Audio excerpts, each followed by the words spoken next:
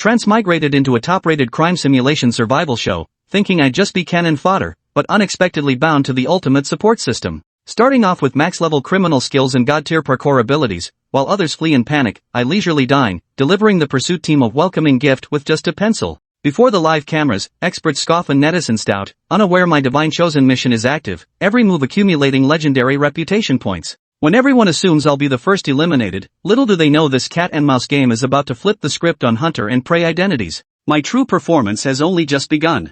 Chapter 1, National Challenge, Survival Escape. Is it really impossible for humans to escape perfectly? Hello everyone, I'm your old friend Zhe Dan, so glad to see you again. At 8 a.m. in the morning, a slender and delicately featured figure appeared in the nationwide challenge live stream. The perfect escape is already a cliched topic. Zhe Dan couldn't even remember how many times she had brought up this issue. The National Challenge program is an official initiative jointly organized by major entertainment companies, focusing on simulation escape and survival challenges. To date, the show has run for 9 seasons. The main purpose of this program is to make people understand the harm of crime and realize the country's determination to combat it through simulated escape and survival scenarios. In the previous 9 episodes of the program, 100 participants were selected to join each time. Among them, apart from random audience members, there were also special guests invited by the production team. All these guests had impressive backgrounds, either retired military kings who achieved glorious accomplishments in the army, or all-around warriors who have broken multiple Guinness World Records, or frontline police detectives who have handled numerous cases, boasting rich operational experience. To put it mildly, in previous episodes, the production team has invited nearly all challengers with exceptional abilities.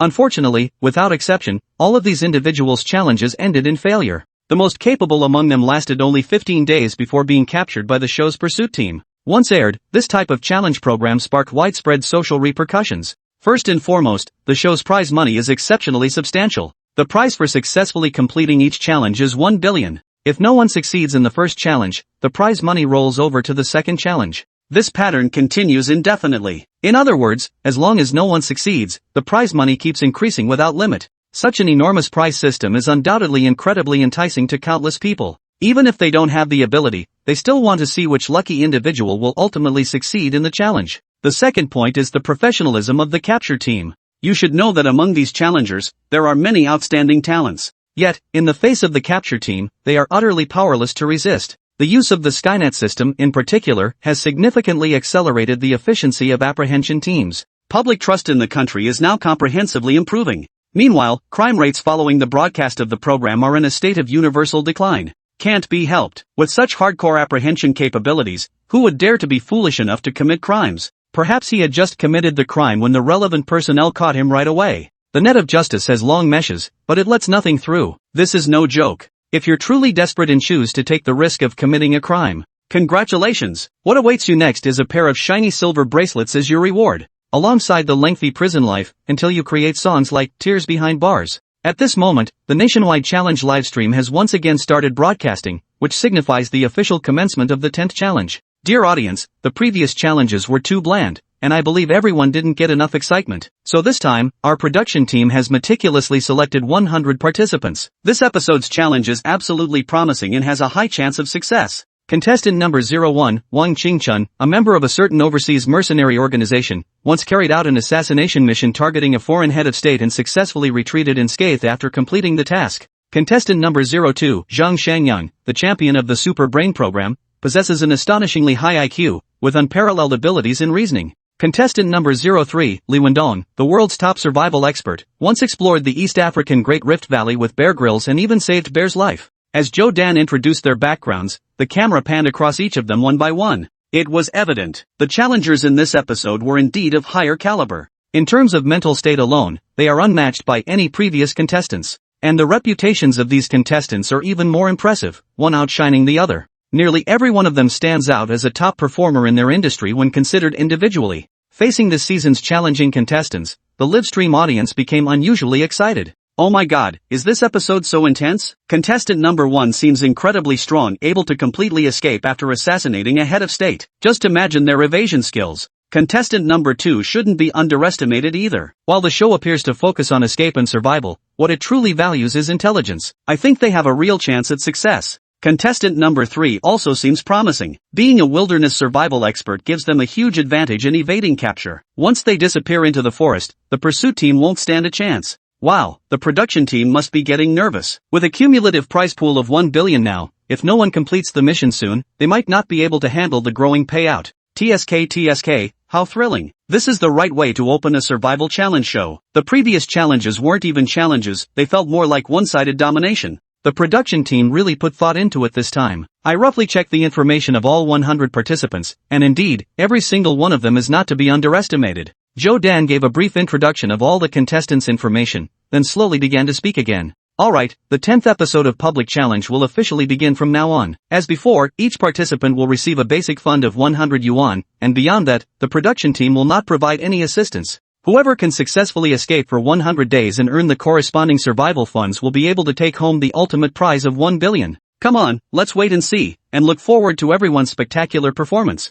After Joe Dan's introduction, the Douyin platform quickly divided into 100 live streaming rooms, corresponding to 100 challenge contestants. Upon receiving the command to start the challenge, everyone's first reaction was to swiftly flee the scene. With the experience from the previous 9 sessions, they still highly recognized the capabilities of the arrest team. So now, the only thought in everyone's mind is to put as much distance as possible between themselves and the pursuit team. Only in this way can they have more room for maneuver and better leverage their strengths. However, among these 100 participants, there was one figure who remained motionless from start to finish, seemingly asleep. Ah, what? Buddy, did you take a wrong turn? Why'd you come here to sleep? At the same time, the 100 capture teams corresponding to the 100 contestants have already assembled. All personnel are comprised of the most professional individuals, and throughout the previous 9 sessions, they remain undefeated. Watching their eager demeanor, it seems they're still absolutely determined to succeed in this session's capture. Especially the number 18 capture team was particularly excited. After all, the contestant they were facing right now was none other than contestant number 18, who was still sound asleep. This utterly dismissive attitude towards them would surely make contestant number 18 pay the price. It seems the first contestant to be eliminated today was already predetermined. Chapter 2, this is a challenge show. Are you here on vacation? Chen Zhe stretched lazily and slowly rose from his chair. Staring at the unfamiliar world before him, he felt utterly lost at that moment.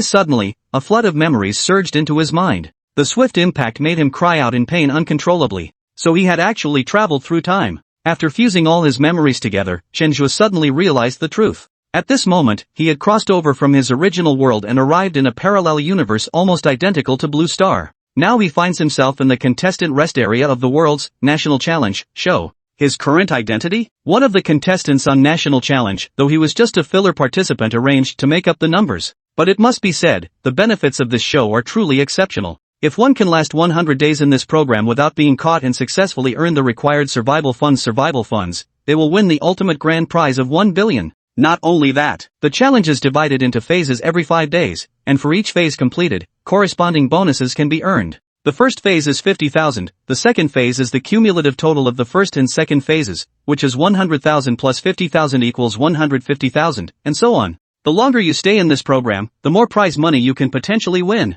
After learning all this information, Chen Zhe's excitement was palpable. In his previous life as an overworked laborer, earning 10 billion was out of the question. Even making 50,000 a year would have been a luxury. Now, in this program, all he needs to do is hold out a little, and 50,000 yuan can be effortlessly obtained. The temptation is anything but ordinary. Ding, suitable host detected. The ultimate support system has been successfully bound. Ding, the system's beginner's gift package is being issued. Please check. Ding, congratulations to the host for obtaining a detailed map of Demon City, real-time life demand information for Demon City, max-level crime skills, and max-level parkour skills. Just as he was sighing with emotion, the system's notification suddenly sounded in his mind. At the same time, in the backstage of the National Challenge program team, Yan Ming looked at the staff beside him with a livid face. What the hell is this contestant number 18? Are you sure this is one of the elites our show meticulously selected? Faced with Yan Ming's stern questioning, the staff member responded somewhat timidly. Excuse me, Director, contestant number 18 had an urgent matter come up suddenly and won't be able to make it.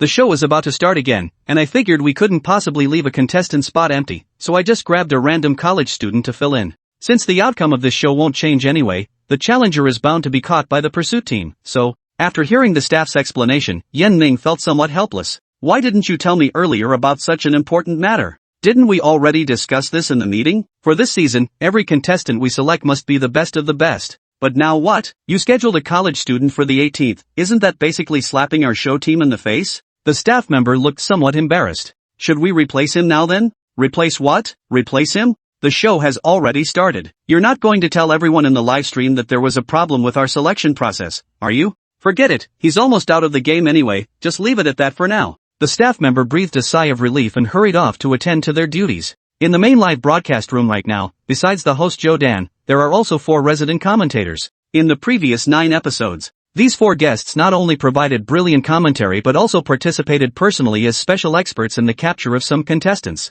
When it comes to actual abilities, these individuals might even be more terrifying than the specialized talents in the pursuit teams. Li Shurqing, the newly crowned traffic goddess of the entertainment industry and perennial chart topper of domestic escape software, was the first to speak up. Look at contestant number 18. The challenge started half an hour ago, and all the others have already set off, yet he's still standing in place. Everyone else's attention was instantly drawn by Li Shurqing's words, their eyes simultaneously shifting toward contestant number 18. Seems this guy is trying to pull off hiding in plain sight, but does he not realize the Sky Eye surveillance system is fully operational now? Zhao Donglai, the frontline detective captain currently on duty, wore an amused expression as he spoke with undisguised scorn. It seems the first eliminated contestant for this episode has already been booked in advance. Border Defense Leader Zhang Weiguo appeared relaxed at this moment, as if already foreseeing contestant number 18's outcome. Didn't they say all contestants in this episode were exceptional? Could it be he still has something up his sleeve? All-around female warrior Xia Yanran offered a different perspective, brimming with curiosity about contestant number 18.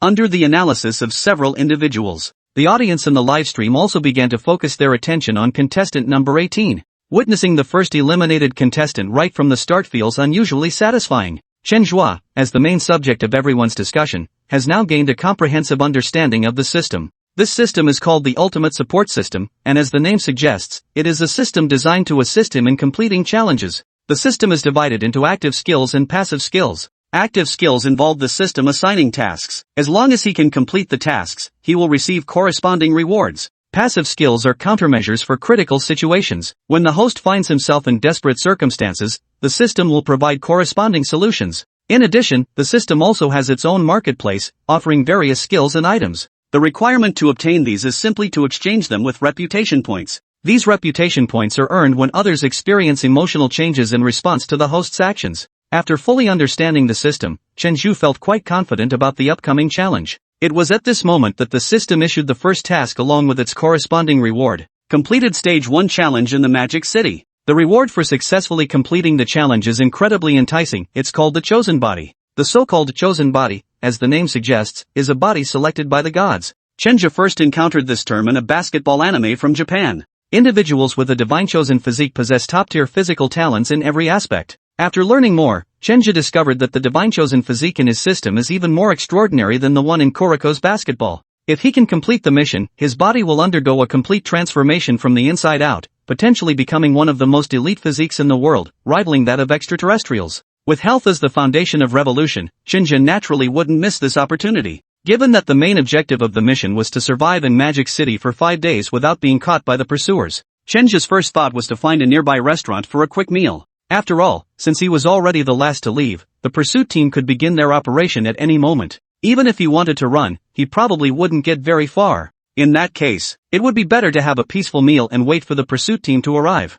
As for whether the pursuit team could catch him, that depended on whether they had the ability to do so. With this thought in mind, Chen walked into a nearby restaurant without hesitation. And this scene left all the livestream viewers utterly stunned. Originally, sleeping had already delayed things, and now that they finally started moving, the plan turned out to be going out for a meal? This is a challenge show, are you here on vacation? Chapter 3, A Pencil as a Gift. Hey, buddy, this is a survival and escape show. You're actually eating here? Not only did you order food, but you're planning to have a drink too? I'm impressed. This guy's mindset is just unbeatable. Could it be he joined the show just to score this free $100? Bro, this is such a waste. I'll give you 1,000 yuan, just give me your spot. Watching Chen Zhe actually start eating, the live stream exploded again. Especially after Li Shurqing's promotion, more and more viewers flooded into the live stream, bombarding him with soul-searching questions. Ding! Detected massive emotional fluctuation among viewers. Reputation +1. Ding! Detected massive emotional shift among viewers. Reputation +1. Ding! Detected significant emotional fluctuation in Li Shurqing. Reputation +100. Ding! Detected significant emotional fluctuation in Xia Yanran. Reputation +100. From the moment Chen Zhe stepped into the dumpling restaurant, the system's notification sounds never ceased. And these sounds brought Chen Zhe an unusual sense of satisfaction. Especially upon hearing that detecting emotional shifts in the show's guests could boost his reputation by 100 points, he felt an extraordinary surge of excitement. It had to be said the production team's guest segment was absolutely brilliant. These weren't guests, they were pure XP machines. Ding! Detected significant emotional fluctuation in the pursuer. Reputation plus 10. Ding! Detected significant emotional fluctuation in the pursuer. Reputation plus 10. Halfway through his meal, Chen Zhe heard the distinctive sound of another reputation bonus. But this time, it was the pursuer whose emotions had shifted. Interesting. Chen Zhe took a satisfying sip of beer, growing increasingly eager for the challenges ahead. After finishing his meal and drinks, Chen Zhe paid the bill a total of 88 yuan. It stung a bit, prices in this metropolis were genuinely steep. With the remaining 12 yuan, he entered a stationery shop, spending 10 yuan on several pencils and using the shop's pencil sharpener to trim them. Calculating the time, the pursuers would soon be on the move. It was time for him to prepare a little welcome gift for them. His pencil purchase was perfectly captured by a surveillance camera. But he didn't seem to care. Instead, he waved at the camera. His expression was pure provocation. Such provocation directly enraged the apprehension squad assigned to capture him. Every member was now seething with rage, deeply resentful of this challenger who looked down on their team. One thing was certain. The moment the capture time arrived, they would charge out without hesitation, determined to take down this ignorant fool at the very first opportunity. Hearing the reputation rewards for several individuals in the system, Chen smiled with satisfaction. I love this emotional fluctuation, let's aim for more of it. With the most powerful support system at his disposal, purchasing that pencil was clearly not just for fun. Just moments ago during dinner, the system had already analyzed the current situation for him and calculated the most optimal escape route. Though it was just a small pencil, wielded properly, it could become a weapon in his hands, even a tool for killing. Before his transmigration, Chen Zhe had seen a movie where someone used a pencil to kill. Now that he possessed maxed-out criminal skills, he naturally mastered such methods. And compared to the strict requirements in the movie, what he needed to do now was actually much simpler. After all, his goal wasn't murder, it was merely to evade pursuit. Armed with the analysis of the ultimate support system and the execution capabilities of maxed-out criminal skills, Chen Zhe walked toward a nearby trash can, pencil in hand. Watching Chen Zhe walk toward the trash can with a pencil in hand, the livestream viewers erupted once more. Case solved. This guy's the monkey's hired clown, his job is pure comedy. Man, he's got some serious looks going for him. How come his IQ seems totally mismatched with his good looks? 5 minutes left. I bet our show's first unlucky victim is about to be born. This is hilarious. I thought he had some hidden trick up his sleeve. Turns out I'm the second Xia Yanran. Got it, this guy's using this method to tell everyone not to scribble graffiti carelessly. Nice one, bro. This publicity stunt is spot on. Could he be planning to hide in the trash bin? The most dangerous place is the safest, I bet he's going for reverse psychology. You've got to hand it to the viewers in the livestream, they're all geniuses. Now they're all launching into wild theories, trying to figure out what Chen Zhe is really up to. Meanwhile, the 4 hosts in the main livestream were all watching with expressions of pure amusement. Even Xia Yanan had quietly dismissed her suspicions. Given Chen Zhe's current behavior, he really does look like the first one to be eliminated. No one paid attention to what Chen Zhe was doing with his pencil on the trash can, everyone was ready to laugh at the spectacle. As time passed, the pursuers finally got their chance to move. At this moment, were like ferocious beasts starved for a long time. Now unleashed, they were eager to tear their prey apart in one fell swoop. The team assigned to track Chen was particularly enraged. Upon confirming the designated time had arrived, Zhang Chong, leader of Pursuit Squad 18, immediately issued the order. Men, charge. Grab that despicable bastard. This scene sent the spectating netizens into an even greater frenzy. Chen Zhe's challenge career was about to come to an end. Chapter 4, Time to show your true skills. Everything in this world follows its own natural laws. If a variable is introduced into these patterns, it triggers a chain reaction. And this is precisely the key to the pencil murder.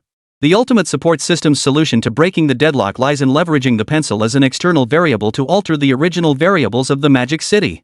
Chen Zhe possessed the system's most comprehensive map data of the Demon City, along with detailed information on every individual's daily needs. With these two foundations, Chen Zhe understood every road in the city and knew the true thoughts of every individual. His choice of this dumpling restaurant, seemingly random, was actually meticulously calculated. Surrounding the dumpling shop was a fruit stall, adjacent to which stood an open-air bubble tea shop. Every noon, the milk tea shop drew large crowds, with some people specifically taking seats to rest. Across from the milk tea shop stood an elderly man walking back and forth, hawking balloons. Taxis constantly lingered along this road, with passengers hailing them non-stop. Almost every 2 minutes, a food delivery rider can be spotted. With numerous restaurants clustered nearby, the demand for delivery personnel is immense. Not far down the street lies a traffic light intersection with terrifyingly high foot traffic. Chen had already memorized the traffic light's timing patterns inside out. Chen Zhe assessed the wind speed, direction, and other environmental factors with his body. After confirming everything was in order, he positioned the pencil and created a small puddle nearby. With everything prepared, Chen Zhe waited for the arrest team to arrive. Led by Zhang Chong, the apprehension team split into 3 groups. They began the real-time pursuit of Chen Zhe. Zhang Chong kept 2 men behind to monitor the surveillance system, providing real-time location updates on Chen Zhe. The remaining 8 officers split into 2 groups of 4, executing a pincer movement from front and rear. All possessed extensive combat experience and deeply understood the psychology of criminals on the run. Having chosen to strike, they aimed for a decisive blow. Target is still near Jiushan Dumpling Restaurant on Zhongshan Road. Description: white t-shirt, black jeans, and white sneakers. Surrounding environment assessed. Optimal route transmitted. Ready for real-time apprehension. The pursuit team made an immediate, profound impression. Their professionalism was no joke. Team 1 with me, Team 2 with Monkey. Move out. Zhang Chong received the optimal route and swiftly issued the operational command.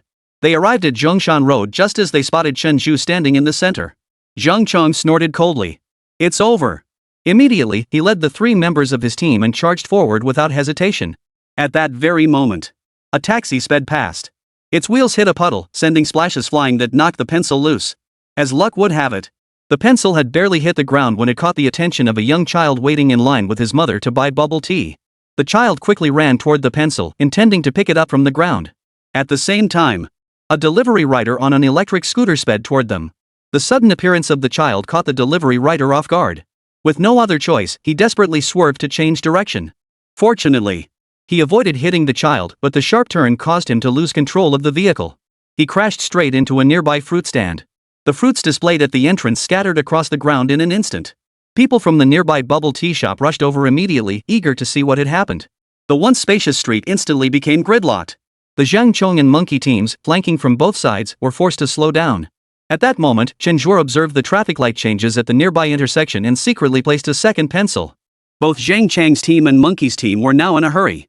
They wanted to quickly push through the crowd to find Chen Zhe among them. Their forceful advance forced those around them to shift positions. The pencil, which should never have been touched, fell to the ground due to these shifts. An elderly man carrying numerous balloons stepped directly on the pencil. His foot slipped, sending him tumbling straight to the ground. The balloons he should have been holding flew instantly into the sky. The old man immediately grabbed hold of Zhang Chong. Why did you push me? Now I've fallen and my balloons are gone. You have to pay me back. Zhang Chong looked at him helplessly. I'm sorry, sir. It was our fault. Zhang Chong explained while signaling the monkey squad to keep following Chen Zhe, making sure he didn't get away. But the chain reaction triggered by that pencil was far from over. The sudden ascent of numerous balloons instantly drew the attention of everyone nearby, including the driver behind the wheel. Some instinctively glanced at the balloons, completely unaware they'd run a red light. By the time they realized what had happened, their vehicles had already reached the center of the road. The intersection, already notorious for its terrifying foot traffic, instantly became gridlocked as these vehicles unexpectedly merged into the flow. Chen Zhe seized this opportunity to vanish into the crowd at the intersection. Staring at the endless sea of people and vehicles before them, the 4 members of Monkey Squad felt utterly hopeless. Left with no other choice. They had no choice but to seek help from their colleagues monitoring the Skynet system. The 2 assigned to monitor the Skynet system immediately conducted a thorough sweep of the intersection. They found no trace of Chen Zhe, but spotted 2 robbers on a motorcycle. Monkey, a robbery just occurred 50 meters ahead. The robbers are fleeing now, get there immediately. Hearing this command, Monkey team paused in surprise. But necessity dictates action. The show's apprehensions were merely simulated crime and escape scenarios. The current situation, however, involved a genuine crime unfolding. What should they do? The answer was obvious. At this moment, Chen Zhe had already utilized his max-level parkour skills to climb onto a nearby bridge. His vantage point now allowed him to survey the entire intersection below. At the same time, the crowd of netizens eager to see him fail went wild. Holy crap, this guy actually escaped right under the pursuers' noses. Escape? Dude, you call that escaping? That's more like walking away. Seriously, he actually pulled it off.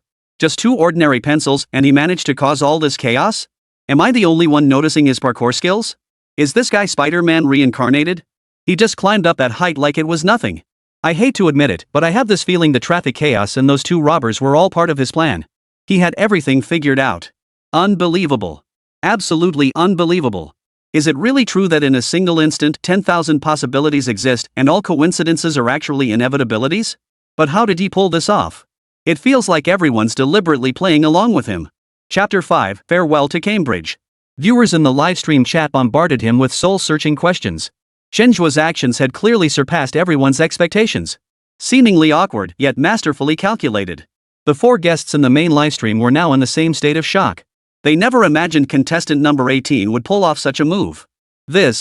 He actually got away. Zhao Donglai fell silent for a long moment, uttering the words in disbelief. In his eyes, Chen Zhe was like a lamb on the chopping block, with absolutely no chance of any surprises. Yet at this very moment, the unexpected had indeed occurred.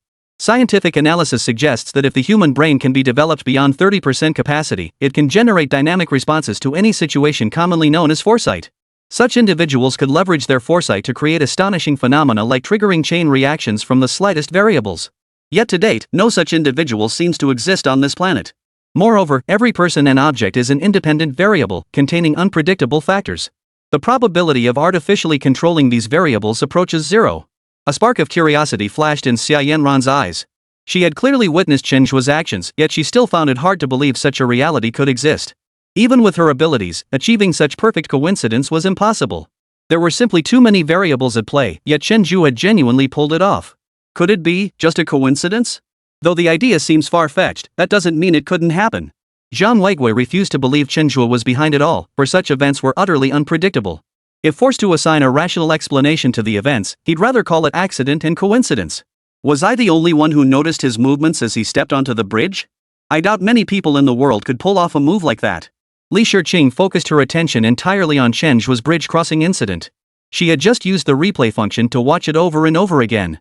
Without exaggeration, his approach to the bridge was like racing against death itself. The slightest misstep. The center of attention right now would likely be his corpse. From his confident composure upon entering the bridge to his calm ease afterward, Li Shiqing could state with absolute certainty this contestant number 18 was no ordinary individual. Yes. That's the feeling. Let the reputation points come pouring in. As Chen stood on the bridge, the system's notification sounds never ceased. The sound of reputation points increasing was truly heavenly music. At the same time, Zhang Chang's first squad had also joined forces with Monkey's group. Due to the robbery incident, Zhao Donglai personally took command at the scene. Xia Yanran also pulled out her notebook and activated remote control mode. The 2 robbers never dreamed. Their meticulously planned robbery would be ruined by a wave of vehicles running red lights. What they never imagined was, they unexpectedly ended up on TV. The chase team from the reality show National Challenge hadn't caught the contestant, yet they'd caught the robbers first. As the pair were taken into custody, cheers erupted both on site and in the live chat. In that moment, people felt a profound sense of security and the pride of being citizens of China. Chen never imagined the system's chosen way to break the deadlock would bring such unexpected rewards. It just goes to show having a cheat code feels damn satisfying. Looking at it this way, he could count himself among the good citizens who punished criminals. He felt it wouldn't be unreasonable to ask the police for some kind of reward. With the 2 robbers apprehended, Zhang Chang's team refocused their attention back on Chen Zhe. The humiliation of being outwitted face to face left them seething. Their urgency to apprehend Chen Zhe intensified. Guided by the Skynet system, they quickly pinpointed Chen Zhe's new location. Having learned from past mistakes, they divided into 4 teams this time. Working in pairs allowed them to streamline personnel while expanding their encirclement. Even if Chen Zhe possessed some skill, under such a tight encirclement, escape would be impossible. Chen Zhe soon noticed the pursuit teams closing in, yet he showed no signs of panic. He remained standing steadily on the bridge, watching the road about to reopen to traffic, clearly not taking the pursuit teams seriously. Hurry up and run. What's this guy waiting for? Seriously, does he think he's Superman or something? Honestly, this guy's got some skills, but isn't he showing off a bit? Normal roads would offer plenty of escape routes, but he's stuck on the bridge, effectively sealing off his own escape. That's just too cocky. If I were him, I'd have slipped away during that earlier moment. Instead, he's been watching the commotion from the bridge this whole time. Does he really think he's just a spectator? Wait, what's he doing? He seems to have another pencil in his hand. When everyone in the livestream saw another pencil appear in Chen Zhe's hand, their breathing grew noticeably more urgent. Before this, people had mocked him for buying useless pencils, marking him as the first contestant to be eliminated. But after the 2 recent incidents, their opinions had shifted dramatically. Though it was still impossible to confirm he had orchestrated the earlier events. At the very least, they witnessed his pencils producing unexpectedly powerful effects. Now he produced the pencils once more. Everyone's curiosity was fully piqued. All eyes were on him, eager to see what he would do next with those pencils. He simply wedged the pencil into the bridge railing and waited for the arresting officers to arrive. This scene left everyone watching utterly baffled. Even Xia Yanran couldn't fathom what he was up to. Viewers in the livestream chat once again launched into a brainstorming frenzy. Ideas flowed endlessly, only to be quickly dismissed. There was no way around it. It all came down to a single pencil. They genuinely couldn't fathom how to break the deadlock in this situation. As pursuers closed in from all directions, a cold smile touched Chen Zhe's lips. The pencil left by the bridge fell off as traffic resumed, shaken loose by the vibration of passing vehicles. One end of the pencil had been sharpened. Following the logic of gravity, the unsharpened end guided the pencil's descent. Accelerating rapidly, it slammed into the windshield of a passing car. The driver instinctively slammed on the brakes, his entire body frozen in terror. His sudden braking triggered a chain reaction. The vehicles behind were forced to brake as well. The bus traveling in the original lane, driven by inertia, was forced to swerve onto the adjacent roadway. Chen timed his jump perfectly, leaping off the bridge and landing securely on the bus's roof.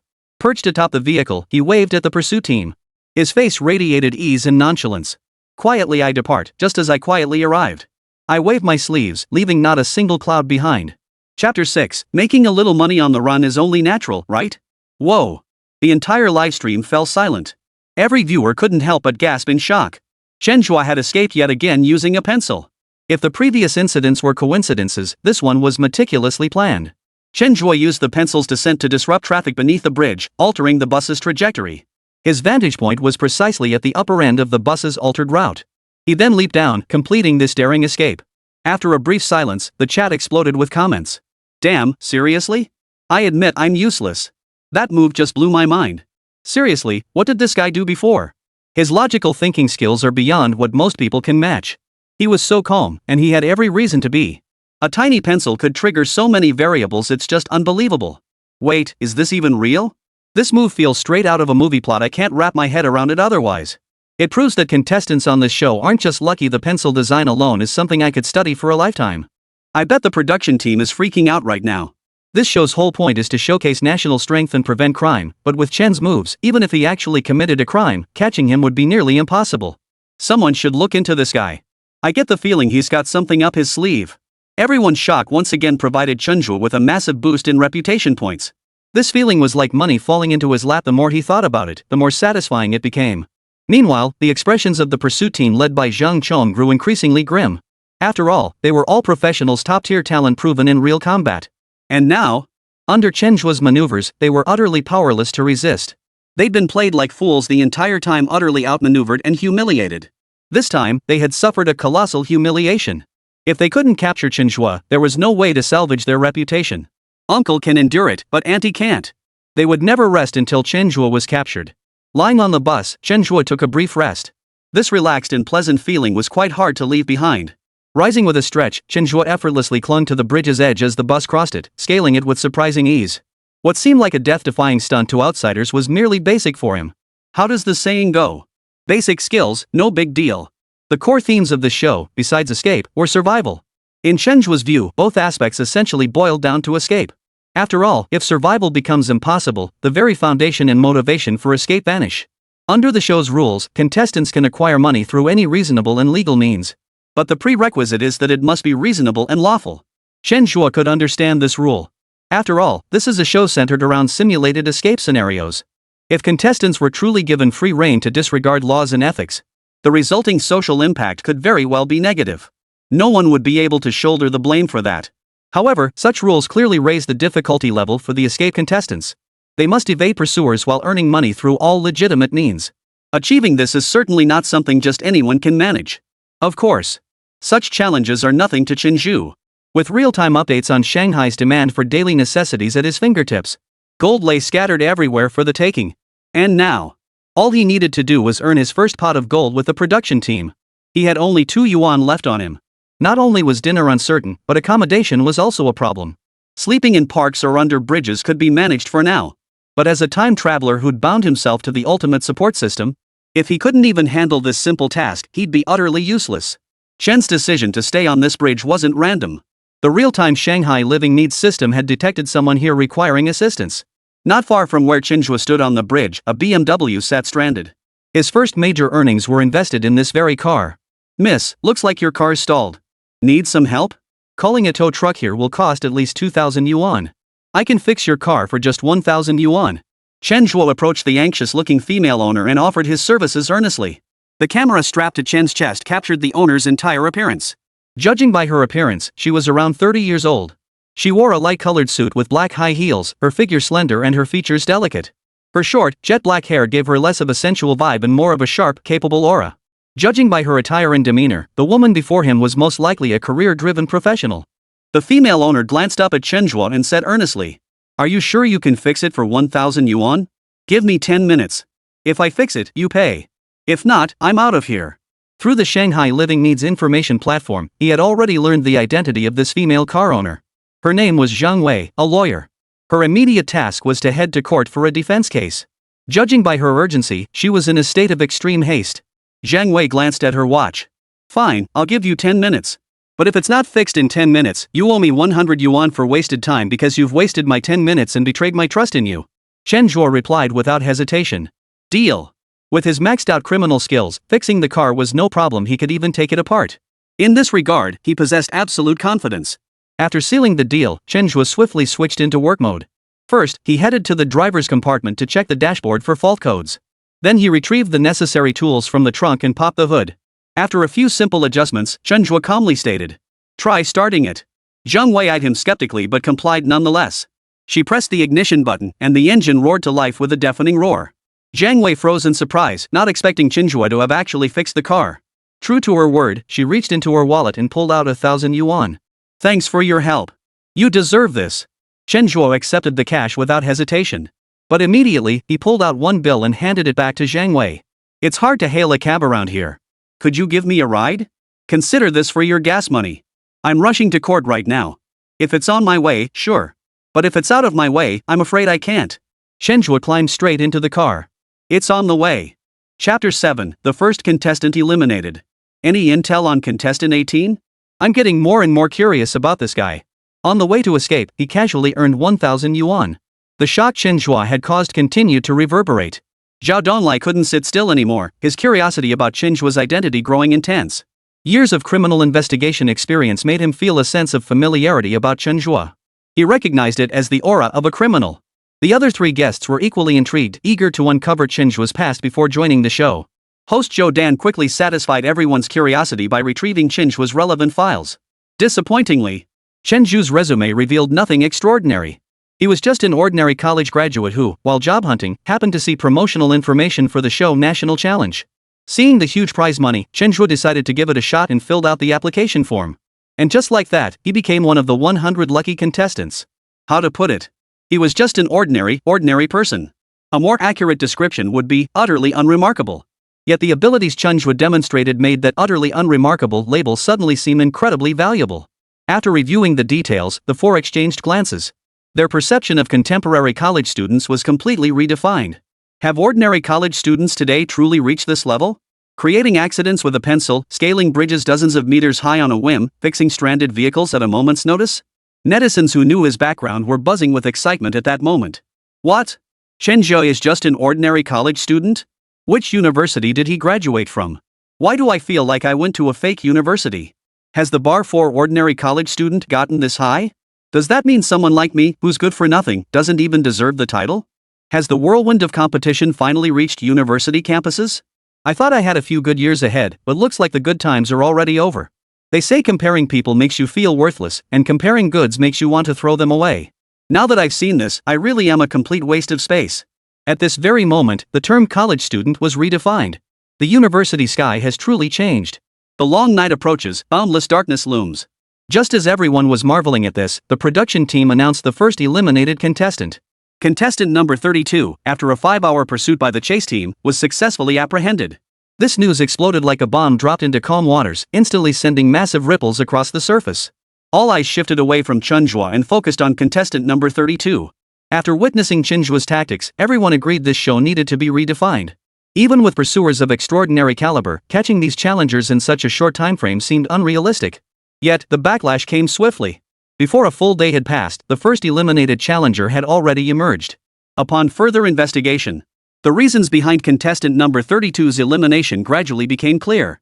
Contestant number 32 played a round of psychological warfare with the pursuers. Using the 100 yuan base fund provided by the production team, he bought a brand new outfit.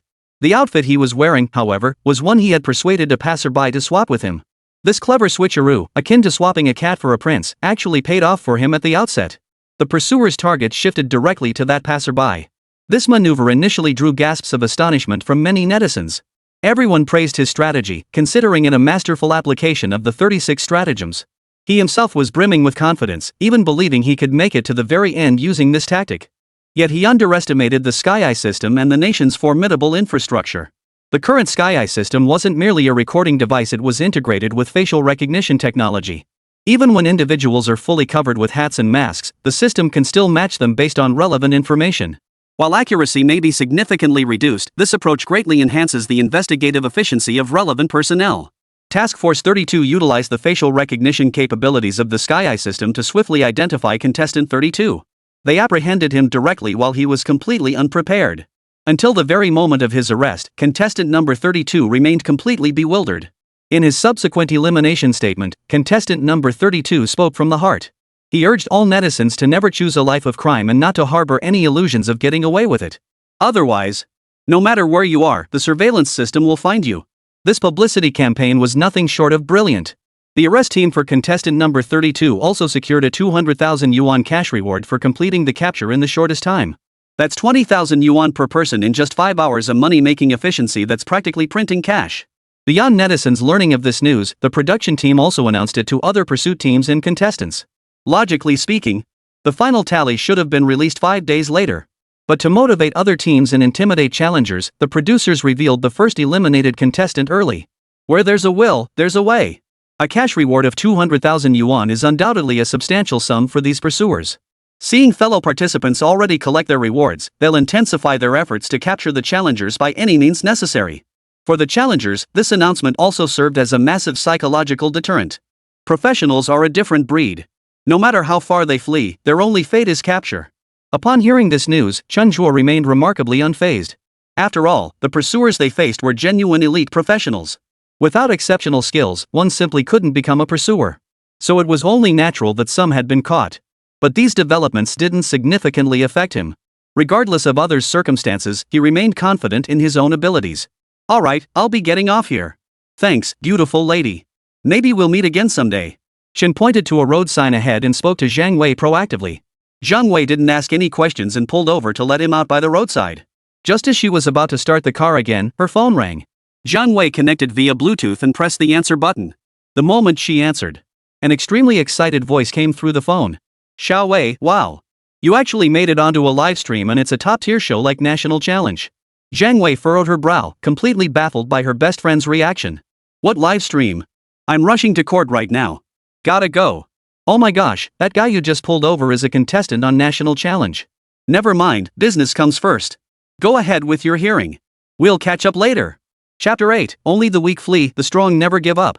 The moment Zhang Wei wrapped up her work, her best friend appeared before her. From her friend, Zhang Wei learned about the show National Challenge and the contestant Chen Zhe. At that moment, Zhang Wei was utterly shocked. Who would have thought that the random mechanic she'd met had such a hidden identity? She found herself growing curious about Chen Zhe's upcoming challenges. Chen Zhe probably never imagined that a random passerby he'd casually interacted with would become one of his viewers. Come to think of it, he had practically contributed to the show's overall ratings with his own actions. The reason Chen Zhe went to such lengths to get off the bus here was because the surveillance coverage in this area was extremely sparse. Such sparse coverage would make it significantly harder for pursuers to track him down. This gave Chen Zhe ample time and energy to create more wealth and accumulate more capital. Remember, this is a survival escape show. Evading the production team's pursuit is merely the baseline requirement. Maintaining a decent quality of life while on the run is also one of the show's key metrics. According to the show's rules, the first cycle's theme is escape. But the themes that follow won't be as straightforward as mere survival. At that point, contestants' earning potential will also become a key metric. Though specific rules haven't been announced yet, it's clear the production team's prize money won't come easily. Better to prepare in advance than scramble at the last minute. Oh no, contestant 18 has exited the vehicle, and the surveillance coverage in his chosen area is quite sparse. The two crew members operating the surveillance system frowned upon seeing Chen Zhe's disembarkation point. This guy was far more cunning than they'd anticipated. Send us his last known location. We're heading there now. If we get there fast enough, he won't be able to shake us. Zhang Chong reacted swiftly, making a decisive call immediately. Chen Zhe's choice of exit point was clever, but he himself was unfamiliar with the area. Finding an ideal hiding spot would take him some time and effort. That window of opportunity was precisely what Zhang Chong and his team needed to catch him. After getting off the bus, Chen Zhe entered a shopping mall. With the 900 yuan he'd just earned from fixing the car, Chen Zhe spent 500 yuan on a new outfit. He also bought a hat and a mask. At his current pace, hiding within this area would certainly keep the pursuit team from finding him anytime soon. But for Chen Zhe, the status quo was clearly unsatisfactory. The system's reputation points required a certain level of popularity to acquire. Simply staying put like this would yield no corresponding reputation points. Moreover, it would rob him of much of the fun. Since he joined this show, he was determined to deliver a little bit of shock value. Changing into fresh clothes, Chen Zhe secured his live streaming equipment and turned to leave the mall. He arrived at an intersection without surveillance cameras and hailed a taxi. "Driver, take me to Lujiazui." When viewers heard his destination, they went wild once more. Lujiazui. He actually said Lujiazui? Is he just walking right into it? Holy crap, is that even possible? It feels like Chen Zhe anticipated the pursuer's anticipation. This move under the radar is pretty slick. The pursuit team would never dream that Chen Zhe would actually go back. Is he really just an ordinary college student? Why is he so exceptional while I'm such a loser? Is he God's chosen son? Not only is he handsome, but he's also this talented? How are we supposed to live with our ugly looks and lack of skills? The four guests in the main livestream were utterly stunned at that moment. Chen Zhe's move was utterly unexpected. Zhao Dong watched it all unfold, his heart racing with anxiety. At this moment, desperately wanted to step in personally and lead the capture of Chen Zhe. But the show had its rules. Only when the corresponding pursuit team actively sought assistance from the guests could they choose to intervene. And every request for help. Each request meant the corresponding pursuit team voluntarily forfeited half their prize money. Therefore, at the very start of the show, no one would willingly seek help at this stage. This also meant that even with Zhao Donglai's extensive apprehension experience, he could only watch helplessly from the sidelines. Xia Yanran's breathing grew noticeably ragged. No one knew what thoughts were racing through her mind. From childhood onward, she had always been the model child everyone admired. Excellence had become synonymous with her name. But just now, she tried to adopt Chen Zhe's perspective, preparing to analyze his next moves. Unfortunately, her analysis diverged sharply from Chen Zhe's final choice. And from the perspective of hindsight, Chen Zhe's choice was indeed superior to hers. Though he was just an unremarkable college student, yet the abilities and intelligence he displayed were beyond even her reach. An unprecedented sense of defeat was overwhelming Xia Yanran's mind. Her interest in Chen Zhe deepened by the moment, and she now eagerly anticipated the day they would face off directly. Jiang Weiguo remained silent, but his mind was in turmoil. An opponent like Chen Zhe was absolutely a headache. It seemed everyone had underestimated him before. He definitely had the potential to go much further. Amid her astonishment, Li Shiqing was also contemplating a bold idea. She contemplated inviting Chen Zhe to join her film project after the show concluded. Her next project happened to be a suspense thriller. With such a ready-made adversary, the sparks that would fly in their final confrontation were bound to be spectacular. Ding! Detected significant emotional fluctuation in Zhao Donglai. Emotional value increased by 100. Ding! Detected significant emotional fluctuation in Xia Yanran. Emotional value increased by 100. Ding! Detected significant emotional change in Zhang Weiguo. Emotional value increased by 100. Ding! Detected significant emotional fluctuation in Li Shiqing. Emotional value increased by 100. Sitting in the taxi, Chen Zhe was bombarded by the system's incessant alerts. The emotional shifts among the guests, in particular, caused his reputation points to surge at an astonishing rate. Ding! Detected host reputation value reaching 10,000, meeting system store unlock conditions. System store now open. Following the continuous increase in reputation points, the system delivered another notification. Hearing this, Chen Zhe's expression brightened. He hadn't expected his reputation points to accumulate to 10,000 so quickly. It seemed he had made the right choice in joining this program. And the path he had chosen was also the right one. Such a surge in reputation points couldn't be described as merely fast, it was downright lightning quick. A rocket launch couldn't be any faster than this. After a moment of reflection, Chen Zhe's thoughts flickered, and a virtual interface materialized before his eyes. Chen Zhe fixed his gaze upon the panel and began examining it intently. Chapter 9, Blind Spot. Under Chen Zhe's control, a panel visible only to him materialized. System, Ultimate Support System. Host, Chen Zhe. Age, 22. Gender, male. Abilities, Max Level Criminal Skills, Max Level Parkour Skills. Additional info, Magic City Map, Magic City Living Requirements. Reputation points, 10,000. System store, unlocked. Upon confirming the system store was open, Chen entered without hesitation. The store offered an extensive array of goods, with every imaginable item available. From basic supplies like toilet paper to luxury items like sports cars and houses, everything imaginable was available. It could be said that here, one could find every material necessity required for life. Skill-related items included templates for every conceivable skill existing in this world, all featuring comprehensive enhancements. Special items included various enhancement potions and immunity capsules functioning similarly to in-game consumables, only now manifested in reality. Every category carries a corresponding price. The unit of currency is reputation points. To put it simply, reputation points function within the marketplace much like RMB does in China. The more potent the items function, the higher its price. With this understanding, Chen spent 5,000 reputation points to purchase an immunity capsule. His current physical condition was no different from that of an ordinary person. Illness was an unavoidable possibility. If illness struck during a challenge, it would inevitably affect the outcome. Simultaneously, Chen Zhe's own condition would inevitably suffer. This was clearly an outcome he wished to avoid. Now that there's a chance to prevent such situations, Chen Zhe naturally wouldn't hesitate. The immunity capsule grants immunity against all external diseases, including physiological ailments and external injuries, with effects lasting for half a month. Though somewhat pricey and time-limited, its efficacy makes it absolutely worth every penny. Ding! Immunity capsule purchase successful. Digest immediately? Absorb. At Chen Zhe's command, he felt his body being invaded by a peculiar substance. A refreshingly cool sensation washed over him. Immediately, he noticed his body felt significantly lighter, and his fatigue diminished considerably. Truly, anything produced by the system is bound to be top-notch. Those 5,000 reputation points were well spent. Chen Zhe didn't rush to exchange the remaining 5,000 reputation points. Being thrifty and careful with money is how one should live life. Keeping some rice in your pocket meant you could handle unexpected situations with greater ease. The opening of the system shop gave Chen Zhe a newfound confidence for this challenge. Yet he couldn't help but lament how slowly his reputation points accumulated. He desired every single item within. But alas, his pockets were empty. It seemed he really needed to step up his reputation-earning efforts. As the saying goes, the more skills you have, the better. The more skills one possesses, the more composed one can be when facing problems. Upon arriving at Lujiazui, Chen paid the fare and quickly stepped out of the car after receiving his change. There's a saying, the most dangerous place is often the safest. The pursuit team assigned to him had surely already arrived at the area where he had previously gotten off the bus. And in the short term, they would never suspect he had already moved on. For the time being, Chen Zhe remained perfectly safe. What he needed to do now is to seize this window to amass more capital. The dual challenge of survival and escape is no joke. Accumulating more resources whenever possible was never a bad idea. After getting off the vehicle, Chen Zhe opened the Magic City Real-Time Living Needs Information app. Near Lujiazui, he also discovered numerous business opportunities. After a quick screening, Chen headed straight for the program crew's location. Wait, what's this guy up to? He's not actually going to walk right into the trap, is he? I just don't get it, I really don't. This contestant number 18 has a mind that's just too unconventional. Watching him compete, you never know what he'll do until the very next moment. Man, this guy's got some serious guts.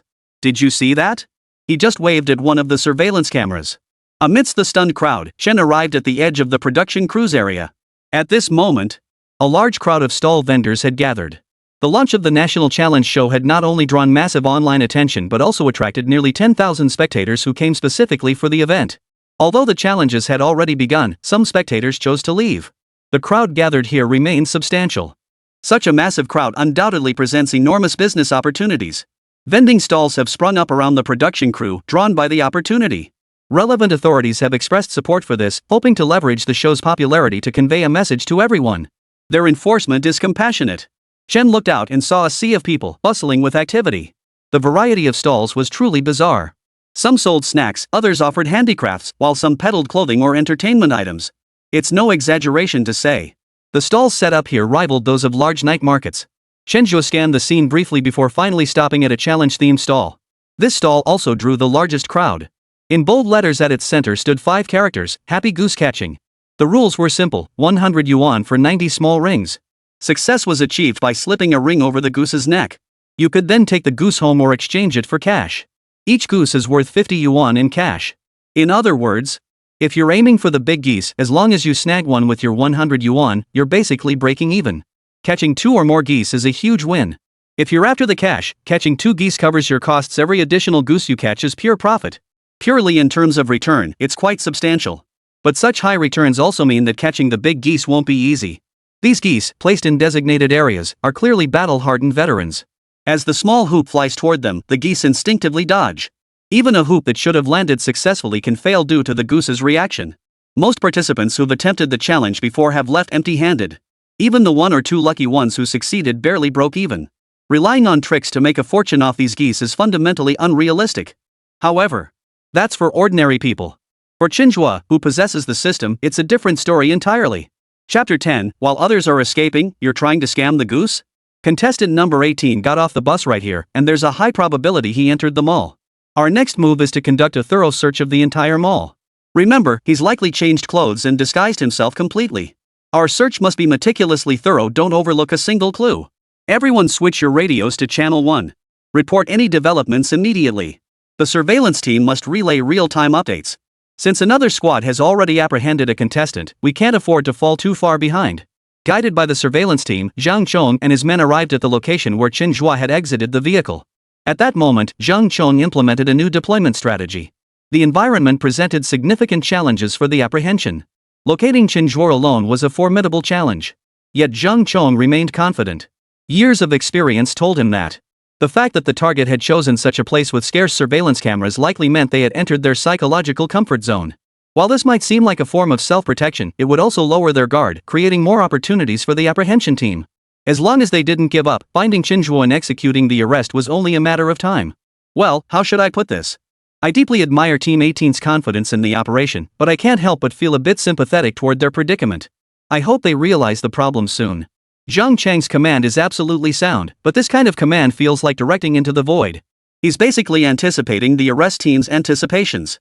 The value of Chen Zhe hailing a cab back to Lujiazui seems to be rising.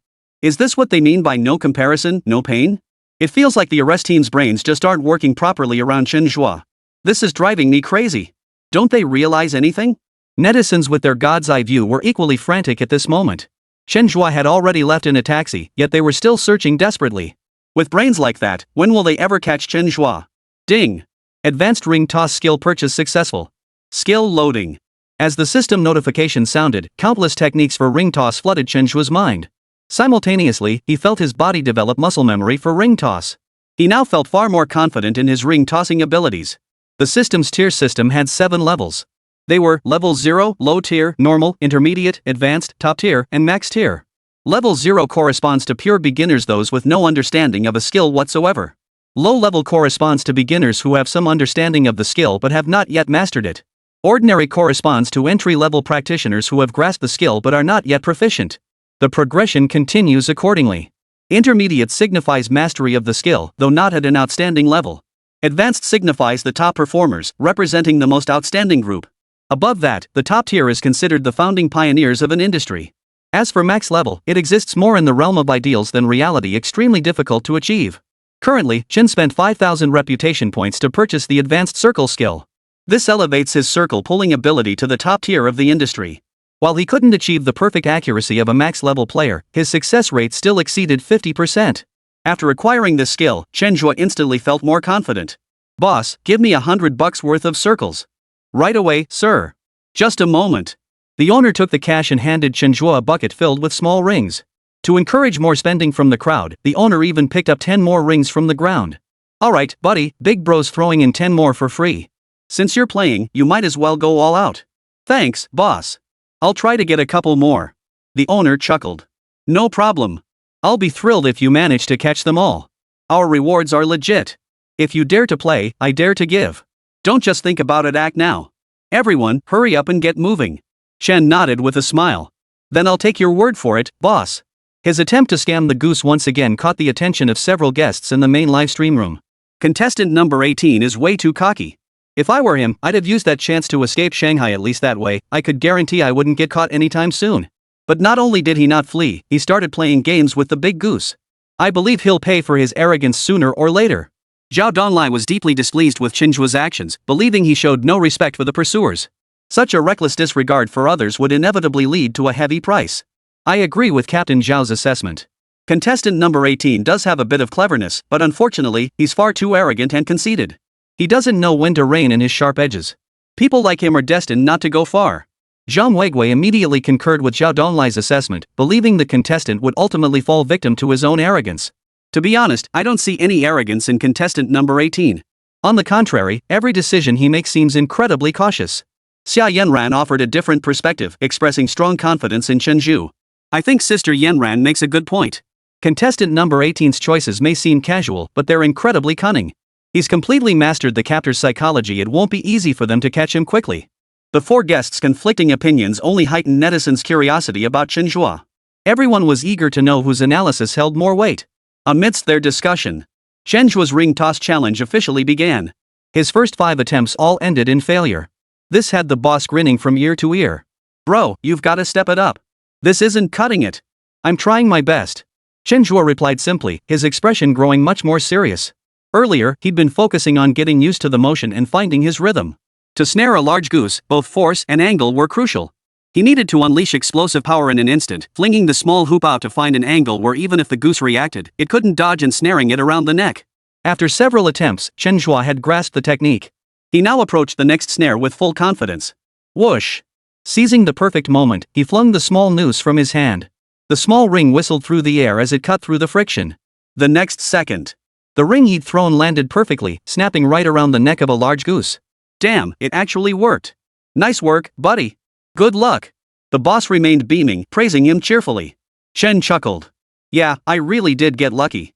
And I have a feeling my luck is going to keep rolling. Chapter 11, Happy Goose Hunt. The boss paid no attention to Chen Zhe's remarks.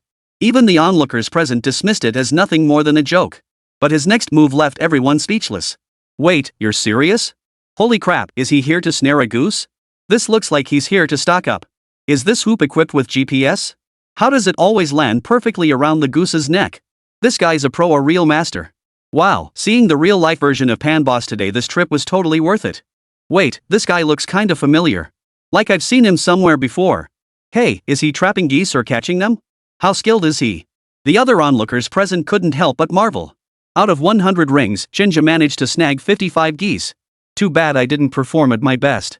Boss, how about another 100 yuan round? Chen Zhe shook his head helplessly, dissatisfied with his accuracy. But by now, the owner's face had turned ashen. The earlier cheerful smile had vanished without a trace. Bro, you didn't come here to catch geese, you came to wreck the place. How about I give you back your $100? Consider it like you never played. Chen Zhe chuckled. Boss, you've got to be kidding. Didn't you just say? Whatever you catch is what you pay for, it's all about authenticity. You're not trying to renege on the deal now, are you?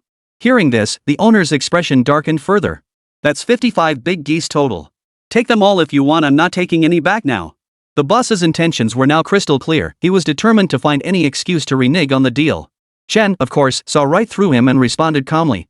Fine, take them all. Anyone here interested in buying geese? 60 yuan each, limited quantity available, first come, first served. Give me 5. Give me 2. Give me 10. The onlookers around him couldn't stand the shop owner's behavior either, so they all started buying geese from Chen Zhe instead. The shopkeeper never imagined Chen Zhe could actually sell the geese, and his expression grew increasingly agonized. But with so many people watching, he couldn't really say much. He could only watch helplessly as Chen Zhe hauled all the geese away. After selling every single goose, Chen Zhe counted the cash. A total of 3,300. Earning over 3,000 yuan in an hour seemed pretty good. Satisfied, he tucked the money into his pocket and thanked the owner.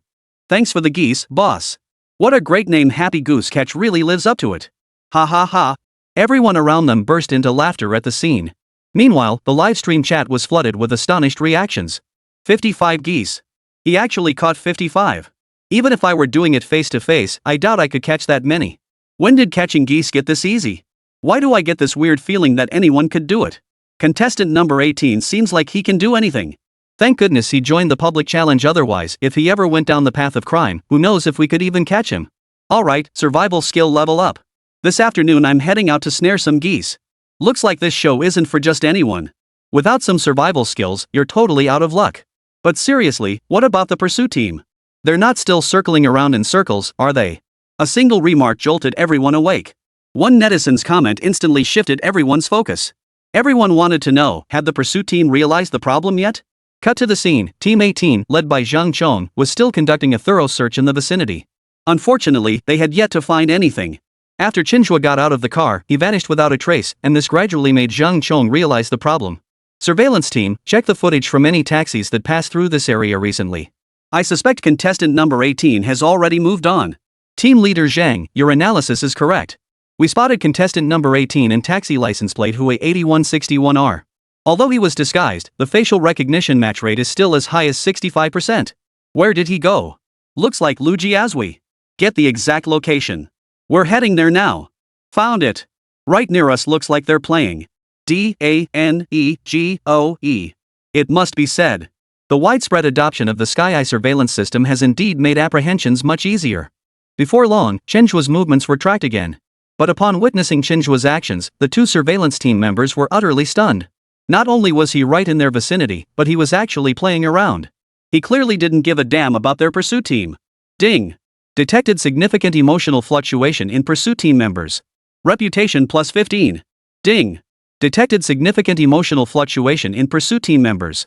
Reputation plus 20. Ding. Detected significant emotional fluctuation among pursuit team members. Reputation plus 25. Chen Zhe, having easily earned 3,300 credits, showed no hurry to leave. Instead, he used the money to buy some snacks on the spot. After all, he was a college graduate with higher education. Even while on the run, he insisted on maintaining a decent standard of living. While Chen Zhe feasted heartily, the pursuit team led by Zhang Chong was seething with rage. Chen Zhe's actions were nothing short of treating them like monkeys to be toyed with. Upon learning of Chen Zhe's latest whereabouts, they wasted no time and raced back without pause. As Chen Zhe savored his meal, he listened to the most delightful sound in the world, the system notification chime. Beyond the usual shifts in ordinary personnel's emotions, he once again detected changes in the pursuit team's mood. What was even more delightful was that this time, the reputation points generated by the emotional shifts were steadily increasing. This discovery instantly opened a new world for Chen Zhe. The importance of reputation points had been proven. The fact that he could easily earn over 3,000 points this time was largely due to the pivotal role reputation points played. To advance further in this program, accumulating sufficient reputation points and continuously enhancing one's abilities were undoubtedly paramount. And now, the pursuit team's reputation points actually increased based on different emotional shifts. For Chen Zhe, everything suddenly seemed interesting again. Such a readily available reputation point generator was something he intended to exploit to the fullest. As he pondered this, the pursuit team led by Zhang Chong had already returned silently and formulated a new capture plan. This time, they were determined to make Chen Zhe pay for his arrogance. Chapter 12, While others escape online, you're online educating about crime? The arrogant will inevitably pay for their actions. This time, contestant 18 will have nowhere to run. Zhao Donglai carefully analyzed the capture conditions for Team 18, his face radiating confidence. Chen Zhe's current location was a completely open environment. In such a setting, it minimized Chen Zhe's chances of escaping through accidents while increasing the capture team's success rate. After all, in a flat ground pursuit like this, it all comes down to physical stamina. The apprehension team comprised 10 members, capable of encircling from 5 directions. This means they already held a significant advantage from the outset. This time, Chen Zhe would have absolutely no chance of escape. Zhang Weiguo stroked his chin, holding back from making any hasty comments. Though inwardly, he too despised Chen Zhe's brazen audacity. But for some reason, he couldn't shake the strange feeling that today's arrest would still be like drawing water with a sieve, all for nothing. Xia Yanran once again adopted Chen Zhe's perspective, intending to put herself in his shoes and consider how to break through the current stalemate. Li Shiqing was more in spectator mode. Regardless of whether Chen Zhe escaped or not, she planned to collaborate with him in the film. After savoring the pleasure of the delicious meal, Chen Zhe stretched lazily. It had to be said. These street stalls were genuinely delicious. It felt as though each dish had been infused with its own soul. If one were to name such a spirit, it might just be the essence of everyday life. The warmth of everyday life, it truly soothes the human heart. Ding! System's unique passive triggered. Optimal solution delivered. Just as he was lost in thought, a notification suddenly chimed in his mind. Chen's brow furrowed slightly. Had the arrest team spotted him? According to his analysis, the task force should be busy for at least a few hours in the area where he got off the vehicle. But now the system alert signaled he was already in a predicament. Which meant the apprehension team had not only rediscovered him but had also laid another trap. It seemed his opponents were far more formidable than he had imagined. The capabilities of the Sky Eye system far exceeded his understanding. No wonder this program had state backing. These pursuers and the Sky Eye system were their greatest assets. Sensing the danger closing in, Chen Zhe remained unflustered. He'd been pondering how to rapidly boost his reputation points, and now he had his answer. Since everyone was so eager to see him caught, he might as well turn this arrest into his moment to shine. A faint smile touched Chen Zhe's lips as he strode straight toward the happy goose game he'd been enjoying so much just moments ago. The owner's face turned green at the sight of Chen Zhe. Bro, please spare me. This is a small operation, I can't handle your antics. Chen Zhe wore an expression of helpless resignation. I'm just here to look around, no plans to play. Hearing this, the owner breathed a sigh of relief. With so many people watching, if Chen Zhe insisted on playing, he really couldn't refuse. Otherwise, he'd be branded as someone who can't handle a little fun. If that happened, his business of fleecing suckers would likely come to an end. Meanwhile, the pursuit team led by Zhang Chong had already begun their encirclement. Having learned from past mistakes, this time, their encirclement was meticulously planned. They adopted a tiered encirclement strategy. Zhang Chong led the first team to execute the inner perimeter. Monkey led the second team to provide external support. This way, even if Chen Zhe broke through the first encirclement, Monkey and his men could close in immediately. The two teams worked in tandem, leaving Chen Zhe nowhere to escape. Target detected. Heading toward Happy Goose restaurant. The surveillance team relayed Chen Zhe's movements in real time. Copy that. First team, move out to Happy Goose restaurant. Zhang Chong immediately issued the pursuit order, and everyone sprinted toward Happy Goose. All were top-tier professionals with rigorous training, possessing exceptional individual combat skills and experience. Once they located the target, they were confident they could subdue him.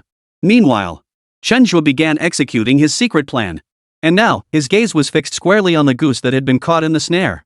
At least 100 people had gathered around the goose in the happy snare. Separating them from the goose was merely a makeshift fence. Should any sudden external force collide with it, this makeshift barrier would collapse instantly. The fallen barrier would inevitably spark curiosity among the surrounding crowd, potentially igniting chaos. The geese trapped behind the fence would also shift their positions due to the commotion.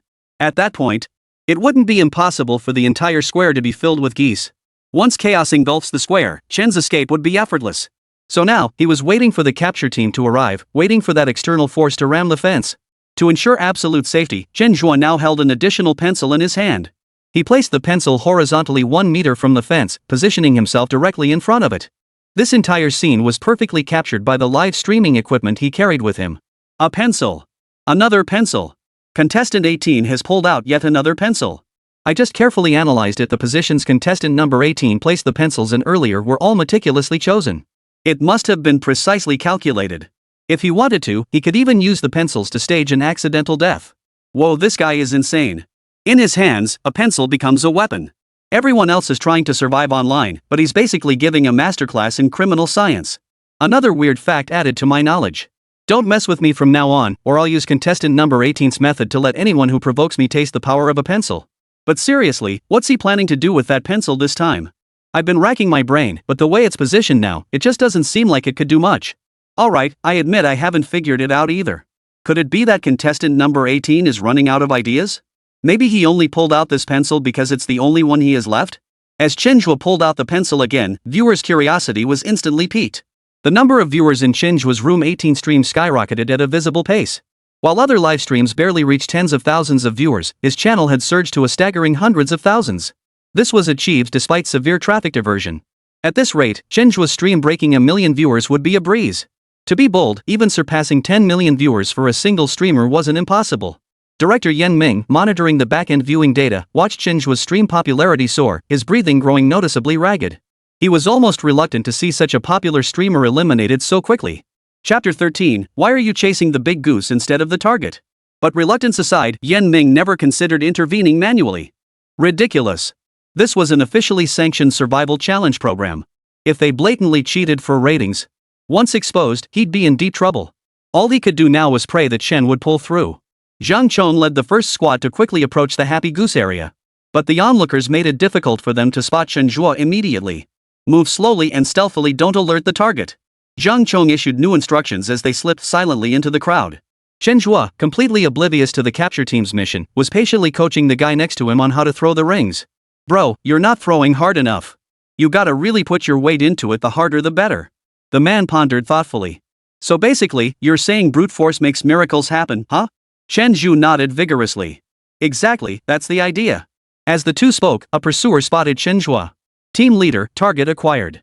Requesting action. Must verify the target's identity. No collateral damage. Understood. Team member Li Chang fixed his gaze on Chen Zhe and quickened his pace toward him. It's over. There's no escaping this time. Useless.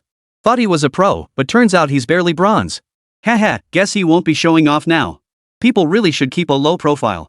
You could have just quietly completed the escape challenge. Why did you have to act up? Now you're stuck, huh? What a shame. This guy had some real potential, but he was just too cocky. Honestly, I wasn't done watching contestant number 18's journey yet. Seeing him get caught like this, I kind of feel a little disappointed. On the surface, Chen Zhe's capture seemed due to his arrogance, but the real reason was the pursuer's overwhelming skill and tactics. Living in China, you can count on maximum security. Now that you mention it, it makes sense. Chen Zhe's plan was ingenious. It's not his arrogance, it's just that his opponents were too powerful. Wow, security is top-notch, huh? If a high IQ contestant like Chen Zhe can get caught in a day, how long do you think actual criminals can run? At this moment, the livestream's atmosphere had fully aligned with the theme. Slogans about crime prevention and crackdowns could now be shouted aloud. This publicity campaign was spot on. Li Chang stared at Chen Zhe, now within arm's reach, his emotions running high. The despicable player who had toyed with them all was finally within reach. Just as his hand was about to touch Chen Zhe's body, his foot slipped on something beneath him. His instinctive reaction was to find something to brace against the makeshift barrier became the perfect choice. With his body thrown off balance, all his weight shifted onto the barrier. Unfortunately, he overestimated the barrier's strength and underestimated his own momentum. The barrier collapsed the instant he touched it, and with all resistance gone, he crashed straight to the ground. Driven by momentum, the adjacent sections of the barrier followed suit, tumbling down in a chain reaction. The sudden collapse instantly drew everyone's attention. All eyes turned simultaneously toward the fallen Li Chang. Li Chang's fall, combined with the crowd's attention, made the already restless geese even more agitated. Some geese even leaped over the fence and charged toward the crowd. The owner's face turned pale the moment he saw his geese escape. Without a word, he gave chase, intent on herding the geese back. But his pursuit only backfired. Not only did he fail to retrieve the original goose, but the others that had been safely inside the enclosure now scattered as well. Some people who had paid the owner but failed to catch a goose seized the opportunity to add fuel to the fire. They shouted to drive the geese on, making them even more active. Watching the geese multiply as they scattered, the owner's eyes turned red with fury. He decisively abandoned the geese and charged straight toward Li Chang, who was sprawled on the ground. The moment Li Chang stood up, the owner grabbed him by the collar. "It's all your fault. If you hadn't fallen, my geese wouldn't have run away. Either you catch all 500 geese for me, or you pay me back." Knowing he was in the wrong and mindful of his position, Li Chang steeled himself to respond. "Sir, please calm down. We're from the National Challenge Show. Since I let the geese escape, I'll definitely catch them all back for you." The owner's expression softened slightly, but he remained adamant. "Since you claim to be from the National Challenge Show, that works out perfectly. Call in more people and hurry up to catch every single goose. If even one is missing, you pay me for that one." Li Chang sighed in resignation and reluctantly pulled out his walkie-talkie. "Team leader, we've got an unexpected situation. You've gotta help me." Zhang Chong surveyed the chaotic crowd and geese scattered everywhere, quickly grasping the situation. "Where's contestant number 18? No clue. I took a tumble, and then, nothing happened." Li Chang's expression was awkward, his reply tinged with guilt. "Never mind. Catching the geese is the priority. Team 2, stop standing around out there. Get in here and help catch the geese." Zhang Chong was now at his wit's end. He never expected such an accident to occur. But now it was undeniable that his team had made a mistake and infringed upon the public's interests. Regardless, the immediate issue had to be resolved first. "Surveillance team, activate all cameras near the square and help us catch the goose." Ha ha ha. The ordeal of Team 18 made Li Shiqing burst out laughing. As a professional actress, her every word and action had been meticulously trained. Such unrestrained laughter, disregarding her image, rarely occurred. Unless the sheer absurdity of the situation was simply too much to contain. Like right now. They were supposed to be an arrest squad, yet now they were all fussing over a goose. The contrast couldn't be more striking. Xia Yanan pursed her lips slightly, finding Chen Zhe even more intriguing. She had just adopted Chen Zhe's perspective and simultaneously devised an escape plan. But as it turned out, her escape plan was utterly insignificant in Chen Zhe's eyes. Zhao Donglai was so furious his nose nearly twisted sideways. Having previously predicted that Chen had nowhere to run, he was once again proven wrong by reality. What was even more crucial was that, this time, the one who got humiliated wasn't just him. It was the entire arrest system's reputation that had been tarnished. An ordinary contestant had repeatedly challenged their authority. And succeeded every single time. The feeling? Unbearably humiliating. Chapter 14, Live Commentary on Catching Big Geese? Zhang Weiguo silently thanked his own restraint. As it turned out, his concerns were justified. This contestant number 18 defied all logic. Though seemingly cornered, everything was actually under his control. Fortunately, this was just a TV show. If he were truly a criminal, the destruction he could cause was too terrifying to contemplate. Holy crap, he actually got away. That seemingly randomly placed pencil delivered another unexpected effect. Is this guy a professional assassin? Every single one of his designs feels terrifying. If he ever targets you, you'd probably be sold out and still counting the money for him. This is beyond the pale. Is this really a survival challenge? Why do I feel like I'm gaining all sorts of bizarre knowledge? This is turning everything upside down. Isn't this supposed to be a show about preventing crime? At this rate, it's turning into a criminal tutorial. Who would have thought a simple pencil could solve the case? Who knew such a small tool could hold so much power? If he'd had any other tool in his hands, ugh, please spare us. All his designs are spur of the moment, yet simple and effective. It's hard to imagine what would happen if he actually sat down and planned something carefully. What would happen? The answer is simple: even the king of hell would have to die again at his hands, let alone us mere mortals. The shock of the live stream viewers was practically spilling off the screen. Every move Chen made felt like opening Pandora's box, delivering endless shocks. This player 18 didn't seem here to challenge, more like to wreck the party. Every move he made was calculated with precision, executed with flawless control. If this were a crime, even if the police knew he was the culprit, it would be incredibly difficult to convict him. This guy is terrifying. As the instigator of it all, Chen Zhe now strolled leisurely away from the square.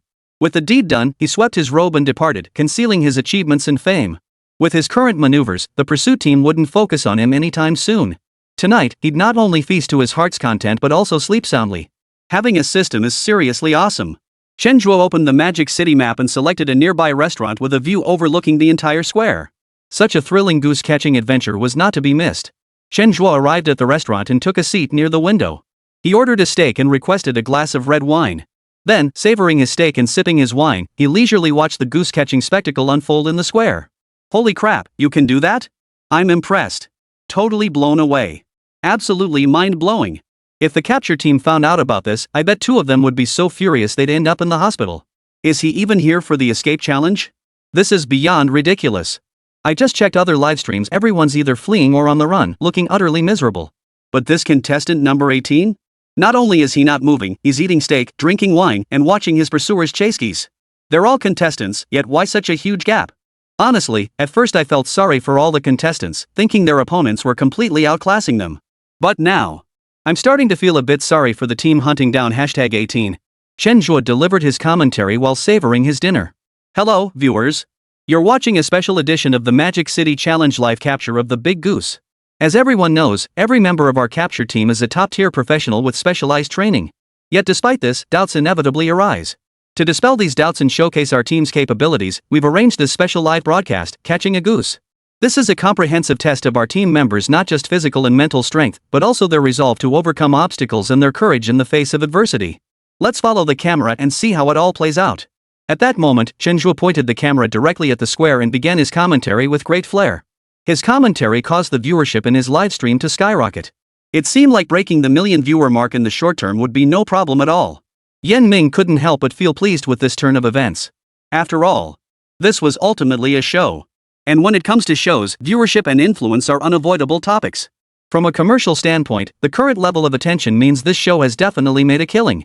It's just that Chen Zhe's approach seems somewhat counterproductive to the show's theme. But that's not something Yan Ming needs to consider, since they dared to host such a show and established corresponding rules. As long as the contestants stay within those rules, no one has the right to interfere. Unconsciously, he found himself increasingly impressed by Chen Zhe. If only more contestants like this could join, the show's popularity would absolutely skyrocket. Dan, what do you think of Chen Zhe's commentary skills? Does he have potential as a host?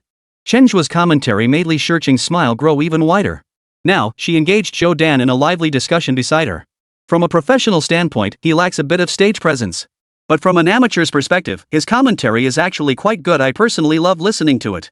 Zhou Dan was thoroughly captivated by the moment. Who would have thought a contestant could actually outmaneuver the pursuit team like that? Though she was the official host, she wasn't rigid. Back when preparing this show, Zhou Dan had already anticipated that some contestants might succeed in their challenges. But regardless, this was beneficial for the show's theme. After all, negative publicity is still publicity. Moreover, if someone truly stood out, they wouldn't become a real criminal but rather a valuable asset in combating crime. This would also serve as a significant deterrent to criminals. After all, when committing crimes, they'll have to weigh their own capabilities. If they can't match the contestants' skills, their so-called crimes will have no escape route. Xia Yanran listened to their conversation and soon joined in. She even deliberately grabbed a handful of melon seeds to share with them. Such thrilling scenes, such an exciting process, paired with such entertaining commentary, it was truly unmissable. Zhang Weiguo and Zhao Donglai exchanged a glance before quietly moving closer to the trio. How to put it? He intended to watch Chen Zhe's commentary with a critical eye. Zhao Donglai was fuming inside. That guy Chen Zhe was getting way too cocky. All he could do now was hope Team 18 would call for help soon, then he could step in himself. The moment he stepped in, he was certain it would be the end of Chen Zhe's challenge. Chapter 15, Calling for help the very next day? Are they playing for keeps? After nearly 5 hours of frantic effort, Team 18 finally managed to capture all the wild geese. By then, every single one of them was utterly exhausted. Forget investigating Chen Zhe's whereabouts. Even if he were right in front of them, they likely wouldn't have the energy to apprehend him. But now, their state had shifted to one of even greater fury. Despite the root cause of all this being Li Chang's accidental fall. But everyone knew. The so-called accident was, in fact, the result of Chen Zhe's meticulous planning. They would certainly hold Chen Zhe accountable for this. And they would repay it tenfold. Sharpening the axe doesn't delay the woodcutting. Anger aside, everyone remained clear-headed. Night had fallen, and Chen Zhe had vanished again.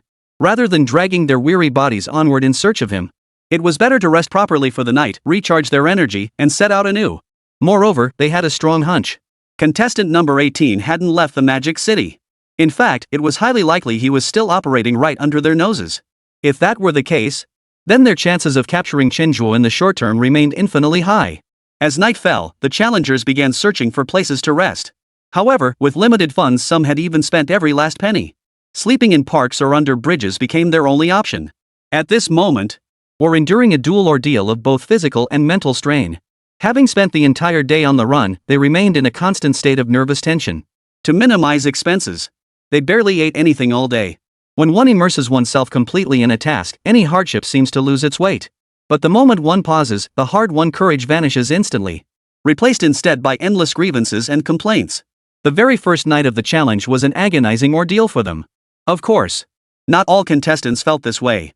Some contestants, while on the run, also tried every means to earn money to cover their food and lodging. Some took odd jobs at hotels, where pay wasn't the priority, free meals and lodging sufficed. Others took hourly jobs, accumulating as much money as possible while evading pursuers. Others, more daring, simply worked non-stop. This approach not only saved on lodging costs but also allowed them to earn extra while their pursuers rested. Yet among the many challengers, one individual received unprecedented treatment. None other than Chen Zhe, the man who caused multiple accidents using nothing but pencils.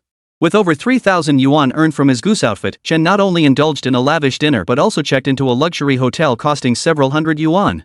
Witnessing Chen Zhe's extravagance, everyone exclaimed it was outrageous. While others were struggling to survive in the wilderness, he was essentially on a vacation. It just goes to show that human joys and sorrows are truly different. After a long day of exhaustion, Chen Zhe soon drifted off to sleep. As for whether the pursuit team would sneak up on him while he slept, Chen Zhe wasn't the least bit worried. Today's goose chase had given those guys a run for their money. Even if they did have the energy to pursue, Chen Zhe, equipped with the ultimate support system, was confident he could shake them off with ease. The sole passive ability of the ultimate support system was no joke. So he slept soundly indeed. The first rays of dawn broke through the sky, filling the horizon with crimson hues. A brand new day had arrived. New challenges and new opportunities lay ahead. Chen Zhe rose from bed, stretched lazily, and went through a quick wash-up. Glancing at the hotel clock, he headed to the buffet for breakfast. As the saying goes, food is as essential as iron. Skip a meal and you'll feel famished. No matter the meal, you must eat your fill and eat well. Only then would he have the energy to outwit the pursuit team. While eating, Chen Zhe casually checked his reputation points. After purchasing the premium meal plan skill yesterday, his reputation had plummeted to 0. But after his subsequent escape maneuvers, the evening commentary session, and staying at a hotel, Chen Zhe's reputation points had now accumulated to 15,000. The rate of increase was remarkably fast. Chen Zhe was quite satisfied with this rate of reputation gain. Moreover, he had personally experienced the importance of reputation points. His comfortable treatment is largely thanks to the premium circle skill he exchanged for with reputation points. Finding ways to accumulate more reputation points was undoubtedly the right move. Considering his physical exhaustion, Chen Zhe spent 1,000 reputation points to purchase an energy drink. The energy drink's effect was to instantly eliminate fatigue and restore the host to full health. Its effects lasted for 1 day. Though the duration was a bit short, the cost-effectiveness was still remarkably high. Downing the energy drink in one gulp, Chen felt instantly energized. At that moment, he desperately wanted to utter Yip Man's iconic line, "I'll take on 10 of them." I wonder if Yip Man was also a time traveler or if he too had downed an energy drink before uttering those words. If he ever got another chance to time travel, Chen Zhe wouldn't mind asking him himself. Pushing aside his wild thoughts, Chen Zhe returned to yesterday's square. The square was teeming with vendors, presenting countless business opportunities. He couldn't play the happy goose game anymore, but other ring-tossing games were still worth a try. Maximizing resources and leveraging advantages, that was the optimal path to survival. Guided by the principle of spending freely when you have the means, Chen Zhe decisively spent 10,000 reputation points to max out his ring-tossing skill. At this moment, Chen Zhe possessed absolute confidence in his ring-tossing skills. If he wanted to, achieving a 100% hit rate wasn't beyond the realm of possibility. After the upgrade, Chen Zhe's gaze toward all ring toss games had changed. In his eyes, this was no longer a game, it was pure walking cash. Meanwhile, the Task Force 18 unit assigned to pursue him had already repositioned itself. This morning, the team gathered for a brief meeting. After discussion, they decided to invite Team 32 to join. Team 32 was the first team in the entire program to complete an arrest. Within 5 hours of the program's start, they successfully apprehended Team 32 and were rewarded with a 200,000 yuan bonus. In terms of sheer strength and capture experience, they are currently the strongest team, no contest. After completing their capture, they entered a rest period. They must now wait for invitations from other teams or join another team after the first phase concludes to continue their mission. Team 18 suffered the worst fate among all teams yesterday again, without a doubt. Adopting the principle that a short pain is better than a long one, they decided to seek assistance immediately. Even if it meant having their bonus, capturing Chen Zhe would make it all worthwhile. Chapter 16, No Business Without Deception? What a nice boss. Team 18's sudden request for help shocked netizens. Holy crap, they're already asking for help on the second day? They must be desperate to catch Chen Zhe. Haha, I totally get Team 18's mindset. If I were them, I'd be desperate to catch him ASAP too. True, this guy's infuriating. He completely disregards the task force, but the problem is he actually has the confidence and capability to pull it off. 20 people chasing one guy? If Chen Zhe tries to pull off yesterday's stunt again today, he's probably screwed. The numbers are way too stacked against him, no way he can pull it off. Either way, today's got to be a show. I bet today's challenge will be even more thrilling. It wasn't just netizens, even the show's 4 special guests shared the same sentiment. They were utterly surprised by the request for help from the number 18 capture team. Seeking help this quickly? Looks like contestant number 18 is putting a lot of pressure on them. Zhang Weiguo was the first to speak up, his voice dripping with disbelief. I don't see anything wrong with this request for help. It's just making good use of resources. Besides, real-life apprehensions happen at ratios of dozens or even hundreds to 1. Xia Yanan didn't view it as a laughing matter, on the contrary, she thought the number 18 capture team's approach was quite clever. Chen Zhe's abilities displayed on the first day had left the entire Team 18 pursuit squad utterly helpless. Even though a fresh start meant endless possibilities, the gap between them wouldn't change with time. When a better option exists, naturally one should pursue it. Sis Yenran is absolutely right. The core mission of our show is to combat crime, prevent crime, and leave no hiding place for criminals. When facing a tough opponent, calling for backup is the best choice. More people mean more confidence, don't they? Li Shiqing wholeheartedly agreed with Xia Yanran's perspective. China's security forces are now exceptionally well equipped, and their resolve to combat crime is unwavering. This program was conceived during its planning phase to showcase that very capability. Seeking assistance now also serves as a form of indirect publicity. What can you do? After all, our population is truly massive. No matter how exceptional an individual may be, what difference can they make? With enough people on our side, even the gods will bow their heads and admit their mistakes. Zhao Donglai listened to the 3 of them and, unusually, chose to remain silent. This wasn't out of sympathy for Chen Zhe's plight, but rather a deliberate choice to save his concluding remarks for when Chen Zhe was finally captured. With 2 teams deployed simultaneously and Chen Zhe's arrogant overconfidence, Zhao Donglai couldn't fathom how Chen Zhe could possibly escape today. While everyone was stunned by the decision of Pursuit Team 18, the target of the chase, Chen Zhe, had already launched into a new round of ring toss challenges. After some negotiation, he struck a new deal with the stall owner. 500 yuan for 50 rings. If he could land 48 or more rings, he'd receive 5,000 yuan in cash. Hit 40 or more, and he'd get 4,000 yuan. If he landed 30 or more, he'd get 3,000 yuan. If you get fewer than 30 rings, you get nothing. The ring toss distance has reached 10 meters. As long as Chen Zhe can successfully loop toys from 10 meters away, it counts as a win. To be honest, such a challenge is virtually impossible for the average person. And that's precisely why the stall owner dared to make this bet with Chen Zhe. Ring toss is more of a game of chance. Even true masters rarely exceed a 50% hit rate. Even if there were 1 or 2 masters among masters, they couldn't possibly hit every single time. A hit rate exceeding 50% would be considered exceptional. And now, his bet with Chen Zhe was essentially $10 a ring. Consider this, ordinarily, 10 yuan would buy you 10 rings. With the price suddenly jacked up tenfold, the vendor had no reason to turn down the deal. As for the challenger Chen Zhe winning, the vendor hadn't given it a second thought. From the moment he sold the hoop to Chen Zhe, he'd already counted that 500 yuan is his profit. This unprecedented challenge drew a crowd of onlookers eager for a spectacle. Everyone was eagerly awaiting the outcome. They all wanted to see how this ultimate challenge would ultimately conclude. Chen Zhe took the 50 rings and weighed them in his hand. Today's hoop was significantly larger than yesterday's goose-catching hoop, both in weight and diameter. Plus, today's target was a toy and inanimate object. Therefore, the difficulty level of the ring toss had actually decreased. Yet as the difficulty decreased, Chen Zhe's own skill had grown. This challenge was no problem at all in his eyes. He was confident he could hit all 50 rings without a miss. Boss, just to clarify, how exactly do you count a ring is hit? The owner didn't think much of it, responding with a straight face.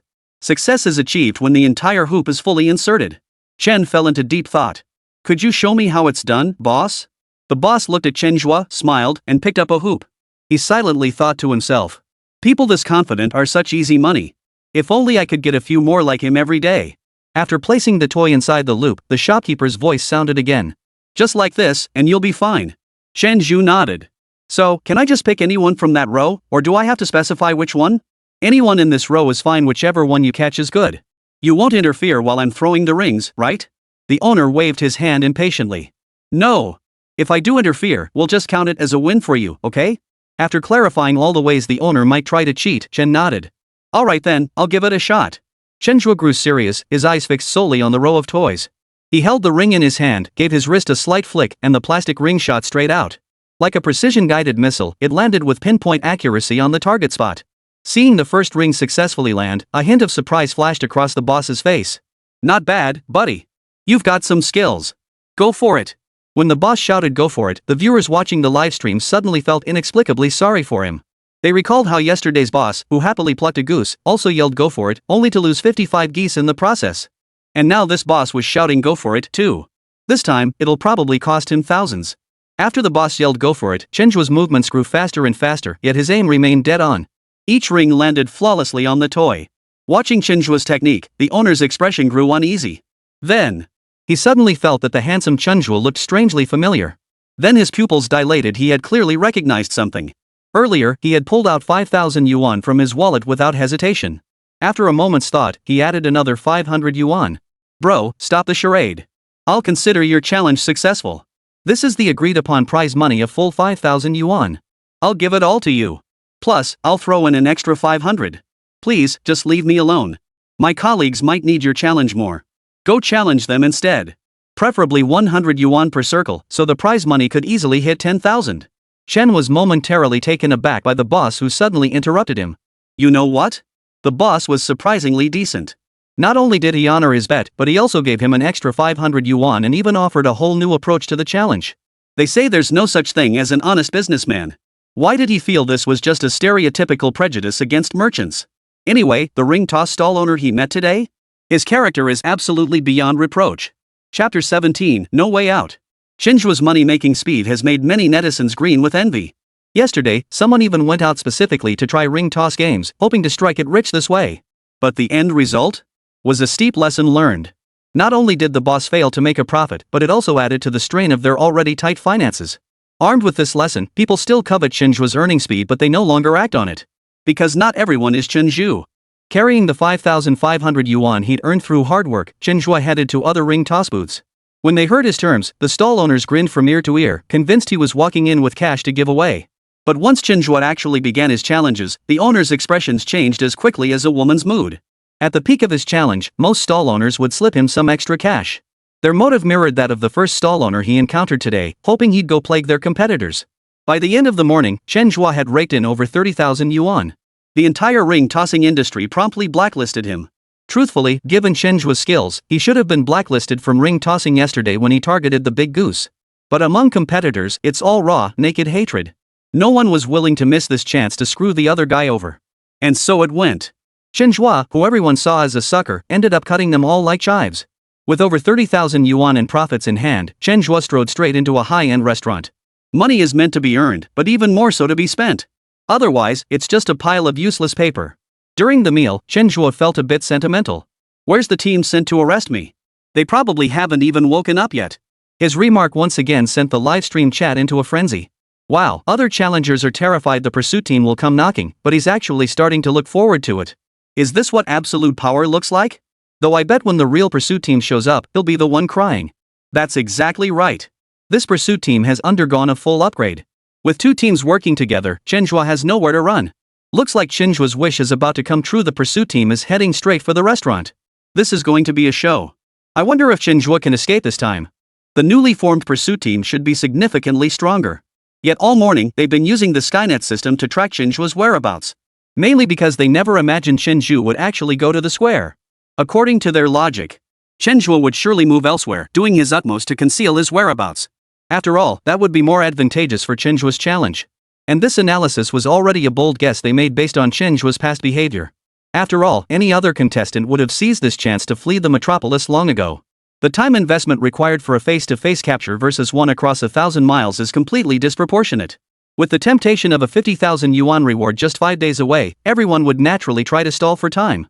Thus, their investigation focused entirely on various modes of transportation, attempting to locate Chen Zhe's whereabouts. But the truth was, they had underestimated Chen Zhe's audacity. Not only did he not move, but he spent the entire morning in the makeshift commercial district set up in the square. Upon spotting Chen Zhe, both the humiliated Task Force 18 from yesterday and the newly deployed Task Force 32 were now consumed by rage, feeling their authority had been severely challenged. They were desperate to apprehend this despicable individual. Chen Zhe savored the delicacies with earnest relish, letting the flavors dance across his palate. Satisfied, he let out a contented burp before using the cash he'd earned to settle the bill. The meal cost him 500 yuan, a hefty sum indeed. But Chen Zhe didn't bat an eyelid. How to put it? He wasn't the same Chen Zhe who'd been clutching a 100 yuan note yesterday. 500 yuan was peanuts to him now. As soon as he stepped out of the restaurant, he spotted several familiar figures. Why are you guys here now? Chen Zhe sighed inwardly. Having just eaten his fill, the food in his stomach hadn't fully digested yet. Engaging in vigorous activity now could easily lead to gastrictosis. Resigned though he was, Chen Zhe had no intention of giving up without a fight. The challenge had only just begun. He wasn't about to pack it in so easily. Just as he sprinted off in another direction, a group of unfamiliar figures charged straight toward him. Uniformly emblazoned on their attire was the number 32. At that moment, Chen Zhe understood everything.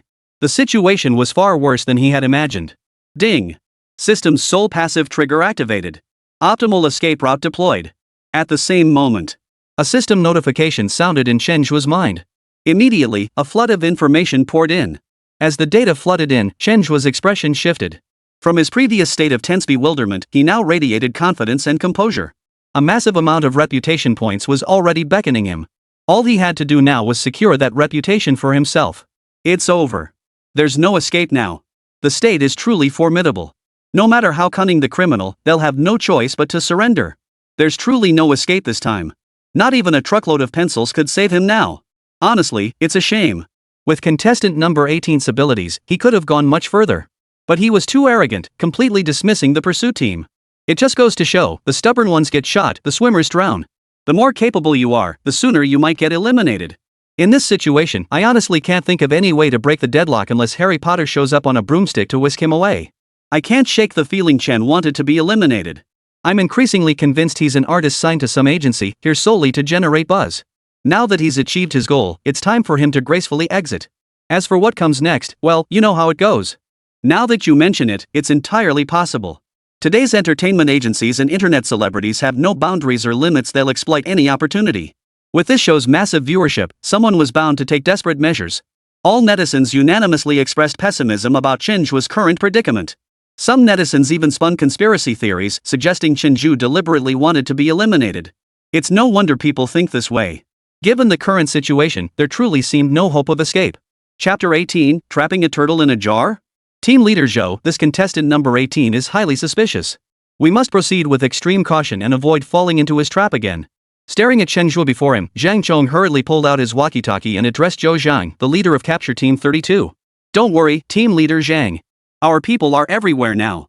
No matter how much trouble contestant 18 causes, he won't get away this time. Zhou Zhang found Zhang Chang's reaction oddly amusing. Once bitten by a snake, one fears even a rope for 10 years.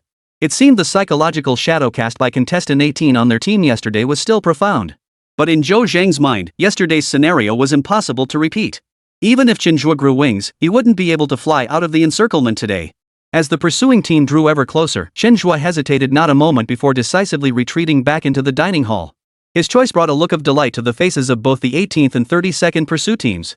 Outside the restaurant, anything was still possible. But inside the restaurant, they entered a completely enclosed space. Everything would now be firmly within their grasp. Even before arriving, they had already thoroughly familiarized themselves with the restaurant's layout. The entire restaurant had only 2 entrances and exits, front and back. They had already stationed someone to stake out the rear exit. The windows could be opened, but they were utterly useless as escape routes. Chen Zhe had essentially chosen his own path to destruction. This time, not even a god could save him. Shortly after Chen Zhe entered, everyone rushed in and followed him into the restaurant. At this point, the layout outside the restaurant held no strategic value whatsoever. The enclosed space of the dining room was the perfect arena for capture. Catching a turtle in a jar, how amusing. A smile touched Zhao Donglai's lips as he likened their current predicament to catching a turtle in a jar. The expressions on the others' faces were equally telling, though none said much.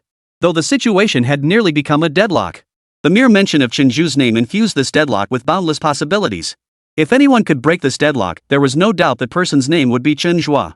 Rather than voice opinions now, it was wiser to quietly observe. When each person entered their area of expertise, they became more professional and confident. Yet simultaneously, such confidence can also create certain blind spots in one's perception. When one believes they have everything under control, that is precisely when they are most vulnerable to showing weaknesses. At this moment, Chen Zhe had seized upon precisely this psychological state in his opponent. His max-level parkour skill allowed him to effortlessly execute complex climbs and jumps. The instant he entered the restaurant, he seized the only visual discrepancy, using the restaurant door as leverage to climb directly onto it.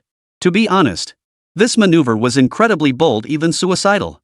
If anyone had glanced at the door or someone inside the restaurant had blurted out a word, Chen Zhe, clinging to the door, would have been trapped with no way out. At that point, no matter how many tricks he had up his sleeve, he'd have no choice but to surrender. Yet Chen Zhe climbed up without hesitation. Zhang Chong and Zhou Zhang led their respective arrest teams, charging in all at once. Their gaze instantly widened as they scanned the room for Chen Zhe's figure. Search every inch. I refuse to believe he can escape this time. Zhang Chong now radiated confidence, his voice commanding and authoritative. Upon hearing this, the group quickly fanned out, conducting a thorough search of the restaurant. Once he confirmed everyone had entered the restaurant, Chen Zhe used the door to slide down. Then he grabbed the lock nearby and secured the restaurant from the outside. See you later, folks. Maybe we'll cross paths again someday. He called out a farewell to those inside before strolling away at a leisurely pace. Hearing his voice, nearby pursuers instinctively turned their heads, only to find Chen Zhe standing right there at the doorway, alive and well. Pursue him. Realizing the situation, Zhou Zhang immediately gave the order to pursue. But the restaurant's main door had been locked from the outside by Chen Zhe. Watching Chen Zhe's figure gradually recede into the distance, both Zhang Chong and Zhou Zhang were furious beyond belief.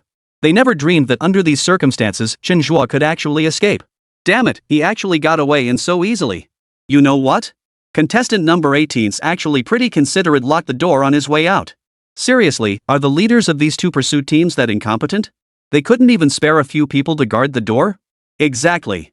If I'd gone to arrest him, this guy wouldn't have gotten away. Knowing he entered the restaurant, guarding the door should have been the bare minimum. Well, that's where you guys don't get it. The more professional someone is, the more differently they see things. From our perspective, having people guard the door is normal. But from theirs? Totally unnecessary. They already know the restaurant layout inside out. The more people they deploy, the less time they have to catch Chen Zhe. Guess being too professional has its downsides sometimes. Still, I bet Chen Zhe has other escape routes. Look how effortlessly he got through that door at this rate, slipping out a window wouldn't be a problem either. The shock among netizens was practically spilling off the screen. Based on everyone's analysis, Chen Zhe had other escape options. Yet among all possible escape routes, he chose the most spectacular one. He perfectly read the arrest team's psychology, once again anticipating their anticipations. Whoa! Chen Zhe's maneuver made Xia Yanran gasp in disbelief. This guy truly didn't disappoint, he actually got away. But his method of escape was a bit too presumptuous. Exactly. In her eyes, such an escape route existed only in the realm of fantasy. To put it bluntly, even if others could conceive of such a method, they wouldn't dare to use it. After all, this approach was simply too risky. The slightest variable would have meant Chen Zhe's capture. Yet he chose this path and somehow pulled it off. It feels like contestant 18 has been toying with the pursuit team all along. If I were him, I'd have left the metropolis long ago. The pursuit team wouldn't even be able to catch me. Finding me in the short term would be a miracle. Yet this contestant number 18 continues to operate right under the pursuit team's noses. He seems to regard them not as a threat, but merely as tools for his amusement. Chen Zhe's behavior left Li Shiqing utterly astonished. This kind of escape challenge was truly unprecedented. Running when you could, it's just a game. This move is beyond ridiculous. Chapter 19, Are you seriously treating the pursuit team like fools? With this move, Chen Zhe once again earned a massive amount of reputation points. This meant that he now possesses more resources to enhance his capabilities. And these resources could serve as his confidence to make money or as his lifeline to escape. Having successfully escaped, Chen Zhe hailed a taxi. Sir, where to? Chen Zhe pulled out a 500 yuan note. Driver, take 200 yuan worth of gas and go anywhere, just not around here. The remaining 300 yuan covers the charter fee. The driver was taken aback by Chen Zhe's approach. But he didn't think twice and promptly took the money. If there was money to be made, why not? But just as he turned a corner, Chen Zhe's voice rang out again. Driver, drop me off here. Keep going. As long as you don't show up around here, it's fine if you pick up other passengers along the way. But if I spot your vehicle anywhere nearby, don't blame me for calling to report you. Don't worry, I'm not that unprofessional. I'll head somewhere else right now. The taxi business was inherently unpredictable. Now someone was covering his gas costs, plus an extra 300 yuan for the charter, without interfering with his regular fares, just asking him not to pick up passengers nearby. A deal like this? No driver would turn it down. With a smile, he started the engine and accelerated away, vanishing from Chen Zhe's sight. Once the taxi driver was out of sight, Chen Zhe hailed another cab immediately. Driver, take me to Lujiazui Central Plaza. Upon hearing his destination, every viewer watching the livestream was stunned. Holy crap. Again? This isn't over yet? They really think the pursuit team is a bunch of pushovers. With that thought, everyone quickly switched to the pursuit team's perspective. At that moment, every member of the pursuit team was seething with anger. They could leave through the back door, but they couldn't just ignore the lock on the restaurant's front door. After all, there were still so many customers inside, and locking the door would also affect future business. With no other choice, they had no choice but to call a locksmith to open the front door. Surveillance team, did you spot where contestant 18 went? Report their exact location. Zhou Zhang's temper flared. As the first team in the entire challenge program to successfully apprehend a contestant, they carried their own pride and confidence. But now, during the pursuit of contestant number 18, they had stumbled right out of the gate. Such a situation was naturally unacceptable. Contestant number 18 hailed a nearby taxi. The license plate number is Hue 135LC. Can we access the taxi's in-car surveillance? Connected, but the in-car camera has been tampered with. No footage available at this time. Where is the taxi now? It's currently in motion. I'll send you the exact location. Zhou Zhang clenched his fists. Now it's trying to get away. Then you'd better be able to get away too. After sharing the current information with Zhang Chong, the two teams split up and began surrounding the taxi. Surveillance team, keep a close eye on the taxi's movements. If you spot contestant number 18 getting out, notify us immediately. Roger that. Everything was ready. Zhou Zhang and Zhang Chong each led their teams into pursuit mode. Meanwhile, their target, Chen Zhe, was leisurely making his way back to the temporary commercial street. At the sight of him, all the ring toss stall owners' expressions changed instantly. Is ring toss profitable? It was. Especially riding the wave of popularity from the National Challenge show, the daily foot traffic was non-stop. With so many people, some are bound to get itchy fingers. The daily earnings are absolutely substantial. But there's one crucial condition. Chen must not participate. Otherwise, the profits from the ring toss wouldn't belong to them. Chen Zhe had hoped to make some more money through ring toss, only to find no one would sell him rings anymore. Similar games existed elsewhere, but Chen Zhe had no intention of trying them. The street vendors, though called bosses, they all had their struggles. Chen Zhe didn't want to ruin someone else's livelihood just to satisfy his own desires. All the vendors here were cashing in on the foot traffic. Even if he pulled a fast one on them, it wouldn't be a major blow. Moreover, his challenge indirectly brought them fresh traffic. In truth, these vendors were still guaranteed profits. Chen Zhe shook his head helplessly, forced to shift his profit-making goals toward other ventures. Soon, he stopped at a street stall displaying chess endgame puzzles. Endgame challenge. Complete the challenge within 5 minutes for a cash reward of 3,000 yuan. Complete the challenge within 10 minutes, win 2,000 yuan cash. Complete the challenge within 15 minutes for a 1,000 yuan cash reward. Exceeding 15 minutes or failing to complete the challenge constitutes defeat. Rules: challengers play endgame matches against stall owners. Play fair, no taking back moves. Caution: challenges carry risks. Proceed with caution. Each challenge costs 100 yuan. Once payment is made, participation is confirmed. No refunds will be issued under any circumstances. Reading the challenge rules, Chen's lips curled into a satisfied smile. While the ring toss challenge might not be profitable, other money-making opportunities remained plentiful. As he studied the rules, a passerby pulled out 100 yuan and joined the challenge. Judging by his eager demeanor, he seemed quite confident in his chances. Chen Zhe took his time, casually watching from the sidelines. The challenger took his first 2 steps with remarkable composure. You could even see the confidence of someone who felt everything was under control on his face. But by the 3rd step, his expression changed. By the 5th step, beads of sweat had already formed on his forehead. He picked up his piece but hesitated, unable to place it. Another 2 minutes passed before his reluctant voice finally broke the silence. "I lose." The stall owner chuckled. "Not bad, kid. You almost had me. Want to play another round?" The challenger remained silent, as if reviewing the game in his mind. Suddenly, his eyes lit up, and he declared with confidence, "Let's play another round." The stall owner reset the board and coaxed gently. "There's an upgraded version now. Want to give it a try?" "What kind of upgrade?" The stall owner's eyes lit up as he patiently explained. "The upgraded version means higher stakes, but the rewards are also greater. Currently, the base challenge fund for our upgraded version is 500. If you succeed, you can win up to 30,000 yuan, with a minimum reward of 10,000 yuan. After hearing the vendor's explanation, the passerby fell into deep thought again. After careful consideration, he pulled out his wallet and took out 500 yuan bills. Here we go. Chapter 20, Who's the Prey, Who's the Wolf? The passerby challenger quickly began a new round of challenges. This time, his moves were far more cautious than before. His thoughts were crystal clear at this moment. He wasn't even considering the top prize. All he needed was the 10,000 yuan reward. Exchanging 500 for 10,000 meant a 20-fold return. That kind of return was acceptable enough. Yet he still overestimated his own abilities. By the 7th move, he had failed once again. No matter which path he chose, he was met with a dead end. The passerby shook his head helplessly, then reluctantly stood up. "Young man, care to try again? You seem to come so close every time. With such high returns, are you sure you want to give up?" The stall owner's voice rang out again, extending another invitation to the passerby. The passerby hesitated, but after feeling his wallet, he ultimately resisted the urge. Forget it. Though he said he'd give it a pass, he had no real intention of leaving. Instead, he chose to stand by and watch. Chen Zhe had intended to take on the challenge, but once again, someone beat him to it. Within an hour, 7 or 8 people scrambled to compete. During this time, 2 people actually succeeded in their challenges. Watching the 2 walk away with their winnings, grinning from ear to ear, the other passersby couldn't help but feel envious.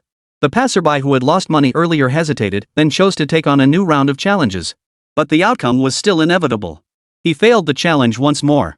Chen observed the 2 successful challengers closely. He noticed that when they played against the stall owner, the owner was clearly going easy on them. Yet when facing other challengers, the stall owner played with more cunning than anyone else. This discovery made Chen Zhe keenly realize that these so-called winners were most likely the stall owner's stooges. But this revelation didn't deter Chen Zhe, it only fueled his excitement. Such unscrupulous merchants deserved whatever punishment he could dish out. With that thought, Chen Zhe decisively activated the system. His current reputation points had reached 17,000. This meant that his earlier escape and subsequent actions had directly earned him an additional 13,000 reputation points. With 17,000 reputation points in hand, Chen Zhe entered the system store and immediately sought out chess-related skills. Upon seeing that max-level chess skills required 15,000 reputation points, Chen Zhe purchased them without hesitation. As long as the pursuit team remained active, a steady stream of reputation points would flow in. At this point, there was absolutely no need to be frugal. When you've got the money, you gotta live it up. The feeling of getting everything in one go was the most satisfying. After spending 15,000 reputation points, Chen Zhe's mind was instantly flooded with a vast array of chess-related skills. After integrating all the information, Chen Zhe revisited the endgame. He realized that the seemingly perplexing position everyone had struggled with was actually quite straightforward. "Hey, boss, can I sit down and play a couple of games?" Chen Zhe turned to the stall owner, his eyes brimming with anticipation. "Of course." Chen Zhe quickly sat down, rubbing his palms together excitedly. He pulled out a 100 yuan note from his pocket, accidentally revealing a stack of bills in the process. Seeing the stack of cash, the owner's eyes lit up, and his whole demeanor became much more enthusiastic. "Young man, you'd better focus once the pieces are placed, there's no taking them back." Chen Zhe smiled gratefully. "Thanks for the reminder, boss." In their first game, Chen made 3 moves before looking troubled. But the boss didn't rush to finish the game. Instead, he deliberately let him win, time and again. It wasn't until the 12th move that Chen Zhe finally lost. "What a shame, brother. You were so close to winning." Chen Zhe adopted a regretful expression, clearly dissatisfied with his recent moves. "I shouldn't have jumped my knight just now." "Exactly. With your knight position like that, I couldn't have checkmated you. Such a shame it was so close. Want to play another game?" Chen Zhe paused for a moment. "Alright, let's play another game." Bro, we've got this upgrade mode here. You seem pretty good at this game, wanna try the upgrade mode? Sure, it's up to you. I won't push it, but the more you put in the base fund, the higher the returns will be later. Chen Zhe didn't rush to agree, carefully weighing his options. Then he pulled 5 bills from his pocket and handed them to the owner.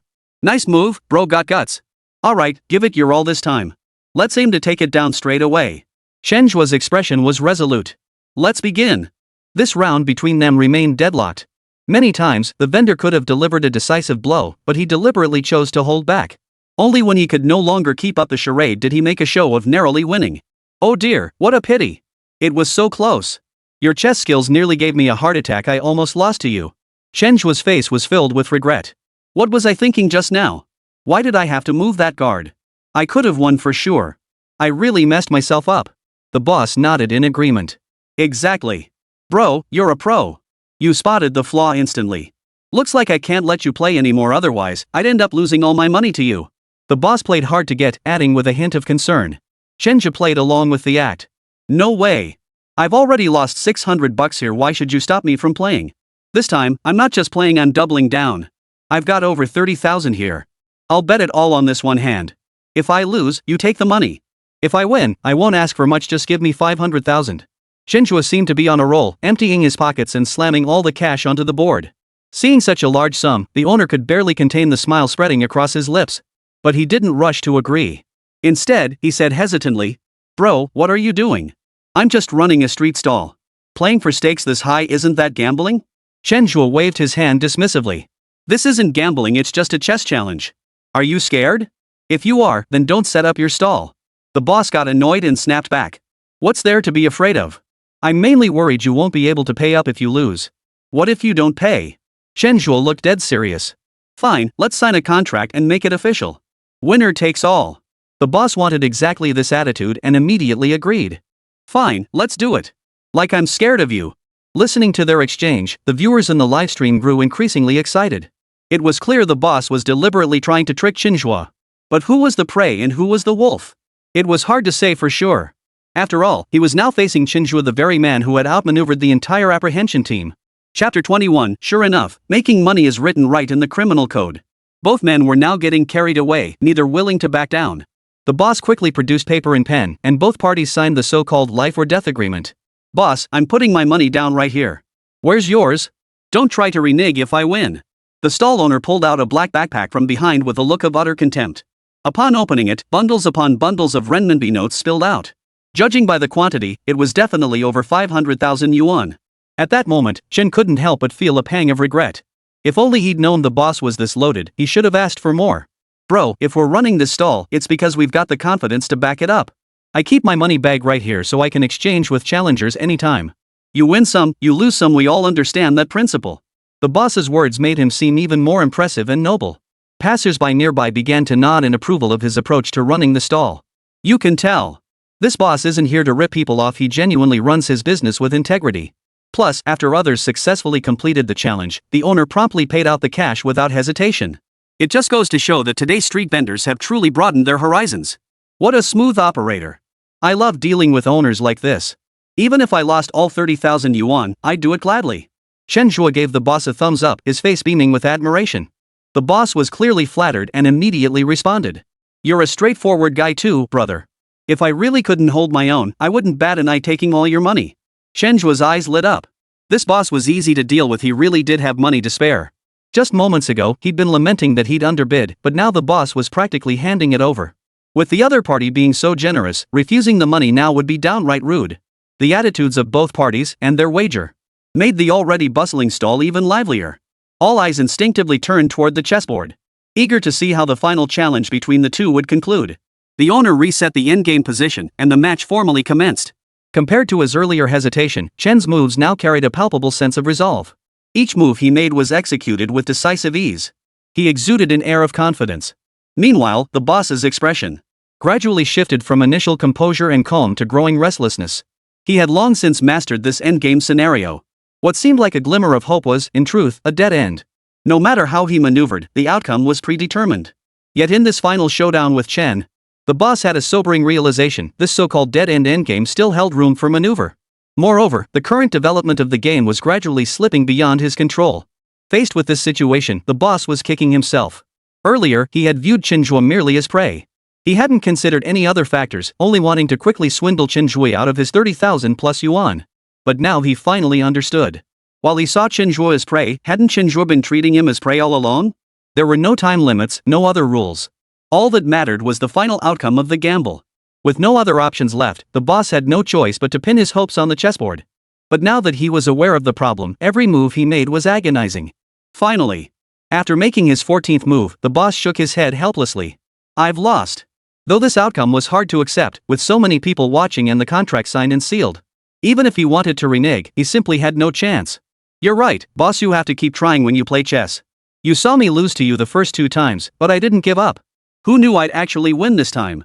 Chen Zhe was clearly expressing admiration, but to the boss's ears, those words sounded unbearably harsh.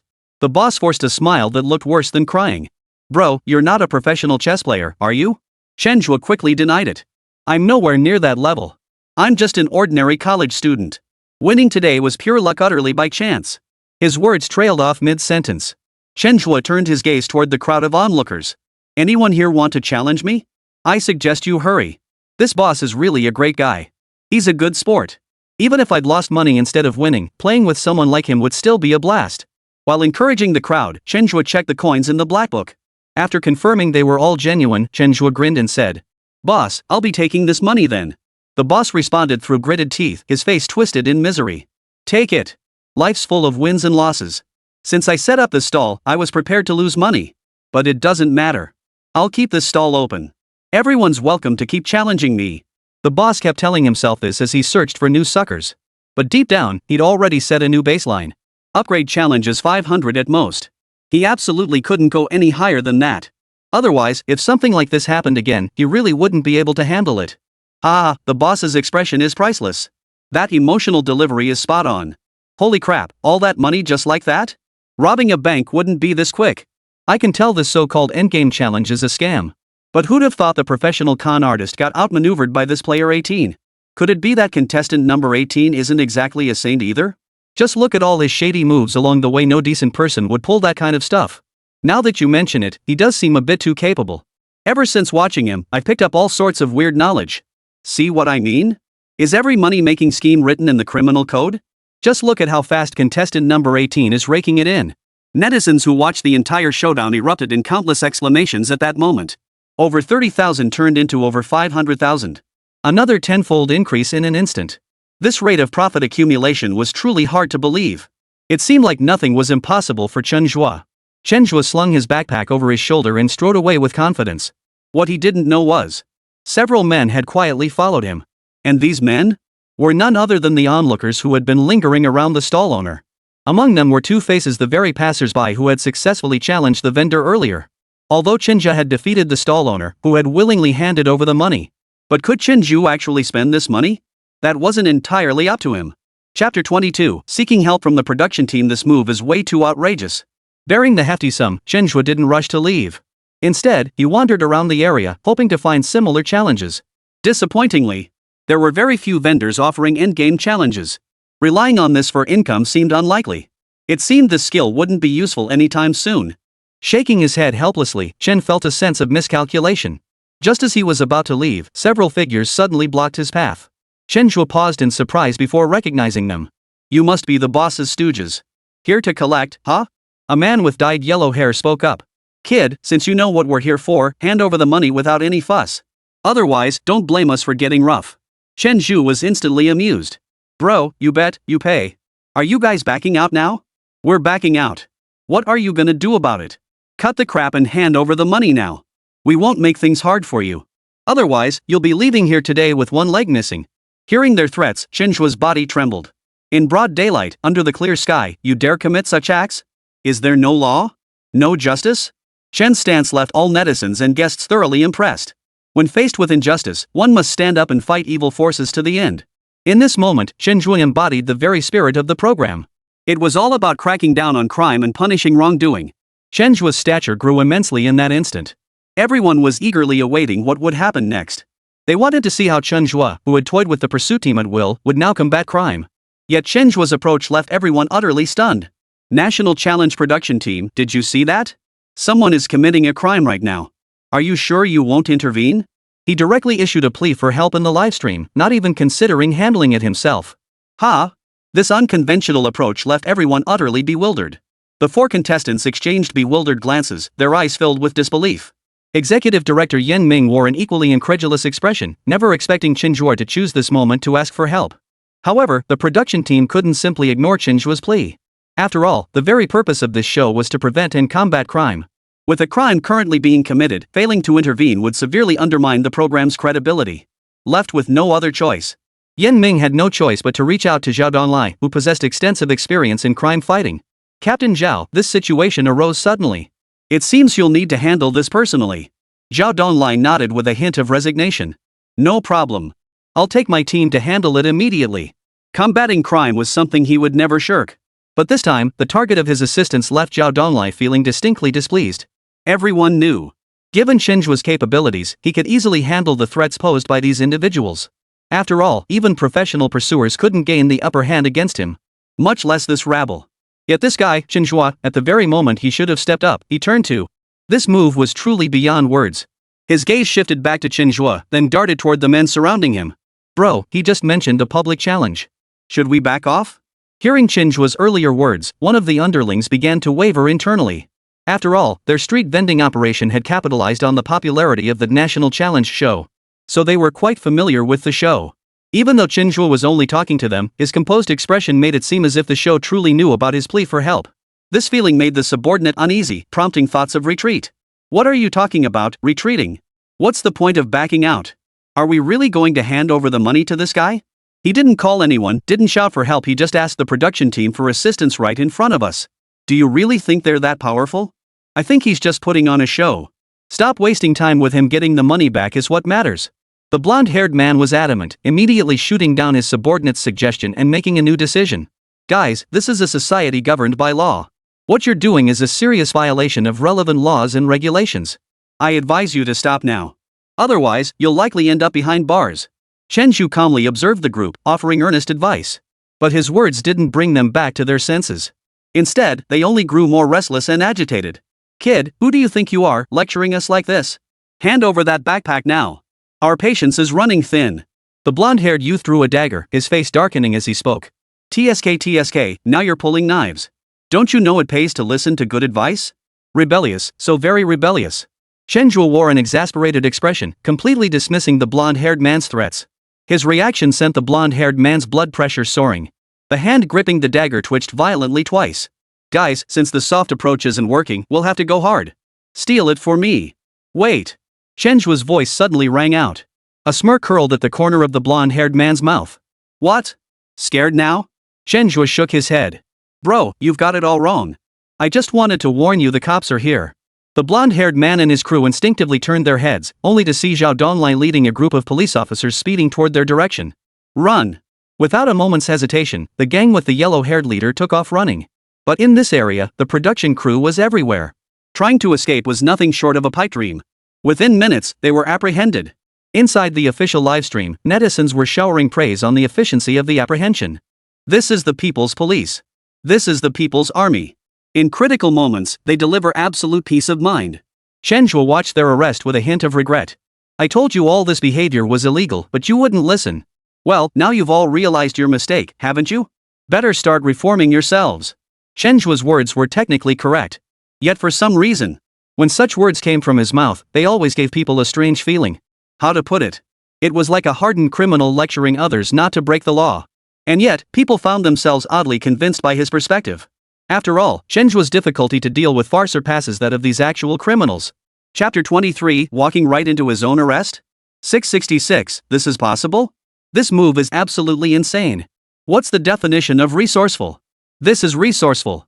Contestant number 18 has totally mastered the show's rules. Look at Zhao Donlai's face, it's longer than a donkey's.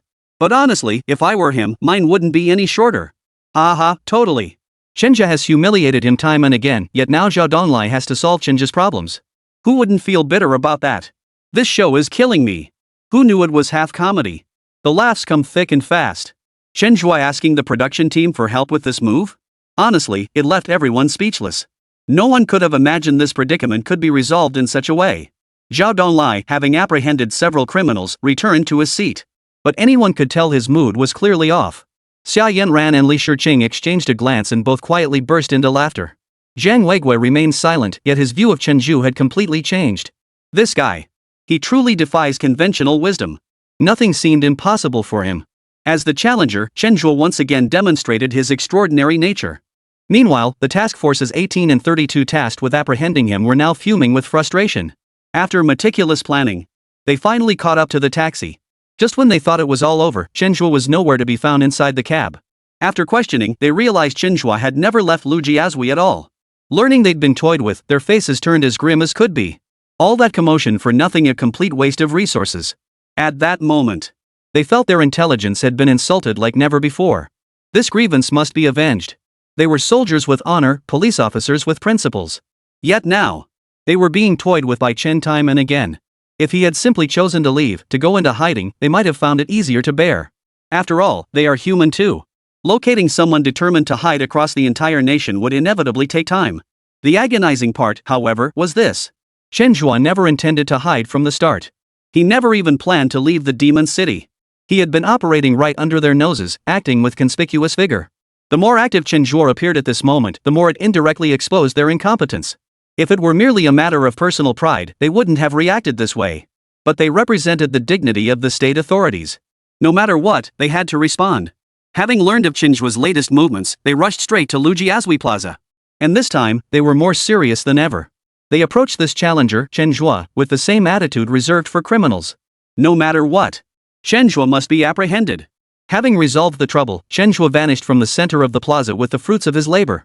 But his first-person perspective once again stunned everyone. At this moment, still chose not to flee. Instead, he transformed into a volunteer for the production crew. And the very people he was now serving? Was none other than the very Task Force 18 assigned to apprehend him. Wearing a mask and a volunteer cap, Chen Zhe approached the surveillance area of Team 18 with 2 bottles of water in hand. You 2 comrades have been working hard. Here, have some water. The 2 men monitoring the feed were completely absorbed in searching for information related to Chen Zhe. Without a second glance, they accepted the water offered. Thanks. After saying that, both men took a sip before diving back into their work. Chen Zhe stood behind them, his gaze fixed on the screen as well. This is strange. How did he suddenly vanish? Exactly. This guy's too cunning. He seems to know the exact location of every surveillance camera. The 2 surveillance team members spent ages searching the Skynet system only to find that Chen Zhe, who had just been roaming the square moments ago, had vanished once more. I just heard from the production crew that the Sky Eye system is incredibly powerful. Even though he's vanished now, he should be found soon, right? Chen Zhe, driven by curiosity, proactively asked the 2 team members. Upon hearing this, both team members immediately fixed their gaze on Chen Zhe. But after just a glance, they averted their eyes and replied confidently. Of course it will. Our Sky Eye system covers the entire nation. Wherever there are people, our surveillance cameras are there. Moreover, the current Sky Eye system features facial recognition capabilities. Once relevant information is inputted, the system can automatically identify targets. Even though contestant number 18 has vanished now, the moment he reappears within the surveillance range, he'll be automatically captured. By then, even if he had 3 heads and 6 arms, he'd be doomed to escape. Listening to his teammate's explanation, Chen Zhe's expression turned stunned. That's incredible.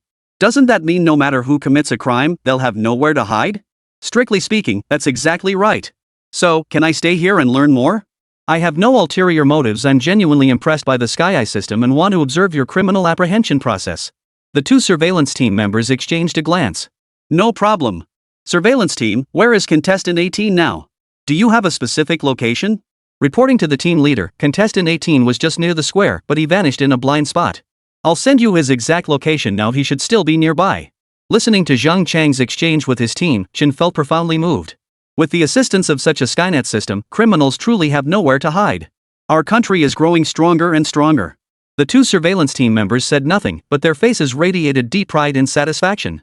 What they didn't know, however, their expressions had been perfectly captured by the cameras. And they were being broadcast live to viewers across the nation. Shock spread across everyone's faces once more. It could only be said that Chen had been incredibly bold. Not only did he not flee, but he walked right up to the arrest team and watched them search for him the entire time. Such a move most people wouldn't even dare to imagine it, let alone attempt it. Yet for Chen Zhe, it seemed like the most ordinary thing in the world. Now, everyone had even higher expectations for the pursuit team. I wonder what expressions they'll have when they learn of Chen Zhe's actions. Chapter 24, Wait, who's the hunter here? All afternoon, Chen Zhe stayed beside the surveillance team, quietly observing the arrest squad's performance. Meanwhile, the apprehension team was in a complete frenzy, scrambling about but making little progress. Chen Zhe seemed to have vanished into thin air, completely out of sight. Watching the arrest team's chaotic antics, netizens were unusually excited. Damn, you can play like this? Learn something new today. Is this guy really here to challenge them? It feels more like he's here to sabotage the operation. I'm impressed. Only he could think of hiding in a place like that. Those two guys on the surveillance team sure have nerves of steel. Didn't they suspect anyone around them at all? It's mostly contestant number 18's moves that are so unexpected. We have the omniscient view now, seeing everything clearly, but if we were in their shoes, we'd probably be completely fooled too. This guy's got some serious skills. Watching his challenge makes real-life escapes seem easy. The way Chen Zhe is handling this, it almost feels like he's giving a live tutorial on perfect crimes and escapes. Wonder how the production team feels about this right now? Chen Zhe watched the two still busy at work and couldn't help but step forward to ask. Comrades, when do you guys get off work? It's getting dark soon. You guys don't take breaks at night, do you? The two surveillance team members remained glued to their screens. One of them volunteered in answer. At this rate, it looks like we'll be working non-stop. But I don't think contestant number 18 will be able to hide for long. We already knew he checked into the hotel last night. If he dares to check in today, we'll know his details the moment he does. By then, he'll have nowhere to run. Chen Zhe was utterly shocked by this response. Technology has truly advanced these days. It seems like you can't commit any crime anymore. There's simply no way to escape. Both members nodded in agreement, deeply impressed by Chen Zhe's insight. Looks like it's time to switch to a new fake identity. Chen Zhe opened the Magic City Living Services app and quickly located a company specializing in forged documents. You two keep busy, I'm about to clock out. The two waved him off. See you tomorrow. See you tomorrow. After bidding farewell to the pair, Chen Zhe strode off with a swagger. Not long after he left, a surveillance camera captured his figure. After facial recognition comparison, the match reached 60%. This discovery caught the attention of two members of the surveillance team, who quickly switched to the relevant camera feed. Wait, why does this guy look so familiar? Yeah, I feel like I've seen him somewhere before. Switching to the relevant camera feed, the two members paused in surprise, their pupils widening in astonishment. That volunteer from earlier. This discovery struck them like lightning, leaving their minds blank. The challenger they'd been searching for had been sitting right beside them all afternoon, chatting with them the entire time. Yet they hadn't noticed a thing. Team leader, we spotted contestant number 18. He's been sitting right here with us all afternoon. What? Where is he now? Report his exact location.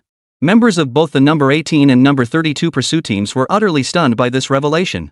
They never imagined. Chen Zhe, whom they'd been desperately searching for, had been watching their every move the entire time. No. Who was the real pursuer here? How had they ended up being the ones under surveillance the entire time? The exact location has been sent. It's a park with sparse camera coverage.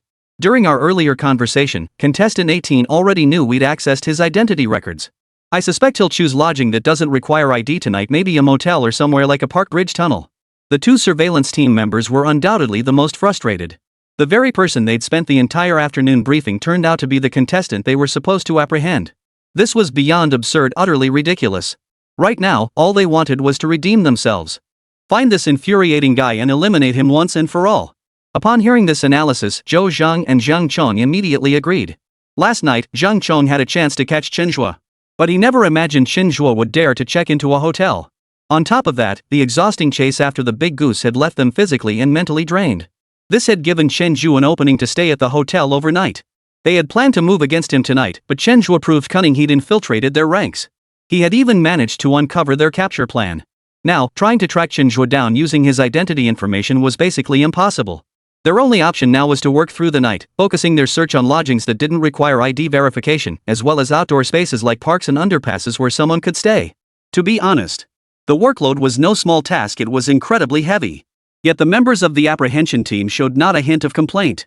Instead, each of them was fired up with determination. No wonder. Chen Zhe's actions were just too infuriating. They simply couldn't rest until they caught that despicable bastard. With the assistance of the Sky Eye system, they could pinpoint a general area. This significantly reduced the workload of their search. As they launched a new round of investigations, Chen Zhe hailed a private car. His destination was the very place where fake documents were produced. Truthfully, Chen Zhe had plenty of other options for accommodation. For instance, he could have sought out private lodgings or simply rented an apartment outright. But Chen Zhe chose none of these options. Instead, he intended to have a fake ID made. In the current climate, everyone assumed that counterfeit document operations no longer existed. Little did they know that where there's demand, there's a market and someone willing to take the risk. Since this is a program focused on crime prevention and combating criminal activities, appropriately exposing some criminal undercurrents is indeed necessary. It must be said that Chen Zhe's actions were perfectly aligned with the show's theme. Chen Zhe almost wanted to give himself a thumbs up for this move. A private car? Interesting. Xia Yanan was genuinely surprised by the mode of transportation Chen Zhe had chosen. With him, there was never any fixed thinking. Any wildly imaginative idea could become reality through him. Though the show had only been filming for 2 days, the shockwaves Chen Zhe sent through him were unprecedented. If Chen Zhe were truly a criminal, catching him would be no easy feat. After all, his actions were utterly unpredictable. Moreover, he could tell that every move Chen Zhe made was restrained. If he were to truly let loose and disregard all consequences, the metropolis would likely be in utter chaos by now. Chapter 25, Bait and Switch? Chen Zhe got out of the car in front of a locksmith shop and knocked on the door. Knock knock knock. Knock knock knock. The repeated knocking yielded no response whatsoever. Anyone there? I'm here to fix a lock. The shout echoed into the void, met with utter silence. Chen shook his head helplessly and pulled out a keyring, seemingly produced from nowhere. He straightened the keys by hand, then picked up a nearby brick. After a couple of taps, he returned to the locksmith shop in trance with the straightened keys. He inserted the keyring into the lock cylinder of the rolling door and effortlessly unlocked it. Without hesitation, he pulled the door up and walked inside decisively. Witnessing this scene, all 4 guests were stunned. Opening someone else's door lock without permission, that's a crime, right? Zhao Donglai exclaimed in disbelief. Strictly speaking, it does constitute a crime. But this show is all about simulated escapes. As long as it's not completely outrageous, it's within the rules. Host Zhou Dan offered an explanation. To make it as close to real-life situations as possible, the production team had set fairly lenient conditions. As long as no casualties were caused and no irreversible major impact on society occurred, any methods employed by the contestants were considered acceptable. After all, real criminals are capable of anything. Since this simulates a criminal's escape scenario, it must be as realistic as possible. Only in this way can the public truly grasp the issue, and only then can genuine criminals be effectively deterred. This technique looks professional no matter how you look at it. Are you sure he's just a college student? Zhang Weiguo voiced his own doubts, once again questioning Chen Zhe's identity. The production team rigorously vets every contestant's background, there's no need to doubt that. Although Zhou Dan was also somewhat surprised by Chen Zhe's technique, she was well aware of his background. If genuine criminals were infiltrating this show, it would fundamentally alter the nature of the program. This point, the production team was well aware of this. What's he doing at the locksmith shop anyway? Could he be planning to spend the night here? Li Shiqing voiced her confusion, baffled by Chen Zhe's actions. Seems like the only explanation. But why get a lock opened when he could have done it himself? Xia Yanan agreed. For now, this seemed the most plausible explanation. As for why he chose this particular spot, she hadn't figured that out yet. Chen Zhe entered the locksmith shop, where a heavy-set man lay sprawled on a bed, fast asleep. His snoring was deafening, it felt like any louder noise could bring the whole place crashing down. Smack! Chen Zhe pulled out a 1,000 yuan bill and smacked it right across the man's face. Ha! The man jolted awake, staring at Chen Zhe in sheer terror. Who are you? What do you want? How did you get in? Chen Zhe ignored him, pointing at the 1,000 yuan bill. Get me a fake ID. The fat guy looked completely baffled. Dude, you've got the wrong place. I'm a locksmith, not a counterfeit document dealer. Chen Zhe grew impatient. Cut the crap. If I found my way here, you think I don't know what you're up to? Just hurry up. With that, Chen Zhe pulled out another 1,000 yuan and slammed it down on the table. 2,000. Deal or no deal? The fat man looked at Chen Zhe, his expression suddenly turning serious. Buddy, what VE you gotten yourself into? You should know that making fake documents without authorization is illegal. I can help you make it, but I need to know what you've done wrong. Chen Zhe chuckled. Murder. Wanna verify it? The fat man shuddered, shaking his head like a rattle. No need for that. I'll do it right now. With that, the fat man pulled open a drawer and took out a camera. I need your photo. Chen cooperated fully as the photos were taken. The fat man then took the captured images and began editing them on the computer. In about half an hour, a brand new ID card was ready. Bro, making and selling fake IDs is illegal. You can't do this again, got it? Hearing Chen Zhe's earnest warning, the fat guy froze for a moment. Dude, I'm just making fake IDs. You're the one who's killed someone, and now you're lecturing me? Chen Zhe flashed an innocent smile. Sorry, bro. I tricked you earlier. I'm actually a contestant on the National Challenge show. You've probably heard of it, right? At those words, The fat man's expression changed instantly. Why didn't you say so earlier? This is entrapment, you know? Chen looked utterly innocent. No way. I genuinely need you to make me a fake ID. Besides, you're no stranger to this line of work. What I'm doing is evidence gathering at most. How could it be entrapment? Bro, you're taking the law way too lightly. If the government's running a show like this, it shows their determination to crack down on crime is stronger than ever. Even if I don't expose you today, you'll get caught sooner or later. Honestly, I'm doing you a favor. I'm out. Hope we cross paths again someday. Chen waved goodbye to the fat man and turned to leave with a flourish. The fat man slumped back into his chair, his face etched with regret. Everyone else, now realizing exactly what Chen Zhe had been up to, stood there dumbfounded. It had to be said Chen Zhe's move was utterly ruthless. On the surface, it seemed he was using this method to crack down on illegal activities. In reality, he was using this method to pave the way for his subsequent moves. The task force had no idea about this fake identity. The person who helped him forge the ID was sent straight to the police station. This development undoubtedly complicates the task force's ongoing investigation. By the time they uncovered the truth, Chen Zhe would likely have already used this fake identity to lead them on a wild goose chase. Yet amidst the shock, numerous questions arose. How did Chen Zhe even know about this place? This was clearly criminal activity, yet Chen Zhe seemed fully aware of it. Now, more and more people were becoming curious about Chen Zhe's identity. Could he truly be just an ordinary college student? If every ordinary college student were like this, then the problem of contemporary college graduates struggling to find employment would seemingly cease to exist. After all, any one of these individuals could easily come up with 10,000 ways to make money. Chapter 26, The Viral Sensation, Playing It Low-Key? Fatso's fate was obvious. Producing and selling fake certificates in front of millions of live viewers, even Zhang San would have to admit to that crime. When Fatso was arrested, he wept bitterly. Guys, whatever you do, don't break the law. No matter where you are, you won't escape justice. Fatso's heartfelt plea became the show's best promotional slogan. With such a cautionary tale, both current criminals and those contemplating crime will surely feel a pang of doubt. The state's resolve to crack down on crime seems to be more than just empty talk. As the most instrumental figure in this arrest, Chen Zhe exemplified the true meaning of dedication. He didn't seek credit or demand any reward. He simply took the counterfeit documents he'd produced and quietly departed. With his newly acquired substantial income, Chen Zhe's living standards rose once more. He headed straight to the hotel where the production crew was staying and booked a room without hesitation. Seeing this move, everyone was stunned once more. This guy, Chen Zhe, was playing by his own rules. Is this even an escape? Or is he just pure and simple enjoying life? Even Yan Ming, the show's executive director, was taken aback by Chen Zhe's actions. This guy's thought process is truly one of a kind. Every decision he makes is beyond imagination. Looks like tonight's pursuit team is destined to come up empty-handed again. After checking into the hotel, Chen Zhe lay on the bed watching TV. Since modern televisions are all connected to the internet, the production team's live broadcast was naturally visible. Chen ordered a mountain of food at the hotel, completely transforming himself into a detached spectator. Meanwhile, on Weibo, currently the social media platform with the highest daily active users, the top trending topics were all dominated by the production team of the show, National Challenge. More accurately, they were dominated by contestant number 18 from the National Challenge team. Contestant number 18 pulls off an unbelievable stunt, making the capture team look like fools. No way out? Contestant number 18 gives live crime escape tutorial. The production team's wrecking crew arrives. Contestant number 18's performance is utterly hopeless. Earn 500,000 in one afternoon. Contestant number 18 teaches how to make quick money. Heartbreaking for the pursuit team. This criminal is terrifying. The top trending topics on Weibo all revolve around Chen Zhe. Amidst such high discussion volume, more and more people began paying attention to contestant number 18, wanting to know exactly what he had done. Short video creators also spotted the massive traffic potential. Everyone's editing focus was locked squarely on Chen Zhe. Within just 2 days of the show's premiere, Chen Zhe had become a bona fide internet sensation. Amidst this intense attention, Chen Zhe's reputation points kept climbing.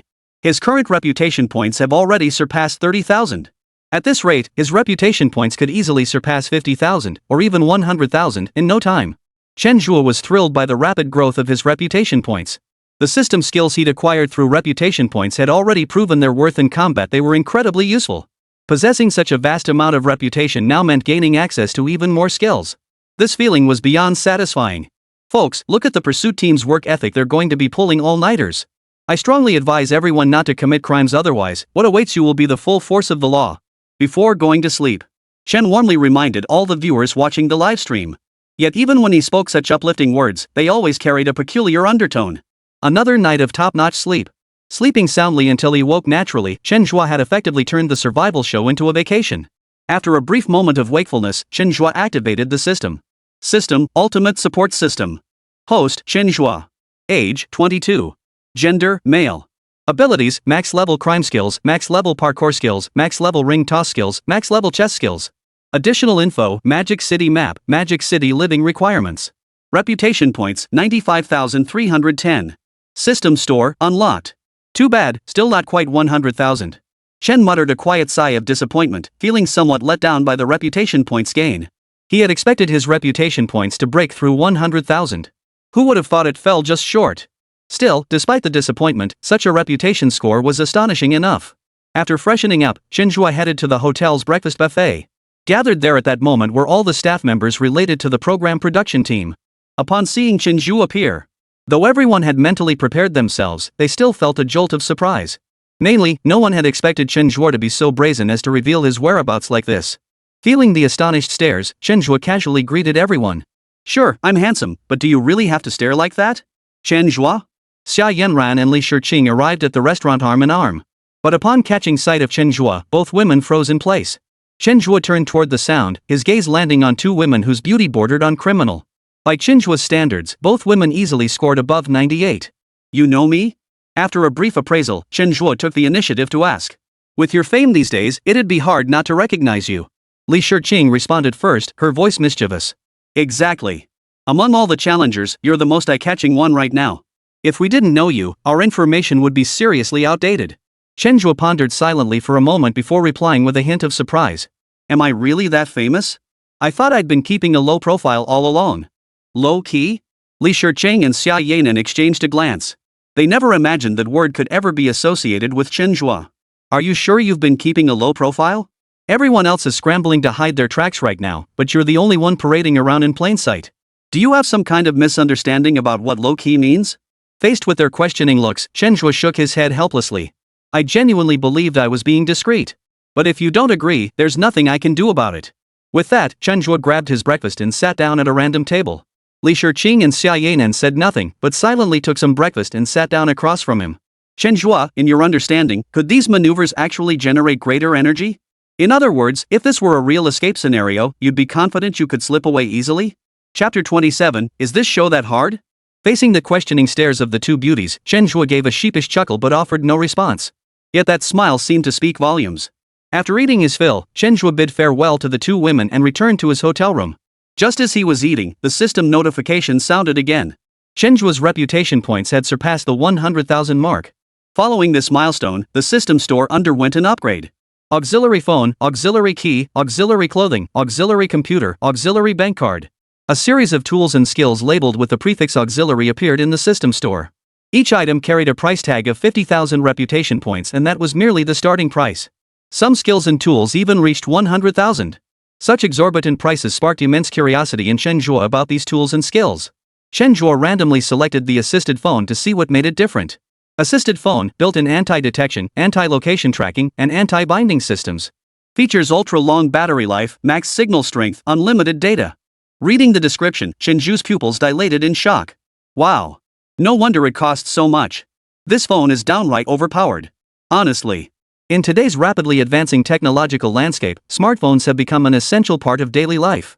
Many people can't even go a day without using their phones, even skipping just a morning without touching one feels unbearably agonizing. Chen Zhe may have participated in the National Challenge program and become a contestant. He still harbors some attachment to his phone.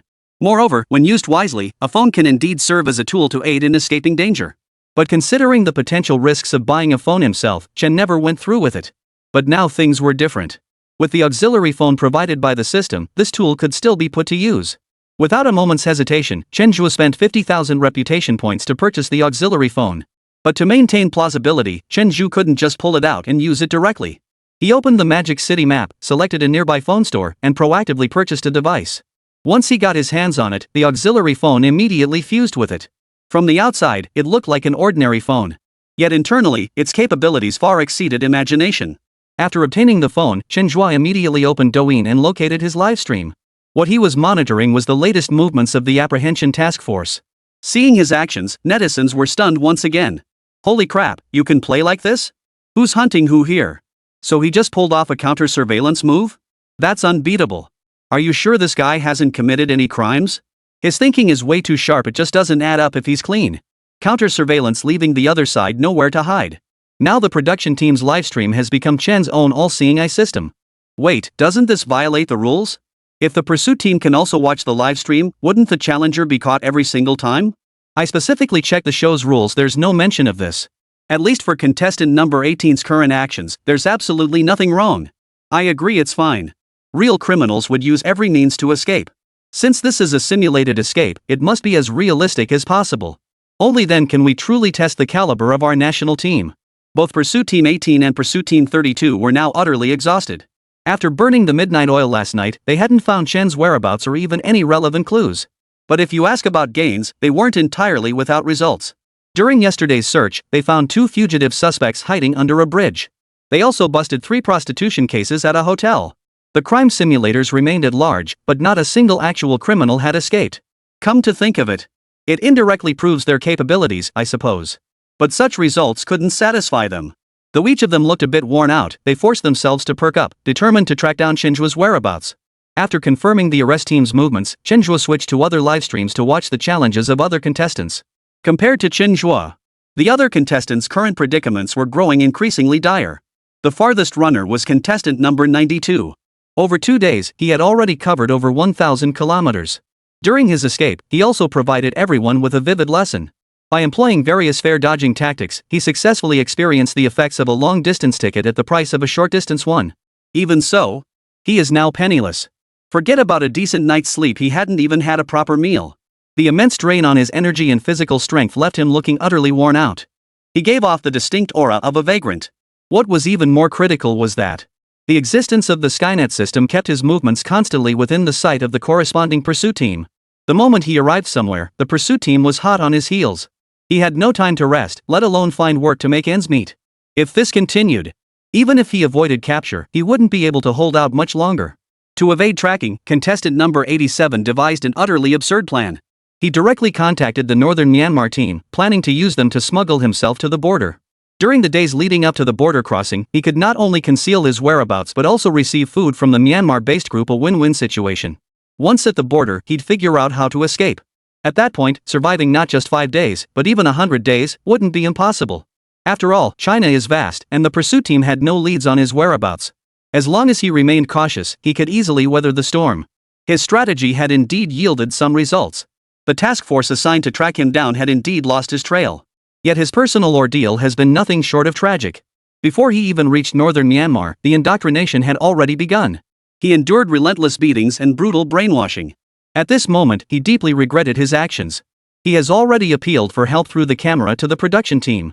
For him, whether he gets eliminated or not no longer mattered, survival was the only priority. The other contestants were suffering even more than him. Their confidence in completing this challenge show continued to plummet. Watching everyone's ordeal unfold, Chen was utterly perplexed. Is this show really this difficult? Why does it feel so easy to me? Chapter 28. Did the pursuit team cheat? Or are they just quitting? Hearing Chen Zhe's backhanded remarks, netizens couldn't help but roll their eyes in disdain. Everyone else is here to take the challenge seriously, are you? This is clearly a case of you coming in to dominate with overwhelming skill, isn't it? Chen Zhe stretched lazily before shutting off the screen. At this moment, held over 500,000 in cash. This sum was more than enough to sustain him comfortably for the foreseeable future. But he kept only 10,000 yuan for himself, transferring the rest to his mother's account. Chen Zhe never ceased to worry about his mother's condition. When he linked the system, he had already made arrangements with it. He had made arrangements with the system that any money he earned could be transferred through it. These funds would then appear in his mother's account from before his journey in a perfectly legitimate manner. Should anyone in this world investigate, they would find no irregularities whatsoever. From the public's perspective, the transfers Chen Zhe made were simply going to his mother. Everyone was baffled by Chen Zhe's transfer activities. According to their logic, Chen Zhe, possessing such substantial funds, could undoubtedly leverage this capital to advance further and earn even more. Yet he transferred it without a second thought. What on earth was he trying to achieve? It was indeed intriguing. Considering Chen Zhe's rapid money-making pace, such a transfer seemed to have little impact on him. The relentless pursuit team was on the verge of exhaustion, yet they still hadn't found Chen Zhe's whereabouts. Out of options, the pursuit team adopted an alternative approach, gathering information from the public. Though this approach carried a hint of foul play. After all, the public was privy to Chen Zhe's real-time movements. However, in standard criminal apprehension operations, gathering intelligence through such channels was indeed a common practice. Public support for the task force remained exceptionally high. From the moment they conceived this strategy, the relevant phone lines remained constantly busy. With the enthusiastic support of these citizens, Chen Zhe's whereabouts were once again pinpointed. However, just as the target was locked in, the main livestream channel for the nationwide challenge was flooded with a barrage of abuse. What the hell? Has the pursuit team lost its mind? This is blatant cheating. Exactly. Where's the fairness in this? Unless the contestants turn off their streams, their locations will remain locked. If that's the case, why not just attach trackers to these players? I'm speechless. Can't catch them? Just cheat instead. Today's been an eye-opener. For such a big show, couldn't they be more professional during casting? How could they let blatant cheating like this happen? Countless netizens began voicing their outrage on Chen's behalf. They felt he was being singled out. The pursuit team's actions now bordered on indirect cheating. If such practices were allowed, it would be utterly unfair to the contestants. Faced with a deluge of criticism and countless insults, the show's host, Joe Dan, promptly addressed the matter with a response to the audience. To all viewers watching this live broadcast, I see your feedback, and the production team sees your feedback too. I feel it is both necessary and my duty to explain this to everyone. First, this is a simulated escape program. While it's simulated, every element of this show is designed to be as close to real combat as possible. In real-world scenarios, criminals and law enforcement are inherently unequal. Criminals harm citizens' interests and impact ordinary people, so apprehending them requires employing every feasible means. Seeking information from the public is one crucial method. This program's purpose is to demonstrate the nation's resolve in combating crime and to instill a sense of security in the public through the efforts of relevant law enforcement teams. While this program's approach to gathering information may seem overly direct, effectively revealing contestants' locations, remember that real criminals face precisely this treatment after committing crimes. Our country is governed by the people, so it's perfectly justified for citizens to participate in apprehending criminals. After hearing this explanation, the netizens' anger gradually subsided. They also began to understand the challenges faced by national law enforcement agencies. The duty of these relevant teams, in essence, is to protect the interests of the people. Therefore, it is perfectly reasonable for them to appropriately solicit information from the public and collaborate with citizens to combat crime. Seeing the shift in netizens' attitudes, Joe Dan breathed a sigh of relief. Truth be told, there is sometimes a contradiction between law and morality. Many criminals may have broken the law, yet they upheld moral principles. Is it right or wrong? It's actually very difficult to judge. But precisely because of this, a standard of measurement, a corresponding yardstick. Otherwise, the entire society would descend into chaos. Since we have this legal education program, it must establish the right values for everyone. The pursuit team, having re-established their position, was fully revitalized once more. Having endured consecutive setbacks, they'd had more than enough. This time, no matter what, they would make sure Chen Zhe couldn't escape. At this moment, Chen Zhe was scouting for new business opportunities at a billiards hall. The sport of billiards was incredibly popular, especially among teenagers and middle-aged adults who were exceptionally devoted to it. To stimulate spending and fuel enthusiasm for the game, bills are posted in every pool hall. However, those truly familiar with the industry know well. The so-called huge prizes are virtually unattainable for ordinary players. Every billiards hall that hosts such events employs professional players. Their skill levels approach or even reach professional standards. The difficulty of taking the prize money from them is self-evident. Of course, that's for everyone else. For Chen Zhe, who possessed the system, such prizes were tailor-made for him. That's how it is. Chen Zhe had come here for the ultimate 50,000 yuan grand prize. After paying the 200 yuan entry fee, Chen Zhe opened the system store. Given the popularity of billiards, the corresponding skill prices were naturally higher. To achieve max-level billiards proficiency, one needed 50,000 reputation points. To be honest, purely from a cost-effectiveness perspective, the skill he exchanged this time offered worse value than the chess skill he'd acquired last time. However, from a long-term strategic perspective, the subsequent returns from acquiring billiard skills will undoubtedly far exceed those from chess skills. Understanding this, Chen Zhe exchanged for the max-level billiard skill without hesitation. Now, had gained a completely new understanding of this skill, both physically and mentally. Not only could he now hold his own against semi-professional players, even if the world's top-tier billiards masters arrived, Chen Zhe was confident he could go head-to-head with them and his chances of winning were even greater. Chapter 29, A Truly Dead End. Team Leader, it's confirmed Player 18 is currently inside Player 1 Billiards. Downstairs at Player 1 Billiards, Zhang Chong led the Task Force 18 team, having arrived silently. At the same time, the surveillance team also relayed information they had spotted Chen Zhe inside the hall. Zhang Chong held his position, waiting for the arrival of the number 32 apprehension team. About 5 minutes later, Zhou Zhang led the number 32 apprehension team into Zhang Chang's line of sight. Team leader Zhou, we can confirm player 18 is inside player 1 billiards. But I think this time, we can't act rashly. We must devise a meticulous plan to ensure absolute success.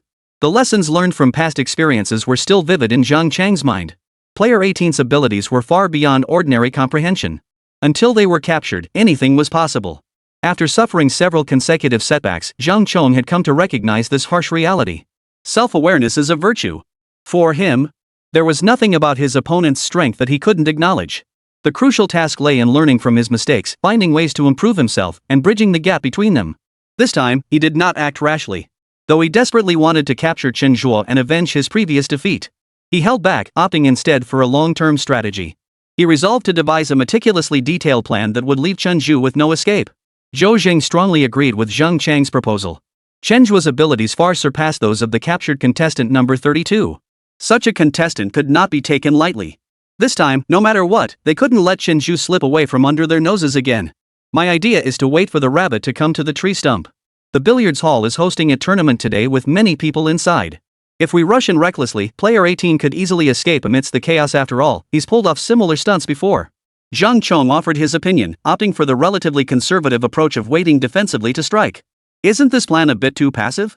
While we can monitor player 18's movements comprehensively, we're missing the chance to strike first. If player 18 realizes something's amiss during this period, our so-called waiting game could easily become a missed opportunity. Zhou Zheng countered this perspective with a different viewpoint. Waiting defensively to attack meant completely relinquishing the initiative. If contestant number 18 cooperates, it's manageable. Once the enemy catches on, they'll have plenty of ways to escape. In my opinion, we should use the tactic of trapping them inside. Player 1 billiards hall has 2 doors, front and back. If we seal both entrances, player 18 will have no escape route. Then, no matter how cunning he is, faced with no way out, he'll have no choice but to surrender. While refuting the suggestion, Zhou Zhang also voiced his own plan. Better to strike proactively than wait passively for disaster. Truthfully, they had a golden opportunity to capture Chen Zhe at the restaurant last time. They just hadn't anticipated Chen Zhe hiding above the doorway, which gave him the chance to escape. But he clearly wouldn't make the same mistake twice. This time, once they entered and locked both doors, he would have no escape route. Capturing Chen Zhe would then be merely a matter of time. Zhang Chong glanced up at the billiard hall's layout and spoke hesitantly. But what about these windows? We don't have a huge number of people. If player 18 escapes through a window, what then? Zhou Zhang also fixed his gaze on the windows. Bro, player 1 is on the 6th floor. You don't seriously think player 18 could escape from here, do you? Zhang Chong nodded solemnly. I think it's possible. Don't forget, last time he scaled the restaurant gate with ease. That kind of skill is something neither our team nor yours possesses. This guy is far stronger than we imagined. We must consider every possible escape route. We can't give him even the slightest hope. Hearing Zhang Chang's words, Zhou Zhang fell silent. The two gathered all their team members together to discuss the final capture plan. 3 heads are better than 1. With so many minds pooling their wisdom, they were certain to devise the optimal capture plan. Meanwhile, the 4 guests in the main livestream studio also began discussing the current predicaments of the 2 capture teams. As the show's host, Zhou Dan took the initiative to broach the topic. She first turned to Zhao Dong, who possessed extensive criminal investigation experience, and asked, Captain Zhao, if you were commanding the operation right now, what approach would you take to ensure this arrest goes off without a hitch? Facing Zhou Dan's inquiry, Zhao Donglai replied with confidence. If I were the commander, I believe the simplest and most effective approach right now would be to adopt the corner the dog strategy Zhou Zhang mentioned. By controlling both escape routes, Subject 18 would be trapped like a bird in a cage, no chance of escape. As for escaping through the windows, I believe we should make this a primary objective from the very start of the operation. Meaning that once everyone reaches the billiard hall, the first priority is to secure all the windows. Only after all windows are under control should the actual capture proceed. In such a confined space, we don't need many personnel for the capture. Even with just 3 or 5 people, we can easily apprehend the target. After listening to Zhao Donglai's explanation, Zhou Dan nodded thoughtfully. She then turned her gaze to Zhang Weigua. Captain Zhang, if it were you, what approach would you take? If it were me, I'd probably choose Zhang Chang's approach. While this approach is somewhat passive, one thing is certain, the target is in plain sight while we remain concealed. This is a significant advantage for the apprehension. With sufficient patience, once the target emerges, the corresponding arrest will proceed without a hitch. Moreover, this approach is our most frequently used method along the border. It's proven effective time and again. After the 2 professionals shared their opinions, Zhou Dan turned his gaze towards Xia Yanran. If I were in charge, I'd try to establish communication with the billiards hall owner. I'd seek their cooperation to ensure the target wins and collects the prize money. Then, during the prize collection process, we'd set up an ambush for the arrest. Xiai Ran's approach effectively combined the strengths of both methods. For now, it seemed like the most ideal capture method. After hearing all three opinions, Zhou Dan turned his attention to Li Shiqing. I think all three of you have made excellent points. You've even covered what I was going to say. Now I'm more focused on putting myself in player 18's shoes to see how they could escape the situation. So have you thought of a way to escape? Li Shiqing shook her head helplessly. No. Given the current situation, it seems like there's truly no way out. Chapter 30, Sympathy for me?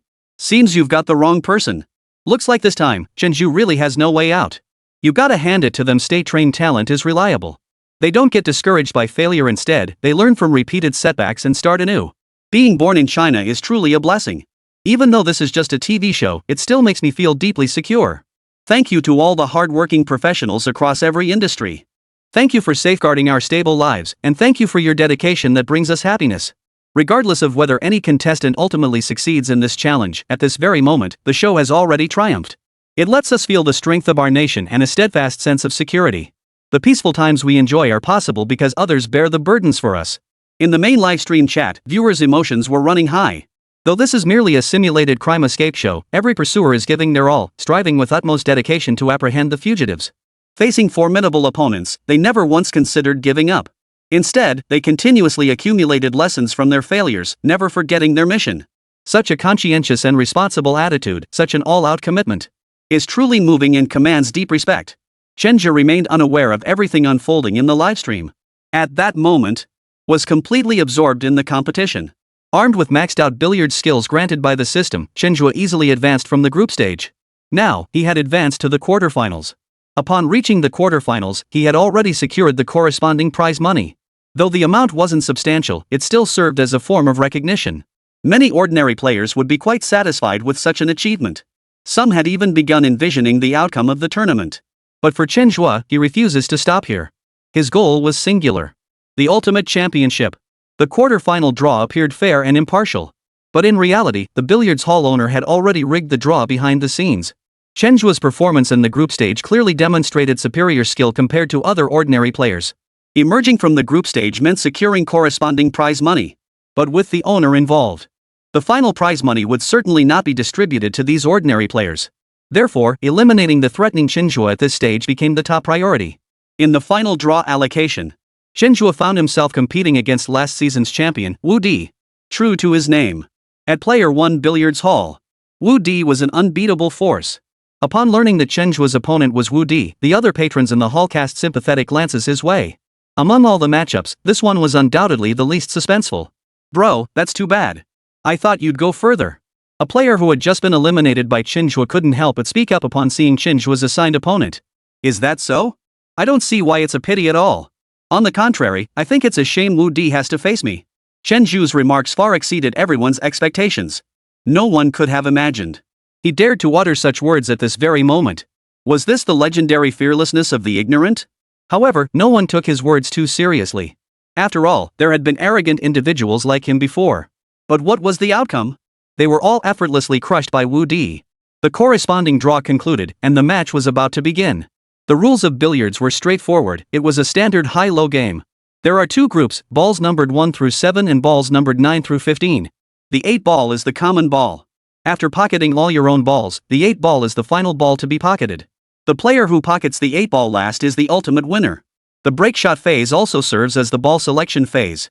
The player whose ball is the most advanced, whether high or low, will play the ball from the corresponding pocket. After rock paper scissors, Wu Di took the first shot. His skill is truly formidable. On this opening shot, he sank the 9 ball and then opted for the high number zone, sinking 5 balls in a row. Had the other 2 balls not been positioned near the edges, sinking 7 balls in one go or even clearing the table wouldn't have been impossible. Having completed the run, he radiated extraordinary confidence. Now Chen had to pocket balls 1 through 7. But the position of each ball was less than ideal. Making 1 or 2 would already be quite good, let alone catching up to Wu Di in one go. Yet Chen Zhe's subsequent execution left everyone present utterly speechless. Despite the unfavorable positions of every ball, he demonstrated precise control over their trajectories and landing points. Using the collisions between balls, he managed to force each poorly positioned ball into an ideal spot. As one ball after another dropped into the pocket, Chen Zhe astonishingly cleared all 7 balls in one go. Now, all he needed to do was pocket the black 8 ball to win this round. However, the black 8 was now positioned against the rail, with an opponent's ball blocking its path. Sinking it in one shot seemed nearly impossible. Wu Di's expression shifted slightly, but he remained composed. He remained confident in his upcoming moves. If Chen gave him the chance, he was absolutely certain he could clear the table in one shot. And judging by the current situation, that opportunity was definitely within reach. Facing the final ball, Chen Zhe handled it with remarkable composure. He didn't rush his shot, instead continuously searching for the optimal striking angle. After continuous observation, Chen Zhe finally identified a favorable path for the ball. Then he made a decision that surprised everyone. Instead of directly targeting black 8 with the white ball, he played it to the opposite side of black 8. He intended to use the rebound to find a better angle to strike black 8. To be honest, it was a brilliant idea, but executing it was exceptionally difficult. Not only for these amateur billiards players, but even for true professional players. Wouldn't necessarily be able to pull it off. After watching Chen make his shot, Wu Di immediately stood up with his cue in hand. In his eyes, the opportunity he'd been waiting for had finally arrived. Yet what unfolded next left him utterly stunned. After rebounding, the cue ball struck the black 8 with pinpoint accuracy. The black 8 ball, struck by the white ball, moved swiftly. And its final destination? The bottom corner pocket. The entire venue erupted the moment the black 8 ball dropped into the pocket. A miracle had truly occurred. Chen Zhe defeated Wu Di, the strongest player here, with an exceptionally dominant break that cleared the table. Now, recalling Chen Zhe's earlier remarks, the crowd's sympathetic glances shifted toward Wu Di. Turns out, Chen Zhe hadn't been joking at all. In this showdown, it was Wu Di who truly deserved sympathy. Chapter 31 concluded no miracles this time. The pool hall owner never imagined this outcome. Facing the current situation, the owner's face turned grim. But with so many people watching, he had no choice but to accept it gracefully. Still, he clearly didn't intend to let future matches proceed without intervention. Wu Di, the hall's top player, had just been defeated. If he didn't take some measures, today's prize money would simply be handed over to someone else. After careful consideration, the boss's eyes lit up. Alright, everyone, I've got something come up today, so the tournament won't be able to proceed as scheduled. But it's definitely not over, we'll pick up right where we left off tomorrow. To compensate those who've advanced, I'll personally cover 1,000 yuan per person. Plus, tomorrow's prize pool will be doubled from the original amount. As for those who didn't advance, today's competition will still offer a 50% discount on all items. My apologies, everyone. I truly have urgent business to attend to. I'll be heading out now. The boss looked quite flustered and left before anyone could react. The employees stared blankly at the boss's sudden departure. By normal procedure, even if the boss left, the competition could still proceed.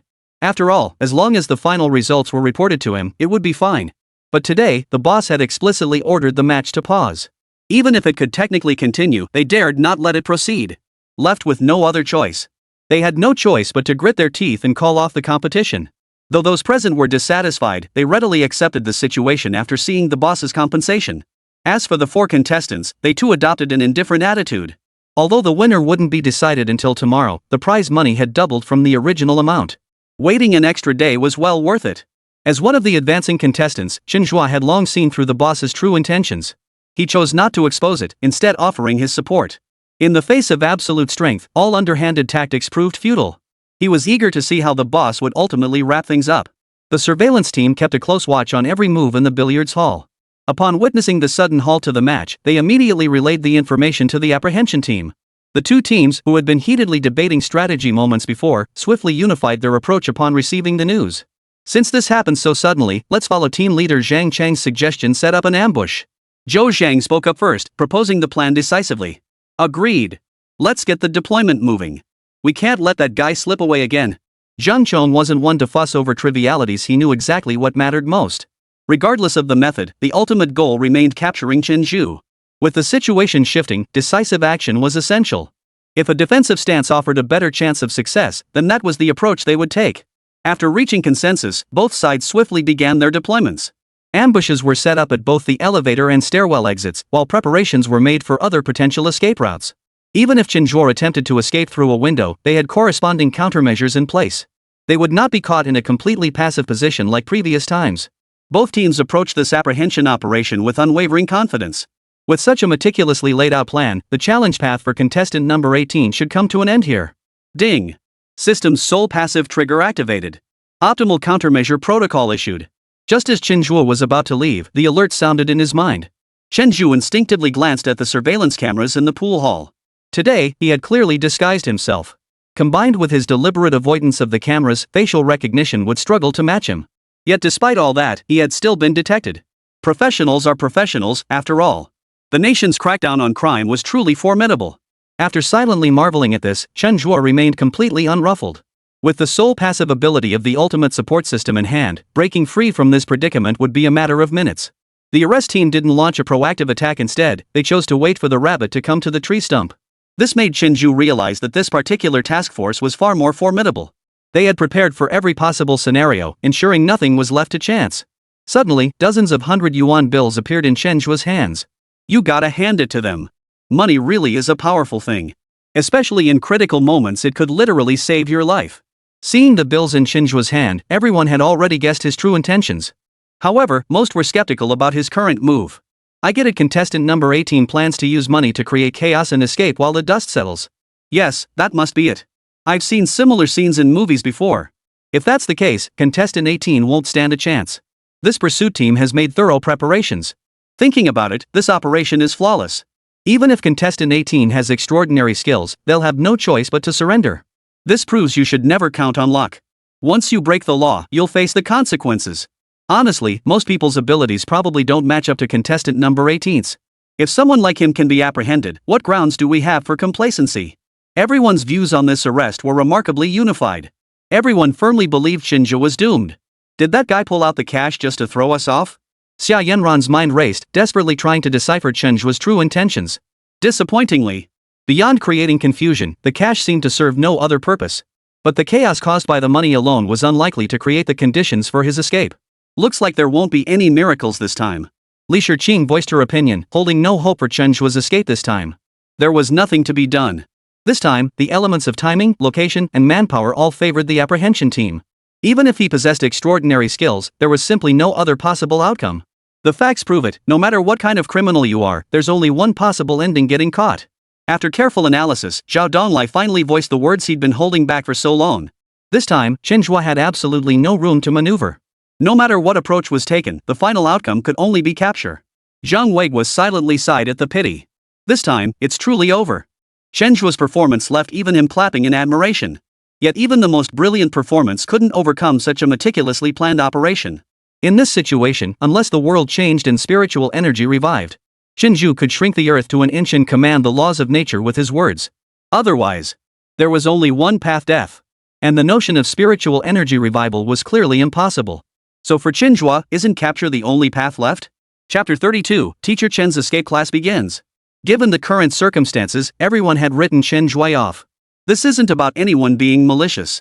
Rather, given his current predicament, there truly seemed no way out. As the person directly involved, Chen Zhe remained unaware of everyone's thoughts. Even if he did, it wouldn't faze him in the slightest. The inescapable predicament facing others does not mean he cannot escape. Today, he is another day as Teacher Chen. He was ready to deliver a vivid lesson to everyone. According to the system prompt, the elevator's current descent speed is 1 meter per second. The floor where player 1 billiards is located is 20 meters above the first floor. This means it takes 20 seconds to reach the first floor via elevator. Today's weather is persistently clear with a wind speed of 3.9 meters per second, a gentle breeze that causes small branches to sway slightly. In such weather, air resistance has a certain impact on the coin's descent.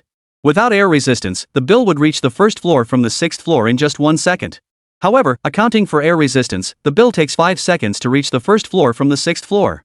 Once you understand all the variables at play, any variable can become your most powerful ally. Chen casually picked up 2 large balloons used for celebrating the competition and stuffed all the bills inside. After doing this, he blew up the balloons again. Simultaneously, he strung the balloons together with yarn and placed them outside the window. He tied the other end of the balloons to the window handle. He also adjusted the window's position. Up to this point, no one could figure out what Chen Zhe was up to. Then, the moment everyone stepped into the elevator, he calmly entered as well. The elevator could hold a maximum of 15 people. Chen Zhe had just counted them exactly 15. After entering, someone had already pressed the button for the first floor, and the elevator began descending. At that very moment, every member of the apprehension team was on high alert. All preparations for the arrest were complete. Boom! Boom! Suddenly, the successive sounds made everyone instinctively look up at the upper floor. Immediately after, 2 large wads of cash drifted down from the 6th floor. Just as the elevator neared the ground floor, the bills came into everyone's view. The moment they saw the money, everyone's first thought was to rush and grab it. Money. Whose money is that? With that thought, the crowd rushed out of the elevator and sprinted toward the descending elevator. The apprehension team stationed at the entrance was caught off guard by the sudden surge of people. They instinctively tried to block the way, but the people in the elevator denied any involvement. In their minds, this was a deliberate attempt to block them from collecting the money. As the situation threatened to erupt into conflict, Zhang Chong acted decisively, revealing his identity. This was an opportunity that came once in a lifetime. No matter what, he had to apprehend Chen Zhe this time. He couldn't let him evade justice again. The moment he revealed his identity, the previously restless crowd fell instantly silent. Everyone cooperated with the investigation, shedding their earlier defiant attitudes. The arrest team swiftly conducted a thorough search of all individuals inside the elevator. Disappointingly, contestant number 18 wasn't among them. Not present? Everyone's faces were filled with utter disbelief at this outcome. According to the latest update from the surveillance team, Chen Zhe had indeed entered the elevator. So why wasn't Chen Zhe appearing in the elevator now? Zhang Chang's expression shifted as he instantly recalled Chen Zhe's special ability. He immediately scanned the area above the elevator, searching for Chen Zhe's figure. Unfortunately, Chen Zhe was nowhere to be seen inside the elevator. Team leader Zhang, did you catch him? Zhou Zhang's inquiry rang out at that moment, his voice carrying an unprecedented sense of anticipation. No. He's vanished. Gone? Upon hearing the news, Zhou Zhan was completely stunned. Are you certain the person is gone? Or is he hiding somewhere? The elevator's space is extremely limited. There's absolutely no way to hide in there. I've already led a thorough search with my team. He's just gone. Zhang Chong understood what Zhou Zhan was trying to convey. But the undeniable truth was that Chen Zhe was gone as if he'd vanished into thin air. He must be hiding somewhere. We absolutely must not act rashly or we'll fall right into his trap. After careful analysis, Zhou Zhang offered his opinion. This line of thinking coincided perfectly with Zhang Chang's own.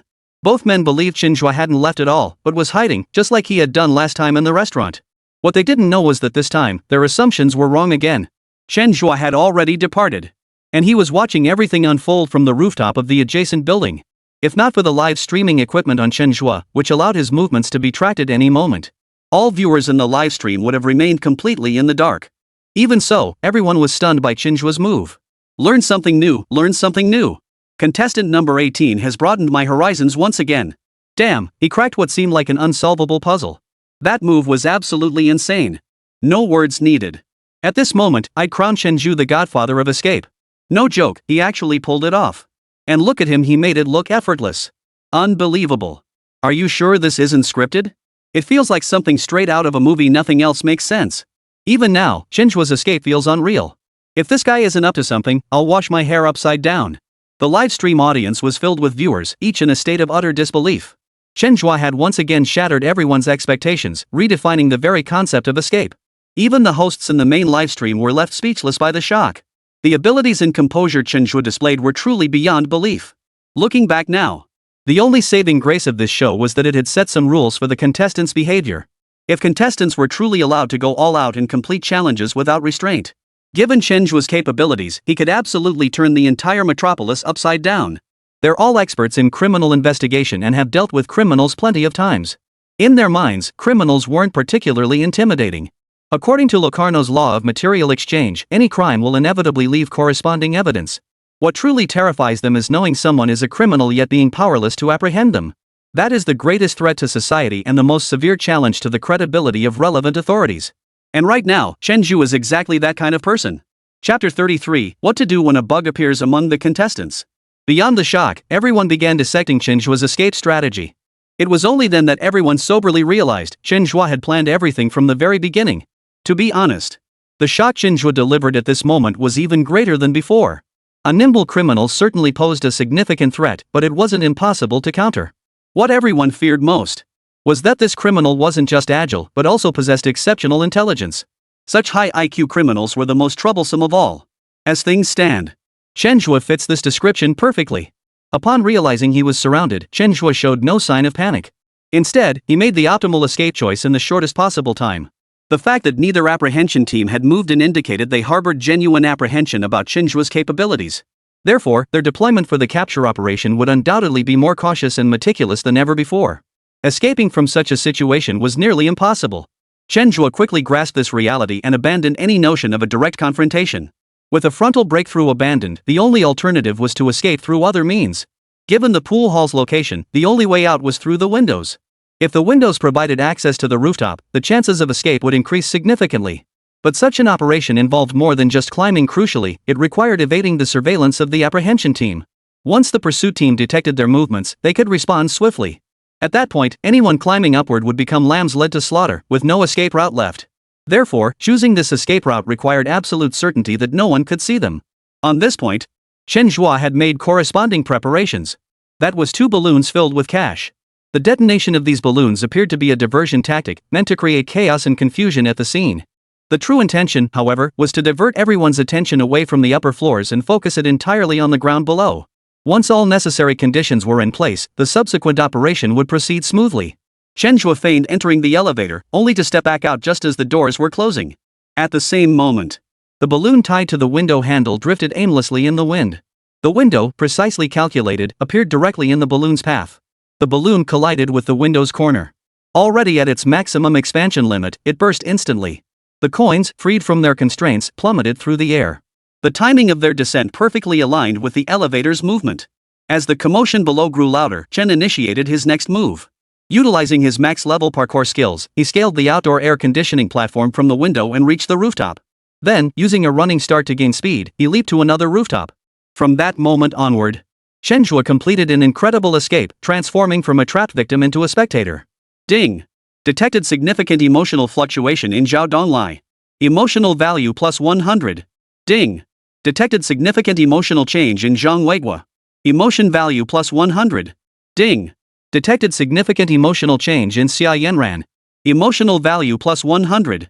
Ding! Detected significant emotional change in Li Shiqing. Emotional value plus 100. Chen Zhe stood atop the building, the constant chime of notifications ringing in his mind. And at this very moment, Chen's craving for emotional fulfillment grew more intense. To be honest, this escape had been genuinely perilous. Had the apprehension team been just a bit more thorough, he would have had no choice but to surrender. This sense of losing control over the situation left Chen Zhe feeling deeply unsettled. For him, he preferred to keep the situation firmly in his grasp, holding the initiative himself. This passivity introduced far too many uncertainties. No matter the situation, the worst thing one could do was to harbor any sense of complacency. Otherwise, one would inevitably reap what one sowed. Chen was confident, but not blindly arrogant. The pressure from the apprehension team still weighed on him. Moreover, he could sense that the other side was constantly striving to improve. This confrontation would only grow more perilous. Only by finding ways to enhance his abilities and enrich his skills. To remain fully capable in any situation. Zhang Chong and Zhou Zhang, the 2 leaders of the apprehension team, were both visibly agitated.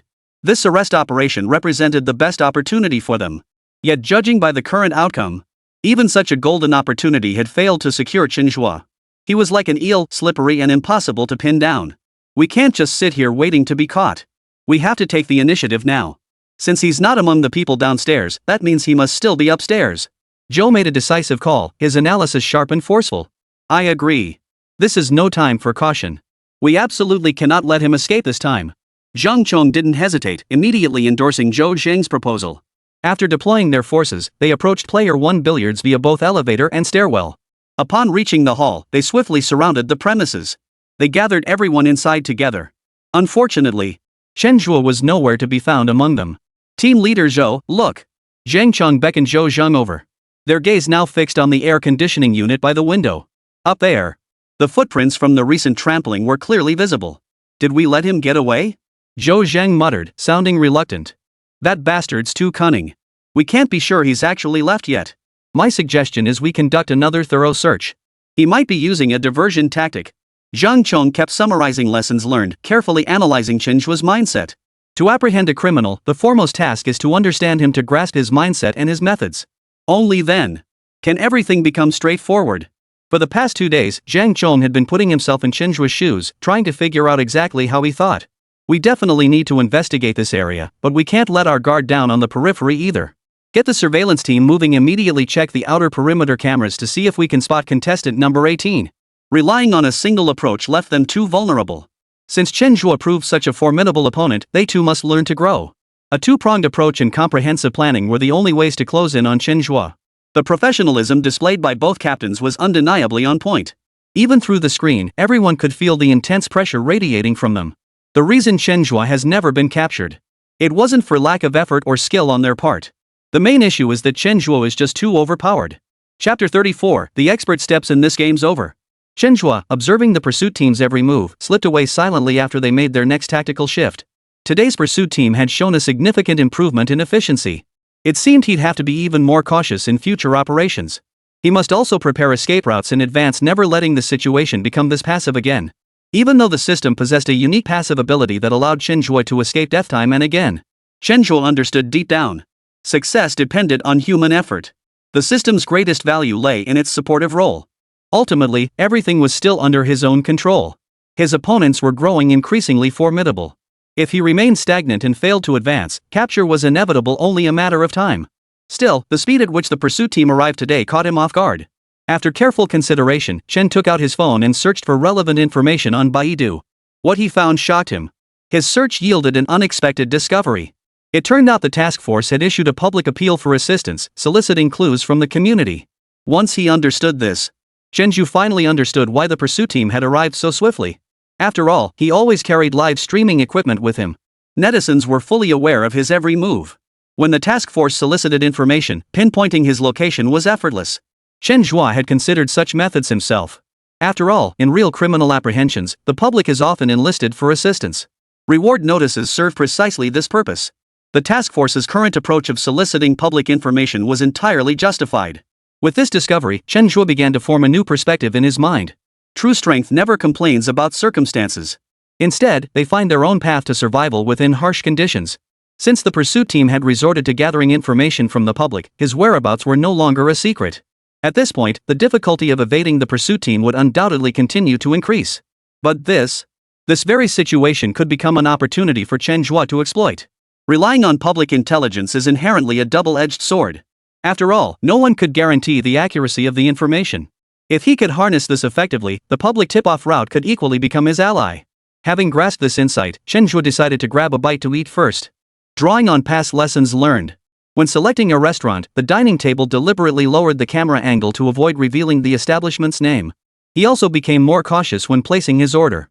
Now, even if netizens knew his whereabouts, they'd only see that he'd entered a restaurant. But which specific restaurant it was, or even the street it was on, remained completely unknown.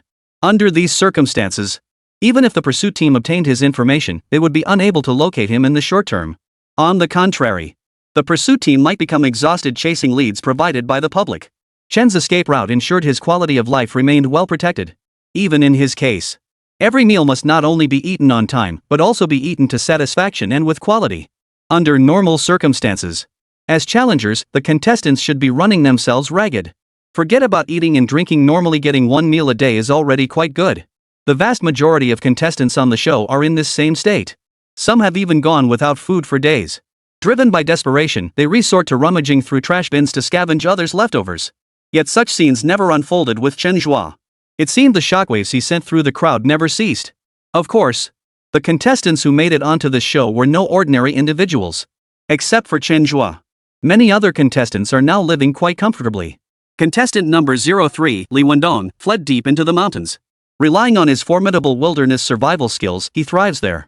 Though the living conditions are a bit harsh, it's simply unrealistic for the capture team to find him anytime soon.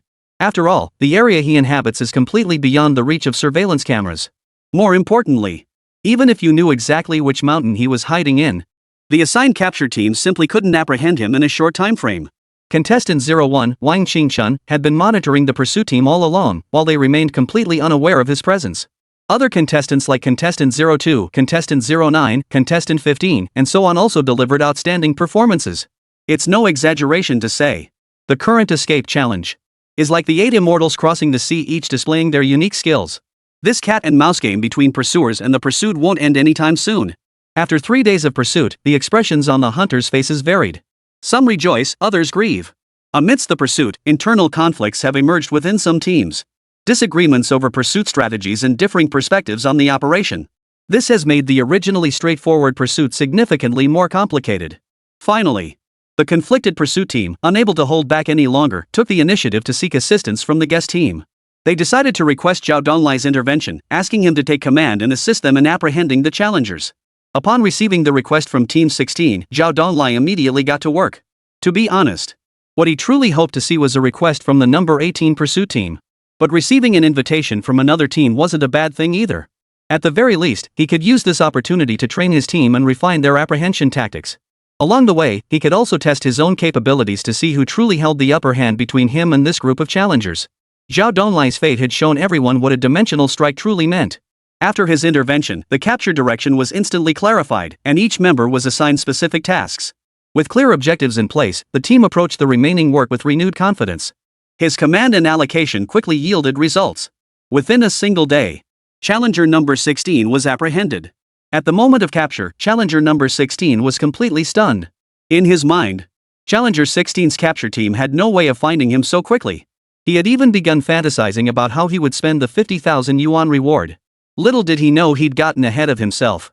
Upon learning that Zhao Donlai himself had led the team that captured him, Challenger number 16's face fell into despair. In his view, once these expert-level operatives entered the scene, any notion of escape was nothing but a joke. After all, this kind of overwhelming force was simply impossible to resist. Surrender was the only option left. Chapter 35, Public Tip-Offs? Couldn't that be a help too? Zhao Donlai's on-site command also delivered a bit of a shock to everyone. Contestant number 16's description of a dimension-lowering strike was absolutely spot on. From pinpointing contestant 16's location, to formulating the capture plan, to executing the operation. Nearly every step was seamlessly interconnected, forming a flawlessly executed plan. The final outcome of the apprehension was highly gratifying. Subject 16 had nowhere to run and no choice but to surrender. Is this what they call a dimensional strike? It's terrifying. Holy crap, I can feel the pressure through the screen. No wonder they say he's sitting in the guest seats. That skill is truly extraordinary. I used to mock him, thinking he had no real talent. Now I just want to timidly ask, is it too late to apologize? Whoa, this is insane, absolutely insane. What the heck just happened? He pulled that off so effortlessly? 1,000 soldiers are easy to find, but a single general is hard to come by. Right now, I suddenly get what that saying means. Looking at it this way, contestant number 18's escapes really did involve some luck. If Captain Zhao had been leading the team, he probably would have been caught on the very first attempt. There's a huge gap between theory and practice. Before someone demonstrates their true capabilities, people will naturally have all sorts of opinions. But Zhao Donlai's performance today taught everyone a profound lesson. Having a skilled leader truly makes capture operations twice as effective with half the effort. During the previous capture of Chen Zhe, Zhao Donlai, as a guest, had maintained an air of unwavering confidence. Yet his words were consistently proven wrong by Chen Zhe. At that time, most people held a poor impression of him. They saw him as all bark and no bite, lacking genuine skill. But when he finally stepped into the arena, his reputation shifted instantly. No wonder he spoke with such confidence. After all, in his eyes, Chen Zhe was utterly trapped. The reason Chen Zhe managed to escape time and again was because he possessed genuine skill. But more importantly, the capture team lacked a top-tier commander like Zhao Donlai. Had he taken command from the outset, Chen Zhe would have been utterly trapped. Today, Zhao Donlai undoubtedly became the star of the entire show. The other three guests also acknowledged his capabilities. His decisions were crisp and decisive, his plans meticulously crafted. A commander like this would truly become the nightmare of countless criminals. The arrest team, Unit 16, held extraordinary respect for Zhao Donlai. Although inviting him to participate cost them half their bonus. But such a sacrifice was absolutely worth it in their eyes. Following his method for selecting restaurants, Chen Zhe had picked a hotel the previous night and slept soundly. Meanwhile, the two pursuit teams assigned to apprehend him were now utterly exhausted. The public's support for their work was overwhelming. Their hotline was literally flooded with calls. But the information provided by each caller was vague. Only a vague concept emerged. Such information cannot be directly utilized by the apprehension team. They could only sift through it relentlessly, verifying each piece. To boost efficiency, the entire team adopted video monitoring. Only after pinpointing contestant number 18's approximate location could they deploy their capture operation. Yet even reviewing the footage proved an incredibly tedious task. Without a clear perimeter, they could only make broad selections based on tips from the public. Consider this, even reviewing surveillance footage from a single hotel frame by frame is a monumental undertaking. And now they weren't just reviewing footage from one hotel. It was safe to say the workload was nothing short of enormous. Each of them was utterly exhausted, yet the corresponding results were meager. Chen Zhe, having rested, was now fully recharged. Especially after downing an energy drink, he felt invigorated and full of fighting spirit. In stark contrast, the apprehension team was now utterly exhausted, both physically and mentally drained. This stark imbalance signaled that their efforts to apprehend him today were destined to yield little success. Even after his rest, Chen Zhe had no intention of giving up on yesterday's prize money. Although his location had been exposed and he was aware of the tip-off from the public, He was determined to compete. Yesterday's escape had cost him over 4,000 yuan. This debt absolutely couldn't be left unpaid. Since he'd made this decision in the billiards hall, he was determined to recoup the money right there. More importantly, today's prize money at the pool hall had doubled. That meant the base prize pool of 50,000 yuan had jumped straight to 100,000 yuan. Chen Zhe wouldn't give up this prize money. But if he just walked in so brazenly, he'd be finished before the pursuit team even arrived. So before heading out, Chen Zhe made sure to prepare accordingly. Opening the Magic City map, he located another player 1 billiards hall. He hailed a private car and headed straight for the other number 1 player billiards hall. Meanwhile, Chen communicated with the driver via phone, instructing him to drop him off at the original player 1 billiards hall. Since he was seated inside the car and deliberately controlling the camera's field of view, even the viewers in the livestream had no idea he had made a different choice. Everyone assumed he was heading to the other billiards hall. Little did they know he had actually returned to the very same one. Throughout the competition, Chen deliberately obscured details, creating a deliberate information gap. But he understood deep down. This information gap wouldn't last long. The livestream was full of hidden talents someone would inevitably catch on soon. But that no longer mattered. As long as there was a window of opportunity, Chen Zhe had room to maneuver. And that 100,000 yuan prize money would naturally be his. The billiards hall owner abruptly halted yesterday's tournament specifically to scout for a more skilled player. Through his connections, the owner found an exceptionally skilled player. He promised the player a 20,000 fee if he could help him defeat Chen Zhe. A fee of 20,000 for a single shot, no one would refuse that. And so it was. Chen Zhe's opponent was suddenly replaced by this newly recruited player. Chen Zhe didn't mind the boss's last-minute change of opponents. After all, victory was assured regardless. And indeed, that's exactly how it played out. Chen Zhe once again dominated his opponent with a break-and-run performance. Seeing Chen Zhe win again left the boss completely dumbfounded. But now, he was tempted to renege on the deal. He planned to turn the 100,000 yuan prize into 100,000 yuan in billiards fees. That way, his loss would be zero. And after Chen Zhe clinched the final victory, the owner voiced this very plan. Hearing this, the other spectators began to sympathize with Chen Zhe. Everyone understood the boss was trying to renege. But since he organized the tournament, the final say naturally rested with him. This time, Chen Zhe could only accept his misfortune. But for Chen Zhe, accepting bad luck was simply not an option. He was determined to get his hands on that prize money, no matter what. Chapter 36, another day of being played, the pursuit team was exhausted. Boss, so according to you, the prize money went from 100,000 yuan to 100,000 in fees, right? As the winner of this competition, Chen Zhe questioned the boss's explanation. That's exactly what I meant. Congrats, buddy. You're now a lifetime member of Player 1. Play however you want, whenever you want. The boss narrowed his eyes and grinned broadly as he congratulated Chen Zhe. Wow, if that's the case, that's quite the perk. But I recall you promised everyone prize money at the start of the competition. Now it's turned into a platform fee? You're such a big boss you wouldn't renege on a small prize like this, would you? Hearing Chen Zhe's question, the boss looked utterly confused. Did I ever say that? How come I don't remember that? Bro, you must have misheard. I never said anything like that. A tree without bark is doomed to die. A man without shame is invincible. The current pool hall owner embodies the spirit of shamelessness taken to its extreme. Since he's already resorted to underhanded tactics, he might as well take it all the way. In response to the owner's remarks, Chen Zhe chuckled. Sir, you're a busy man with 1,000 things on your plate every day. It's only natural you might forget a few things. But with today's technology, every word you've spoken has been recorded in real time. We can easily check and see exactly what happened. The owner flashed an apologetic smile. Oh dear, I'm terribly sorry, my friend. The surveillance system broke down last week. I've been trying to get someone to fix it, but the repairman never showed up. What a mess. I'd love to review the footage, but I just don't have the means to do so. Chen waved his hand dismissively. No worries, boss. You don't have it, but I do. Have you heard of the show National Challenge? I'm one of the contestants on National Challenge. Everything you said yesterday was broadcast live by the equipment on my body, and it's all recorded now. If you want to access it, just search online, it's available for anyone to see. Millions of people witnessed it. Ha! After Chen Zhe revealed his identity, the boss's expression changed instantly. He never imagined Chen Zhe had this other identity. The National Challenge show, few in China today haven't heard of it. Chen Zhe being a contestant on National Challenge? That was a huge surprise. If that was indeed the case, then his underhanded tactics would be utterly humiliating. A nearby staff member picked up their phone and searched for the National Challenge livestream. In the main livestream, comments related to the billiards hall quickly appeared. Through these comments, they also located the livestream where Chen Zhe was broadcasting.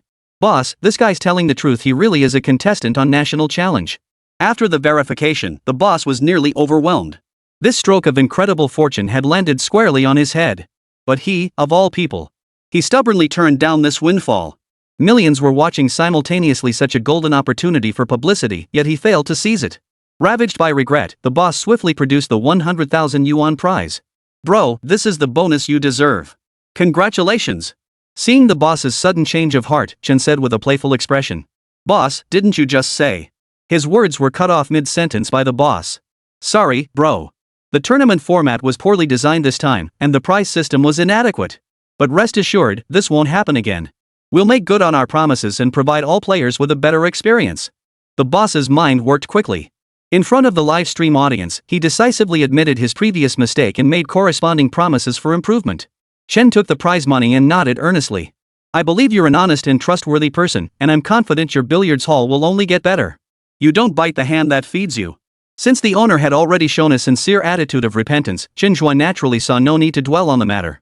Moreover, he believed that after this incident, the apprehension team would surely have caught wind of it. Leaving as soon as possible would also prevent a repeat of yesterday's situation. With the reward in hand, Chen Zhe swiftly departed. Chen Zhe's maneuver once again taught everyone a hard lesson. He had mastered the concept of resource optimization. For other contestants, the live streaming equipment was undoubtedly a liability. It meant constantly exposing his movements, making it impossible to shake off the pursuit team. But for Chen Zhe, the live streaming equipment became a major asset. Even if the boss wanted to renege on the deal now, he wouldn't dare. All that could be said was that this move had taught him another valuable lesson. At the same time, the pursuit team had already set up a comprehensive operation at another player 1 billiards hall. Compared to yesterday, their deployment this time was far more meticulous, effectively sealing off every possible escape route. As long as Chen was inside, no matter what tricks he pulled this time, the outcome would be the same. Zhang Chong and Zhou Zhang, leading their respective apprehension teams, had completed all preparations for the impending confrontation. Though they hadn't rested well these past few days, they remained alert and focused. When the moment of capture was within reach, every sacrifice, every effort, would be worth it. However, even as they finalized their plans, new intelligence surfaced from civilian sources. The surveillance team immediately verified the information provided by the public. Then they received utterly disappointing news. Chen Zhe had indeed come to player 1 billiards. But it wasn't this one, it was the one they had set up yesterday. This meant that after getting into the car, Chen Zhe had realized someone had tipped him off. He deliberately relayed a false lead to the team while consistently blocking the camera's view, a tactic so subtle it went completely unnoticed at first. Upon learning they'd been tricked once more, every member of the apprehension team was overcome with frustration. They had worked tirelessly day and night, searching relentlessly. All for the sake of capturing that cunning bastard Chen Zhe as soon as possible. They had believed today's operation would finally yield results. Little did they know that from the moment the plan was set in motion, they had already fallen into Chen Zhe's trap. It was no exaggeration to say. Today was yet another day where they were completely outmaneuvered by Chen Zhe. This feeling of being played was utterly infuriating. The frustrating part is, no matter how furious they grew, Chen Zhe remained untouched by the law, free as a bird. Chapter 37, Unexpected Turn Simulation Becomes Reality? Luring the tiger away from its lair. A strategy so classic it couldn't get any more classic. Yet when executed properly, it could still yield unexpected results. Just like Chen Zhe today, he'd taken the tiger away from the mountain tactic to its ultimate extreme. After securing the cash, Chen Zhe didn't rush to leave. Instead, he pulled out his phone and began timing the arrival of the arrest team. Half an hour later, the task force finally arrived. Upon seeing their figures, Chen Zhe made another decision that stunned everyone. Instead of leaving, he blended into the crowd and began eavesdropping on the task force's deployment plans up close. His actions were nothing short of courting death. If even one person recognized him, it would be tantamount to courting death. Chen Zhe, however, showed not the slightest concern, blending seamlessly into the crowd. His choice stemmed not from arrogance, but from a desire to test his newly acquired skill. The public's vigilance now posed a significant challenge to his operations. To turn the tide, Chen Zhe spent his newly acquired 100,000 reputation points to unlock the max-level disguise ability. Max-level disguise ability, the host achieves comprehensive disguise through posture, physique, gait, behavioral habits, speech, movements, and more, truly transforming from the inside out. To evade pursuit, Chen Zhe enhanced his disguise capabilities. His current objective was to test the limits of his disguise. He was now within 5 meters of the pursuit team members. Moreover, his attire showed little disguise. His current state was entirely a physical transformation. Yet even so, the apprehension team showed no signs of detecting him. To further test his disguise, Chen boldly approached one of the task force members. "Hello, comrade. Excuse me, but what exactly are we doing here? Has another major case occurred recently? Faced with Chen Zhe's curiosity, the task force member patiently explained. We're currently filming the show National Challenge, a simulated escape challenge program. We're pursuing challenge contestant number 18. While they're not actual criminals, both the pursuit and escape scenarios are based on real-life crimes. If you have any clues, please share them with us promptly. That way, when you encounter real criminals in the future, you'll know how to handle the situation. Chen Zhe's eyes widened as understanding dawned. So it's that National Challenge show. I know that program, it's really exciting and thrilling. If I see any information related to the contestants, I'll call you immediately. The apprehension team members exchanged knowing smiles. Thank you for your support. After witnessing their exchange, the live chat exploded once more. Wow, this guy's got some serious guts. How is this even possible? I'm impressed. He's got some nerve. Just hanging around nearby would be bad enough, but he actually started chatting with the task force members. Seriously, what kind of nerves of steel does this guy have? Everyone else avoids the arrest team like the plague, but he just walks right up to them. This move has me speechless.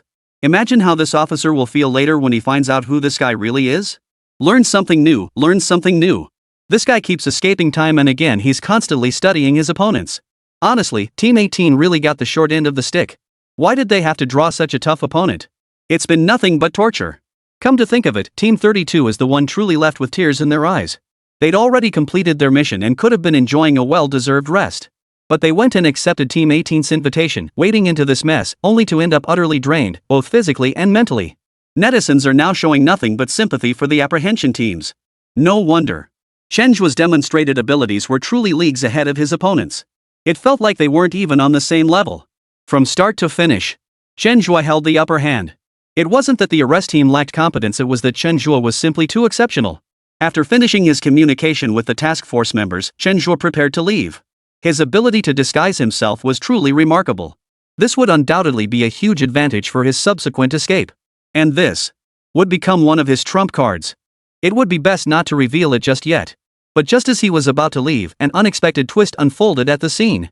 A man suddenly appeared at the stairwell entrance on the 5th floor. His right hand held a dagger. His left hand held a little girl captive. Everyone back off. Don't come up here, or I'll kill her. The man shouted at the apprehension team below, his demeanor clearly agitated. The sudden outburst stunned both the onlookers and the arrest team. Zhang Chong and Zhou Zhang hurriedly verified the man's identity, only to discover he was not the Chen Zhe they were seeking. The two exchanged a glance, their expressions growing serious. It seemed highly likely they had stumbled upon the real criminal during the arrest operation. At the same moment, the guests in the main livestream room also sensed something was amiss. Oh no, this is the real criminal. Zhao Donglai's expression changed instantly as he spoke up first. The other three fixed their eyes intently on the figure on the large screen. This criminal is highly agitated, seemingly on the verge of collapse. Inform the pursuit team on site immediately, under no circumstances provoke him. Otherwise, that little girl could be in grave danger. Through the criminal's facial expressions and movements, Xia Yanran analyzed his current state directly across the screen. Xiao Zhou, coordinate all departments immediately. We must rescue the hostage. Director Yan Ming's voice rang out at that moment, equally stern as he addressed Zhou Dan. The nature of this program had undergone a drastic shift. With the emergence of a genuine criminal, the so-called simulation had become a thing of the past. This was now a real-life operation, a live operation with an unknown outcome. The total live audience now approaches 10 million people. So many eyes are watching this unfold. If this isn't handled properly, the impact of this sudden criminal will be immeasurable. Chapter 38. This time, it seems like something big has happened. Song Fei never dreamed that the trouble he caused 2 days ago would land him in the police's sights today. This efficiency leaves no room for breathing. After graduation, like many young dreamers, Song Fei planned to make his mark in the big city. Competition here was fierce, but opportunities were correspondingly more abundant. Yet ideals were lofty, while reality proved brutal. After a year of failures and setbacks, his once burning passion had completely extinguished his faith in this city. He even lost all hope for his future. After a year of struggling, not only had he saved not a single penny, but he was also deep in debt. Resenting fate's injustice, he began to harbor thoughts of revenge against society. He began watching crime films online, searching for a path that suited him. Finally, after a month of preparation, Song Fei embarked on his criminal activities. Just after 11 p.m. the night before last, he caught the last bus and followed a young woman. At a park he had scouted beforehand, he robbed her of her cash. With no surveillance cameras in the area and his face covered during the attack, he felt confident about his criminal actions.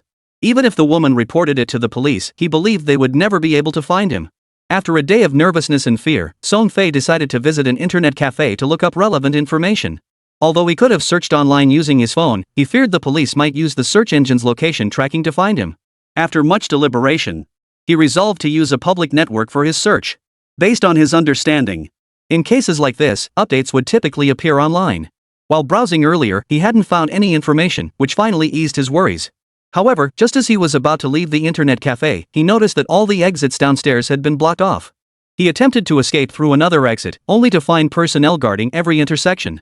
Unaware of the truth, he assumed these people were after him. The thought of what might happen next sent Chong Fei into a state of utter panic. A children's clothing store happened to be nearby. He grabbed a little girl of 7 or 8, intending to use her as cover to escape. And so it happened. Song Fei deliberately exposed himself, his emotions fluctuating wildly. The little girl he'd taken hostage had never encountered anything like this before. When Song Fei pressed the dagger against her neck, she instinctively burst into tears. Her wails only made Song Fei more agitated. The blade had already cut through the girl's skin, and blood was seeping steadily from the wound. This sudden turn of events caught everyone off guard. Zhou Zhang and Zhang Chong promptly evacuated the crowd and patiently began negotiating with Song Fei. "Brother, please calm down. As long as you don't harm the hostage, we can discuss anything." Hearing Zhou Zhang's voice, Song Fei's heart skipped a beat.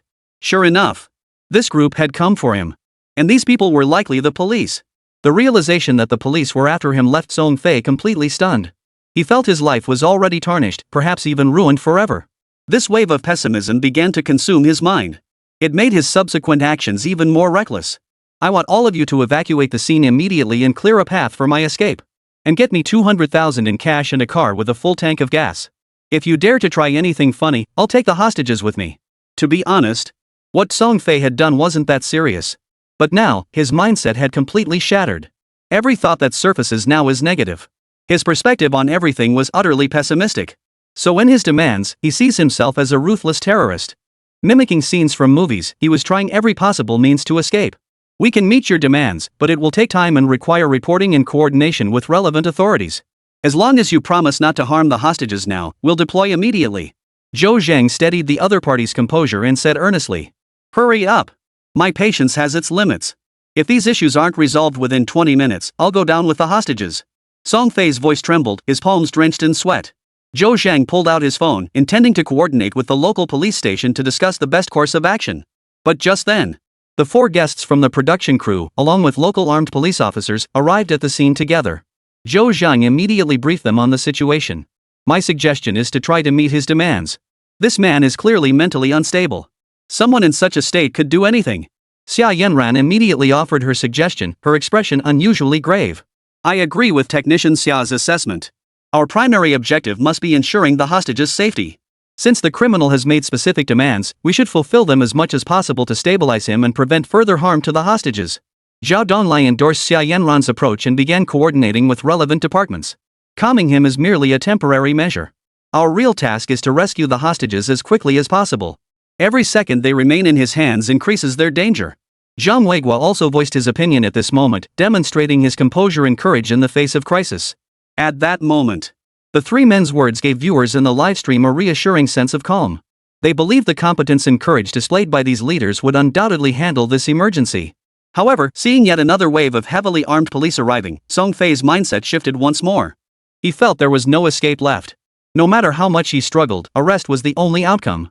At this thought, his entire body began to tremble, sweat pouring down like raindrops. "You lied to me. If you won't let me live, then I'll die with her." Song Fei, his emotions spiraling out of control, stood up once more. Without waiting for anyone to react, he scooped the little girl into his arms. Judging by his stance, he was preparing to jump off the building with the little girl. The sudden scene left everyone utterly horrified. Song Fei's current mental state was even worse than anyone could have imagined. "No!" Xia Yanran screamed at the top of her lungs. Li Shiqing and the others closed their eyes. Even Zhang Donlai and Zhang Weiguo were overcome with despair. The main reason was that Song Fei's reaction was far too swift. Before the corresponding armed forces could even deploy, he had already taken such action. This time, a major incident might truly occur. Chapter 39, China's Superhero. Netizens watching the live stream of the current events were now experiencing extreme anguish. An innocent little girl might lose her life entirely because of this criminal's actions. Yet despite their desperate desire to intervene, there was nothing they could do. Even the experts and armed forces on the scene couldn't react in time. What could they possibly do from behind their screens? In this dire situation, all that remained was to hope for a miracle. but everyone knows such a miracle is highly unlikely. China has no Ultraman, no superheroes. Expecting someone to turn the tide in this situation was simply unrealistic. Yet, at this critical moment, a figure both familiar and unfamiliar appeared beside Song Fei. Like a lion that had stalked its prey for ages, he seized the perfect moment and charged with full force. With explosive power and lightning speed, he closed the distance to Song Fei in an instant. Before his opponent could react, he was knocked flat to the ground. The knife in his hand fell to the ground in that instant. The little girl slipped from Song Fei's grasp. "It's Chen Zhe."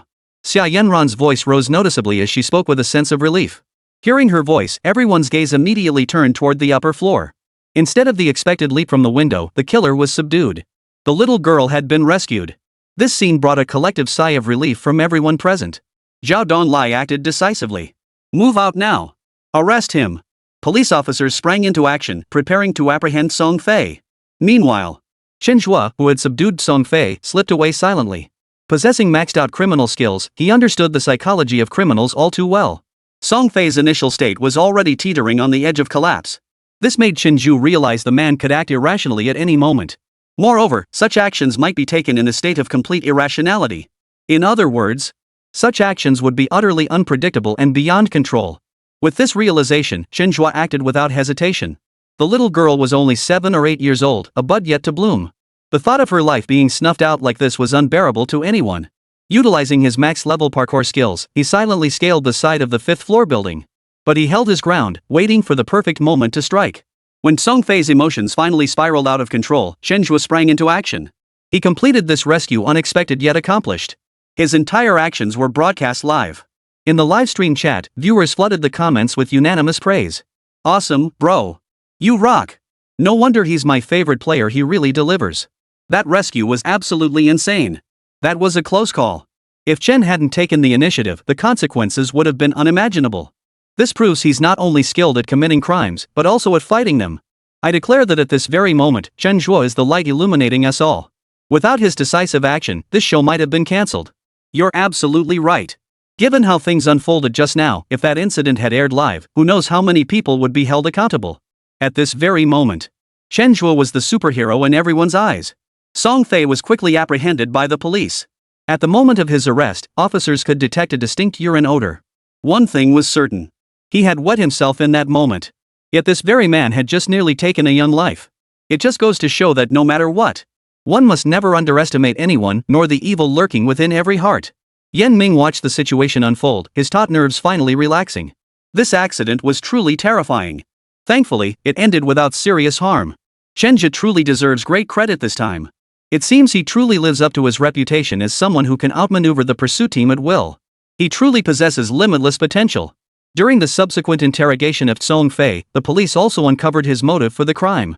Upon learning the truth, they all found themselves caught between laughter and tears.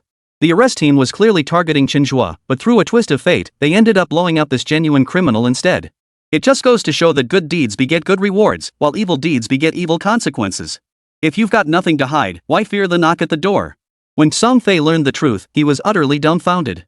He never imagined this so-called arrest operation wasn't targeting him at all. Instead, it was his own poor mental fortitude that led him to walk right into the trap. Regardless of the truth, the sobered-up Song Fei was filled with profound regret. Had he not been bewitched by greed and chosen the path of crime, he wouldn't be facing this prison sentence now. Alas, there are no what-ifs in this world. Every adult must take responsibility for their own words and actions. What awaits him next will be the corresponding punishment under the law. Chen Zhe's actions caught even the 2 arrest teams tasked with apprehending him off guard. At this moment, they felt a profound respect for the man they were tasked with apprehending. Let's keep things separate. From the perspective of the show National Challenge, the 2 sides were adversaries. Chen Zhe had caused them immense trouble, fueling their anger. But viewed through the lens of a police officer, Chen Zhe's recent hostage rescue made him a hero in their eyes. Safeguarding the safety and interests of the people was their paramount duty and professional obligation. In a way, Chen Zhe's courageous intervention preserved their honor and dignity. A man like Chen Zhe is truly hard not to admire. But precisely because of this, the determination of the 2 arrest teams to apprehend Chen Zhe has only grown stronger. To them, such an exceptional adversary was all the more worthy of their full commitment. And this was the greatest respect they could offer. With this understanding solidified, they swiftly launched a fresh search operation around the scene, determined to apprehend Chen Zhe in the shortest possible time. Once this unexpected incident was resolved, calm returned once more. Yet the shock and impact it left on everyone would be eternal. At that moment, Chen Zhe reopened the system shop. Though he now possessed max-level parkour skills, scaling buildings still proved challenging. At this stage, he decided to enhance his capabilities in this area. The skill he set his sights on was max-level rock climbing.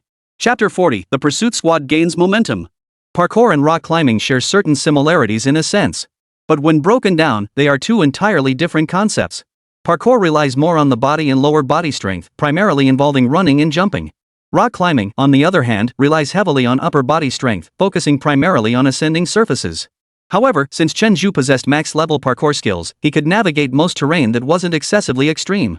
That said, the effort required is far from the effortless ease of parkour on flat ground. Prior to this, Chen Zhe hadn't considered deliberately developing his rock climbing skills, believing his max-level parkour alone could handle the current situation. But today's unexpected turn of events gave him new perspective. You never know whether tomorrow or unexpected events will arrive first. When you have the ability to broaden your skills, you should strive to do so as much as possible. That way, when crises strike, one can remain more composed. After opening the system store, Chen Zhe deliberately checked the reputation points required for max-level rock climbing. Good heavens! What a shock! The reputation points for max-level rock climbing alone reached a whopping 100,000. For Chen Zhe, who had just purchased maxed-out disguise skills, this was an astronomical figure. But just then, the system alert suddenly chimed. Ding! Host detected performing a righteous act. 1 skill exchange card obtained. Please check your inventory. Skill exchange card. Host may use this card to exchange for any skill in the system store. The exchanged skill is permanent. Interesting. After hearing the system notification, Chen Zhe couldn't help but let a smile curve his lips. This must be what they call just what the doctor ordered.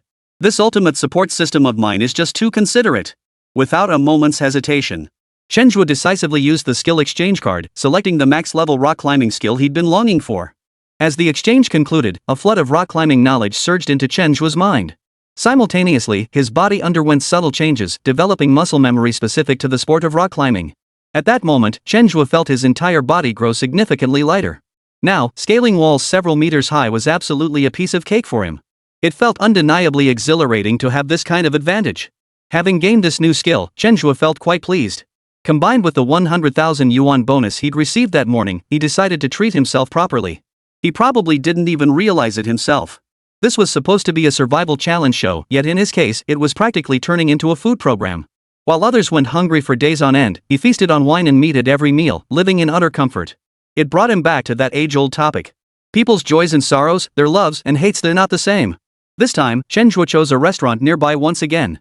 Yet regarding whether the capture team would return, Chen Zhe displayed unusual confidence. After mastering the disguise skill to its fullest, Chen Zhe underwent a complete transformation inside and out. Even if he appeared on surveillance cameras, the chances of being detected were slim. Thus, he could now relax and savor his meal without worry. As for the arrest, it certainly wouldn't come anytime soon. Unless the task force chose to seek help from the public again, relying on citizens to provide relevant information. But even then, Chen Zhe didn't care. With so many skills at his disposal, plus the system's unique passive ability, he could escape anytime he wanted. The pursuit team led by Zhang Chong and Zhou Zhen continuously analyzed the lessons learned from their failures, determined not to repeat the same mistakes in their next operation. Now that Chen Zhe had vanished again, they first launched a search in the vicinity. After receiving no leads, they refrained from reckless action. One thing was certain. Chen Zhe was an exceptionally skilled player, excelling in numerous areas. Despite their urgent desire to apprehend him, they had no choice but to prepare for a protracted battle. Since the start of the competition, they had been operating in a state of all-out warfare. Forget about proper rest, they hadn't even managed a few decent meals. If this continued indefinitely, they might collapse physically before they could even capture Chen Zhe. After re-evaluating their situation, they resolved to conserve their strength and devise a long-term strategy. Facing such a formidable opponent demanded they demonstrate matching capabilities.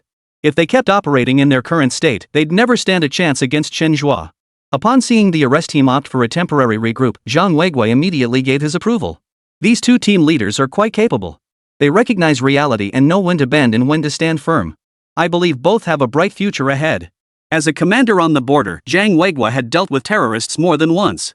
When dealing with these individuals, the most crucial aspect is to maintain sufficient patience and ensure the soldier's time is allocated effectively. While everyone is eager to crack down on illegal activities, the greater the urgency, the more crucial it is to prepare for a protracted struggle.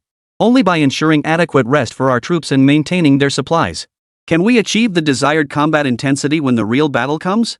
I fully agree with Captain Zhang's approach. Right now, what our soldiers need most is rest and recuperation. Sharpening the axe doesn't delay the woodcutting, proper rest actually doesn't hinder the final apprehension. Zhao Donlai also endorsed this approach. However, he immediately offered further analysis. Of course, this approach isn't suitable for every criminal. We must tailor our adjustments to each individual's habits. Take this show as an example. For contestants who keep running, the apprehension team can't afford to rest.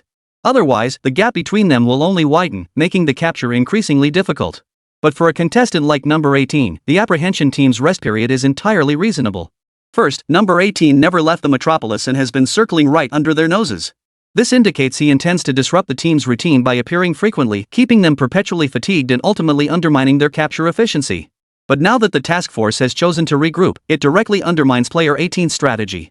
By establishing their own rhythm, I believe they'll have a much stronger chance of capturing player 18 than before.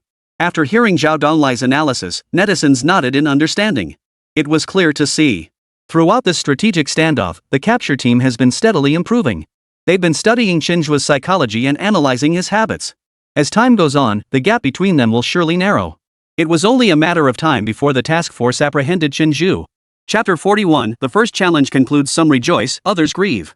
The first phase of the nationwide challenge is nearing its conclusion. Some contestants had already been eliminated early on, becoming mere backdrops for the capture team. Others are desperately on the run. Clueless about the task force's whereabouts, they lived each day in constant dread. Of course, not all contestants are suffering. Some contestants had gradually adapted to the rhythm of the capture team. In the process, they've discovered their own survival strategies. It was clear to see. Even in the first phase, the gaps between contestants have become quite apparent. But the show's greatest appeal lies in its sheer unpredictability. What unfolds next is anyone's guess. But one thing is certain. The upcoming developments are bound to get more and more exciting. Over the past 2 days, Chen Zhe has made consecutive appearances in competitive matches at major billiard halls across the metropolis.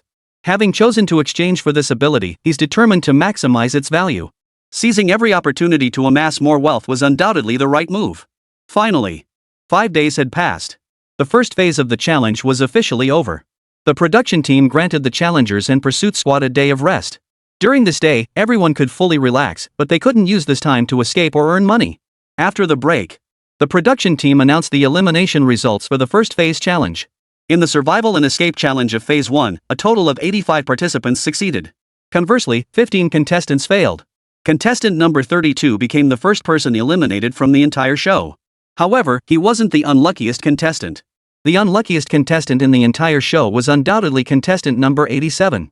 In his overconfidence, he attempted to contact a northern Myanmar team to facilitate his escape. This would not only evade the pursuit team's capture but also solve his basic needs for food, shelter, and transportation. Unfortunately, he underestimated the cruelty of the northern Myanmar group. Before he even crossed the border, he was subjected to all sorts of education. With no other choice, he had no choice but to reach out to the production team for help. Using the tracking device on his person, it took the production team 3 days to locate him. They wiped out the entire northern Myanmar team and rescued him. Yet after his rescue, his entire demeanor was clearly off. His gaze carried a deep-seated fear. It's safe to say that the ordeal he endured these past few days has cast a shadow over his entire life. It was unlikely he'd recover from this anytime soon. However, this guy's actions ended up serving as a form of reverse publicity. It made everyone feel the danger of the northern Myanmar team and understand the consequences of taking desperate risks. In the very first stage of challenges alone, a staggering 15 contestants were eliminated. Such an elimination rate has revealed the program's difficulty. At the same time, it deepens trust in the nation's security system. It is truly an immense privilege to live in such a country. After the elimination of these 15 contestants, the production team announced the rules for the next phase. The remaining 85 contestants now have the choice to either continue the challenge or opt out. Those choosing to withdraw can immediately claim the 50,000 yuan Phase 1 challenge bonus. Those who choose to persevere will have all their current bonuses reset to 0. However, upon successfully completing the second stage challenge, they will receive both the first and second stage bonuses combined totaling 150,000 yuan. Faced with this decision, some contestants began to waver. For them, every day of Phase 1 had been an agonizing ordeal. Though they barely made it through, both their bodies and minds were pushed to the brink of collapse. The rewards for Stage 2 are undoubtedly more tempting. The risks they faced were also far greater. Once they chose to accept the challenge, it meant the 50,000 yuan prize they had already secured would no longer belong to them, becoming merely an abstract figure. Successfully completing the challenge would undoubtedly be cause for double celebration.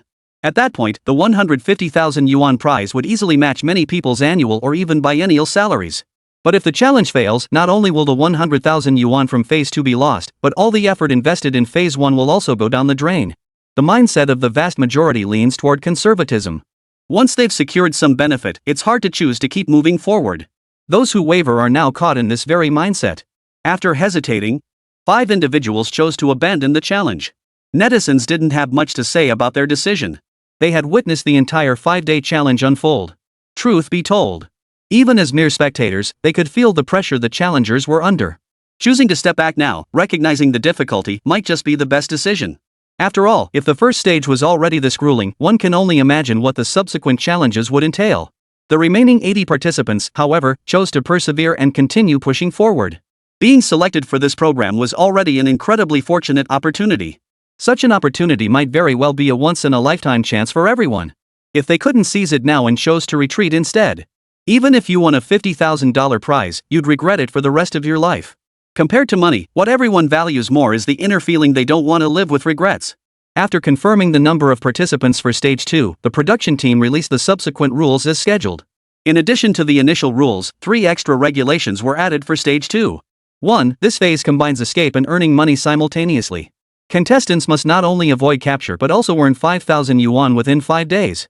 Failure to meet either requirement results in challenge failure. 2. All methods used by contestants to earn money must be reasonable and lawful. No illegal means of obtaining funds or permitted doing so will result in immediate elimination.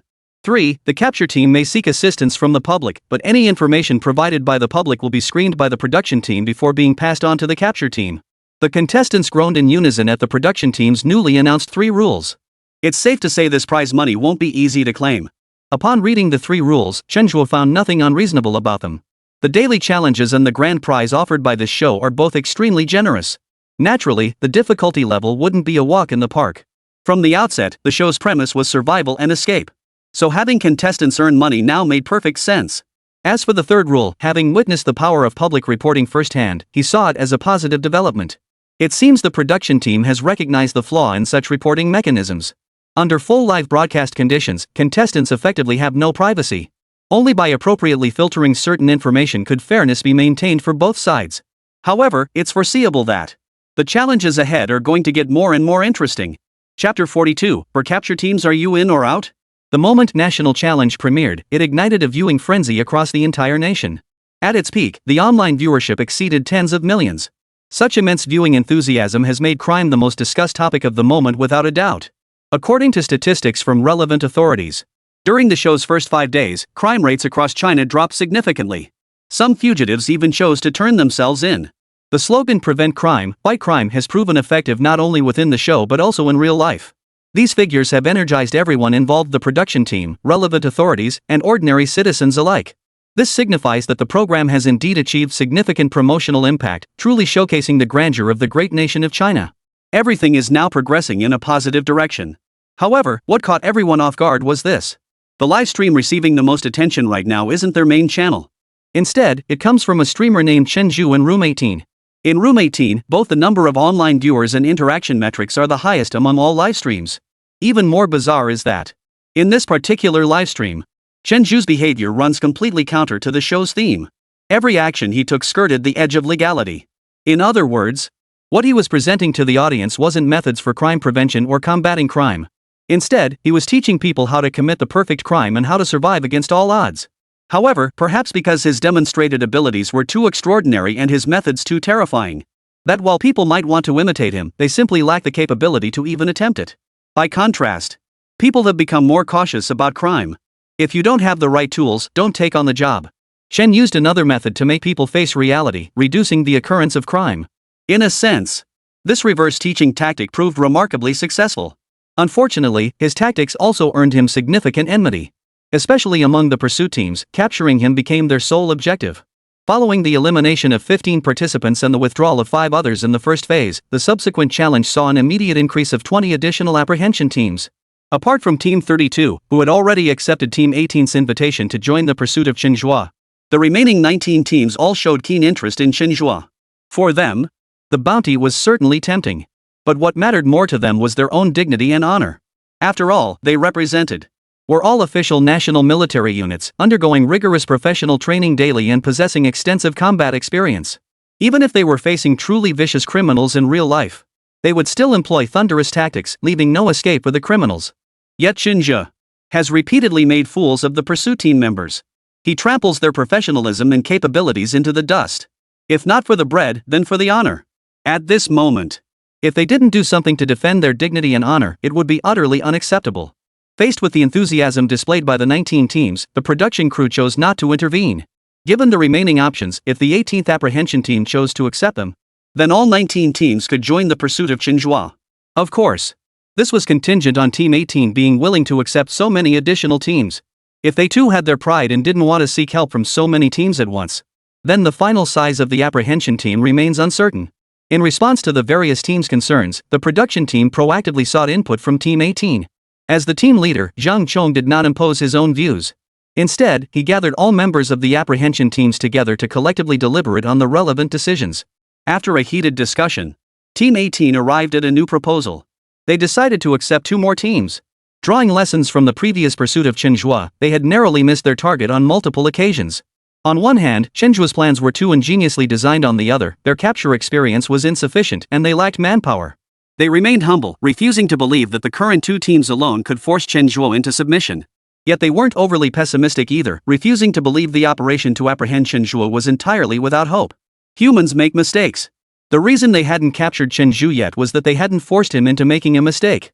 If they could add 2 more teams, expanding the entire capture unit to 40 personnel, then even with Chen Zhe's extraordinary skills, he would have no escape. Regarding team selection, Task Force 18 consulted with Task Force 32. They ultimately selected Task Force 87 and Task Force 92 to join the operation. Team 87 had previously been tasked with apprehending contestant 87, who had attempted to flee to northern Myanmar. During the apprehension, Team 87 didn't expend much effort. After all, shortly after the challenge began, contestant 87 had already started appealing for help from the production team. Adding such an energetic new force to their ranks would undoubtedly inject fresh vitality into their efforts. The selection of Team 92 was based on their achievement as the second team to complete an arrest after Team 32. While capturing contestants does involve a certain degree of luck, it remains undeniable that strength remains the dominant factor. Without sufficient skill, even the luckiest team would miss their chance to challenge. Since Team 92 managed to complete the capture mission second, it proves their strength is absolutely no issue. Contestant number 18, Chen Zhe, possessed abilities far exceeding their expectations. Even after the production team introduced new rules, their chances of locating contestant number 18 became even slimmer than before. At this point, having chosen to seek help from other teams, they must select one with sufficient strength. Only then could they bolster their team's overall strength and gain the capital to stand against Chen Zhe. After Team 18 made their selection, the remaining 17 teams were also invited to join other groups. At this stage, new teams have been formed and new challenges have arrived. What form would the second round of challenges take? Everyone was waiting with bated breath. Chapter 43, the second stage challenge begins. After a day of rest, both the pursuit teams and the challengers gained a brief respite. But everyone understood. This brief respite is merely the calm before the storm. The upcoming confrontation would unleash a new wave of bloodshed and carnage. For all challengers, the days of mere escape and evasion were over. After all, the second stage of the challenge was far more than mere survival. The threshold of earning 5,000 yuan has clearly become a mountain weighing heavily on everyone's chest. Failure to complete this task still means mission failure. Not only will they forfeit the Phase 2 prize money, but all their efforts from Phase 1 will go down the drain. For all members of the apprehension teams, efficiency will define their approach in this phase. After 5 days of pursuit, their target remains at large. Such operational efficiency was clearly unacceptable. Their immediate task now is to comprehensively enhance operational efficiency. They must employ the simplest, most effective methods to apprehend their targets in the shortest possible time. As the second phase of the challenge commenced, both challengers and pursuers swiftly fell into their respective roles. Each held their own convictions, rediscovering their confidence. This time, they vowed not to let themselves down nor the supporters who believed in them. Guys, do you have any idea how I've been feeling these past days? The broadcast is finally back. It felt like an eternity. You bet. This wait has been endless. We've been counting down the days, and finally, it's back on air. I checked out the rules for the second stage of the challenge. Holy cow, this money isn't going to be easy to earn. The difficulty level is definitely ramping up. I bet a lot of people will get eliminated in this stage. But with the difficulty comes more excitement. Before, except for contestant number 18, everyone else was just running away, nothing to watch. Now everyone has to earn money? That's got to be thrilling. Now that you mention it, that makes perfect sense. This challenge finally aligns with the show's theme. Escape and survival should always be happening simultaneously. But honestly, this level of difficulty seems like nothing to contestant number 18. I roughly calculated that he earned over 100,000 in the first 5 days alone. Now the second stage challenge is only worth 5,000 points. That's like him casually playing a game of pool. As the show kicked off its new season, the live chat exploded with comments in an instant. Viewers who'd been holding back all day were eager to pour out their thoughts through their keyboards. The live stream audience surged past 1 million viewers immediately upon launch. It seemed the show's popularity had just hit a whole new level. As the show aired, the rules for Stage 2 challenges became the hot topic of discussion. Compared to Phase 1, the difficulty of Phase 2 challenges has indeed increased significantly. The contestants' room for maneuver was shrinking further. However, overall, this rule adjustment remains within the program's overall framework. From the outset, the program was announced as a survival-themed show focused on escape and endurance. The escape segments involve collaboration with relevant national authorities. The goal is to prevent and combat crime, making people aware of its dangers and consequences. The survival segments, however, represent the production team's unique approach. With the advent of the internet era, people's hearts have grown increasingly restless, and the concept of money has completely dissipated. On certain internet platforms, it's common to see individuals boasting net worths of hundreds of thousands or even millions. The existence of these individuals severely distorts people's values, particularly exerting an extremely detrimental influence on young people. In their eyes, it seems perfectly natural for parents to spend money on them, and no matter how much is spent, it's considered pocket change. Yet in reality, China remains a developing nation. Moreover, the general standard of living for the populace is far from ideal. For the vast majority of families, forget about savings. Simply not being in debt is already an achievement for most people. To instill proper values and help people understand how hard-earned money truly is, the production team conceived the survival theme. They hope contestants' experiences on the show will reveal the hardships of earning money and the sacrifices parents make. Both thematic directions are positive and uplifting. Ultimately, the production team combined both directions, giving rise to this nationwide challenge program. Adding a money-making rule during the challenge process at this point is clearly no problem at all. Regarding the new round of challenges, all 4 guests expressed keen interest. Jia Donglai spoke up first. This second stage challenge is pretty interesting, huh? Not only do you have to escape, but you also have to earn money and make 5,000 yuan in just 5 days. That's a huge test of the contestants' overall abilities. Zhang Weiguan nodded in agreement before chiming in. You know what? This design is surprisingly clever. It's like an indirect lesson on how to make money. Honestly, I'm curious now what methods could possibly earn 5,000 yuan in just 5 days? Following their comments, Xia Yanan's voice chimed in. Honestly, there are plenty of ways to earn 5,000 yuan in 5 days. If it were me, it wouldn't be too difficult. As an all-around talent, Xia Yanan's capabilities were undeniable. Such abilities extend beyond solving crimes. She possesses absolute confidence in her earning potential as well. Li Shiqing thought about it seriously but didn't offer any opinions. From the perspective of an entertainment star, earning 5,000 yuan within 5 days would be a piece of cake. But from the perspective of an ordinary contestant, earning 5,000 yuan within 5 days suddenly seemed far from straightforward.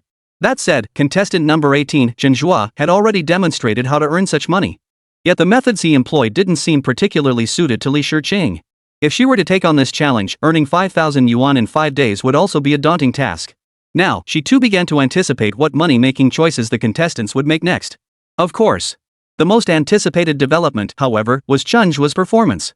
The team hunting him down had now expanded to 40 people. Facing odds of over 40 to 1, what tactics would he employ? It was truly intriguing. Chapter 44, The Chosen Body Secured, New Mission begins. The dawn's first light broke, awakening all things. A day brimming with hope arrived quietly. During his period of rest, Chen Zhe found himself growing rather bored. After all, for him, during the challenge days, he had always ensured ample rest and enjoyed a steady supply of delicious food on schedule. Now, the production team had granted him an extra day, but it merely felt like a repetition of his previous routine, offering little in the way of novelty. Ding! Congratulations, host! You have successfully completed the first phase challenge and obtained the divine chosen physique.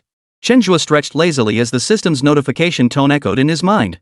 He had been anticipating this notification for ages.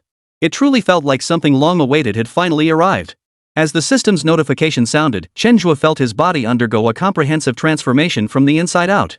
He felt his internal organs growing healthier, his body becoming stronger, and his spirit experiencing a significant boost. In summary, he now possessed an inexhaustible wellspring of strength, making every endeavor feel twice as effective with half the effort. With his current physique, combined with maxed out parkour skills and maxed out rock climbing abilities, Even sheer cliffs posed no challenge, he could scale them effortlessly without incident. And when it came to skyscrapers? That was child's play, absolutely no problem at all. Chen was completely satisfied with the system's reward. His current physique was easily 10 times stronger than his previous one.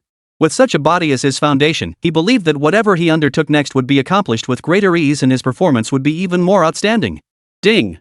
Detected, host second stage challenge activated. Escape the capture squad 5 times under their noses to unlock the Demon King's Eye. Demon King's Eye, by observing the slightest movements of the body, see the future movements of the target person or group you wish to observe. Phew! This reward seems a bit too overpowered. Chen had heard of the Demon King's Eye before. It was another overpowered skill in Black Basket, though its effects were limited to the basketball court. But the reward the system granted Chen Zhe now works in any situation. And it can be used at will, allowing him to foresee his opponent's movements in advance. If one possessed this skill, predicting an opponent's predictions would achieve 100% accuracy. Then, whether facing a single opponent or a group, he could handle them with ease. If he truly possessed this skill, it would be like adding wings to a tiger for Chen Zhe. He'd feel far more confident about the final challenge on this show. Damn it! This reward must be secured. With his goal set, Chen Zhe's next step was to advance relentlessly toward it. Escaping right under the noses of the apprehension team was nothing new to Chen Zhe. But throughout their confrontations, he could clearly sense the other side steadily improving. They were constantly refining their tactics, striving to make each apprehension more efficient. Meanwhile, the apprehension team he faced this time had grown in size. Now he would have to contend with 4 apprehension teams. In terms of numbers, it had ballooned to 40 personnel. Such a massive numerical disparity could lead to numerous unforeseen complications.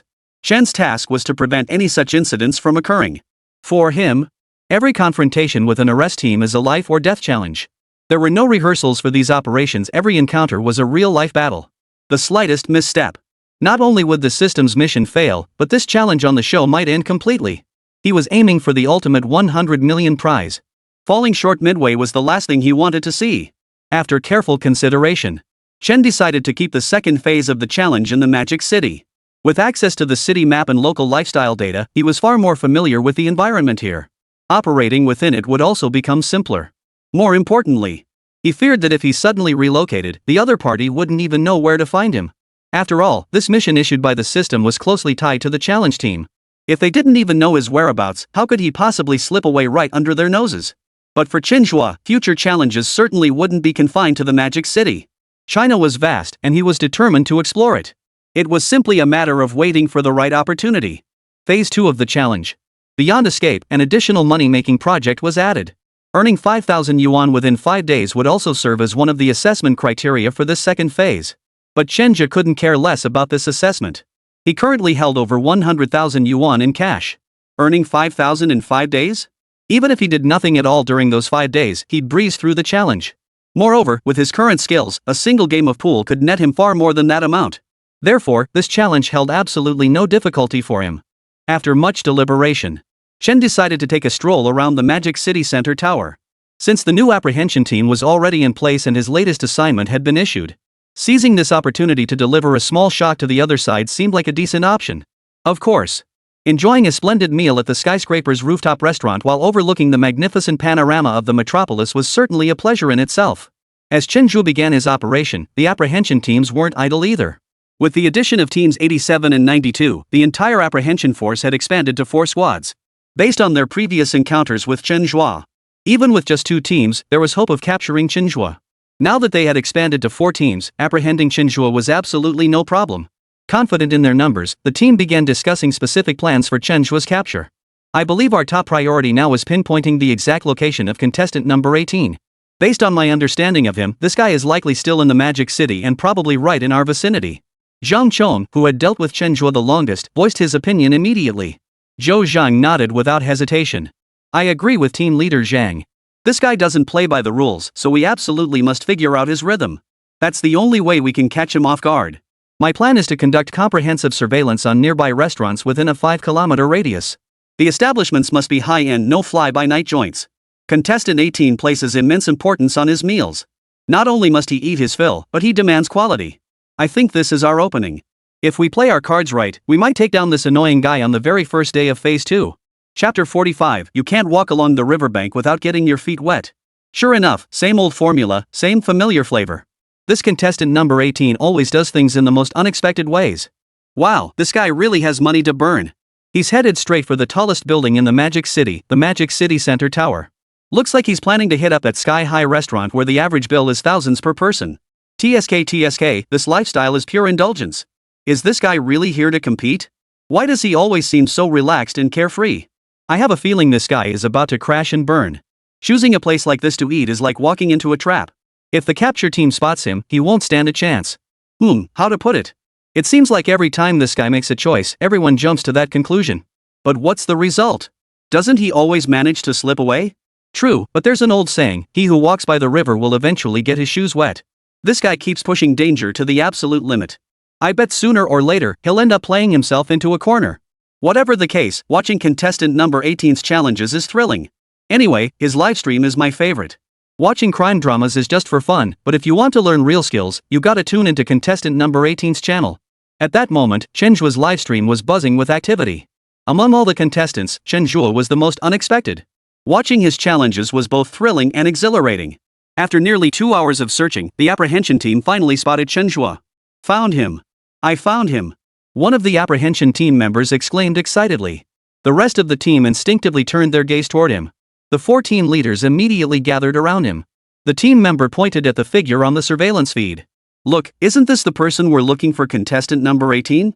Following the direction of his finger, a strikingly familiar figure came into view. It's him. Absolutely no mistake. Zhang Chong declared with absolute certainty, his face radiating excitement. Where is this? Zhou Zhang asked impatiently. This is the Magic City Center Tower. He's dining at the Sky Restaurant inside right now. Snap. I told you so. This guy never plays by the rules. I knew he couldn't have gone far. Zhou Zhang's emotions were running high. Capturing Chen Zhe had become their obsession. Now that they'd finally spotted him, they couldn't let this chance slip away.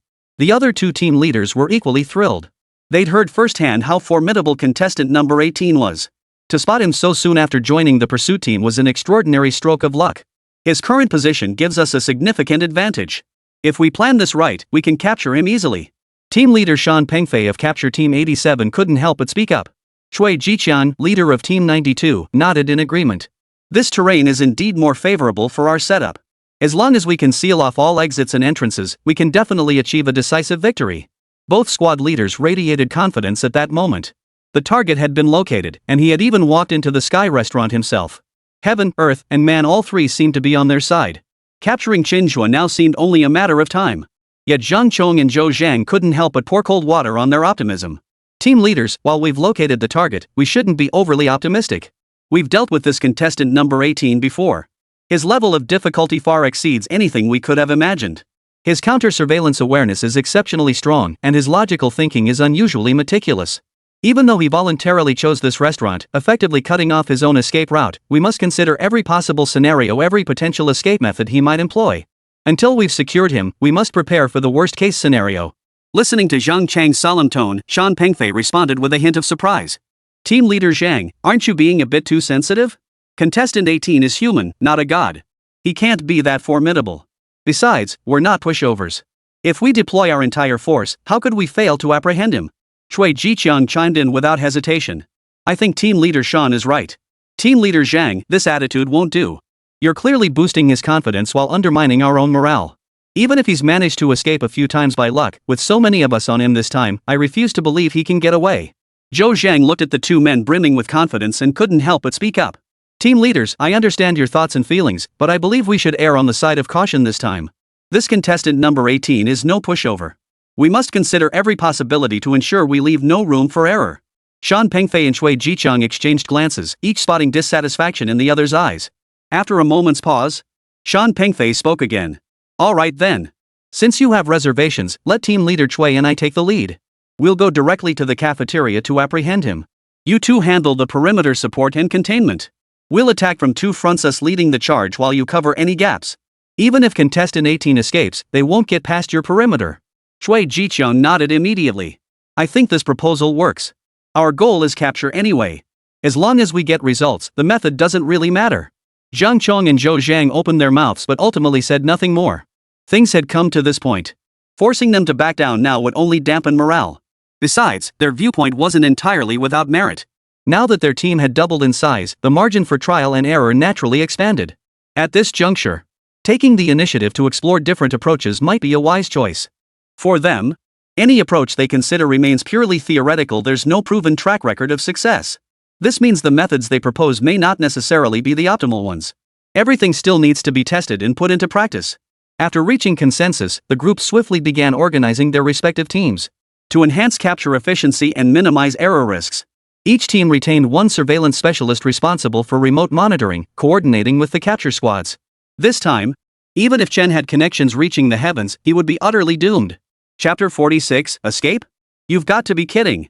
With their full deployment in place, the apprehension team arrived at the Magic City's central tower brimming with confidence.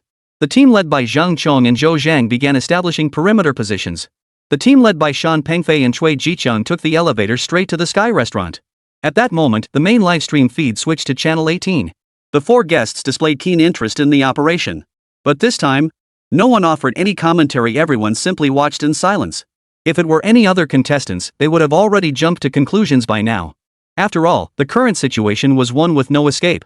But the one they were capturing now was Chen Zhe, the man who had pulled off countless miracles. Facing this contestant number 18, no one dared predict the outcome. Even Zhao Donglai, usually brimming with confidence, wisely kept his mouth shut. Had he personally led the capture team, he would have been absolutely confident in completing the mission. But now he was merely an observer, and many developments were beyond his control. What would the final outcome be? It was uncertain. Ding! System's unique passive ability triggered. Optimal solution for breaking the deadlock has been issued. Chen Zhe, who was enjoying the scenery and delicious food, suddenly heard the system's notification sound in his mind. Perfect timing. Muttering silently to himself, Chen Zhe set down his knife and fork. Wiping his mouth with a napkin, he promptly made his way to the restroom. To be honest, this exposure was entirely intentional. Therefore, he had already laid out his plans in advance. With two more teams added to the pursuit, it would be unthinkable not to give them a proper welcome ceremony. And the plan he had devised was formulated before the system's countermeasures were activated. What he needed to do next was leverage his own plan to complete this escape. As for the possibility of his plan suddenly failing, Chen Zhe felt little anxiety. After all, he still had the system as a safety net, and the optimal solution had already been issued. If push came to shove, he could always resort to the system's solution. This confidence kept Chen Zhe calm and composed. Upon reaching the bathroom, Chen Zhe retrieved his backpack, swiftly changed his clothes, and applied the corresponding beard. Once the disguise was complete, his appearance transformed instantly. From a young, handsome guy, he transformed into a charismatic middle-aged man. While his inherent handsomeness remained unchanged, every other aspect of his appearance and demeanor had transformed. Truthfully, Chen Zhe had intended to make himself look ugly. But with his naturally good looks, he simply couldn't pull off looking ugly. Come to think of it, it was a bit of a shame. The current Chen Zhe has undergone a complete transformation in his overall state. Even her gait and the sound of her voice underwent a complete transformation. After a thorough examination in the mirror, Chen nodded with satisfaction. Maxed out disguise skills were incredibly powerful. The only downside to expensive skills is that they cost a bit more, otherwise, they have absolutely no drawbacks. With everything in order, Chen strode confidently out of the restroom. Instead of rushing to leave the restaurant, he headed toward a woman dressed in a white suit. Her makeup was exquisitely applied, and her attire was impeccably tailored. Her entire presence radiated a commanding, sophisticated charm that stirred a desire to conquer. "Hello, beautiful. May I join you?" The woman glanced up at Chen Zhe, a flicker of displeasure crossing her eyes. But her good manners kept her temper in check, and she replied with a hint of apology. "I'm sorry, sir, this seat is taken. Could you please find another spot?" After hearing her words, Chen Zhe smiled and nodded. Then, under her watchful gaze, he plopped down onto the seat. Her delicate features twisted slightly as her pert nose wrinkled. "Sir, I meant to say this seat is already taken. Please find another place to sit." "Is that so? But I've been watching you for quite some time. You've almost finished the meal you ordered. If someone else were truly sitting here, I imagine you'd be waiting for them to join you." Glancing at the leftovers before her, the woman blurted out instinctively. "I'm sorry, sir. My earlier words were meant to politely decline your request. But since you insist on sitting down, I can only be blunt now. I don't want you sitting across from me. I don't think we have anything to talk about." This time, her words were blunt and direct, showing no regard for Chen Zhe's feelings. Hearing this, Chen Zhe laughed again. "Lady, your way of putting things is quite hurtful." The woman's expression shifted. "Are we that close? You have 1 minute to disappear from my sight. Otherwise, I'll call security." As the two exchanged words, under the leadership of Shan Pengfei and Cui Jicheng, pursuit teams 87 and 92 had already arrived at the restaurant. 4 officers remained to guard the entrance while the rest entered directly. Their objective was clear, they headed straight for the restroom. Chen glanced at the group out of the corner of his eye before fixing his gaze back on the woman across from him. Has anyone ever told you that your angry expression is beautiful, capable of stirring a man's desire to conquer? Rogue. Furious, the woman grabbed the juice on the table and flung it at Chen. After this series of actions, she stood up decisively and stomped away in her high-heeled leather shoes. Chen Zhe shrugged helplessly, wiping himself down with a tissue. Then, under everyone's gaze, he chased after the direction where the woman had vanished. Several apprehension officers stationed at the door watched the spectacle with amused expressions, grinning as Chen Zhe walked away. Wait, we just let him go? What are those arresting officers thinking? Don't they realize the suspect got away? Man, I actually thought contestant number 18 was trying to hit on her. Turns out he was just waiting here all along. Honestly, when he checked himself in the mirror just now, it gave me a real scare. That disguise skill, he looked like a completely different person. Judging by contestant number 18's demeanor, he must have anticipated the arrest team coming. It feels like this was all part of his plan from the start. Now that you mention it, it actually makes sense. Otherwise, with contestant number 18's incredible disguise skills, there's no way he could have been spotted. Chen Zhe's maneuver once again stunned the entire live stream audience. With just a simple setup, he'd successfully turned danger into safety and the other party hadn't even noticed. It seemed that when facing Chen Zhe, one truly couldn't jump to conclusions too soon. With him, anything truly was possible. Chapter 47, the pursuit team's comprehensive upgrade. The reversal arrives. Chen Zhe's escape method far exceeded everyone's expectations. With just a simple scheme, he effortlessly slipped past the guards and left the restaurant. This maneuver truly stunned everyone. Amateurs watch for the spectacle, professionals see the finer points. While the audience was busy being shocked, the 4 guests spotted the clues. Chen Zhe's move appeared deceptively simple, but in reality demanded exceptionally high skill in disguise. His disguise had left them all utterly stunned. Merely a change in attire and some ordinary makeup alterations. Yet it had transformed him from a young man into a middle-aged man. Such skill is absolutely beyond the reach of ordinary people. It could only be said that Chen Zhe's escape this time seemed like a stroke of luck, but in reality, it was entirely predictable. The arrest team led by Shan Pengfei and Cui Jiqiang searched the bathroom thoroughly. Yet aside from an open window, there was no trace of Chen Zhe. Could he really have escaped through here? Shan Pengfei leaned his head out the window, and a sudden wave of dread washed over him. At this height, escaping barehanded seemed utterly unrealistic. I don't think that's very likely. I'll discuss this with team leaders Zhang and Zhou. The 2 men, who had been so confident moments ago, began to doubt themselves after coming up empty-handed. Team leaders Zhou and Zhang were at the Sky restaurant. Surveillance shows contestant 18 entered the restroom, but we've searched even the women's restroom, no sign of them. The only open window here suggests he might have escaped through it, but we can't confirm that for sure. Cui Jiqiang explained the situation here to the 2 in detail. At the same time, they began to pay even closer attention to Chen Zhe. As it turned out, it was no wonder the 2 team leaders were so cautious. The opponent's difficulty level far exceeded their expectations.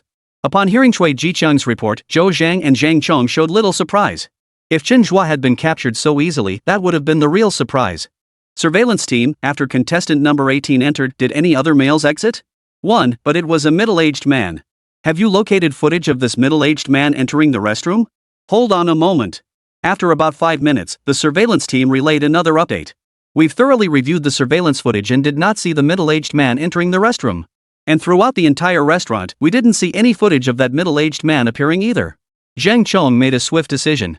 Send over a photo of this middle-aged man. He's likely contestant number 18 in disguise. I think we can drop the likely part. This guy is definitely contestant number 18 in disguise. Zhou Zhang's voice suddenly rang out, his expression unwavering. Cui Jiqiang, Shan Pengfei, and all the team members were utterly shocked upon hearing this conclusion. Especially the few stationed at the door, who froze in place. After all, this very middle-aged man had just slipped away right under their noses. And he'd walked out with complete confidence.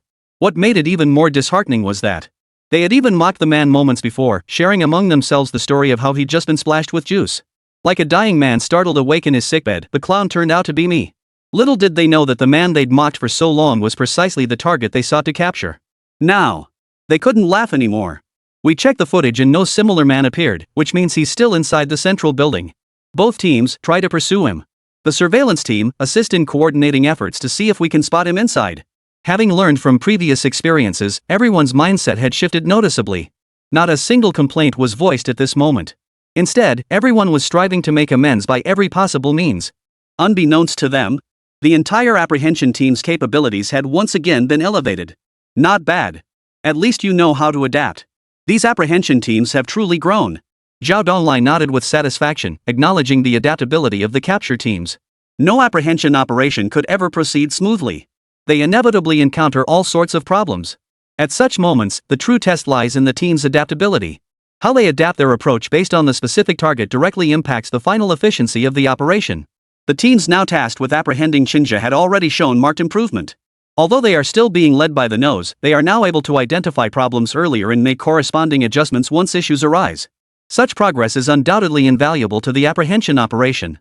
It won't be long before they can finally apprehend the target. Indeed, I have this feeling that today's contestant number 18 might very well be caught at the central building. Zhang Weiguo, who hadn't voiced an opinion in quite some time, boldly made this prediction at this moment. After all, Chen Zhe had pulled off incredible escapes time and again before this. The current situation was actually quite similar to the previous ones. Yet Zhang Weiguo delivered an exceptionally bold prediction.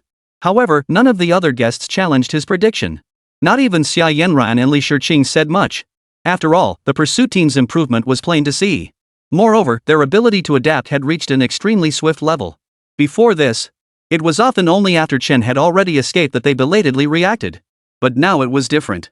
Chen Zhe had only temporarily evaded capture. He was far from out of danger. At this moment, the pursuit team had already caught up. Everything had changed once again. Contestant 18 is proud it's his strength, but it could easily become his greatest weakness. In Xia Yanran's eyes, Chen Zhe could have easily faced a different outcome. With his skills, he could have easily escaped danger and vanished completely. Yet he chose a path of self-destruction, driving himself into a dead end. Heaven's vengeance can be averted, but self-inflicted doom leaves no room for survival. This time, it seems there truly is no miracle. When it comes to security, our country leaves nothing to be desired. Even if the outcome remains uncertain, anything could still happen. But judging by the pursuit team's reaction, they had already evolved completely. Especially in such a confined space, as long as they maintain their patience, capturing Chen Zhe is only a matter of time. This time around, we absolutely have to give a shout out to the relevant national forces. This sense of security is absolutely off the charts. Chapter 48, A Passive Situation. Faced with the pessimistic outlooks of the four guests, the live chat was also flooding with comments. Sharing the guests' perspective, viewers were convinced Chen Zhe had truly reached a dead end this time. He's really screwed this time. Why did he have to come to the central tower? Now he's completely cut off his escape route. I told you so. Someone like Chen Zhe was never going to last. He's always taking crazy risks. It was only a matter of time before he got caught. This just proves how reliable our country is when it comes to security. Chen Zhe was pretty talented, right? But what good did it do him? He still got caught. TSK. Just thinking about this guy getting eliminated like this, I kind of feel a little sad about it. Feels like he was in the wrong place. If this were just a money-making challenge show, Chen Zhe would be the undisputed champ. That said, even though he got eliminated, his money-making skills are seriously impressive. Seems like he could easily make a living off his craft for the rest of his life. The relentless spirit of the pursuit team is truly moving. They might face formidable criminals, but they never consider giving up or compromising. A team like this is genuinely reassuring. The live stream feed was flooded with comments from viewers. Though Chen Zhe hadn't been caught yet, everyone was certain it was only a matter of time. But Chen Zhe himself remained oblivious to this consensus. And even if he did, he'd likely just scoff dismissively. After all, for him, he had never once considered the possibility of being caught. The challenge had only just begun. If he were arrested now, wouldn't all the subsequent rewards and honors become completely irrelevant to him? He had come for precisely these things. There was no way he would give up. Emerging from the restaurant, he didn't rush to leave but instead kept circling the vicinity. Escaping through disguise couldn't possibly remain undetected forever. What he needed to do now was record the exact moment he was discovered. In other words, to test the response time of the apprehension team. Know thy enemy and know thyself, and you will never be defeated in 100 battles. Despite possessing the system's sole passive ability and the various powers he had acquired, he remained humble, always keeping himself in the right place. As he continuously enhanced his own abilities, the capture team members' capabilities were also steadily improving. In other words, both sides are now in a state of comprehensive advancement. If he suddenly chose to slack off and refuse to understand his opponents, then arrest might very well be his fate. From this perspective, the arrest team's professional competence is truly commendable. Facing such a formidable adversary, every single detail must be perfected. Every single minute and second must be strictly controlled. From the moment he left the restaurant to the task force's response, a total of 15 minutes had elapsed. Seeing this figure, Chen gained a rough understanding. This was the first test run. The task force hadn't yet fully grasped the extent of his disguise capabilities. Therefore, their reaction time was inevitably slower. But once they became aware of his abilities, any subsequent attempts to escape using this method would undoubtedly trigger a much quicker response. It could be 10 minutes, or even 5 minutes, or perhaps just 1 minute. Regardless of the reaction time, Chen Zhe's maxed out disguise ability was undeniably deceptive. And this very deception could open up infinite possibilities for Chen Zhe. After achieving his goal, Chen Zhe began planning his escape route. Given the massive mobilization to capture him, failing to take this seriously might just dampen the spirits of the apprehension team members. Next, it was time to give the two newly added capture teams a little surprise. Chen Zhe opened the Magic City map, pinpointing their current location to the shopping mall. For him, the options for departure remained plentiful. But from the very beginning, what he sought was never merely to leave. Rather, upon the foundation of departure, he sought to make everyone feel his sincerity. Thus, the manner of his departure demanded meticulous planning. While he was strategizing his exit, the capture team was simultaneously devising plans to apprehend him. Having learned from past experiences, Zhang Chong and Zhou Zheng unanimously agreed that against a player like Chen Zhe, waiting passively was tantamount to handing him an opportunity. To secure victory, they must take the offensive. Even if there was only the slightest chance, they had to give it their all, leaving no regrets. For them, their greatest asset is that they can afford to lose. Even if their all-out pursuit this time still ends in failure. But by taking action, they can identify their own shortcomings and gain insight into the adversary's mindset. All of this will become invaluable experience for their future operations. More importantly, they can keep trying, but Chen has no room for failure.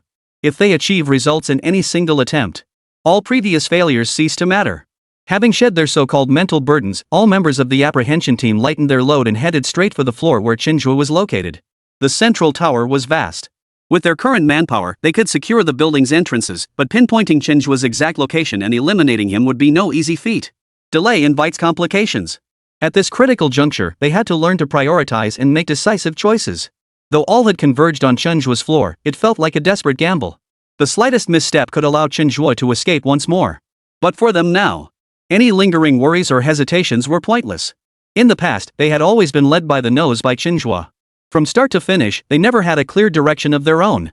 This left them perpetually reactive. But now, they refused to remain passive any longer. Even if this choice was risky, this time, they were truly taking the initiative.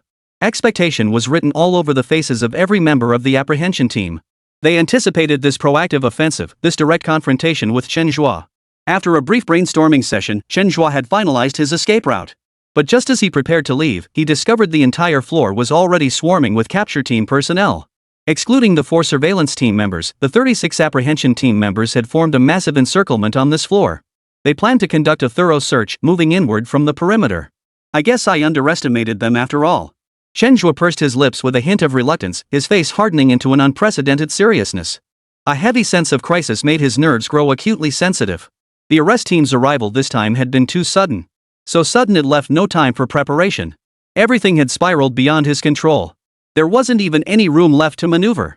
The pursuit team had arrived too swiftly, too unexpectedly. And this time, they seemed thoroughly prepared. This was already a confined space, and they arrived with such lightning speed. Even with Chen Zhe's multiple tactics, there was scarcely any room for maneuver in such a short time. Chen Zhe was not one to give up easily, nor would he ever compromise willingly. Yet faced with the current situation, even he couldn't help but feel pessimistic. Perhaps this time, he might truly meet his end here. Chapter 49, Chen Zhe, you are under arrest. From having everything under control to being caught completely off guard in mere seconds, Chen Zhe's situation had changed dramatically. We've spotted him. Hold your positions, everyone, don't let him slip away. The moment Zhang Chong arrived at Chen Zhe's floor, he spotted him instantly in the crowd. Even though his appearance had undergone a drastic transformation, making him almost unrecognizable from the 18th challenger Chen Zhe, Zhang Chong recognized him instantly. There was no other way. Capturing Chen Zhe had become an obsession in his mind. Although in the first phase, only a handful of teams had actually succeeded in capturing him. The psychological shadow Chen Zhe cast over them and the humiliation he inflicted was the most severe among all apprehension teams. Time and again, he toyed with them. Time and again, he taunted them to their faces. And every single time, that bastard pulled it off. That feeling. It was truly unbearable. It wasn't just him. The entire Team 18, and even Team 32 as a whole, were all in the same state. Chen Zhe's shadow had been deeply etched into their minds. Though they had been deceived by Chen Zhe's disguise during previous operations. Once they learned the truth, however, they had also etched his disguised appearance into their memories. Once they saw him, they would never miss him. Everyone, maintain formation at all costs. Do not be greedy for glory. This man's abilities are far more terrifying than we ever imagined. Following Zhang Chang's warning, Zhou Zhang promptly echoed his caution. Spotting Chen Zhe's figure was undoubtedly a positive development for everyone. After all, it meant their choices had been correct. It also signified that the path they'd chosen was the right one. However, that said, everyone knew deep down, the more critical the moment, the more essential it is to maintain composure and attend to every detail. After all, before this moment, Chen Zhe had slipped away countless times right under their noses. Ding! System's sole passive trigger activated. Optimal countermeasure protocol issued. Just as the pursuit team began closing in on Chen Zhe, a system notification suddenly sounded in his mind. Along with the alert, the corresponding solution had already been delivered. Chen Zhe briefly reviewed the details but chose not to leave immediately. Though the pursuit team had arrived much earlier than anticipated, this obligatory greeting was still in order. Watching the pursuit team steadily close in, Chen Zhe decisively chose to move. The instant he chose to flee, the pursuit team sprang into action. Having learned from past mistakes, they were absolutely determined not to let Chen Zhe slip out of their sight. Chen Zhe sprinted like a lost lamb, desperately searching for a path to survival. Unfortunately for him, the pursuit team's tactics were flawless this time. Even if they couldn't catch him immediately, they kept him firmly within their sights. He fled, they pursued, there was no escape. After nearly half an hour of relentless pursuit and evasion, Chen Zhe was finally cornered at a turn. Directly ahead of him stood the 18th pursuit team led by Zhang Chong. To his left stood the 32nd pursuit team led by Zhou Zhang. To his right stood pursuit teams 92 and 87, led by Cui Jiqiang and Shan Pengfei. 3 routes, all completely sealed off by the pursuit teams. Chen Zhe was now truly trapped like a turtle in a jar. Capture was his only fate. Looks like it's really over this time. What a pity. Contestant 18 was quite the showman, but even he couldn't escape capture in the end. Executive Director Yan Ming surveyed the situation and shook his head helplessly. He held Chen Zhe in high regard.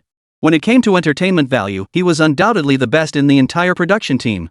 His antics were deeply loved by everyone. His livestream consistently maintained a viewership of millions, and right now, the real-time online audience had reached a staggering 2 million. This figure was exceptionally staggering in the entire history of live streaming.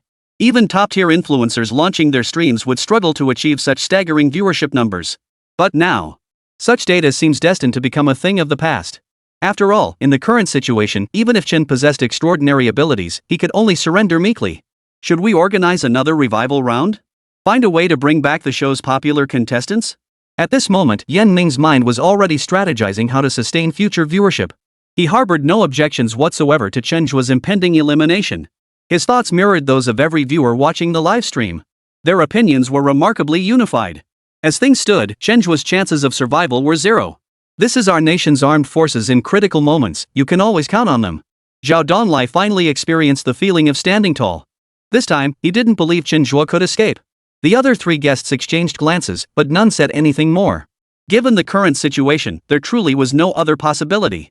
The camera cut back to the central building, where smiles finally spread across the faces of the apprehension team members.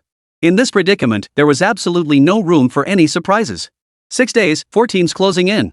At last, the moment of harvest had arrived. Zhou Zhang and Zhang Chong exchanged glances, both letting out a long sigh of relief. Though the capture had been fraught with twists and turns, the outcome was favorable. Cui Jiqiang and Shan Pengfei, however, felt little emotion. Today's Chen Zhe had indeed left a slight impression on the two of them. But with the target apprehended so swiftly, the corresponding shock was inevitably much less intense. To sum it up, they acknowledged Chen Zhe possessed some skill, though not much. Chen Zhe, you're under arrest. Zhang Chong gave Chen Zhe a faint smile, his expression calm as he spoke. Is that so? Why do I feel like this is only the beginning? The panic he'd imagined seeing in Chen Zhe's eyes never materialized. Instead, was boundless composure and calmness. And this very demeanor caused the members of the arrest team to feel a surge of panic they couldn't help but feel. Their pursuit of Chen Zhe intensified in that very moment. After all, the last time they had seen Chen Zhe display such an expression was when he had calmly escaped. Though other possibilities now seemed impossible, better safe than sorry. As long as he wasn't captured yet, anything could still happen. Just as everyone surged forward, Chen Zhe moved. Yet his action defied everyone's expectations. He charged straight toward the railing, the only way out. Chapter 50, The Pursuit Squad. Is this some kind of training exercise? What's this move? He's not going to jump off the building, is he? Seems totally unnecessary. It's just a challenge show, why take it so seriously? I have a theory, could he be trying to use the railing to escape? No way. You think this is a movie set? Wait, I think I know what this guy's up to. Holy crap, no way he's actually going to jump? All the viewers in the livestream were intrigued by Chen Zhe's sudden reaction. After all, in this situation, it was practically certain he was cornered. Despite knowing there was no escape, Chen Zhe still reacted. This naturally piqued everyone's curiosity, making them eager to see what he was up to. As Chen Zhe began to move, the crowd gradually understood his true intentions. And at that very moment, everyone was stunned. Chen Zhe swiftly made his way toward the railing and leaped off without a moment's hesitation. No! His sudden reaction left the members of the apprehension team utterly stunned. Instinctively, they tried to stop him, hoping Chen Zhe would calm down. After all, what he was doing now was far too dangerous. The slightest misstep could lead to unforeseen consequences. And such an outcome was undoubtedly something no one wanted to see. Beyond the members of the apprehension team, every viewer watching the livestream also felt their hearts leap into their throats at that moment. There was no helping it. Chen's current maneuver was simply too daring. Without any safety measures, he had just hoisted his entire body over the railing. What would happen next was truly unpredictable. The live chat's barrage of comments abruptly fell silent. Time seemed to freeze in that instant, and some of the more timid viewers closed their eyes entirely. The slightest misstep could very well have ended in a bloody mess. Chen Zhe leapt forward, his body crossing the railing with surprising agility. Then, with a sudden burst of strength from his arms, he hung himself in midair. At the same time, his body began to swing violently. Using the strength of his waist and abdomen, he swung his body in a highly rhythmic motion. When the moment was ripe, he swiftly released his grip. Propelled by his own strength and momentum, he plunged directly to the next level. With his steady landing, the crowd finally began to breathe again. But the comments section remained empty. Clearly, everyone was still reeling from the scare. After all, Chen Zhe's maneuver had been dangerously reckless, a wild dance on the edge of death. Chen Zhe, now on the next level, showed no sign of panic. Instead, he appeared remarkably composed. He extended his right hand and waved swiftly at the pursuit team above. Simultaneously, he murmured something under his breath, his expression relaxed as he declared, "Bye-bye, folks." After witnessing Chen Zhe land safely, the entire pursuit team froze in shock. So all this time, he'd had this escape route planned all along. He'd just been toying with them. The realization left every face grim. This time, they had come closer than ever before to capturing Chen Zhe. In their eyes, failure had seemed impossible. Yet the final outcome still fell far short of their expectations. Chen Zhe had escaped once more, and once more, he had issued a challenge to them. Pursue him immediately. We absolutely cannot let him get away this time. Zhang Chong made a swift decision, and all members of the 4 pursuit teams began moving downstairs. Seeing the pursuit team's reaction, Chen Zhe's lips curled into a faint smile. Using this method, he once again fled downward. While others descended the stairs on foot, he flew down them. Such speed was undeniably unequal. After running up several flights of stairs, Chen deliberately avoided the surveillance cameras and immediately disguised himself once more. He stepped into the elevator and returned to the previous floor. He rested his hands on the railing, produced a handful of melon seeds from somewhere, and began cracking them open while watching the crowd rushing below. You gotta hand it to them, professionals are professionals. That stamina? Not something just anyone can match. Watching the pursuit team sprinting swiftly, Chen Zhe offered his commentary with feigned seriousness. With just a few quick maneuvers, Chen Zhe had once again toyed with the entire pursuit team at his whim. The sight of Chen Zhe looking utterly relaxed contrasted sharply with the exhausted pursuit team scrambling to keep up. Every viewer in the live stream chat had 3 words written all over their faces: they're out of their minds. There was no helping it. Such moves were truly beyond anyone's expectations. Everyone had assumed this time Chen Zhe was truly cornered. But it turned out that from the very beginning, he had calculated every single one of these moves. Is this even human? It feels like the pursuit team is facing something beyond human capabilities. Unbelievable. How the hell is this even possible? It's like they've literally brought a movie to life. I can't even fathom it. If he'd made the slightest mistake, we'd be looking at a corpse right now. Guess that's what they call skill breeds confidence. With Chen Zhe, nothing seems impossible. Turns out 4 pursuit teams just aren't enough. With this guy's skills, we'd need 10 teams working together to catch him. It's a shame. We were so close to catching him. That said, judging by Chen Zhe's stance, are we really sure both sides were just a hair's breadth apart? The 4 guests in the main livestream room were utterly dumbfounded at that moment. Chen Zhe's escape method was truly unimaginable. It even gave off an illusion of impossibility. His choice demanded not only exceptional intelligence but also extraordinary physical prowess. According to the show's description, he's just an ordinary college student, right? Yet the skills he displayed seemed more professional than the professionals themselves. If all college students possessed such skills, China might not even need to train a military. If war ever broke out, just rounding up a bunch of college students could utterly destroy the enemy. Contestant number 18 is far more cunning and far more powerful than we ever imagined. Facing an opponent like this, it seems we'll need to prepare for a protracted struggle. Zhao Donglai now fully acknowledged Chen Zhe's capabilities. Facts speak louder than words. Among all challengers, few could match Chen Zhe's effortless mastery. And every single decision he made was truly flawless. Having such an opponent on the show might not be a bad thing for all the professionals. After all, it allows them to hone their skills and become stronger. Chapter 51, offering a hefty reward for a child? That's a quick way to make money. The apprehension team was once again enraged by Chen Zhe. Escaping right before their eyes, they could accept that. After all, it was the contestants' own skill, they could only admit they were outmatched. But to keep taunting them after escaping? That was unacceptable. A warrior may be killed, but never disgraced. Especially given their status, such humiliation was utterly intolerable. At this moment, their resolve was unanimous: they would stop at nothing, spare no expense, and capture this despicable creature today. Human patience has its limits. Chen Zhe's repeated provocations had severely crossed their boundaries. Even knowing Chen Zhe's formidable skill, this time they would not let it go. Unfortunately, the arrest team's fighting spirit was indeed high, but the ultimate outcome was likely already predetermined. After all, Chen Zhe was now observing their entire search operation, treating himself as nothing more than a spectator. Tossing the sunflower seed shells into the trash bin, Chen Zhe stepped back into the elevator. This time, however, he made no attempt to conceal his identity. Instead, he deliberately revealed his face and nodded at the surveillance camera inside the elevator. After completing all this, he strode confidently out of Magic City's central tower. He had already completed 1/5 of the system's latest assigned task.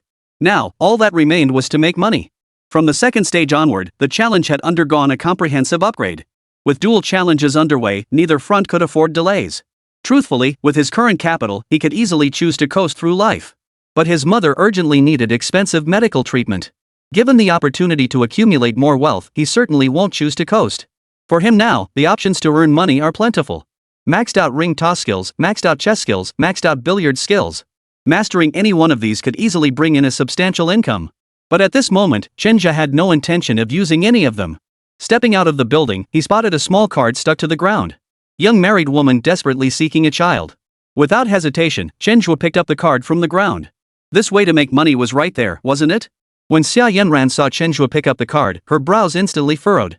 This shouldn't be possible. With contestant number 18's abilities, he couldn't possibly not know this is a scam. As the show progressed, everyone gained a clearer understanding of Chen Zhe's abilities. It's no exaggeration to say, among all the current contestants, Chen Zhe stands out as the most exceptional in both intelligence and physical prowess. There's simply no one else like him. But now look at him.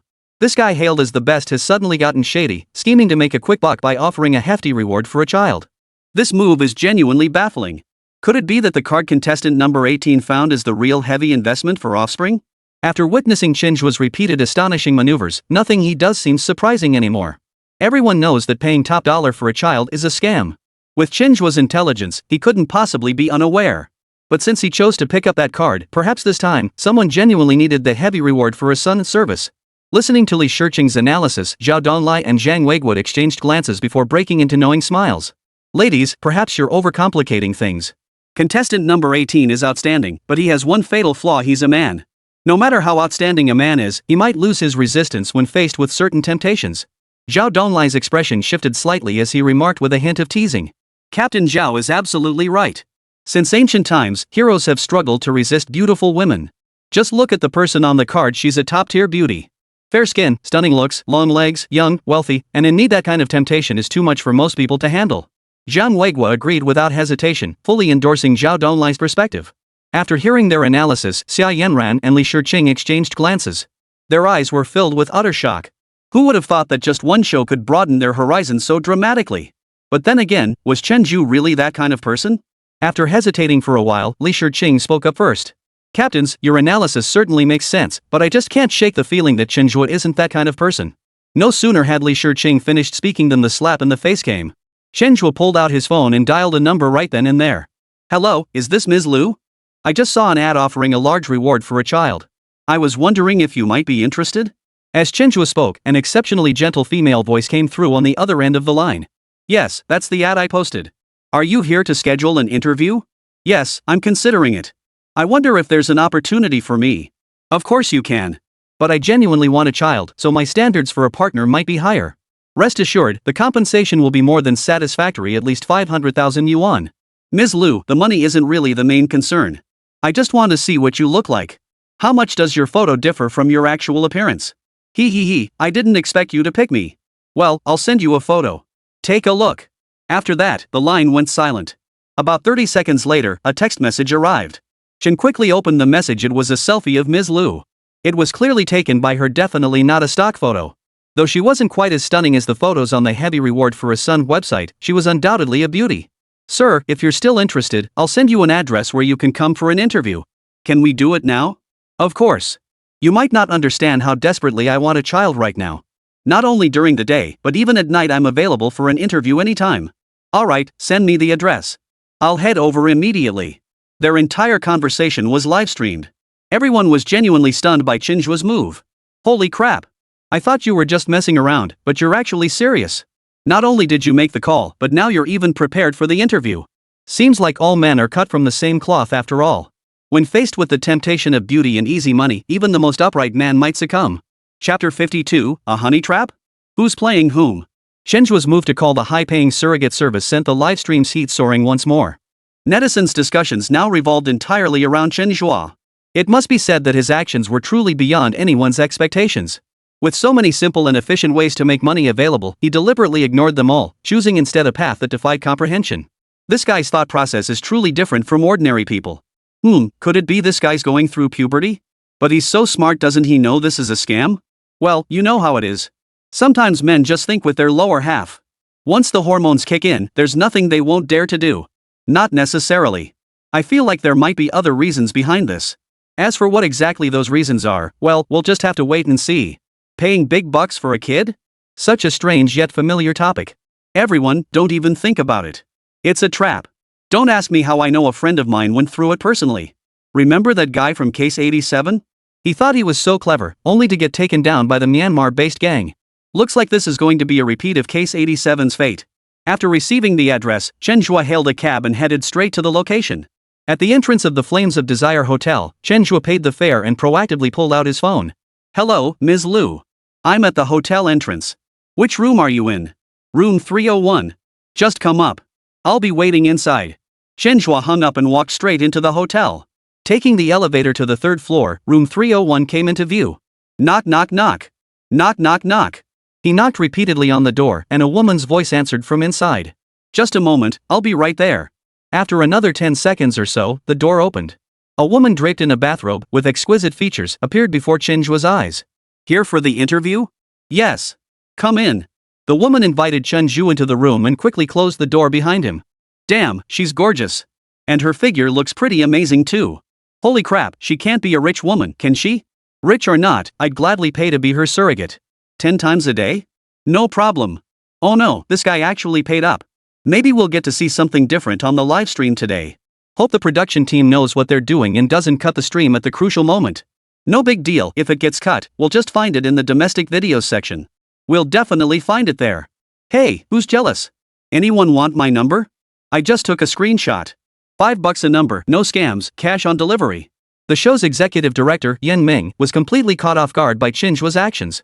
And given the current trajectory, if this kept going, it would soon become unsuitable for minors. Shang, keep an eye on the content. If things start going off the rails, cut the stream immediately. We absolutely cannot have anything illegal airing. After careful consideration, Yan Ming decided it was better to err on the side of caution. Better safe than sorry. If anything inappropriate for minors were to appear during the live stream, it would be a disaster-level incident. The camera cut back to the live stream. Without a word, Ms. Lu began to slowly pull down her bathrobe. She then flashed a seductive expression and spoke with a hint of allure. Sir, your physique is quite to my liking. It's getting late, shall we get down to business? Before Chen could respond, the door burst open. 2 burly, muscular middle-aged men entered. One of them wore a furious expression as he snarled at the woman. Lu Xian, you damn woman. Didn't you say you were going to the beauty salon? What the hell are you doing here having an affair? Faced with his accusation, Lu Xian's expression instantly changed. She looked utterly wronged as she explained. Honey, please listen to me. He tricked me into coming to this hotel. He told me he knew a way to help me get pregnant. I thought he was going to treat me, but I never imagined he was planning to force himself on me. Husband, I'm so sorry. I shouldn't have done this. Why? Lu Xian began sobbing pitifully as she spoke. After hearing Lu Xian's explanation, the man turned his gaze directly to Chen Zhe. Bro, that's a bit shady, isn't it? Who treats illnesses at a hotel? But I'm not unreasonable. Since nothing happened between you two, just apologize to my wife and give her 20,000 yuan, that'll settle it. Faced with the man's understanding, Chen Zhe responded with a smile. And what if I don't do as you say? Don't do as I say? The man's expression darkened. Looks like you're choosing to drink the punishment wine instead of the complimentary one. Third brother, looks like we'll need to stretch our legs today. The other man who had been standing beside him suddenly pulled a switchblade from his pocket and glared menacingly at Chen Zhe. At this very moment, everything was crystal clear. What son for a fortune? What wealthy, beautiful woman? Everything was nothing but a scam. As it turns out, the public's perception was right all along. Now, Chen Zhe will have to pay the price for his impulsive actions. Just as everyone tuned in with this mindset, Chen Zhe's next move once again shattered their expectations. Facing threats from the two men, Chen Zhe remained remarkably composed. He then pulled out his phone and opened the livestream for National Challenge. Gentlemen, to be perfectly honest, I'm a contestant on National Challenge. Everything you say and do right now is being broadcast live. Are you sure you want to proceed with this approach? Ha! The two men froze for a moment, then instinctively glanced at Chen Zhe's phone. Once they confirmed he was indeed a challenger and the entire event was being live-streamed, both immediately backed down. The man holding the switchblade even tossed his knife to the ground, speaking with a hint of urgency. Bro, what do we do now? The man looked utterly helpless. How should I know? Chen watched their actions and chuckled. Now you're scared? Too late. But hey, it's not like there's no hope for redemption. Hearing Chen Zhe's analysis, the three men's eyes lit up instantly. Brother, just tell us what to do. We won't let you come up with ideas for nothing. Chapter 53, it turns out he'd already planned this out. The man's gaze toward Chen Zhe brimmed with desperate longing. Like someone falling off a cliff who suddenly spots a piece of straw. Even if uncertain whether the straw could save him, in his current predicament, he was desperate to grasp at any hope. Chen Zhe narrowed his eyes at the three men, saying nothing. The trio exchanged nervous glances. The man hastily pulled out 5,000 yuan from his pocket. Brother, this is all I have. Please, give us some guidance. Chen Zhe shifted his gaze to the money, his tone tinged with mockery. You didn't extort this money from someone, did you? The man shook his head like a bobblehead. Rest assured, brother, this money is clean. Absolutely no illegal activities involved. Chen Zhe calmly pocketed the 5,000 yuan before speaking slowly. Money talks, and I'll make sure your troubles disappear. Rest assured, since I've taken this money, I won't fail to deliver.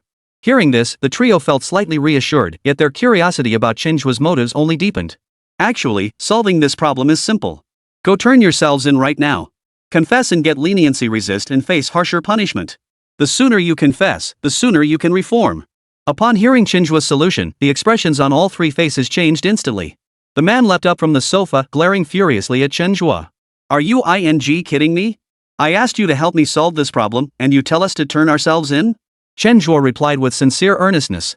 Surrendering is the best option right now. If you choose not to take it, then I'm afraid I can't help you any further. The man's expression darkened further as he picked up the spring knife he'd tossed aside. Kid, you think you can play games with me? Even if I go down, I'll cripple you first. Without waiting for Chen Zhe's reaction, he lunged forward, knife in hand. Chen Zhe shook his head helplessly. This is all being live-streamed. You really don't think your crimes are serious enough, do you? Facing the attacker's charge, Chen Zhe didn't dodge. Instead, he met him head-on with fierce intensity. Chen Zhe's physique was now a far cry from what it once was. The divine chosen physique was no mere claim. Even if the opponent struck first, seizing the initiative. But in the face of overwhelming power, the opponent could only surrender. Boom! Chen Zhe seized his attacking hand with his left hand, then exerted slight force with his right, knocking the spring knife from his grasp once more. Seeing the situation turn against him, the other man charged forward at that very moment. Chen Zhe delivered a swift kick. Before the man could even reach him, he was sent flying 5 or 6 meters away. Lu Xian watched as both her accomplices were effortlessly subdued by Chen Zhe. Now, she too had no choice but to surrender. Chen Zhe didn't rush to leave. Instead, he dialed the police right there. Within about 20 minutes, officers from the local police station arrived at the scene. After learning the details of the incident, the officers took both parties back to the station. However, their treatment would be worlds apart. These three were taken away as criminals. Chen Zhe, on the other hand, was taken away as a positive figure in crime prevention. He went to the station merely to assist with a statement. After completing all procedures, Chen Zhe didn't rush to leave. Instead, he proactively addressed the officers. Officer, these schemes exploiting desperate parents seeking children have caused immense harm. The government has invested significant effort in tackling this issue over the years, hasn't it? The officer nodded without hesitation. You're absolutely right. Scammers keep coming up with new tricks. Even though we're doing our best to raise awareness, some people still fall victim to these scams. To keep everyone vigilant, the government has always prioritized this issue. It's practically a national priority. Following the officer's lead, Chen continued. If the government prioritizes this so much, does that mean there might be extra rewards for cracking down on these crimes? The officer gradually grasped Chen Zhe's true intent and responded with a smile. Hold on a moment, I'll look up the relevant policies. 10 minutes later, the officer returned, accompanied by a middle-aged police officer. Chen Zhe, right? Hello, I'm Qi Shangping, the station chief here. Thank you for helping us fight crime. This is a token reward from the station on behalf of the government. But it's best to avoid putting yourself in such danger. These criminals are ruthless and capable of anything. If something were to happen to you while confronting them, wouldn't that be a case of losing more than you gain? Chen Zhe smiled as he accepted the reward. You're absolutely right, Chief. I'll take your advice to heart and exercise greater caution. It wasn't until Chen Zhe had the reward in hand that everyone suddenly realized. Wow, so this guy had it all planned from the start. I knew it. There's no way he'd fall for that heavy reward for a child's scam. Turns out he was playing a game of outsmarting the scammers. Those three really got unlucky running into a guy like Chen Zhe. Not only did they not get a penny, but they ended up getting themselves arrested too. Unbelievable. Chen Zhe actually had the nerve to scheme against the police. Learn something new, learn something new. This move is absolutely unbeatable. It's got to be contestant number 18. When it counts, he always delivers surprises. Honestly, even though his goal was to make money, his actions still carry a lot of positive energy. That's spot on. Fighting crime shouldn't be the responsibility of just one person or organization, it's everyone's duty to work together against these criminal acts. Thought Chen was getting scammed, but turns out he set up the scammers themselves. Haha, thinking back now, him asking about the source of that 5,000 yuan was such a subtle detail. The viewers in the livestream chat were getting more and more excited. Clearly, today's developments had far exceeded everyone's expectations. At the outset, everyone thought Chen Zhe was driven by lust, having completely lost his mind. But as events unfolded, they gradually realized something was off. Turns out Chen Zhe had anticipated everything all along. From the moment he picked up that card, he had already devised a plan to outmaneuver his opponent. Setting a trap with a con artist, a con within a con. You just have to admit, this guy Chen Zhe's mind works in truly extraordinary ways. The facts proved it. It wasn't that the arrest team lacked capability, it was that Chen Zhe's skills were simply too formidable. Before him, scammers had no choice but to be cleanly swindled. That he had the task force members running around like headless chickens was only to be expected. Chapter 54, Cheering for the Pursuit Team Online, give it your all. The four teams tasked with apprehending Chen Zhe were still swamped in the heart of Magic City Tower. Yet Chen Zhe, the very man they sought to apprehend, had not only slipped away but also indirectly orchestrated something monumental. For some reason, a pang of sympathy for the pursuit team once again surfaced in everyone's hearts. Facing a player like Chen Zhe is really unlucky. Chen Zhe opened the envelope and counted the bills inside. 10 bills in total, 1,000 yuan. Nodding in satisfaction, Chen Zhe put the bills away. Then, he made another astonishing move. Without even bothering to disguise himself, he returned to the Magic City Center Tower. He even checked into a hotel inside the complex using the ID he had previously obtained. This series of actions left everyone dumbfounded once again. He had clearly escaped, now free as a fish in the ocean or a bird in the sky. Yet here he was. After all that wandering, he somehow ended up back at the Magic City Center Tower. Talk about courting disaster. Even more surprising was what happened next. Upon returning to the hotel, he immediately turned on the TV and used his phone's screen mirroring feature to display the live stream feed on the television. He ordered some barbecue, and there he was munching on grilled food, sipping beer, and watching the Manhunt team's updates. Seeing how relaxed and carefree he looked, not a trace of tension?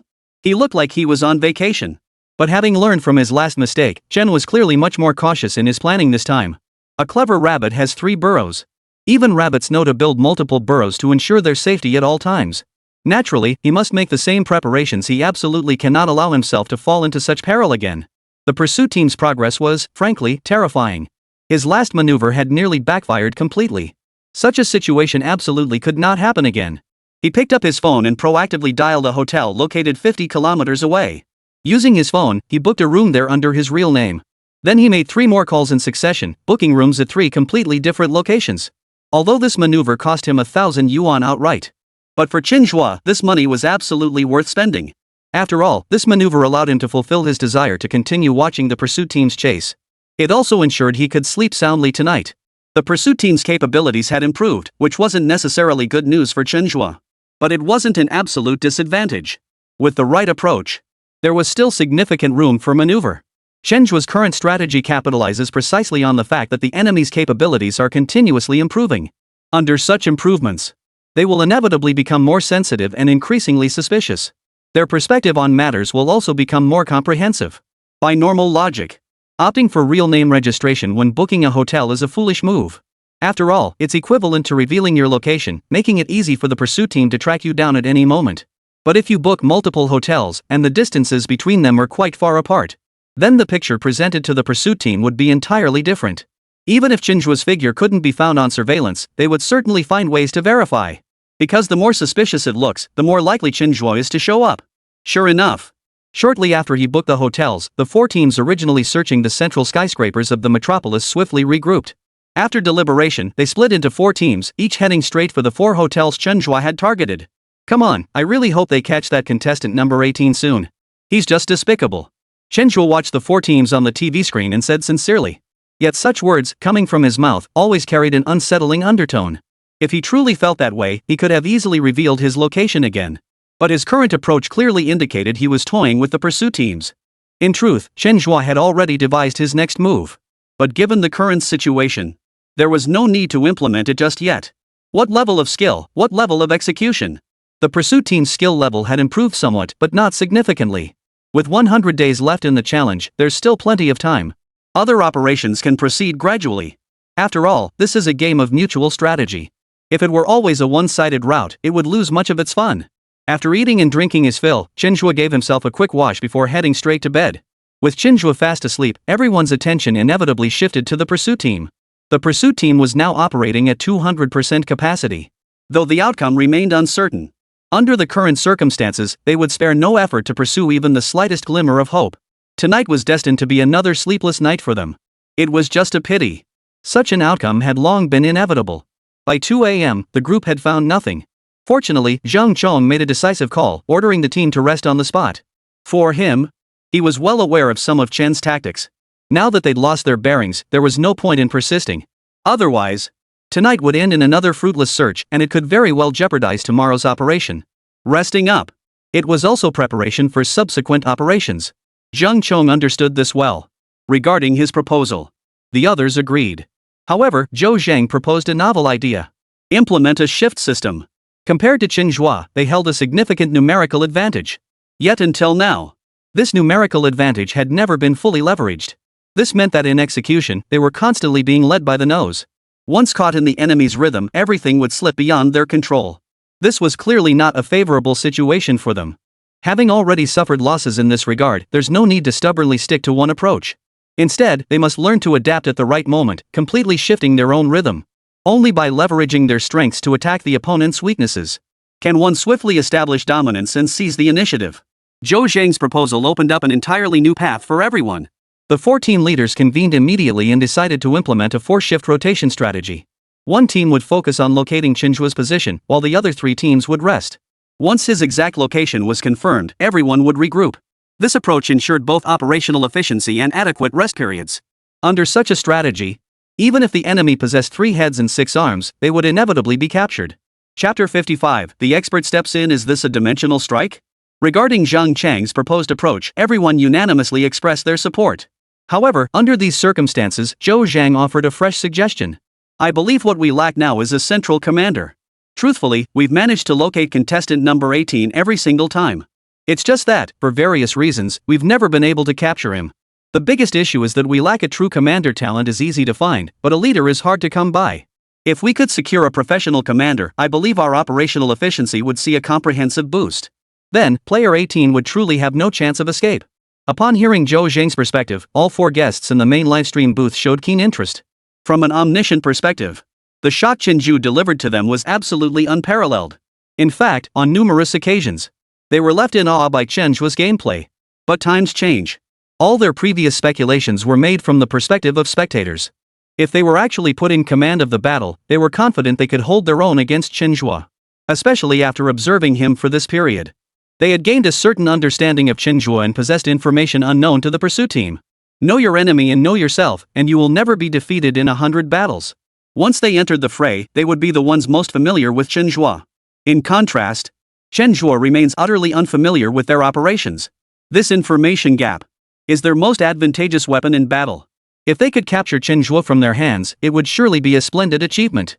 The livestream audience was also eagerly anticipating Zhou Zhang's proposed strategy. Judging from the current situation, Despite the pursuit team adding 2 more squads, the gap between the two sides remained starkly evident. The confidence and composure Chen Zhe displayed, coupled with his corresponding abilities, were far beyond what the pursuit teams could match. At this juncture, a superior commander is indeed required. Only then could they have the capital to confront Chen Zhe, and only then would the pursuit become truly thrilling. Before this, everyone had witnessed Zhao Donglai's capabilities.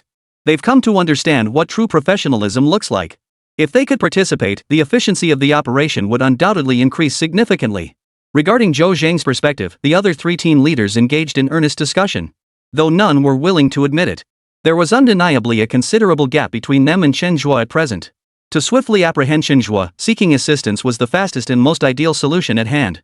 After careful consideration, the 4 pursuit teams decided to seek assistance. And the one they turned to for help was Zhao Donglai, a veteran with extensive combat experience. Zhao Donglai had previously conducted field operations himself, successfully apprehending a suspect in just 1 day. Such a track record was truly impressive. When making a choice, one must naturally opt for the most reliable option. At the very least, their choice wouldn't be in vain.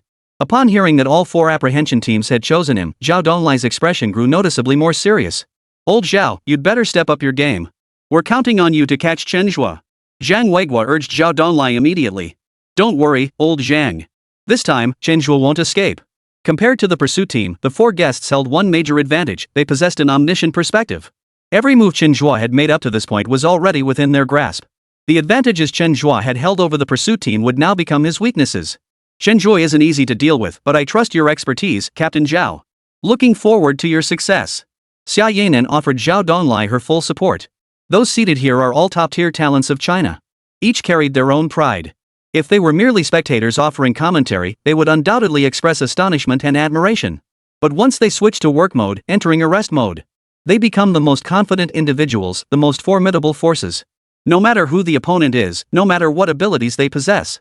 In the minds of these individuals, the enemy is merely a lamb awaiting slaughter on the chopping block. Sooner or later, the blade will fall. "Go for it, Captain Zhao. We'll always have your back."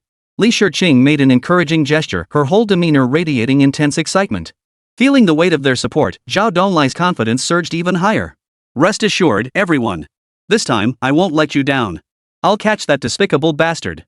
After Zhao Donglai took action, the production team promptly notified Chen Zhe. After all, the expert had a god's eye view, fully aware of everything concerning Chen Zhe. Failing to notify the contestant beforehand would render the competition unfair. The production team had carefully considered every angle in this regard. Regardless, ensuring fairness, impartiality, and transparency to the greatest extent possible remains essential. After receiving the information provided by the production team, Chen Zhe didn't appear overly flustered. Instead, he calmly picked up his phone to order takeout, then leisurely went about his morning routine. For him, the matter of the expert's departure was something he would have to face sooner or later. Zhao Donglai's appearance now was merely earlier than anticipated. It was merely a bit earlier than anticipated, nothing more. When the enemy comes, meet them head on. When water comes, block it with earth. No matter who comes, just handle it the proper way. Moreover, Chen Zhe certainly wouldn't abandon the system-issued quest. After all, the rewards from the Demon King's Eye were simply too powerful. He absolutely must get his hands on such a reward. Therefore, not only could he not flee now, but he had to wait for the capture team to come to him. Only then could he leave right under their noses and fulfill the system's requirements. Of course, the real reason this idea took root was rooted in his warm hospitality. An expert had stepped in personally, Zhao Donglai, who possessed extensive frontline combat experience. This welcome ceremony absolutely had to be held. Given the high regard they showed him, wouldn't it be rude not to show some sincerity in return? After all, he was a well-educated individual. Basic manners were non-negotiable. But when they saw Chen Zhe's unhurried demeanor, the live stream audience erupted in chaos. There's nothing to be done. The main reason was that Chen remained so calm. So calm it was almost unbelievable. After all, this time experts had stepped in, experts who knew Chen Zhe's every move inside out. At this moment, shouldn't the first instinct be to run? Shouldn't he have run as far away as possible? How come he remained so calm? Chapter 56, Captain Zhao, I've got him pinned down. Seriously, is this guy just pretending? The expert's already on the scene, and he's still taking his sweet time? Does he think the expert is some kind of cute little thing? No clue where he is, but the problem is everywhere he goes is being broadcast live. Seriously, this guy thrives on the thrill of the challenge, doesn't he? How does he manage to make our hearts race every single time? Zhao Donglai's abilities are undeniable. He's already stepped in, yet Chen Zhe hasn't made a move. Is he just going to surrender? I just don't get it. Seriously, I don't get it. Could it be that in his eyes, the most dangerous place is actually the safest? You know what? Following that logic actually makes sense. After all, by normal reasoning, anyone would have fled by now. But if he hasn't run yet, then anything is still possible. Wherever Chen Zhe appears, the impossible always unfolds. That was still the prevailing view of him among everyone. But at that very moment, Zhao Donlai had already assembled all 4 teams.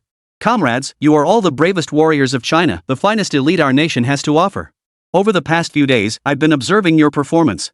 To be honest, I've never doubted your capabilities, nor have I questioned your judgment.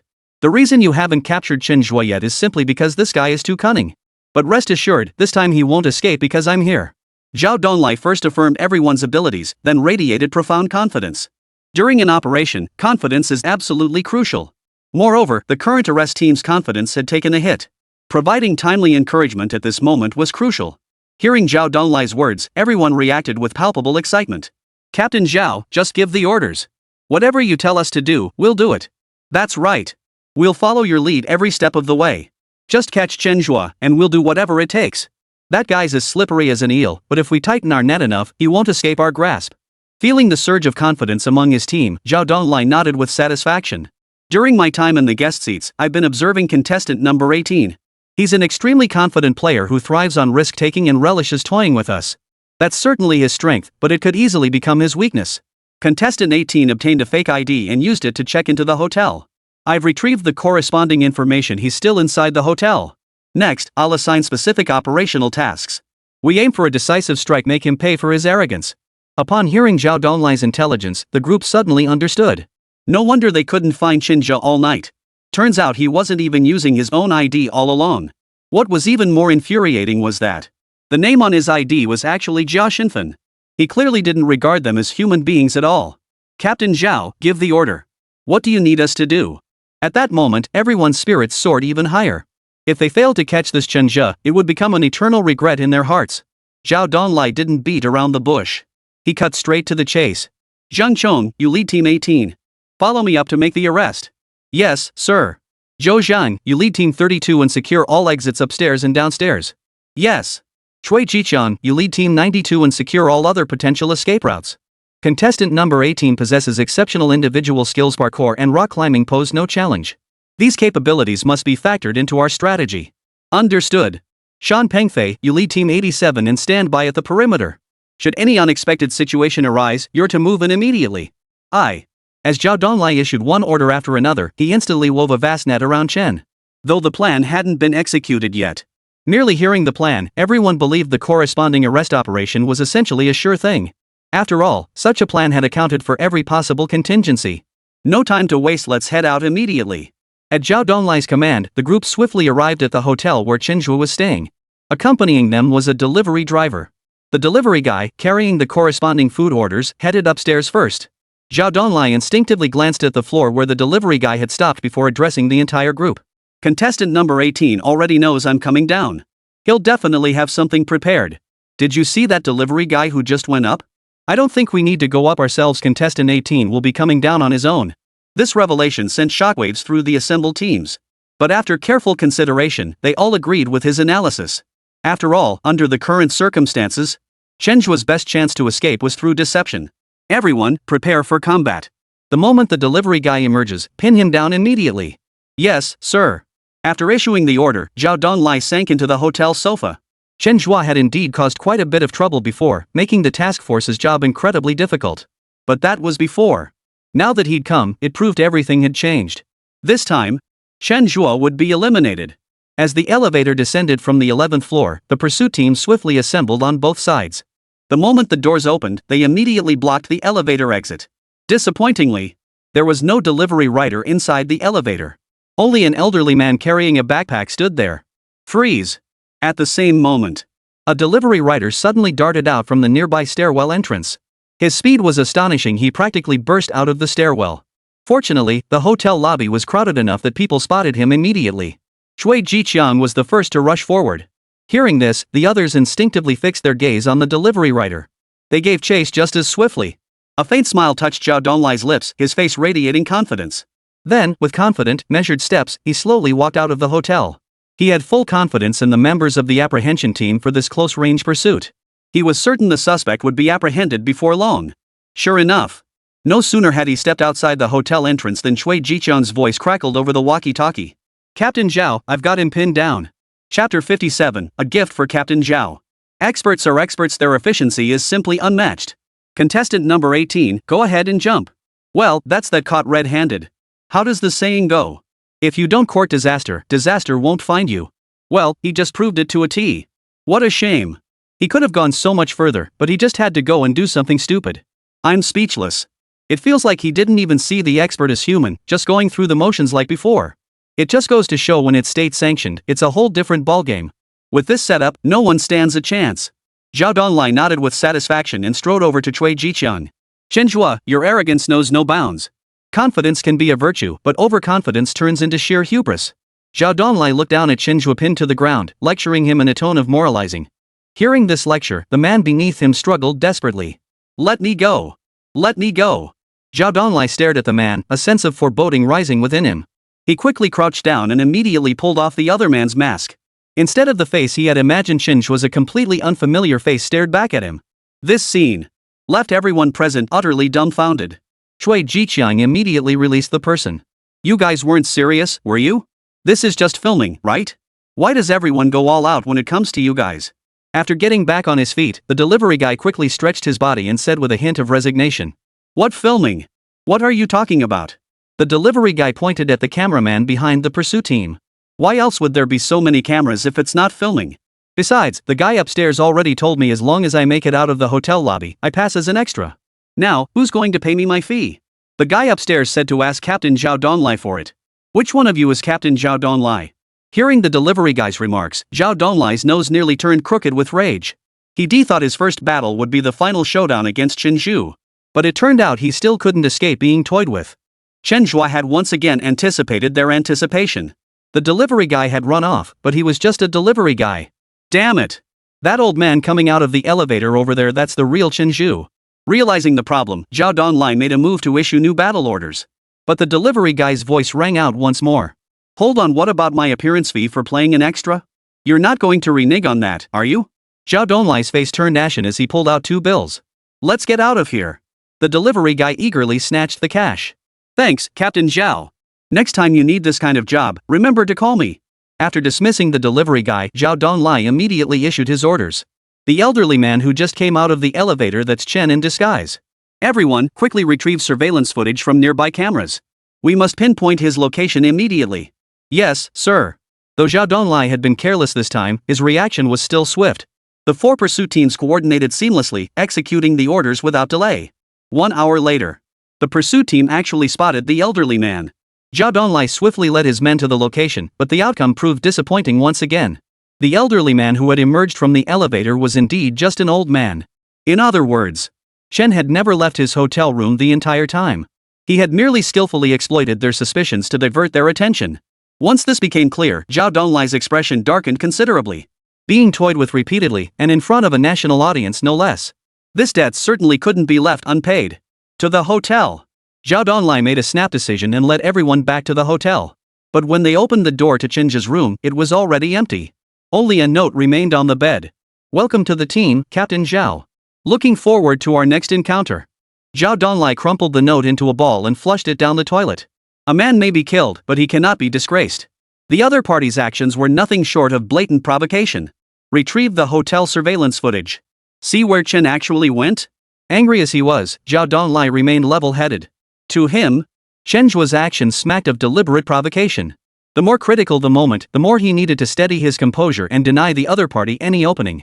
Otherwise, he would have fallen completely into the other's trap. In the surveillance footage, Chen Zhe's voice soon emerged. He even waved at the surveillance camera, showing not a hint of nervousness. Captain Zhao, what do we do now? This guy's too cunning, we have no clue where he went. Should we keep reviewing the surveillance? But the coverage area from here on out is going to be huge. This bastard is infuriating. Not only did he humiliate us, but he even dared to toy with you, Captain Zhao. Captain Zhao, give the order. At your command, we'll track this bastard down to the ends of the earth. All members of the pursuit team turned their gaze toward Zhao Donglai. His presence provided them with a pillar of strength, a direction to turn to for support.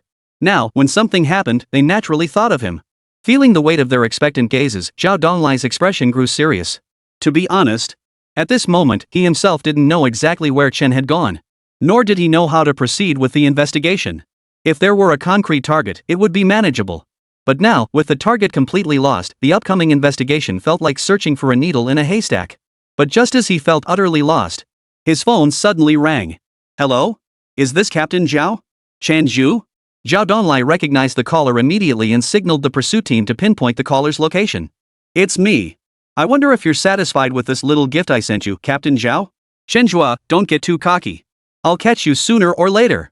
To be honest, I'm actually looking forward to the day I get caught. Too bad that day is nowhere in sight. Chen Zhe, you didn't call just to humiliate me, did you?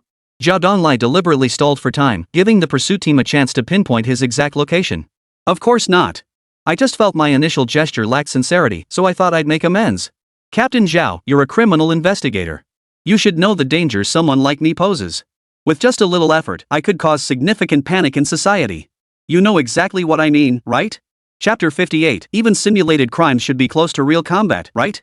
Hearing Chen Zhe's words, Zhao Donglai's expression darkened. Chen Zhe, what do you want? Captain Zhao, you're truly the real deal, you get it instantly. My demands aren't high, just prepare 500,000 yuan for me. After earning enough on my own, I want to taste the feeling of getting something for nothing. Chen Zhe. Zhao Donglai clenched his fists in fury, his expression stern as he spoke. Do you even know what you're saying? This is simulated crime. It's a variety show. You came here demanding ransom? Chen Zhe snorted coldly. Captain Zhao, you've been on the front lines for years. You should know my demands aren't unreasonable. And even though this show is simulated, situations like this happen quite often in real life, don't they? Since we're aiming for realism, I don't think my demands are unreasonable. At the very least, I'm only asking for ransom. I haven't actually caused any damage. Captain, we've located the target. After the crime unit tracked Chen Zhe's mobile location, Zhao Donglai's tone softened considerably. Fine, I'll give you the ransom. But you have to tell me how to handle the transaction. Prepare the money first. I'll call you later. Beep beep beep. Staring at the disconnected call, Zhao Donglai seethed with rage. Cui Jiqiang, Shan Pengfei, both teams, search in the direction we've locked onto. But this guy's got something up his sleeve. He must have anticipated us tracking him.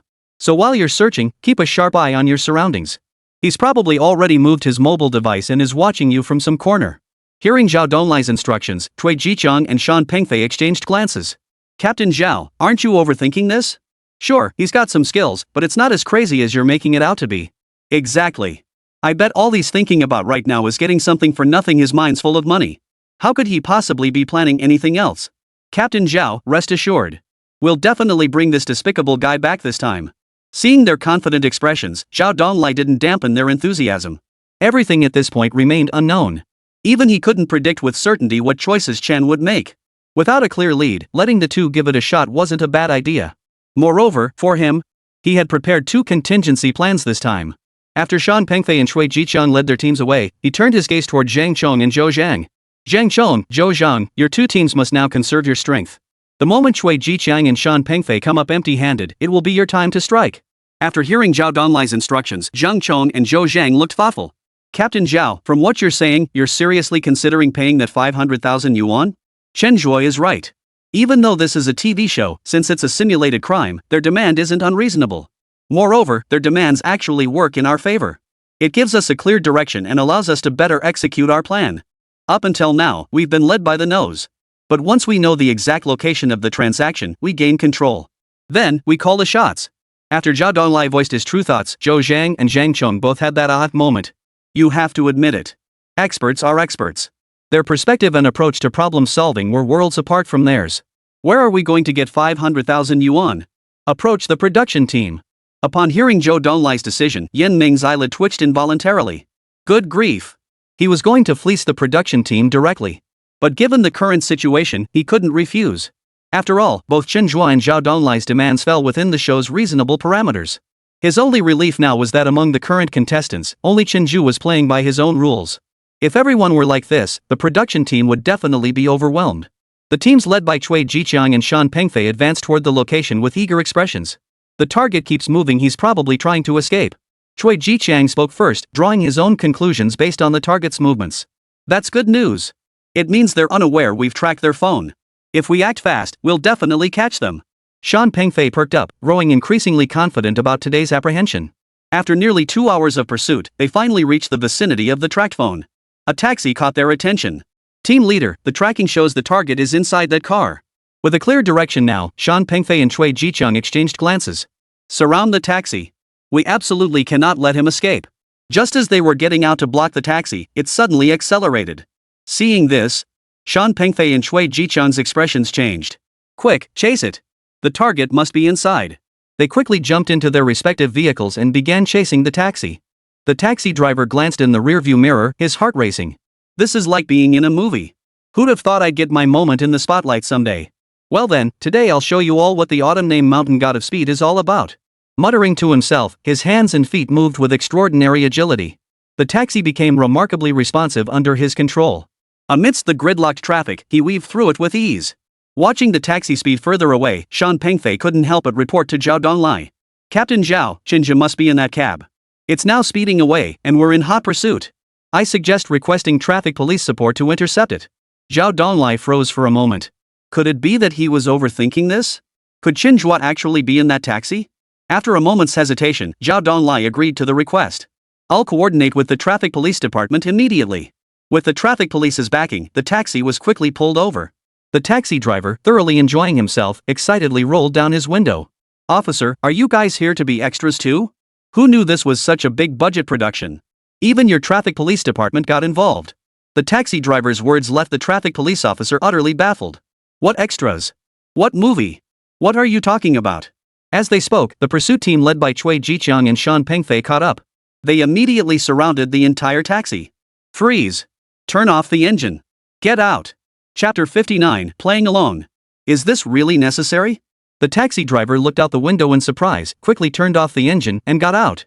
Meanwhile, the rest of the arrest team seized the opportunity to open the other 3 doors. To everyone's surprise, the entire vehicle contained no one else besides the taxi driver. And the location displayed at that moment was precisely here. After cross-referencing, they discovered the taxi driver's phone was the very one they had tracked. Is this your phone? Yes. Have you lent it to anyone else before this? Once. He used my phone to make a call demanding 500,000 yuan in ransom.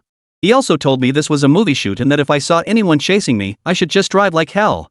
When I saw you guys chasing me just now, I knew it really was a movie shoot. How about it? Pretty good driving skills, huh? The taxi driver, completely oblivious to the situation, spoke excitedly. Fooled again. Cui Jicheng sighed helplessly, his voice tinged with reluctance. Where did the person who used your phone go? The taxi driver shook his head. I have no idea. Which one of you is the director? What do you think of my acting? Any chance you could get me a role in the movie? Money isn't the issue, I just have this burning desire to perform, to show what I can do in front of the camera. Seeing the taxi driver's innocent expression, Cui Jicheng and Shan Pengfei felt utterly helpless. Wake up, bro. This isn't a movie shoot at all. We're from the National Challenge show crew. You've been tricked by the contestants. National Challenge? The taxi driver was visibly agitated. So does that mean I'm already on TV? Dad, Mom, my wife, my son, it's me. I'm live on National Challenge right now. Seeing the man state, Cui Jicheng couldn't bring himself to interrupt him. He waved to the others, and they promptly chose to leave. They had thought this time they could finally catch Chen. But they'd been played once again. Captain Zhao, the arrest failed. The call came from the taxi driver used by contestant number 18. The entire time, we were tracking the taxi driver's phone. You can head back. Chen Zhe has already revealed the transaction location. This time, we absolutely must seize the opportunity. Zhao Donglai wasn't surprised by the mission's failure. If it were truly that easy to apprehend the target, he wouldn't have been sent in personally. But now, they still had a chance. As long as they executed the next phase of the operation flawlessly, they could still capture Chen Zhe. Having fully regained his composure, Zhao Donglai now had a deeper understanding of Chen Zhe's capabilities. To deal with such an opponent, one must anticipate every possibility and prepare every contingency. Only by building an impenetrable fortress could they hope to trap him within. Otherwise, the slightest opening could be exploited by the opponent. At this critical juncture, there can be absolutely no room for unexpected complications. Chen Zhe had just called to inform him to deposit 500,000 yuan in the hotel room where Chen Zhe was staying today. Zhao Donglai had initially worried that the proposed transaction location would be difficult to secure. But unexpectedly, he chose to walk into a trap by having it placed in a hotel. Such an enclosed space gave the arrest team every advantage in terms of timing and location. With proper execution, they were confident they could capture Chen Zhe this time. But just to be safe, Zhao Donglai still obtained the hotel blueprints and consulted relevant experts to eliminate every possible escape route. Though he had only recently joined the team, he had consistently been outmaneuvered by Chen Zhe. This was an unprecedented occurrence in his entire career. He may not be able to bake steamed buns, but he'll fight for his pride. This time, no matter what, he would capture Chen Zhe. With this resolve, he issued new orders to the 4 capture teams. From top to bottom, inside and out. This time, he had achieved comprehensive coverage. All that remained was to wait for Chen Zhe's arrival. At the same time, Chen Zhe was observing everything meticulously through binoculars from a high rise across the street. For him, choosing the hotel for the transaction wasn't arrogance, but a carefully considered decision. Since Zhao Donglai had personally stepped in, he certainly couldn't let this expert sit idle. Finding him some appropriate tasks to handle would surely be quite enjoyable. Chen Zhe pulled out his phone and proactively dialed the delivery guy's number from earlier. The delivery guy, hearing he had a gig, rushed over without a second thought. With their clothes swapped, the fully outfitted delivery guy walked into the hotel. The moment he stepped inside, countless eyes instantly fixated on him. The delivery guy felt the intense stares around him, but instead of panicking, he felt unusually excited. He swiftly made his way to the stairwell, swiped his key card, and headed straight for room 1102. Upon seeing the black package on the bed, the delivery guy immediately began inspecting it. "Captain Zhao, should we move?" Zhang Chong, who had been monitoring the delivery guy the entire time, proactively asked Zhao Donglai. "Wait a bit longer. He's probably not Chen himself, but someone he sent to inspect the goods." Zhao Donglai refrained from acting rashly, choosing instead to observe first. As it turned out, his judgment was correct. After inspecting the cash, the delivery guy voluntarily pulled out his phone. "Brother Zhua, it's all cash inside 500,000 yuan, not a penny missing." After hanging up, a faint smile touched Zhao Donglai's lips. "The same trick twice? Really?" Seeing this, the others were filled with admiration. Had they rushed in recklessly just now, they might have ended up alerting the target. But Zhao Donglai had stopped them in time, keeping them firmly in control. After inspecting the cash, the delivery guy prepared to take it away. But before he could lift the money pouch, someone grabbed him. "Sorry, buddy, you're not taking that money." The delivery guy let out a sigh of relief. "Don't worry, I never intended to take it anyway. I'm just an extra. I know what I should and shouldn't take. Could Captain Zhao please settle my payment? My scenes are wrapped." Again? Hearing the delivery guy's words, Zhao Donglai's expression darkened once more. "So this isn't over yet, huh?" Turns out Chen had anticipated this outcome all along. His purpose in sending the delivery guy was to test whether the amount was sufficient. Once that objective was achieved, the delivery guy's mission was complete. But this time, Zhao Donglai had no intention of letting the delivery guy wrap up his role just yet. Instead, he planned to turn the tables on him. Chapter 60, under strict security, the money still got transferred? "I'll pay you double your fee, but your role can't end here." "Double?" The delivery guy's eyes lit up with excitement as he replied. "No problem. As long as the money's right, I'll do as many takes as needed." Zhao Donglai pulled out 5 bills and handed them to the delivery guy. "What you need to do next is act like you're being chased by us. The moment you return to Chen Zhe's side, your part in this will be wrapped up." The delivery guy nodded. "That's easy. I'll just run away, right?" "Yes, you can run." Zhao Donglai spoke as he slipped a tracking device into the delivery guy's pocket. Without a moment's hesitation, the delivery guy bolted out the room and sprinted down the stairs. Members of the pursuit team saw this and quickly gave chase. Yet the distance between them was strictly controlled. They maintained a constant 10-meter gap, making it impossible for them to apprehend the delivery guy. "That's Captain Zhao for you. Turning the tables like that was a masterstroke." Through the screen, Zhang Weigui gave Zhao Donglai a virtual thumbs up for his maneuver. It must be said, Zhao Donglai truly possessed some skill. With this clever counter-maneuver, they should be able to pinpoint Chen Zhe's location quickly. By then, Chen Zhe wouldn't even have time to react. Zhao Donglai might just pin him down right then and there. Xia Yanan and Li Shiqing exchanged glances, holding back from commenting. In their eyes, they sensed this situation still held a twist. But exactly how it would unfold, they hadn't yet figured out. The delivery guy sprinted straight toward the building across the street and swiftly pressed the button for the elevator to the top floor. Seeing this, Zhao Donglai's lips curled into a smile.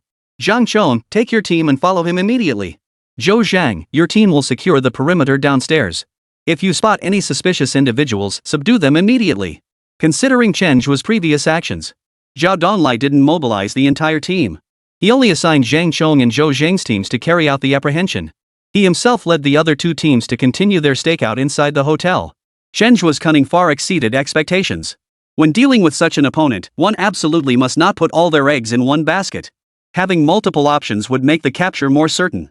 By now, Chen Zhe had already shifted positions. Disguised, he had made his way into the hotel lobby.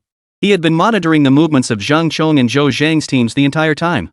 In truth, he had anticipated such maneuvers from the outset. Zhao Donlai was no ordinary man. He wouldn't be foolish enough to sit and wait for prey. For his proactive strike, the delivery guy was the perfect target. With 2 of the 4 teams now diverted, the difficulty level had dropped considerably. But that alone was far from sufficient. What he needed to do was eliminate every single member of the pursuit teams. He had been observing the hotel lobby until he spotted a cleaning staff member appear. Only then did he quickly approach. After a brief exchange, the cleaner voluntarily headed up to the 11th floor. Captain Zhao, someone's gone up to the 11th floor. Cui Jiqiang, monitoring the elevator activity, proactively reported to Zhao Donlai. Hold your fire for now. Let's see what he's up to. Ding! As the elevator doors opened, a cleaning staff member pushing a cleaning cart appeared in everyone's view. Upon seeing it was a woman, everyone visibly relaxed their guard. The cleaner swiped open the door to room 1102 and pushed the cart inside. After entering, the cleaner thoroughly cleaned the entire room.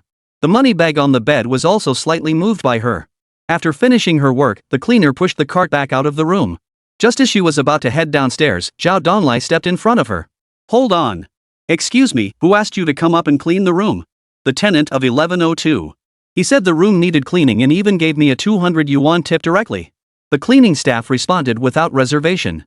Zhao Donlai looked thoughtful, then turned his gaze toward the cleaning cart. May I inspect your cleaning cart? Go ahead. The trash bin is a bit dirty. After receiving permission, Zhao Donlai put on gloves and thoroughly searched the entire cleaning cart. He even turned the trash bin inside out. Only after confirming there were no issues did he let the cleaner leave. Zhao, aren't you being a bit too cautious? Chen should be getting chased by team leader Zhang and the others right now. How could he possibly have time to set something up here? Hearing Shan Pengfei's words, Zhao Donlai couldn't help but frown. Seems I underestimated Chen Zhe after all. He appears far more troublesome than I anticipated. One thing was certain now. Chen Zhe had long anticipated Zhao Donlai's counter-strategy. This meant the delivery guy wouldn't uncover a single clue. With that realization, Chen Zhe suddenly having the cleaning staff tidy up the room was definitely not just about cleaning. But what was his deeper motive? Zhao Donlai racked his brain but couldn't come up with a reasonable explanation. Open the door. Since he couldn't figure it out, he'd have to investigate the scene. He instructed Cui Jiqiang to open the door and immediately stepped inside. The black bag containing the money was still there. But the hotel room window was wide open. This scene sent a chill through Zhao Donlai's heart. Oh no! He quickened his pace, rushing straight to the black bag. He opened the black bag only to discover that all the cash inside had vanished without a trace. The other 2 team members following behind him now wore expressions of utter shock. They never could have imagined.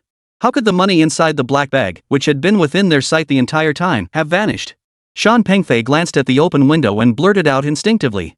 Could it be that the cleaner just threw the money out the window? Impossible. The cleaner wouldn't have known. I suspect Chen had the cleaner come in just to open the window. And during that time, he must have been hiding near the window. While I was inspecting the cleaning cart, he transferred the money from the black bag. After hearing Zhao Donlai's analysis, everyone's expressions turned grim. If that was indeed the case, it meant Chen Zhe had moved the money right under their noses. He can't have gotten far yet. Climbing up or down from that height takes time. Quickly search the area around the hotel. Zhang Chong, Zhou Zhang, lead your teams to the hotel perimeter immediately. Chen Zhe has succeeded. We absolutely cannot let him get away with the money. Chapter 61, Killing isn't enough. Heartbreak is essential. In a confined space like a hotel, moving money out is practically impossible. Yet Chen Zhe had just pulled it off. Zhao Donlai's emotions were incredibly complex at that moment. If they managed to transfer the money despite such tight security, then whoever's responsible today will be thrown straight out the window. Upon hearing this, Zhang Chong and Zhou Zhang's teams immediately withdrew and established perimeter controls around the hotel. Zhao Donlai led the other 2 teams, rushing downstairs from the upper floors. Chen Zhe must be nearby. We have to move fast. We absolutely cannot let him get away with the money. Yes, sir. No sooner had Zhao Donlai issued the order than a man clutching a black bag dashed toward the exit. Cui Jiqiang, take your team and pursue him. Everyone else, stand by here. Seeing the man exit, the instinctive reaction of all team members was to give chase. But Zhao Donlai promptly stopped them, allowing only Cui Jiqiang's team to pursue. Chen Zhe is a cunning bastard. To avoid a diversion tactic, there's no need for all of us to follow. Before he could finish explaining, another man with a black bag dashed out from a different direction. Shan Pengfei, take your men and pursue him. Seeing another man exit, the team instantly shot Zhao Donlai admiring glances. True to his background in criminal investigation, his judgment at critical junctures proved far sharper than anyone else's. It was precisely at this moment. 2 more shadowy figures appeared in the lobby. Both carried backpacks and concealed their faces with hats and masks. Moving swiftly, one on each side, they darted out of the hotel lobby. Zhang Chong, Zhou Zhang, grab those two with the backpacks. Chen Zhe is likely among them. Zhao Donglai shouted as he followed them out. Within 2 minutes, all 4 apprehension teams, including his own, had exited the hotel doors. What they didn't know was this. At that very moment, Chen Zhe sat on a sofa in the hotel lobby, having witnessed the entire scene unfold. Only after confirming everyone had departed did he rise unhurriedly, pressing the button for the 11th floor elevator. Swiping his room keycard to unlock the door, Chen Zhe walked straight to the bed. Then he bent down and retrieved the black bag stuffed with cash from beneath the bed. After retrieving the cash, Chen Zhe didn't rush to leave. Instead, he pulled 2 balloons from his pocket and filled them with water. He wedged the balloons against the door and left a note in the room. Only after completing all these actions did he leisurely depart the hotel. Witnessing this scene, the viewers in the livestream went absolutely wild. Holy crap, this guy is seriously twisted. He anticipated every move the pursuit team would make. Holy crap, it's one meticulously planned move after another. The pursuit team is utterly helpless against Chen Zhe. Honestly, Zhao Donglai isn't bad, he's actually quite skilled. Too bad he ran into an even stronger opponent. Learn something new again, this diversion tactic is beyond brilliant. After all these episodes, Chen Zhe is the first contestant who genuinely terrifies me. Maybe he really could pull off a miracle. It's downright terrifying. If criminals operated like this, they might just pull off a perfect escape. Forget it, time to hit the hay. Making money like Chen Zhe? Not something we could ever learn. The remaining 3 guests in the main live stream room were now equally stunned. There was nothing they could do. The sheer impact of Chen Zhe's maneuver was simply overwhelming. They never imagined he could retrieve cash so effortlessly in such a confined space. Keep in mind this was just a simulated escape show with many limitations. If this had happened in the real world, it felt like Chen Zhe's actions could have fooled everyone. The 4 pursuit teams quickly apprehended their respective targets. But after verification, none of them turned out to be Chen Zhe. Zhao Donglai unconsciously clenched his fists, his anger flaring up even more. Chen Zhe's despicable behavior was truly beyond the pale. Back to the hotel. Anger aside, Zhao Donglai maintained his composure. After a brief analysis, he had already pinpointed where the problem lay. That open window was most likely meant to throw off the trail. The actual cash hadn't been moved. After all, 500,000 yuan in cash was no small sum. Moving it at such a height would be extremely difficult. Armed with this assessment, he led 4 teams back to the hotel. Taking the elevator swiftly to the 11th floor, Zhao Donglai immediately opened room 1102. But the moment he pushed the door open, 2 water-filled balloons smashed down onto his head. The balloons shattered instantly upon impact with his skull. His entire body was drenched to the bone by the water inside the balloons. Growing increasingly furious, Zhao Donglai roughly wiped his face before striding into the room. There, on the bedside table, sat a black package. Attached to its surface was a note. I trust Captain Zhao must be exhausted from running. I, though unskilled, have specially crafted a bathing device to help you unwind. Next time, Captain Zhao, I hope you'll think things through more carefully and avoid such reckless actions. This is just a simulated escape program. If this were real life, what I'd have made wouldn't be a bathing device, it would be an explosive device. Reading the words, Zhao Donglai's breathing grew noticeably ragged. If he had clung to a sliver of hope before, believing he hadn't been tricked, then after this note appeared, even that last shred of hope vanished. Chen Zhe had truly anticipated everything. Zhao Donglai crumpled the note into a ball once more, then shoved it straight into his mouth. This humiliation, he would never forget. Unless he captured Chen Zhe, he would never rest. Zhou Yu's brilliant strategy to secure the realm only to lose both his wife and his army. Now he was like Zhou Yu in the Three Kingdoms era, being completely outmaneuvered by Chen Zhe, this Zhuge Liang. At this point, it seems I have no choice but to take this seriously. An unprecedented gravity settled over Zhao Donglai's face. This relentless string of humiliations was unbearably frustrating. If he didn't step up his game now, Chen Zhe might genuinely confuse who was the top dog. Chapter 62, Bring 2, Over 18 Not Allowed. As a seasoned frontline criminal investigator, Zhao Donglai wouldn't have made it onto this show without some serious skills. Despite the repeated humiliations, he didn't give up. Instead, he chose to turn shame into courage. What he planned next was a psychological battle. In truth, ever since he joined the pursuit team, the pace had always been dictated by Chen Zhe. Most of his decisions had been forced upon him. Precisely because of this. While each of his decisions appeared correct, they were in fact easily predictable. This was precisely why Chen Zhe managed to slip away time and again right under his nose. To break free from this situation, he must step outside his previous mindset and find a way to draw Chen Zhe into his own rhythm. And now, what he intends to do is let Chen Zhe off the hook. You like jumping, don't you? Don't you crave the thrill? Fine. I'll grant your wish, fulfill your desire. Let you indulge to your heart's content, without a shred of pressure. There's an age-old saying in traditional Chinese medicine, treat the root cause. For every ailment, there must be a corresponding treatment. Compared to other contestants, Chen Zhe takes greater pleasure in toying with the pursuit team. But now, Zhao Donglai's mission is to deny him such an opportunity. Make him lose his rhythm. Though this method of apprehension had significant drawbacks. If Chen Zhe seized the chance to escape, they wouldn't even find a trace of him. But in this situation, they had to show the necessary resolve. He was playing a psychological game with Chen Zhe to see who would lose their composure first. This current approach to apprehension is a time-tested tactic known as letting the prey run free to capture it later. To destroy it, one must first let it swell. Since this is a protracted struggle, it comes down to who possesses greater endurance. Notify all teams to rest in place immediately. For the next 24 hours, your primary task is to rest. Even if someone provides Chen Zhe's location where he calls us directly, we ignore it. Rest completely without distraction. Recharge our energy first. Upon hearing Zhao Donlai's new strategy, everyone's faces betrayed a look of bewilderment. Given the fury he'd displayed earlier, they had expected his next move to be utterly reckless. But to everyone's surprise, his next decision was to order everyone to rest. Captain Zhao, are we really sure about this? Chen Zhe is too cunning. We've been relentlessly pursuing him, yet he keeps toying with us like puppets. If we ignore him now, won't he become even more uncontrollable? Zhang Chong voiced his thoughts first, his words tinged with hesitation. Precisely because he's so cunning, we must adapt our approach. As the saying goes, you can't make an omelet without breaking eggs. Since our previous strategy failed to capture Chen Zhe, it proves that method was flawed. Our next approach must shift direction. Otherwise, we'll remain stuck in this stalemate, unable to capture him while enduring his constant humiliation. Hearing Zhao Donglai's explanation, everyone suddenly understood. Before Zhao Donglai arrived, they had already devised a rest and recuperation strategy, including a shift rotation plan. But with Zhao Donglai's arrival, they gained a new pillar of strength, leading them to shelve that plan. Unexpectedly, after all the twists and turns, this plan was finally put into action. Moreover, Zhao Donglai's proposed plan was even simpler and more direct than theirs. Upon receiving the new orders, the team didn't push back too strongly.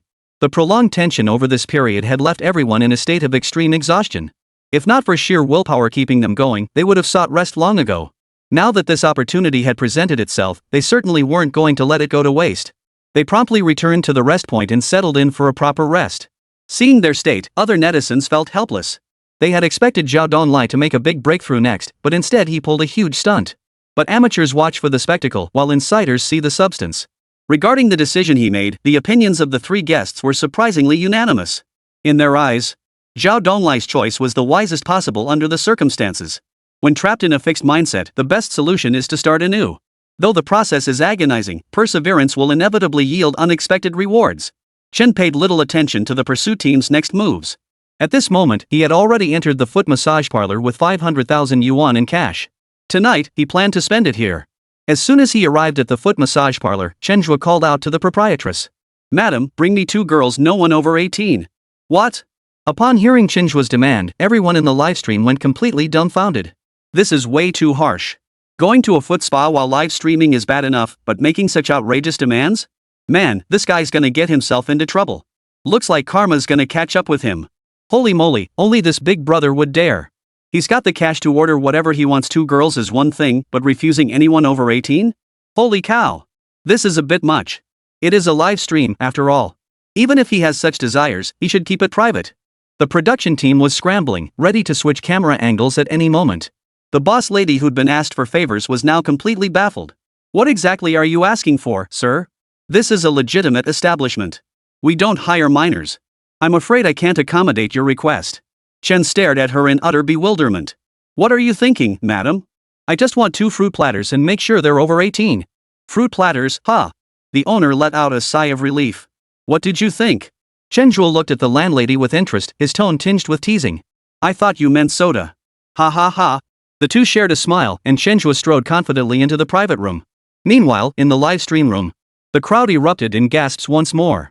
"Holy crap, I was ready to drop my pants, and this is what you give me? Damn, forgive me for laughing at your expense, but this move? I give it full marks. Is this the art of the Chinese language? That 18 is way too ambiguous. Learn something new, learn something new." This level of bluffing would make even US General MacArthur say well played. Am I the only one who thinks Chen wasn't after the so-called fruit platter? Chapter 63, Better to strike first than wait for disaster. Chen Zhe's bold move was like an old lady crawling into bed. It had me cracking up. When it comes to showmanship, he's got a natural talent. Lying on the sofa, Chen Zhe waited for the staff member assigned to massage his feet. When he saw a uniformed beauty carrying a basin walk in, he suddenly remarked with a sigh. I guess this is why guys love getting their feet washed, huh? Think about it, a girl who doesn't ask for your house, doesn't ask for your car, doesn't need you to buy her handbags, never gets angry with you, just wants to chat with you when you're quiet, massage your feet, and knead your shoulders. Where else would you find a girl like that besides a bathhouse? Hearing Chen Zhe's sudden reflection, the attendant burst into laughter. Bro, I didn't realize you were so insightful. Chen Zhe waved his hand dismissively. Guess it's just experience talking. These days, talking about money hurts feelings, and talking about feelings hurts your wallet. The best approach is to trade money for affection. Chen Zhe's words were refreshingly clear-headed. The entire live stream room erupted once more. He was always full of surprises. After washing his feet, Chen Zhe opted to rest at the bathhouse. As for the pursuit team, he paid them no mind, contrary to Zhao Donlai's expectations. Scientific research indicates that besides work, people must have 2 to 5 hours of leisure time. Only then can one truly feel joy. If less than 2 hours are achieved, both mood and physical health will exhibit negative feedback. Exceeding 5 hours, however, leads to a numbing sensation. But 2 to 5 hours of leisure time is absolutely essential. He consistently adheres to this approach, always allowing himself appropriate relaxation time.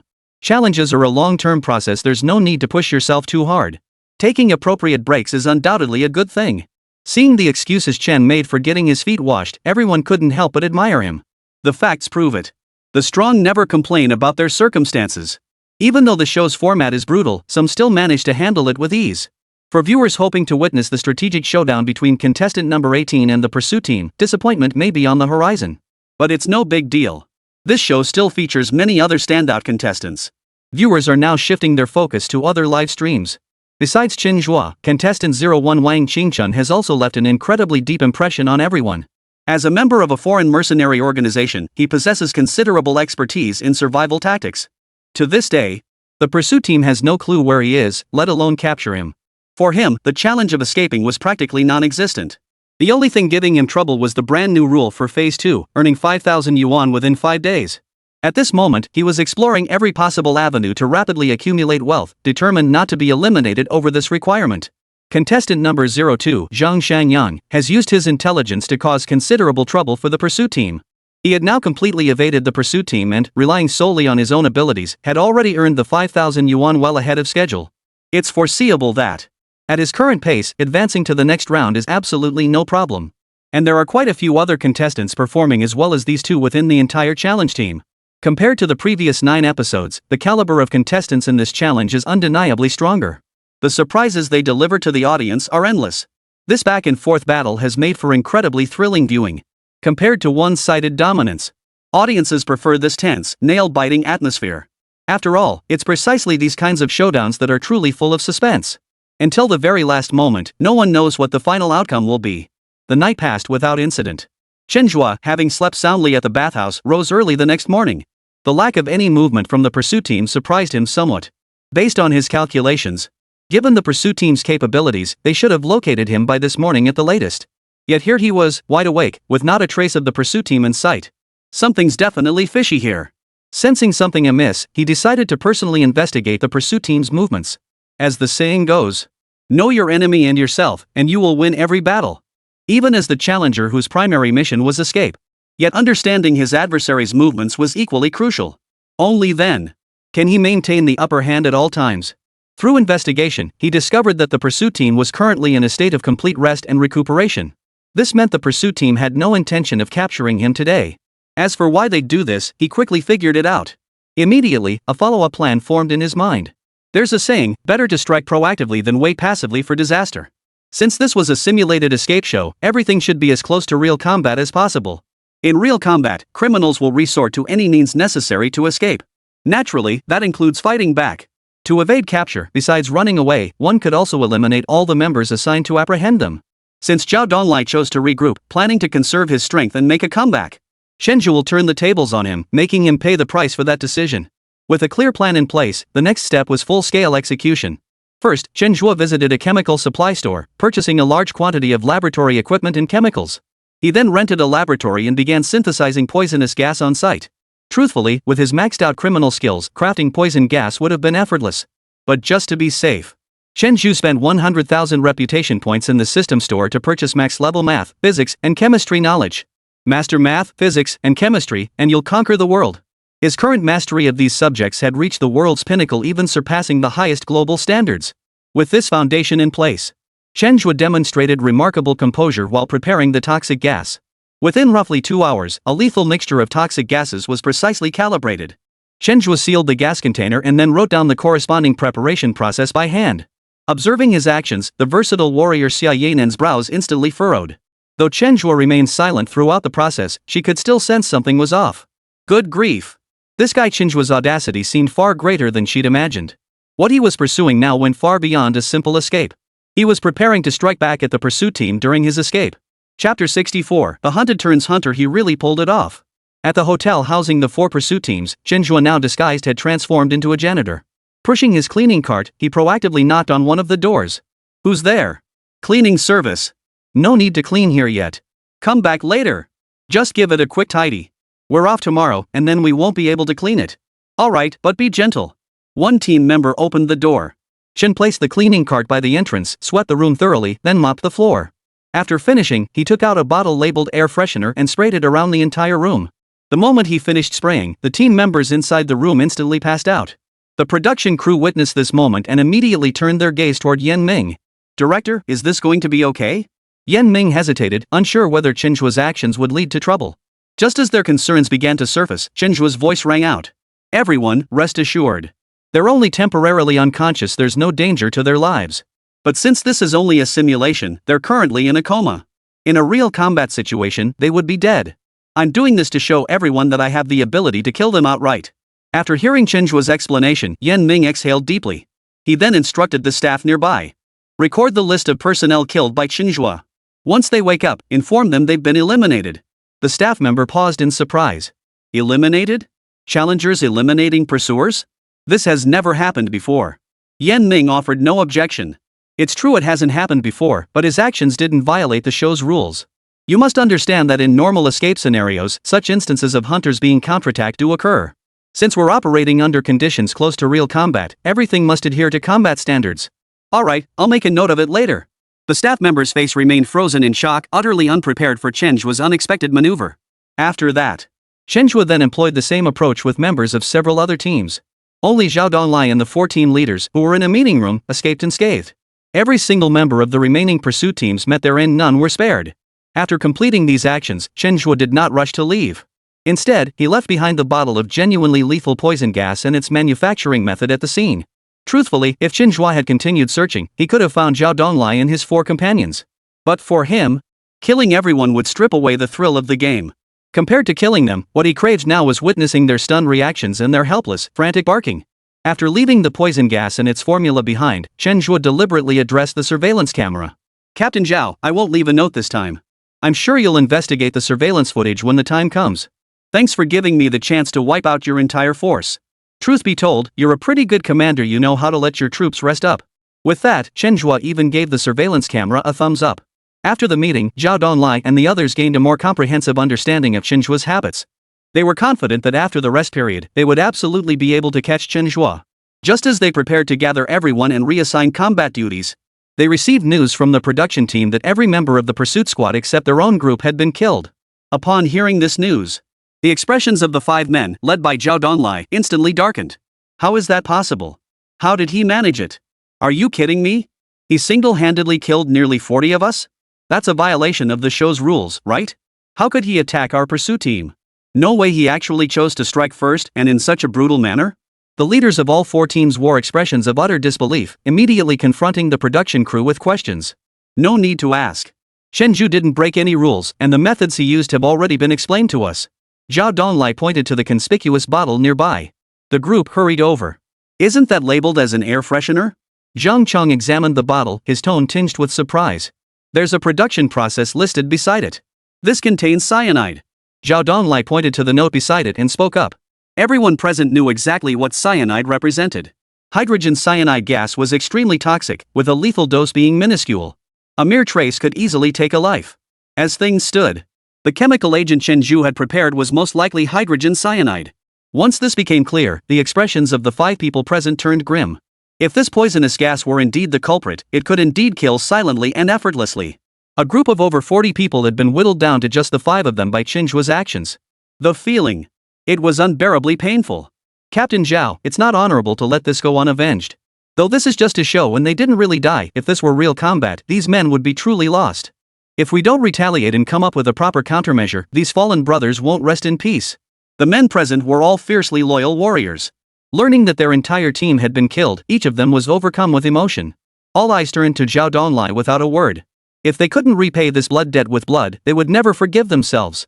Zhao Donglai clenched his fists tightly. Rest assured, I will avenge this. And I will catch him swiftly. Under normal combat circumstances, Chen Zhe's crimes were exceptionally heinous.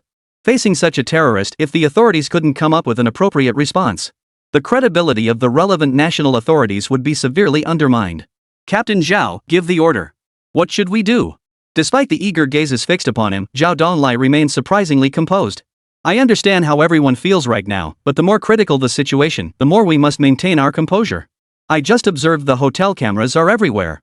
Let's review the surveillance footage first to see how Chen carried out the crime. Yes, sir. The team acted swiftly, retrieving the relevant surveillance footage immediately. To be honest, Chen Zhe's methods weren't particularly sophisticated. In fact, they were riddled with flaws. But since Zhao Donglai hadn't instructed everyone to be vigilant, it allowed Chen Zhe to exploit the opening and seize the opportunity. Realizing this, Zhao Donglai felt deeply remorseful. But when he saw what Chen Zhe had said next, he felt like his lungs were about to burst with rage. This was truly rubbing salt in the wound. He wouldn't rest until Chen Zhe was caught. Chapter 65. Good grief, they've even issued a wanted notice?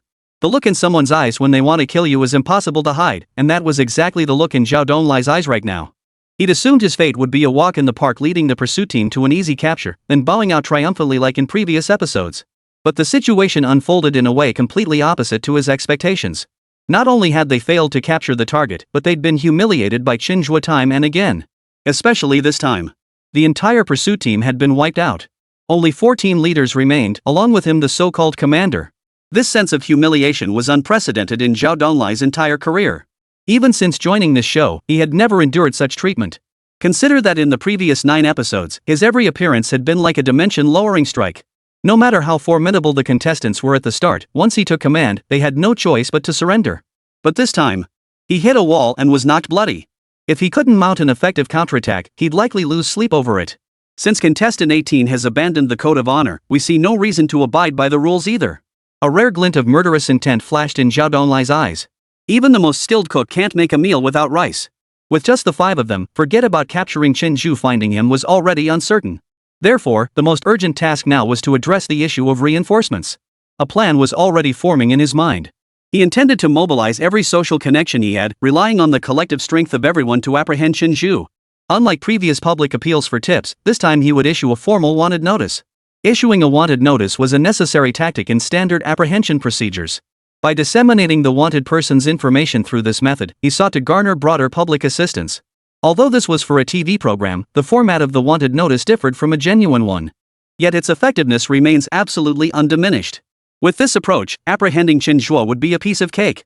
Zhang Chong, go negotiate with the production team and draft a wanted poster.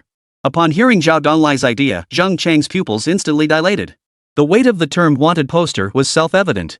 He hadn't expected Zhao Donglai to be so serious this time, even resorting to a wanted notice.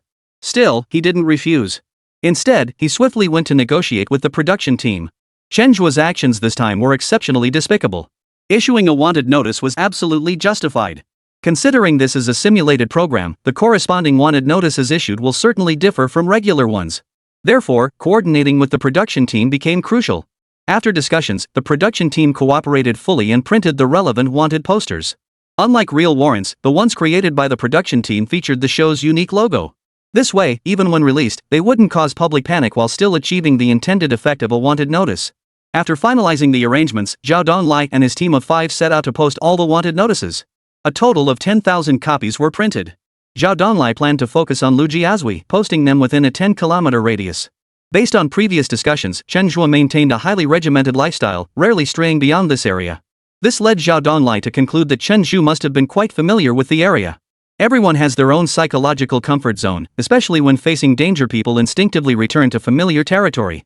Reviewing Chen Zhe's past behavior, he had never strayed beyond this perimeter. Using this perimeter as the foundation for a comprehensive search would undoubtedly lead to Chen Zhe's discovery much faster. Holy crap, this show just keeps getting more intense. They're even using wanted posters now. Damn, this move is insane. I can't even imagine it. This is getting serious. They've even issued a wanted notice. As far as I know, this is the first time in the last 10 episodes they've used one. Even without a designated level, the seriousness of this is undeniable. This is getting really interesting. It's been ages since I've seen such a thrilling game of wits. Suddenly, I realize how tough it is for the people guarding our country. Hats off to all the frontline workers, you've got my respect. Viewers in the livestream chat were equally stunned by Zhao Donglai's move. The three guests in the main broadcast room shared the same reaction, utterly unprepared for Zhao Donglai to resort to a wanted notice. Looks like old Zhao is genuinely furious this time. But honestly, Chen Zhe's actions have been downright outrageous.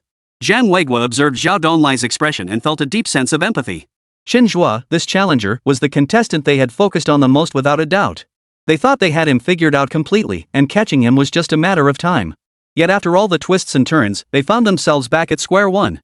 Facing an opponent like this, it would be abnormal not to feel anything. Honestly, I'm getting more and more excited about facing Chen Zhe. The stronger he performs, the more thrilling it makes me want to catch him. I wonder when we'll finally get to go head to head. Xia Yanan rubbed her palms together excitedly, her regard for Chen Zhe deepening even further. Before this, she had always been the epitome of a prodigy, the very definition of the perfect child everyone envies. This image remained unchanged throughout the first 9 episodes. It wasn't until the latest episode began, and until the appearance of this guy Chen Zhe, that Xia Yanran finally felt a hint of pressure. Moreover, in handling certain critical situations, Chen Zhe's approach proved more effective than hers. But Chen Zhe's performance didn't make Xia Yanran back down.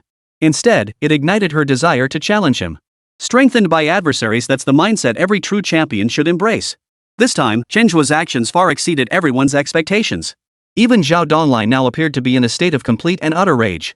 To push him to this point across the entire show, it seemed no one else could achieve such an effect.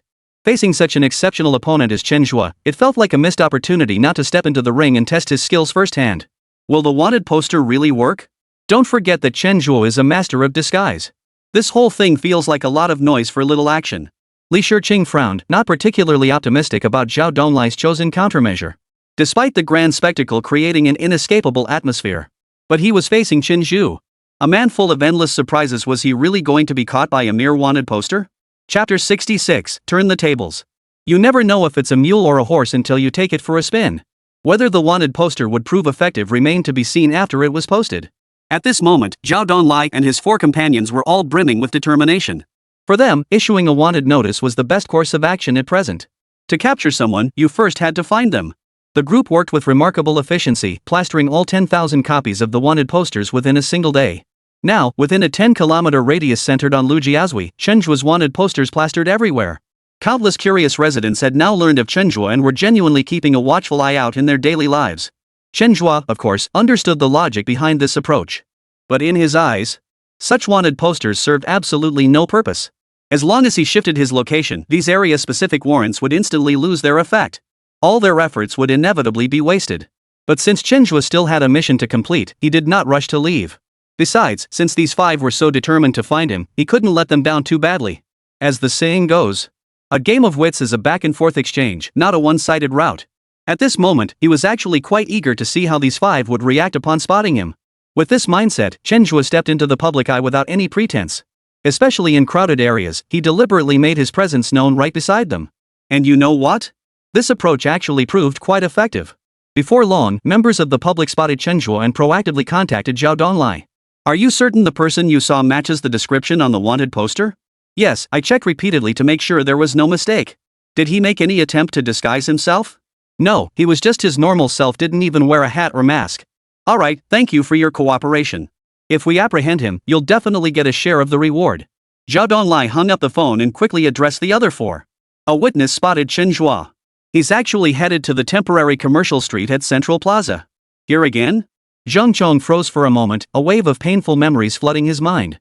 During a previous apprehension attempt, Zhang Chong had already crossed paths with Chen Zhe in the temporary commercial street. But the outcome that time hadn't been pretty. Not only did they fail to apprehend him, but they ended up chasing a goose all night long. Because of that incident, their entire squad had ended up trending on social media, utterly humiliating. He never expected Chen Zhe to be back at the temporary commercial street this time. Captain Zhao, I can't shake the feeling Chen Zhe deliberately exposed himself to our sight. His goal is to lure us to the Central Plaza. Zhou Zhang analyzed the situation carefully before stating earnestly. Hearing his thoughts, Zhao Donglai nodded in agreement. Given the current situation, he really is deliberately showing his face. Should we still go? Could this be a trap? Cui Jiqiang quickly asked. Go. Why wouldn't we go?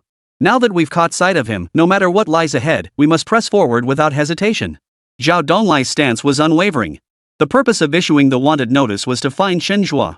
Now that he'd been found, retreating was no longer an option whatever lay ahead. Moreover, based on his research into Chen Zhe, this guy has a bit of an arrogant streak. By exploiting this psychological weakness, this operation might just achieve the desired outcome. Alright, before we go, let's discuss the specific operational plan. Based on our previous analysis, Chen Zhe possesses exceptional abilities and excels at exploiting environmental factors.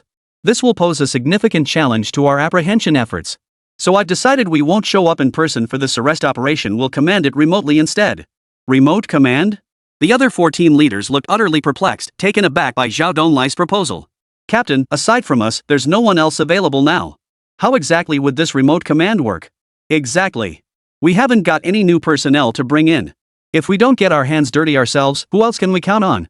Facing their doubts, Zhao Donglai showed little emotion. It's true we have no one else available now, but we can acquire manpower through other means. Remember Chen Zhe's previous operation? Captain, are you suggesting we recruit ordinary citizens to act as extras and stage an arrest of Chen Zhe? Zhao Donglai nodded without hesitation. Exactly. That's precisely what I mean. If Chen Zhe can use others to confuse us, why can't we use others to apprehend him? Brilliant. Brilliant. Brilliant. The 4 team leaders nodded in unison, fully endorsing Zhao Donglai's proposed approach. If this approach could truly be implemented, it would not only resolve their staffing issues but also significantly benefit the overall capture operation. After all, every extra they hired was a completely unfamiliar face. When these people approached Chen Zhe, he wouldn't be the least bit suspicious. Once they pinned Chen Zhe down, dealing with him afterward would be a piece of cake. Captain, where should we go to hire such actors? I think the extras we find don't need to be exceptionally skilled, but they should at least have some combat capability. Otherwise, if Chen Zhe escapes, it'll be incredibly difficult to recapture him later. Shan Pengfei voiced his concerns based on the current plan. Pengfei, your point is exactly what I was about to say. With this capture method, we likely only get one shot at this. So my idea is that the civilians we recruit this time must possess a certain level of strength.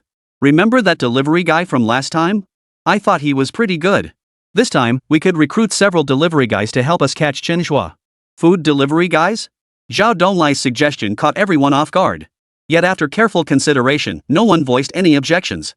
Among the masses, delivery riders truly stood out as extraordinary. Capable of anything was the best description for them. Within this group, there's nothing they can't accomplish. Entrusting them with the task of apprehending Chen Zhe at this moment would surely not disappoint. Chapter 67, Remote Control? Who's controlling whom? No time to waste. With the plan in place, Zhao Donglai led 14 leaders to begin scouting for delivery riders. After nearly an hour of searching, they selected 5 young, strong delivery riders. Each was paid 200 yuan upfront, and the details of the upcoming mission were explained to them. Upon learning this was for a movie shoot, each delivery rider grew excited. They were all raring to go, eager to catch Chen Zhe at the very first opportunity. Feeling their current enthusiasm, Zhao Donglai's confidence grew a little stronger. He was certain Chen Zhe would never imagine that one day he would turn the tables on him. He grew increasingly eager for the upcoming capture. That old fox. He's full of tricks, even thinking to recruit delivery riders. Seems like Chen Zhe is truly finished this time. He calculated everything, but he never anticipated the pursuit team would take the initiative in this manner. I'm impressed. Looks like anyone thinking of breaking the law should reconsider quickly, otherwise endless pursuit awaits. The way things are unfolding now is getting more and more interesting. This back and forth between the two sides feels more thrilling than any movie. Honestly, given the current situation, Chen Zhe is definitely in danger. But before this, he's faced plenty of peril and always managed to escape unscathed. Somehow, I feel like he'll pull through this time too. Looking at it this way, Chen Zhe really has some skills. If it were anyone else, they'd have been caught countless times under the pursuit team's setup. Watching this show made me realize just how insignificant I am. Crime is something you should avoid at all costs, there's simply no escaping it. The pursuit team's novel approach left everyone utterly stunned. It's safe to say their tactics are becoming increasingly unpredictable. This battle of wits between masters is truly thrilling to watch. The pursuit team had already reorganized their strategy and begun executing it. Meanwhile, Chen Zhe was still leisurely strolling through the streets. Having secured 500,000 yuan from the pursuit team, Chen Zhe had long fulfilled the production crew's earnings requirement. At this moment, he had no intention of making more money. Instead, he was genuinely letting go and savoring life. If he saw something fun, he'd buy it without hesitation. When he spotted delicious food, he'd dive right in without hesitation. His attitude was simple, do whatever he pleased. Seeing his carefree demeanor, everyone held their breath in anxiety for him. After all, danger was closing in, yet he seemed oblivious to it. The 5 delivery riders were all equipped with in-ear walkie-talkies. They had now arrived at the temporary commercial street and commenced their search for Chen. At the same time, Zhao Donglai had even deployed a drone to pinpoint Chen Zhe's location. After about 20 minutes, delivery rider number 1 spotted Chen Zhe. Reporting to the captain, "I've located the target. Should we proceed with the arrest?" "Hold your fire." The other 4 converge on delivery rider number 1's location immediately. You must learn to coordinate your actions, remember, never act on your own to claim credit. After receiving Zhao Donglai's orders, delivery rider number 1 did not move rashly. Instead, he cautiously followed behind Chen Zhe, keeping him firmly within his line of sight. Yet despite his belief in stealthy surveillance, he had long since been exposed to Chen Zhe's awareness. Initially, Chen Zhe paid little attention to the delivery rider. After all, someone in that line of work was practically a common sight. But as he kept moving and the delivery guy persistently followed behind, Chen Zhe gradually sensed something was off. Perhaps this delivery guy had another identity. With this newfound vigilance, Chen Zhe began using every means possible to observe the delivery guy's movements. After witnessing him relaying messages through earpieces, Chen Zhe became absolutely certain the man was sent by the pursuit team. Once he grasped this, Chen Zhe acknowledged the pursuit team's countermeasures. This tactic of using others to make the arrest was indeed ingenious. And if he hadn't been constantly monitoring the movements of those around him, he might very well have fallen into their trap. But now that he had uncovered their true intentions, Chen Zhe would certainly not stand idly by. Chen Zhe suddenly quickened his pace, using the bustling crowd to shake off the delivery guy's tail. Delivery guy number 1 had been quite excited at first, but as he pursued his target, the subject suddenly vanished. This left him intensely frustrated. After circling back to the original spot, Chen Zhe's figure reappeared within his line of sight.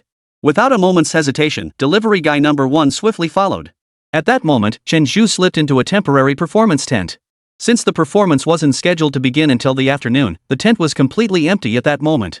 After entering, Chen Zhe waited patiently for delivery guy number 1 to arrive. Hearing footsteps approach, Chen Zhe held his breath. The moment the delivery guy entered, Chen Zhe slammed his hand into the back of the man's neck. Delivery guy number 1 didn't even have a chance to resist before he passed out. After knocking him out, Chen Zhe swiftly stripped the delivery guy's clothes and slipped them onto himself. At the same time, he attached the in-ear walkie-talkie to his own body. "Delivery guy number 1, is there a problem? Respond immediately. Can you hear me? Number 1, report your current location. The other 4 are already heading out to back you up." Zhao Donglai's voice crackled through the earpiece. "I can hear you. My headset just fell off, so I put it back on. Where is the target now? Report the exact location. I lost track of the target. I'm searching for them right now." "Lost track?" Upon hearing this response, Zhao Donglai visibly froze. After a brief silence, he regained his composure. "The target is cunning. Losing track is understandable. Resume the search, but remember, do not reveal your identity." "Understood." After the communication ended, Chen Zhe was 100% certain that everything unfolding was Zhao Donglai's meticulously orchestrated plan. It seemed he had recruited 5 delivery riders and assigned them the task of capturing him. With the enemy's entire plan now clear, a faint smile touched Chen Zhe's lips. Since the other guy was so fond of remote control, he'd give him a taste of being controlled himself. Chapter 68, Checking into a hotel in broad daylight? That hungry? "Captain, I've spotted the target again. He hailed a taxi, looks like he's preparing to move." Chen Zhe's voice rang out again, addressing Zhao Donglai proactively. "Looks like he probably spotted you guys. No need to pursue him. Give us the license plate number, we'll handle the rest." "License plate, HUAEZ 440. Copy that. Hand over your equipment and you can withdraw." Zhao Donglai jotted down the license plate number and immediately activated the Sky Eye system. Soon, the taxi described earlier appeared within the system's field of view. Unfortunately, the taxi's internal surveillance system was currently damaged, preventing him from directly viewing the situation inside through the Sky Eye system. However, given the current situation, even without direct access, it wouldn't pose much of a problem. After all, once they locked onto this vehicle, Chen Zhe would have nowhere to hide. "We only have 5 people now, so we must act with maximum efficiency. Under no circumstances can Chen Zhe be alerted. Everyone, maintain your cover. Take 2 cars over there. Try to get the taxi driver to communicate with the other driver first, then pull the car over to the side." Having learned from past mistakes, Zhao Donglai proposed a completely different approach for this operation. "Understood." The other 4 team leaders wore solemn expressions. Chen Zhe's despicable nature was beyond description. Their determination to apprehend him was exceptionally strong. Given any opportunity now, they would seize it without hesitation. Zhao Donglai shut down his computer and joined the others in the pursuit. At the same moment, Chen Zhe tapped on the window of the very taxi he had just hailed. A middle-aged man in his 40s appeared in his line of sight. Looking for a ride? No, I just want to introduce you to a business opportunity. The taxi driver glanced up at Chen Zhe. I'm just a taxi driver. What kind of business are you trying to pitch me if I'm not taking a ride? Chen Zhe remained unperturbed and proactively introduced himself. My name is Chen Zhe. I'm a contestant on National Challenge. I'm sure you've heard of the show, right? The taxi driver's expression changed instantly, staring at Chen Zhe in disbelief. You're really a contestant on that show? My son watches it every day at home. Chen Zhe hesitated. Absolutely genuine. If you don't believe me, open Douyin and check out Live Room 18. Your image is already up there. The taxi driver hesitated, then opened his phone with a mix of skepticism and curiosity. Upon seeing his own face in room 18, the taxi driver instantly broke into a beaming smile. Wow, it really is me. Never imagined I'd be on a show one day. What brings you here? Or are you planning to ask me for a favor? Once he confirmed Chen Zhe's identity, the taxi driver's attitude shifted noticeably. Like I said earlier, I'm here to bring you business. What kind of business? What do you need me to do? At this moment, the taxi driver adopted a single stance, full cooperation. It's simple. All you need to do is... As Chen revealed his plan, the expression on the other man's face shifted with each detail. After Chen finished explaining every detail, the driver instinctively swallowed hard. Are you sure this will actually work? How else would we know unless we try? Besides, it won't cost you anything extra. And if it doesn't work out, you can come back to me. I'll honor every promise I've made. Chen Zhe's assurance gave the taxi driver a sense of reassurance. The latter nodded without hesitation. All right then, since that's the case, I'll give it a shot. Chen Zhe extended his hand proactively. Happy cooperation. Happy cooperation. After reaching an agreement, the taxi driver started the vehicle and promptly drove away. Chen Zhe returned to the same hotel, but this time he didn't book a room immediately. The fake ID he had obtained and his original identity were now both under the control of the pursuit team. Under these circumstances, if he chose to check in using his own ID, it wouldn't be long before someone came knocking. This was clearly a scenario Chen Zhe wished to avoid. His plan was now crystal clear. He would check in using someone else's ID. If he wanted, he could easily grab a random homeless person off the street and use their identity to book a room. But if he did that, two grown men sharing a room, it just felt awkward no matter how he looked at it. Booking a room was definitely more comfortable with someone of the opposite sex. About 20 minutes later, a slender, elegantly dressed woman appeared in the hotel lobby. Spotting Chen, she lit up with excitement and hurried over. I'm not late, am I? Not at all. Perfect timing. Alright then, let's make the most of our time. I'll check us in first. Chen Zhe didn't object as she cheerfully headed toward the front desk. Seeing this, the live stream chat exploded once more. Holy crap, what the heck is going on? Where did he find this woman, and she's a stunner too? Seriously, are they even allowed to broadcast what's coming next? Judging by how eager she is, this is bound to turn into a bloody mess. This woman looks so familiar. I swear I've seen her somewhere before. Oh, wait, isn't she the girl who gave me a foot massage last night? Holy crap, it really is her. This guy's got some nerve. I thought he was a proper gentleman at first, but turns out he just found the bathhouse inconvenient. How did he even convince her? Not only did she agree to go to a hotel room with him, but she actually paid for it. That's some masterclass in freeloading. I'm seriously considering learning from him. I don't get it. Seriously, I don't get it. In broad daylight? Is he trying to give us a biology lesson online or something? It's no wonder everyone's imagining all sorts of things. The current situation is just too ripe for misunderstandings. The three guests in the main livestream room now wore expressions of varying degrees of unease. Especially the two female guests, whose faces betrayed a hint of disgust. Remember, this is an online survival and escape show. Yet Chen Zhe, that guy, was single-handedly trying to steer the show off course. And judging by their expressions, who knows what might happen next. Before this, they had high hopes for Chen Zhe, even developing a measure of admiration for him. But his subsequent actions were truly disappointing. Is he really that desperate? Chapter 69, played again. Is this ever going to end? The woman at the front desk was named Meow Meow. After completing the check-in procedures, she flashed Chen Zhe a seductive smile. All set. Chen Zhe returned the smile, letting Meow Meow link her arm through his as they walked toward the room. As luck would have it, the room Meow Meow booked this time was still 1102. Seeing the room number on the keycard, Chen Zhe couldn't help but raise an eyebrow. Was this what they called fate? After all these twists and turns, he had somehow ended up back in this very room. Click. With a crisp sound, the hotel room door swung open. Chen Zhe and Meow Meow stepped inside simultaneously. You lie down on the sofa first. I'll test the water temperature. Meow Meow spoke up the moment they entered. Chen Zhe didn't hesitate, plopping straight down on the sofa and turning on the TV. Hearing Meow Meow's description, all the viewers watching the livestream grew increasingly excited. After all, everyone understood exactly what such words implied. After screen mirroring, the arrest team's movements appeared directly on the TV. Is it that thrilling? In the livestream chat, one viewer voiced what everyone was thinking. Judging by the current situation, Chen was clearly planning to watch the livestream while simultaneously hosting his own. That move was seriously impressive. Meanwhile, the arrest team led by Zhao Donglai had hailed two separate taxis and was closing in on the target vehicle. At an intersection, the two taxis executed a pincer maneuver, trapping the target vehicle in place. The driver of the trapped taxi rolled down his window and erupted in a torrent of curses. Are you two blind? Can't you see there's another car here? Do you even know how to drive? Faced with such hostility, the other two taxi drivers dared not retaliate. Instead, they instinctively shifted their gaze toward the passengers in their own vehicles. Zhao Donglai and his companions felt awkward. We're terribly sorry, driver. Here's a little compensation. Please don't be angry. After calming the drivers down, Zhao Donglai and his companions got out of the car. Hello, sir. We didn't mean to cut you off. There was a wanted criminal hiding in your car. We need your cooperation now. Pull over, turn off the engine, and open the doors. Faced with Zhao Donglai's explanation, the taxi driver was clearly displeased. So you cut me off, and now you come up with this fancy excuse? If you were really cops, why would you be riding in a taxi? I was ready to let it slide, but given your attitude, if you don't compensate me for lost income today, I'm calling the police. The driver's aggressive stance caught Zhao Donglai off guard. He didn't rush to respond but instead signaled to the others. Zhang Chong and the others quickly scanned the taxi interior. Sure enough, in the back seat, they spotted a man wearing a hat and mask.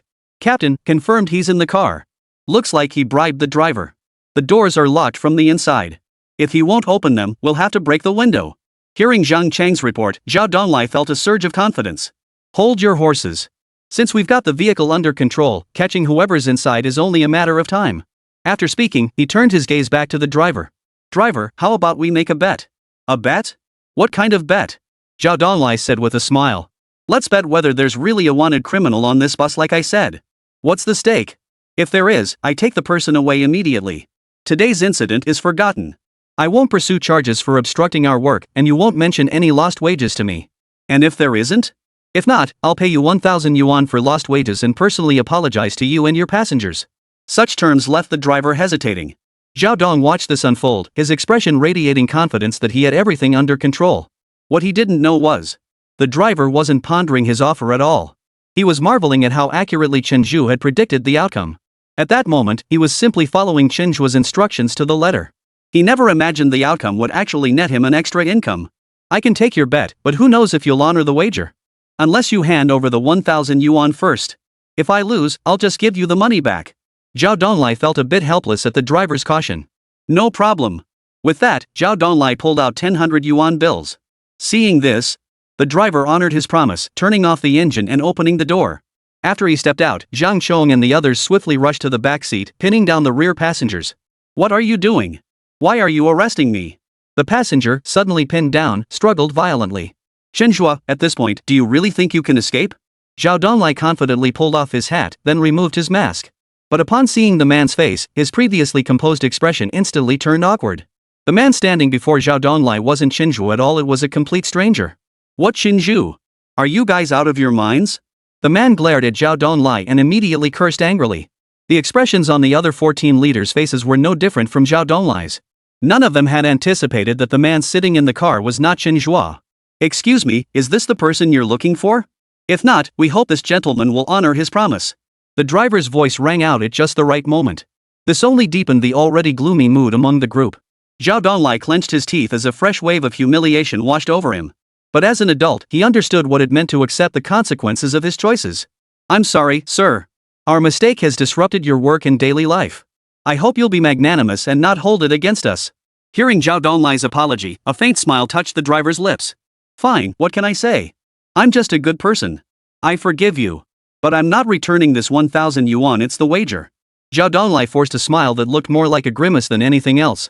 You're right not to return it. Well, if there's nothing else, we'll be on our way. No need to guess this latest scheme was most likely Chen Zhe was doing again. And that bastard Chen Zhe probably never even left the central square.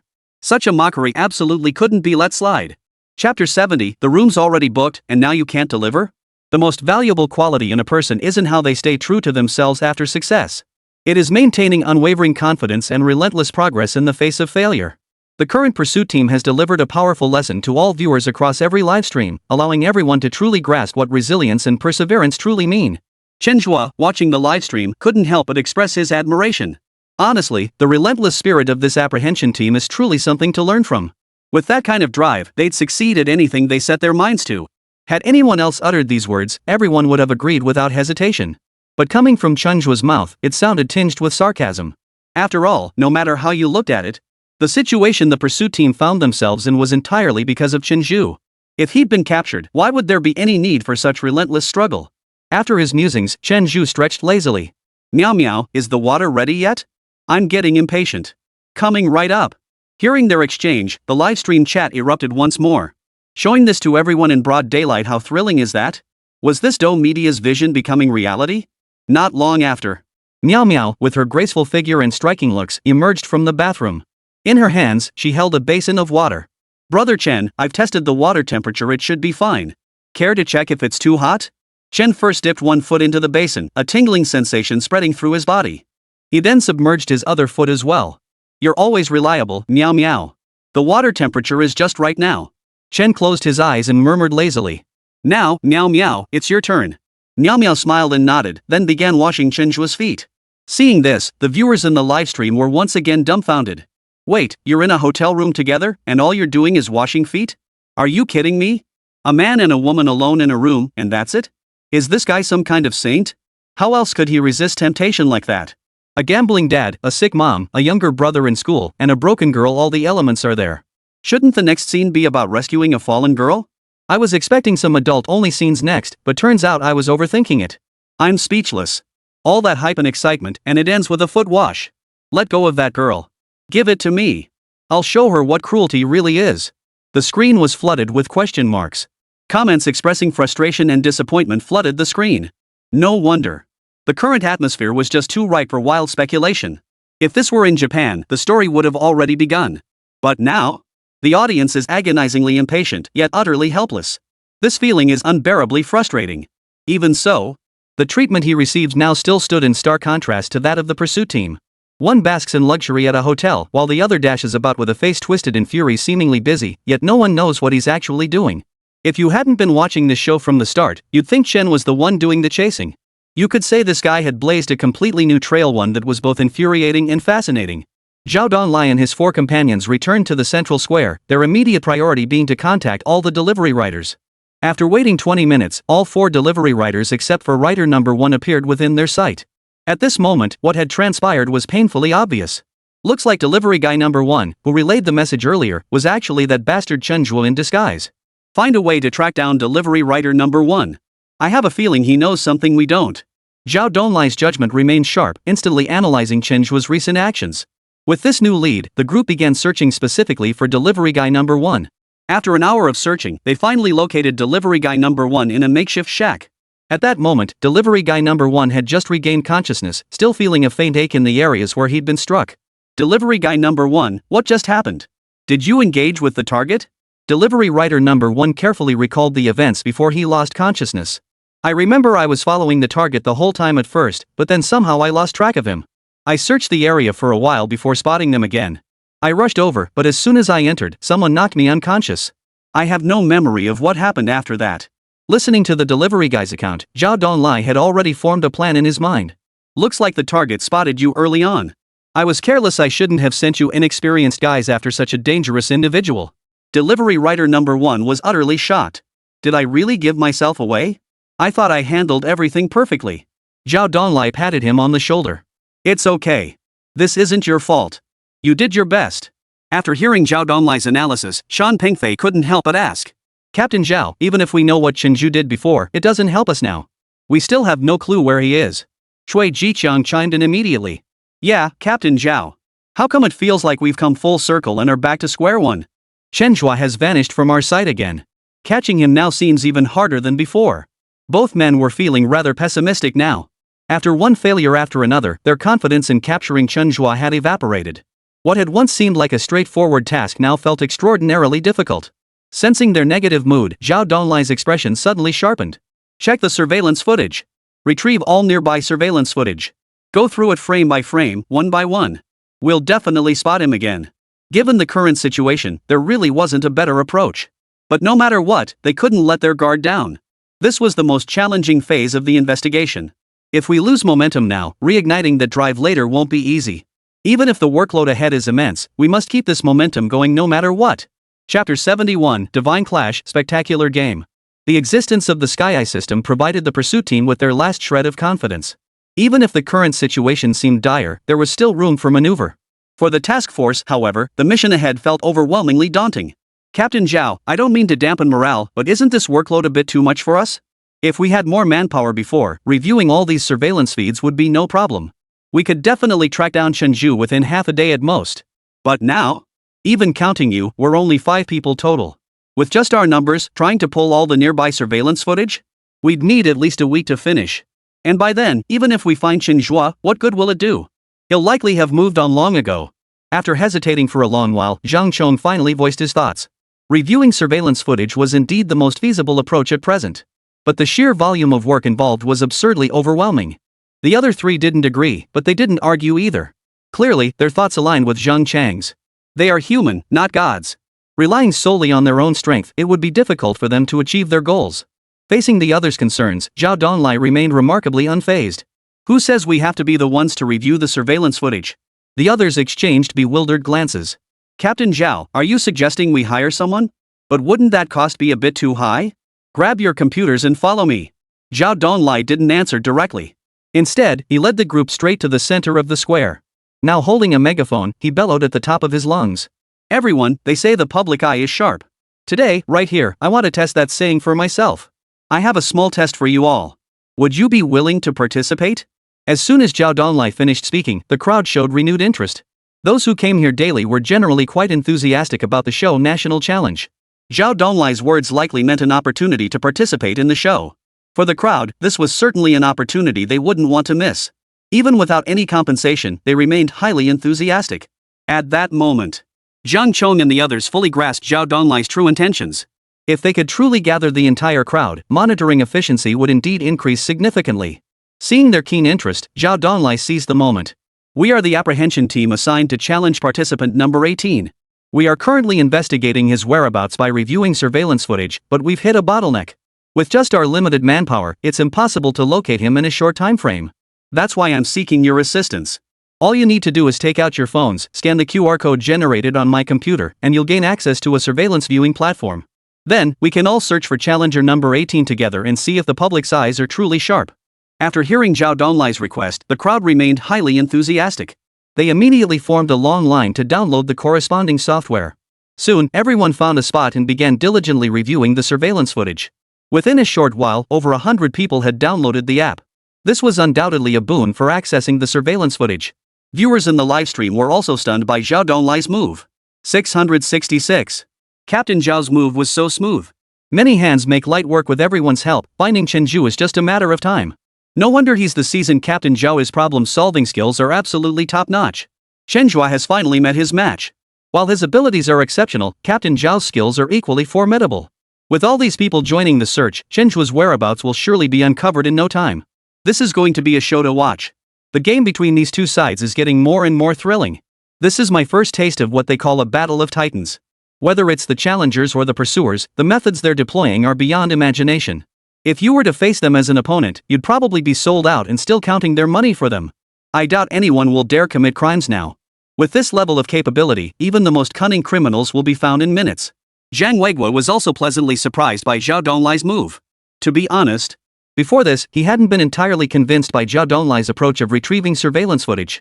As Zhang Chong had pointed out, the workload was simply too massive for just the 5 of them to handle. If it were just retrieving footage from a single floor, the 5 of them would have been more than capable. But now it was a massive area, encompassing tens of thousands of surveillance cameras. Attempting to retrieve them now was no ordinary challenge. Yet just as he was growing pessimistic about this approach, Zhao Donglai solved the problem in his own unique way. With the support of so many citizens, the speed of locating Chen Zhe would undoubtedly increase significantly. While this approach would indeed boost efficiency, how can we be certain these volunteers won't misuse the downloaded software to access other surveillance footage? Regarding Zhao Donglai's approach, Li Shiqing initially expressed approval. But she immediately voiced her concern. After all, you never know what's in someone's heart.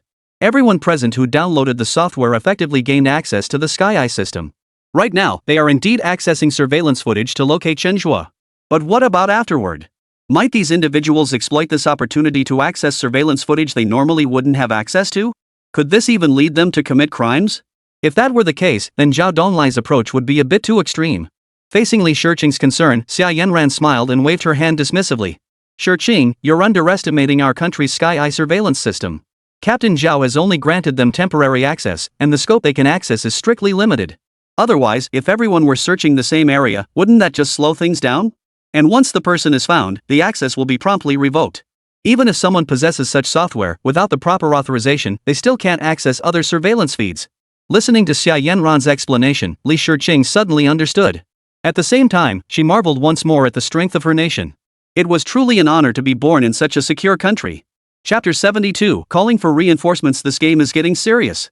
Found it. A delighted voice rang out from the crowd. All eyes instinctively turned toward the source of the cry. A middle-aged man stood there, his face aglow with excitement as he held up his phone, clearly pleased with his discovery. Zhao Donglai and the others exchanged glances before hurrying over. After verification, Chen Zhe's location had indeed been pinpointed. However, his location filled Zhao Donglai and the others with intense fury. What? How dare he? He actually went back. He doesn't even treat us like human beings. This time, we absolutely must capture him. The 14 leaders' emotions were running high, each more agitated than the last. There was no other way. Chen Zhe's actions had become downright brazen. Not only had he returned to the same hotel he'd stayed at before, but he'd even booked the exact same room. What was even more infuriating was that this time, he had a beautiful woman with him. Is this an escape challenge or a vacation? He clearly didn't give a damn about the pursuit team at all.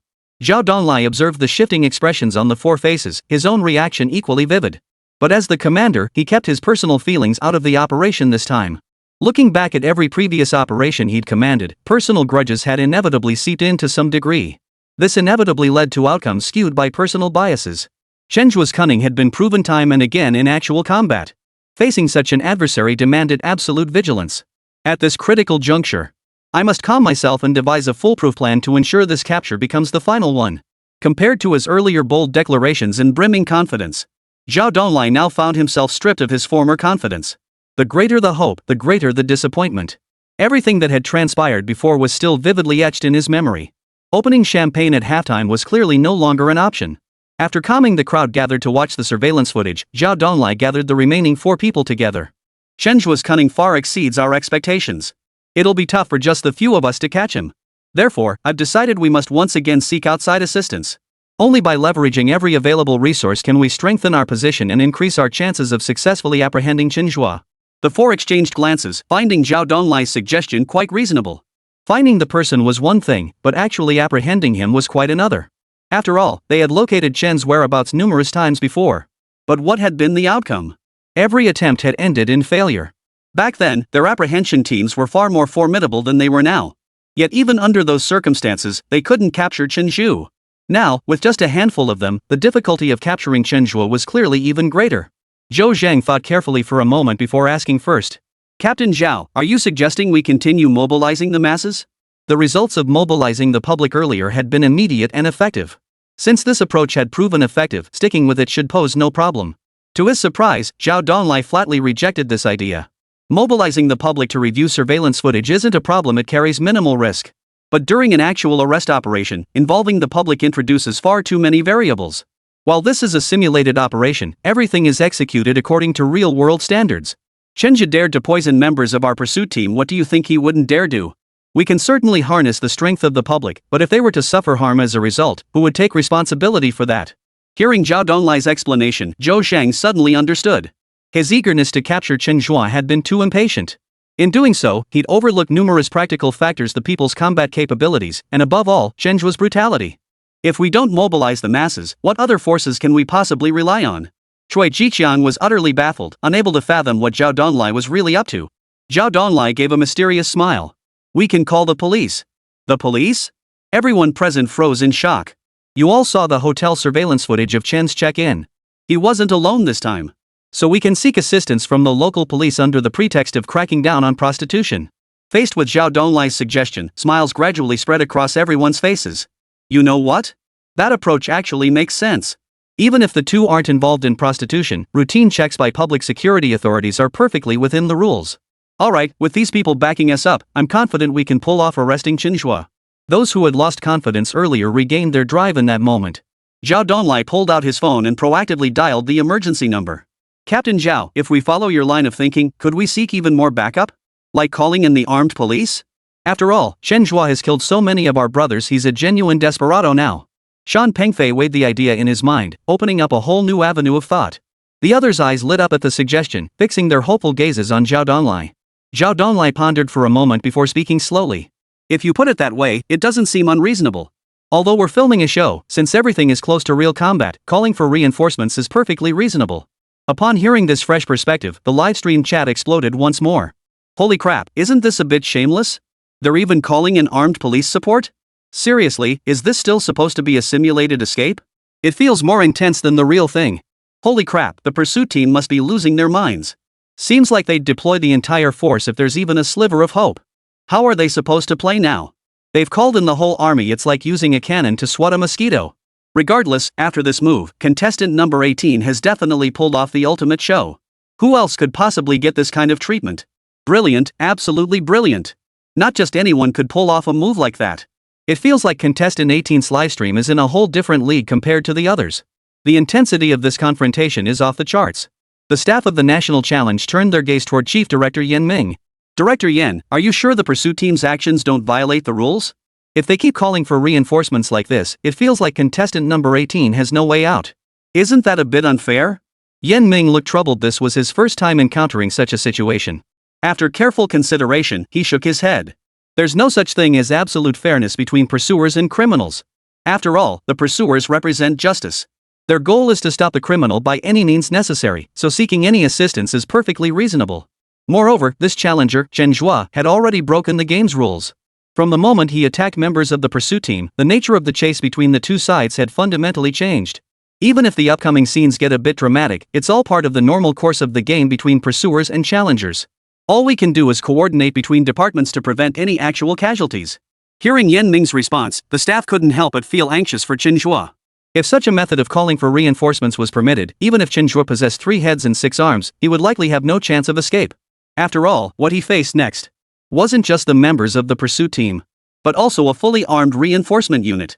It could only be said that this time, Chen Zhe truly had not a shred of hope left for escape. Chapter 73, Encountering Real Criminals During the Escape? Everyone's determination to capture Chen Zhe was exceptionally urgent.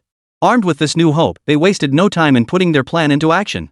Chen Zhe possessed exceptionally strong counter-surveillance awareness. With this new plan in hand, they had to race against the clock and implement it immediately. Otherwise, if he caught wind of their plans, all their hard work could be for naught, ending in nothing but false hope. Zhao Donglai immediately contacted the relevant authorities and secured their full support. Half an hour later, the hotel where Chen Zhe was staying was already surrounded by countless fully armed police officers and armed police. The sheer scale of the operation drew crowds of passers-by who stopped to stare, all wanting to know what was happening. Captain Zhao, the armed police squad of 30 personnel is fully assembled.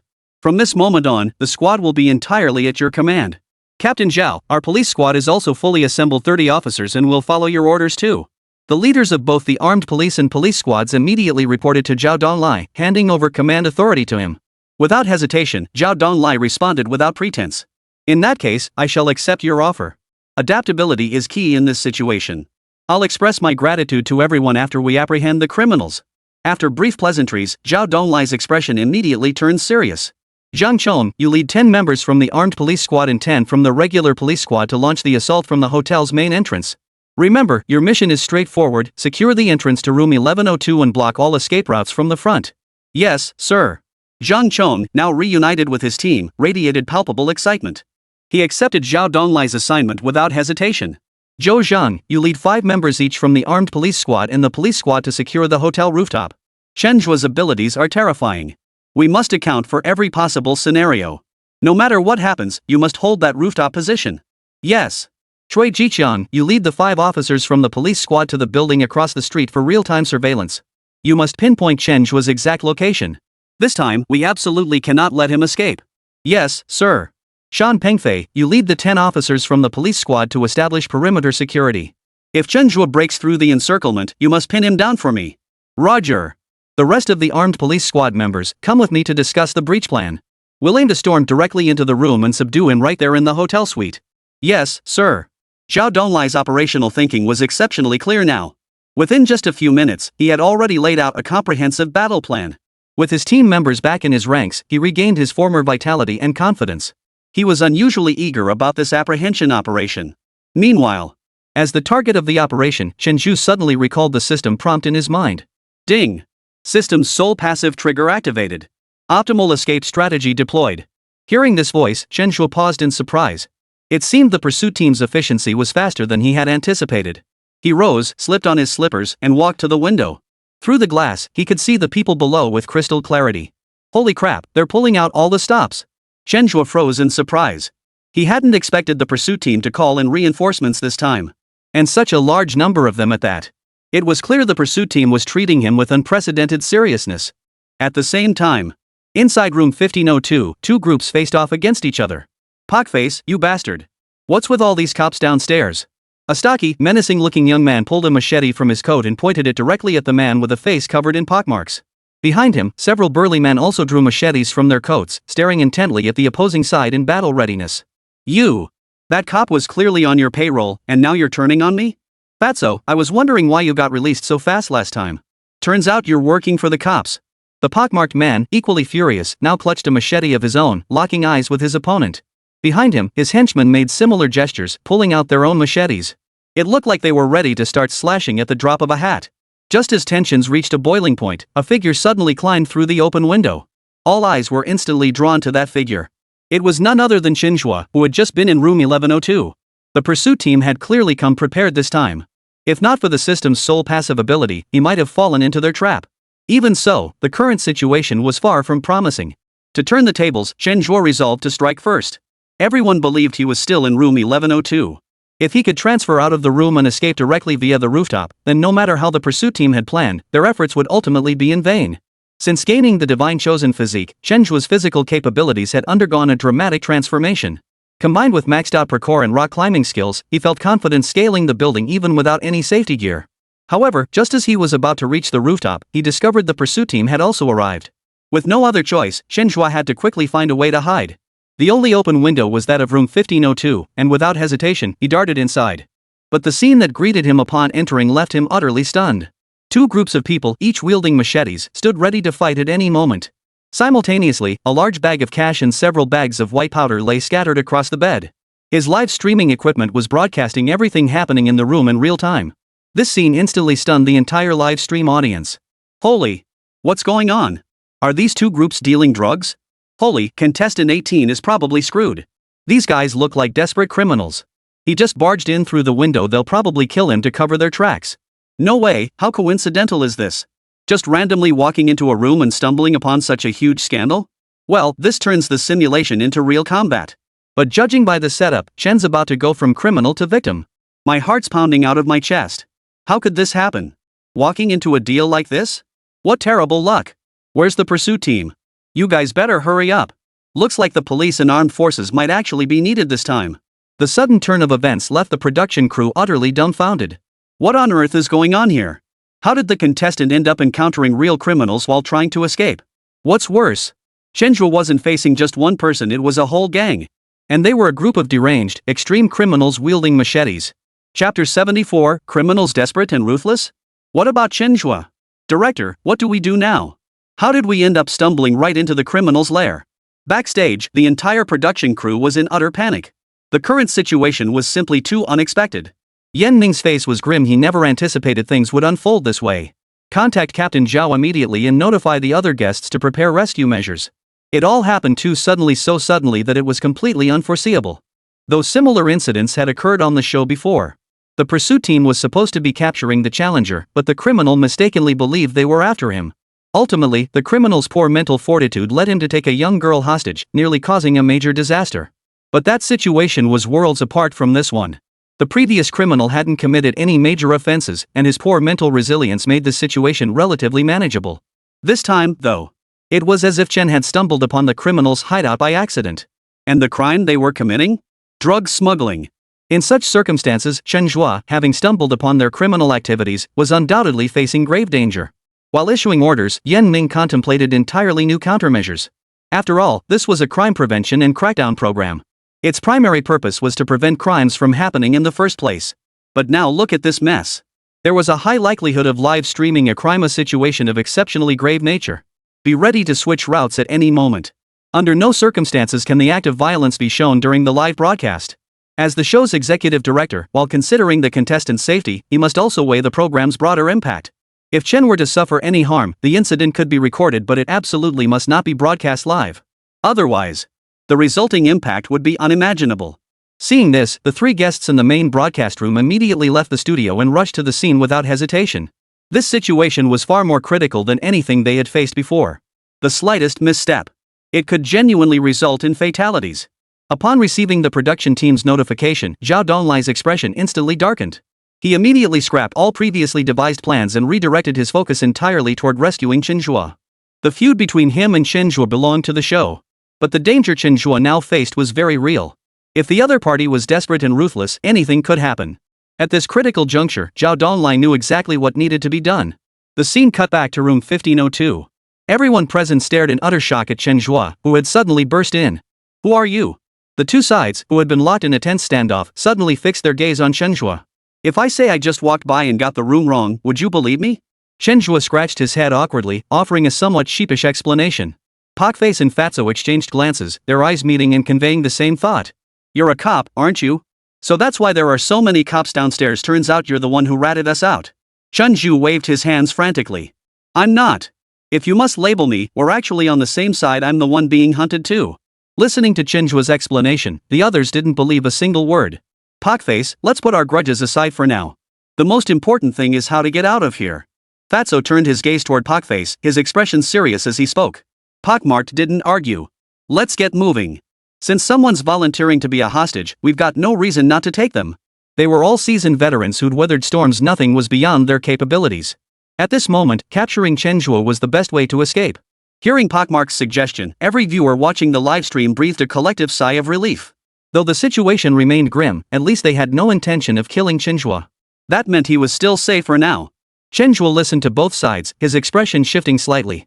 "Excuse me for interrupting, but may I ask, does this discussion respect me?" At Chen Zhe's words, both the fat man and Ma Zi's eyes darkened with menace. "Beat the crap out of him first." "I agree. This guy really deserves a beating." With a wave of their hands, their henchmen swarmed forward. Chen Zhe shook his head helplessly. "This is truly a mess I brought upon myself." With a brief mutter of frustration, he sprang into action. Facing the crowd surging toward him, he showed no panic whatsoever. Instead, he charged forward with unusual excitement. Boom! Boom! Crack! Each punch landed with a thud, each step carried a gust of wind. Chen Zhe's every strike was decisive and ruthless. Those burly men who looked so intimidating were no match for him. They were like chicks in his hands, helpless and at his mercy. In just 13 minutes, every thug who charged at him was knocked flat to the ground. What was even more surprising was that not a single bead of sweat glistened on his forehead. In other words, taking down so many men was merely a warm-up for him. He hadn't even broken a sweat. This turn of events left both the fat man and the pockmarked man stunned. They had expected Chen Zhe to be easily subdued.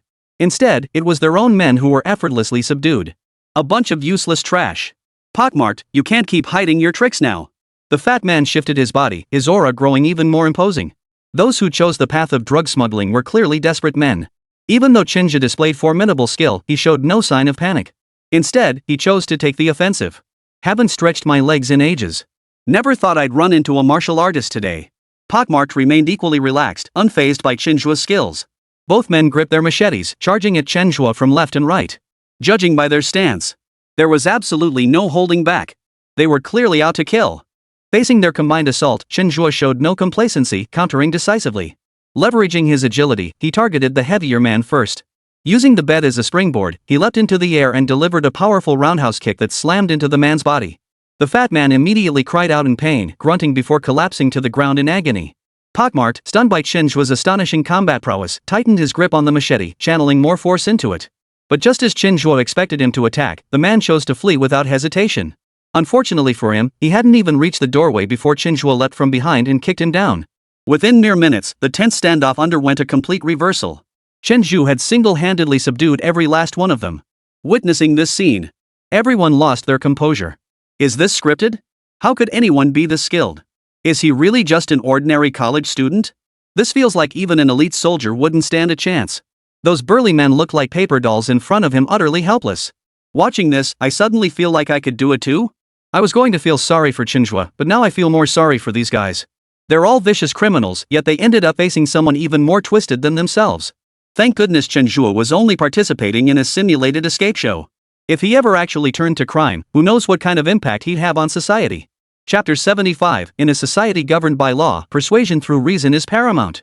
After being knocked down to the ground, both criminal gangs were utterly stunned. After all, they were battle-hardened veterans who prided themselves on having seen it all. But the combat prowess Chen Zhe displayed today seemed absurdly overpowered. Before him, they seemed to have no room to resist. Surrendering peacefully was their only option. This feeling made every person present feel exceptionally uncomfortable. Simultaneously, they felt an intense dread toward what lay ahead. According to their analysis, Chen Zhe was a cop, or at the very least, someone connected to the police. Now that they'd fallen into Chen Zhe's hands, what awaited them next was likely a stint behind bars. Chen Zhe shook his head helplessly and turned to sit on the sofa. What was the point of all that violence? Why couldn't you just talk it out? We live in a peaceful society now. Why all this fighting and killing every day? Don't you know what it means to persuade with reason? Persuade with reason? Everyone present was dumbfounded. Didn't they know exactly how they'd ended up like this? Now, shall we have a proper talk? Chen turned his gaze toward Pockmarked and Fatso, speaking calmly. At his words, both Pockmarked and Fatso flashed a look of confusion in their eyes, unsure what he was up to. Didn't I just say? In a way, we're the same kind of people. I'm also being hunted down right now. Hearing Chen Zhe's renewed explanation, the expressions on Pockmarked Man and Fat Man's faces instantly brightened. It was as if a sliver of light had suddenly pierced the endless darkness. They seemed ready to believe in that light. Brother, big brother, we didn't recognize a mountain when we saw it earlier. We offended you. Please be magnanimous and don't hold it against us. Both were seasoned veterans, masters of flexibility and adaptability. Seeing Chen Zhe's status shift, their attitude changed accordingly. Pockmarked was the first to apologize to Chen Zhe, speaking cautiously. Yeah, big bro, we're really sorry. It was like the flood washed away the Dragon King's temple family not recognizing family. Since you're also one of the captured, we're all in the same boat now. Fatso also scrambled to curry favor at this moment, his desperation to survive reaching its peak. Chen Zhe remained silent, lifting his eyes to the money pouch on the bed. The two instantly understood and pulled out 2 stacks of cash, handing them to Chen Zhe. Brother, look at the mess today caused. This is just a small token of my appreciation. I hope you'll accept it with a smile. Facing the 2 stacks offered by Pockmarked, Chen Zhe didn't even glance at them. Judging by your appearance, you two deal in flour? If I were to expose your business, would that count as atoning for past sins? At those words, the two men's expressions changed instantly. Ma Zi knew he'd shortchanged him, so he quickly pulled out 8 more stacks and prepared to hand them to Chen Zhe. But the fat man beside him was clearly more perceptive.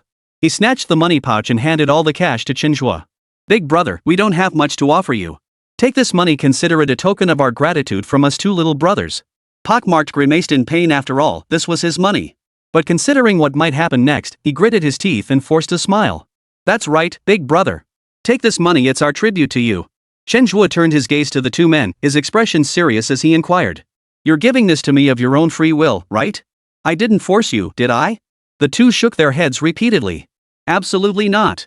This is our sincere tribute to you. Chen Zhe didn't hesitate, snatching the money pouch from their hands.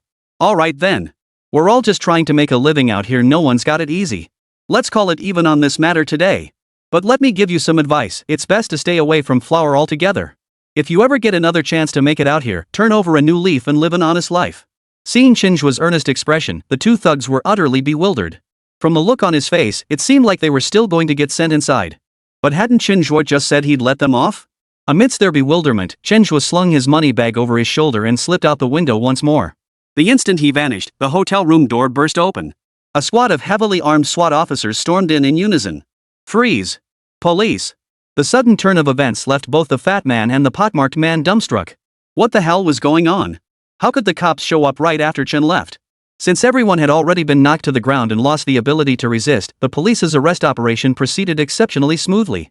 All individuals present, along with the corresponding flour, were secured immediately. Captain Zhao, the transaction money is missing, and Chen Zhe is gone too. Hearing Zhang Chang's report, Zhao Donglai froze for a moment. Damn it! Chen Zhe had mastered the art of double-crossing. In such a short time, he'd actually targeted this group and managed to make off with the money. Take these people back first. Since the incident had erupted so suddenly, everyone's attention was focused entirely on the actual criminals. The trap set to capture Chen Zhe had long been dismantled. Now, catching Chen Zhe was clearly no easy task. The moment Zhang Weiguo and his two men arrived at the scene, they saw all the criminals being loaded into the vehicles. The efficiency of the operation left them all somewhat astonished. Captain Zhao, impressive. It's done in no time at all. Zhang Weiguo excitedly slapped Zhao Donglai on the shoulder, expressing genuine admiration. Zhao Donglai shook his head helplessly. Captain Zhang, don't tease me. What does this arrest have to do with me? Zhang Weiguo furrowed his brow, his tone tinged with doubt.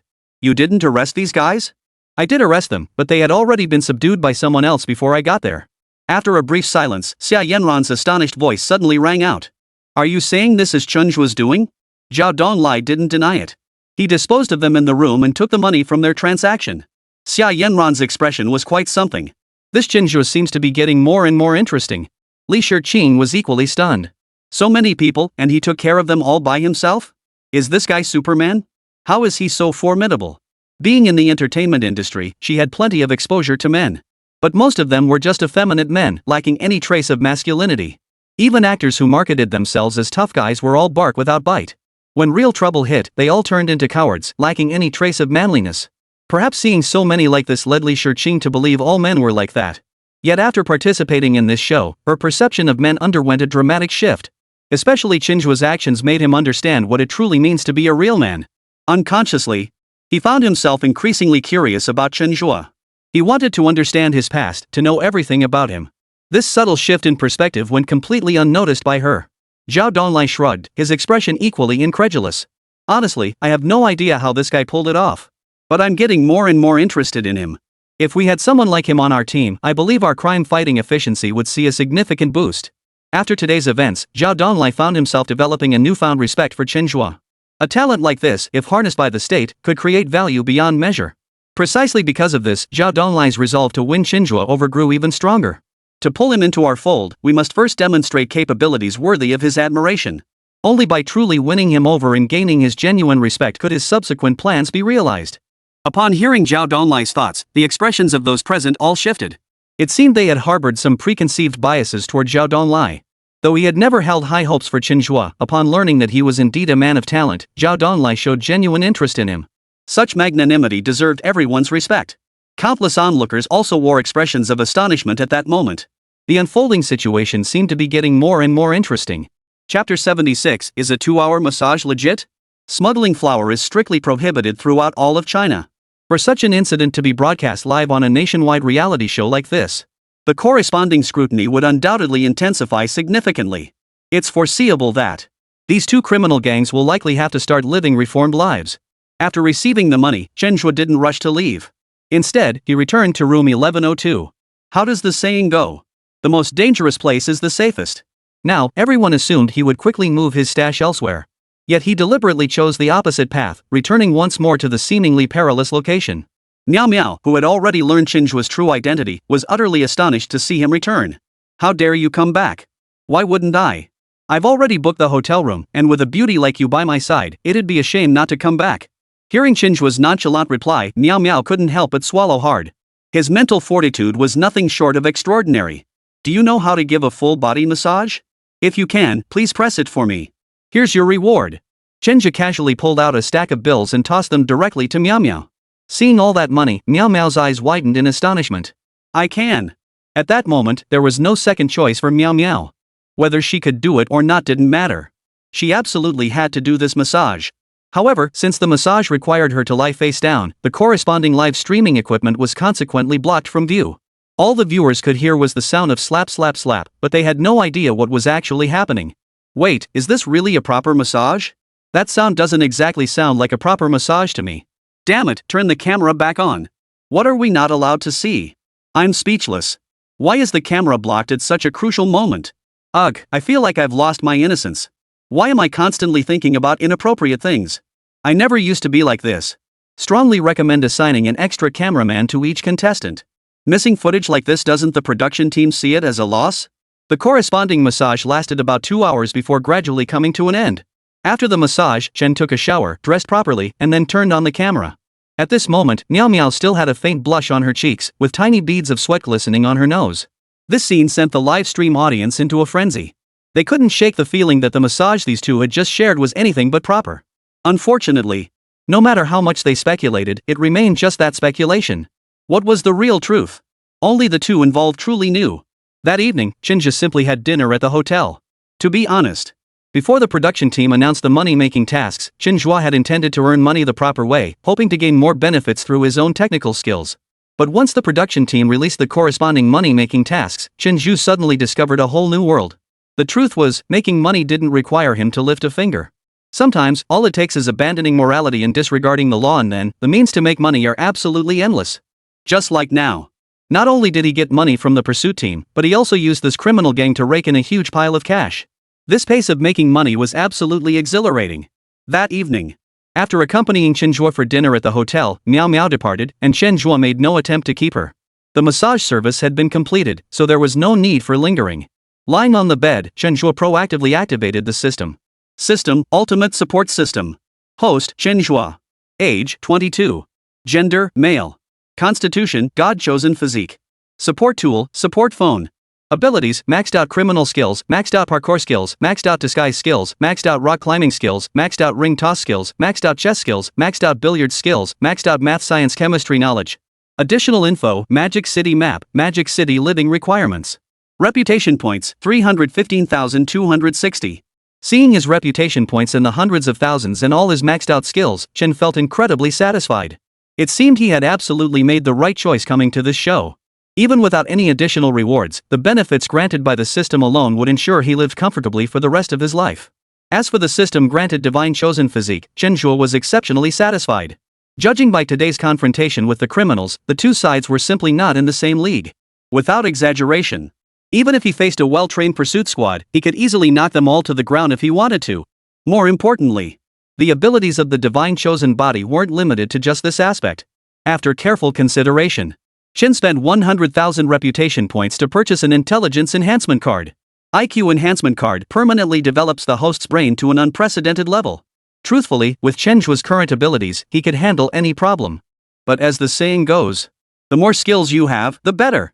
When opportunities arise to enhance one's abilities further, there's no need to hold back. After all, he now possessed over 300,000 reputation points. Even spending 100,000 wouldn't cause him the slightest regret. After completing his purchase, he immediately activated the intelligence enhancement card. As he issued the command, he felt his mind gradually grow clearer and more focused. An indescribable energy filled his entire mind, making his nerves far more active and sensitive than before. After a minute of this unusual sensation, Chen Zhe's mind returned to its previous state. Yet he distinctly felt his thoughts had become more agile and expansive. He casually picked up a newspaper from the hotel, skimmed through it briefly, and was astonished to find that the content he had just read was now clearly imprinted in his mind. Whenever he wished, he could effortlessly retrieve that knowledge. Feeling this transformation, Chen Zhe was quite satisfied with the enhancement. It seemed those 100,000 reputation points were well spent. With this newfound intelligence, Chen Zhe recalculated his current funds.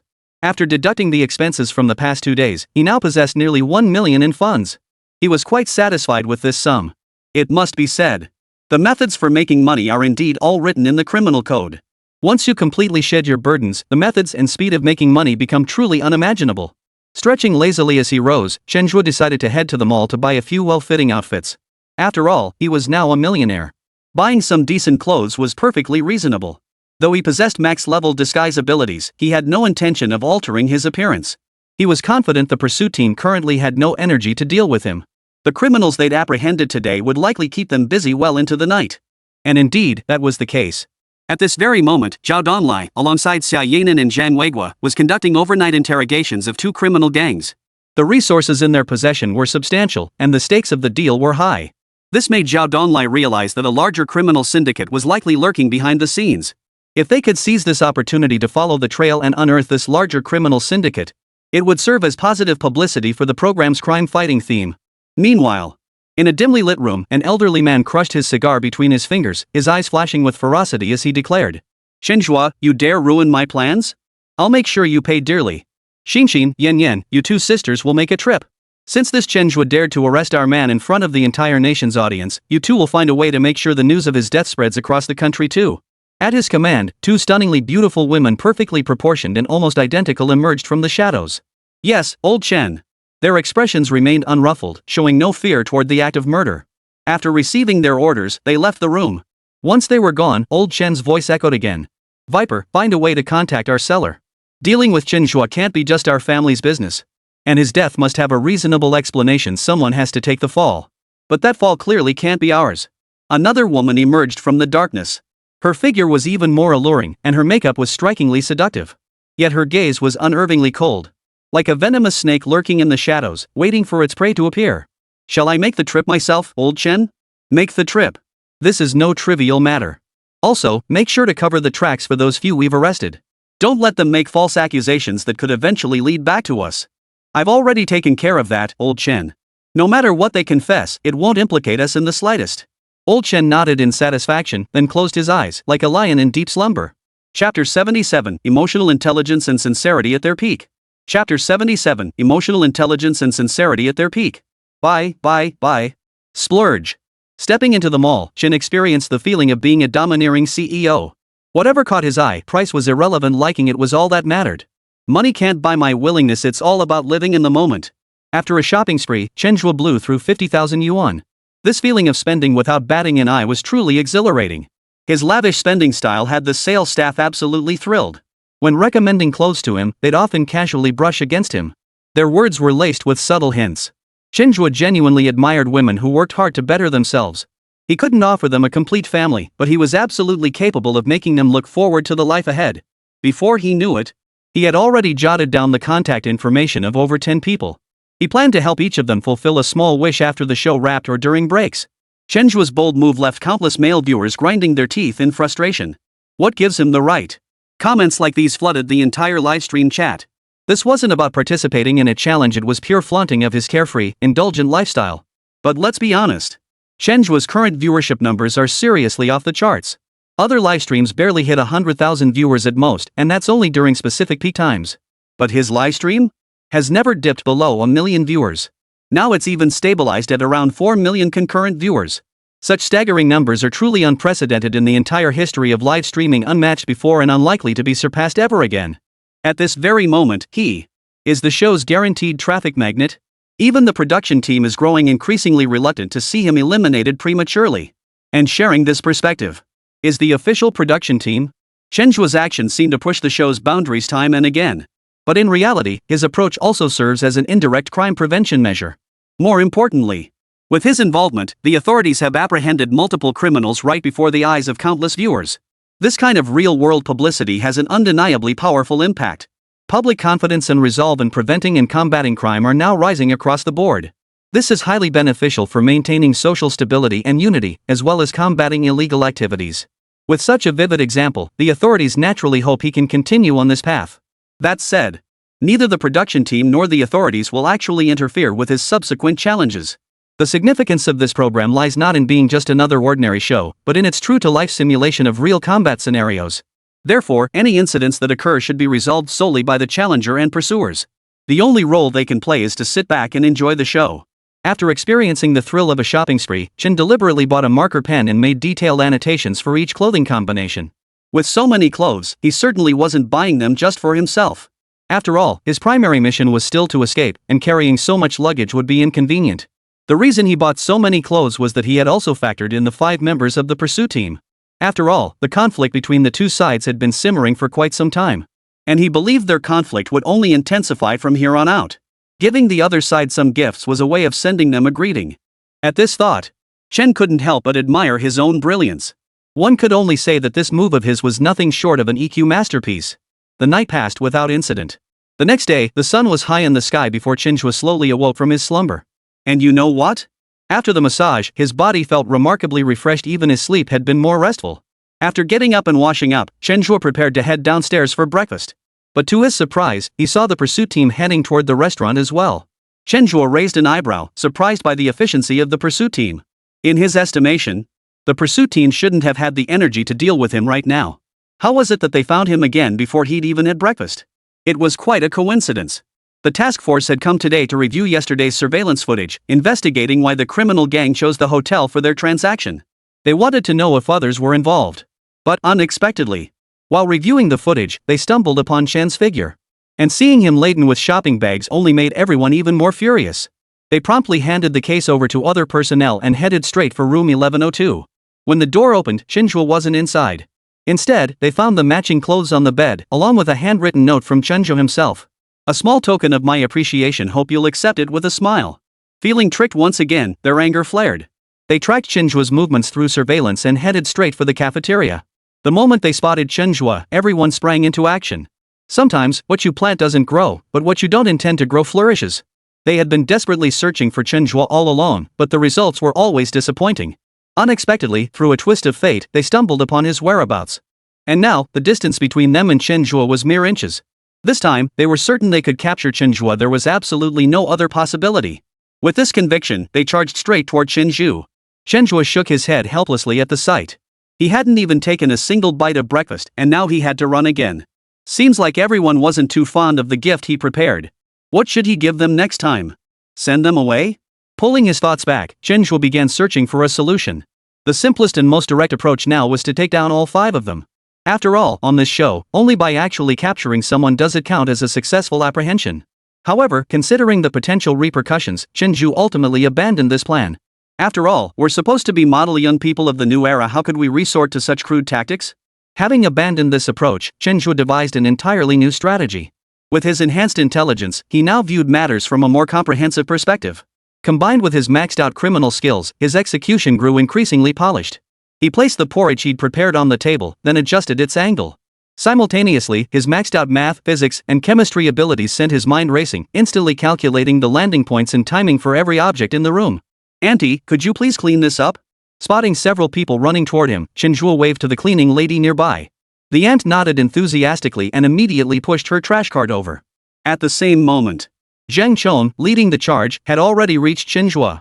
Without hesitation, he launched a tiger-like pounce, aiming to tackle Chen Zhe to the ground. Unfortunately for him, Chen Zhe anticipated his move. With a nimble sidestep, he evaded Zhang Chang's charge. Failing to secure his target, Zhang Chong could only watch helplessly as his body flew forward. Yet upon seeing the breakfast that suddenly appeared, Zhang Chang's first reaction was resistance. Unfortunately, he had already lost control over his body. The only thing he could do was change his expression. Thud! Zhang Chang's body slammed straight onto the dining table. The freshly poured milk splashed directly onto his face. But it didn't end there. The sheer weight of his body shifted the table's position.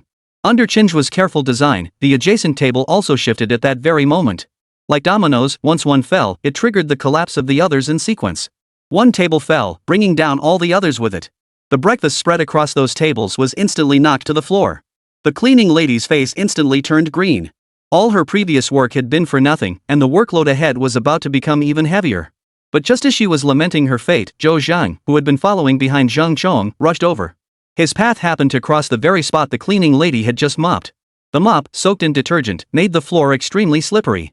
Running at full speed, Zhou Zhang's feet slipped, sending him crashing to the floor. The garbage cart, filled to the brim, was knocked over by the impact. Simultaneously, a mountain of trash came crashing down on top of him. Cui Jiqiang and Shan Pengfei, who had arrived late, were stunned by the scene before them. Just as they were about to help Zhang Chong and Zhou Zhang up, Zhao Donglai rushed over from another direction. The moment he spotted Chen, his mind raced to a two-pronged attack. After confirming the other entrance was closed, he raced back without delay.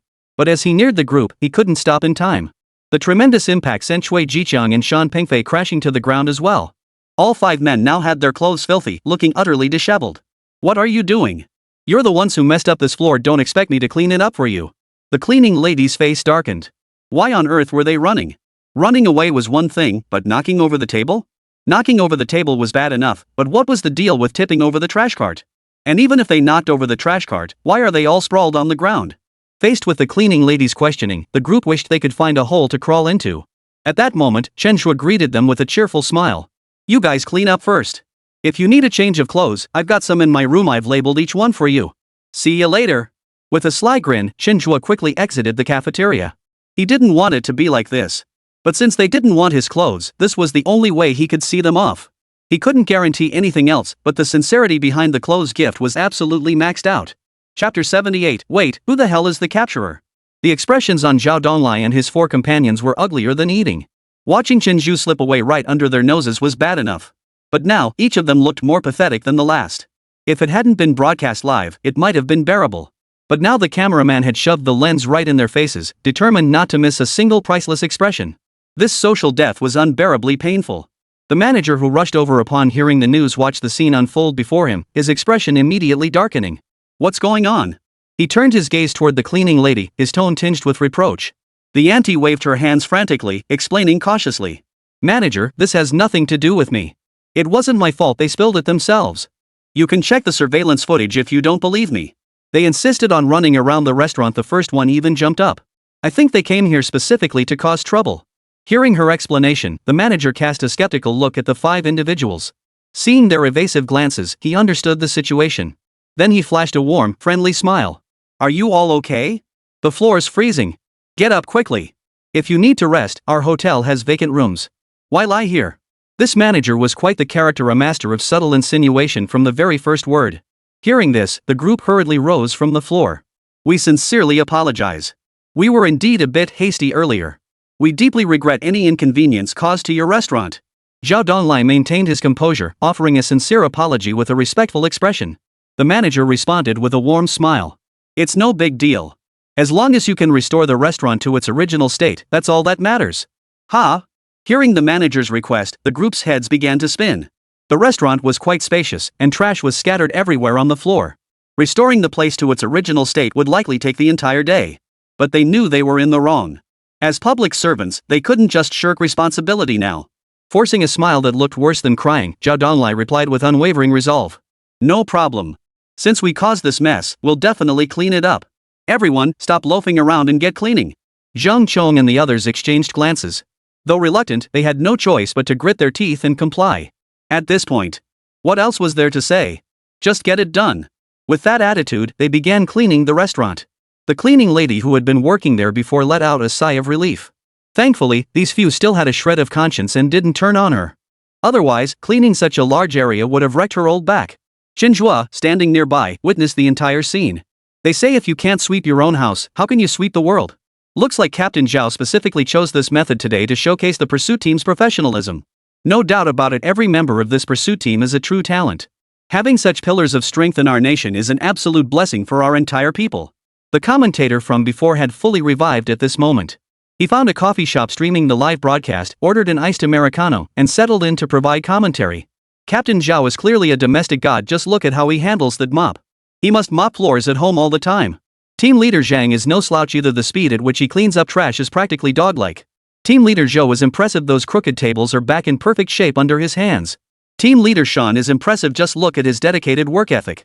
He approaches every task with diligence and meticulousness. Truly, a man who works hard is the most handsome. Goodness gracious, team leader Cui is a breath of fresh air. He even cleaned the windows.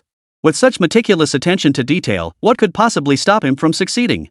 As Chen Zhe launched into another round of commentary, the live stream chat erupted into a sea of laughter once more. It must be said that when it comes to entertaining the crowd, Chen Zhe definitely has a knack for it. Today was bound to be incredibly fulfilling for both Chen Zhe and the pursuit team. Such dynamic chemistry between them was something you simply wouldn't see in other live streams. As the clock ticked down on the second challenge round, both the pursuit team and the challengers grew increasingly focused. Everyone was giving it their all, striving to achieve their goals. It was foreseeable. Once the second phase concludes, the number of eliminations will surge dramatically. The subsequent rules would only grow increasingly brutal. The pursuit team worked with remarkable efficiency. What they thought would take a full day was completed in just half a day. Yet now, instead of the joy of a job well done, everyone's expressions grew increasingly grim. Their clothes were already filthy, reeking of garbage. The sweat from their labor made them feel uncomfortably sticky all over, and the resulting odor was becoming unbearable even to themselves. After everything was organized, Cui Jiqian couldn't help but speak up. Captain, how about we head over to 1102 for a shower and change of clothes? Otherwise, we're just going to stink to high heaven. The others perked up at the suggestion, casting hopeful glances at Zhao Donglai. Zhao Donglai pondered for a moment before offering his response. Let's go take a shower. This guy already bought the clothes anyway, might as well not let them go to waste. For them, saving face was no longer important. Or rather, at this point, they had no dignity left to speak of. Since that was the case, they might as well go all out.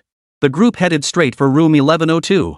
When they emerged, each was dressed in the clothes Chen Zhe had prepared for them. Chen Zhe, who had been watching their every move throughout the livestream, nodded with satisfaction. You know what? My taste isn't half bad after all. These clothes fit them perfectly, and they look pretty sharp in them. But since you're wearing my clothes, shouldn't you reimburse me for the cost? Hearing Chen Zhe's words, the viewers in the livestream chat exchanged knowing glances. I knew it. Chen Zhe's clothes aren't just handed out. Wow, so he's been waiting for this all along. Before they even wore the clothes, Chen Zhe already got 500,000 from them. Now that they're wearing his outfits, how much do you think that's costing them? Holy cow, thinking about it, these outfits probably cost over $1 million. Forgive my naivety, I actually thought Chen Zhe was genuinely looking out for them. If it was for their benefit, that wouldn't be a problem. It's just that he wants a service fee for the process. Ha ha ha, a service fee? That fee seems a bit steep. Wonder if it's even taxable. Chen Zhe always had a way of delivering endless surprises. No one knows what the future holds. This time, he's delivered yet another wave of surprises and endless anticipation. Now everyone wants to know, how exactly will Chen Zhe demand payment from them? Will he simply demand ransom like before? Though this is the most straightforward approach, for some reason, everyone senses there might be another method lurking behind it. As for what that method might be, no one has figured it out yet. But it won't be long before Chen Zhe reveals the answer himself. After all, this guy never drags his feet. Since he's already taken possession of his clothes, the corresponding fees will surely be collected promptly. The exhausted pursuit team, aching all over, finally found some relief after a shower. Yet the pent-up frustration remained lodged in their hearts, desperately needing an outlet. The moment they descended the stairs, they spotted Chen Zhe sitting on the sofa in the first-floor lobby, smiling broadly as he waited for them. This scene nearly made their lungs explode with rage. After spending the entire morning cleaning up after him, this guy hadn't even fled, he was just sitting there waiting for them in the hotel lobby. He clearly didn't think much of them at all. Zhang Chong made a move to charge forward, but Zhao Donglai quickly stopped him. Don't be impulsive. They'd learned their lesson the hard way. Having learned from past mistakes, Zhao Donglai was much more cautious this time. Even knowing Chen Zhe was right across the way, he didn't order everyone to charge straight in. Who knows what new schemes Chen Zhe might have up his sleeve. If they charged in recklessly and ended up causing more damage, it would be a case of losing more than they gained. Held back by Zhao Donglai, Zhang Chong suddenly understood. He cursed Chen Zhe under his breath for being treacherous, then followed closely behind Zhao Donglai. The group advanced toward Chen Zhe step by step, each movement marked by extreme caution. Once bitten by a snake, one fears even a rope for 10 years. Such caution was truly unparalleled.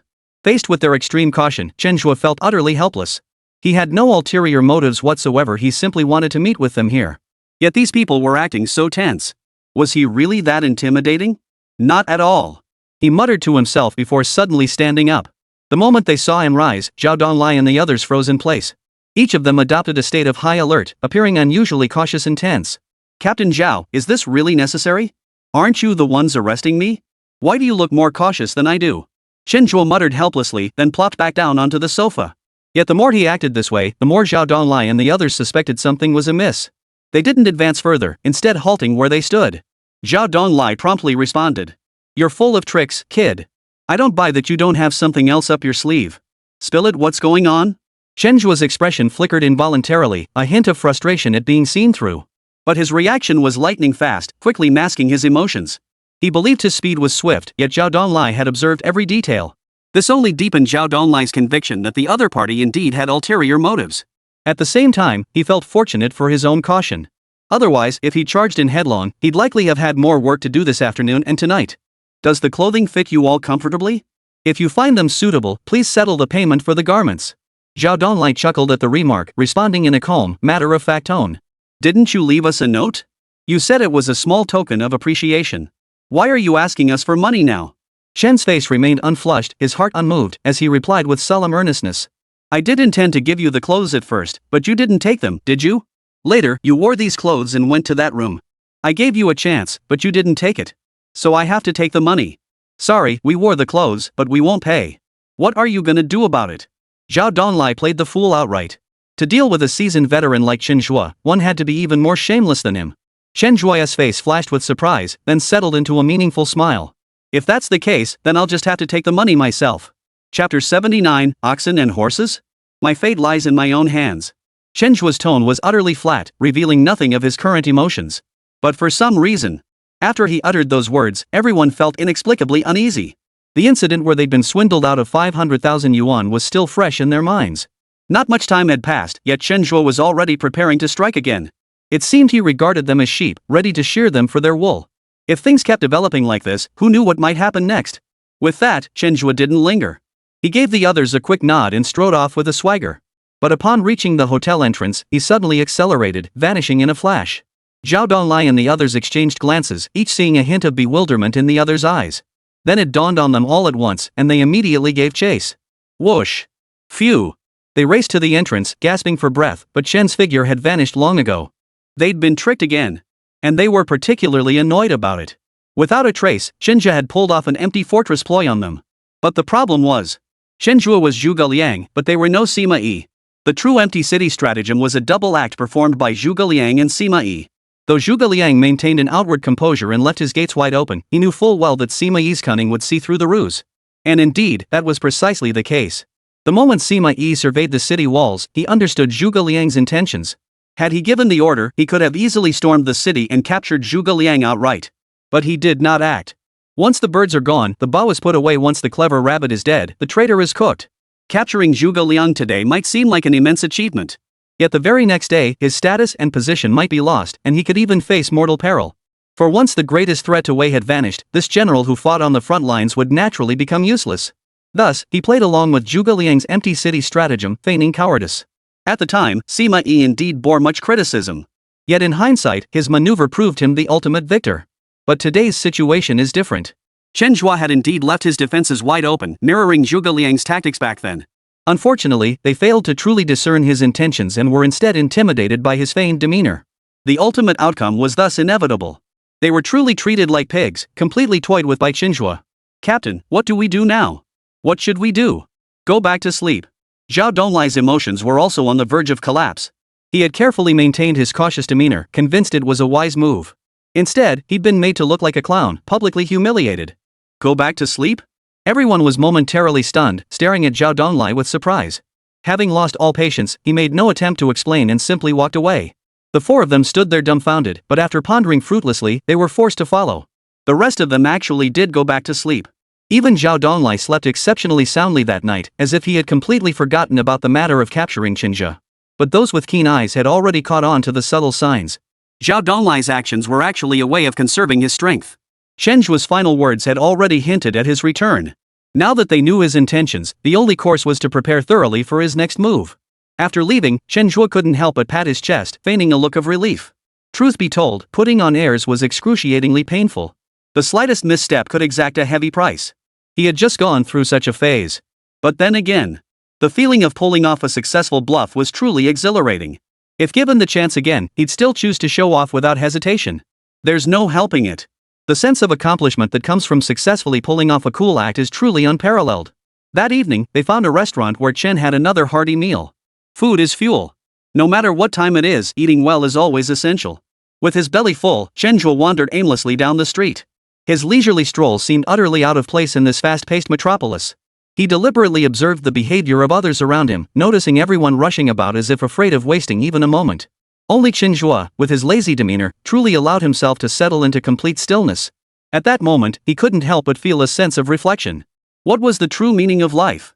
From childhood onward, we've all been shackled by various constraints, spending each day caught up in endless competition.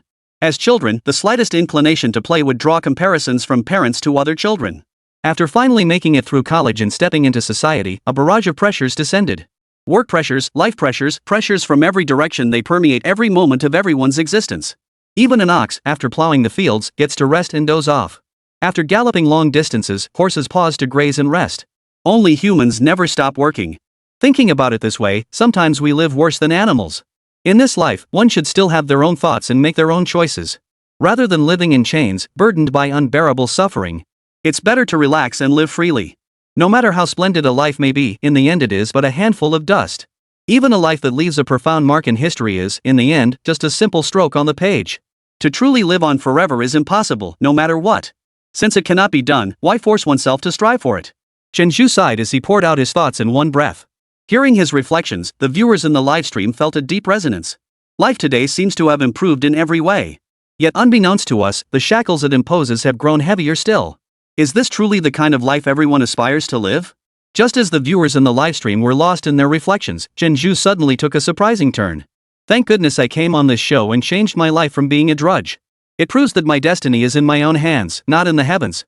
Upon hearing these words, countless netizens shared a common thought. They hoped the task force would swiftly apprehend Chen Zhe, putting an end to this despicable man's arrogance.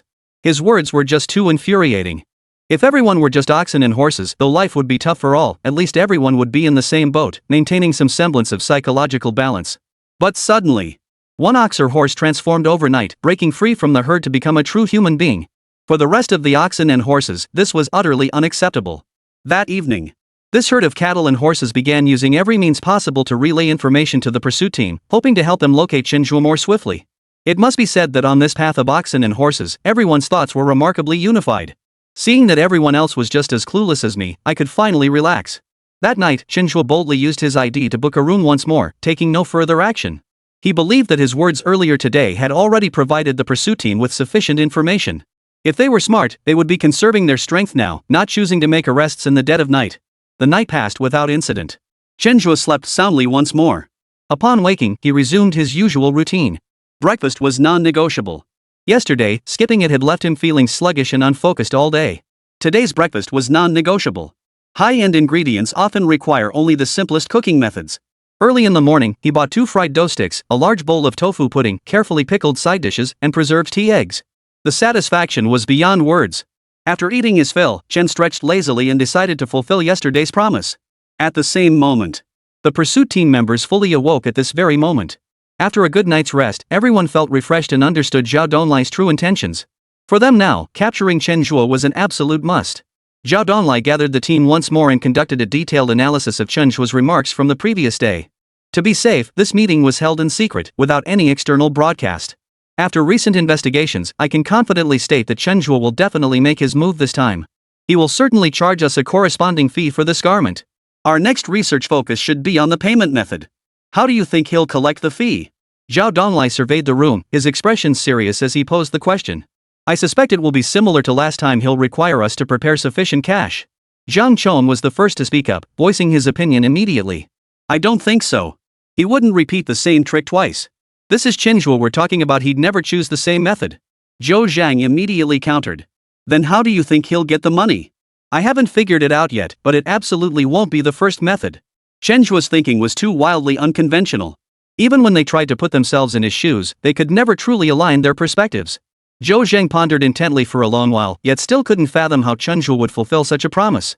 Yet one thing he was certain of, Chen Zhe would definitely come. I believe no matter what method he uses, Chen Zhe will definitely come to the vicinity. He must be in control of the operation. So my suggestion is that we deploy our forces nearby and try to get a handle on his movements ahead of time. Shui Jiqiang offered his analysis on the current situation. Captain Zhao, regardless of their approach, I still think our numbers are too thin. Is there any way we can bolster our team? That's our only chance to catch him. Shan Pengfei addressed the matter directly, highlighting the most pressing challenge. Personnel shortage remained the primary issue at this stage. Moreover, this situation differed from the last one. Relying on police support again was virtually impossible. After all, they had no clue where Chen was or what tactics he might employ. Personnel reinforcement is indeed a problem, but rest assured I've already prepared countermeasures last night. You needn't worry about reinforcements. Seeing Zhao Donlai's confident demeanor, everyone grew curious about his staffing solution. But Zhao Donlai didn't elaborate, and they didn't press him. Instead, they resumed their discussion on capturing Chen Zhe. Their discussion was only halfway through when the door suddenly rattled with a knock. Immediately after, over 10 team leaders from the pursuit groups all entered the room. Upon seeing them, Zhang Chong and the others wore expressions of utter disbelief. No wonder Zhao Donlai had been so confident, assuring them there would be no issues with personnel reinforcements.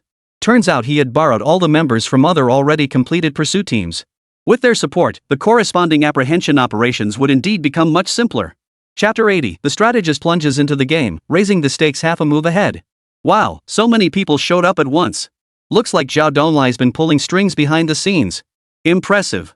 This move gets full marks from me. The appearance of these individuals seems entirely unexpected by Chen Zhe. Perhaps this time, it might actually yield an unforeseen outcome. You can't walk along the riverbank forever without getting your shoes wet. Chen Zhe's schemes can't possibly succeed every single time. This feels like the perfect chance to catch Chen Zhe. I didn't want him eliminated before, but after hearing his comments last night, I hope he gets kicked out ASAP. Haha, it's that agonizing feeling you don't want your brother to suffer, but you also don't want him driving a Range Rover. Who can understand this torment? When the live stream viewers saw the massive entourage behind Zhao Donlai, they were instantly stunned. Quietly accomplishing great things became vividly real in that moment. Some curious viewers counted at least 100 people. And every single one was a member of the pursuit team. The sudden appearance of so many people left everyone utterly stunned. It seemed that when Zhao Donlai mentioned sleeping last night, he hadn't been referring to ordinary rest. This was a veritable net being woven around Chen, waiting for him to walk right into it. Now, this group moved with remarkable efficiency. At Zhao Donlai's command, they fanned out in all directions. At this moment, they all had one goal, to wait for Chen Zhe's arrival. Back in the main livestream room, Xia Yanan, Zhang Weiguo, and Li Shiqing, who had returned after resolving their issues, were all stunned by Zhao Donlai's unprecedented maneuver. One could only say this guy never ceased to surprise them. Old Zhao is getting more and more interesting. His imagination is truly beyond compare. Zhang Weiguo expressed his admiration, giving Zhao Donlai the highest recognition for his abilities. Before Zhao Donlai joined the pursuit team, their standoff with Chen Zhe had been little more than a one-sided rout. Despite their desperate struggles, everyone knew their efforts were largely futile. With Zhao Donlai's arrival, the balance of power finally shifted. At this stage, the two sides were more evenly matched. While Chen Zhe continued to escape time and again, each escape appeared incredibly perilous. Moreover, after each escape, Zhao Donlai invariably devised a new countermeasure. You have your clever plans, but I have my countermeasures. Both sides showcased their skills, making this match exceptionally thrilling. Xia Yanan wholeheartedly agreed with Zhang Weiguo's assessment, chiming in immediately. Captain Zhao is truly resourceful. This approach of seeking help from other teams has genuinely impressed me. The biggest problem facing Zhao Donlai and his team now was a severe shortage of manpower. Chen Zhe's aggressive move had dealt them a devastating blow. Xia Yanran had been pondering how to turn the tide, never expecting Zhao Donlai to provide the solution first. It seems Chen Zhe has already made his move, and he remains unaware of Captain Zhao's strategic layout. If this trend continues, there's a real possibility he could be captured this time. No sooner had the two finished speaking than Li Shiqing's voice rang out. Her face was frozen in shock, her voice nearly a scream as she voiced her disbelief. It couldn't be helped. Zhao Donlai's design this time was simply too ingenious. For the very first time, he had anticipated Chen Zhe's anticipation. The greedy are destined to pay the price for their greed. And this was the price that awaited Chen Zhe next. Zhao Donlai had already cast an inescapable net, yet Chen Zhe still sought his own demise. What would the outcome be? It was clearly predetermined. Li Shiqing's sudden outburst drew everyone's attention squarely onto Chen Zhe. Everyone wants to see how he'll wriggle out of this one. At present, Chen Zhe was heading toward the resting spot of the pursuit team. Since these people had taken his clothes, he would certainly charge them accordingly. As for how he would collect it, Chen Zhe already had an answer in mind. Just moments ago, he had spent another 100,000 reputation points to unlock a new max-level skill. The thrill of exchanging for skills was truly exhilarating. Now, there was nothing he couldn't accomplish. If there truly was, it would only mean he hadn't earned enough reputation points yet. Upon reaching the vicinity of the pursuit team, Chen Zhe proactively called Zhao Donlai. Seeing the unfamiliar number, Zhao Donlai's first instinct was to have his men track the caller. Only after confirming his men were prepared did he leisurely answer the call. Captain Zhao, I'm here to collect payment for the clothes. If you're willing to pay up, hand over 100,000 in cash, I won't ask for more. If you're unwilling to pay, then I'm afraid I'll have to find the money myself. Zhao Donlai's anger flared instantly at Chen Zhe's arrogant tone over the phone. Chen Zhe, don't push your luck. What do you take our task force for? Let me make this clear, not only will we not pay a single cent, but we'll also apprehend you, you despicable scoundrel. Chen Zhe smiled faintly. Captain Zhao, I've heard threats about arresting me so many times my ears are calloused. Yet here I am, still walking free. Can you come up with something new? Why is it always the same old routine? Fine, since you refuse to pay up, I'll just have to make the trip myself and collect the debt in person. The moment he hung up, Zhao Donlai turned expectantly to his team members. Well, did you track him down? No. His phone must have anti-tracking software installed, and the number was specially configured. We can't pinpoint his exact location right now. Zhao Donlai gritted his teeth. While dissatisfied with this outcome, it wasn't entirely unexpected. When it came to Chen Zhe, anything unexpected was to be expected. Forget it. Even if we can't pinpoint his exact location, judging by his state, he must be nearby. Tell all teams to stay on high alert. No matter what, we must capture this despicable bastard today. Zhao Donlai didn't dwell on the tracking failure. Instead, he swiftly deployed other measures. At this point, as long as Chen Zhe dared to show himself, they were confident they could eliminate him completely. As time passed, the tension among the group grew thicker. They knew Chen Zhe well. If he said he was coming, he would come. Finally, the legendary figure appeared. No disguise as imagined, no caution as expected. He simply strode in with unabashed confidence. The moment he appeared, Zhao Donlai's face broke into a rare smile. It seemed Chen Zhe still had no idea he'd been temporarily assigned to another team. He arrived here completely at ease, as if he were only dealing with the five of them. This information gap bolstered Zhao Donlai's confidence in capturing Chen Zhe. At this moment, they held every advantage: timing, location, and manpower. Moreover, he had deliberately studied the terrain. Chen Zhe had no time to set up defenses, nor could he possibly have any other options. Yet, exercising caution, he held his men back from rash action, choosing instead to wait until he could penetrate deeper before slowly moving forward. Now that the prey had appeared, all that remained was to bide their time. They couldn't let this sure thing slip away. At this moment, Chen Zhe displayed an unusual calmness. This wasn't due to arrogance or a belief that Zhao Donglai and his men had no plans of their own. Rather, he was using this approach to lure Zhao Donglai and his men out into the open. A strategist who plunges into the fray gains a decisive advantage. Having already suffered a setback, it was nearly impossible to expect the pursuit team to quietly prepare funds. The priority now was to leverage their own methods to secure the necessary funds. The prerequisite, however, was to get these pursuers to come out first. As they neared the building, Chen Zhe's footsteps abruptly halted. Without hesitation, he retreated, feigning escape. He had no idea what ambush Zhao Donglai might have prepared, but one thing was certain: Zhao Donglai was undoubtedly monitoring his every move. Damn it, Chen Zhe might be trying to escape. Zhao Donglai's expression darkened as he barked the order instantly. Everyone, move out now. Capture Chen Zhe at all costs. At Zhao Donglai's command, the pursuit team members lying in wait at various positions surged forward all at once. Faced with pursuit teams surging in from all directions, Chen Zhe was momentarily stunned. Damn, they're going all out. Chen Zhe hadn't anticipated the other pursuit teams being called in for backup. The sudden influx of so many additional forces threw the current situation into chaos, making it feel completely out of his control. Even the usually composed Chen Zhe now had a thin sheen of sweat on his forehead. He instinctively began searching for an escape route, only to find that every possible exit was blocked by members of the pursuit teams. He was truly trapped, with no way out. Chen Zhe closed his eyes with a hint of reluctance. Was his journey of challenges truly about to end at this very moment? Chapter 81, seemingly passive, yet everything under control. The once clear sky suddenly darkened as rolling clouds swept in, turning the heavens pitch black in an instant. The air seemed to freeze solid, the atmosphere suddenly thick with oppressive tension. Chen Zhe raised his eyes to the sky's transformation and gave a self-mocking chuckle. The pursuit team swarmed toward him like fish crossing the river, dense and relentless. How could he escape? Rely on combat strength? If there were 10 or 8 of them, he might resort to such a crude method. But now, at least dozens were charging toward him. To take them all down single-handedly was clearly wishful thinking. But if he abandoned this approach, what other options did he have? Carefully plan an ambush? With so many people present, and in such a specific setting. Even if Chen possessed 10,000 methods of crime, he couldn't possibly orchestrate a plan in time. Could it really come down to simply surrendering? As he pondered, the pursuit team members had already closed in around him. Zhao Donglai and the 14 leaders were at the forefront. Seeing Chen Zhe trapped within their encirclement, the group shed their earlier panic and grew remarkably composed. Even the urgency to apprehend Chen Zhe seemed to fade. Zhao Donglai narrowed his eyes, feeling an unusual sense of satisfaction wash over him.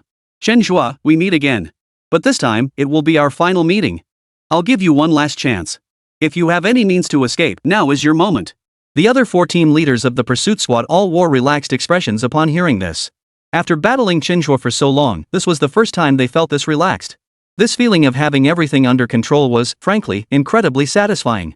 This must be how Chen Zhe felt every time he faced them. But the wheel of fortune turns now. It was their turn.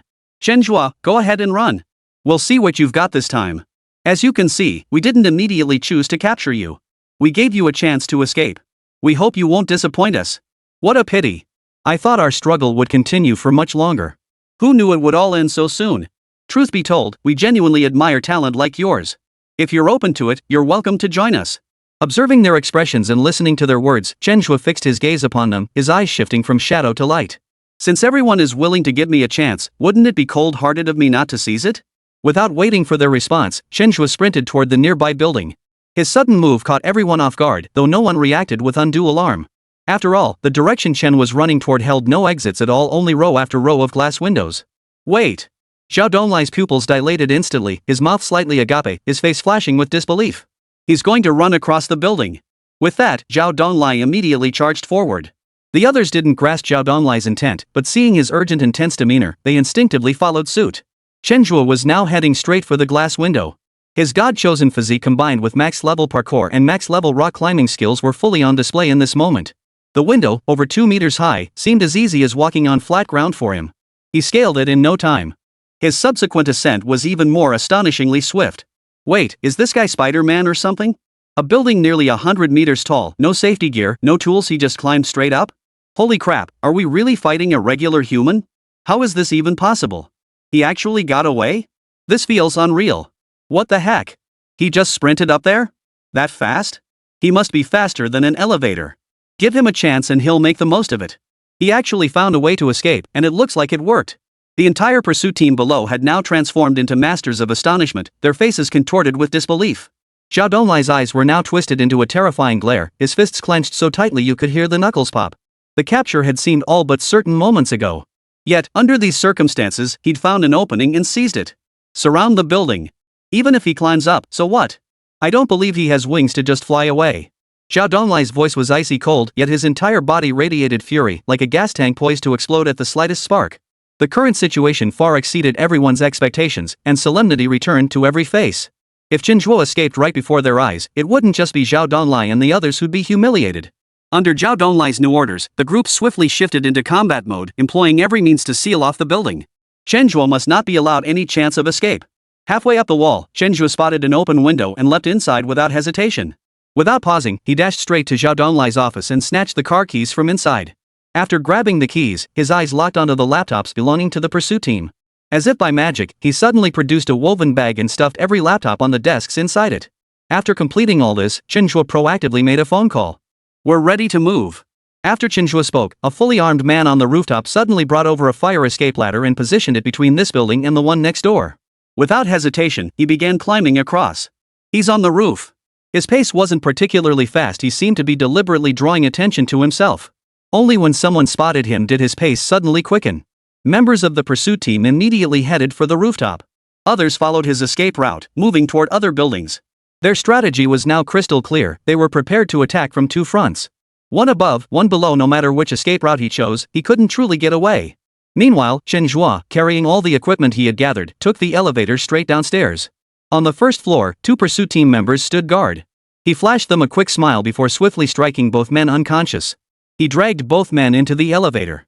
Stripping the clothes off one of them, a team member roughly his own build. After completing these tasks, Chen Zhe donned the clothes, fully armed himself, grabbed the woven bag, and walked out of the hotel without any pretense. Using the car keys, he located the vehicle, tossed the sack inside, and drove off. "Chen Zhe, I just want to say one thing, you're my god. How incredibly cool is that? He actually pulled off such a move, and without any protection or tools the entire time. We need a thorough investigation. What exactly did this guy do before? He seems like he can do anything. Is this the best China's top agents can do?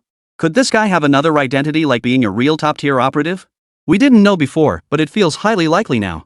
After all, what organization wouldn't want someone with his skills? Watching this guy's challenges is pure entertainment. He never stops surprising us, and each surprise is absolutely massive. If this trend continues, Chen Zhe might just walk away with the final prize." After 10 episodes, is someone finally going to claim that 1 billion yuan jackpot? Every viewer watching the livestream now felt an overwhelming surge of excitement.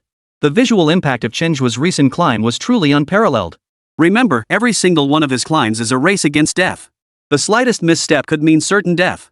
Yet not only did he complete it, he did so with such composure. So that's what this guy had in mind all along? Xia Yanran stared at Chen Zhe, her expression shifting to one of sudden realization. Judging by Chen Zhe's past behavior, any idea he proactively proposed was always deeply considered, with corresponding countermeasures already planned. But this time, Chen Zhe coming to ask for cash seemed somewhat reactive. Xia Yanran had previously believed Chen Zhe was about to stumble at the last hurdle. After all, Zhao Donglai seemed far better prepared this time around. But now it seemed. It turned out that everything was still firmly within Chen Zhe's control. He had long since mapped out his course of action. His earlier antics were merely a playful game with everyone. Given this turn of events, Zhao Donglai was likely to retreat into seclusion once more. After all that meticulous planning, he'd still ended up right where the other guy wanted him. That feeling was unbearably painful. What's he planning to do with those notebooks in the car? He wouldn't actually be thinking of selling them outright, would he? Li Shiqing's face was etched with surprise as she spoke uncertainly. Zhang Weiguan nodded without hesitation. "Definitely. There's nothing this guy won't do. The way things are going, he was after these from the start." Li Shiqing frowned. "The used laptop might sell, but this used car, are you sure it'll actually sell? If it hasn't been transferred, it shouldn't have any legal standing, right?" Xia Yanran couldn't help but laugh at Li Shiqing's expression. "Shiqing, what are you thinking? Chen Zhe is the one driving it away. He just wants to liquidate these things for cash. Money is all he cares about. Do you really think he'd bother with the process?" Her words jolted Li Shiqing awake. Hearing Xia Yanran's explanation, Li Shiqing suddenly understood. If that's the case, then the production team seems to have their work cut out for them again. Her words proved prophetic. The production team was indeed quite busy at the moment. Faced with the situation, Yan Ming immediately dispatched staff to follow up.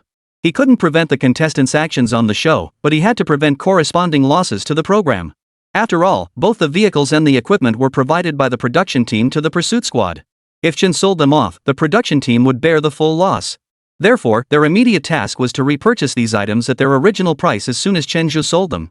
While this would require the production team to pay a portion of the cash, overall it would still be a timely loss mitigation. Halfway through his drive, Chen Zhe abruptly pulled over to the side of the road. He got out and directly intercepted the production crew's vehicle. His sudden move left the production crew completely dumbfounded. She stared at him in utter bewilderment, completely baffled by his intentions. Upon seeing the staff, Chen Zhe flashed an innocent smile. Guys, you know what I'm here for, right? The men exchanged glances and nodded hesitantly. Since you're clear on that, I think we can make a deal. I'm selling these things anyway, so why not sell them all to you? This way, it's convenient for both of us. You won't have to follow me around everywhere, and I can get the cash I want directly. What? Chen Zhe's words left question marks written all over their faces. Holy crap. So he'd been waiting here for them all along. Well, this sounds like we're getting the short end of the stick, doesn't it? One of the staff members spoke up. You're not losing out. You can deduct it from the bounty team's reward later. It doesn't come out of your production budget. Chen Zhe's explanation lit up their eyes, but after some hesitation, they decided to consult their executive producer, Yan Ming. Pay up. What's there to hesitate about? Just hand over the money. Yan Ming's stance was unwavering. He would follow Chen Zhe's lead. This guy could spin the pursuit team around like tops. Manipulating them would be as easy as turning a wheel. Now that they finally had a way out, if they didn't take it, who knew what would happen next? But one thing Yan Ming understood clearly. If things kept going this way, the production team would definitely lose even more money. With Yan Ming's backing, both parties struck a deal on the spot. Chen Zhe sold the entire package to the production team, ultimately pocketing 100,000 yuan in cash. His maneuver once again stunned netizens. Simultaneously, many had reason to suspect that his initial target for the sale had been the production team all along. More importantly, the production team had no real choice. Had they refused, given Chen Zhe's methods, he truly could have resorted to anything. It's only thanks to his participation in this show that Chen Zhe didn't end up on a path of crime. Otherwise, the harm he could have caused society is unimaginable. Chapter 82, Second Stage Challenge concluded. Demon King's Eye secured. Is this guy a monkey? How can he jump like that? The pursuit team members were still desperately chasing the target ahead. But the target's agility far exceeded their expectations. For them, this pursuit had become pure agony. No matter how hard they pushed themselves, they always fell just short. Compounding their difficulties, they were navigating high-rise buildings and dared not risk life-threatening maneuvers. After all, the cost of recklessness could be eternal damnation. If they were facing a real criminal, they would absolutely have the courage to fight to the death. But in this simulated escape program, no one wanted to sacrifice themselves for no reason. Block him up ahead. Zhao Donglai made a decisive call, devising a counter-strategy. They had mapped out the target's route and set up an ambush on the corresponding rooftop in advance. This setup finally paid off. That monkey-like guy was pinned down in place. At that very moment, Zhao Donglai's mood underwent a complete reversal. This time, the fog had finally lifted to reveal the moon. Chen Zhe, I gave you a chance. Too bad you couldn't make use of it. This exhilarating feeling, it had been so long since he'd last experienced it. With that, he strode toward Chen Zhe, who was pinned to the ground. But when he saw the face staring back at him from the ground, Zhao Donglai's expression changed once more. They say a woman's face is like the weather, it changes in an instant. But a man enraged changes color even faster than a woman. In just 2 minutes, Zhao Donglai gave everyone a masterclass in what true Sichuan opera face changing looks like. Who are you? Where's Chen? Zhao Donglai bellowed the question, his voice thick with rage. The man didn't answer, but pointed to his pocket instead. Zhao Donglai fumbled inside and pulled out a phone. There's a video Chen recorded in here. He said you should watch it yourselves. Zhao Donglai's hand suddenly trembled violently, but he steeled himself and played the video. Thanks for the car and computer, Captain Zhao. By the time you see this video, those things won't belong to you anymore. Also, Captain Zhao, you won't need to pay the actors I hired this time. I'll cover their fees. But seriously, aren't the actors I found absolutely amazing? Watching Chen Zhe's smug expression in the video, Zhao Donglai stomped his foot in fury. After all that meticulous planning, he'd still been outmaneuvered. The frustration was unbearable. Faced with this situation, Zhao Donglai's first impulse was to smash his phone. But when he saw the look on the other person's face, his hand holding the phone suddenly froze mid-air. Here, take the phone. Let's go. The captured member's face was etched with disappointment. According to what Chen Zhe had told him, this phone could easily fetch 10,000 yuan in cash today. But unexpectedly, Zhao Donglai had already taken the phone only to regain his composure at the most critical moment.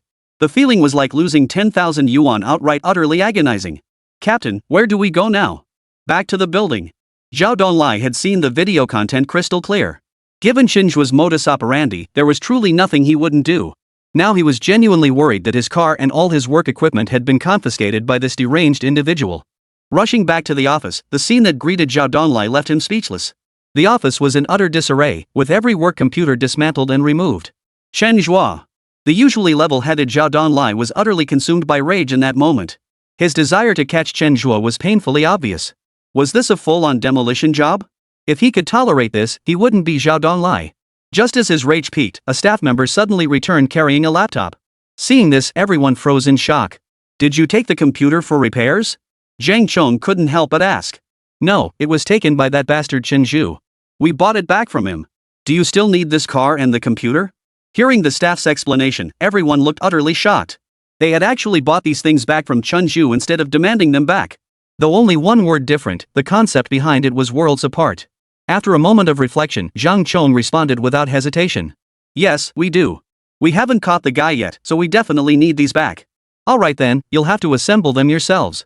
However, during the show's challenge, these items were stolen by the criminals. Therefore, the corresponding losses will be deducted from your expenses. Hearing the staff's follow-up explanation, everyone felt utterly disheartened. Yet without this equipment, their subsequent work would be impossible to carry out. Zhou Zheng hesitated for a long while before asking the question that concerned him most. "How much?" 100,000. At that moment, the collective heart that had been hanging in suspense finally gave up the ghost. This Chen Zhe really meant what he said. It seemed this mantle wasn't so easy to wear after all. They had already missed the prime opportunity to apprehend Chen Zhe. Catching him now would be no simple task. The second stage of the challenge gradually drew to a close. The production team worked through the night compiling statistics, and as soon as the challenge ended the next day, they promptly announced the corresponding results. A total of 80 participants took on the second stage challenge. Yet only 15 succeeded. When these advancement results were announced, they instantly caused an uproar online. With 80 participants, the advancement rate was less than 20%. And this is merely the second stage. Already the elimination rate is terrifying. One can only imagine how grueling the subsequent challenges will become. Fortunately, however, the star contestants on this season's show maintained their consistently strong performances.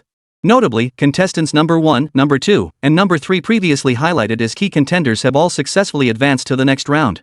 Judging by the current pace, their chances of successfully passing the next stage remain very high. Perhaps in this episode's challenges, we might actually witness someone making a run at the final challenge. The challenges in Phase 2 are significantly more difficult across the board compared to Phase 1. The newly added money-making challenge, in particular, has already taken down countless contestants. Before this point, the only thing contestants needed to consider was how to escape. As long as they could evade the pursuit team, they would safely advance. But the production team's subsequent addition of money-making challenges has plunged them into a dilemma. They must evade the pursuit team while simultaneously completing the corresponding money-making challenge. This nearly contradictory arrangement left them running themselves ragged. Some were highly skilled at escaping, but utterly inept at earning money, ultimately getting eliminated because of their failure to make enough. Others possessed some business acumen, but earning money required them to expose themselves. During this process, the pursuit team relocated them. While they managed to earn the money, they were ultimately captured. In summary, countless contestants fell victim to these two rules, suffering agonizing defeats. Of course, there are those who manage to balance both, and these are the ones who ultimately survive. Throughout this process, they also demonstrated their unique abilities to everyone. Not only did they broaden everyone's horizons, but they also earned everyone's respect. Among them, the most unexpected figure was undoubtedly contestant number 18, Chen Zhe. Before this, everyone had already witnessed Chen Zhe's extraordinary abilities. Yet in the second phase of challenges, he still delivered a powerful lesson to everyone. Given his money-making skills, he could easily earn 5,000 yuan effortlessly, and making 5,000 yuan daily wouldn't be a problem. Yet what no one anticipated was that in the second phase challenge, he took an entirely different path, revealing a money-making method uniquely associated with criminals. Without exaggeration, every penny he earned in the second phase could practically be called ill-gotten gains. Yet frustratingly, the pursuit team came tantalizingly close to capturing him each time, only to let him slip through their fingers every single time. By this point, a famous saying had already spread online. If you want to commit crimes, Chen Zhe is your best teacher. Correspondingly, there's another equally famous saying. If you've already committed a crime, you'd better watch Chen Zhe's challenge. He'll make you realize that turning yourself in is the only way out. Before you know it, Chen Zhe's name has entered thousands of households, becoming a household name. Despite being just an ordinary person, his current fame surpasses even that of the hottest young stars. Countless entertainment agencies are already itching to move, waiting for Chen Zhe's challenge to conclude so they can immediately invite him to join their company. After all, his traffic is nothing short of astronomical. If they could secure him, unimaginable wealth might just rain down upon them. Meanwhile, Certain government departments have also turned their attention to Chen Zhe. The abilities and potential this man possessed were truly enviable. Though this was an era of peace, dangers still lurked everywhere. Western powers watched with predatory eyes, while traitorous elements in Asian nations harbored unrelenting ambitions. The nature of combat had shifted from full-scale warfare to a specialized battle for elite talent. Given the abilities Chen Zhe had demonstrated thus far, he held immense promise to become the nation's finest operative, a sharp blade in the fight against adversaries. They were now awaiting the conclusion of Chen Zhe's challenge, preparing to extend an invitation to him afterward. After all, the nature of espionage demands utmost discretion. Even though they had already selected Chen Zhe, they still needed to ensure the security of all his actions. At this moment, however, Chen Zhe remained completely unaware of their intentions, or perhaps he simply didn't care. His focus was solely on the system's new reward. Ding! Congratulations, host! You have successfully completed the mission. Reward: Demon King's Eye. As the system's notification sounded, Chen Zhe felt an excruciating pain suddenly surge through his eyes. After nearly a minute of discomfort, the pain gradually subsided. But immediately afterward, he discovered a miraculous change in his vision. Objects around him now appeared far clearer to his vision. And as he walked down the street, he could actually foresee the next actions of the people around him. This astonishing change filled Chen Zhe with extraordinary excitement. Before this, Chen Zhe had once seen a movie titled Predicting the Future. The male protagonist in the film could foresee events unfolding over the next 2 minutes. Even when confronted with a bullet's impact, he could successfully dodge it through sheer reflex. Back then, Chen Zhe had developed a deep fascination with such extraordinary abilities. He had always believed such abilities existed only in movies, utterly impossible in the real world. Yet through a twist of fate, he unexpectedly gained this very ability himself. While it still fell short of the future foreseeing abilities seen in movies, the ability to foresee others' actions remained incredibly powerful. With such vision, he believed he would face subsequent challenges with greater confidence, and his problem-solving abilities would become more diverse.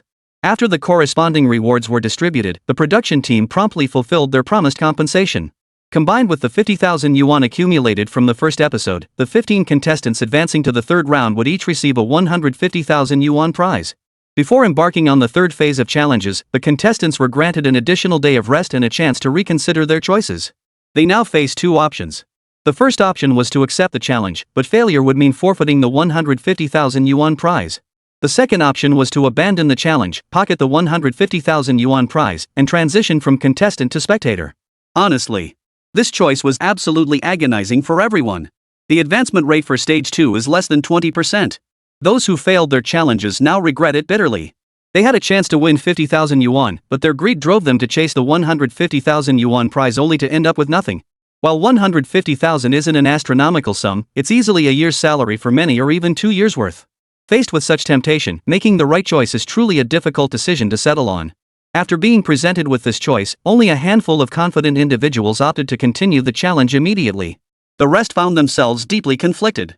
As the production team's deadline approached, 3 more contestants withdrew from the challenge. This challenge, too, was completed with great difficulty. Although the subsequent challenge offered more tempting rewards, they felt they lacked the capability to succeed. Rather than risk elimination, they chose to bow out early. At least this way, their time on the show wouldn't have been entirely wasted. After these 3 withdrew, only 12 contestants remained for the next challenge. At that very moment, the production team unveiled a brand new set of rules. These new rules instantly made some participants regret their decision. How could this challenge suddenly become hellishly difficult? Chapter 83, Every citizen bears responsibility for the nation's fate. After surviving the first 2 rounds, only 12 contestants remained in the show's challenge. Such a terrifying elimination rate once again made everyone keenly aware of the program's high standards. When the show first aired, many lamented why they couldn't be part of it. But after several consecutive episodes of grueling challenges, they had come to recognize the show's ruthless nature. It wasn't that the production team discriminated against them by not inviting them to join. Rather, their abilities simply weren't up to the standards required for this program. To put it bluntly, given their current skill level, if they were to join the show, they probably wouldn't last even a single day. Now that the show has reached its 10th episode, the production team has invited a group of elite contestants. Yet judging by the current challenges, even they are struggling to complete tasks under these conditions. By the third round alone, only 12 contestants remain.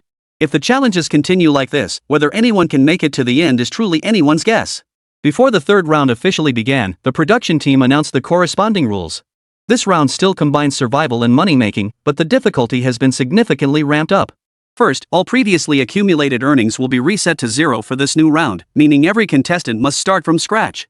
The goal for Stage 3 was to earn 20,000 yuan within 5 days. This target is a full 4 times higher than the earnings goal in the second stage. Second, during the escape phase, the production team will provide pursuers with the contestants' locations. This follows standard pursuit protocols, significantly enhancing the efficiency of the chase. Following this, the pursuit teams will expand. Since only 12 challengers remain for the third round, the previous 100 pursuit teams will be reassigned to these 12 challengers. The exact allocation method will be determined based on the personnel within each pursuit group. Additionally, the remaining 3 experts will fully enter the fray during this phase. They may freely choose teams to join or be invited to join one or more teams. This current challenge could be described as ramping up the difficulty to its absolute maximum, and wouldn't be an exaggeration to say it had suddenly reached hell mode. Faced with this level of challenge, the 3 contestants who had previously withdrawn were secretly relieved. Fortunately, they withdrew in time, taking their prize money and choosing to leave. Otherwise, just contemplating this level of difficulty would be terrifying. Netizens, upon seeing the latest challenge rules released by the production team, couldn't help but remark that the capitalists' hearts are truly black. With challenges this brutal, it's as if they're afraid anyone will actually complete the task. It seems the production team never intended for anyone to win that 1 billion yuan prize. Even the previous challenges were already head and shoulders above similar shows in terms of difficulty. No exaggeration. It's doubtful whether champions from other similar shows could even last a day on this program. But now, instead of lowering the difficulty, the producers have actually ramped it up even further. This puts immense pressure on the contestants who come after. The future looks bleak, not a glimmer of hope in sight. Of course. The ones suffering the most are undoubtedly the 12 contestants themselves. They're now in a no-win situation. And this time, the tiger they're riding is exceptionally fierce. The difficulty level of this challenge is truly extraordinary. They now have reason to suspect the production team fears they might succeed. But those who made it this far clearly possess some skill. Even knowing the road ahead is dark, they still chose to press on without hesitation. True champions never complain about their circumstances, instead, they learn to adapt to them and even transform them. More importantly, a survival simulation show like this is inherently a journey of self-transcendence. Regardless of the final outcome, the sheer thrill of challenging oneself throughout this journey is exhilarating enough. For the others, this single day of rest is truly precious. They need to use this day to plan for the upcoming challenges, replenish their nutrition, and rest their bodies. But for Chen Zhe, this rest period might as well not exist. After all, during the challenge phase, every day he gets is a rest day others can only dream of. After the production team announced the subsequent rules, Chen Zhe transferred all his remaining funds to his mother. To him, he had already become the biggest winner of this show. Not only had he gained staggering popularity, but he'd also earned an unimaginable fortune. Even if he were to withdraw now, the funds would more than cover his mother's future medical expenses. Yet Chen Zhe had no intention of quitting. Instead, he grew increasingly eager for the challenges ahead. He believed the upcoming challenges would only grow more intriguing. Besides, who would turn down such money? If he could truly persevere for 100 days, he'd win a 1 billion yuan grand prize. Work hard for 100 days, then coast through life, or even coast through 3 lifetimes. Such a life was something no one could refuse. Just as the third phase of the challenge was about to begin, Chen Zhe unexpectedly welcomed a group of uninvited guests. After verifying their identities, they turned out to be officials from the Narcotics Enforcement Department. Their purpose in seeking Chen Zhe was clear. They hoped Chen Zhe could assist them in uncovering the largest drug trafficking organization currently operating in China. Upon learning their intentions, Chen Zhe was utterly dumbfounded.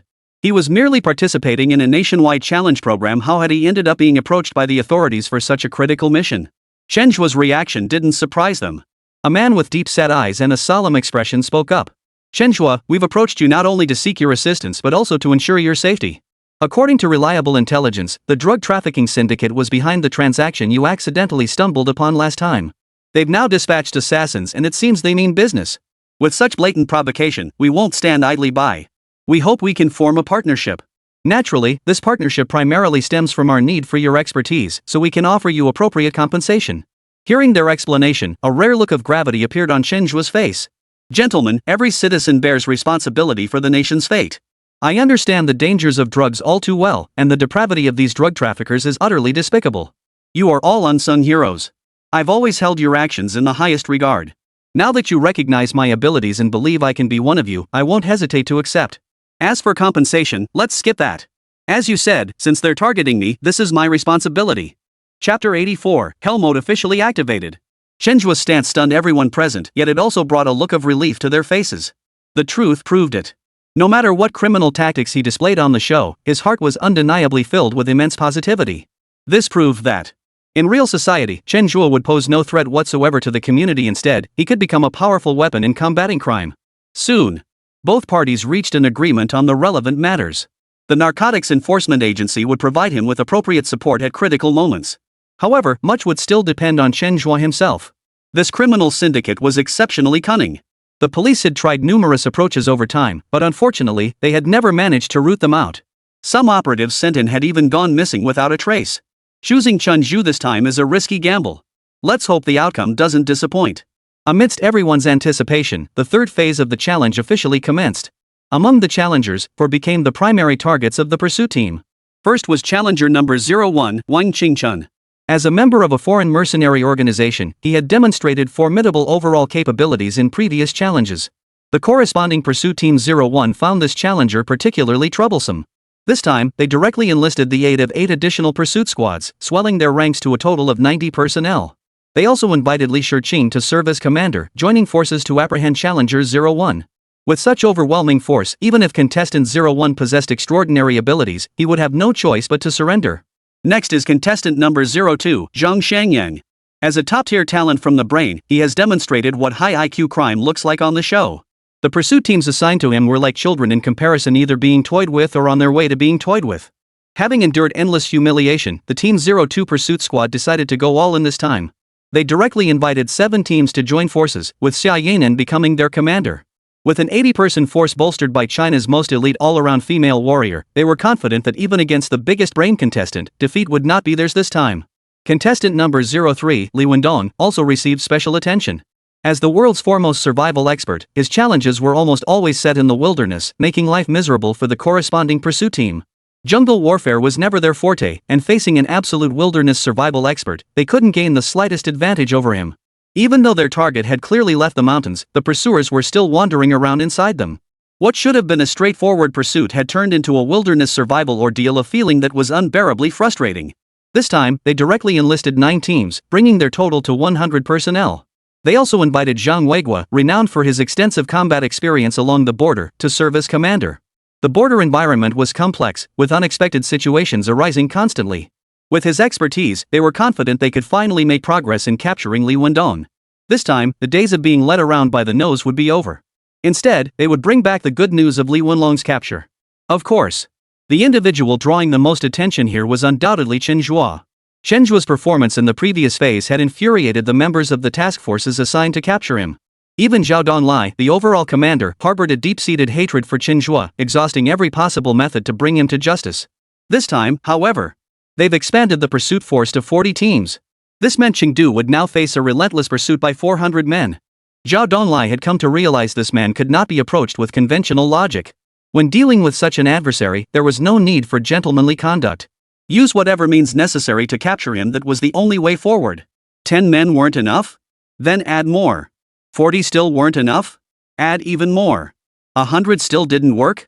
Then add until there were 400. We had plenty of manpower now. With such favorable conditions, we had to make the most of our resources. 3 heads are better than 1. With 400 people mobilized this time, no matter how capable Chen was, he couldn't possibly escape. These 4 individuals directly assigned nearly 60 teams, while the remaining 8 were assigned the other 40 teams. Even so, the number of pursuit teams assigned to each challenger increased significantly. The upcoming showdowns were bound to get more and more thrilling. Upon seeing the pursuit teams assigned to each contestant, everyone was stunned. Good heavens! It's only the 3rd stage, and it's already this intense? Given the current situation, I honestly can't see any way out for these challengers. If the producers don't want to pay, just say so. Making the rules this brutal is downright inhumane, isn't it? The capitalists' greed is truly disgusting. I thought this show had stayed backing and would be different, but looking at it now, humph. I'm truly impressed. With challenges like these, there's no hope whatsoever. Especially those few who seemed promising, now they're under intense scrutiny. At this point, there's absolutely no chance of success. 40 teams are chasing Chen Zhe, they really think highly of him. Now, even if Chen Zhe wanted to escape, he probably wouldn't get the chance. Compared to the anticipation before the show aired, everyone's reaction to the new challenge round has been nothing but criticism of the production team. Faced with a deluge of negative reviews, the production team is now in a real bind. They were well aware of the challenge's difficulty, but for them, this was the only viable option. After all, everything at this stage was proceeding according to the normal rhythm, and they hadn't intervened excessively. The main issue was that too many contestants were eliminated in the 2nd stage, leaving corresponding teams idle. They've simply followed the rules established at the program's outset, integrating these teams into others. Truth be told, the current predicament stems from the challengers' own lack of effort. Had their abilities been more outstanding, eliminating so many at once wouldn't have happened, and this scenario wouldn't have unfolded so early. Faced with this situation, they couldn't alter the course just because of audience comments. The only option now was to let things unfold naturally. After the new challenge commenced, Chen Zhe also faced his third stage challenge task. Live in the countryside for 5 days. Complete the task, and rewards will be randomly distributed. On the surface, this task seemed straightforward: merely survive 5 days in the countryside. But when combined with the production team's challenges, the difficulty skyrocketed. After all, the countryside isn't like the city. Everyone within miles is a neighbor, and they're all quite familiar with each other. A sudden outsider is bound to draw attention. This isn't exactly ideal for Chen Zhe's plan to stay hidden. Adding to the pressure, the production team introduced a brand new money-making task, earning 20,000 yuan within 5 days. In the city, Chen Zhe could have easily pulled it off without resorting to his criminal skills. But in the countryside, even with his criminal skills, it wouldn't be a walk in the park. Still, Chen Zhe wouldn't give up easily. Even with the reward still unknown, he was determined to give it a shot. After all, the unknown holds the greatest allure. Chapter 85. Next, you'll learn what cruelty truly means. A new challenge begins, bringing with it a whole new realm of the unknown. How the situation would unfold next remained entirely unpredictable. Yet every participant now brims with confidence. They harbor boundless fantasies about the events yet to unfold. They believe the challenges ahead will only grow more thrilling. This round of challenges is proving more severe than ever before. They are acutely aware of the gravity of their situation and are pushing themselves to unlock their full potential, determined to avoid any unforeseen complications. After all, this time is no joke. The slightest misstep will be magnified beyond measure. They must exhaust every means to prepare thoroughly if they are to maintain their winning edge in this new round of challenges. Yet one person stands apart from the rest: Chen Zhe. Despite the increasingly complex situation and the steep rise in challenge difficulty, he maintained his usual carefree demeanor, seemingly unconcerned about the new round of challenges. After his familiar natural wake-up, Chen Zhe stretched lazily. The feeling of sleeping in every day was truly blissful. At the same time, the newly formed pursuit team had assembled in full force. Working around the clock, they scoured for Chen Zhe's location, determined to crush this despicable man with overwhelming force on the very first day. The saying "the longer the night, the more dreams" was absolutely apt when it came to Chen Zhe. When facing an adversary like this, there was no room for maneuvering. The only ideal approach was to exhaust every possible means to complete the challenge in the shortest time possible. Through their relentless efforts, they finally spotted Chen Zhe. The audacity of this man knew no bounds. While other contestants had already fled, he was still enjoying breakfast at his hotel. Witnessing this scene, the newly assigned pursuit teams were all in a state of heightened excitement. Only Zhao Donglai and the previous team leaders wore expressions that shifted between anger and frustration. Everything they had endured before felt like it had happened yesterday. The pain they thought had faded was returning. Now this guy was in the restaurant again. Who knew whether it would be a blessing or a curse when they arrived? After gathering his thoughts, Zhao Donglai's voice slowly echoed out. Everyone advanced toward the target. Even if we have to use a human wave tactic, we must stop him.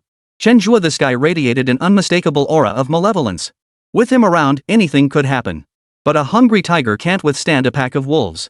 This time, they had hundreds of men. Even if Chen Zhe is cunning and skilled at exploiting his surroundings, under such overwhelming numbers, Zhao Donglai was certain he'd have no way out. Upon hearing Zhao Donglai's command, the men were fired up like they'd been injected with adrenaline, mobilizing the entire force immediately. Everyone has heard about Chen Zhe's various deeds. Now that there's an opportunity to participate in his capture, they'll naturally give it their all. If we can seize Chen Zhe through this operation, it'll be something to brag about for the rest of our lives.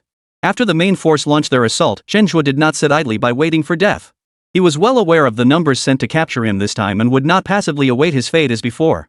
He knew precisely what words to speak and what tactics to employ at every moment. Facing a 400-strong pursuit force, he would never place himself in mortal danger. Even with the system's unique passive ability, he had no confidence he could escape unscathed against such overwhelming numbers. Since risk was inevitable, it was better to eliminate it entirely from the outset. With this mindset, Chen Zhe departed immediately after eating and drinking his fill. With the Magic City's full area system at his disposal, evading the surveillance network's detection was child's play. Combined with his maxed-out disguise ability, he could shift his appearance at will. Even if caught on surveillance cameras, he was confident he wouldn't be detected anytime soon. Using this method, he swiftly vanished from the pursuit team's grasp. The surveillance team, upon seeing Chen Zhe depart, immediately initiated location tracking, hoping to pinpoint his exact escape route. Unfortunately, within just a few intersections, Chen Zhe had already slipped beyond their grasp. The all-seeing Skynet system, touted as leaving no place to hide, had become nothing more than a useless ornament in that moment. "Captain, we've lost him." Hearing the report from his subordinate over the phone, Zhao Donglai showed little emotion. Though he had just been determined to capture Chen Zhe at all costs, after several encounters, he now understood the gap between them.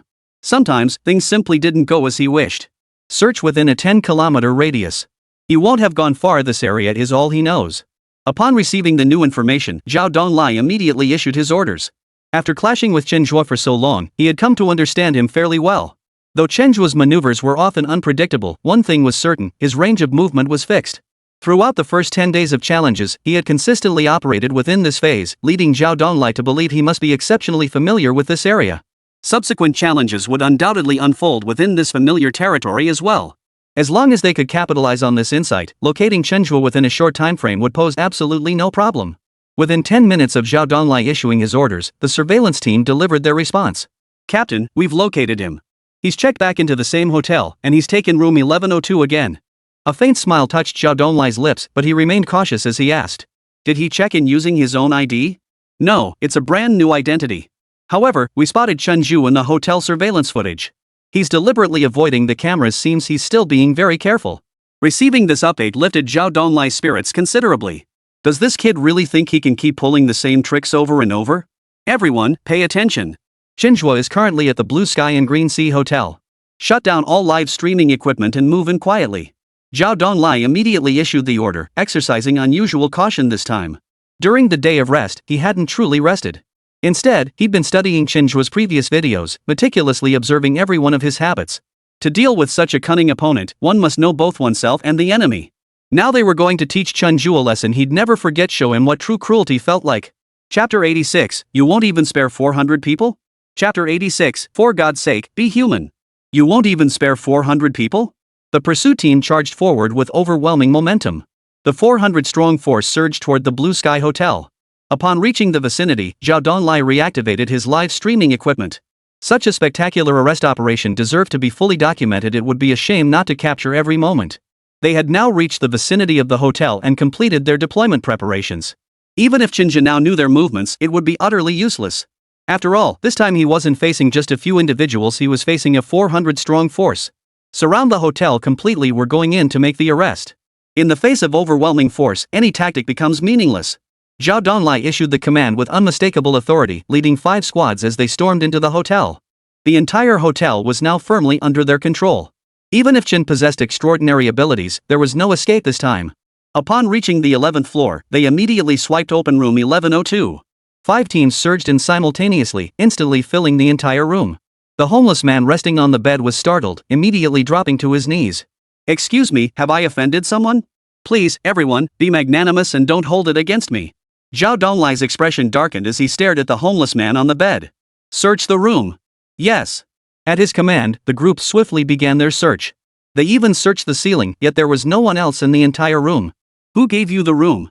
"A kind soul." "Did he give you any instructions?" "No, he just said he felt sorry for me and wanted me to get some rest, then booked me a room." "That person's really kind. He brought me straight to the hotel." "Are you his companions?" The homeless man looked at them expectantly, but Zhao Donglai felt like he'd swallowed something foul. He couldn't get a word out. This guy has tricked us again. Turns out he wasn't even at the hotel. Surveillance team, recheck the footage. That guy's already left the hotel. Zhao Donglai issued new orders to the surveillance team, and the group rushed out of the hotel once more. Judging by the commotion, it certainly seemed plausible. But in terms of results, it seemed like having more people didn't make a damn bit of difference. Chen Zhe is a master of disguise. Relying solely on surveillance, we'll struggle to spot him. We need to get moving ourselves, take his photo and start questioning relevant passers-by. Keep the search within a 10 kilometers radius. He can't have gone far. With enough patience, we'll catch him. This time, Zhao Donglai didn't rely solely on the surveillance team. He decided to mobilize everyone. Just as before, he remained convinced Chen Zhe couldn't have ventured beyond this perimeter. As long as they focused their search in this direction, they would absolutely find Chen Zhe. If I hadn't known Chen Zhe's movements, I'd actually agree with Captain Zhao's analysis. Other criminals might follow his analysis, but Chen Zhe isn't like anyone else. This guy doesn't play by the rules. This is hopeless. I can already picture how futile their efforts will be. They're bound to come up empty-handed after a whole day of searching. Nothing? I don't see it that way. Knowing Chen Zhe's temperament, he's probably already figured out what they're up to. Maybe he's got another surprise waiting for them. Now that you mention it, that does seem possible. After all, that's exactly how Chen Zhe has always operated. Oh man, even with a 400-person team, I can't help but feel sorry for them. Chen Zhe, please be reasonable. Stop messing with everyone like this. The livestream audience couldn't help but feel sympathy for the pursuit team's current predicament. After all, Chen Zhe had long since vanished without a trace. Yet Zhao Donglai was still drawing boundaries in the sand, directly cordoning off a 10 kilometers radius. By the time they realized it, Chen Zhe would likely have vanished into thin air. The pursuit team led by Zhao Donglai wasn't making much headway, but the other teams were surprisingly efficient. With increased manpower, they now had more options for capturing targets. Several teams had already identified their respective targets, and it was believed their captures would be completed before long. It must be said that the new competition format was indeed far more brutal. Surviving in such an environment was an excruciatingly painful endeavor. At this moment, Chen Zhe intends to leave the metropolis, setting his sights on the northeast. The latest assignment issued by the system meant he would definitely have to spend 5 days in the countryside. When it came to rural areas, the differences between the north and south were still quite significant. In southern rural areas, life is actually quite similar to the city. People are all focused on making money, and there isn't much social interaction in daily life. But northern villages are different. People here still place great importance on interpersonal relationships. To put it plainly, northerners tend to be more warm and hospitable, making interactions feel more heartfelt. 5 days not too long, yet not exactly short either. Chen certainly hopes for a comfortable environment. In comparison, the northern countryside is definitely a better fit. But before leaving, Chen Zhe had one more task: to get some money first. Money makes the world go round. Without some cash on hand while traveling, one would inevitably face numerous inconveniences. This time, Chen Zhe set his sights on the pursuit team. These men received daily allowances during the pursuit. This time, the team hunting him numbered a full 40 squads. At a standard of 100 yuan per person per day, 400 people added up to a whopping 40,000 yuan. If he could get his hands on just 1 day's worth of their funds, it would make his journey much easier.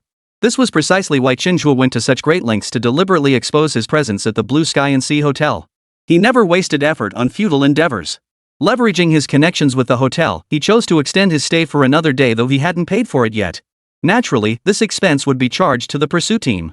As for how to proceed, Chen Zhe had already laid out his plan. Sometimes, one must learn to exploit the other party's psychology, understanding what they need most at that moment. Master this principle, and making money becomes surprisingly straightforward.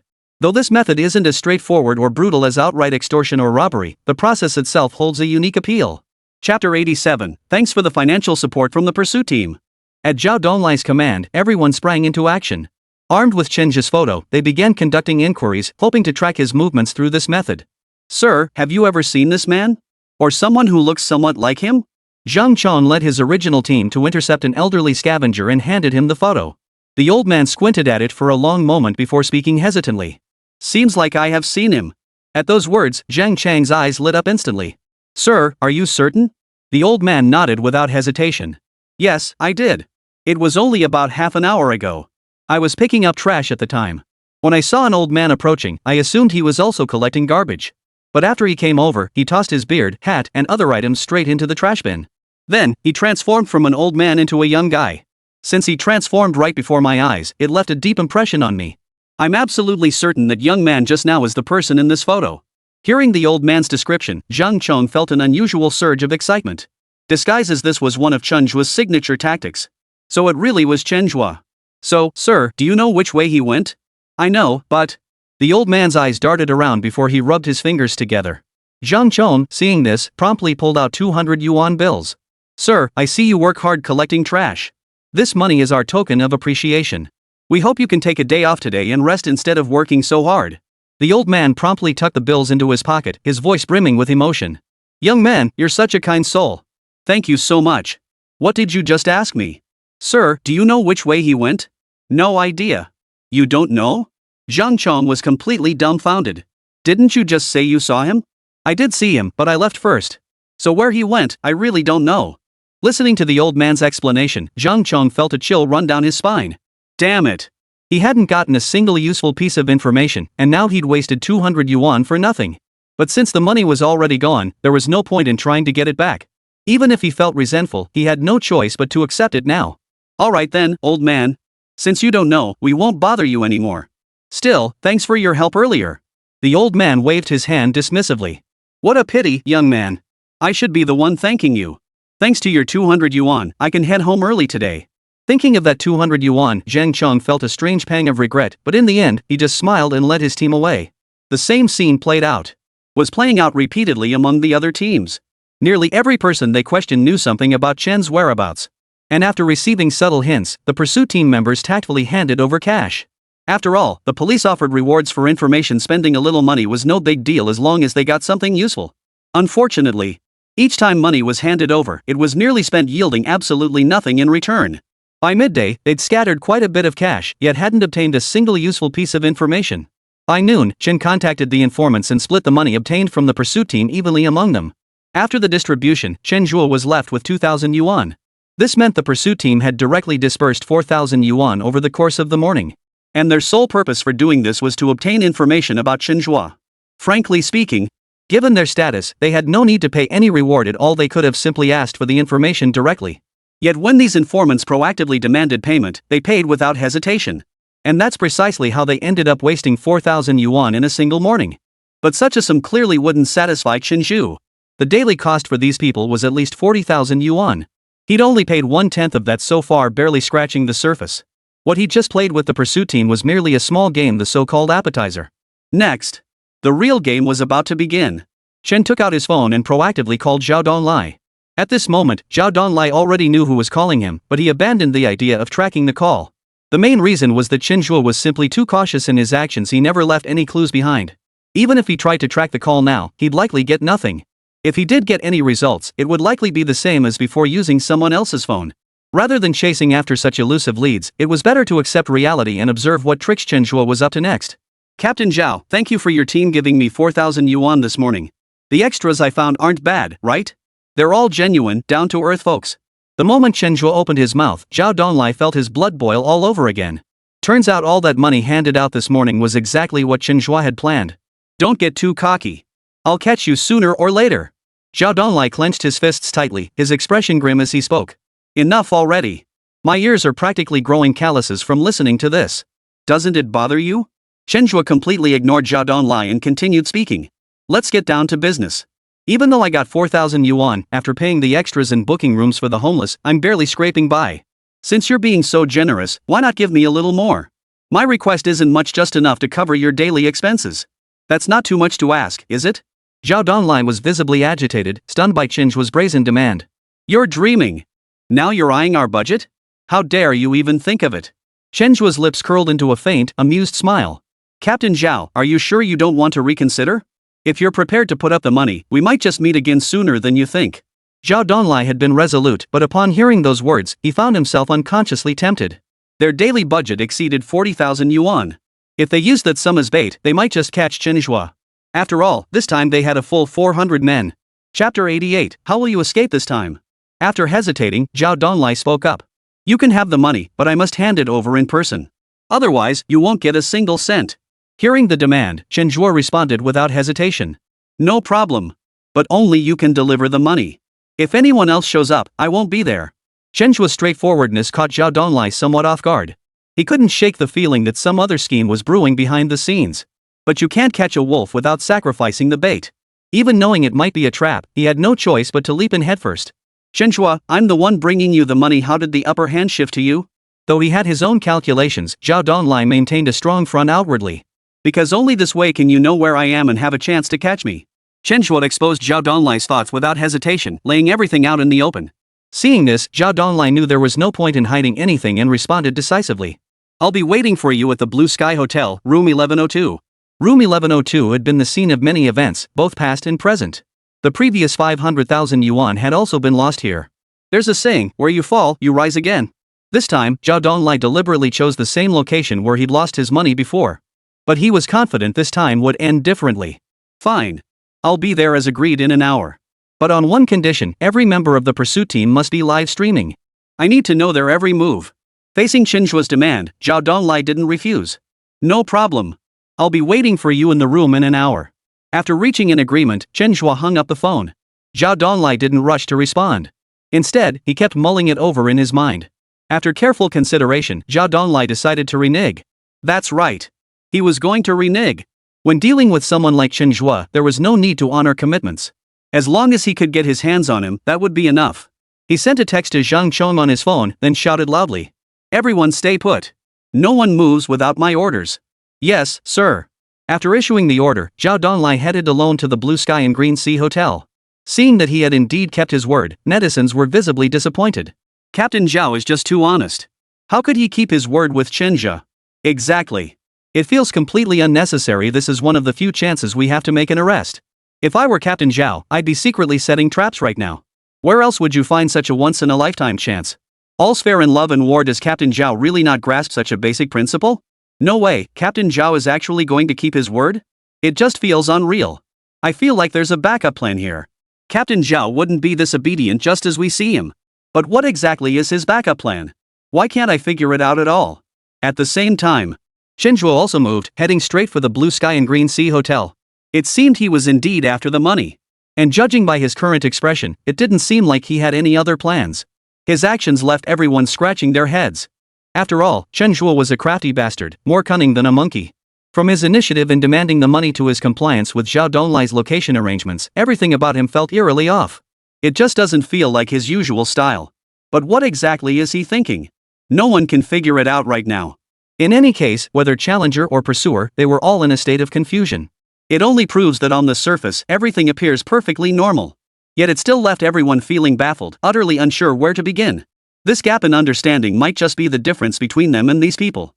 Time ticked by second, drawing ever closer to the appointed hour.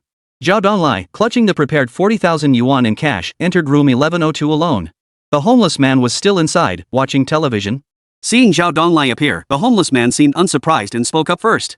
Captain Zhao, Chen said to let me inspect the goods. Without hesitation, Zhao Donglai handed the 4 stacks of cash to the homeless man. After carefully examining it and confirming there were no issues, the man slowly spoke. Captain Zhao truly keeps his word. Zhao Donglai said nothing, instead choosing to close his eyes and relax. He appeared completely at ease, showing no concern that the homeless man might take the money. The homeless man, however, showed no intention of taking the money and leaving. After confirming the cash was genuine, he returned to the sofa and began watching television on his own, making no attempt to contact Chen Zhe. This scene caught Zhao Donglai somewhat off guard. He opened his eyes and scanned the room carefully, but found no recording devices. You've already checked the money. Aren't you going to tell Chen Zhe? Finally. Unable to contain his curiosity any longer, Zhao Donglai addressed the homeless man directly. Chen Zhe said it wasn't necessary. If there's a problem with the money, he told me to find a way to contact him. If there's no problem, then there's no need. How did he tell you to contact him? Sorry, I can't tell you that. Chen Zhe helped me get this room. A person should learn to be grateful. Seeing the vagrant's firm stance, Zhao Donglai didn't press the issue. He glanced at his watch. 15 minutes remained until his agreed-upon meeting time with Chen Zhe. Just then, a knock sounded at the door. But it wasn't Chen Zhe who entered, it was a staff member. Seeing the staff member enter, Zhao Donglai's lips instinctively curved into a faint smile. Chen Zhe was a master of disguise. Anyone who appeared suddenly could very well be him in disguise. The sudden appearance of this staff member gave Zhao Donglai his answer. This staff member absolutely could not be genuine. It was undoubtedly Chen Zhe in disguise. As the figure drew nearer, Zhao Donglai prepared himself for anything. The moment the figure drew near, Zhao Donglai sprang to his feet, executing a swift takedown that pinned the intruder to the ground. Ah! Ow ow ow! The completely unprepared staff member instinctively cried out, staring at Zhao Donglai in disbelief. But Zhao Donglai paid him no mind, instead applying even more force. At the same time, he uttered the words he'd been waiting to say. Chen Zhe, this time I'll see where you run to. Chapter 89, Better Late Than Never. Are you out of your mind? Who the hell am I supposed to be? Chen Zhe? Look at me, do I even resemble Chen Zhe? The staff member under Zhao Donglai's control instantly lost his composure. Without a moment's hesitation, he retorted with unusual decisiveness. Hearing this response, Zhao Donglai paused in surprise, yet the pressure on his hand didn't lessen in the slightest. Don't you think I know exactly what you look like? Don't think this will make me let you go. Surrender peacefully now, stop fighting like a cornered beast. Zhao Donglai was supremely confident, convinced this was Chen Zhe's delaying tactic. Faced with the current situation, the staff member felt like crying. Captain Zhao, I really am not Chen Zhe. I came to tell you that your car has been stolen again. What? Zhao Donglai's expression changed instantly. He immediately let go of his grip and without a moment's hesitation, rushed straight downstairs. Previously, his car had already been stolen by Chen Zhe once before. Although it was eventually recovered, the production team deducted the related expenses from their compensation. This incident had left Zhao Donglai extremely annoyed.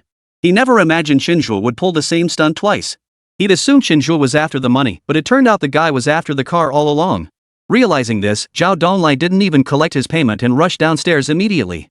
His thoughts were simple: no matter what, he couldn't let the other guy succeed again.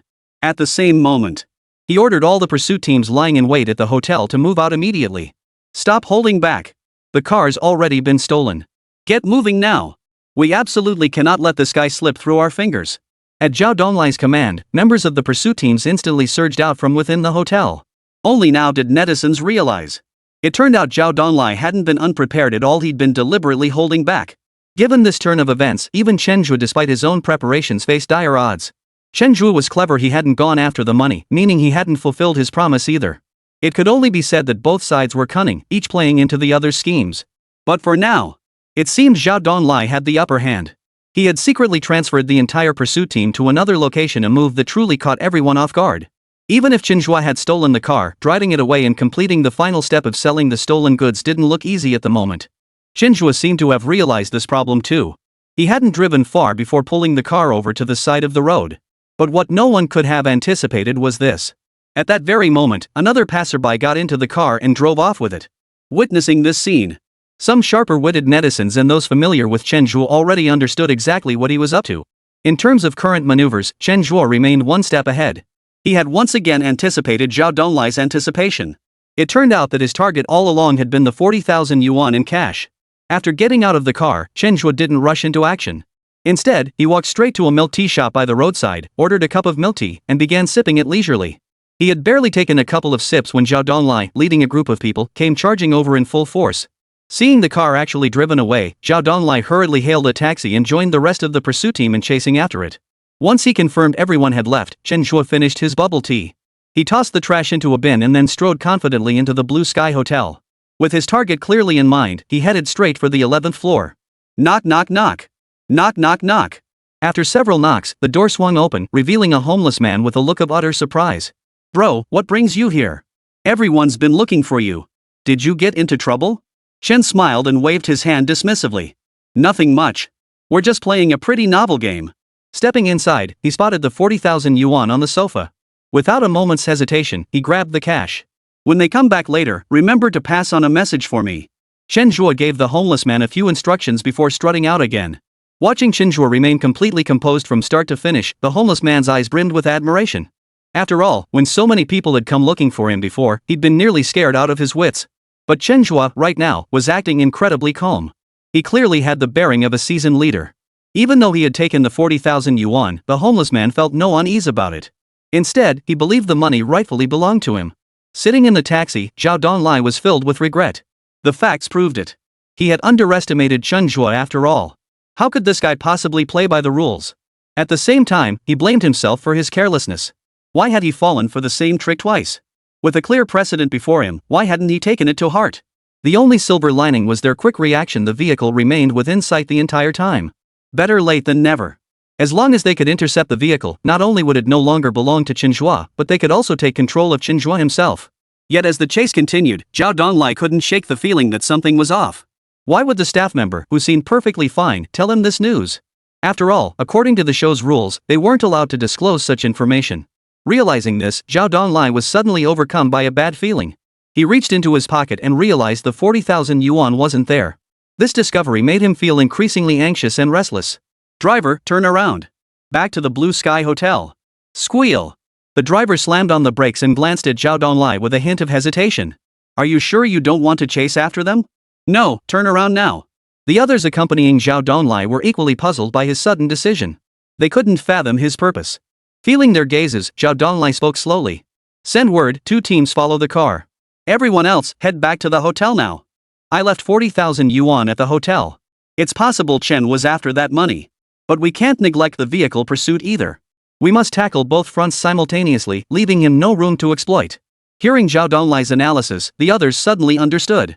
Without further hesitation, they chose to follow his orders. Given Chen Zhe's usual modus operandi, there was indeed nothing he wouldn't do. Leaving the money at the hotel was a high-risk move. Now that it had been discovered, they had to find a way to make up for it. Chapter 90, Luring the Tiger Away from the Mountain? Think again. Zhao Donglai reacted swiftly, leading the group back to the Blue Sky Hotel immediately. Their destination was exceptionally clear, room 1102. Upon reaching the 11th floor, they found the door to room 1102 open. This sight immediately sparked a sense of foreboding in Zhao Donglai's heart. Yet human nature clings to hope. Without absolute certainty, he refused to jump to conclusions. They burst into the room together. Aside from the homeless man, no one else was inside. And the 40,000 yuan in cash he had left on the sofa had vanished without a trace. Where's the money from the sofa? Did you take it? Zhao Donglai fixed the vagrant with an intensely forceful gaze, his tone tinged with scrutiny. The homeless man hastily shook his head. I didn't take it. It was Chen Zhe. Despite being mentally prepared, Zhao Donglai's emotions still shattered upon hearing that name. He came here? He did. Not long after you left, he came. When he took the money, he asked me to pass along a message for you. Before the vagrant could finish his sentence, Zhao Donglai's expression suddenly turned vicious. Keep that message swallowed. If you dare utter a single word, I'll beat you so badly you'll be searching for your teeth on the floor. The words were already on the homeless man's tongue, but hearing Zhao Donglai's threat, he forced himself to swallow Chen Zhe's message whole. Captain Zhao's really losing his cool must know Chen Zhe's message wasn't anything nice. Alright, this move at least minimized the damage. At the very least, it didn't affect our morale. No impact? How come it feels like it's made things worse? If I were Zhao Donglai, I'd be furious right now. Scheming over and over, only to be outmaneuvered each time. Who can understand this helplessness? Does Chen Zhe have family in the hospital or something? This whole thing feels like he's turning Zhao Donglai and the others into potential patients. That's hilarious. That description of potential customers is pretty spot on. The live stream audience was a bunch of spectators who loved a good show. Faced with the current situation, everyone was laughing harder than the last. This was supposed to be an escape challenge show, where the atmosphere should be tense and thrilling. But Chen Zhe's appearance completely shifted the show's tone, giving everyone a whole new perspective on the program. Each of his stunts far exceeded everyone's expectations, and the final results were exceptionally hilarious. Under such circumstances, even those with the highest tolerance for humor couldn't help but burst out laughing. Chen Zhe took the 40,000 yuan and bought a plane ticket to Northeast China. Money is meant to be enjoyed, especially when it comes so easily. Upon realizing he'd been tricked yet again, Zhao Donglai promptly took remedial action. He reasoned that Chen Zhe must have entered a restaurant nearby. After all, that had been his pattern up until now, and Zhao Donglai was confident he wouldn't break it this time. He mobilized a large number of people once more, launching a search centered around the Blue Sky and Sea Hotel and its surrounding area. Meanwhile, the homeless man was locked in a fierce internal struggle within his room. He couldn't tell whether what he was doing now was right or wrong. Chen Zhe had explicitly instructed him to deliver this message no matter what. Yet the threat the other party had just made was truly terrifying. Caught in this dilemma, he was utterly lost on how to proceed. After hesitating for a long while, the vagrant still went to find Zhao Donglai. A promise made must be kept. Since Chen Zhe had explicitly instructed him, it was best to relay the message.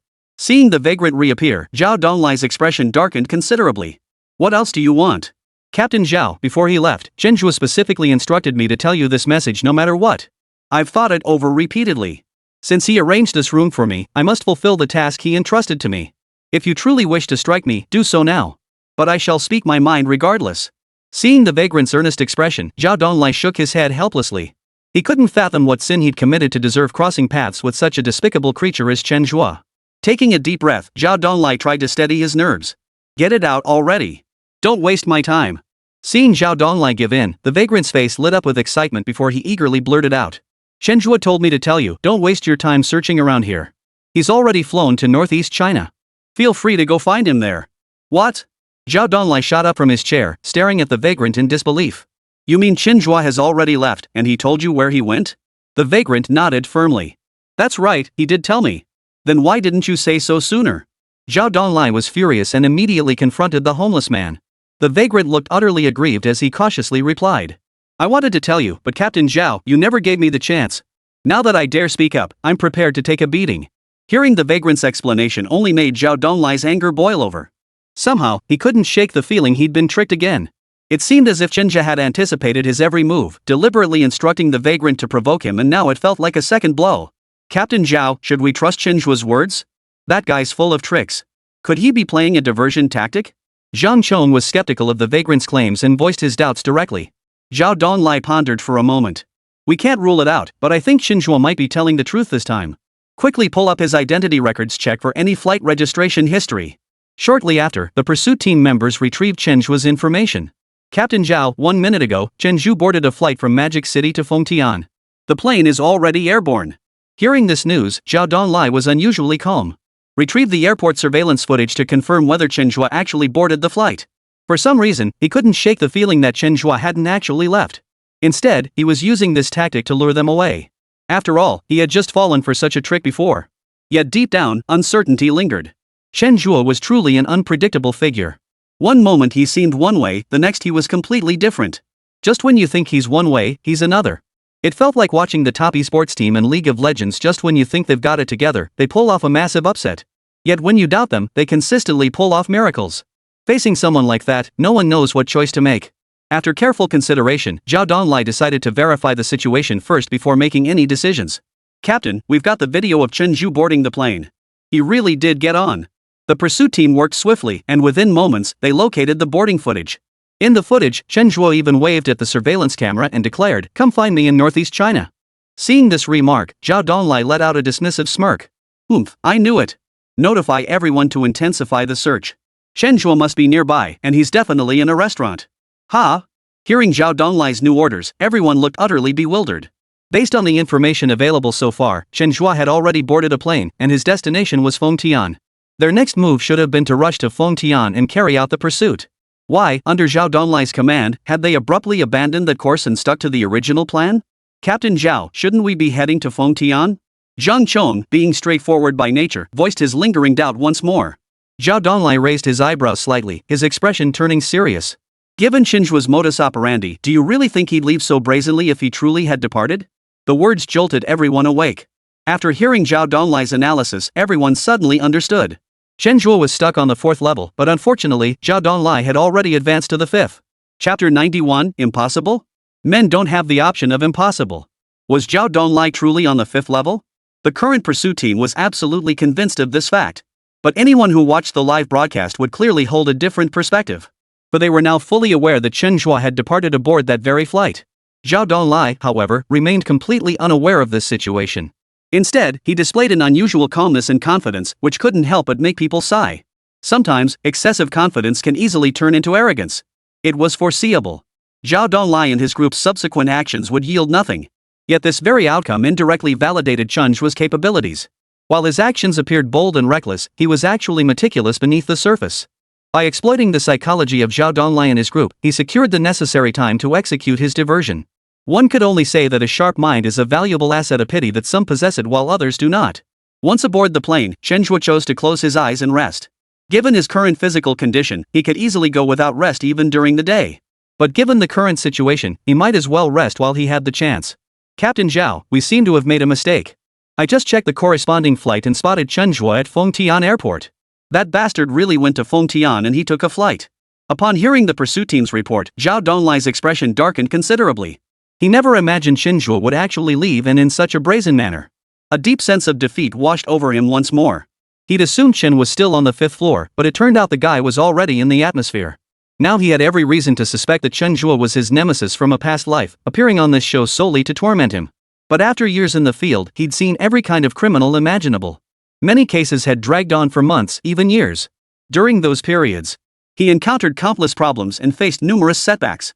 Even so, he persevered. Given the current situation, he believes he can certainly persevere through this as well. Only 10 days have passed of the 100-day challenge. Theoretically, he still has 90 days to make up for any shortcomings. At this stage, maintaining confidence was paramount. Despair was not an option. "Everyone, don't rest tonight. We're heading straight to Fengtian. Though I'm not sure why he's going there now, we must get there in time and prevent him from moving again." Zhao Donglai made a decisive call and issued a new order. Simultaneously, he contacted the relevant authorities in Fengtian, requesting their assistance in pinpointing Chen Zhe's location. The actual arrest would undoubtedly be carried out by them.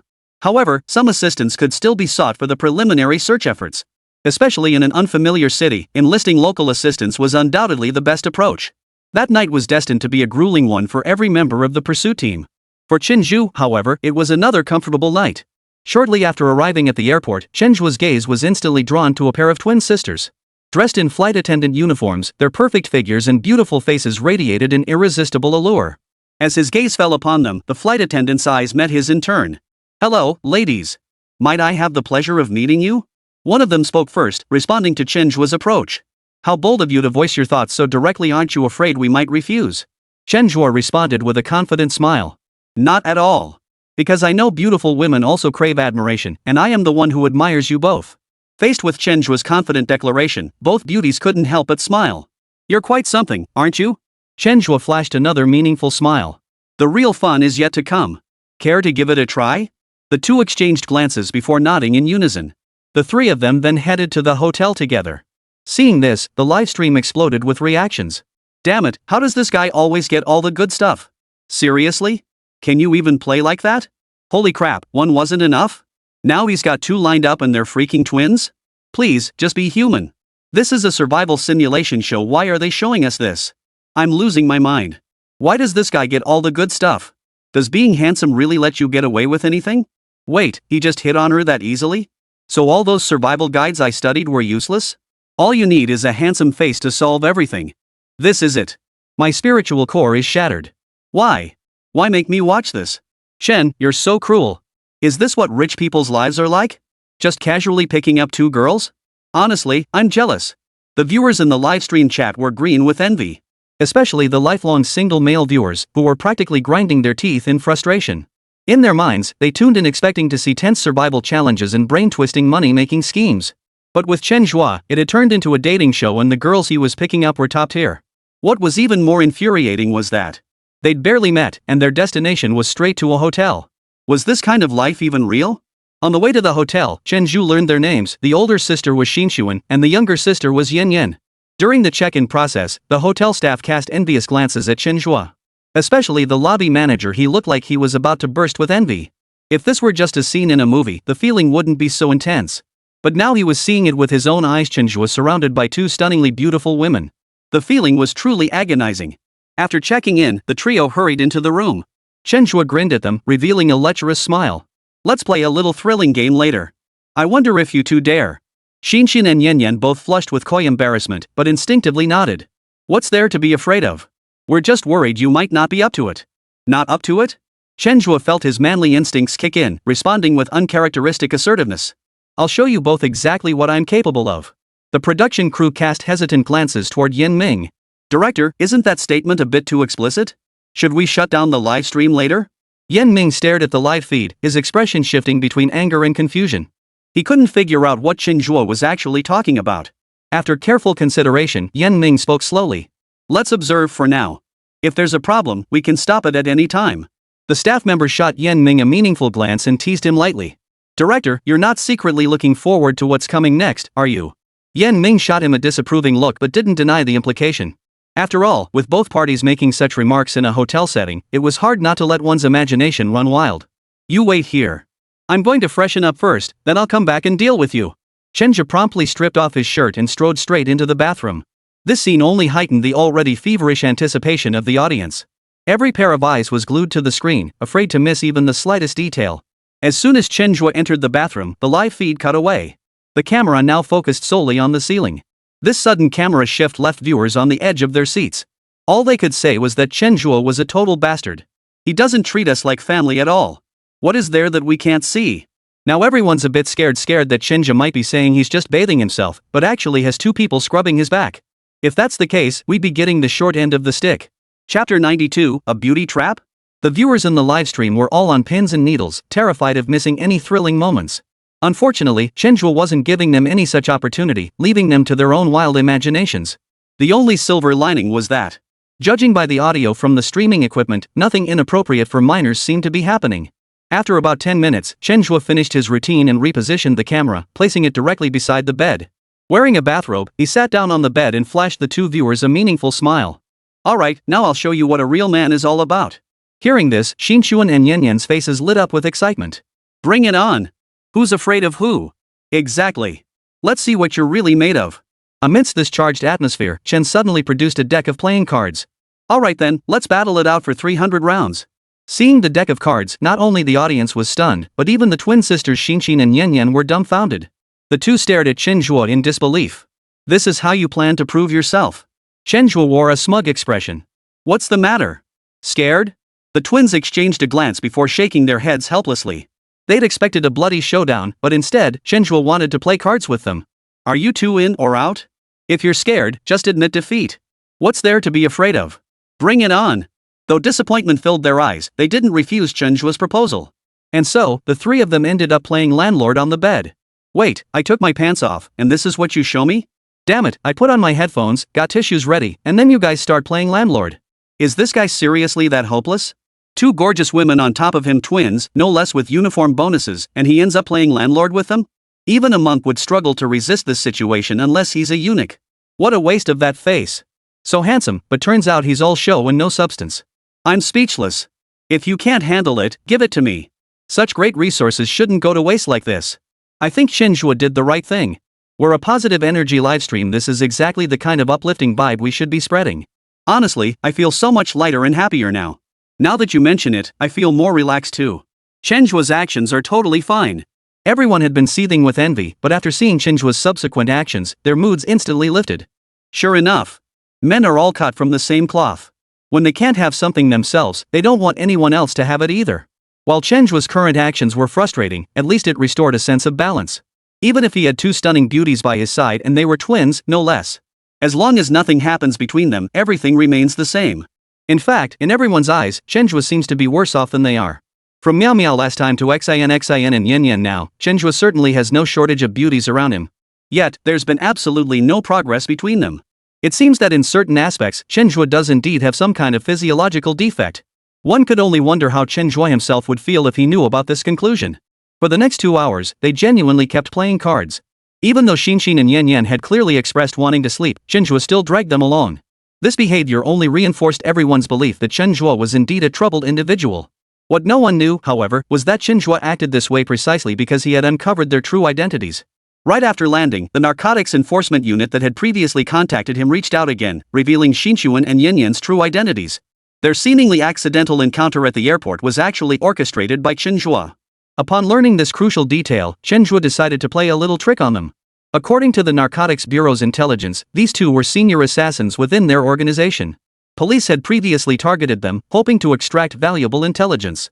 But disappointingly, the two were as clean as a whistle, showing no signs of wrongdoing whatsoever. Even though it was known that people had died at their hands, without concrete evidence, the police had no way to act against them. Additionally, they didn't want to alert the target prematurely, so they could only wait and see, hoping to find a new breakthrough. This information proved quite useful to Chen Zhe. It confirmed his belief that the pair would strike only in the dead of night. Which meant, if he were killed, the murder would be broadcast live for all to see the next morning. But the kill itself would never be recorded. Moreover, based on Chen Zhe's deductions, the method they would employ to kill him would likely be highly unconventional, perhaps even involving sexual acts. Precisely because of this, Chen Zhe had stayed awake all night, constantly testing the two. He was determined to see when their true colors would finally show. Seeing Chen Zhe show no signs of sleepiness, Xin and Yin Yin grew increasingly anxious. Their beauty tactics had always worked flawlessly on men. Today, the look in Chen Zhe's eyes as he gazed at them was unmistakably filled with endless desire. They had assumed this murder would be exceptionally straightforward, with news of Chen Zhe's death spreading nationwide by tomorrow. But after entering the hotel, unexpected complications arose. This Chen Zhe fellow seemed utterly disinterested in either of them, instead fixated on the card game. This turn of events was clearly not what they wanted to see.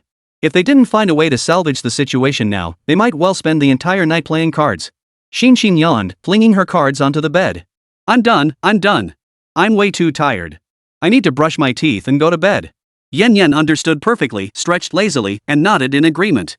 We've been playing for over 2 hours, I can't take it anymore. I'm brushing my teeth and going to bed too. Without waiting for Chen's response, the two headed straight for the bathroom. Seeing their actions, Chen Zhe's lips curved into an almost imperceptible smile.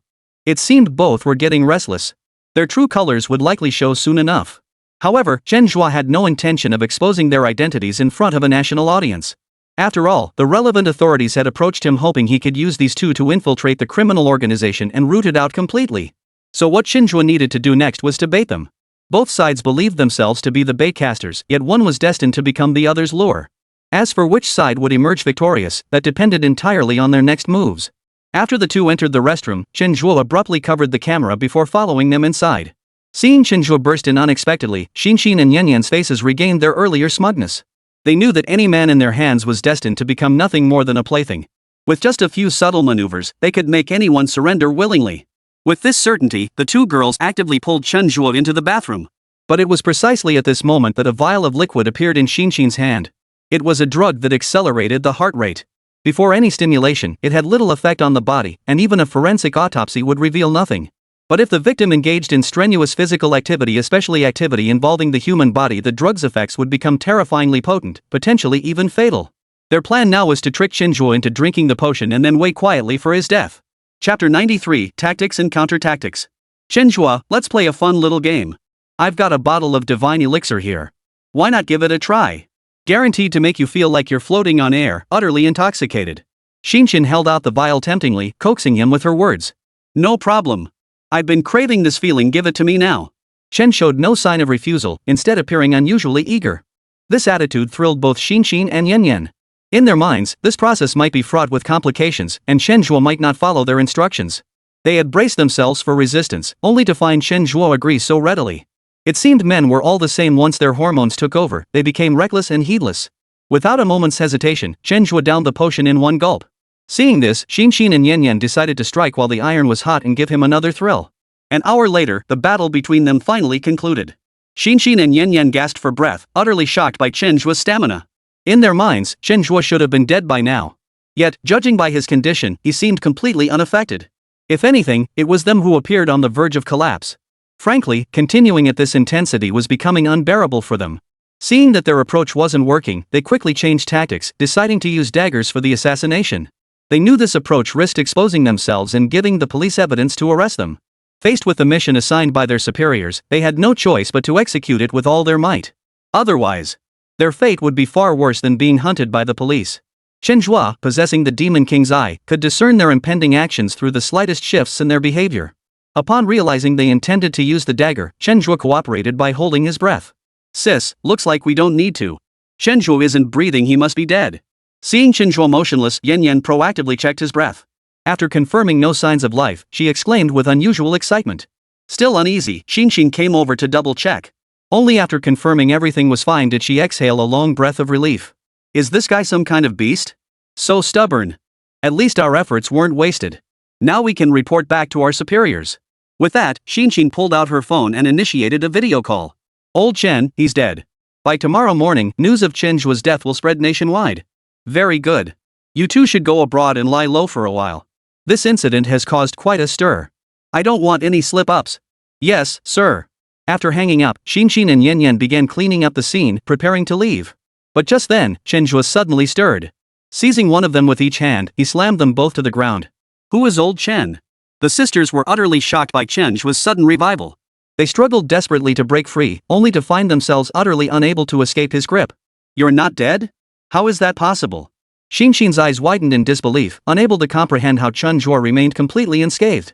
If the pursuit team couldn't touch me, do you really think your little tricks could do anything to me? Chen Zhe gazed at them with an air of casual indifference, his tone brimming with arrogance. But we definitely drugged you, and we just went at it for so long. There's no way you shouldn't be affected. Yan was now equally stunned, utterly unprepared for Chen Zhe to be completely unaffected. Chen Zhe snorted coldly. Every person's body is different. Your petty tricks? They're no match for me. Chen Zhe, equipped with the most powerful support system, could purchase immunity capsules anytime, anywhere. Capsules produced by this system could effortlessly neutralize not just ordinary injuries and illnesses, but even the world's deadliest toxins. If not for this, why would Chen Zhe have ever taken that vial of potion? After all, with the Demon King's eye, he could foresee their every move. You already called old Chen to report my death. But now that I'm alive, do you really think old Chen would still trust you, given his style? Chen Zhe released the two men, speaking with a calm expression. Hearing this, the two exchanged glances. The answer was obvious. Sensing their shift in mindset, Chen Zhe's voice rang out again. I can offer you a chance to atone for your crimes. If you cooperate with the police to dismantle this criminal organization led by old Chen, I guarantee your personal safety and will petition the authorities for reduced sentences. Faced with Chen Zhe's offer, the two men offered only bitter smiles. If that's the choice, then you might as well hand us over to the authorities directly. You overestimate us. At our level, how could we possibly have access to the core of this organization? Besides, the Chinese police have been searching for so long without uncovering it. Do you really think this organization is something we could possibly know about? Hearing their response, Chen Zhe fell silent. It seemed the situation was far more complicated than he had imagined. That may be true, but you seem to have no other options now. After all, I'm still alive. In that sense, you've deceived old Chen.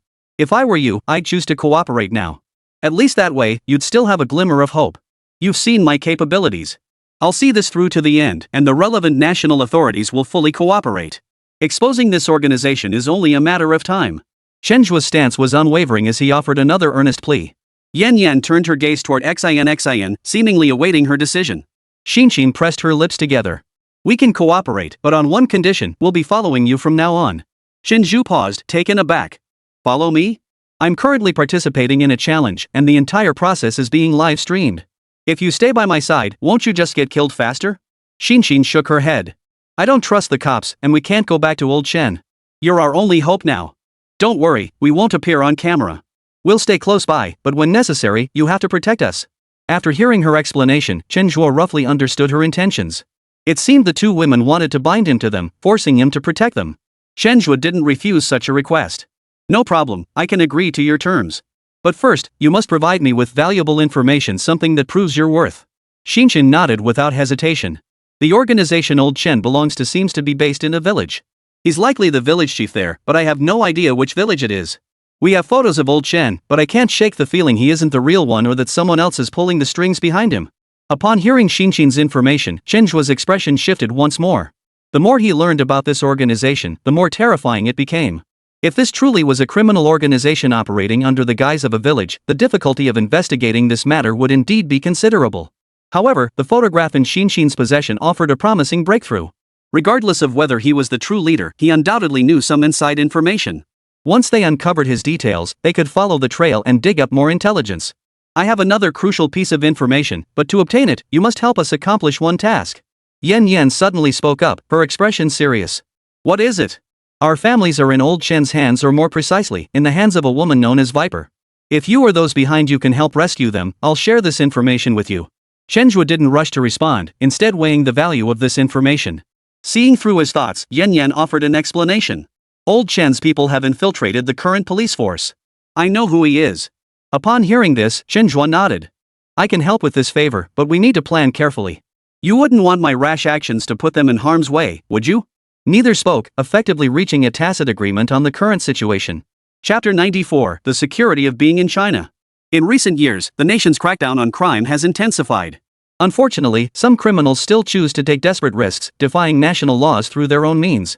The state's stance toward these individuals is unwavering. There will be no leniency whatsoever. Yet despite the government's formidable efforts, eradicating criminal elements entirely is by no means an overnight task. This escape simulation show was conceived from the outset with crime prevention and combating crime in mind. As a contestant, Chen Zhe's participation in actual crime-fighting efforts aligns perfectly with the show's theme. However, this matter must remain confidential for now. After all, criminals employ ruthless tactics. If they uncover the truth, they might resort to anything. That very night, Chen Zhe contacted the relevant authorities and truthfully reported everything that had transpired. Upon learning the truth, the authorities immediately investigated the information Chen Zhe provided about Old Chen.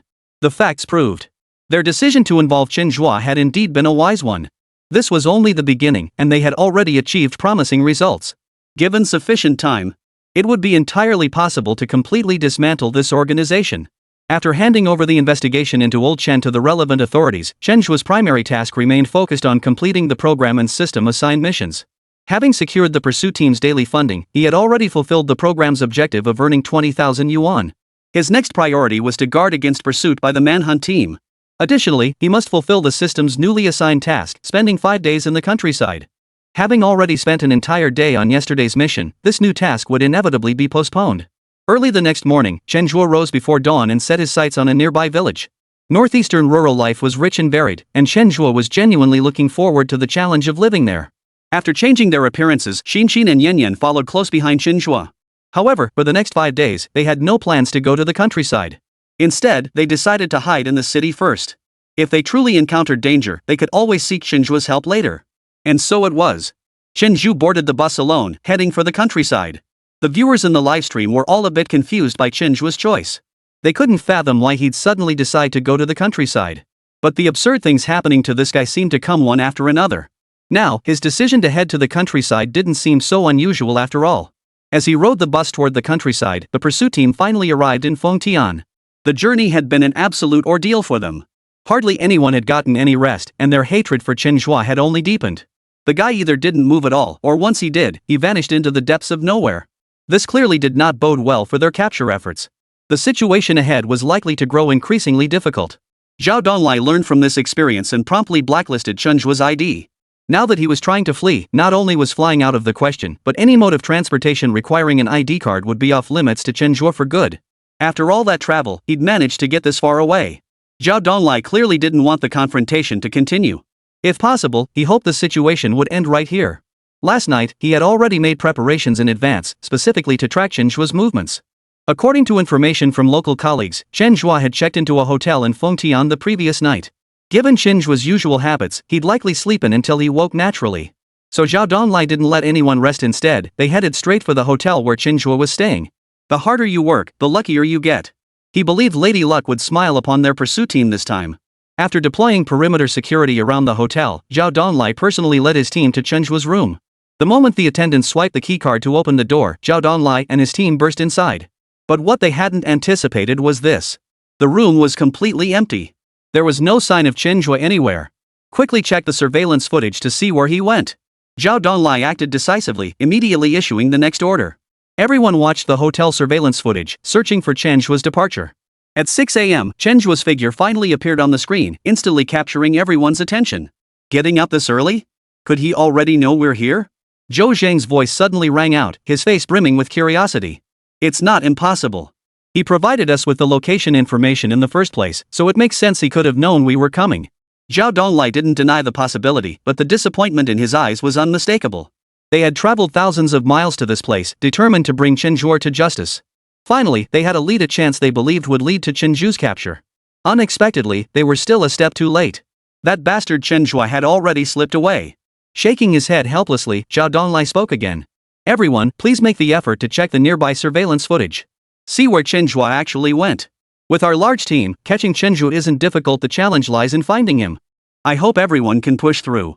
I believe that with our collective effort, we will find him soon and bring him back. After a night of grueling travel, everyone was exhausted. But Zhao Donglai knew this was no time for rest. With such numbers, they held an overwhelming numerical advantage. Yet if they couldn't locate Chen Zhe, that advantage would remain entirely unrealized. Captain, how about we let some of the men rest while the others continue searching? I feel this will be a long process. If we keep pushing like this, even if we find Chen Zhe, there won't be anyone left to carry out the arrest. Shan Pengfei offered his practical suggestion, hoping to allow some members to rest first. After careful consideration, Zhao Donglai decided to accept this suggestion. We'll proceed as you suggested. This is indeed a protracted battle. We must prepare for a tough fight. Let some rest first. We can't find the target only to have no one left to apprehend him. Of the 400-person team, 200 opted to rest. However, since they had already left the metropolis, they had to find their own resting spots. To save expenses, they didn't book rooms but instead slept on the ground in places like parks and under bridges. Seeing their actions, viewers in the livestream chat were deeply moved. They could have had better accommodations, yet they chose this way to save money. It was truly a blessing for the nation to have such dedicated individuals and for the people to have such dependable support. After the 200 individuals chose their own resting spots, the remaining 200 mobilized every resource to track down Chen Zhe's whereabouts. Throughout this process, the pursuit team demonstrated remarkable efficiency to the public. Though unfamiliar with the new environment, the pursuit team's mapping equipment could pinpoint every alleyway, even every single household. This meant that even without prior knowledge of the area, these devices allowed them to navigate it with complete familiarity. More importantly, such equipment wasn't limited to a single region, it was applicable nationwide. This meant that with such technology, no matter how far criminals fled, they could track down these despicable individuals through their own methods. It must be said, modern China has indeed grown immensely powerful. To be able to thrive in such an environment is truly a blessing beyond measure. Chapter 95. Even intellectuals fear settling accounts in the countryside. Armed with the most advanced mapping technology, the pursuit team's familiarity with the terrain far surpassed that of others. But locating Chen Zhe remained no easy task. At this moment, Zhao Donglai once again chose to seek assistance. Police officers across the land are one family. During normal apprehension operations, cross-regional investigations are not uncommon. The importance of cooperation became abundantly clear at this juncture. As a frontline criminal investigator, Zhao Donglai understood this mutually beneficial approach all too well. His current mindset was straightforward: seize every available resource to apprehend that despicable Chen Zhe in the shortest possible time. At the same time, in a dimly lit office, the shattering sound of a cup echoed across the floor. Old Chen blared furiously at Chen Zhe on the livestream.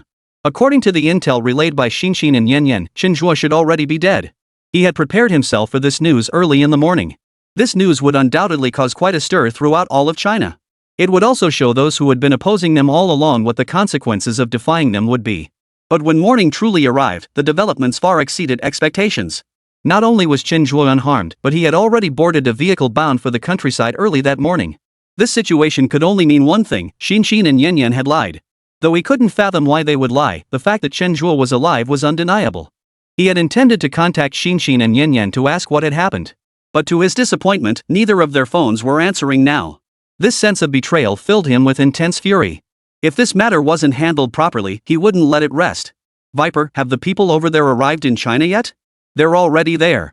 I thought they wouldn't need to act, so I didn't assign them any tasks. Tell them over there, if they can take out Chen Zhe, I'll increase the pickup price by 1%. What about Xin and Yan? Take care of them too. Venom nodded, then hesitated before asking. Do I need to handle this personally? No need. Xin and Yan know your identity. If they cooperate with the police, you'll be in danger. Leave this to them. If they can't handle even this, they don't deserve to be our partners. Yes. Venom strode out of the room and began executing Old Chen's orders. Meanwhile, Old Chen pulled out his phone and made a discreet call. After nearly 2 hours on the road, Chen arrived at a place called Sanjia village. Before reaching Fengtian, he had already purchased maps of the 3 northeastern provinces and real-time demand information through the system. During the challenges in the Demon City, these 2 pieces of information had provided Chen Zhe with tremendous convenience. Arriving in a new region, he naturally needed to arrange for these resources. His choice of this location stemmed from the fact that today, a household in Sanjia village was hosting a joyous funeral. A joyful funeral, though still a mourning occasion, was one where mourners generally came with a sense of happiness. This was because the deceased had mostly passed away peacefully in their old age, meaning they had not suffered from illness or pain, but had simply faded away according to the natural order of things. Such a peaceful passing not only signified that the elderly person had lived a life free of pain and hardship, but also represented the filial devotion of their children. Thus, such a funeral lacks the solemnity of others, instead carrying a much more celebratory atmosphere. Chen Zhe's purpose in coming here was crystal clear: to feast. Rural banquets are truly the pinnacle of deliciousness. Even compared to the delicacies of the city, they hold their own. Unlike the city's dishes concocted with technology and artificial ingredients, every dish in the countryside is pure, green, and free from pollution. Following rural custom, before the dishes were served, the meat dishes might very well be eating the vegetables. The banquet starts at 10 a.m., but the pig was slaughtered at 9 a.m. You might say rural cooking methods lack hygiene or follow incorrect steps, but you absolutely cannot claim rural dishes aren't fresh. Having grown accustomed to the delicacies of the city, Chen's anticipation for the rural banquet was immense. This time, he seized the opportunity to complete his task while also sampling the rural feast. The very thought was thrilling. This time, the deceased was a centenarian. The entire village rejoiced at her passing, even the host family wore smiles. Upon arriving at the house hosting the celebratory funeral, Chen Zhe pulled 200 yuan from his pocket and headed straight for the window. Beneath the windowsill, a crowd had gathered. At the center sat a young man who appeared well educated. Money in his left hand, pen in his right, he collected offerings while recording the names of the gift givers. In rural areas, such individuals are called gift recorders. Usually, 2 people work together, one handling the ledger and the other collecting money. Judging by today's setup, this fellow was handling both roles himself. In theory, keeping gift records isn't particularly difficult. All you need to do is confirm who gave the gift, note the amount, and write it down in the ledger. But today, the pace of recording seems unusually slow. Despite the crowd already forming a large circle, the young man had only recorded a handful of people. Chen Zhe grabbed a handful of melon seeds from the table, cracking them as he stood behind the young man. Sir, what did you say your name was? My name is Wang Yushan. The young man hesitated, his hand poised over the paper, freezing mid-air. Unsure, he turned his gaze back to the old man. Is your name Wang Yuzhen? What the hell is Wang Yuzhen? My name is Wang Yuzhen. Are you even a college student? You can't even write a name properly. The old man grew irritated and immediately confronted the young man. The young man flushed slightly at the rebuke, yet his pen-holding hand remained suspended in midair, hesitating to make contact with the paper. Is it Wang Yushan? To be absolutely certain, the young man asked again. Wang Yushan. Wang Yushan. The old man repeated it twice, but the young man still looked completely baffled. Xiao Jia, are you really a college student? You can't even write these few characters? Exactly. You're the only college student in our village, and this is the best you can do? Xiao Jia, have you been too busy chasing girls at school?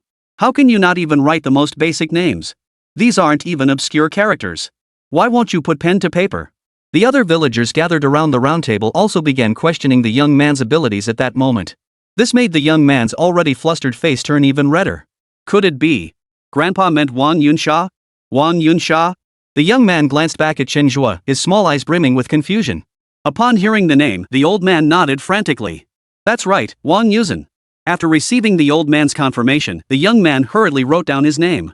He then added the amount of the gift the old man had brought. The old man glanced at his name, confirmed everything was in order, and then turned to leave. After he departed, an elderly woman in her 60s followed closely behind and said, "Add me to the list. My name is Wang Guifei." Wang Guifei? The young man froze again, staring at the elderly woman with a look of mild bewilderment. "Not Wang Guifei, it's Wang Guifei. Wang Guifei. Can you hear me clearly now? How can such a young lad be a bit hard of hearing?" The young man's face wore an utterly defeated expression. He felt like she had explained it, yet somehow she hadn't. He had always been a good student, even getting into a top university. Returning home this time, he hadn't worried at all about the bookkeeping job. In his eyes, it was like a chicken eating a grasshopper a piece of cake. But now he realized this job was incredibly difficult. His mind held thousands of characters, yet when the elderly customers spoke their names, he couldn't write a single one. Driven to desperation, he turned his head once more, his face pleading for help as he looked at Chen Zhe. She said Wang Guifan. Chen Zhe provided the translation just in time, and the young man's pupils dilated noticeably. He stared at the elderly woman in astonishment, repeating the name Chen Zhe had just spoken. "Ma'am, is your name Wang Guifan?" "That's right, it's Consort Wang." The young man let out a sigh of relief and quickly wrote down the 3 characters, Wang Guifan. How could taking notes feel harder than a CET-4 listening test? The problem was he was listening to his native language. When did his own language get this hard? Chapter 96, Shedding His Privilege, Rebuilding His Life.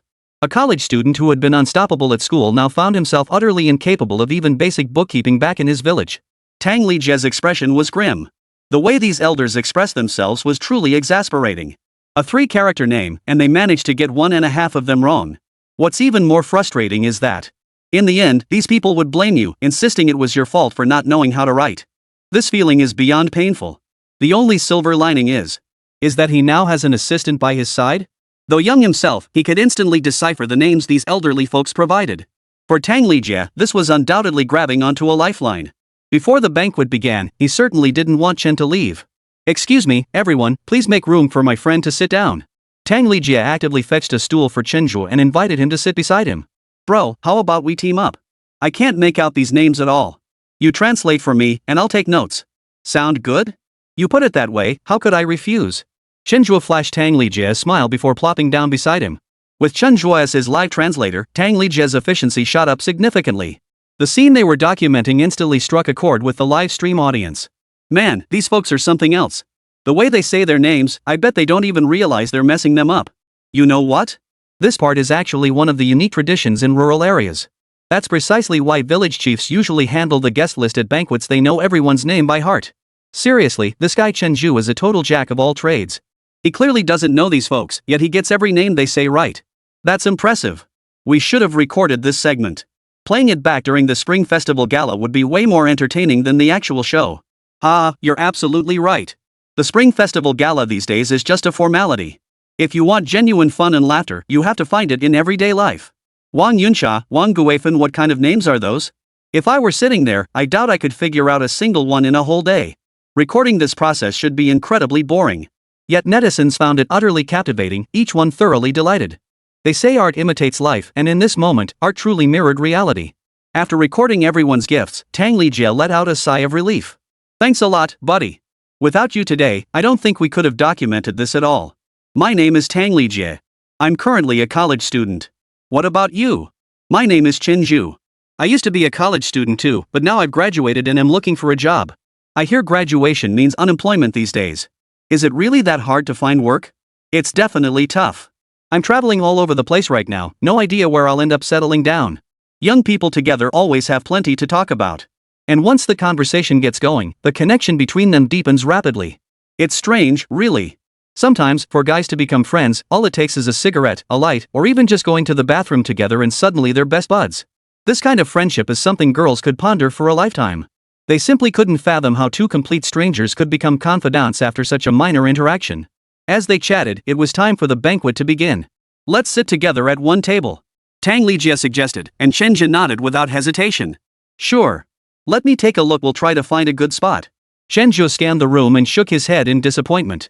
"We're too late. All the good spots are already taken." Tang Lijia looked puzzled, unsure what Chen Zhe meant. Though he too was from the countryside, he'd spent the past years attending boarding school and rarely returned home. This banquet was a chance encounter, so he wasn't familiar with the customs of rural feasts. "But I see plenty of empty seats. How could the good seats be taken?" Seeing Tang Lijia's confused expression, Chen Zhe patiently explained without hesitation. "Did you see the table with the kids? That's the ideal spot. Too bad it's full, otherwise we could have sat there. Is there some kind of rule about this? Oh, there are plenty of rules. All those kids are around 7 or 8 years old. While they can feed themselves, they're still too young to eat much. If we could get that table, almost every dish would be ours. Hearing this, Tang Lijie nodded regretfully. If that's the case, it really is a shame. But I see another table with kids over there. There should be a few empty seats. Why don't we go sit there instead? Following Chen Zhe's suggestion, Tang Lijie scanned the room and volunteered the idea. Chen Zhe looked in the direction he pointed, then shook his head violently. Are you out of your mind? Those are 15 or 16-year-olds right in the thick of growing. If you sit with them, you won't even get 2 bones to gnaw on. Teenagers can eat you out of house and home, that's no joke. The appetite of that age group is no joke. Brother Zhe, I never knew you were so knowledgeable about banquets. Why don't you tell me more? That way, I'll have a rough idea of how to handle things when I attend banquets in the future. Chen Zhe eyed Tang Lijie with a hint of skepticism. Bro, are you even a college student? Of course I am. What's there to fake about that? In theory, college students are the main force at banquets, fearless and all that. But looking at you, I don't see a shred of fighting spirit. Tang Lijie scratched his head, looking slightly embarrassed. Honestly, I love feasts like this too. But since I'm a college student, I figured I should maintain some decorum, so I never really looked into these things. Chen looked utterly astonished, as if he'd heard something truly shocking. You're actually talking about manners with a college student? You must have gone to a fake university. His remark immediately earned an enthusiastic endorsement from the college students watching the livestream. That's classic. Talking about manners with today's college students? What college student has manners these days? So true. Today's college students are all about shamelessness. What character are we even talking about? What era are we in, still shackled by this fake concept of quality? Just be yourself, be a college student with zero quality. Manners? Dogs wouldn't want them, let alone college students. It's not that we lack manners, we just adapt to the situation. If someone's well-mannered, we'll outdo them. If they're not? Sorry, we absolutely love that lack of manners. Seriously, what kind of university did this guy attend? To maintain such cultured behavior after college is downright miraculous. The rest of the audience, who hadn't attended university, were utterly dumbfounded by the college student's outrageous remarks. Isn't lacking manners supposed to be a derogatory term? Why does it feel like today's college students are practically lining up to claim it?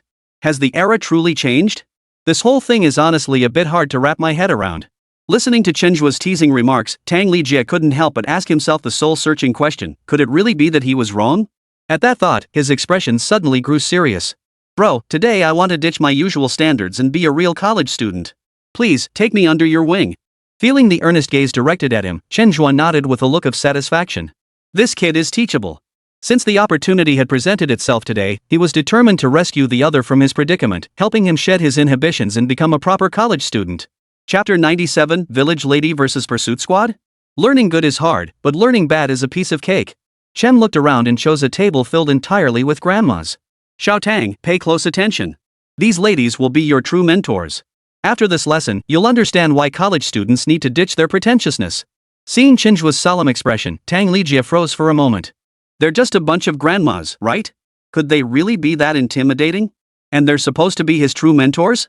With these doubts lingering, the two sat down at the ladies' table. As soon as they sat down, the ladies all flashed friendly smiles.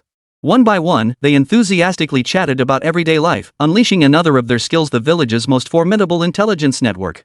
It was well known that if just any two of them chatted for a few minutes, they could ruin someone's reputation or even destroy their entire family. Chen's primary strategy with these folks was to divert their fire. With Tang Lijie taking the lead, there was naturally no need for him to do anything. Come to think of it, this also served as another lesson for Tang Lijie. Sometimes, refusing to swallow your pride means enduring endless interrogation.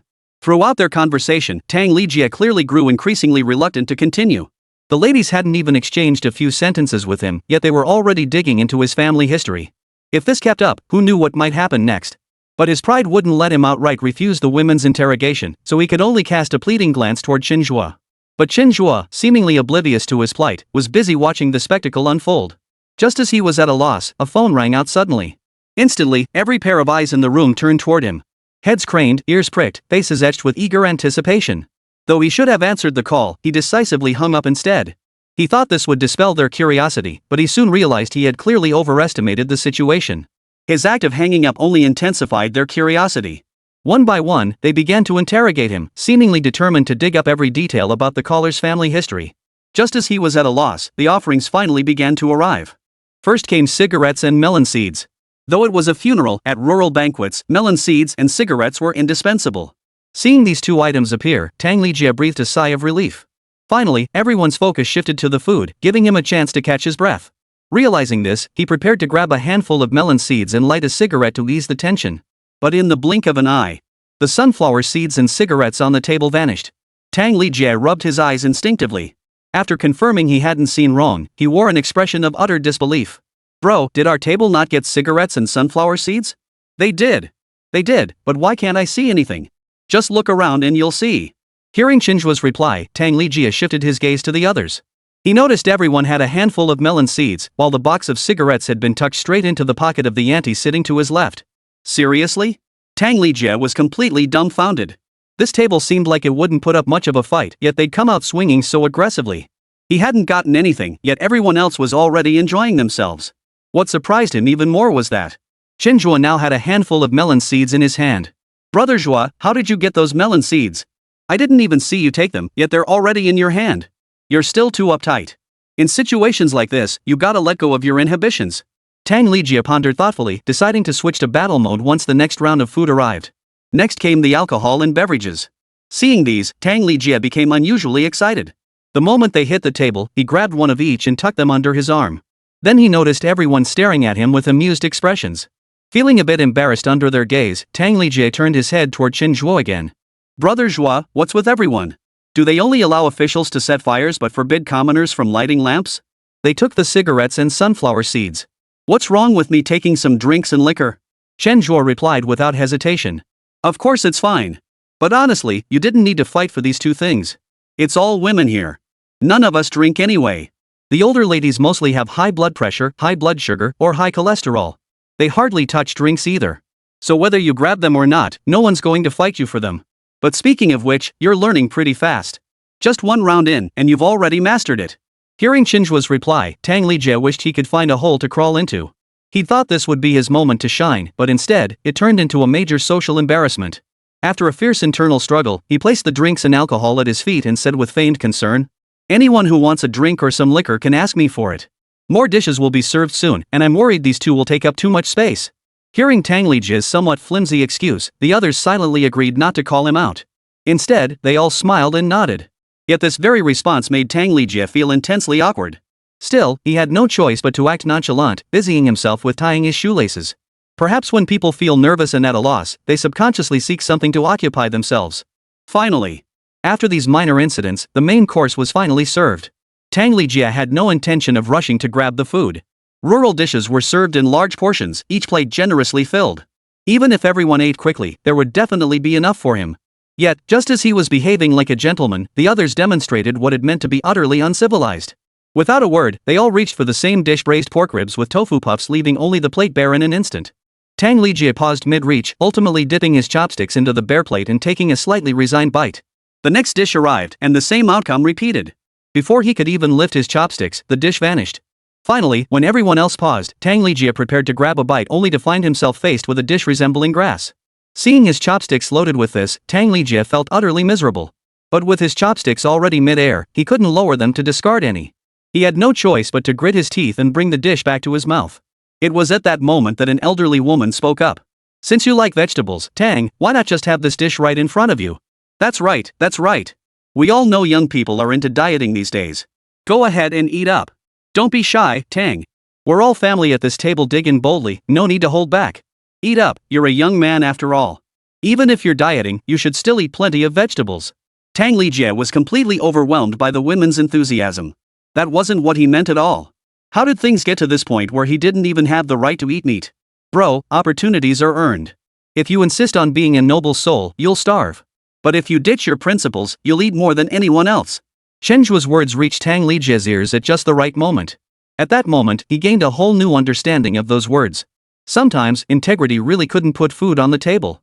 But abandoning principles could fill your belly and fill it well. With this realization, Tang Lijie spoke up. "Thank you all for your concern, but I'm not strictly vegetarian, I actually prefer meat. Since you're all so concerned about me, why not let me be the first to dig in when the next meat dish arrives? At least that way I can get a bite." Seeing Tang Lijie's sudden change in demeanor, the middle-aged women's expressions darkened. Yet given the circumstances, they couldn't truly refuse. In the end, they could only offer an awkward smile before shooting Chen Zhe a fierce glare. The moment Chen Zhe sat down, they knew he was a tough nut to crack. Little did they expect that not only was he a hardball player himself, but he'd also managed to change Tang Lijia's attitude. It seemed their meal today was destined to be anything but pleasant. Feeling their stares, Chen Zhe showed no sign of backing down. Instead, he flashed a meaningful smile. He wondered who would come out on top when these ladies faced off against the pursuit team. Truth be told, he was quite looking forward to the upcoming clash. Chapter 98, The Bounty Hunters vs. The Scammers? When Chen Zhe showed kindness, it meant he was plotting something. The livestream audience was all too familiar with that expression. Seeing him like this now, the entire audience in the livestream room perked up. It was clear. The next act was bound to be a real show. Young man, respecting elders and caring for the young is a traditional virtue of the Chinese nation. You're sitting at a table with us grandmas and don't even know how to show courtesy. Isn't that a bit unreasonable? One of the ladies suddenly turned her attention to Chen Zhe, positioning herself on the moral high ground. When it comes to banquets, fate decides 3 points, hard work accounts for 7, and the remaining 90 points depend entirely on shamelessness. It was clear that all of Tang Lijia's sudden changes were because of Chen Zhe. If they could just get him on their side, all their problems would be solved. Exactly. We're all elderly, frail, or infirm. Since you two young men are seated at this table, shouldn't you show us some consideration? Otherwise, how could we possibly compete with you? No sooner had the first auntie finished speaking than another chimed in to agree. By the looks of it, they clearly had no intention of letting Chen Zhe enjoy his meal. The others remained silent, but each wore a pitiful expression. Tang Lijia had already steeled himself, ready to completely abandon all manners and enjoy a proper meal. But before he could even take a bite, the auntie played the sympathy card, positioning herself on the moral high ground. To pick up his chopsticks now would look downright unethical. Yet his rumbling stomach made him reluctant to abandon the food. Hesitating, he shifted his gaze back to Chen Zhe. Faced with the moral pressure from this group of women, Chen Zhe offered a polite smile. Ladies, what are your thoughts on the current international situation? Who do you think will become the world's dominant power in the future? Chen Zhe's sudden question left everyone dumbfounded. One of the ladies spoke up. What kind of question is that? International affairs are for national leaders to worry about. We're just ordinary folks, why should we care about that? We're lucky if we can manage our own little plot of land properly. Who has the time to worry about that? Exactly. These days, anything could happen. All we can do is mind our own business. Why bother thinking about all that nonsense? Exactly. What the world situation is like has nothing to do with us. Why should we give a damn? Listening to the women's responses, Chen nodded in agreement. You're absolutely right. We're all here to enjoy the feast. How we choose to eat is none of your business. Ha! Tang Lijia stared at Chen Zhe with admiration. That response was way too bold. Could you actually say something like that? The women flushed crimson, utterly speechless. What was even more infuriating was that the whole none of your business argument was actually their own idea. Ladies, I have no desire to antagonize anyone. I just want to have a normal meal. But if you keep this up, I'll have to call for backup. To be perfectly honest, I have connections in the government. One phone call and these people will be here. If you don't let me eat in peace, I'll have them arrest every last one of you. The women had already calmed down, ready to let the matter drop. But upon hearing Chen's words, their tempers flared instantly. You see, Northeast China's aunties aren't messing around. At home, they're the ones who call the shots. Once out in the world, they certainly wouldn't tolerate being pushed around. Chen Zhe's current tone bordered on bullying. When it comes to banquets, no matter what happens, it's all about the food. Even if the experience is unpleasant, once the table clears, all grievances are forgotten with a laugh. Holding grudges simply isn't part of the culture. But if other circumstances were intertwined with the banquet, the nature of the matter would change entirely. At that point, the ladies certainly wouldn't tolerate it. Young man, we don't like hearing you talk like that. We may not have the right to interfere with how you eat, but just because you're at a banquet, you think you can bully people with your authority? That's a bit too much. Exactly. This is the countryside, not the city. Your bureaucratic nonsense won't fly here. I'll be damned if I believe it. If you're so confident, call your people right now. I want to see what this is all about. You really think we're pushovers? That you can just squeeze us however you like? Let me tell you, we're not pushovers either. Go ahead and call someone if you've got the guts. We tried to be civil, but you're the one stirring trouble. Don't blame us if things get ugly. Go ahead, make that call. I'd love to see which big shot official has the guts to throw us all in jail. Seeing these ladies suddenly lose their temper, Tang Lijia's expression instantly turned utterly shocked. Bro, maybe we should just let it go? It's just a banquet. Why make such a big deal out of it? Forget it? Chen Zhe's face darkened. This can't just be swept under the rug. I'm calling right now. We're two grown men and we're going to let a bunch of old women push us around?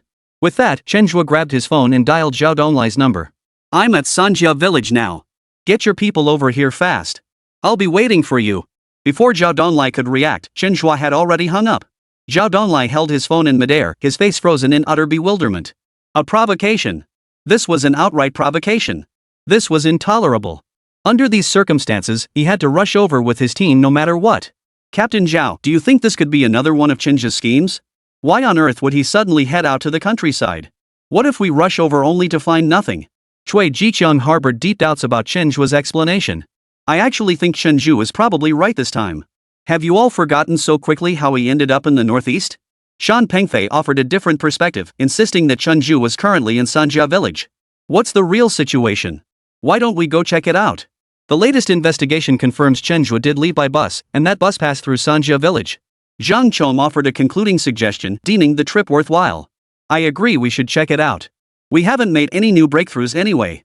Finding him would be ideal, and even if we don't, it's a reasonable adjustment that won't waste too much time. Zhou Zhang sided with Zhang Chang's suggestion, but the final decision rested with Zhao Donglai. Zhao Donglai surveyed the room, his expression serious. I also think this trip is necessary. That bastard Chen seems to be enjoying toying with us. I believe his mindset is the same as last time. He knows we can't possibly get to him. But precisely because of that, we must learn to analyze calmly and make independent judgments. My suggestion is to send 100 men. The rest should continue investigating his other movements. To deal with such a cunning individual, we must learn to prepare for all eventualities. After deliberation, the group agreed to Zhao Donglai's plan. He led the 100 men towards Sanjia village. In about half an hour, they arrived at Sanjia village. By then, Chen Zhe had just finished his meal. The unpleasantness with the ante hadn't dampened his appetite. If anything, it had made him eat even more. Of course. The entire meal had been an incredibly thrilling and nerve-wracking experience. Everyone was fiercely competitive, and whether you could get any food depended entirely on your own skills. After surviving this silent battle, Chen Zhe addressed the group of women. Just you wait, my people will be here any minute. When they arrive, you'll be in for a world of trouble. Fine, we'll wait. I want to see how you lot bully people with your connections. As the two sides exchanged words, Zhao Donglai arrived with his entourage in full force. Seeing this scene, Chen's lips curled into a smirk. How about it? Scared now that my people are here? The group of middle-aged women were taken aback by the sudden appearance of this crowd. They had assumed Chen Zhe was just talking big, maybe calling over a couple of people at most. Little did they expect that with just one phone call, he'd mobilized over 100 people. Were these people really government workers? They looked more like gangsters than anything else. Otherwise, why would any government agency make such a big show of arresting someone? Seeing the situation was getting out of hand, the few middle-aged women made a move to leave.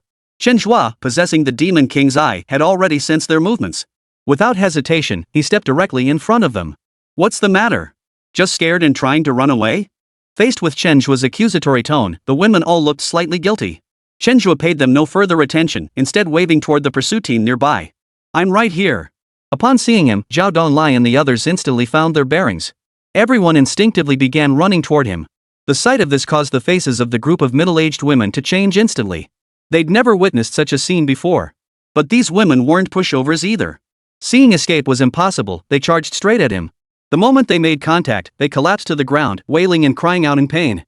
If the men were government officials, witnessing their state would likely prevent them from resorting to violence. If the other party wasn't government officials, then they wouldn't dare do anything out of line either. After all, so many eyes were watching today. Even if it ever came to court, they would have the moral high ground. But their actions left the pursuit team utterly baffled. They'd come to arrest Chen, so why were they suddenly dealing with these scam artists? Chapter 99, Nationwide Social Humiliation. Captain, what's going on here? All eyes turned to Zhao Donglai in unison. At that moment, Zhao Donglai's face was equally filled with question marks, completely clueless about what was happening. Ladies, what are you doing? Let's stand up and talk this out properly. Zhao Donglai forced himself to stay calm, speaking with genuine sincerity. Stand up? You wish. Ouch. You hurt my arm. What are you going to do about it? Ouch. Now my leg's messed up, and my whole body feels terrible. My head feels like it's about to explode. You bumped into me just now. In broad daylight, in plain sight, you're bullying people like this, huh? Is there no law? No justice? How can you bully people like this for no reason? We can't go on like this. We can't live another day being bullied like this. Watching the women roll around on the ground throwing a fit, Zhao Donglai felt an excruciating headache coming on. It was like a scholar meeting a soldier. No amount of reasoning could make sense. Given the current situation, he had no idea how to explain it. He discreetly signaled his men to apprehend the women first, leaving him to handle the situation. But just as his men started to leave, a group of men approached from ahead. Armed with all manner of weapons, they looked determined to fight to the bitter end. Seeing the situation turning sour, the pursuit team had no choice but to retreat obediently. All eyes once again turned to Zhao Donglai. Given the current situation, resolving the issue likely depended on him. Faced with this predicament, Zhao Donglai felt an overwhelming sense of frustration. No need to think about it. This must be Chen's doing again. But he never imagined how this guy managed to persuade the villagers. It didn't feel like they were putting on a show, they genuinely seemed ready to fight to the death. With no other choice, Zhao Donglai had no choice but to reveal his identity. Everyone, don't act impulsively. I'm a police officer. If you keep causing trouble like this, don't blame us for turning on you. He'd hoped this introduction would calm things down and resolve the situation. But to his surprise, hearing his introduction only made them more agitated. Though they no longer threatened violence, they all began wailing on the ground. Not just the women, but even the men started throwing tantrums on the ground. They chanted incessantly, all claiming the police were bullying them. Zhao Donglai felt utterly frustrated. He hadn't done anything wrong, so why was he being accused of bullying? With no other choice, he contacted his local colleagues and sought out the village chief. Once they arrived, they worked tirelessly to calm everyone down, gradually soothing the villagers' anger.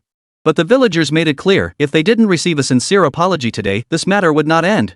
Every member of the pursuit team, including Zhao Donglai, now felt increasingly miserable. They hadn't done anything wrong, yet now they were being forced to apologize. And it seemed like they wouldn't let it go until they apologized. Judging by the situation, taking a hard line today was clearly out of the question. Though they felt wronged, circumstances forced them to apologize. Yet after hearing their apologies, the villagers didn't forgive them as expected. Instead, they seemed even more aggrieved. In their eyes, this was nothing but abuse of power. Why else would they need to apologize? Hearing this perspective, Zhao Donglai felt like crying. Dealing with such an unreasonable bunch was truly a headache. They had intended to smooth things over, but now look, even if they were in the right, they'd be made to look wrong. Now, forget about arresting Chen Zhe, even explaining the current situation was becoming an unknown. Not far away, Chen Zhe stood quietly admiring his handiwork.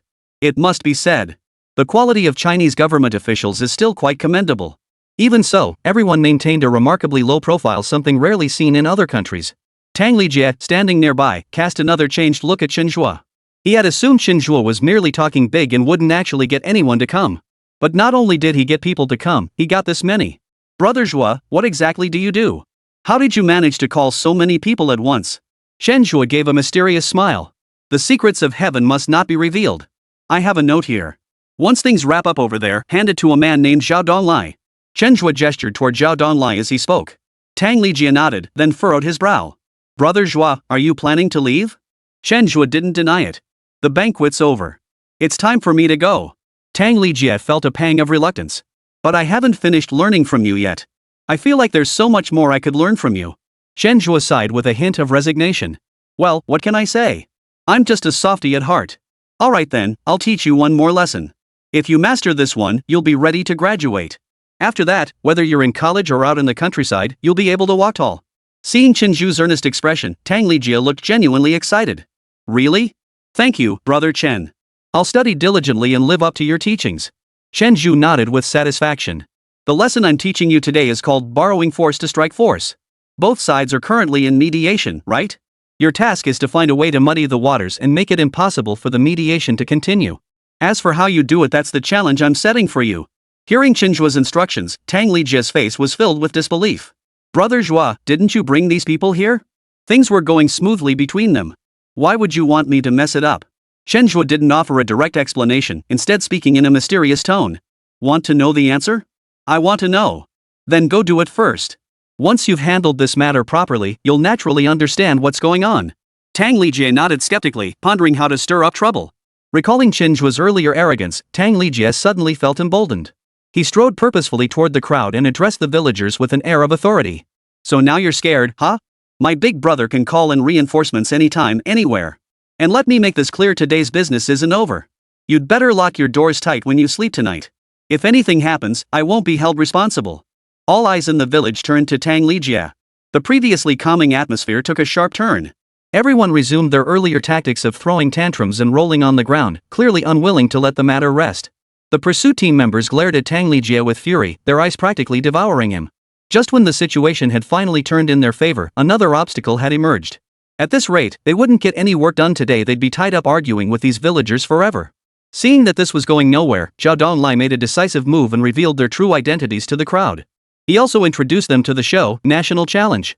With this explanation, everyone belatedly realized they'd been played by Chen Zhe from the very beginning. Upon learning the truth, the pursuit team's faces darkened with fury. They had suspected Chen Zhe's involvement, but never imagined he had orchestrated the entire affair from start to finish.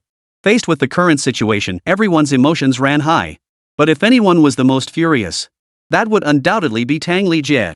In other words, every single one of his interactions with Chen Zhe had been broadcast live. No wonder Chen Zhe said that after finishing this lesson, he could truly graduate. This social embarrassment was truly nationwide. Perhaps realizing his fate, Tang Lijie did seem to take things more in stride. After briefly composing himself, his voice sounded again. Captain Zhao, I have a note here from Chen Zhe for you. Would you like to read it yourself, or should I read it aloud? The mere mention of the word note stoked Zhao Donglai's anger anew. It seemed no matter where he went, he couldn't escape being toyed with by Chen Zhe. Recalling the previous incident, Zhao Donglai proactively took the note. At that moment, the cameraman promptly focused the lens on its contents. Thank you, Captain Zhao, for traveling all this way to deliver funds. I do indeed need some supplies. Reading the words, Zhao Donglai felt flames erupting from his very being. This was truly treating him like dirt. So all this fuss of summoning them was just to use him as a tool. Disperse immediately and mobilize the masses. I refuse to believe we can't catch him this time. Zhao Donglai pulled out his lighter and burned the note to ashes. Compared to the complex urban environment, finding someone in the countryside was clearly much easier. Especially with so many people supporting him, Zhao Donglai was confident that finding Chen Zhe would pose absolutely no problem. The villagers were now fully cooperating with Zhao Donglai, each of them eager to find Chen Zhe. This was rare good news for the pursuit team. With their backing, apprehending Chen Zhe would surely proceed smoothly. It must be said, Zhao Donglai's on-the-spot improvisation was remarkably swift. Had Chen Zhe's plan proceeded as intended, the issue would have remained unresolved for the foreseeable future. But Zhao Donglai brought in the production team, offering the most compelling explanation that instantly resolved everyone's doubts. And this time saved was absolutely invaluable to Zhao Donglai. If he could leverage this window effectively, capturing Chen Zhe in the countryside would be within reach. Chapter 100, Cleverness Backfires. What a pity. Chen Zhe glanced at the ongoing conflict between the two sides through his phone and shook his head regretfully. He had thought this incident would fuel ongoing conflict between the two sides. Little did he expect Zhao Donglai to think so clearly and find a countermeasure so swiftly. It seems the pursuit team has been steadily improving over time. This news didn't seem particularly favorable to him. The challenges ahead would only grow tougher. Chen Zhe swiftly departed Sanja village and dashed straight toward the large ravine behind the settlement. Seeing this, some savvy viewers in the livestream chat already understood Chen Zhe's plan. Got it, Chen Zhe plans to use the terrain to evade capture here. Though conditions are harsh, it's actually a solid strategy. Rural areas cover much more ground, and surveillance isn't widespread here. As long as he's willing, he can hide anywhere. It seems Chen Zhe's true reason for heading to the countryside has been revealed. He intends to use this method to completely shake off the pursuit team. While Chen Zhe's plan is clever, is this approach truly feasible? Why do I sense something might go wrong? I just don't get it. Honestly, I'm baffled. For some reason, Chen Zhe doesn't strike me as the type to choose this path. Is he really only trying to evade the pursuit team right now? It must be so. He's already earned enough money. The show's financial incentives hold no sway over him now. All that's left for him is to flee. Everyone offered their own interpretations of Chen Zhe's actions. But after voicing these opinions, a lingering unease settled in their hearts. The main reason was that they were analyzing Chen Zhe. This guy never played by the rules. With him, nothing was impossible. Chen Zhe vanished from sight, even blocking the camera's view. When his camera came back online, he was already up in a tree. His actions confirmed everyone's earlier suspicions. Chen Zhe truly intended to conceal himself completely, denying the pursuit team any chance of locating him. Yet this new development only gave rise to fresh questions among the group. If his sole goal was concealment, why travel all the way to northeast China? After all, even in the metropolis, as long as he chose to lie low, the pursuit team would still be powerless against him. The situation was growing increasingly complex. What exactly was Chen Zhe up to? No one could see clearly yet. Chen Zhe had hidden himself in the trees, and at that very moment, the pursuit team launched a full-scale search operation. They mobilized every villager and deployed thermal imaging equipment. With such tools as aids, finding Chen Zhe was surely only a matter of time. Both the production crew and the audience couldn't help but look astonished when they saw the equipment in the pursuit team's hands. With such technology at their disposal, Chen Zhe's decision seemed like a suicide mission. In the city, such equipment was practically useless. After all, the city was teeming with people. Trying to locate someone hiding this way would have been nothing short of a pipe dream. But now, look at this. Chen Zhe proactively altered his escape route, moving from the city toward the countryside, and most likely found a place to hide. This development was an absolute boon for the pursuit team. Many of their scientific instruments could now be put to use. After relentless searching, the pursuit team detected a heat source. All eyes turned to Zhao Donglai in unison. Zhao Donglai smiled faintly, that sense of confidence finally returning. Facing the current situation, Zhao Donglai remarked with remarkable ease. The kid's got some nerve, climbing up a tree like that. But do you really think that'll let him escape our search? Notify everyone to converge on the target's central location. Spread out completely, don't give him any chance to break through. Upon receiving Zhao Donlai's orders, the entire team sprang into action immediately. The confrontations with Chen Zhe came in wave after wave. They had long since grown weary of it. Now, finally presented with another chance to capture him, they were determined to seize it at all costs. This time, they had only one thought: to ensure Chen Zhe had no chance to escape, eliminating him directly during this capture operation. As the group advanced, they drew ever closer to the tree where Chen Zhe lay concealed. Excitement was written all over every face. This time, even if Chen Zhe possessed divine abilities, he would surely meet his end here. As soon as the group gathered beneath the tree where Chen Zhe was perched, they immediately spotted the figure in the branches. Zhao Donglai immediately bellowed at the top of his lungs. "Chen Zhe, you're surrounded. Come down and surrender immediately." The figure above responded with utter disdain. "Surrounded? Then come and get me. I'll be waiting for you up here." Faced with such a response, Zhao Donglai was furious. Who can climb trees? He turned his gaze toward the members of the pursuit team, asking expectantly. Me. Me. Me. In an instant, over 10 people raised their hands. Zhao Donglai nodded with satisfaction. One at a time, everyone. Grab that despicable bastard and bring him down. After issuing the command, a member of the pursuit team immediately began climbing up. But halfway up, he felt his hands and feet slipping. Despite straining to maintain his grip, the surface proved too slippery. Mid-ascent, he slid straight back down the tree. "Captain Zhao, this guy's too cunning. He greased the tree, it's slippery as hell now. We can't climb it barehanded." The pursuit team member who had just come down looked utterly helpless. It had to be said that Chen Zhe was utterly despicable. With him, it seemed no trick was off limits. Even with his extraordinary skills, there was no way he could climb such a slippery surface. "I'll give it a shot." No sooner had the words left his mouth than another member of the pursuit team volunteered, climbing up the tree. At first, he made steady progress, but by the time he reached the middle section, he was clearly struggling. After a series of struggles, he too was forced to slide back down. It really is too slippery up there. Without some kind of climbing gear, there's no way to get up. After his failure, this pursuit team member visibly became much more cautious. Zhao Donglai snorted coldly, unconcerned by Chen Zhe's tactics. "Go get a saw. Who says we have to climb up to catch him?" Zhao Donglai's fresh suggestion instantly perked everyone up. Damn. Is this the adaptability of a criminal investigation team leader? While the others were still at a loss, he'd already proposed a countermeasure. With a leader like this, what problem couldn't be solved? The pursuit team acted swiftly, borrowing a saw directly from the local villagers. Zhao Donglai gripped the saw in his hands and addressed Chen Zhe once more. "Chen Zhe, I'm giving you one chance. Come down from that tree peacefully. If you refuse, I'll have no choice but to cut it down. You have 10 seconds to decide what to do." 10. No sooner had Zhao Donglai counted 1 than the figure above stirred. "Fine, I'll come down." Hearing this, smiles spread across the faces of everyone present. They'd all thought Chen was quite formidable, but it seemed he was about to fall flat on his face here too. It must be said, Zhao Donglai's decision to send someone to borrow a saw was truly wise. It effectively cut off Chen Zhe's escape route. Looking at it now, Chen Zhe's choice of the tree as his hiding spot was truly an incredibly foolish decision. While it seemed to allow him to evade pursuit, but once discovered, he had no chance of escape. It could only be said that this time, Chen Zhe had been outsmarted by his own cleverness. Chapter 101, with the fire department already on the scene, how could he possibly escape? As Chen Zhe's figure descended steadily, Zhao Donglai suddenly grew tense. Prepare for combat. We absolutely cannot let this guy escape. Having crossed paths with Chen Zhe so many times, Zhao Donglai knew him well enough. Surrendering peacefully was simply not in Chen Zhe's nature. But now, look at this. He had only issued a symbolic threat, and the other man had come down from the tree. This behavior didn't seem like Chen Zhe's style at all. Just to be safe, Zhao Donglai decided to prepare early.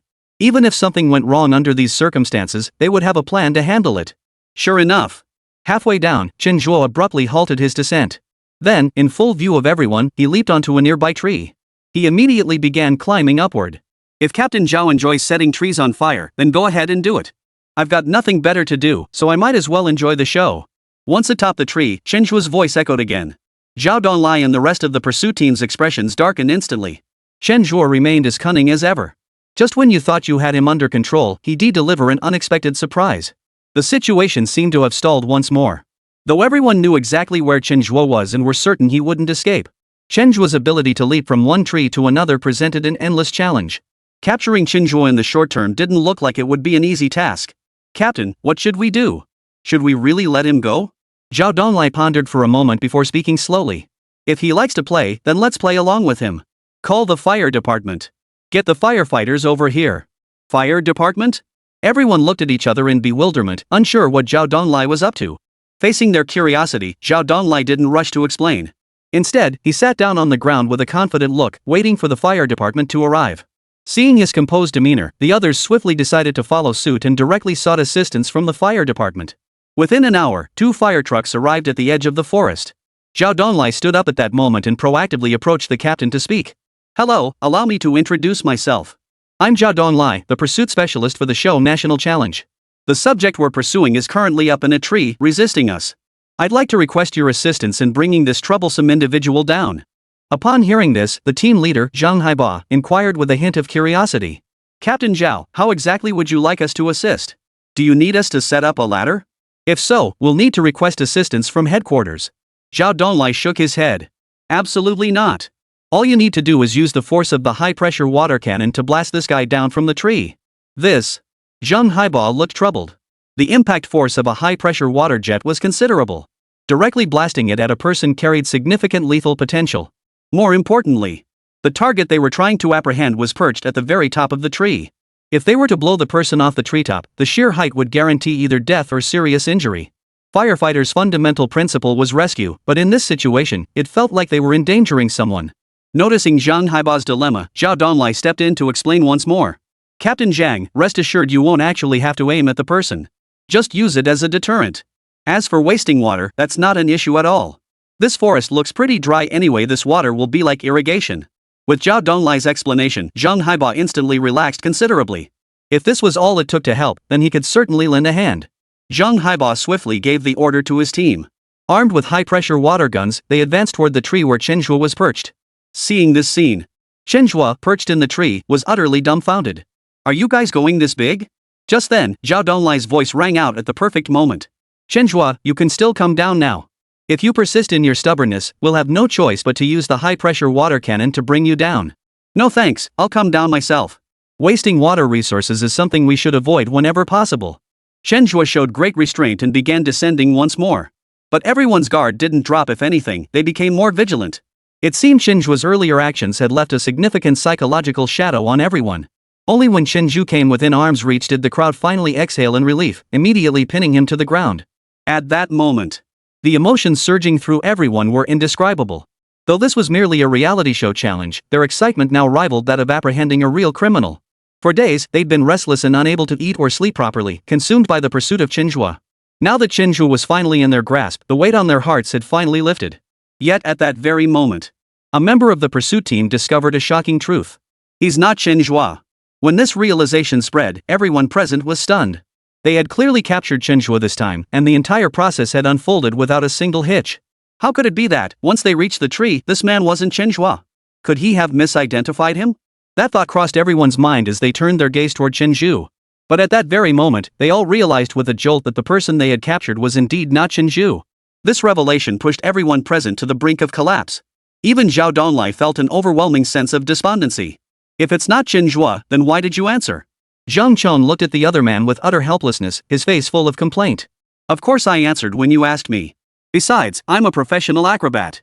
Moving around in trees has always been our specialty. When Chen Zhe first approached me, he promised me an extra $100 for every minute I could hold out in your hands. With a deal like that, don't you think I should have kept hanging on? Too bad you called the fire truck. Otherwise, I could have made him go broke this time. Hearing his explanation, everyone felt incredibly frustrated. Turns out, after all that fuss, they'd fallen for Chen Zhe's trick once again. It was at this moment that another question dawned on them. If Chen Zhe wasn't here, then where the hell had he gone? In fact, it wasn't just them, even the viewers in the livestream were now filled with curiosity. The main reason was that Chen Zhe had rigged all his live streaming equipment onto the acrobat. Not only the members of the pursuit team, but even those with the omniscient perspective had no clue where Chen Zhe had vanished to this time. A perfectly healthy man had vanished into thin air. Where the hell did Chen Zhe go? This undoubtedly became everyone's biggest question. For some reason, after confirming they'd made another wrong arrest, Zhao Donglai couldn't help but recall Chen Zhe's note. At that thought, Zhao Donglai felt like he was about to break down completely. Could it be that Chen Zhe had succeeded again this time? Get out of here fast. Try to contact the others. Chen Zhe is likely going after our funds again. Zhao Donglai was clearly panicking, his urgent tone echoing as he barked orders at his subordinates. Seeing Zhao Donglai so flustered, everyone else lost their composure as well. None of them were quite sure what Chen Zhe might do next. Zhang Chong immediately contacted the 300 people searching the city. But upon reaching them, he received utterly shocking news. They had actually returned to the Demon City. And it was under Zhao Donglai's orders. Zhao Donglai was right there with them, he hadn't given any orders. No need to guess, Chen Zhe's shadow was undoubtedly behind this again. But how exactly had this man ordered the group to withdraw? What was his purpose in ordering them to withdraw? One question after another surfaced relentlessly. Everyone wanted to know what exactly had Chen Zhe been up to. Chapter 102, How infuriating. All the funds gone? Throwing the book at him, it seemed to have become Chen Zhe's signature move. With him, there's nothing he can't do if you can imagine it. Once he sets his mind on something, he'll spare no effort to see it through. And along the way, unexpected twists and turns inevitably unfold. Just like this time. Everyone assumed Chen was hiding in the tree, and after Zhao Donglai called the fire truck, they thought the matter would be settled. Yet the final outcome left everyone's jaws dropping once again. Under the watchful eyes of the crowd, Chen Zhe had already vanished without a trace. He had even placed the camera on the hired actor. Now, not only the pursuit team, but even the audience and production crew had no clue where he was. What exactly this guy had gone off to do became the biggest question on everyone's mind. The production team once again turned their attention to the show's director, Yan Ming. Director, does Chen Zhe's action constitute cheating? How could he privately hand over the live streaming equipment to someone else? One of our program's rules is full transparency throughout the broadcast. Now no one knows what Chen Zhe went off to do. This clearly violates the production team's regulations. Hearing the crew's questioning, Yan Ming couldn't help but frown. Though the staff's words were somewhat extreme, they were undeniably true. The rules had been clearly stated during the show's planning phase. All contestants participating in the challenge were strictly prohibited from privately discontinuing the livestream in any form. Even when privacy concerns arose, the broadcast was required to remain active. But now look at this mess. Chen Zhe had placed the live streaming equipment on someone else while he himself vanished from view. According to the production team's rules, Chen Zhe's current actions do indeed raise suspicions of cheating. Yet, eliminating Chen Zhe outright felt like a waste to Yan Ming. There's no way around it. After all, Chen Zhe is the show's star contestant right now. With fewer and fewer challengers remaining, Chen Zhe had undoubtedly played an indispensable role in maintaining the show's high viewership. To eliminate him on grounds of cheating would represent a significant loss for the production team. Yet ignoring his actions entirely seemed equally untenable. After all, the show's core principles are fairness, impartiality, and transparency. If Chen Zhe's blatant violation of the rules goes unpunished, it would be unfair to the other contestants. Caught in a dilemma, Yan Ming grappled with the decision. Just as he was about to make a decision, a staff member suddenly shouted out, "Director, the missing footage of Chen Zhe is back. He apparently created another account and live-streamed his actions just now. Is there any way to retrieve the footage from earlier?" "Yes, but it'll take a few minutes." "No problem, get on it immediately." Yan Ming exhaled deeply, his demeanor visibly calming. It seemed Chen Zhe knew his limits. After all, he hadn't completely cut off the livestream. Still, his move had genuinely caught everyone off guard. Now even Yan Ming was curious just how had Chen Zhe managed to get the rest of the pursuit team to retreat? 10 minutes later, a supplementary clip appeared in livestream room 18. This footage captured the exact moment Chen Zhe vanished. After leaving, Chen Zhe had immediately sent the actor he hired up into the tree while he headed straight for the city. Using a series of code inputs at an internet cafe, he placed a call to the remaining pursuit team members under Zhao Donglai's name. During the call, Chen Zhe's voice sounded exactly like Zhao Donglai's, and the caller ID displayed Zhao Donglai's phone number. With this foundation, Chen Zhe's orders were carried out smoothly. Of the 300 men, only 2 remained behind. The rest began returning to the metropolis. The 2 left behind held the funds allocated for their business trip. Nearly 300,000 yuan in cash. After dealing with those individuals, Chen Zhe strode confidently to meet the 2 men. With Chen Zhe's combat prowess, eliminating 2 members of the pursuit team was child's play. With almost no effort expended, Chen Zhe successfully took care of the pair and seized every last cent of the 300,000 yuan. Witnessing this scene, the entire live stream audience erupted once more. This guy Chen Zhe is insane. He's outmaneuvered the pursuit team yet again. Damn, it all makes sense now. That's why Chen Zhe gave Zhao Donglai that note he was waiting right here all along.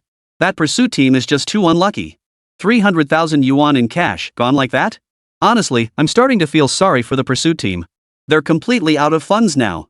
Forget catching Chen Zhe, they might have to figure out how to survive themselves. Haha, what kind of show is this? The chase turns into the challenger enjoying himself while the pursuit team becomes the ones trying to make money. Looking at it this way, Chen Zhe seems surprisingly kind-hearted. If it were just 100 people, the expenses would be smaller. But with those extra 300 added in, how are they supposed to get by these past few days? It's over. It's too late. Zhao Donlai has already ordered those 300 people back. Now all the groundwork Chen Zhe worked so hard to lay has completely lost its effect. The relationship between Chen Zhe and the pursuit team underwent another subtle shift at that moment. For the pursuit team, the question of survival now loomed large. The production team had provided them with ample funding, more than enough to live comfortably for these 5 days. But these guys were hopeless. They'd managed to blow through the entire budget again. It had to be said that Chen Zhe was truly unpredictable. Time and again, he'd set his sights on the budget, utterly reckless. By now, Zhao Donlai had fully grasped Chen Zhe's actions. If someone handed him a lighter right now, he felt like he could explode at any moment. The gas inside him had reached an unbearable level. The slightest spark could trigger a massive explosion. Why did the process of apprehending Chen Zhe differ so drastically from what he had envisioned? Shouldn't this have been a straightforward operation? Why was it getting more and more absurd? Given the current situation, he was at a loss for what to do next. Whether they could capture the man now was no longer important. The pressing priority now was how they would survive going forward. Without funding, they couldn't very well let all these people go hungry. Damn Chen Zhe. If they don't catch him, they absolutely won't let it go. Unfortunately, they'd vented this rage countless times before, only to fail each and every time. In the end, they'd even ended up with no funding at all. Suddenly, Zhao Donlai regretted accepting the invitation from Task Force 18. Had he not joined this pursuit team, his lifelong reputation might not have been ruined here. But alas, there was no such thing as a regret pill in this world. From the moment he accepted the invitation, it seemed as though everything had already been predestined. Now, the team's morale had plummeted to its lowest point. They'd been battling Chen relentlessly, each time clinging to the hope of finally catching him. Yet, at precisely those moments, unexpected complications always arose. The hope they'd painstakingly built up would ultimately crumble into endless disappointment. Especially this time. Not only were they tricked once again, but their retreat was also cut off. Without these funds, they were truly struggling to move forward, unable to take a single step. Sleeping arrangements could be improvised, they could always camp outdoors. But how were they supposed to solve the problem of food? If it were just 10 or 8 people, they could crash at someone's place for a meal. But they numbered a full 400 people. Wherever they went, feeding that many would be an enormous expense. Just as Zhao Donlai was at a loss, his phone rang again. The caller was none other than Chen Zhe, the very man who had been leading them on all along. Chapter 103, Leisurely Contentment and Hard-Fought Struggle. Seeing the number, Zhao Donlai felt his blood boil. But after a moment's hesitation, he pressed the answer button. He had no choice. The main reason was that Chen Zhe had way too many tricks up his sleeve. Even if he hung up on him, the other guy would find him by some other means. And that method would only be more extreme than the current one. Without realizing it, Zhao Donlai had already been subtly influenced by Chen Zhe. Captain Zhao, thank you for the funds. I only intended to take a small amount, but I never expected you to prepare so much. I feel a bit embarrassed. But your selfless spirit is truly touching. How about I return part of it? I feel like I've taken too much, leaving you without even enough for meals. Listening to Chen Zhe's words over the phone, Zhao Donlai couldn't help but frown. Could the other party really be that kind-hearted? To be honest, Zhao Donlai clearly didn't believe it. The longer he dealt with Chen Zhe, the more he understood how despicable this guy was. Right now, he was like a weasel paying New Year's respects to a chicken, definitely up to no good. Forget it. Since you've got the money, you keep it. We'll handle things our way. And let me make this clear, it won't be long before we catch you. Chen Zhe shook his head helplessly. Fine. Talk about biting the hand that feeds you, you just don't recognize a good deed when you see one. Since you don't want it, I'll just enjoy it myself. And could you stop threatening to arrest me? I've heard that line so many times, can't you come up with something new? You're quite the leader, aren't you? You're a master at making empty promises. You keep threatening to arrest me, but where's the action? I feel like I've given you plenty of chances, but you just can't get your act together. Before Chen Zhe could finish speaking, Zhao Donlai hung up the phone. That damn bastard. I refuse to believe we can't catch him. Zhao Donlai's temper flared, and his resolve to apprehend Chen Zhe grew even stronger. At this point, no one could predict how things would unfold. But Zhao Donlai believed that as long as they maintained sufficient confidence, nothing was impossible. He now commanded a force of 400 men. Though funding had dried up, this group still represented a formidable labor pool. If they were willing, they could earn money through any means at any time. With this realization, Zhao Donlai decided to pursue a multi-pronged approach. He led 100 men to continue pursuing Chen Zhe. The remaining 300 were to utilize their individual skills and methods to generate income. This approach ensured both a steady supply of funds and maintained the efficiency of the manhunt. Persevering in this manner, they were certain to capture Chen Zhe one day. Upon hearing Zhao Donglai's proposal, everyone chose to support it. Under the current circumstances, there was no better alternative. The pursuit of Chen Zhe could not be delayed. This guy was more cunning than anyone had imagined. They couldn't afford to miss even the slightest clue. Otherwise, Chen Zhe might slip through their fingers once again. Beyond that, basic living necessities must also be addressed. They were human, not gods. They required daily sustenance and rest. Especially during such high-intensity operations, adequate supplies must be secured. With Chen Zhe having already taken the funds, resolving these issues was indispensable. Though this dual-front conflict wasn't their original plan, once problems arise, resolution must be the priority. Solutions always outnumber difficulties. Once the problems are resolved, everything that follows will cease to be an issue. No time to waste. Zhao Donglai immediately issued the necessary orders and launched a new search operation based on Chen Zhe's last known location. Efficiency and time were now paramount. With 400 men at their disposal, their numbers were their greatest advantage. Previously, Zhao Donglai had failed to leverage this advantage effectively, repeatedly falling into Chen Zhe's traps. Now that he had woken up to this reality, he would certainly not repeat the same mistake. He resolved to deploy every man to their strengths, exploiting the enemy's weaknesses. Ultimately, they would resolve the issue completely and achieve the desired outcome. Tonight, they planned to fight through the night. And for the days ahead, they would maintain this relentless pace. He believed that as long as they invested enough effort, they would surely achieve the desired outcome. At this moment, Chen Zhe had already returned to the countryside and rented a small courtyard for himself. Finding a courtyard to rent for just 5 days wasn't easy. But if you had money, that was another story. After all, in this day and age, who would turn down money? A lounge chair stood right in the middle of the courtyard. Without hesitation, Chen Zhe stretched out on it and drifted into a worry-free sleep. The setting sun's afterglow, the sleeping figure, the tranquil surroundings. This scene painted a beautiful picture. Even though Chen Zhe was merely sleeping, he still drew quite a bit of attention. Seeing him sleep brought people an inexplicable sense of relief. The current social climate had made people intensely competitive. Everyone seems willing to sacrifice sleep and rest, driven solely by the desire to earn more money and gain greater social value. Yet this relentless competition leaves them feeling profoundly empty and increasingly restless. While they earn more money, their mental well-being steadily declines. This state is clearly not what they desire, yet having grown accustomed to the rat race, they don't know how to change. The current situation serves as a stark lesson for everyone. Sometimes, taking a proper break can be a good thing. Especially the feeling of being close to nature, it brings an inexplicable sense of comfort. Unconsciously, many people began to harbor more longing and yearning for the countryside. In cities where skyscrapers dominate the landscape, people have lost sight of their true selves. Each day is spent in noisy environments, repeating mechanical tasks, stripped of their own thoughts. Returning to the countryside, finding a small courtyard of one's own, and leisurely savoring life seems like a perfectly good way to go. After sleeping comfortably for over an hour, Chen finally stretched with satisfaction. Honestly, this feeling of not having to work was incredibly refreshing. Glancing at the large pot in the countryside, a smile curved Chen Zhe's lips. Since it was still early, why not roll up his sleeves and savor the joy of labor? He went out and bought a chicken, 2 soft-shelled turtles, and grabbed a case of beer while he was at it. Right before everyone's eyes, he transformed his survival show into a culinary spectacle. A classic dish of braised chicken in soy sauce was simmering away in the pot. The flavor from a wood-fired stove like this was bound to be superior. Watching the mouth-watering footage, some viewers in the livestream chat were practically drooling. Wait, I came here for a survival challenge show. How did this turn into a cooking show?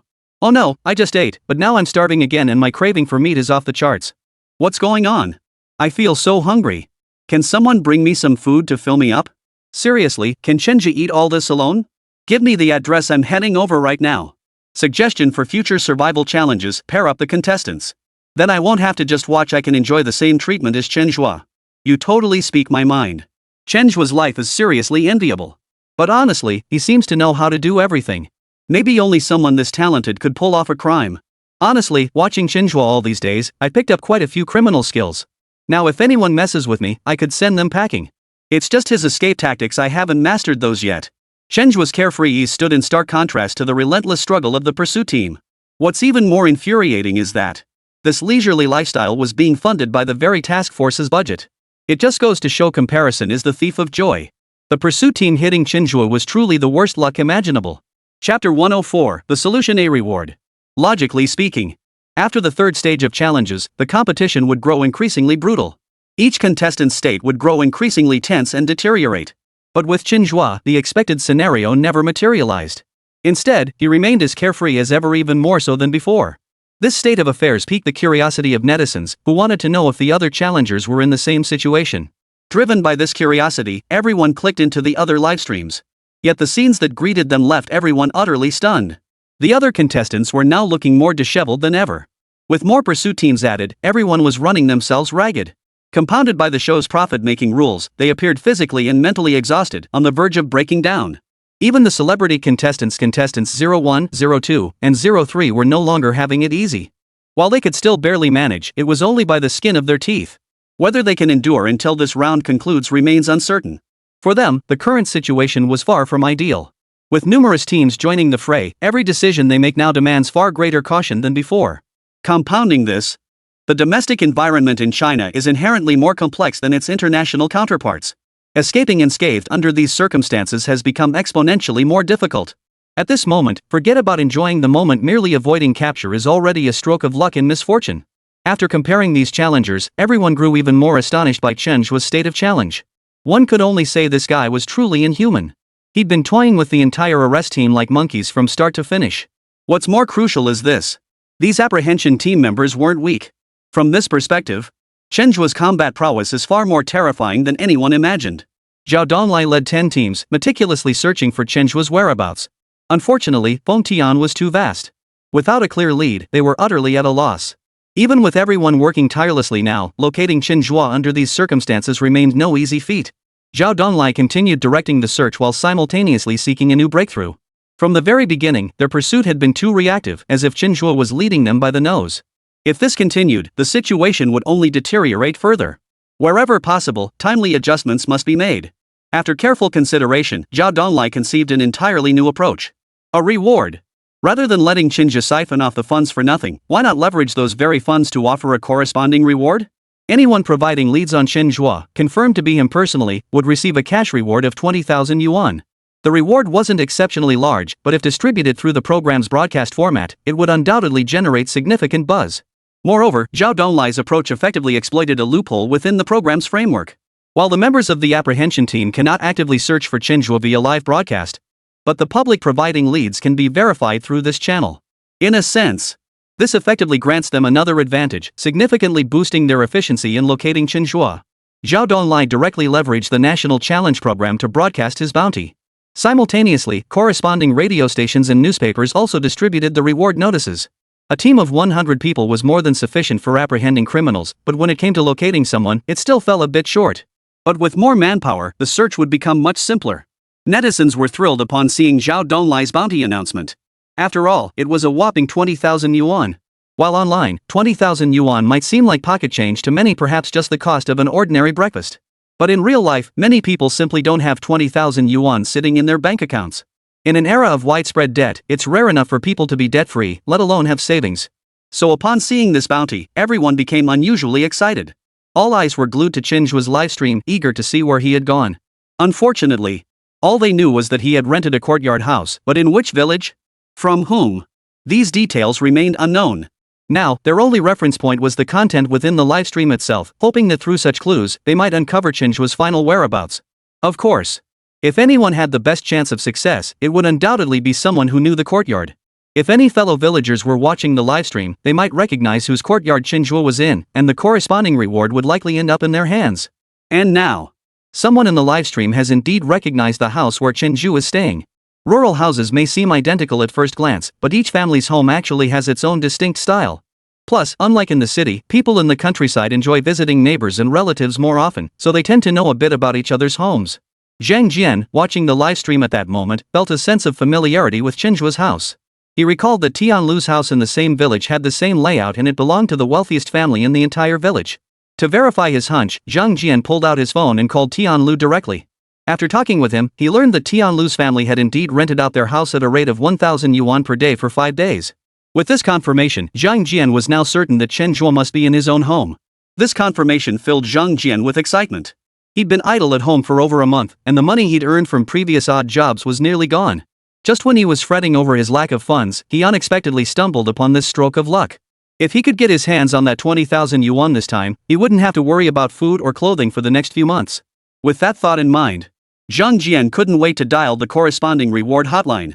But what he hadn't anticipated was the online phone line was constantly busy. He tried calling several times in a row but couldn't get through. This made him extremely anxious. He had clearly found the person, so why the hell couldn't he get through? After venting his frustration at the pursuit team, Zhang Jian began dialing again. At this point, he really had no better options. Besides making call after call, all he could do was keep making call after call. As for the idea of him going in himself to apprehend Chen Zhe, forget about it.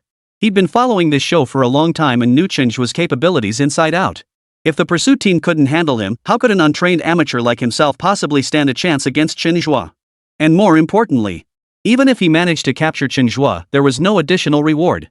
Why bother with such a thankless task? If they alerted the target, it would be a complete loss. The 20,000 yuan would vanish into thin air. After nearly an hour of relentless dialing, Zhang Jian finally got through. Hello, I know where Chen Zhe is. He's right here in our village, staying at Tian Lu's place. You need to hurry over. If you wait any longer, he might escape. Hello, sir.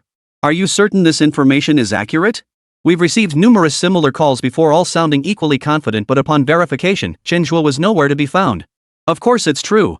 I'm standing right at the door. If you don't believe me, I can send you a video so you can see for yourselves whether Chen Zhe is there or not. Zhang Jian spoke with evident frustration and agitation. Then please provide an address, sir. We'll come verify shortly. I'm in Debao village. Just navigate straight here. I'll be waiting at the village entrance. Remember to bring the reward money. He really is here. After hanging up, Zhang Jian was overcome with excitement. This feeling of getting something for nothing was absolutely exhilarating. Chapter 105. Did the accuser and challenger team up? Even though it was 1 a.m., Zhang Jian felt unusually alert. Before long, he might go from having nothing to sitting on a whopping 20,000 yuan. 20,000 yuan. In the countryside, that could easily cover a year's living expenses. Whenever Zhang Jian thought of this, he felt an overwhelming surge of excitement. He kept peering around the village entrance, waiting for the pursuit team to arrive. But minute after minute passed, and the imagined pursuit team never appeared. Unconsciously, Zhang Jian's brow furrowed. His trust in the pursuit team plummeted several notches in an instant. This shouldn't be happening. I already made the call. Why aren't they here yet? Nighttime is the perfect time for an arrest. If you wait until daylight, are you sure you'll be able to catch them? Zhang Jian shook his head helplessly, deeply dissatisfied with the task force's efficiency. Right now, Chen was fast asleep. Once the task force arrived, they could easily apprehend him. But now that he'd relayed the intelligence, the pursuit team was taking their sweet time arriving, leaving him utterly helpless. After hesitating for a long while, Zhang Jian decided to call again, only to find the line was still busy. He kept calling for another hour straight before finally getting through again. Are you guys coming? I've been waiting at the village entrance for over an hour. Sir, please hold on. We're sending someone over immediately. We're receiving an overwhelming number of calls right now and must verify each one individually. We appreciate your patience and understanding. What's there to verify? I've already told you the person is here with me. Why won't you believe me? Hurry up. Nighttime is prime time for arrests. If we miss this chance, we'll never get another one. Zhang Jian hung up again, shaking his head in exasperation. No wonder they couldn't catch Chen Zhe. With judgment like that, they deserved to fail. He'd already told them the person was in their village, yet they insisted on verifying other people's claims. It was beyond belief. Couldn't people just trust each other a little more? If only he had the skills, he'd go catch Chen Zhe himself right now. The 20,000 yuan was practically within his grasp. As soon as the pursuit team showed up, he could easily pocket the reward. But who'd have thought these guys would be so unreliable? They're taking forever to show up. They really don't take me seriously. Shaking his head in resignation, Zhang Jian plopped down under the willow tree at the village entrance. At this point, he had no better options. All he could do was wait at the village entrance. Though the process was painful, if sacrificing this time meant getting 20,000 yuan, he was certainly willing to endure it. Minute after minute ticked by, yet the pursuit team he was waiting for still hadn't arrived. Before he knew it, he had fallen asleep. When he woke up again, it was already 8 a.m. Glancing at his phone, Zhang Jian was completely stunned. Sleeping really messed things up. How could he have slept through until 8 o'clock? If this sleep ended up costing him 20,000 yuan in income, Zhang Jian feared he wouldn't sleep well for the next month. He checked his missed calls but found no one had tried to reach him. This instantly made Zhang Jian frown. Could it be that the pursuit team still hadn't sent anyone over? To verify his suspicion, he proactively called the task force again.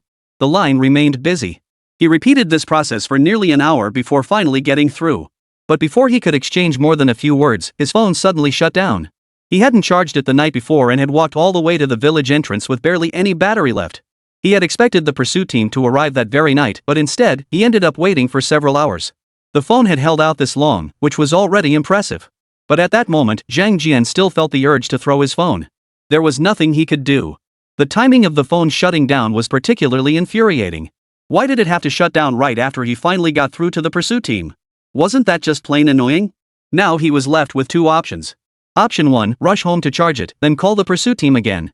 But doing that doesn't guarantee his call will go through immediately, and charging the phone takes time. If the pursuit team arrives during that window, it would be a losing proposition. Option 2, abandon the phone and wait at the village entrance. While this means he won't be able to track the pursuit team's movements in real time, he'll likely not miss their arrival. The downside is he won't be able to contact them beforehand. In summary, either choice presented a dilemma under the current circumstances. After careful consideration, Zhang Jian found a compromise. He planned to borrow a power bank. This would take minimal time while allowing him to charge his phone and maintain communication. But while borrowing the power bank, Zhang Jian worried the pursuit team might show up. His main fear was that the pursuit team might renege on their deal.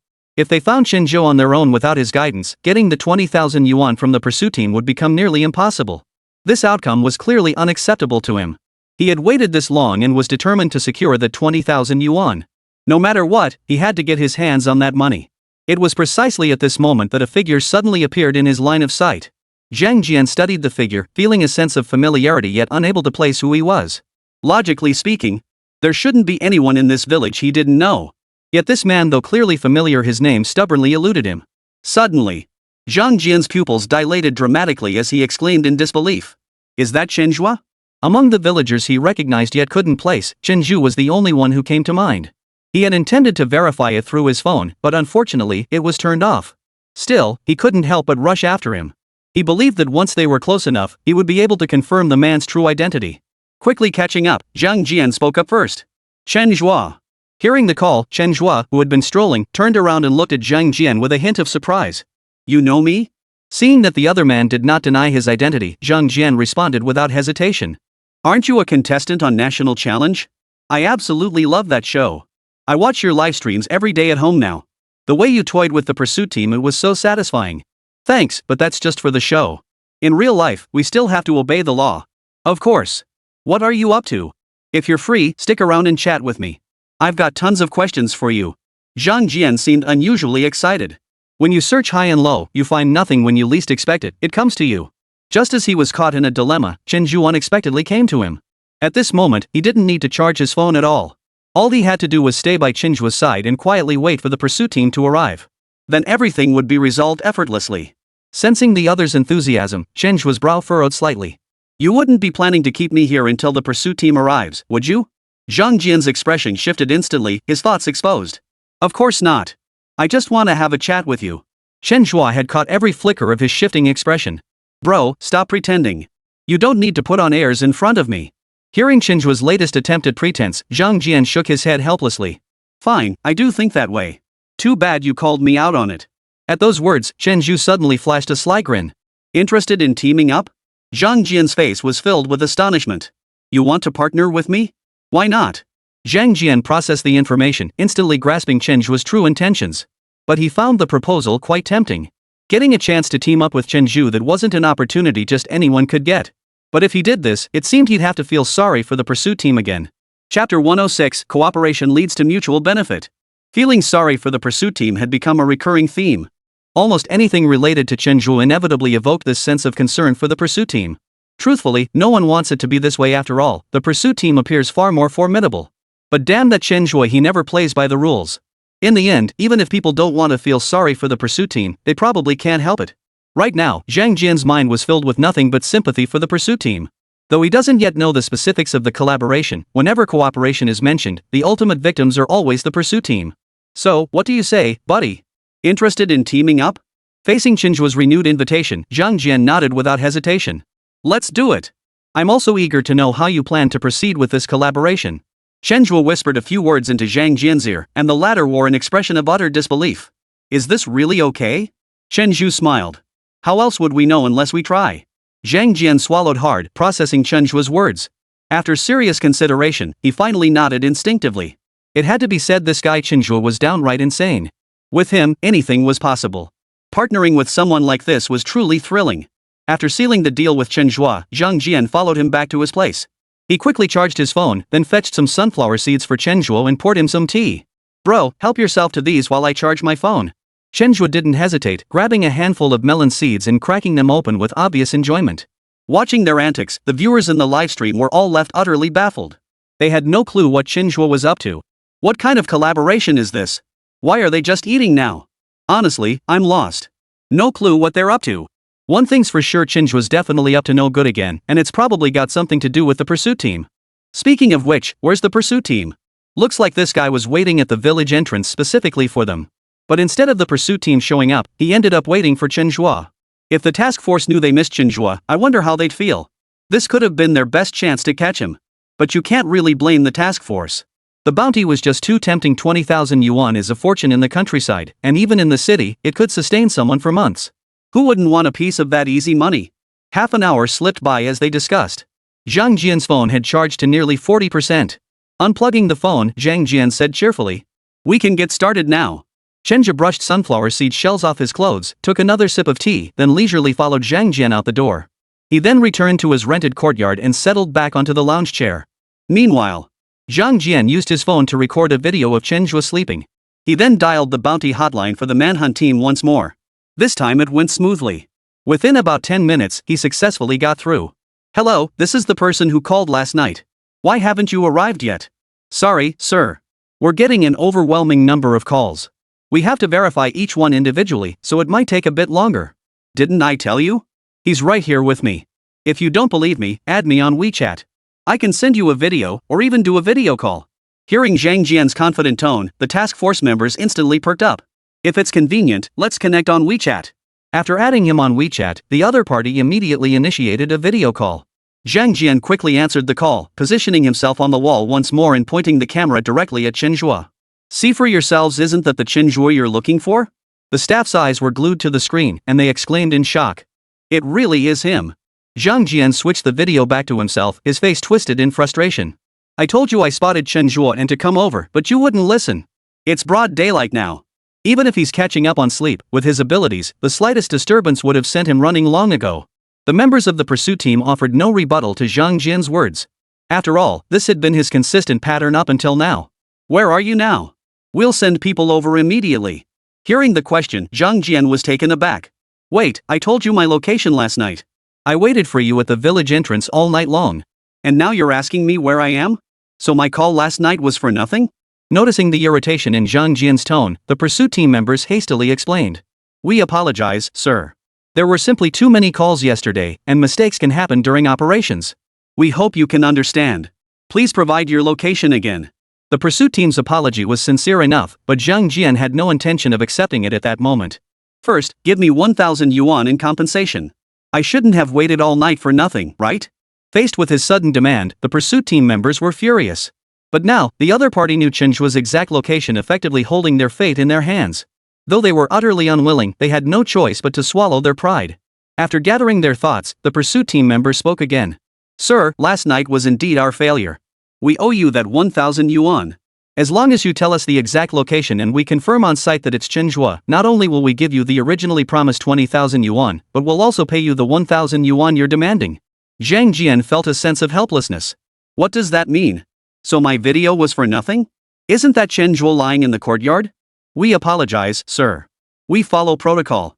If we confirmed identities based solely on video evidence, we'd be handing out money all day long." Zhang Jian ultimately had no choice but to compromise. "Fine then, but you promised that 1,000 yuan is coming to me. Oh, and one more thing, if I manage to keep him under control and become your undercover agent, is there any extra reward for that?" Faced with this question, the pursuit team staff hesitated. They immediately consulted Zhao Donglai. Zhao Donglai swiftly picked up the phone and declared with conviction. "If you can become our mole and help us keep Chen under control, regardless of whether we ultimately catch him, we'll double the original reward." Hearing Zhao Donglai's promise, Zhang Jian's eyes lit up. "Leave it to me. I'm in Debao village.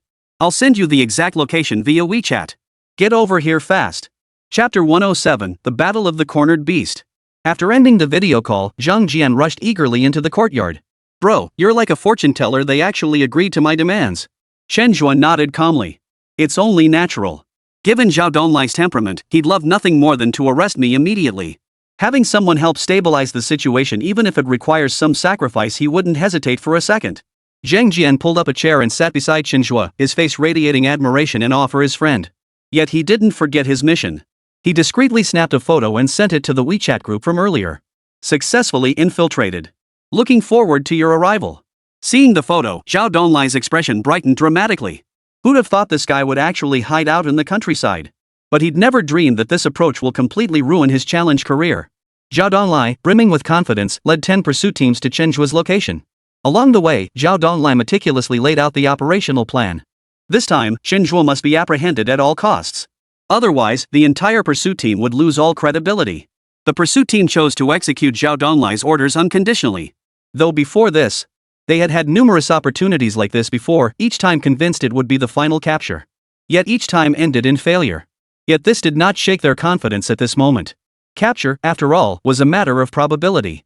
No one could guarantee a 100% success rate. Only by courageously taking that first step can the prospect of capture become a glimmer of hope. Otherwise, no matter how much we talk, it's all just empty talk. Upon reaching Damon village, Zhao Donlai ordered everyone to proceed on foot. He also re-established contact with Zhang Jian. Is he still with you? Yes, he is. Zhang Jian responded swiftly, attaching a photo. Keep him under control. We're on our way. After Zhao Donlai relayed the message, he directed everyone to proceed with their assigned tasks according to the pre-arranged plan. 10 pursuit teams converged on Chen Zhe's location from different directions.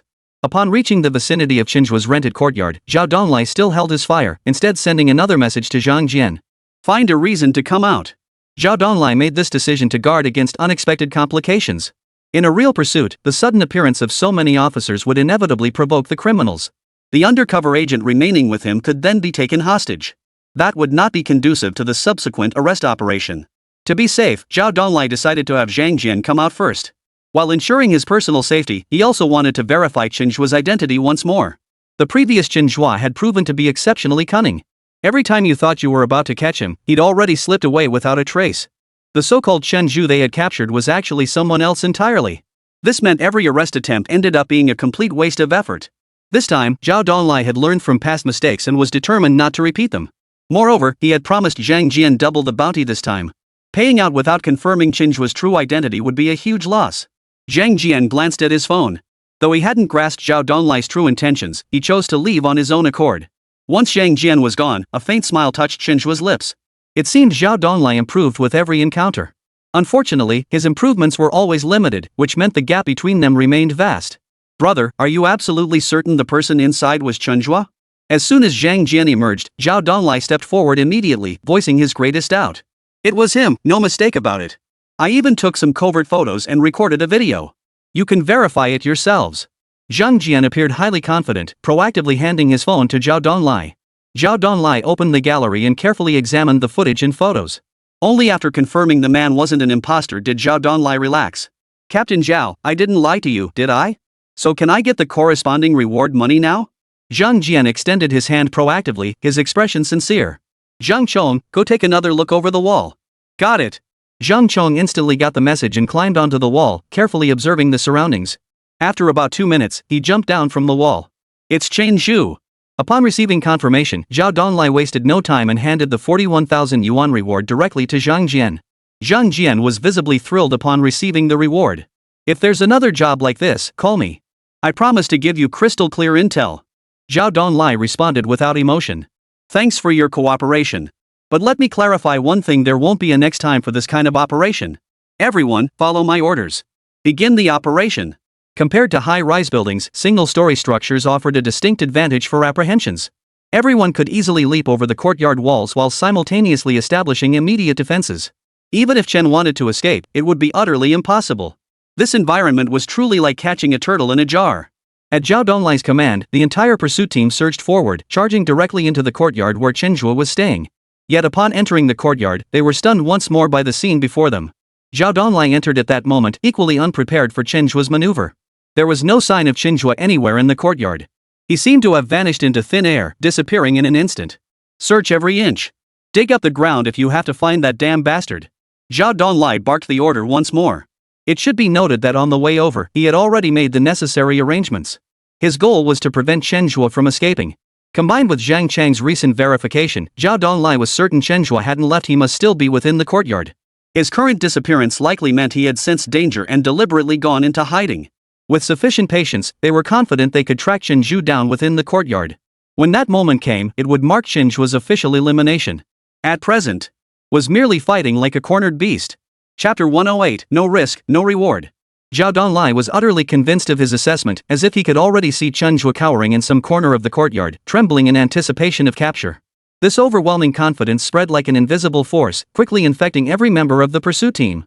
Driven by Zhao Donglai's lead, the team sprang into action like a pack of wolves hunting prey, conducting a thorough search of every inch of the courtyard. Their eyes were focused, leaving no potential hiding spot unexamined, from the junk-filled woodshed to the cramped, dim cellar, and every nook and cranny under beds and inside wardrobes in every room. Every corner of the courtyard that could possibly conceal a person was meticulously searched. Yet as the minutes ticked by, the results proved utterly disappointing. Captain, nothing. Captain, nothing. Captain, could Chen have already escaped? Faced with repeated failures, Zhang Chong couldn't help but voice his growing doubt.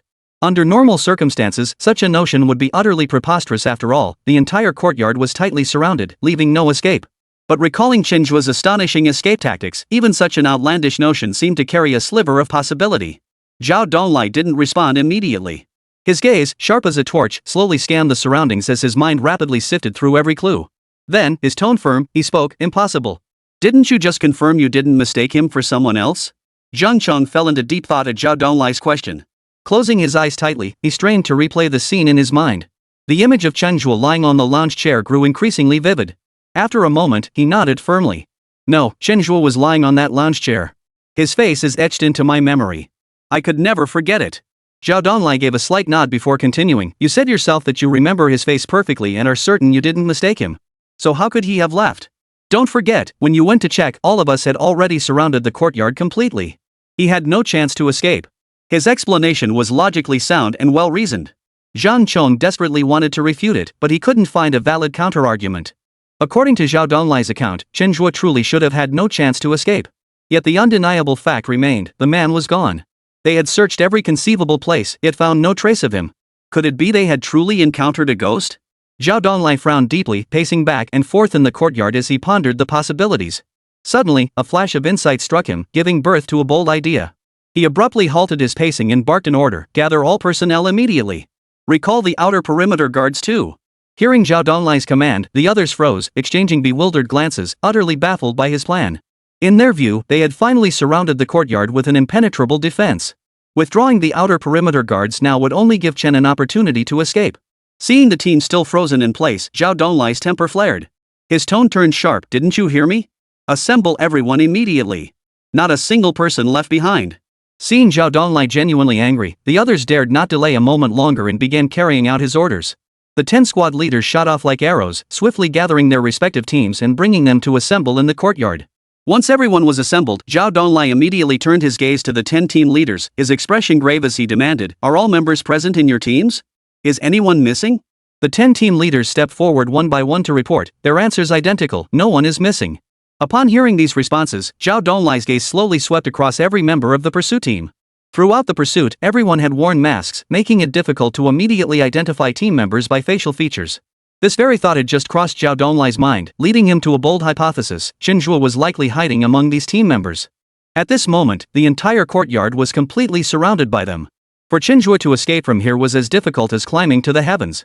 Every conceivable hiding spot had been thoroughly searched. There was no way anyone could have been missed. Since Chen Zhe had neither escaped nor hidden in any conventional spots, only one possibility remained. After the pursuit team entered the courtyard, Chen Zhe had taken the opportunity to eliminate someone, then donned that person's clothes to infiltrate the pursuit team. It was precisely based on this assessment that Zhao Donglai decisively gathered everyone together. Standing before them, his gaze swept sharply over each person, searching their expressions and movements for the slightest hint of deception. Yet after careful observation, he detected nothing unusual. Zhao Donglai then summoned the leaders of the 10 pursuit teams once more. Clearing his throat, he spoke in a low voice. "Based on my assessment, Chen Zhe is likely hiding among us right now. We'll conduct a thorough check, team by team, to confirm the identity of every member. Once everyone is verified, Chen Zhe will have nowhere to hide." Upon hearing Zhao Donglai's analysis, the 10 pursuit team leaders suddenly understood. It turned out Zhao Donglai had urgently gathered everyone because he had already uncovered Chen Zhe's scheme. Moreover, after hearing this reasoning, everyone agreed with Zhao Donglai's perspective. After all, vanishing into thin air was too bizarre. Chen Zhe must have employed some method to conceal his identity. With no escape route and nowhere to hide, infiltrating the pursuit team was indeed the most plausible option. Having reached a consensus, they prepared to proceed with the plan, searching team by team. They knew that no matter how cunning or skilled Chen Zhe might be, facing so many well-trained pursuers, he would be utterly powerless to resist once discovered. In fact, Zhao Donglai had correctly guessed Chen Zhe's intentions this time. At this very moment, Chen Zhe was indeed among the assembled troops. You can't catch a wolf without sacrificing the bait. Although he had formed an alliance with Zhang Jian to make Zhao Donglai willingly hand over that hefty bounty, he needed to offer a sufficiently tempting bait. And the most valuable bait was undoubtedly himself. Realizing this, Chen Zhe resolved to throw himself into the fray. Chen Zhe had already devised his escape plan: infiltrate the pursuit team. He was certain the pursuit team members would never suspect that the very target they were desperately hunting was now among them, casually searching for himself alongside them. As for how Chen Zhe managed this feat, he owed it all to Zhao Donglai's command and arrangements. Instead of gathering everyone together for coordinated action, Zhao Donglai opted for a dispersed approach. While this approach expanded the search area to some extent, it also provided Chen Zhe with an opportunity to exploit. Chen Zhe seized an isolated pursuit team member, swiftly subduing him with his agile movements and extraordinary courage. He then enlisted Zhang Jian's help to move the subdued team member to a secure location. At this moment, the officer was securely bound in Zhang Jian's home, his clothes already worn by Chen Zhe. The plan had seemed flawless. Not only would Chen Zhe face no danger, but he could observe the pursuit team's reactions up close. Alas, man proposes, but heaven disposes. His scheme seemed flawless, but Zhao Donglai wasn't someone to be trifled with. His response caught even Chen Zhe off guard. After confirming Chen Zhe hadn't fled or hidden in any of the usual spots in the courtyard, Zhao Donglai keenly sensed that Chen Zhe might have infiltrated the pursuit team. He swiftly made the decision to rally his men. At that very moment, Chen Zhe was conducting a search within the courtyard. If he rashly left, even if he had 3 heads and 6 arms, he wouldn't be able to withstand the pursuit of so many people. Forced by the situation, he had no choice but to regroup. This, in turn, provided Zhao Donglai with the opportunity to locate him. Netizens' hearts were racing, their anxiety mounting over Chen Zhe's precarious situation. It's over, it's truly over. At this rate, Chen Zhe is bound to be captured. I told you so. If you don't court death, death won't find you. He could have left, but he refused to. Isn't this just digging his own grave? I'm speechless. He had better options, yet he chose to play with fire. Now look, the flames are out of control, and there's no putting them out. What a waste. This might be a common flaw among top players, relying on their skill to take reckless risks. But they don't realize that one wrong move means losing everything. I thought Chen Zhe could keep pushing through, but looks like this time, he's truly reached his limit. Viewers in the livestream chat shared their perspectives on Chen Zhe's predicament. Though they hadn't coordinated, their assessments were remarkably consistent. Most didn't hold much hope for Chen Zhe's situation. The main reason was that this time, he had indeed played his hand too far, essentially digging his own grave. With his abilities, he could have easily escaped or even gone somewhere else to watch the show. Yet his reckless actions had dragged him into this mess. Sometimes it's like that: you're absolutely certain about something, and as long as you stick to the normal rhythm, nothing should go wrong. Yet some people just can't resist messing around with unnecessary risks, ultimately turning a winning hand into a complete mess. At this moment, Chen Zhe seemed pitiful, but more than that, he was despicable. The challenge ended here, all because of his arrogance. Chapter 109, System Triggered Passively. Breaking the stalemate was simple. If you don't court disaster, disaster won't find you. This became a topic frequently discussed by everyone. Chen Zhe's every move was always unexpected. Even when better options were available, he always chose to take reckless risks. Once or twice, he might indeed get away with it. But over time, he'll inevitably fall victim to such reckless gambles. As things stand now, this time, infiltrating the pursuit team is nothing short of digging his own grave. How to break the deadlock? Netizens racked their brains but couldn't come up with a single plausible solution. There's simply no choice but to surrender. Yet Chen Zhe, true to his name, remained as composed and calm as ever. This wasn't because he wasn't afraid, but because he had every reason to be fearless. No way around it. But hey, we've got a cheat code. Ding! Unique passive system triggered. Optimal solution being delivered. The long-forgotten system notification sounded in Chen Zhe's mind. After acquiring numerous skills, Chen Zhe's reliance on the system's passive ability had diminished significantly. But in critical moments, the system's unique passive remained as dependable as ever. Armed with the system-issued solution, Chen Zhe instantly felt a surge of confidence. Though the current situation was dire, such a desperate predicament seemed poised to yield unexpected outcomes. More importantly, he could seize this opportunity to reap a massive emotional harvest. Recently, Chen Zhe's emotional value had been steadily rising. However, the increase hadn't been particularly significant, and Chen Zhe hadn't deliberately manipulated it. After all, he now possesses numerous skills and doesn't require massive amounts of emotion points just yet. But who would turn down emotional energy? It's like who would turn down money. Now that an opportunity to gain more emotional energy presented itself, he naturally seized it with both hands. The courtyard was an enclosed space, but relying on it to trap everyone was clearly unrealistic. Not only were they all highly trained martial artists, but even ordinary people could easily scale the walls. As for simply running away? That was even less realistic. The countryside offered nowhere near the cover of a city. Many of Chen Zhe's skills had no room to be utilized. Relying solely on his divine chosen physique could indeed create a gap between him and the others. But the moment they resorted to other means of transportation, he'd be the one left speechless.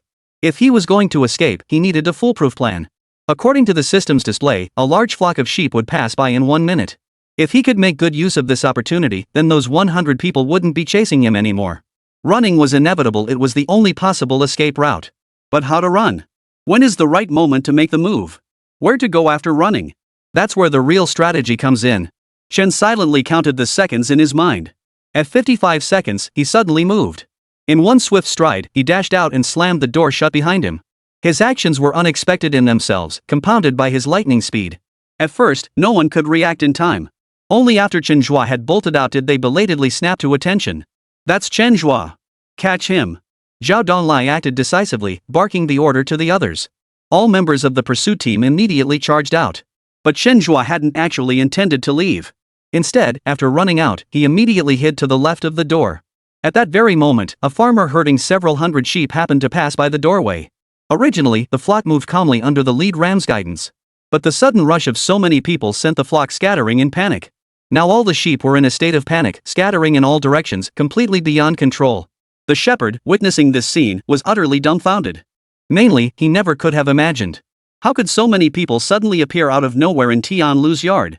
The sudden chaos left all the members of the pursuit team utterly bewildered. They hadn't anticipated how, in the blink of an eye, they'd collided head-on with a herd of sheep. Amidst the confusion, Chen seized the opportunity to blend back into the pursuit squad. Zhao Donglai, too, was caught off guard by this turn of events, shaking his head helplessly. He didn't believe the appearance of this flock of sheep was part of Chen Zhe's plan. It could only be said that the pursuit team had some bad luck, stumbling right into them the moment they stepped outside. Given the current situation, Zhao Donglai had gained some experience.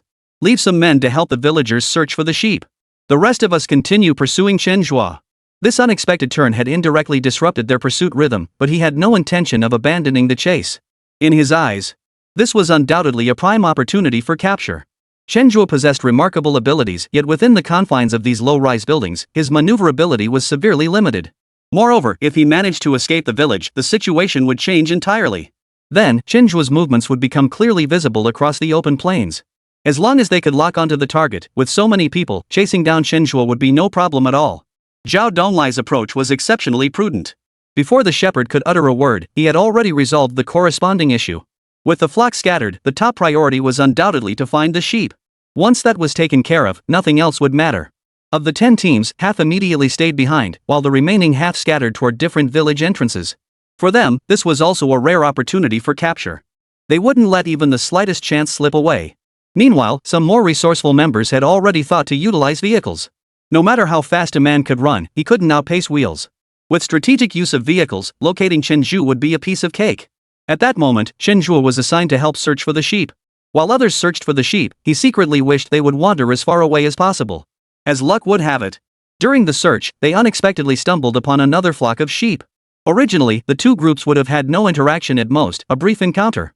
But within the group, there was an unpredictable variable, Chen Zhe. This guy never played by the rules. His eyes lit up the moment he spotted the other flock. Then, with his deliberate charge, the two flocks collided head-on. And the scattered sheep only grew more numerous. What should have been a straightforward task suddenly became exponentially more difficult after his intervention. Viewers in the livestream were utterly stunned by the spectacle. Holy cow, is this even how you play? His luck is just too good. How did he happen to catch the flock passing by? Luck? I don't buy it. That guy Chen Zhe, there's nothing he can't do. I knew he'd pull it off. Some people actually doubted his abilities before? What were they thinking? Does Chen Zhe's skill even need questioning? Oh no, looks like the pursuit team has their work cut out for them now. At this rate, it'll take them a day and night just to round up these sheep. Zhao Donglai has performed exceptionally well. Every decision he made was spot on. But his opponent is Chen Zhe, a man who seems to have cheat codes. Amidst everyone's astonishment, Chen Zhe's mind was flooded with a steady stream of notifications. Feeling these notifications, Chen Zhe's mood instantly lifted a few notches. Before he knew it, he had grown to enjoy the thrill of outwitting the pursuit team. With his abilities, hiding away would be no problem at all. But that would be far too boring. After all, the pursuit team was made up of professionals. If they weren't given any sense of involvement, wouldn't that be a waste of talent? Chen Zhe was a decent man, he'd never do such a thing. In his eyes. At all times. He always wants the pursuit team to feel involved, and he wants them to become the protagonists of their own stories. He was only responsible for making them protagonists. As for whether those protagonists suffered terribly, well, that wasn't his concern. Chapter 110, Wait, don't people usually avoid others during deals? Chen's series of maneuvers had made the pursuit team's situation increasingly dire. Chasing sheep was inherently fraught with uncertainty. After all, sheep are livestock. While they might obey at times, they could just as easily choose to resist. In such circumstances, one must possess sufficient patience. They had to devise ways to make it obey their commands. The pursuit team shared this mindset, constantly pondering countermeasures. Unexpectedly, before the targeted sheep could be recaptured, subsequent problems arose. One flock was already giving them headaches, but now two flocks had collided head-on. This time, they truly had their hands full. Faced with the current situation, Zhao Donglai was dumbfounded. Logically speaking, with a lead sheep present, even if the flock scattered, they could be rounded up quickly. But now, recovering the flock wasn't going to be so straightforward. Now the two flocks had collided. They weren't trained for this, so they had no idea which sheep belonged to which flock. Now separating the sheep would be quite the task. They'd come here to capture Chen, but through some twist of fate, they ended up rounding up sheep instead. This isn't the green grass prairie, after all. Why were there so many happy sheep and boiling sheep? Shaking his head helplessly, Zhao Donglai had no choice but to devise a new plan and seek help from the two shepherds. They clearly knew their own sheep better than anyone. Once this problem was solved, everything else would fall into place. He promptly gathered the two shepherds and analyzed the current situation with them. Upon hearing Zhao Donglai's explanation, the two didn't argue. The problem was that the sheep were now scattered far and wide. Even if they could identify their own sheep, the prerequisite was being able to catch them. Therefore, the primary challenge was not merely distinguishing the sheep but, more importantly, herding them all into a pen. Finding a relatively large space to corral all the sheep together, then sorting them one by one, would be the fastest way to complete the task. Fortunately, one of the shepherd's pens was nearby. Simply herding the sheep into it would instantly solve the problem. With a solution in hand, Zhao Donglai swiftly gathered everyone and began making arrangements. What followed was an exceptionally rare sight. Every member of the pursuit team transformed into a shepherd, herding the sheep toward their designated areas. To those in the know, it was a sheep roundup. To the uninitiated, it might have seemed like the sheep had committed a crime. Meanwhile, Chen Zhe had already slipped away silently and arrived at Zhang Jian's home. Win-win cooperation. This had been their shared objective from the start. Through their collaboration, they had indeed achieved this outcome. Brother, it's 41,000 total. Let's split it evenly between us. Seeing Chen Zhe appear, Zhang Jian's eyes brimmed with admiration. This collaboration had given him a deeper appreciation of Chen Zhe's capabilities. No wonder this guy, Chen Zhe, could lead the pursuit team around by the nose. His reflexes and intellect were truly extraordinary. Throughout their standoff, Chen Zhe had been leading them by the nose the entire time. Even though Zhao Donglai reacted swiftly and spotted the problem early, Chen Zhe still managed to turn the tables through sheer skill. Getting to work with such an exceptional talent? Zhang Jian could brag about it for the rest of his life. Just give me 20,000 yuan. That extra 1,000 was their bonus for you. Chen Zhe accepted only 20,000 yuan, handing the remaining 21,000 to Zhang Jian. The latter accepted the arrangement without hesitation. Chen Zhe's capabilities were undeniably evident to all. For Zhang Jian, this 21,000 yuan was undoubtedly a once-in-a-lifetime opportunity. But for Chen Zhe, if he so desired, he could earn another 20,000 yuan anytime, anywhere. The gap in their capabilities was like heaven and earth. Given such a vast disparity, taking an extra 1,000 yuan seemed hardly significant. The division of the money was done in full view of the pursuit team member. Witnessing this scene, the pursuit team member was overcome with intense emotion. It was painfully obvious they'd been played once again, and this time, they'd been played especially hard. This realization left the pursuit team member feeling utterly helpless. They felt utterly helpless, as if they wanted to cry but couldn't. After all their hard work, they still ended up falling into Chen Zhe's trap. What exactly was this guy up to? How could he be so sharp-witted and resourceful? Running into someone like this was nothing short of bad luck. Chen Zhe chose to conduct the transaction right under his nose precisely to ensure he saw the relevant information.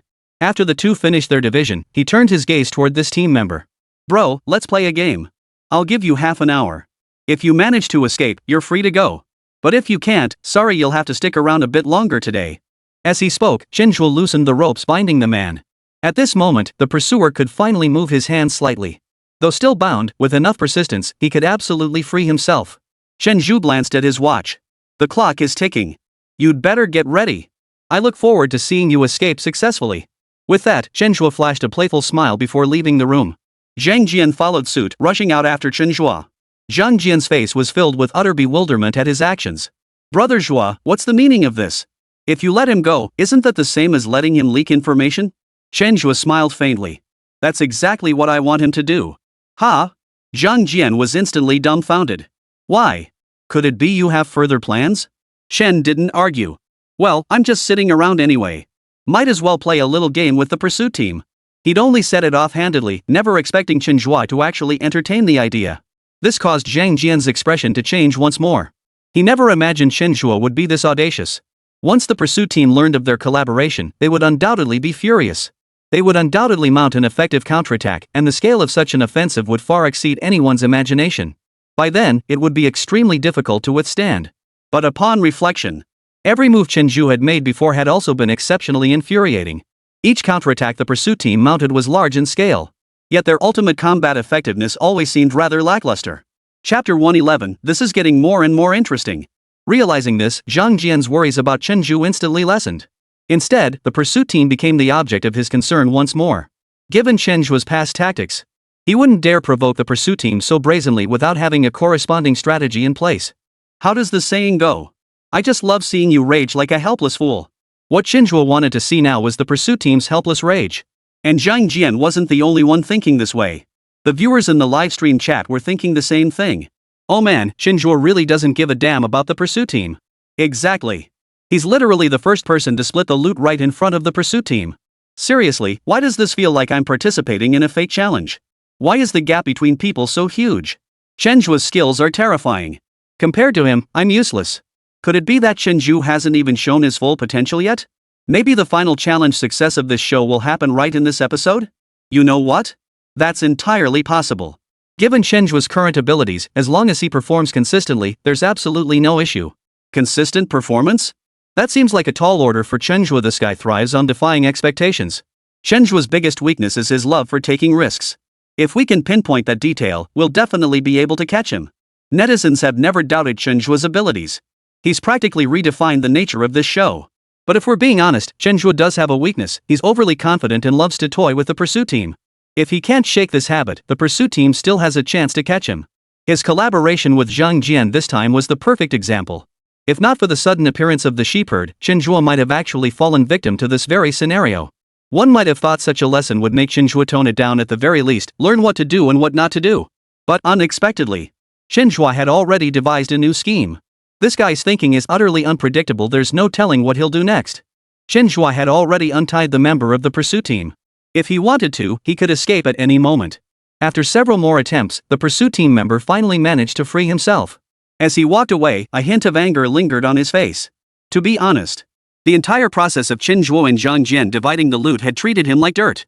After they finished dividing the loot, they even humiliated and toyed with him. This humiliation was something he absolutely could not swallow. His thoughts were crystal clear at that moment. He had to inform Zhao Donglai immediately. Chen Zhe had given him half an hour, but he managed to slip away in under 5 minutes. Judging by the pace of Chen Zhe and Zhang Jian's conversation, they were likely still chatting idly in the courtyard. If he moved fast enough, he could return well before the half-hour mark. By then, Chen Zhe would be a fish in a barrel, easy pickings. The more he thought about it, the more excited he became, pushing his pace even faster. But halfway through his run, something suddenly occurred to him. He abruptly halted and pulled his phone from his pocket. When the mind is hyper-focused, it can sometimes backfire. Things that were usually easy to recall became impossible to remember in such moments. This particular team member was now making precisely that mistake. He had his phone and could have easily resolved the issue with a call. But for some inexplicable reason, he chose to walk to make the call. Halfway there, he belatedly remembered his phone. Realizing this, he hurriedly grabbed his phone and dialed Zhao Donglai. The call connected quickly, but the voice on the other end wasn't Zhao Donglai's. Mum. Mum. Mum. Listening to the sound coming from the phone, Li Chang was completely dumbfounded. He glanced at his phone. He had dialed Zhao Donglai's number. Why was it playing sheep bleating sounds? Li Chang, speak up. Answer. After a moment, the voice came through again. This time, Li Chang was certain it was Zhao Donglai's voice. Captain, I've found Chen Zhe. Get your people over here fast. Mian. Mum. What did you say? I can't hear you clearly. Zhao Donglai's voice rang out again, and Li Chang froze for a moment. Captain, have you mutated? Why is it suddenly making sheep noises? Li Chang was utterly baffled, completely unable to make sense of what was happening. On the other end of the line, Zhao Donglai was equally at a loss.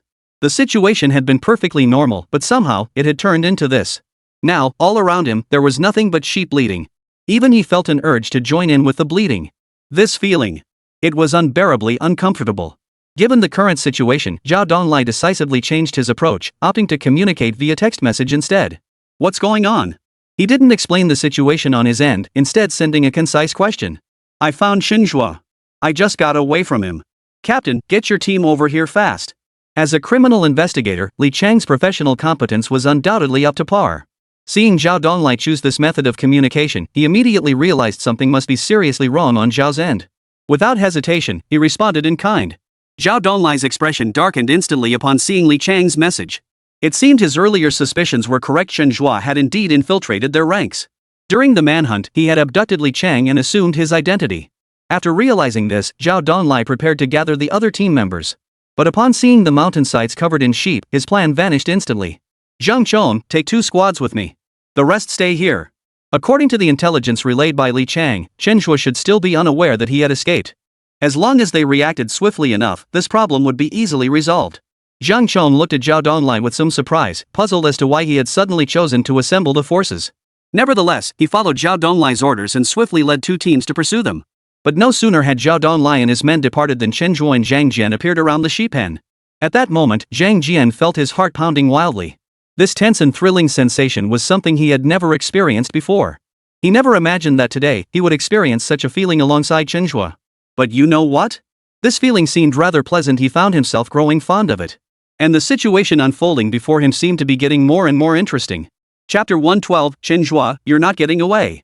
At this very moment, Zhang Jian felt as though a door to an entirely new world had abruptly swung open. Every moment spent beside Chen Zhe shone like dazzling stars, radiating a mesmerizing brilliance. Facing the current situation, Zhang Jian's conviction was as solid as a rock. As long as he stayed by Chen Zhe's side, he was certain to witness landscapes he'd never dared to imagine. Once Zhao Donglai and his 2 teams vanished from sight, Chen Zhe and Zhang Jian sprang into action. They approached the sheep pen and worked together to reopen the tightly shut gate. They then gathered stones of various sizes from the surrounding area, intending to use them to drive the flock once more. The flock, which had been nearly captured and on the verge of submission, erupted like a barrel of gunpowder ignited by the 2 men's prodding, plunging back into frenzied chaos. One by one, the sheep charged out of the pen like wild horses breaking free, scrambling to escape in all directions. Ba ba ba. Ba. Witnessing this scene, both men broke into smiles simultaneously. The thrill of mischief was undeniably exhilarating. The chase team members had already exhausted every ounce of strength chasing the sheep, their physical and mental energy pushed to the limit. Fortunately, the flock was nearly all rounded up. If they could just successfully separate the sheep, this unexpected collision would melt away like ice under the sun.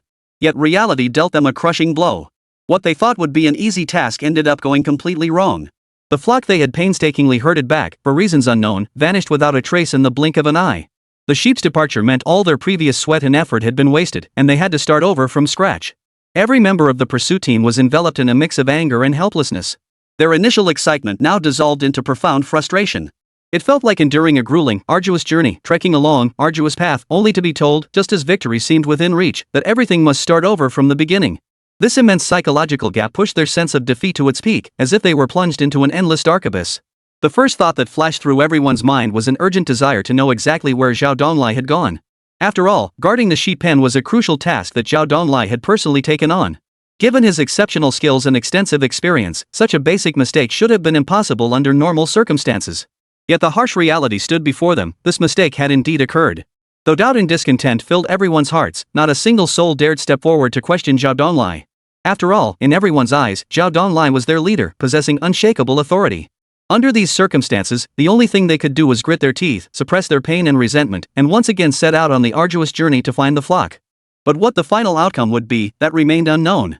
Meanwhile, Chen Zhe and Zhang Jian watched from afar as the pursuit team trudged along, their faces etched with worry and dejection. An indescribable sense of satisfaction welled up within them. Smiles of triumph spread across their faces. The sensation of outwitting over 100 people felt like achieving a complete victory in a brilliant game, filling their hearts with a profound sense of accomplishment. What thrilled them even more was that the pursuit team, utterly powerless against their schemes, could only resign themselves to accepting everything. "Brother Chen, you're absolutely incredible. The pursuit team looks like this flock of sheep in front of you, completely at your mercy." Zhang Jian gazed at Chen Zhe with admiration, his praise coming from the heart. Hearing Zhang Jian's high praise, Chen Zhe smiled modestly and waved his hand lightly. "Don't put it that way. Every member of the pursuit team is highly skilled and exceptionally capable. They're formidable opponents. The fact that I managed to gain the upper hand in our encounter this time was largely just a coincidence. Luck played a big part." Zhang Jian nodded thoughtfully, choosing not to dwell on the subject further. Upon reflection, Chen Zhe's words held some truth. The pursuit team they faced was no ordinary group. In previous confrontations, the pursuit team had repeatedly demonstrated formidable strength, even making the group feel that capturing Chen Zhe was possible. Yet due to various unforeseen circumstances and serendipitous events, each of those capture opportunities ultimately vanished into thin air. Even so, no one could deny the exceptional abilities of the pursuit team members. Their prowess was undeniable to all. The two chatted casually while keeping a watchful eye on their surroundings. Suddenly, Zhang Jian glanced casually behind him.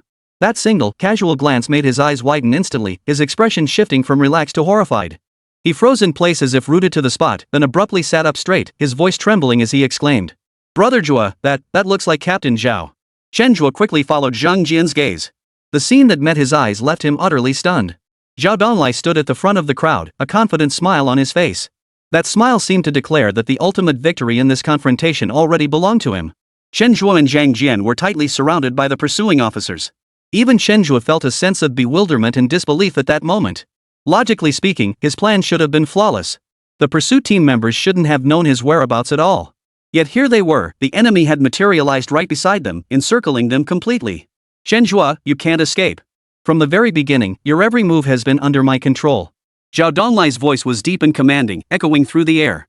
This time, Zhao Donglai possessed absolute confidence and certainty. His gaze fixed on Chen Zhe was like that of a predator eyeing its prey. After all this time, the moment to close the net had finally arrived. He was certain the outcome this time would not disappoint.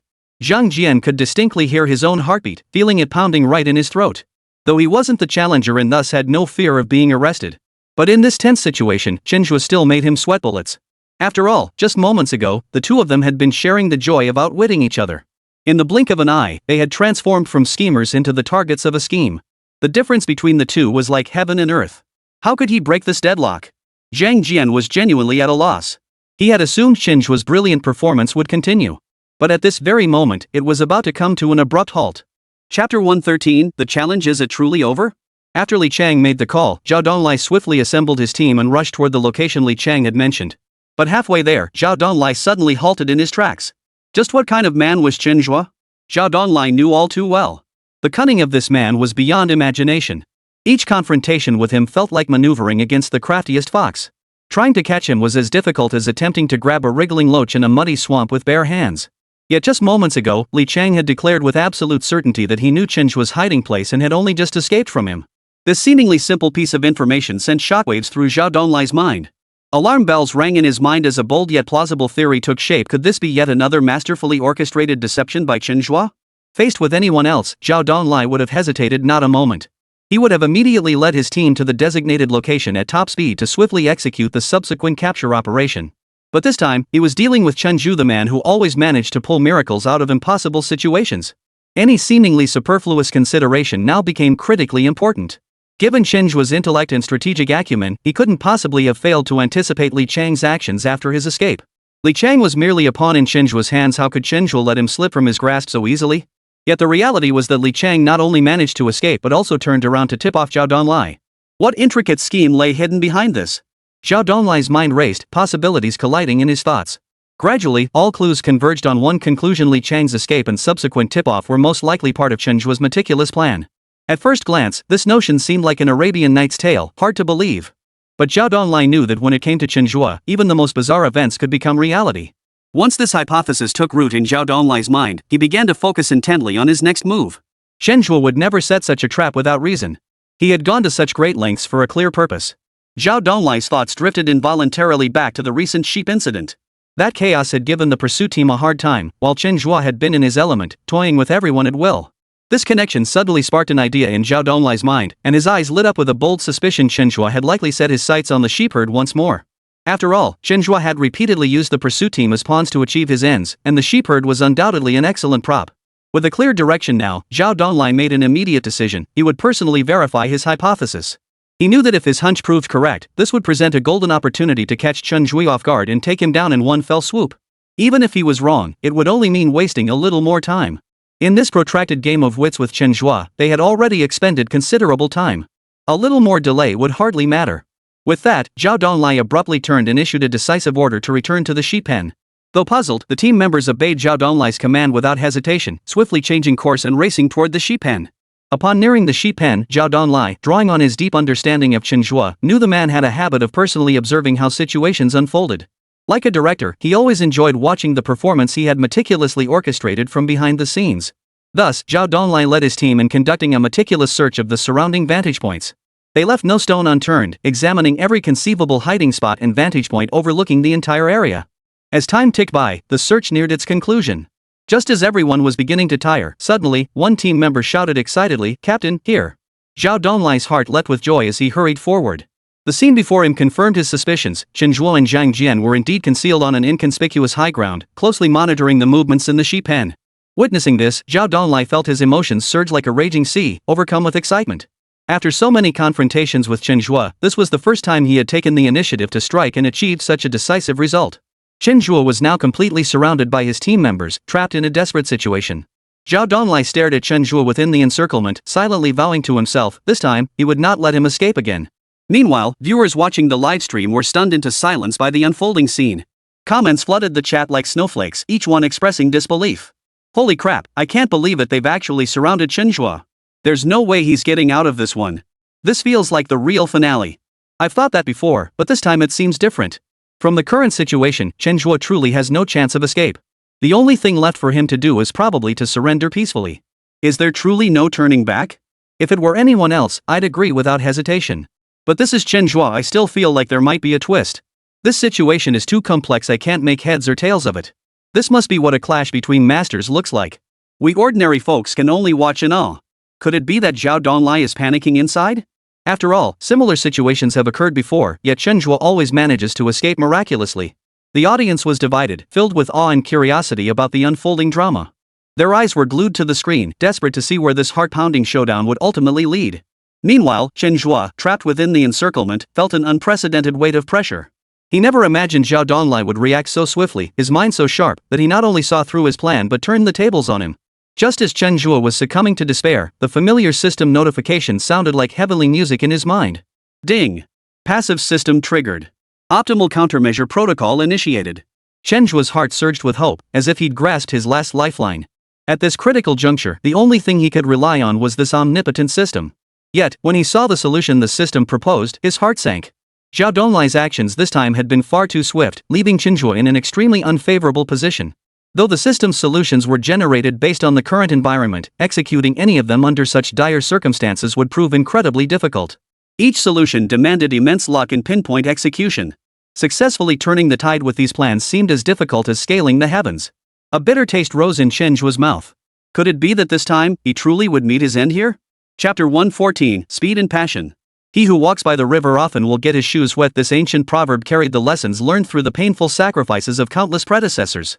Yet now, Chen Zhe was about to repeat history, driving himself into a corner with his own hands. For the first time, he felt fear. He felt despair. Zhang Jian stood nearby, his gaze shifting restlessly over Chen Zhe. His lips parted several times, as if he wanted to speak but held back. The current situation was nothing short of a dead end within a dead end for Chen Zhe. The pursuit team had woven an impenetrable net, trapping them tightly within its confines. Zhang Jian knew he was no match for Chen Zhe in intelligence, but even a fool has his tricks. He was still by Chen Zhe's side. If he could cleverly use this, perhaps they could escape the encirclement. The solution he conceived was to offer himself as a hostage. This plan would bring him pain and even danger, but if it could help Chen Zhe escape his predicament, he would have no regrets. After all, their partnership had forged deep trust and camaraderie, especially with the money and thrills they brought, things beyond compare. Yet when their eyes met, it felt as though he could read Chen Zhe's thoughts. A strong premonition gripped him. Chen Zhe had also thought of this solution, yet for some reason, he hadn't acted on it. Zhang Jian's mind was torn with conflict and struggle. After a long hesitation, he finally spoke, his voice tinged with uncertainty and caution. Brother Zhe, what if? Before he could finish, Chen Zhe swiftly waved his hand to cut him off. Chen Zhe's gaze was unwavering and composed, as if he had already seen through everything. Brother, we're partners. Even if I used you as a hostage, Zhao Donglai wouldn't let me go. From a legal and operational standpoint, you're an accomplice. Under these circumstances, Zhao Donglai has every right to abandon your rescue. Moreover, holding you hostage won't guarantee my safe exit, it'll likely make my situation even more perilous. Sure enough. Chen Zhe had read Zhang Jian's mind, pinpointing the flaw in this approach with surgical precision. Zhang Jian's brows furrowed, his eyes betraying helplessness and anxiety. But abandoning this option means surrendering. Brother Zhe, are you really prepared to sit and wait for death? Chen Zhe's lips curved upward into a mysterious smile. Surrender? Things might not be as bad as they seem. Zhang Jian's eyes lit up, a glimmer of hope igniting within him. Could there be a glimmer of hope in this desperate situation? As he pondered the deeper meaning behind Chen Zhe's words, Chen Zhe had already moved. Like a ghostly apparition, he charged toward the pursuit team with astonishing speed. The pursuit team froze in shock. Was he going down fighting? After a moment of shock, the pursuit team snapped into action. They swiftly formed a tight defensive perimeter, bracing for battle and preparing to make the arrest. Simultaneously, members from other directions detected the commotion and converged rapidly toward Chen Zhe's charge, attempting to form a tighter, smaller encirclement to completely trap him. But at the critical moment, Chen Zhe made another astonishing move. His body abruptly halted, then pivoted sharply. Like a black bolt of lightning, he sprinted toward the sheep pen. Watching Chen Zhe's dazzling series of maneuvers, Zhao Donglai's brows furrowed into a deep character. From the moment Chen Zhe moved, Zhao Donglai's gaze had been fixed firmly on him. His mind raced, desperately trying to decipher the true intent behind these moves. But Chen Zhe moved too swiftly, leaving him too little time to think. Only when Chen Zhe sprinted toward the sheep pen did Zhao Donglai belatedly grasp his plan. He's using the sheep pen to escape. Everyone, surround it immediately. Zhao Donglai had already witnessed Chen Zhe's astonishing parkour skills. The layout of the sheep pen presented an ideal escape opportunity for Chen Zhe, who excelled at parkour. Chen Zhe's earlier bewildering actions were likely all part of the setup for this moment. His true target was the sheep pen. Once he gained access to the pen and unleashed his parkour skills, he would likely exploit the complex terrain to make his escape. At that point, the situation would shift from being in control to being on the defensive. The pursuit team members had complete faith in Zhao Donglai's judgment. Upon hearing the command, they reacted almost simultaneously, swiftly changing direction and sprinting toward the perimeter of the sheep pen. Their professional combat skills allowed them to deploy methodically, attempting to intercept Chen Zhe before he reached the pen. But to everyone's surprise, the expected parkour display never materialized. Chen Zhe sprinted to the pen's edge and leaped into the flock. His figure flashed through the flock, followed by a dull thud as his foot landed precisely on a sturdy ram. The sudden attack sent the ram into a frenzy. Its eyes turned bloodshot, a low growl erupted from its mouth, and its hooves pawed restlessly at the ground. Seizing the moment as the ram thrashed wildly, Chen Zhe deftly mounted its back. Suddenly ridden, the ram grew even more frenzied, charging wildly around the pen, leaping and thrashing its body in an attempt to throw Chen Zhe off. Chen Zhe clamped his legs tightly around the ram's body, his hands gripping the wool like iron pincers. His gaze was unusually determined and focused, each movement perfectly timed as he skillfully countered the ram's frenzied struggles, remaining firmly seated on its back. The other sheep in the pen, startled and agitated by the ram's violent charges, began to stir restlessly. In an instant, the entire pen resembled a chaotic battlefield, with the flock running wildly and colliding, their bleating cries rising and falling in waves. Driven by instinct, the frightened sheep began lashing out at their surroundings. Seeing the pursuers closing in, they no longer retreated but launched proactive attacks, lowering their heads to thrust their sharp horns toward the crowd while kicking frantically with all four hooves. This sudden turn of events caught the entire pursuit team completely off guard. They never imagined that the usually docile sheep could become so ferocious when enraged. Amidst the chaos, the originally well-organized capture plan was instantly disrupted. At that moment, capturing Chen was the last thing on their minds. Their immediate priority became escaping the enraged herd and ensuring their own safety. Their reaction made the ensuing scene look utterly comical. A group of highly trained, skilled criminal investigators were now being chased haphazardly by the sheep, looking utterly disheveled. They scattered around the pen, dodging the sheep's relentless attacks from all directions. Despite their utmost caution, some still fell victim. Some had their clothes snagged by horns, nearly falling. Others were kicked by hooves, wincing in pain. The entire scene looked utterly absurd. Zhang Jian, still on the roof, witnessed this spectacle and was utterly dumbfounded. His mouth hung open wide, his eyes filled with shock and utter disbelief. Holy, is this even possible? But he regretted it the moment the words left his mouth, realizing he'd spoken too soon. What followed was an even more frenzied and unexpected turn of events. Chen rode the ram for a moment, then seized the perfect timing to leap off. His body traced a graceful arc through the air before landing securely on the shepherd's motorcycle parked nearby. The instant his feet touched the bike, his hands swiftly gripped the handlebars.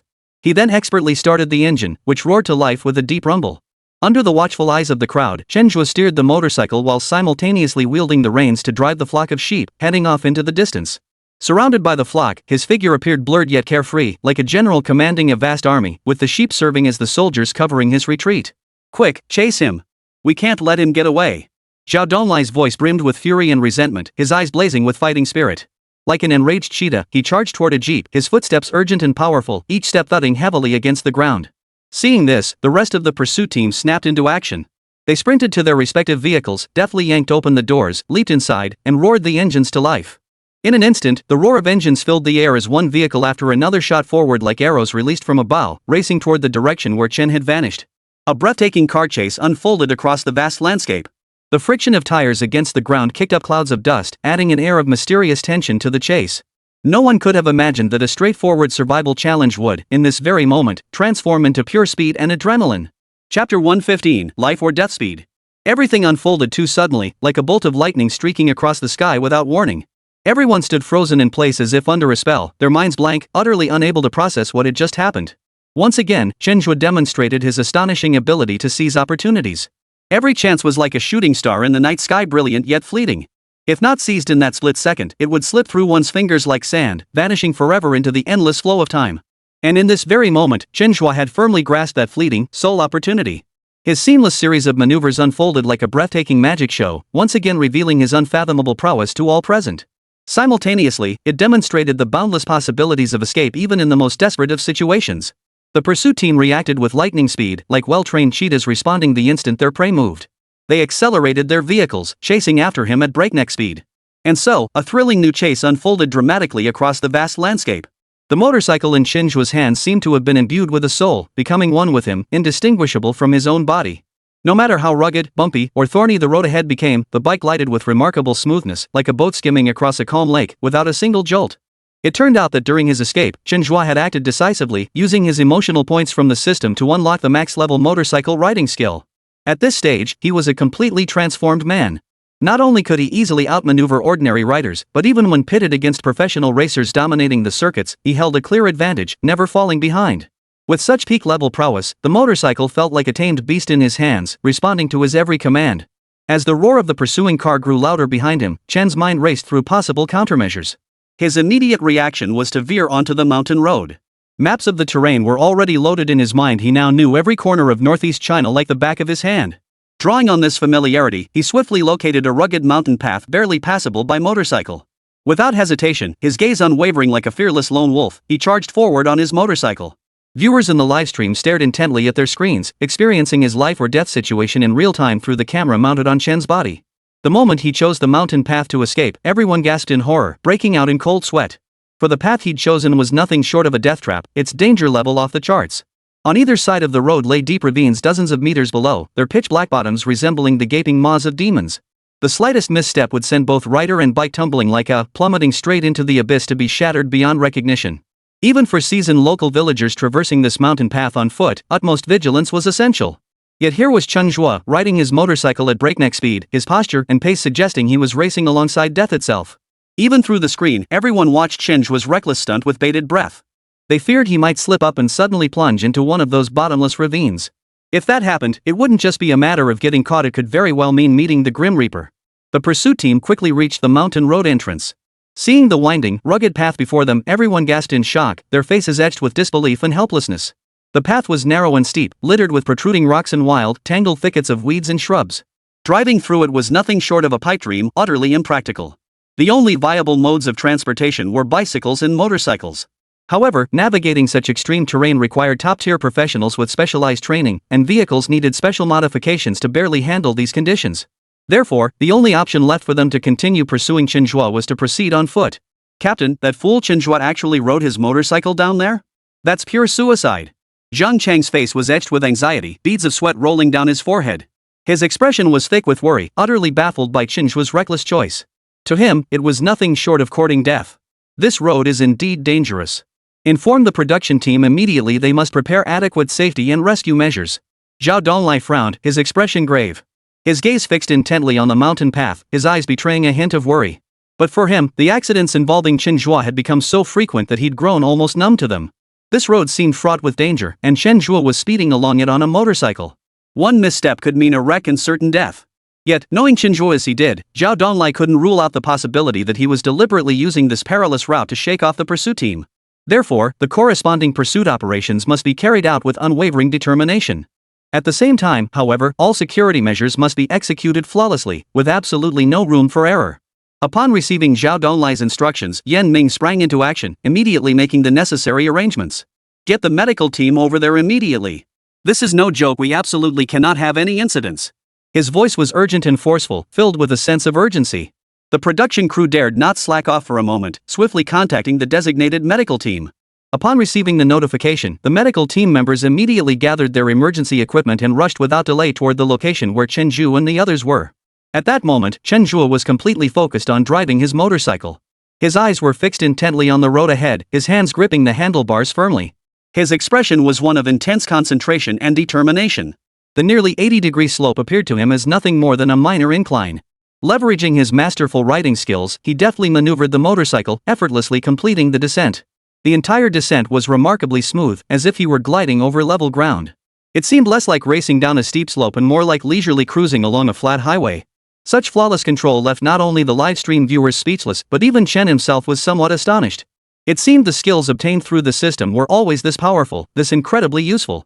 Having such a miraculous system was truly an immense stroke of luck. It felt like Chen Zhe's lifeline in dire straits, always delivering unexpected benefits at critical moments. Reaching the bottom of the slope with ease, Chen Zhe didn't pause for a second. Like an unstoppable machine, he continued driving the motorcycle forward at breakneck speed. The road at the bottom was equally treacherous, pitted and uneven, clearly untouched by motorcycles before.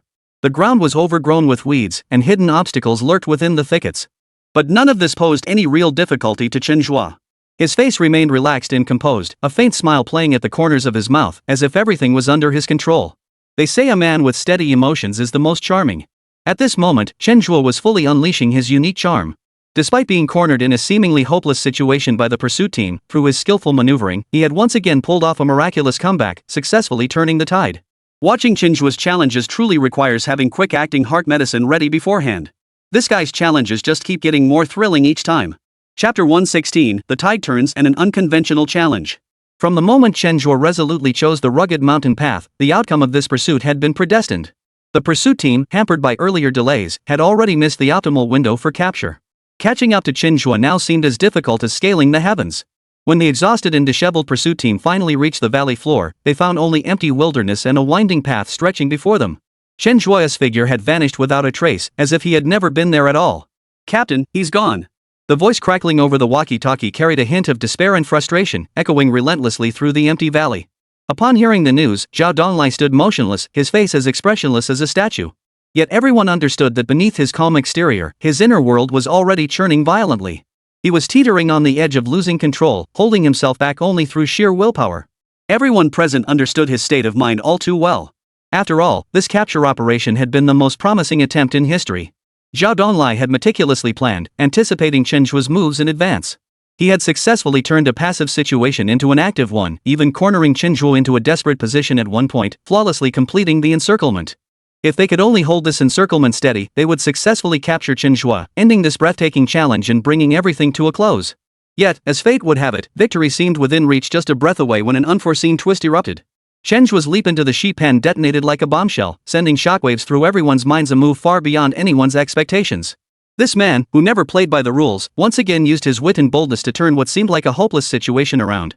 The pursuit team, forced to watch Chen Zhe depart with utter composure, found themselves relegated once more to mere background figures in this dramatic chase and risked being branded as incompetent. This feeling felt like a sharp blade stabbing deep into their hearts, leaving them filled with frustration and resentment. "Captain Zhao, you're not going to run away, are you? We haven't found our flock yet. You can't just leave like this." Just as Zhao Donglai was seething with frustration and nowhere to vent it, the shepherdess' anxious and slightly resentful voice reached him. Zhao Donglai's mood was already at rock bottom, and the shepherd's words only poured fuel on the fire, igniting a raging inferno within him. He was like a gas tank filled to the brim. Any tiny spark could ignite a massive explosion. "Sir, rest assured, we have no intention of running away. We just had something to take care of earlier. We'll go back with you to find the sheep right now. I guarantee not a single one will be missing." At the critical moment, Zhou Zhang stepped forward, his face adorned with a friendly smile, and proactively answered the shepherd's question. Then, leading the pursuit team members, he dragged his weary body back onto the arduous path of searching for the flock. This operation had been nothing short of intense, filled with tension and excitement. Yet the outcome left them feeling somewhat helpless. Not only had they failed to capture Chen Zhe, but the originally simple task of finding the sheep had now become exceptionally difficult. Moreover, after Chen Zhe's recent antics, the flock was now in a state of extreme agitation, darting wildly in all directions and proving nearly impossible to control. Some warriors who had been attacked by the herd earlier still harbored lingering fear, suffering from severe psychological trauma. They were deeply reluctant to undertake the task of finding the sheep. Nevertheless, they had no choice but to grit their teeth and push forward with the mission. There was no alternative. After all, the scattering of the flock was directly tied to their actions. They bore the responsibility and could not simply abandon it. The morale of the entire pursuit team had sunk to an all-time low. Not a trace of fighting spirit could be seen on anyone's face. Their eyes were filled with exhaustion and confusion. Though they numbered over 100, forming a formidable force, their combat effectiveness now likely fell short of even an ordinary squad. The topic of sympathy for the pursuit team swept across the internet like a whirlwind, once again becoming the undisputed hottest topic of the moment. This topic surged with astonishing speed to the top of Weibo's trending list, firmly occupying that prominent position. One could only wonder how the members of the pursuit team felt upon seeing this topic trend, whether they felt a glimmer of satisfaction or were filled with utter helplessness. Meanwhile, Chen, after wandering around in circles, relied on his familiarity with the terrain and excellent sense of direction to find his way back to the courtyard he had rented earlier. He had paid a hefty sum to rent this courtyard, covering 5 days at a daily rate that was quite steep. Now that he had successfully evaded the pursuit team's relentless chase, he naturally intended to return here to savor the rare moments of tranquility and enjoy a life of leisure. As for whether the pursuit team would catch up, Chen Zhe wasn't the least bit worried. He knew full well that the pursuit team currently had no spare energy to deal with him. Those scattered sheep scattered across every corner would keep them busy for the better part of a day. Chen Zhe felt quite cheerful and proactively pulled out his phone to start a livestream. In an instant, he transformed once more into a professional commentator. Clearing his throat, he beamed with confidence as he announced in a resonant, passionate voice. Hello, everyone. Welcome to the latest special edition of the National Challenge Show. This episode's theme is called The Great Sheep Battle. Once again, our esteemed members of the Pursuit Squad are taking on the challenge. This time, they must find all the lost sheep in the shortest time possible and ultimately separate the two flocks. As he spoke, he gestured with his hands, as if directing the scene live. This is a highly meaningful challenge. Not only does it hone the pursuit team's collaborative skills, fostering greater synergy through teamwork, but it also tests their physical endurance. After all, relentlessly searching for flocks is no easy feat. More importantly, this unique challenge adds an element of fun to the show, offering everyone a distinctive and memorable experience. At this moment, Chen appeared exceptionally professional, his delivery precise and authoritative. Now, let's follow the camera and witness another side of the pursuit team's prowess. For the next segment, Chen Zhe's words poured out like a machine gun, never pausing. Whenever the camera captured thrilling moments of the chase team's battle with the sheep, he couldn't help but let out gasps of excitement, as if he were right there in the thick of it, tense and exhilarated. It was clear he had fully immersed himself in the role, pouring his heart into this commentary. And you know what? With his lively and entertaining commentary, the once tedious task of chasing sheep suddenly became much more interesting. With his humorous language and unique perspective, he transformed those mundane scenes into something wonderfully entertaining. Countless viewers were captivated by his commentary, lingering in his livestream to relish this spectacular chase battle alongside him, soaking in its exhilaration and suspense.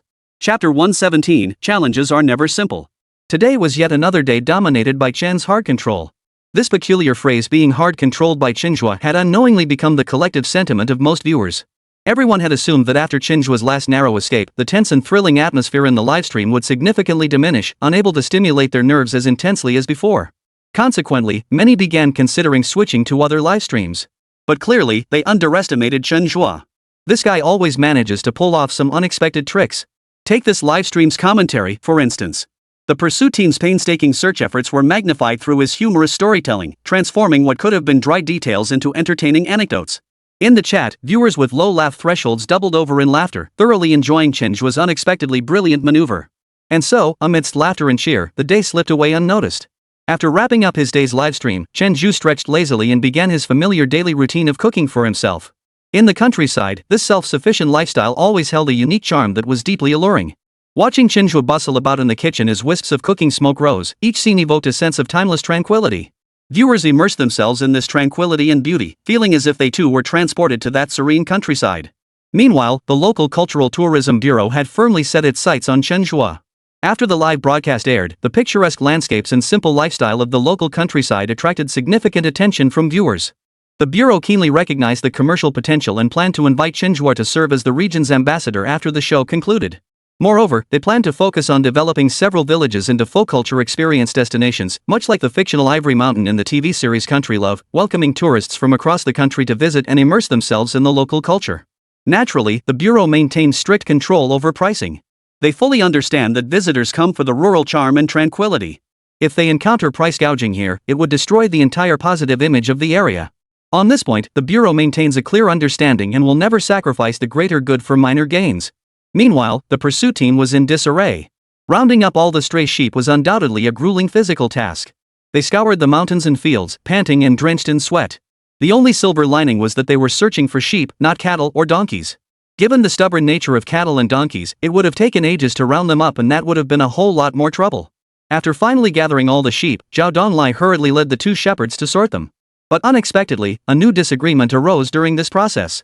The sheep looked remarkably similar, and since the two flocks had been mixed together for so long, even experienced shepherds now struggled to tell which sheep belonged to which group. Faced with this thorny situation, Zhao Donglai felt utterly helpless.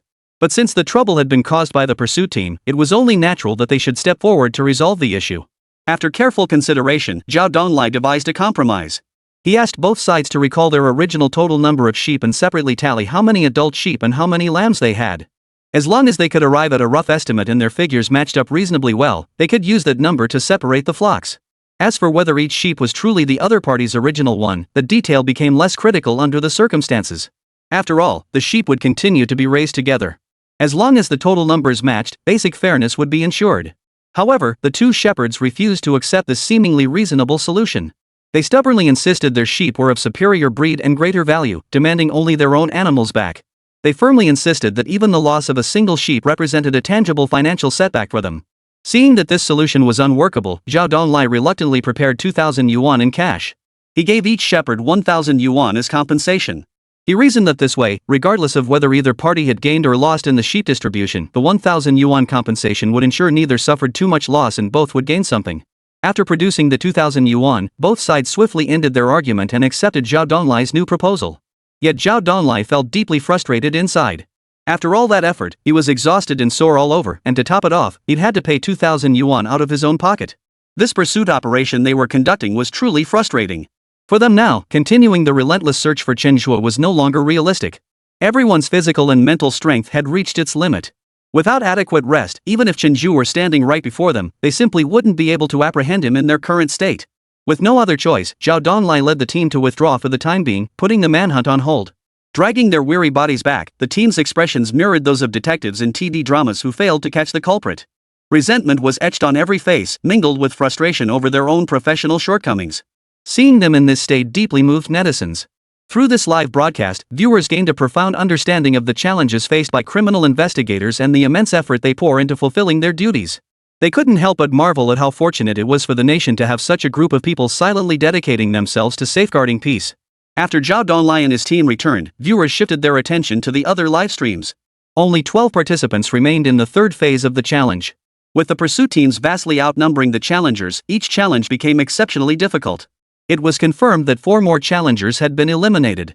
This brutal reality once again drove home the terrifying difficulty of this show.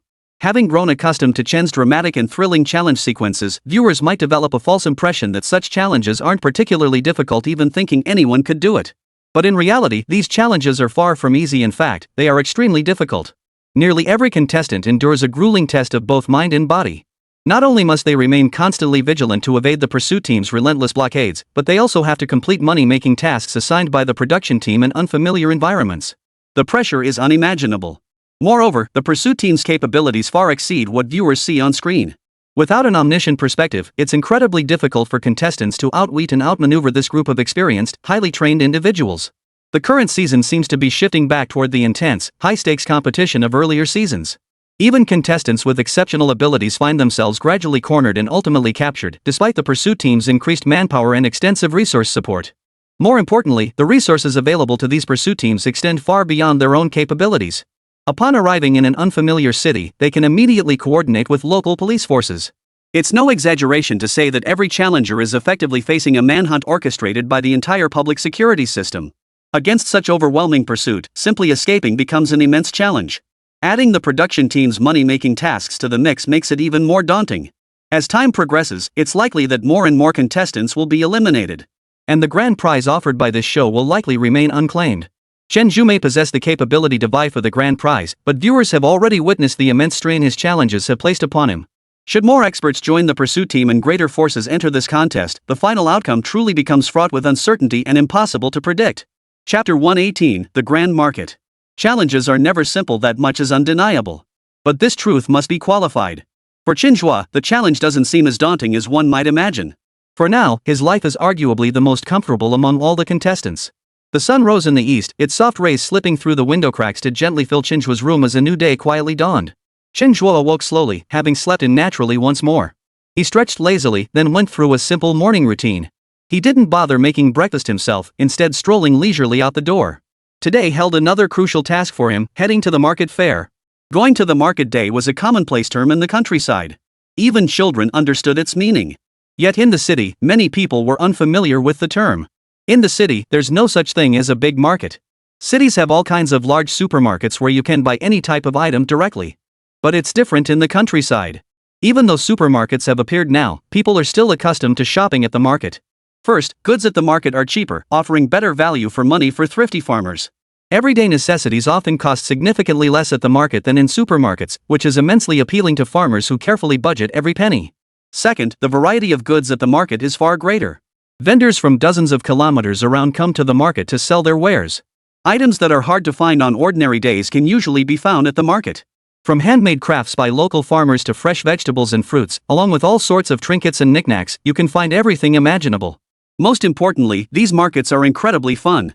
Every corner radiates a joyful atmosphere, and experiencing the bustle of the market adds immense delight. The bustling crowds, the constant calls of vendors, and the lively scenes of haggling all paint a unique picture of rural life. For Chen Zhe, who loved lively gatherings, such a vibrant market was not to be missed.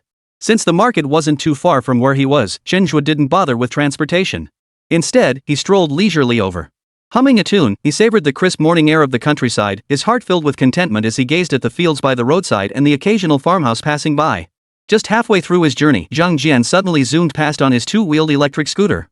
He glanced back, then slammed on the brakes, the tires skidding across the ground and leaving a shallow trail. "Brother Chen, it really is you."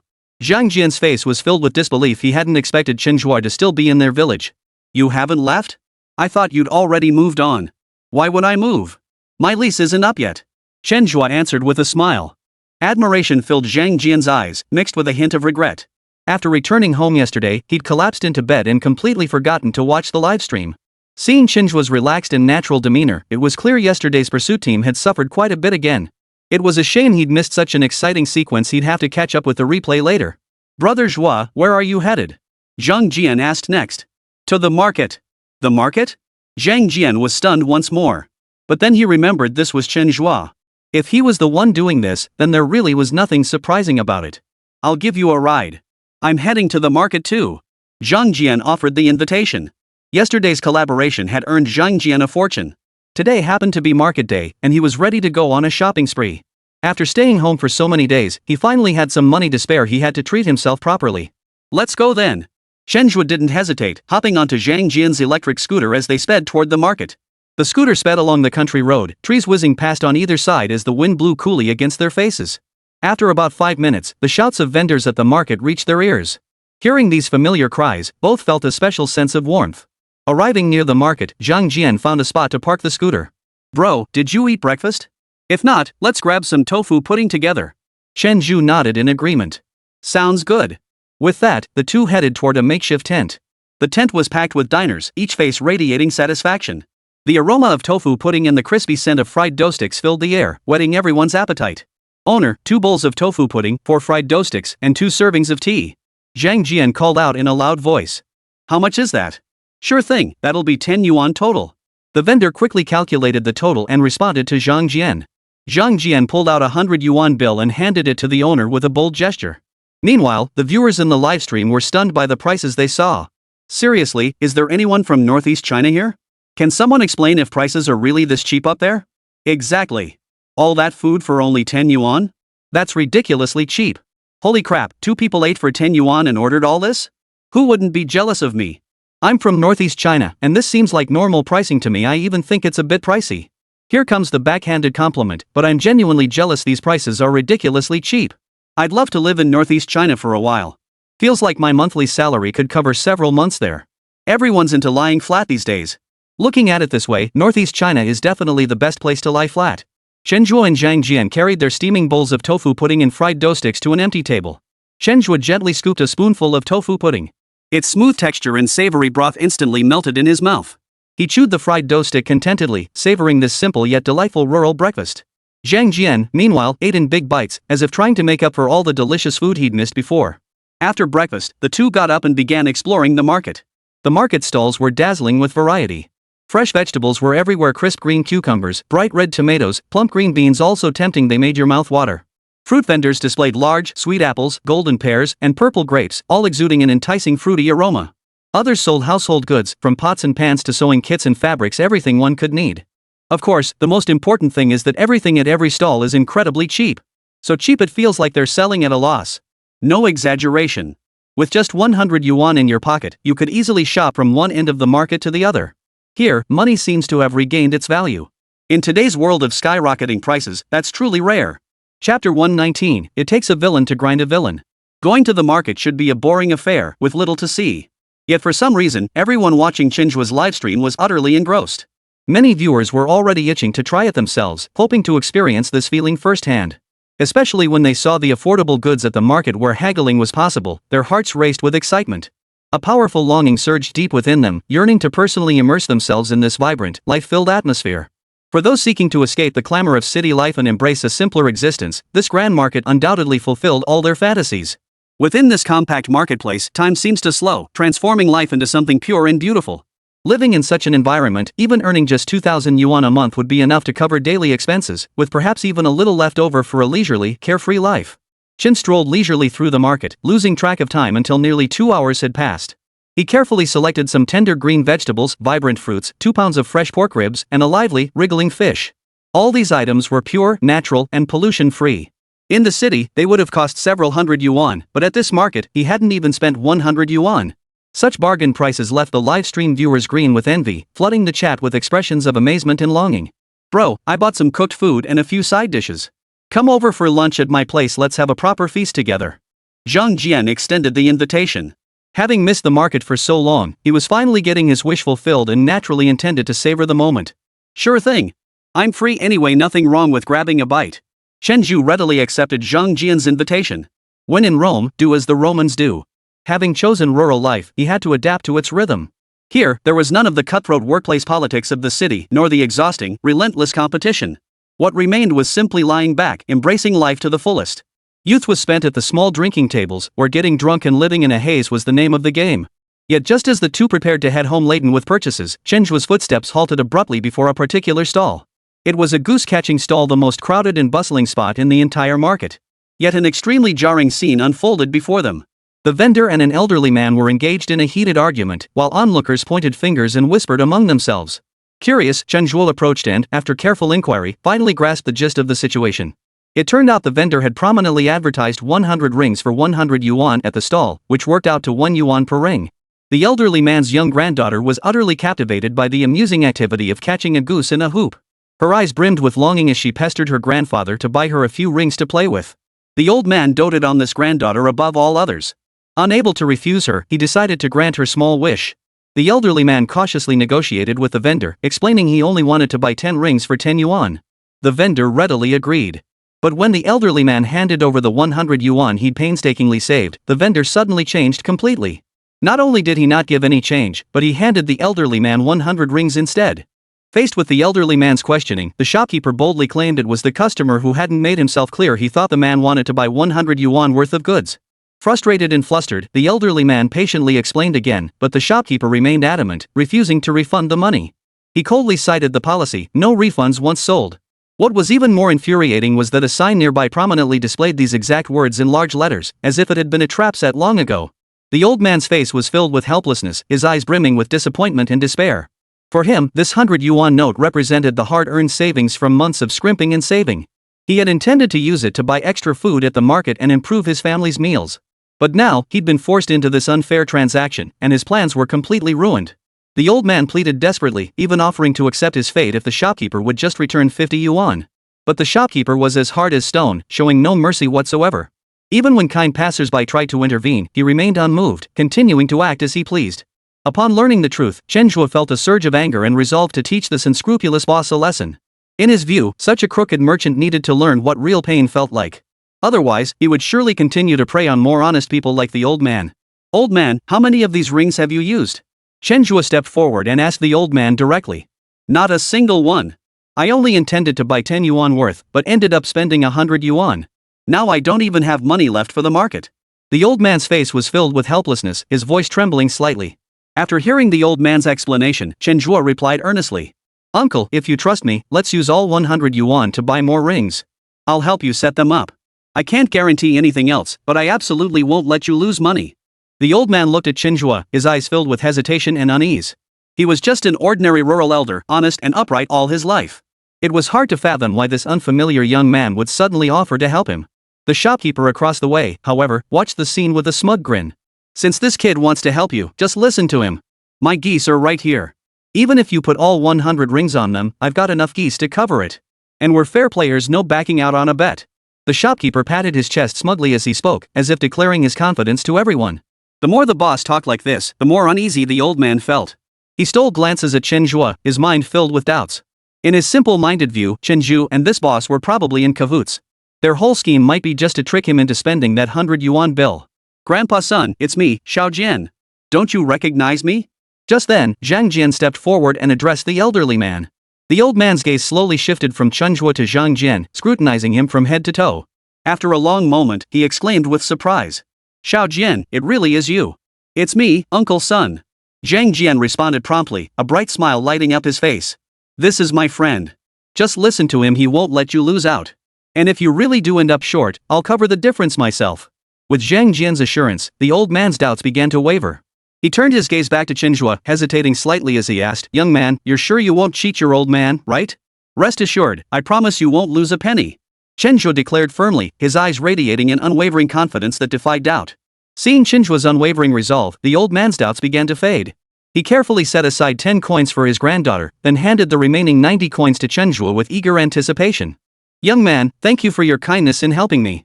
Whether you succeed or not, I won't take your money. But those 10 rings are for my granddaughter, so I can't give them to you." Chen Zhe accepted the rings and solemnly replied, "Rest assured, old man. I won't betray your trust." The moment Chen Zhe took the rings, Zhang Jian felt his blood boil with excitement, his inner thrill utterly uncontrollable. He was a devoted fan of the show National Challenge, having followed it closely since its premiere. Among all the contestants, Chen Zhe's outstanding performances had left the deepest impression on him. Previously, Chen Zhe had demonstrated his uncanny ability to outwit opponents on the show, raking in massive rewards through his masterful skills and formidable strength. To Zhang Jian, such maneuvers were child's play, for Chen Zhe a piece of cake. Now, he couldn't wait to see the boss's stunned, tearful, and bitter expression in a moment. Chen Zhe felt no sympathy whatsoever for the boss. In his view, the boss had brought this upon himself. Couldn't he just run his business properly? Why resort to such underhanded tactics of forced buying and selling? Since the other party showed no mercy, they shouldn't blame them for being ruthless. "Gentlemen, bear witness to this. The shopkeeper just said that as long as I get the noose around the goose's neck, it's mine. If he goes back on his word later, I hope you gentlemen will help me seek justice." Chen Zhe turned his gaze to the crowd of onlookers, his expression solemn. "No problem. Go for it. If he dares back out, we'll smash his stall to pieces." "Exactly. If that guy tries to back out, just watch us take him down. I've had my eye on him since earlier. You better make sure he pays. That kid's just asking for a beating. If he tries to back out, I'll beat him so bad he won't be able to walk home." Northeastern men have always been hot-blooded and impulsive. The boss's actions earlier had already sparked their intense dissatisfaction. Now that Chen was standing up for the old man, and his demands were reasonable and not excessive, when they could lend a hand, they wouldn't hesitate to do so. Hearing the murmurs around him, the boss's face instantly turned grim. He knew full well these Northeastern toughs weren't to be trifled with. If he pushed them too far, his business would be finished. But he also knew that as long as he played by the rules, no one could say anything. For him to give away the goose for free, the prerequisite was that the other party actually managed to snare it. Hunting geese might seem simple, but it actually required considerable skill. In the boss's estimation, getting 2 out of 100 rings on the goose was already pretty good. Plus, he could deliberately interfere from the sidelines, making it much harder for the customer to land a single one. With this plan in mind, the boss feigned calmness as he declared, "No need for witnesses. If you can land one, I'll give you this goose, no questions asked." With the owner's promise, Chen Zhe wasted no time and decisively began his ring tossing attempt. He took a deep breath, his gaze intensifying with focus as he gripped the rings, each one representing hope, tightly in his hands. Chen Zhe's max-level ring tossing skill was no joke. With a slight flick of his fingers, the ring shot out like an arrow released from a bow. The ring traced a graceful arc through the air before landing securely around the neck of a large goose. Hoo! Such a spectacular display drew gasps of astonishment from the onlookers. And that was just the first ring. Chen Zhe had nailed it on his first try. If he kept up this pace, the owner was going to lose big today. Sure enough, Chen Zhe maintained his exceptional skill level in the following rounds, performing with remarkable consistency. Each ring he threw seemed guided by precision navigation, landing flawlessly around the goose's neck every single time. Throughout this, the owner racked his brains, deliberately hurting the geese to disrupt Chen Zhe's rhythm. But such efforts proved utterly futile against Chen Zhe's maxed-out ring-throwing skills, like a grasshopper trying to stop a cart, completely ineffective. Out of 90 rings, Chen Zhe successfully looped 80. The remaining 10 were deliberately missed by Chen Zhe. Chen Zhe understood that while this shop owner might not play fair, he too had a family to support. Leave a little room for future encounters. He'd already taught the boss a lesson, there was no need to finish him off. Where there's room to spare him. Even so, such terrifying combat prowess would still give the boss a run for his money. 80 geese, at current market prices, could fetch at least 5,000 yuan. Not only did the old man avoid a loss this time, but he also made a killing, reaping an unexpected windfall of 5,000 yuan. "Boss, should we take these geese with us or resell them to you?" Zhang Jian looked at the owner with a smug expression, grinning as he spoke. The boss's face darkened like the bottom of a pot, looking extremely grim. But sensing the intimidating stares from those around him, he dared not renege on his promise. He knew full well that if he dared to break his promise, he wouldn't get off lightly today.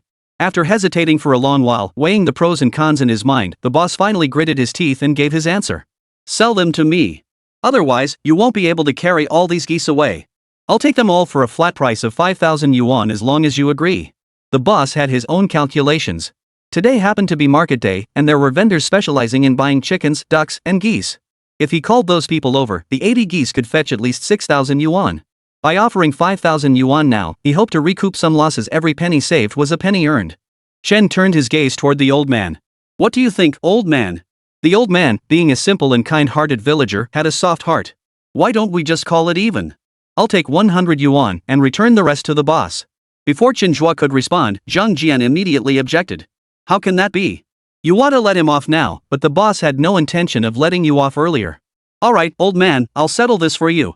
Before the old man could speak, his voice rang out again. "Boss, since the old man forgives you, we won't press the issue. We'll take 5 geese. For the remaining 75, you give the old man 5,000 yuan. If you agree, that's settled. If you think it's too much, we'll take all 80 geese." Zhang Jian's attitude was extremely forceful, leaving the boss no room for negotiation. He was determined to make the boss pay for his actions. The boss gritted his teeth, inwardly cursing his luck. But with matters having come to this, he could only accept defeat gracefully. "Fine. We'll do it your way." Chapter 120, The Growing Pursuit Squad. Chapter 120, New Reinforcements, The Growing Pursuit Squad. In just a few minutes, the old man felt as if he'd been through a dream. From initially arguing fiercely over 100 yuan, he now stood with 5,000 yuan in hand plus 5 large geese. It all happened so fast, it was almost impossible to process. His hands trembled as he took the 5,000 yuan. He pulled one bill from the stack and held it in his palm, then handed the remaining 49 to Chen Zhe beside him. "Young man, thank you for your noble intervention. Take this money, it's yours by right." Faced with the old man's offer, Chen Zhe smiled and waved his hand. "Grandpa, you keep it. Today's market day, buy your little granddaughter some treats and treat your family to something nice. Uncle Son, just take this money. You've had a rough time. Consider it the boss's apology." After seeing both refuse, Grandpa's son hesitated. He clutched the money in his hand, unsure what to do with it. "But. No buts about it. We're taking these 3 big geese, consider them our payment." Chen Zhe picked up the 3 geese and promptly led Zhang Jian away. Grandpa's son watched their retreating figures, glanced at the money in his hand, and shook his head helplessly. Inside the live stream room, everyone gave Chen Zhe's actions high praise.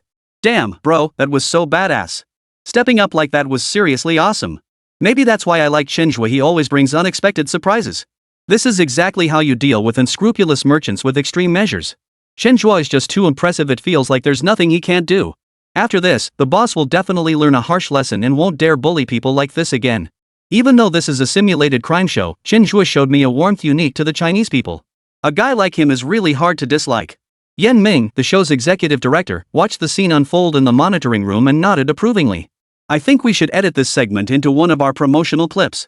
Beyond combating crime, our show should also take down unscrupulous businesses like this. Chen Zhe's actions today had thoroughly avenged the elderly man and crushed the arrogance of unscrupulous merchants. Everyone present was deeply moved by his actions.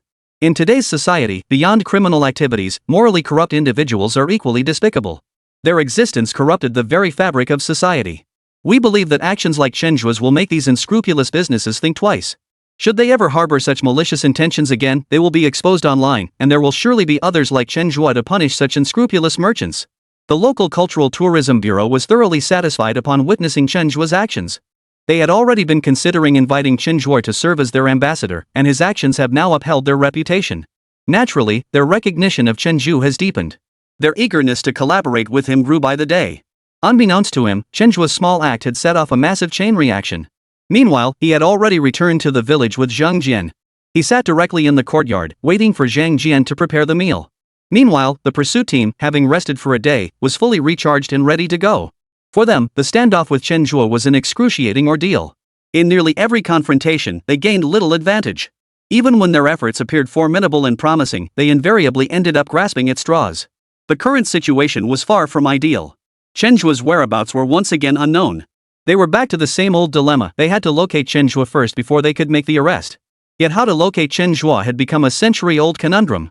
They meticulously analyzed every detail of their previous encounters with Chen Zhe, searching for any shred of a clue. Some suggested investigating Chen Zhe's social connections, tracing everyone he'd recently interacted with. Others advocated for high-tech surveillance, monitoring surrounding communication signals. But these methods all carried significant uncertainties. After all, Chen Zhe was too cunning, always managing to evade their tracking with dexterity. The current situation felt eerily familiar once more. Everything had come full circle, back to square one. This feeling of starting over was truly agonizing, even excruciatingly painful. Yet for the team, there was a glimmer of good news. Zhang Weiguo, with his extensive combat experience along the border, had successfully apprehended contestant number 3, Li Wendong. He has now arrived at the apprehension base of Team 18. Zhang Weiguo was a burly man, his eyes radiating determination and decisiveness. The moment he entered the base, he immediately immersed himself in studying the Chen Zhe case. He meticulously reviewed the materials gathered by the previous pursuit team, frequently offering his insights and posing questions.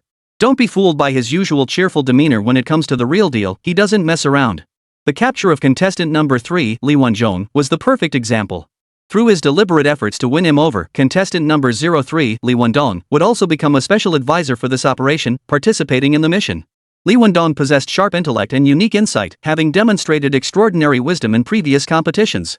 Although he ultimately couldn't escape capture, his individual capabilities were duly recognized. His addition to the team is expected to significantly enhance the chances of apprehending Chen. Zhang Weiguo and Zhao Donglai engaged in lengthy discussions, formulating a series of new capture plans. They decided to launch simultaneous operations on multiple fronts, intensifying searches of Chen Zhe's potential hideouts while strengthening surveillance of locations where he might appear. The pursuit of Chen Zhe would no longer be mere talk, but a tangible operation capable of yielding the desired outcome. Li Wendong also offered timely suggestions, considering Chen Zhe's potential responses from a competitor's perspective. Within this group, he was also extremely eager to capture Chen Zhe. As the saying goes, one fears not only that a brother suffers hardship, but also that he drives a Range Rover. Both he and Chen Zhe were challengers, yet now he had been eliminated while Chen Zhe remained at large. No matter what, he must capture Chen Zhe. Chapter 121, Scouting. The arrival of Zhang Weiguo and Li Wendong was undoubtedly a tremendous boost to the pursuit team. Not only did they possess extensive combat experience, but each also demonstrated exceptional individual capabilities. This undoubtedly gave them a significant edge in apprehending Chen Zhe. Consider that prior to this, Chen Zhe had been within reach for capture on multiple occasions. Yet his exceptional personal abilities allowed him to force his way out each time. With these two now joining the effort, it's like filling in the final missing piece. Now, as long as Chen Zhe could be located, the corresponding capture operation would undoubtedly become much simpler. Zhao Donglai and Zhang Weiguo initially focused their investigation on the city. According to their analysis, Chen Zhe knew how to enjoy life. Compared to the countryside, he was more likely to be found in the city. But after searching all morning, they came up empty-handed. At this point, Li Wendong offered a different perspective. Chen Zhe was last seen in the countryside, which suggests he's quite familiar with the rural terrain. Could he still be out there? The remark jolted them awake. Upon hearing Li Wendong's analysis, Zhao Donlai and Zhang Weiguo fell deep in thought. Given Chen Zhe's usual modus operandi, such a possibility certainly couldn't be ruled out. I suggest we focus on the previous village.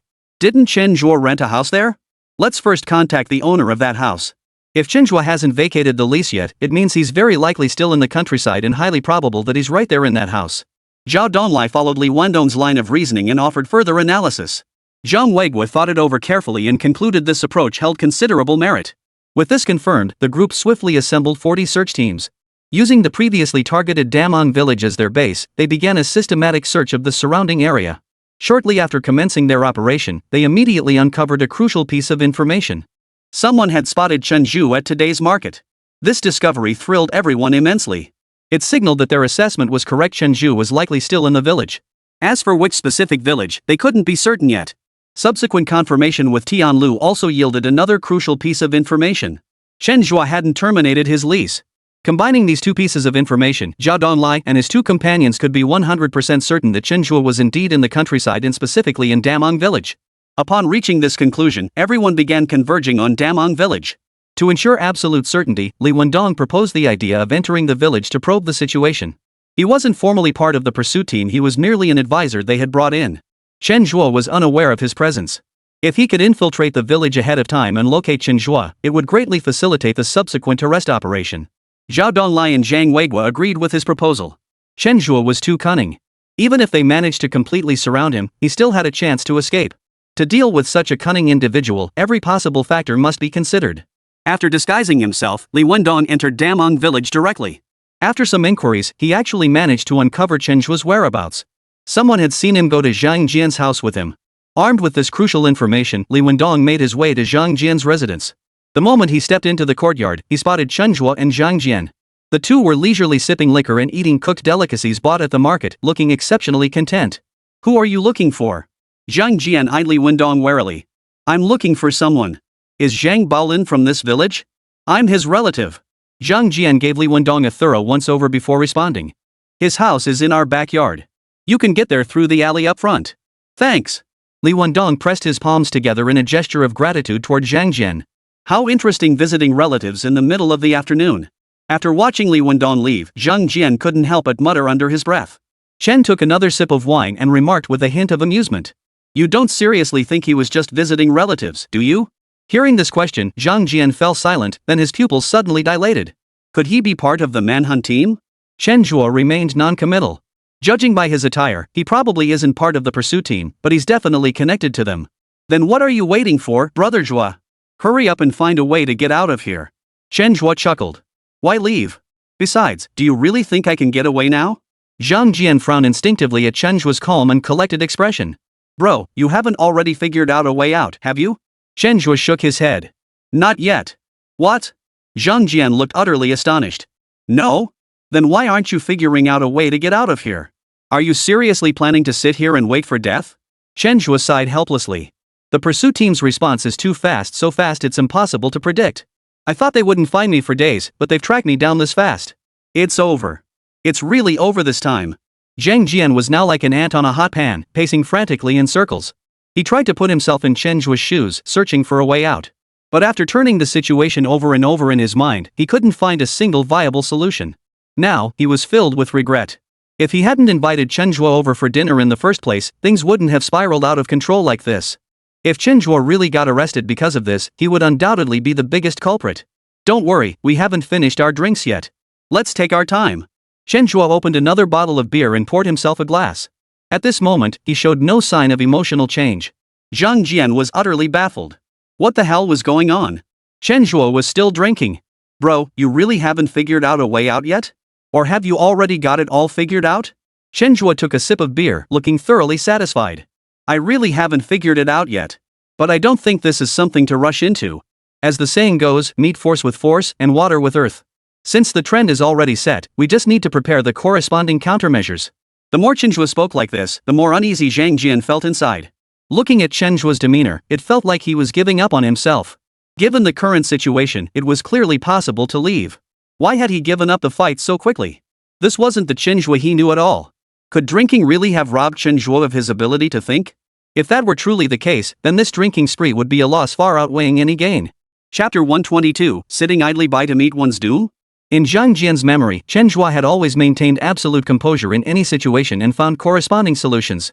In Zhang Jian's eyes, Chen Zhe had always been synonymous with omnipotence. Yet today, unexpectedly, Chen Zhe had chosen to give up on himself. Could it be that his opponent's countermeasures were simply too overwhelming, leaving Chen Zhe without a viable countermeasure? Though this possibility seemed highly likely, Zhang Jian still found it hard to believe. After all, this was Chen Zhe, a man who had created countless miracles. Was this truly where his legacy would end? Brother Zhe, you gotta think of something fast. This guy's clearly here to scout the situation. If you can't find a solution, the main force will be here any minute. Zhang Jian had already guessed the enemy's true intentions, yet he grew increasingly anxious. At this rate, if the main force arrived, Chen Zhe would have absolutely no way out. Don't panic. Finish your drink first. Here, let's clink glasses. Chen Zhe raised his cup once more, still appearing utterly unconcerned. Noticing this shift in his mood, Zhang Jian shook his head helplessly. At this point, it seemed there was no better solution. If it's meant to be, it's meant to be. Since it was unavoidable, he might as well face it head-on. Perhaps this was precisely the mindset Chen Zhe was adopting at the moment. At least this way, he could enjoy a proper drink before his arrest. With that thought settled, Zhang Jian reached for a bottle of beer and clinked glasses with Chen Zhe once more. Li Wendong, who had just finished scouting the area, swiftly pulled out his phone and called Zhao Donglai directly. Captain Zhao, it's confirmed Chen Zhe is currently in Damo village, at Zhang Jian's residence. Did he notice you? Probably not. Li Wendong responded uncertainly, his tone tinged with unease. Chen Zhe was an exceptionally sharp guy. Your appearance might have already put him on alert. What should we do now? Looks like we need to speed things up. If that guy catches on, he might slip right under our noses. Stay on the lookout nearby. The moment you spot Chen Zhe, follow him immediately. But remember, don't make any rash moves. He's highly skilled, this isn't something you can handle alone. After giving Li Wendong a few instructions, he quickly hung up the phone. After communicating with Zhang Weigua, he mobilized all members of the pursuit team to Damo village. This arrest operation must eliminate any possibility of mishap. Chen Zhe must not be given any chance to escape. Upon receiving orders, Li Wendong took up a stakeout position near Zhang Jian's residence, closely monitoring every movement within the house. At the same time, netizens were growing increasingly anxious. What the hell is Chen Zhe doing? With the fire already at his doorstep, why doesn't he seem the least bit worried? Exactly. Shouldn't he be thinking about getting out of there fast? Instead, he's still drinking. Judging by his demeanor, he seems confident. Could it be he's actually figured out a way to handle this? What countermeasure? The main force has assembled, the entire village is surrounded. I refuse to believe he can escape this time. Given the current situation, his chances of escape are indeed slim. Looks like he's managed to dig himself into a hole once again. Chen Zhe is such a love-hate character. He clearly has the skills, yet he keeps courting disaster. It's beyond frustrating. Given the current situation, unless a helicopter suddenly shows up, there's no way he can leave. A helicopter? You never know with Chen Zhe's connections, he might just pull one off. Chen Zhe downed the bottle of beer, let out a satisfied burp, then stretched lazily. Time's up. I should go walk it off. Waving to Zhang Jian, Chen Zhe shuffled off. Watching Chen Zhe's retreating figure, Zhang Jian froze in place. It seemed he'd been tricked by Chen Zhe after all. Given his demeanor, it was clear he'd already planned his countermeasures. Realizing this, Zhang Jian immediately opened his livestream to see how Chen Zhe would break the deadlock. After leaving Zhang Jian's place, Chen Zhe headed straight toward Li Wendong's location. Bro, let's make a deal. How about you let me off the hook? Realizing he'd been spotted, Li Wendong stopped hiding and stepped out.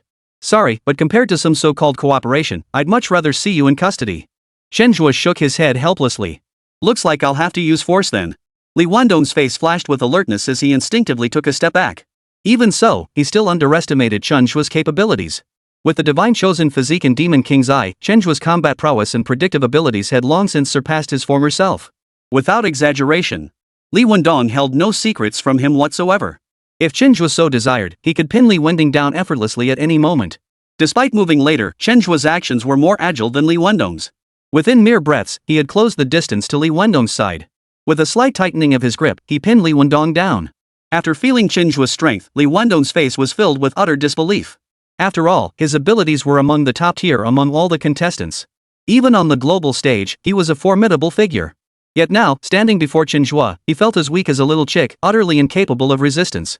This staggering disparity in strength left Li Wendong utterly stunned. Before his shock could subside, darkness engulfed his vision, and he instantly passed out. Chen Zhe then changed into Li Wendong's clothes and dressed him in his own. After completing these tasks, he carried Li Wendong back to Zhang Jian's residence. He then hid Li Wendong inside a wardrobe. Amidst Zhang Jian's stunned disbelief, Chen Zhe swiftly altered his appearance. The man before them now was almost unrecognizable from the Chen Zhe they had known. Instead, his figure and features bore a certain resemblance to Li Wendong, who had just been carried in. Up close, the difference was still noticeable. But from a distance, he was unmistakably Li Wendong. Only now did Zhang Jian understand why Chen Zhe had remained so calm. It turned out he had long been acting with utter confidence. Chen Zhe had also long since devised the corresponding countermeasures. Thinking about it now, his earlier panic seemed rather uncalled for. He's Chen Zhe, after all. How could he possibly be the type to sit idly by and accept his fate? Chapter 123, Anticipating Moves Just Routine. Chen Zhe's fluid, seamless execution reignited everyone's sense of familiarity with him. Yes, this was the Chen Zhe everyone knew, the seemingly omnipotent strategist who always found a way out of dire straits. Every move he made radiated an elusive yet profoundly reassuring wisdom, as if no challenge in the world could truly stump him. Having successfully impersonated Li Wendong, Chen Zhe had already mapped out his next steps. He calmly retrieved Li Wendong's phone, his fingers deftly dialing Zhao Donlai's number. The moment the call connected, his voice instantly transformed into Li Wendong's. This mimicry alone far surpassed the capabilities of most people. Captain, Chen Zhe has vanished, but I'm certain he hasn't left Zhang Jian's courtyard. Should I go in and investigate? Chen Zhe's tone carried just the right amount of urgency and caution, his question tinged with uncertainty. On the other end, Zhao Donlai detected nothing amiss. He trusted Li Wendong's words implicitly, fully convinced Chen Zhe was the real Li Wendong. Hold your fire for now. Chen Zhe likely detected something. We're heading over immediately. After hanging up, Zhao Donlai urged his men onward again, feeling the journey today was unusually long. After a frantic dash, the pursuit team finally arrived near Zhang Jian's residence. At that moment, Chen Zhe stood calmly atop a wall, proactively greeting Zhao Donlai and Zhang Weigui from afar. Zhao Donlai and Zhang Weigui instinctively nodded in response, their eyes merely glancing over Chen Zhe without a hint of suspicion. In their minds, Li Wendong's presence here during a mission was perfectly normal, unaware that the man before them had already been replaced.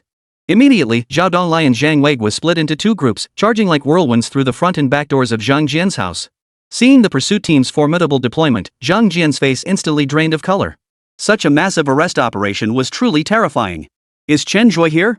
Zhao Donlai demanded the moment he entered, his piercing gaze fixed intently on Zhang Jian. Zhang Jian swallowed hard inwardly but forced himself to shake his head calmly. No. Why would he be at my place? His expression and tone as he answered were keenly observed by Zhao Donlai and Zhang Weigui. The two exchanged a knowing glance before simultaneously barking orders to the pursuit team. Search the place. At the command, every member of the pursuit team sprang into action.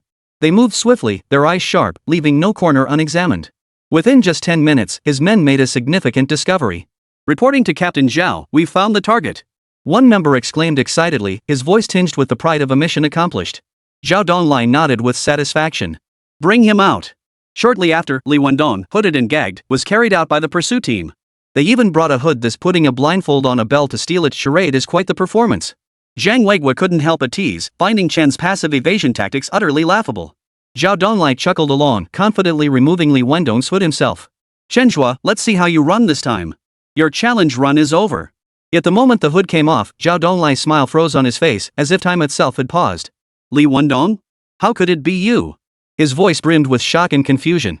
Zhang Weigui's expression also changed abruptly upon hearing this, his gaze darting toward Li Wendong like lightning. Upon confirming that this man was indeed not Chen Zhe, the image of the Li Wendong who had just greeted him atop the wall flashed through his mind. He instantly realized that the real Li Wendong was here, meaning the Li Wendong who had just greeted them must be Chen Zhe in disguise. Everyone, follow me. Zhang Weigui reacted with astonishing speed, his voice tinged with frustration and urgency as he led the group out. But at that moment, Chen Zhe once again demonstrated his astonishing ability to disguise himself, transforming into an ordinary local villager. He skillfully blended into the crowd of villagers, watching the commotion of the pursuit team with the same keen interest as everyone else. Zhang Weigui led the pursuit team members right past him, yet not a single person raised the slightest suspicion.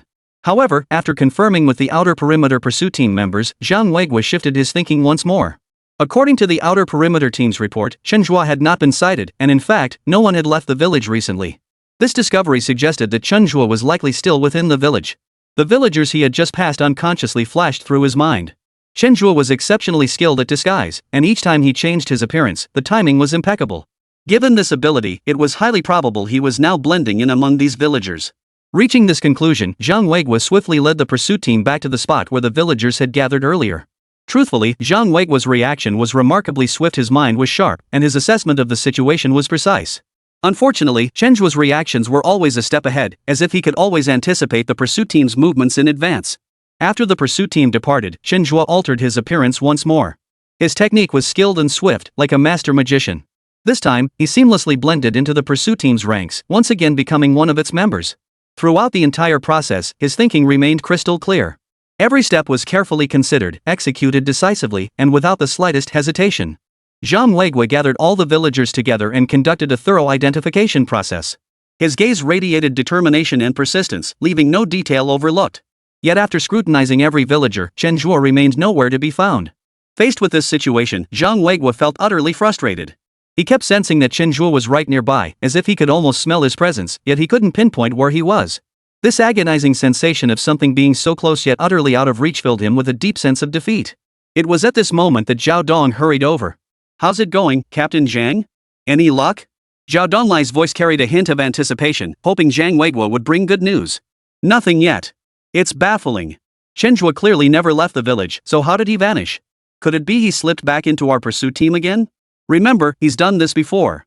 Zhao Donglai voiced his suspicion, his eyes flashing with caution. Hearing Zhao Donglai's theory, Zhang Weiguo nodded instinctively. "It's hard to say for sure. So what do we do?" Before he could finish, Zhao Donglai cut him off. "I think we should handle this matter discreetly." Earlier, Zhao Donglai had also deduced the possible hidden identity of Chen Zhe. But it was precisely because of the high-profile search that Chen Zhe had been given an opening. Repeating the same approach now would surely lead to the same mistake. Every possible contingency must be considered. No further mishaps could be tolerated. Chapter 124, The Dust Settles. Once bitten by a snake, one fears even a rope for 10 years. Zhao Donglai stood in the temporary command center, his brow furrowed, his eyes heavy with gravity. Having witnessed Chen Zhe slip through his fingers time and again, he now approached every decision with extreme caution. Any operation related to capturing Chen Zhe required deep deliberation before he made a decision. There was no other way. Chen Zhe was simply too elusive to catch. He seized every 1 in 10,000 chance to slip away. To deal with someone like this, everything had to be executed to perfection. Not a single detail could be overlooked, not even the slightest oversight. This particular apprehension operation served as an invaluable training opportunity for Zhao Donglai, and indeed for countless members of the pursuit team. After honing their skills through this program, their efficiency in routine operations would undoubtedly see a significant boost. After all, they had never encountered a criminal as cunning and elusive as Chen. Through repeated engagements with Chen Zhe, they continuously refined their strategies and enhanced their ability to handle unexpected situations. All of this would become their most valuable experience. But that was all for later. The immediate priority was to capture Chen Zhe first. "I think we should deploy small teams to conduct covert searches. If we keep at it like this, we'll eventually find him." After deep contemplation, Zhao Donglai offered his suggestion. "If that's the case, I think we could also try a diversion tactic." Zhang Weiguo's eyes lit up as he quickly agreed, then proposed a new idea. "On the surface, we'll keep conducting a high-profile search for Chen Zhe in the village, but in reality, we'll shift our focus to self-investigation."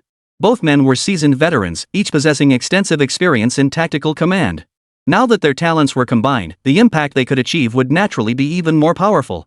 One was meticulous and thoughtful, the other bold and decisive. Their partnership complemented each other perfectly.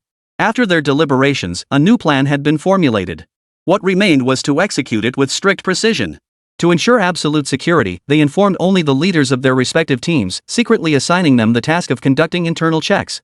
The rank-and-file members remained completely unaware, continuing to search the village for Chen Zhe's whereabouts according to their surface orders. Seeing the outcome of Zhao Donglai and Zhang Weiguo's discussion, netizens felt a renewed glimmer of hope that Chen Zhe might finally be apprehended. From their omniscient perspective, Zhao Donglai and Zhang Weiguo's current assessment was clearly correct. Chen Zhe had indeed infiltrated the pursuit team, and judging by his current behavior, he believed himself to be safe and had no intention of attempting another escape. Little did he know that his entire scheme had been thoroughly uncovered by Zhao Donglai and Zhang Weiguo. Moreover, the pair had been exceptionally cautious this time, meticulously planning every detail. They might just manage to apprehend Chen Zhe without anyone noticing. As the self-inspection gradually unfolded, the members of the various teams began to catch on. Initially, they merely found it peculiar that the search methods and focus had suddenly shifted. But as time passed, they realized there must be deeper reasons behind it. A sense of anticipation grew among them, eager to see if Chen Zhe was actually within the ranks. Chen Zhe, now blending into the ranks, also began to sense something amiss. Knowing he couldn't sit idly by any longer, he seized the moment and decisively slipped away. He pretended to leave the group casually, walking toward the edge of the village. His steps appeared light, but in reality, he was vigilantly observing the surroundings with every step. But the others, already on high alert, spotted Chen Zhe's departure and immediately gave chase. "Stop! Don't run!" a team member shouted, his voice piercing the still air. Hearing the call, the others quickly gathered around, and a new chase began once more. Zhao Donglai and Zhang Weiguo felt a surge of excitement. It seemed their judgment had once again proven correct. As their encounters with Chen Zhe grew more frequent, they gained deeper insight into his behavioral patterns and thought processes, steadily improving their accuracy in predicting his moves. This was undoubtedly a positive development in their confrontations, proving they were growing increasingly familiar with their adversary, Chen Zhe. And once they understood their opponent, capturing him was within reach. Zhang Weiguo's addition proved remarkably effective. He could share the command pressure with Zhao Donglai, allowing Zhao to focus more intently on controlling the overall situation. Throughout the pursuit, Zhang Weiguo leveraged his unique perspective and extensive experience to promptly adjust strategies, maximizing the team's operational effectiveness. Both men were now fully immersed in command mode, initiating a fresh round of pursuit operations targeting Chen Zhe. Through their walkie-talkies, they continuously relayed instructions to the team members, their voices calm and decisive. Both men were highly confident in the success of this operation. Chen Zhe was now completely exposed. His current location was in the center of the village, surrounded by houses and narrow alleys. The pursuit team swiftly deployed personnel around the perimeter, forming a tight encirclement. Chen Zhe had no chance of escape. Simultaneously, they had eliminated any potential accidents by communicating with the villagers beforehand. They had informed them of the possible situation and instructed them not to move around freely, ensuring there would be no repeat of incidents like sheep stampedes. In other words, the situation was now crystal clear. Chen Zhe would be apprehended sooner or later, with no escape route available. Zhao Donglai and Zhang Weiguo maintained constant communication, coordinating their efforts through frequent exchanges. One directed the frontline pursuit team while the other coordinated the outer perimeter, ensuring Chen Zhe had no chance of escape. This approach kept them perfectly in sync. Even if one commander lost track of Chen Zhe, the other could immediately pinpoint his exact location. Their seamless coordination left online observers deeply impressed. That level of professionalism is incredible. With them on the job, Chen Zhe won't get away this time. Netizens flooded the comments section with praise for Zhao Donglai and Zhang Weiguo's command skills. Such professionalism was clearly no joke. Not only would apprehending Chen Zhe be a breeze, but even facing the most vicious criminals would likely be a piece of cake. Through constant communication between both sides, the operation proceeded with remarkable order. Each team knew exactly what they needed to do, with everyone working toward the same goal. They worked in tight coordination, leaving no corner unexamined to prevent Chen Zhe's escape. Through their concerted efforts, Chen Zhe was swiftly cornered. Now, pursuit teams surrounded him from every direction. Every member of every pursuit team remained intensely focused. Having learned from past mistakes, no one would make the mistake of popping champagne prematurely. Only when Chen Zhe was truly apprehended would the operation be considered complete. Though Chen Zhe was now completely surrounded, his capture wouldn't be considered complete until he was physically apprehended. Zhao Donglai and Zhang Weiguo wore solemn expressions, showing not a trace of triumphant joy. At this moment, they genuinely feared that beneath this mask might lie yet another face. They'd seen this scenario play out far too many times before. On several previous occasions, they had finally captured someone who appeared to be Chen Zhe, only to discover upon removing the mask that it was an actor hired by Chen Zhe. If possible, they truly did not want to go through that again. But just as everyone was tense, Chen Zhe took the initiative to remove his mask. Seeing the face they had longed for day and night beneath the mask, everyone breathed a sigh of relief. Judging by the current pace, this time, it was absolutely the final capture. Everything could finally come to a close. Chapter 125, A Game of Cat and Mouse. The moment the true identity was revealed, everyone couldn't help but breathe a sigh of relief. The person before them was truly Chen Zhe. The satisfaction of confirming his identity was beyond words. The prolonged pursuit and investigation had left everyone exhausted, but now, everything was finally coming to a close. A look of relief washed over every member of the pursuit team. This arduous chase was finally drawing to a close. Chen Zhe, this time, I'll see where you run to. Zhao Donglai paused for a moment before declaring with full force. He had uttered those words countless times before. Yet each time, he was met with a slap in the face. This time, however, was different. Chen Zhe was now truly trapped, with no way out. Even if he possessed supernatural abilities, escape was utterly impossible now. The pursuit team surrounded him on all sides, each member on high alert. They were positioned in every corner, eyes alert, ready to pounce at the slightest disturbance. Escaping under these circumstances was utterly impossible, no matter how one looked at it. What a pity. You could have gone much further, but you were too confident. Sometimes, overconfidence isn't a good thing. Zhang Weiguo's face was etched with regret. Judging by the abilities Chen Zhe had demonstrated, he absolutely had the potential to go much further. While he couldn't guarantee Chen Zhe wouldn't be caught later, he certainly shouldn't have been apprehended this early. Yet there's no such thing as a regret pill in this world. Chen Zhe ultimately paid the price for his arrogance. Time for the classic lines again? Facing their expressions, Chen Zhe showed no sign of tension on his face. Instead, he spoke with a hint of mockery. The corners of his mouth lifted slightly, revealing a hint of a dismissive smile, as if he couldn't care less about the situation unfolding before him. This attitude stirred an inexplicable rage within Zhao Donlai and Zhang Weiguo. Hearing such words, both Zhao Donlai and Zhang Weiguo's expressions darkened.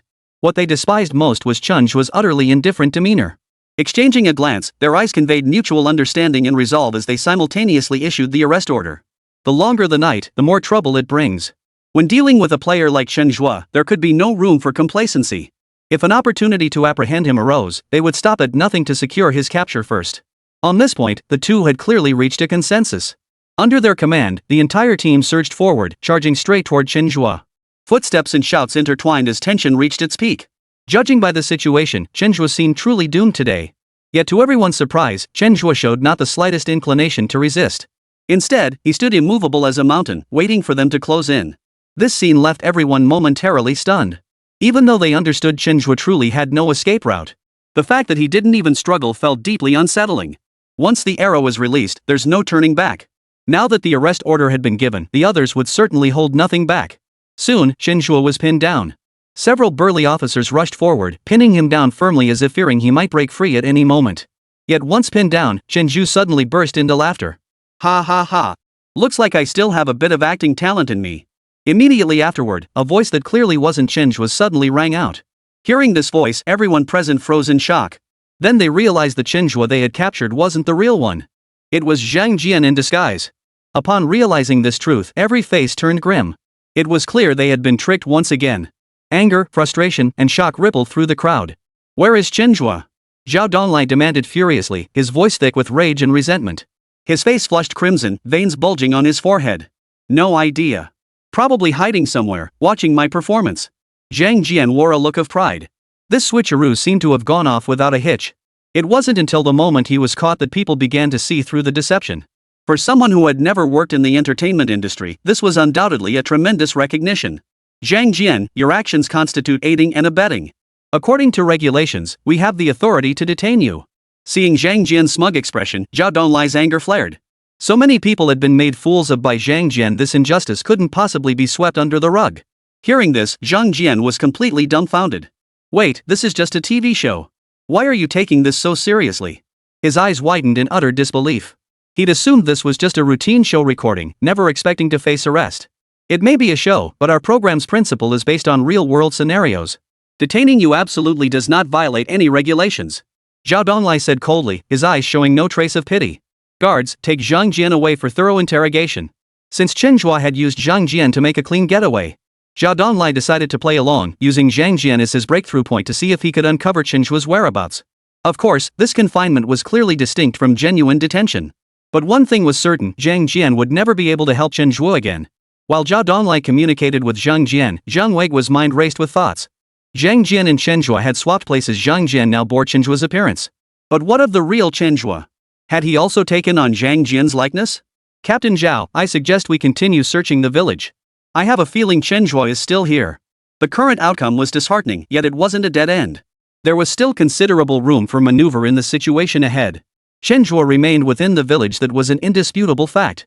As long as we hold on to that certainty and keep expanding our search area, we will definitely find Chen Zhe. Given the current situation, he definitely hasn't escaped yet. We'll search every single house. I refuse to believe we won't find him. His voice brimmed with resolve, as if declaring to Chen Zhe that this contest was far from over. Thus, a more meticulous search operation commenced throughout the village. This game of cat and mouse was far from over. Who would emerge victorious remained entirely unknown. Chapter 126, Coincidences are always full of surprises. At that moment, Chen Zhe was deep within the village. Yet his location was one the pursuit team could never have imagined. He was inside the pursuit squad. Indeed, he had once again cleverly infiltrated the pursuit team. Though it was the same old tactic, when executed perfectly, it still delivered a stunningly unexpected effect. Zhao Donlai and Zhang Weiguo reacted swiftly, yet they could never have dreamed that Chen Zhe was right beside them. In this psychological game of wits, Chen Zhe was undoubtedly the ultimate victor. Zhang Weiguo stubbornly led the others in a house-to-house search. Yet this search was destined to be futile, for the very man they sought, Chen Zhe, was walking among them. As time passed and fewer courtyards remained to be searched, the mood of the pursuit team grew increasingly heavy. Initially, they were filled with hope, convinced Chen Zhe must be hiding somewhere. Yet, after searching house after house without success, their confidence gradually faded, and they lost certainty about Chen Zhe's whereabouts. When the search concluded, Zhang Weiguo and Zhao Donglai wore expressions of utter disappointment. Chen Zhe had truly vanished without a trace. They had searched high and low, inside and out, yet found no sign of him. Under these circumstances, they could only reluctantly admit that Chen Zhe had once again managed to escape. What was even more disheartening was that, even now, they still had no clue how Chen Zhe had slipped away. "Old Zhang, what do we do now?" Zhao Donglai, at a loss, pinned his hopes on Zhang Weiguo. Zhang Weiguo looked equally helpless, equally uncertain. After hesitating for a long time, he tentatively suggested, "How about we rest and regroup first?" At this suggestion, Zhao Donglai's face darkened. Even though rage burned within him, he could only sigh helplessly at that moment. After much deliberation, he steeled himself and nodded. At this point, it seems like the only option. And so, the group that had arrived in such a grand display ended up leaving in disarray. Even more absurdly, Chen Zhe followed the group back as well, apparently intending to spend the night with them. One could only wonder what the pursuit team would think upon learning Chen Zhe's true intentions. On the way back with the pursuit team, Chen Zhe joined in the conversation, and every word was filled with complaints about Chen Zhe. His remarks sparked enthusiastic responses from everyone, who began pouring out their grievances, meticulously listing Chen Zhe's various misdeeds. Watching this unfold, viewers in the livestream chat were rolling with laughter. "Ha, is this how you play?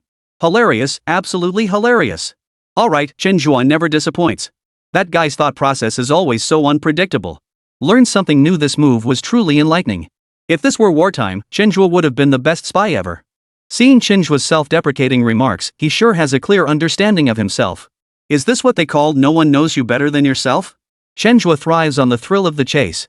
One mind-blowing move after another, unbelievable. He truly lives by the motto, "no risk, no reward." This version of Chen Zhe is unstoppable.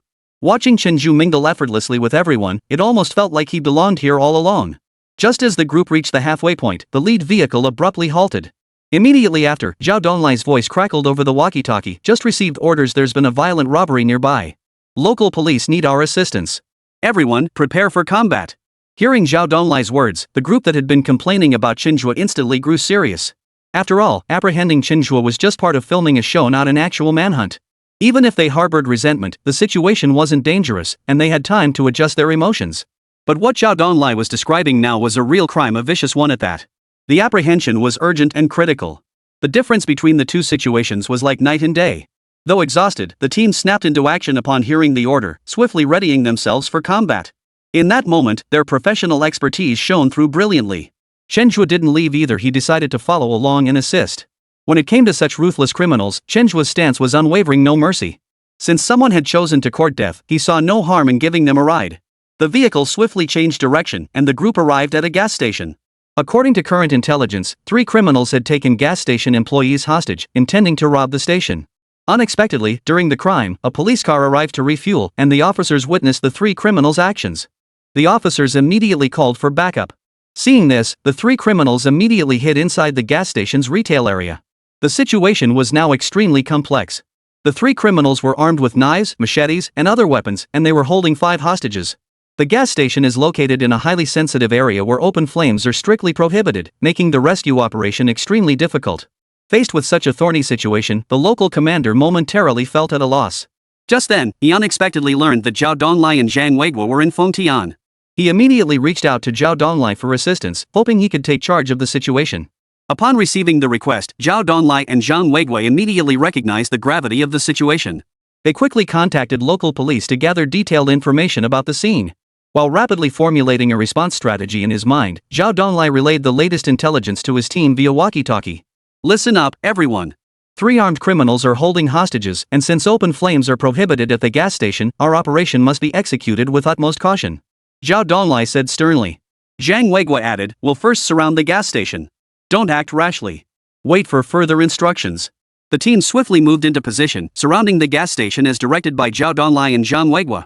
Chen Zhe blended into the ranks, his eyes reflecting unwavering resolve and composure. He knew that in this critical moment, even the smallest mistake could lead to irreversible consequences.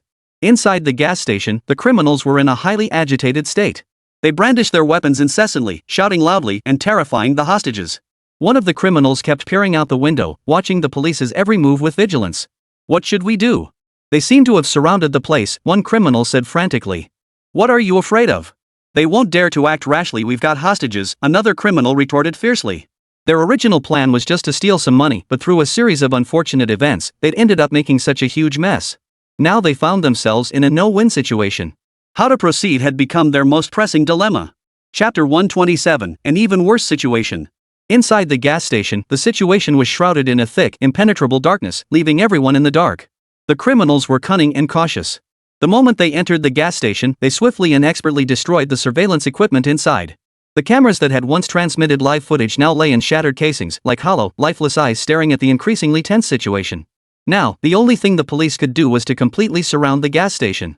Uniformed officers stood at the ready, weapons gripped tightly, their eyes reflecting both resolve and vigilance. Yet, a thread of unease also lingered in their hearts. As for the next steps, everyone racked their brains but couldn't come up with any particularly good solutions. Zhao Donglai and Zhang Weiguo, their expressions grave, moved through the crowd. After methodically assigning tasks to everyone, they swiftly communicated with local leadership. The current situation proved far more complex than anyone had anticipated. The most pressing challenge was the complete lack of information about the situation inside the gas station. With everything shrouded in uncertainty, devising an effective course of action presented a monumental challenge, a towering mountain looming before them, seemingly insurmountable. Based on past experience, the best option in such a situation might be a frontal assault. Using armed force to break through, find a way to penetrate the gas station's interior, and strive to subdue the criminals as quickly as possible. But now, they had no clue where the criminals were positioned, nor whether the hostages inside were in mortal danger. If they rashly took such action, no one could guarantee what unforeseen consequences might arise. Should the operation fail, the hostages' lives would be gravely endangered, a consequence none could bear. Though Zhao Donglai and Zhang Weiguo were battle-hardened veterans, even they felt at a loss in the face of this intractable situation. Their brows furrowed, their foreheads glistening with beads of sweat, their eyes reflecting deep concern. The main issue was that the criminals they were facing this time possessed exceptionally strong counter-surveillance capabilities. This act of sabotaging surveillance systems was like a heavy hammer blow, shattering their vital information channels. It had blinded them, indirectly causing subsequent operations to stall. Call in the negotiation experts. We need to establish communication first. Only by understanding the situation inside can we plan our next move. After prolonged, careful deliberation, Zhao Donglai finally broke the silence and voiced his opinion. At this point, rash action was clearly inadvisable. Above all, they must ensure the hostages' safety. If a bloodless rescue could be achieved, that approach was undoubtedly preferable. After all, behind every hostage stood a family's hope. They couldn't let those hopes be shattered. Given the circumstances, this is indeed the best option. My suggestion is to bring in negotiation experts. Zhang Weiguo nodded in agreement with Zhao Donglai's proposal. The biggest challenge at present was the uncertainty surrounding the status of the several criminals. Without the ability to gather information through the video feed, communication became the most ideal approach. After hearing both proposals, the local leadership did not rush into action but instead fell into deep contemplation. He paced back and forth, his brow furrowed, seemingly weighing the pros and cons of each option. After careful deliberation, he ultimately decided to adopt their suggestion. Given the current situation, there truly was no better alternative. In that case, they would have to proceed step by step. Within about 5 minutes, the negotiation expert arrived. Dressed in a crisp suit, his eyes radiated confidence and professionalism. The police had considered negotiation strategies from the outset and had already contacted a negotiation expert. This foresight bought valuable time for the upcoming rescue operation. Once in position, the negotiator swiftly picked up the communication device and initiated contact with the individuals inside. His voice was steady and gentle as he attempted to calm the hostage-taker's emotions with his words and gather more information. However, before he could say much, the hostage-taker inside reacted with intense resistance. "Shut up! We won't accept any negotiations now. If you dare say another word, I'll randomly pick a hostage and chop off their finger." The criminal's voice, filled with rage and fury, sent chills down the spine as it transmitted through the communication device. Hearing the response from inside, the negotiation expert was forced to fall silent. A look of helplessness and bewilderment spread across his face. Despite his expertise, he was utterly powerless when the hostage-takers refused to cooperate. Seeing the negotiator's bewildered and helpless expression, Zhao Donglai and Zhang Weiguo exchanged glances. In each other's eyes, they saw the same anxiety and helplessness. The criminal's refusal to cooperate undoubtedly increased the difficulty of the rescue operation. The situation was already grim enough. Now, with the hostage-taker refusing to negotiate, it felt like the last shred of hope was being crushed. Under these circumstances, determining the appropriate course of action became the most pressing challenge. In terms of personnel deployment, they were absolutely well equipped. The entire gas station was now completely surrounded, leaving no room to breathe. As long as the criminals dare to show their faces or step outside, they will pay the price. But the crux of the matter is that these criminals are too clever. They leave the police no openings whatsoever. One might even say they've eliminated every possibility. Hiding inside the gas station, they use the layout and hostages as cover, forcing the police to tread carefully. Despite the stalemate making escape difficult for them, they still held hostages in their grasp. Every minute the hostages remained trapped meant another minute of risk. Everyone understood this point perfectly well. Therefore, every second counted in the hostage rescue operation. But with the criminals refusing to cooperate, the necessary operations couldn't proceed. Invisible forces had locked the situation in place, leaving no room for progress. After careful consideration of the current situation, Zhao Donglai took the initiative to pick up the megaphone. His hand gripped the microphone tightly, knuckles turning white from the pressure. He took a deep breath, trying to steady his emotions. Listen up, criminals inside. This communication might be your only chance to walk away. I urge you to think carefully before making any decisions. As long as you do not harm the hostages, we are open to considering any conditions you propose. But if you dare to harm the hostages, I can guarantee you will get nothing. You had better think carefully about your choice. His words carried a hint of threat, yet also a glimmer of hope that the criminals might calm down and reconsider the possibility of negotiation. At this point, unconditional compromise was clearly unwise. Only by applying appropriate pressure and amplifying their own fears might the current situation shift. Zhao Donglai's approach was sound, even bold. But these criminals paid no heed to his words, instead erupting into fury at that very moment. Bang! The iron gate shook violently, as if struck by an enraged beast. Immediately, the criminals' voices rose again. I've already told you, stop trying to negotiate with us. But you just won't listen. Since that's the case, we'll reluctantly have to cut off a hostage's finger. Hearing these words, Zhao Donglai's face instantly turned as pale as paper. His original intention had been to provoke the criminals, making them fully aware of their precarious situation to facilitate further negotiations. Unexpectedly, his words had gone too far. The criminals were actually going to act on it and against a hostage. At this moment, the situation seemed completely out of control. Every staff member present now wore expressions of bitter resignation. Their eyes betrayed both rage and helplessness. They knew exactly what the criminals were about to do, yet the frustrating truth was that they were utterly powerless to respond. They could do nothing but resign themselves to the situation. This feeling was unbearably painful, like an invisible giant hand had clamped down on their throats, choking the life out of them. Don't act rashly. We can talk this out. Zhang Weigui remained relatively composed, speaking up again based on the current situation. Whatever demands you make, we'll find a way to meet them. But if you harm the hostages, you won't be walking out of here alive. He attempted to soothe the criminals with gentle words, hoping to create a glimmer of opportunity for the rescue operation. But no sooner had his voice echoed than a wretched cry pierced the air from inside the gas station. Ah! The piercing scream tore through the silent night sky, causing every viewer watching the live feed to hold their breath in horror. Their eyes filled with fear and concern as they stared intently at the screen, as if they could see the horrific scene inside the gas station through it. Judging by the situation, the worst-case scenario had indeed unfolded. Chapter 128, The Big Picture. That sound left everyone's hearts in their throats. The criminals' brutality far exceeded their wildest imaginings. Given the current situation, it was highly likely someone had already suffered serious harm. Zhao Donglai's face was etched with regret. His hands gripped his hair tightly as self-reproach filled his heart. Had he not provoked them with his words? Perhaps the criminals wouldn't have reacted so violently, committing such heinous acts. Horrific images kept flashing through his mind, each one more agonizing than the last. If it were possible, he would have given anything to share their pain. He would have gladly had his own fingers chopped off instead. But alas, the world had no room for what-ifs. All he could do was accept this cruel reality. The live-stream chat was equally shrouded in gloom. It's over. This is truly over. That criminal is so brutal he just chopped off a finger like it was nothing. That scream sounded absolutely heart-wrenching. The fingers are connected to the heart. Anyone facing that would scream in agony. I'm speechless. How did things spiral so out of control? We need a solution fast. It's hard to imagine how desperate the person inside must feel right now. That sense of complete helplessness, it's unbearable. Chen's still here. With things like this, it feels like only Chen could possibly resolve the situation. Exactly, Chen Zhe. It feels like he hasn't been seen in ages. Could he already be rescuing the hostages? Give me a break. Chen Zhe is strong, but he's human, not a god. With so many cops helpless in this situation, how could he possibly have a solution? The viewers in the livestream chat weren't feeling any better than the police on the scene. If anything, they were even more anxious.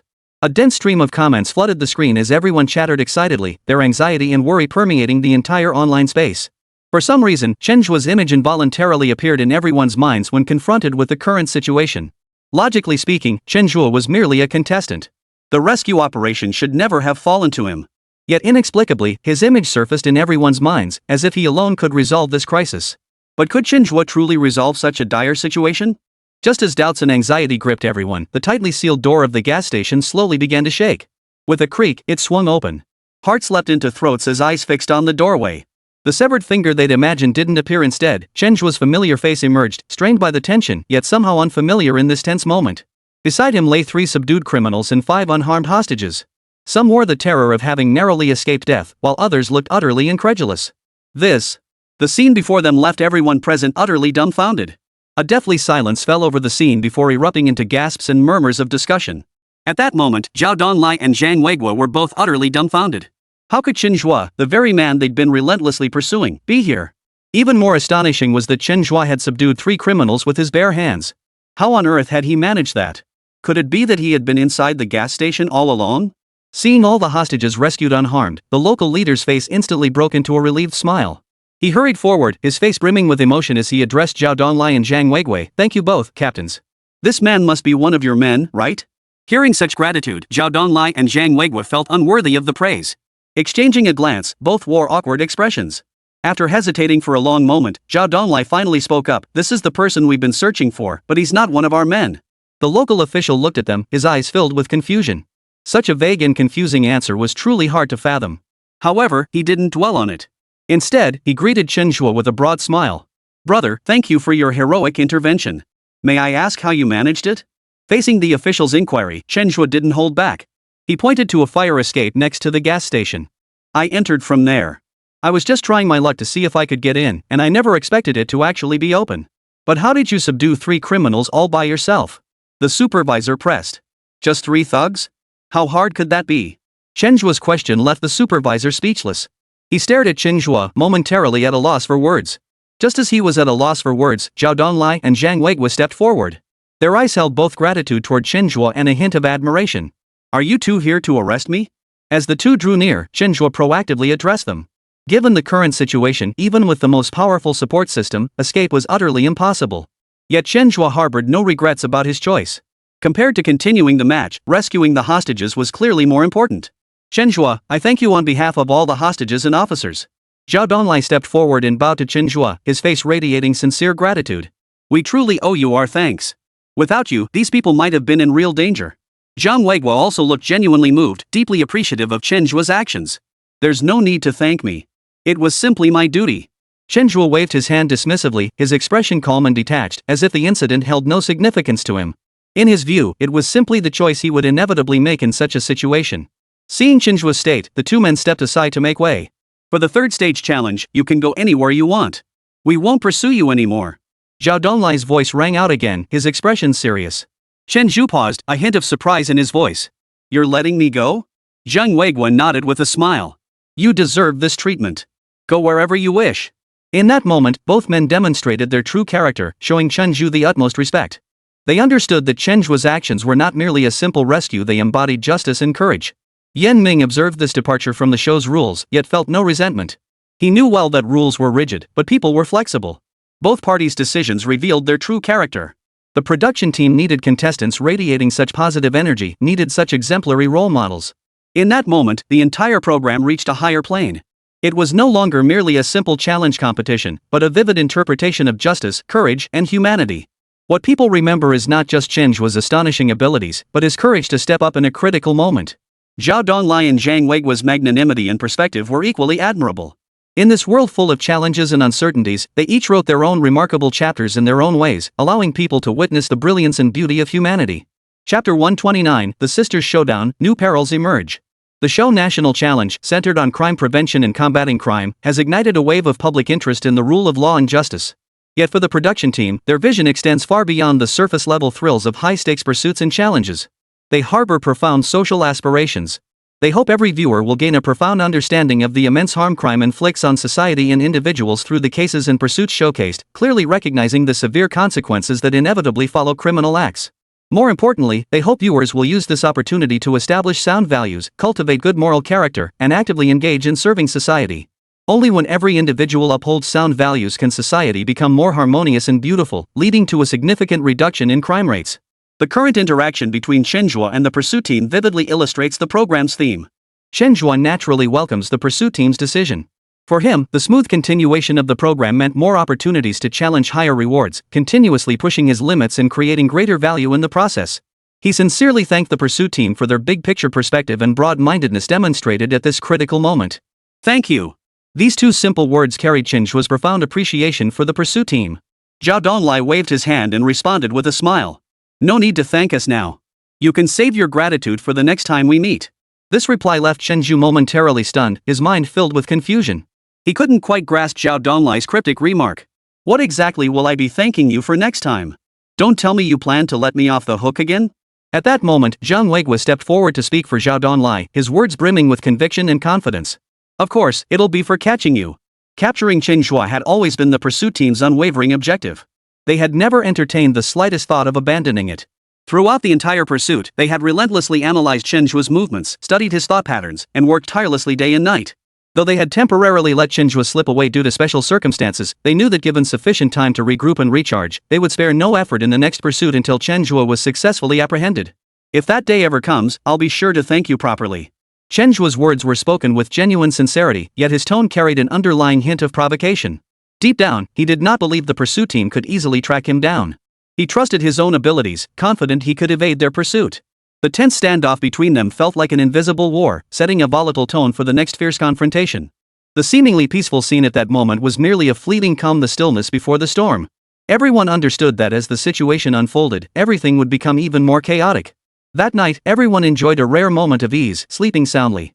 For the pursuit team, this decision was undoubtedly a huge relief. Ever since the pursuit of Chen Zhe began, their nerves had been stretched to the limit, constantly on high alert. Day after day, they racked their brains and ran themselves ragged trying to catch Chen Zhe. Though they rested each day, the constant preoccupation with the mission severely compromised the quality of their sleep. Chen Zhe weighed on them like a heavy stone pressing down on their chests, making it impossible for them to eat or sleep peacefully until they caught him. Now, this agreement between both sides allowed the pursuit team to temporarily set aside the heavy burden of capture during the third phase of the challenge. Knowing the outcome, the weight on their shoulders could finally be lifted for a short while. This finally granted them precious downtime to freely pursue their favorite activities. Seeing the relief on the faces of the pursuit team members, netizens were deeply moved one by one. The members of the pursuit team are, in fact, just ordinary people. They have their own families and experience their own joys and sorrows. Yet, in the name of upholding justice and safeguarding social fairness and order, they often had to sacrifice time with their families, suppress their own emotions, and dedicate themselves entirely to this challenging work. Their spirit of dedication is truly admirable and worthy of emulation by everyone. Chen Zhe returned to the rented house in Tianlu that same day.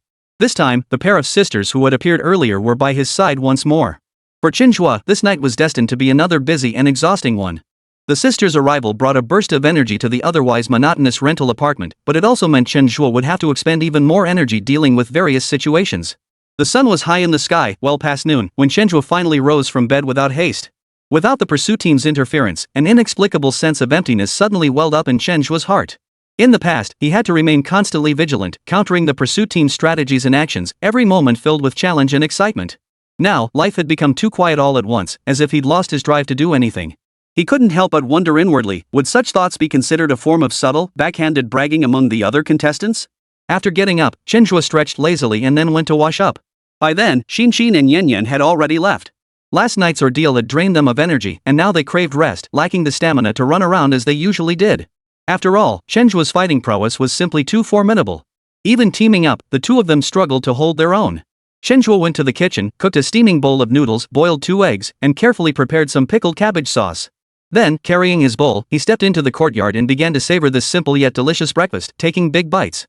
As he ate, he basked in the warmth of the morning sun on his skin, temporarily forgetting the pressures and challenges of the show. But he didn't know that while he savored his meal, danger was quietly closing in. On the other end of the livestream, several figures watched him intently, their eyes filled with murderous intent. The pursuit team has been in the way, making it impossible for us to act. Now, this is our best chance. A man with a sinister expression, his gaze fixed on Chen Zhe on the screen, spoke slowly. His voice was low and gravelly, like a whisper from the darkness. Yamamoto-kun, just give us your orders. We'll follow your lead every step of the way. Several others chimed in from the side, their voices brimming with reverence for the man known as Yamamoto-kun. Yamamoto narrowed his eyes slightly, a sly smile playing on his lips. Chapter 130, a setup? When dealing with a guy like Chen Zhe, we absolutely cannot act recklessly. We've held back for so long, this must be a decisive strike. If he gets even slightly guarded, the situation could spiral beyond our control. Yamamoto Jiro's lips curved upward slightly, yet his expression held no trace of amusement, only a bone-chilling, ruthless coldness. Chen Zhe possesses many exceptional abilities and loves to show off. If we exploit this trait, we can make him vanish without a trace. Old Chen had located them long ago, yet Yamamoto Joji had not rushed into action. These past days, he had lurked like a beast in the shadows, silently observing every move Chen made. He knew full well that this was China, where every move demanded extreme caution. The slightest misstep could plunge him into an abyss of no return. But the turns Chen Lao offered were too tempting, a colossal profit he simply couldn't refuse. After much deliberation, he resolved to plan meticulously before making his move. He invested immense time and effort, dissecting Chen Zhe's background, personality, preferences, and even the minutest habits with meticulous precision. In his view, only by studying his opponent inside and out could he ensure absolute success. Now, after a long period of lying low in preparation, he felt the time was ripe. He then slowly laid out his meticulously crafted plan. The others sat around him, listening quietly, their faces gradually revealing expressions of admiration. Truly worthy of his reputation as the organization's renowned strategist, Yamamoto Joji's maneuver was exceptionally brilliant. If they could execute this plan flawlessly, Chen Zhe would surely meet his end. The group exchanged glances, nodded slightly, and silently reached a consensus. They began making urgent preparations, awaiting only the signal to begin. At the same moment, sunlight flooded the courtyard of Chen Zhe's home. Chen Zhe had just finished breakfast and was now lying comfortably on a deck chair in the courtyard, leisurely soaking up the warm sunlight and savoring this moment of tranquility. A relaxed smile graced his face, as if all the troubles of the world were irrelevant to him. As noon approached, the tranquility was shattered by the sound of hurried footsteps. Zhang Jian rushed in breathlessly, his forehead glistening with sweat, strands of damp hair plastered to his face. His entire body trembled uncontrollably, his urgency palpable. "Brother Zhe, it's bad news. You have to help me." Zhang Jian's voice trembled with tears, brimming with panic and helplessness. Chen Zhe eyed Zhang Jian curiously, asking instinctively, "Weren't you locked up by the pursuit team? How did they release you so quickly?" "They released me last night. Didn't that team say they wouldn't arrest you at this stage? What use is it to keep me locked up then?" Chen Zhe nodded thoughtfully. "That does make sense. But since you're out now, why are you in such a rush?" Zhang Jian wiped the sweat beading on his forehead, his face worn out as he pleaded. "Brother Zhe, you've got to help me out here. I got scammed. 20,000 yuan just like that, all gone." Chen Zhe frowned, a hint of doubt flashing in his eyes. "What do you mean? You're saying the 20,000 yuan you got from the pursuit team is all gone?" Zhang Jian's face was etched with regret. He didn't deny it, just nodded heavily. "All gone. It happened so fast. Brother Zhe, you have to help me get justice. What happened? What exactly went down?" 20,000 yuan was no small sum. To lose 20,000 yuan overnight felt utterly unreal. Chen Zhe sat up straight, his expression turning serious. Zhang Jian sighed helplessly before speaking slowly.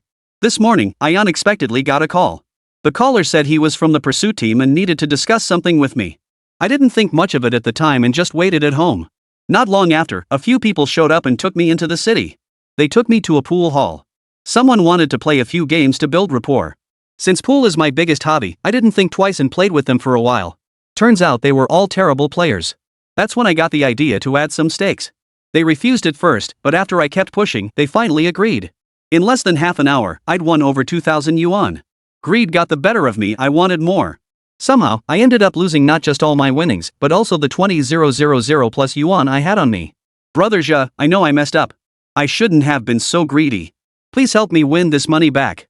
After hearing Zhang Jian's explanation, Chen's brow furrowed slightly as he fell deep in thought. "Are you certain the people who tricked you were from the pursuit team? Did you see Zhao Donlai or Zhang Weigua?" Zhang Jian thought carefully, a look of confusion spreading across his face. "I don't think I've seen any of those guys before. And for some reason, I just felt something unfamiliar about them. Now that you mention it, they probably weren't from the task force after all. Oh no, this is even worse. I've been set up." Despair filled Zhang Jian's voice as his body trembled slightly from overwhelming pain and regret. From heaven to hell it had happened in the blink of an eye. Now, he regretted it so much he could have kicked himself.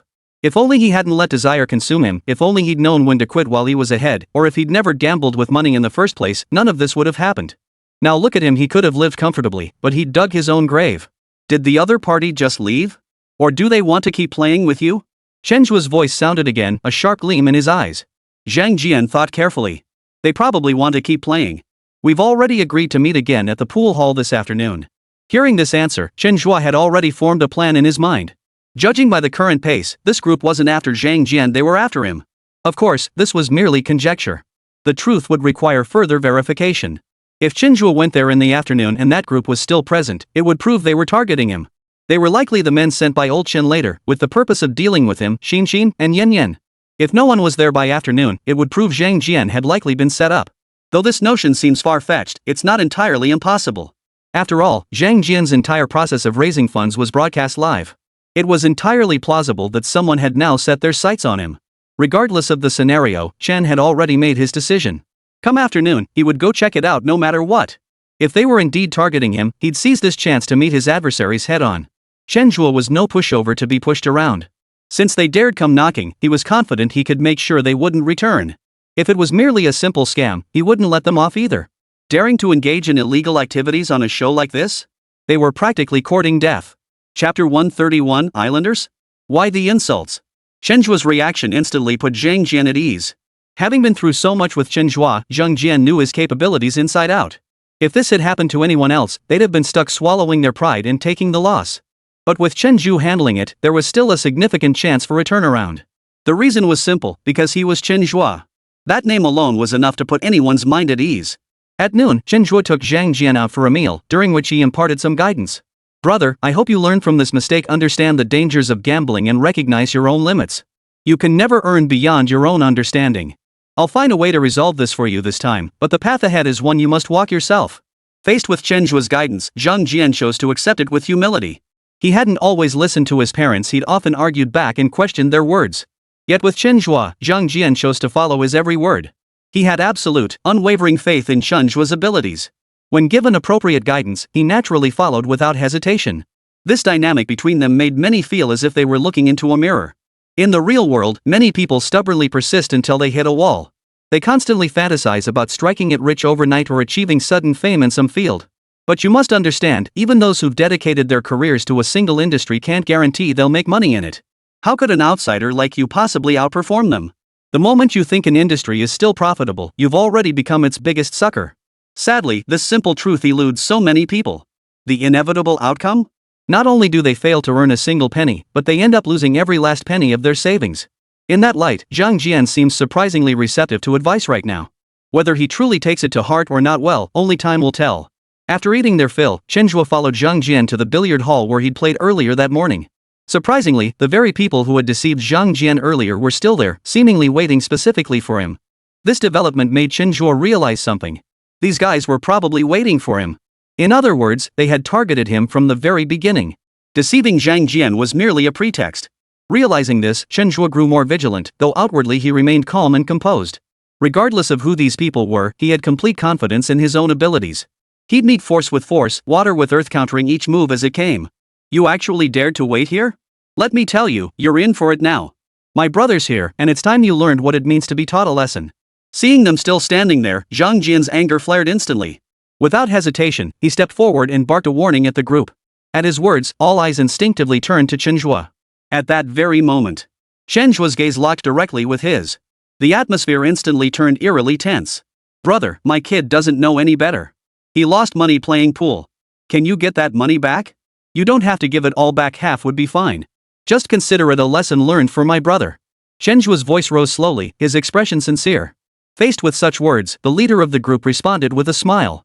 Bro, you know the saying, you win some, you lose some. No need for me to spell it out, right? We were just having a friendly game of pool with your brother, but he insisted on adding a little wager. We reluctantly agreed. Since we agreed to the wager from the start, whoever wins or loses is acceptable. Now you suddenly want me to return the money? That doesn't seem fair, no matter how you look at it. Hearing the other man's reply, Chen Zhe instinctively frowned. Though the man spoke Chinese, his pronunciation was terribly awkward. There was an odd accent to it, something off about the pronunciation. He turned his gaze to Zhang Jian and asked instinctively. Japanese? What the hell do you mean, island nation people? Bro, I admit I messed up this time, but you can't just start cursing people out like that. And using such nasty words. Zhang Jian's face was etched with hurt, his expression filled with resentment. Chen paused, taken aback. He hadn't cursed anyone. Wait. He had indeed cursed. In China, calling someone an island nation person is an insult. Realizing this, Chen Zhe hastily offered an explanation. I wasn't talking about you, I was referring to those people over there. Hearing his explanation, Zhang Jian's expression softened slightly. That's more like it. I thought you were insulting me. But you're absolutely right, Brother Zhe. The way those guys act really does remind me of islanders. Without waiting for Chen Zhe's response, Zhang Jian turned his gaze directly toward the group across from them. You bunch of islanders, you've got some nerve setting me up like that. How dare you? Ha! Faced with Zhang Jian's outburst, the group across from him froze in surprise. They believed their disguise was flawless. How could they be exposed so quickly? Fortunately, Yamamoto Jiro was experienced. Even with their cover blown, he forced himself to remain calm. Zhang Jian, since you've identified us, let's be upfront about this. We are indeed from the island nation. We came here hoping to exchange skills with brother Chen Zhe. The National Challenge program is hugely popular in Japan too. We deeply respect brother Chen Zhe's abilities, but we also hope to use this opportunity to learn from each other. Would brother Chen Zhe be willing to give us this chance? After hearing Yamamoto Joji's explanation, Zhang Jian snorted coldly. So you really were impersonating members of the pursuit team? That's pretty shady of you. Sigh. Wait, no. What did you just say? You're from the island nation?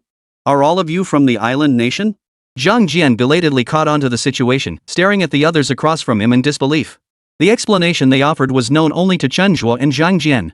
It turned out the entire billiards hall had been reserved by Yamamoto Joji and his group. Immediately after securing the venue, they had deployed numerous jammers. Their objective was murder. And their target was none other than Chen Zhe, the contestant in the nationwide challenge. If they carried out the assassination during the live broadcast, even if they managed to kill Chen Zhe, it would be extremely difficult for them to escape unscathed. China's security forces were formidable indeed. Moreover, their crime was carried out with blatant audacity. Under these circumstances, the Huaxia police would spare no effort to apprehend them. Sacrificing their entire operation over one man like Chen Zhe would be a clear loss. But Chen Zhe was also someone they had no choice but to eliminate. After careful consideration, Yamamoto Ryoji conceived the plan to use jammers.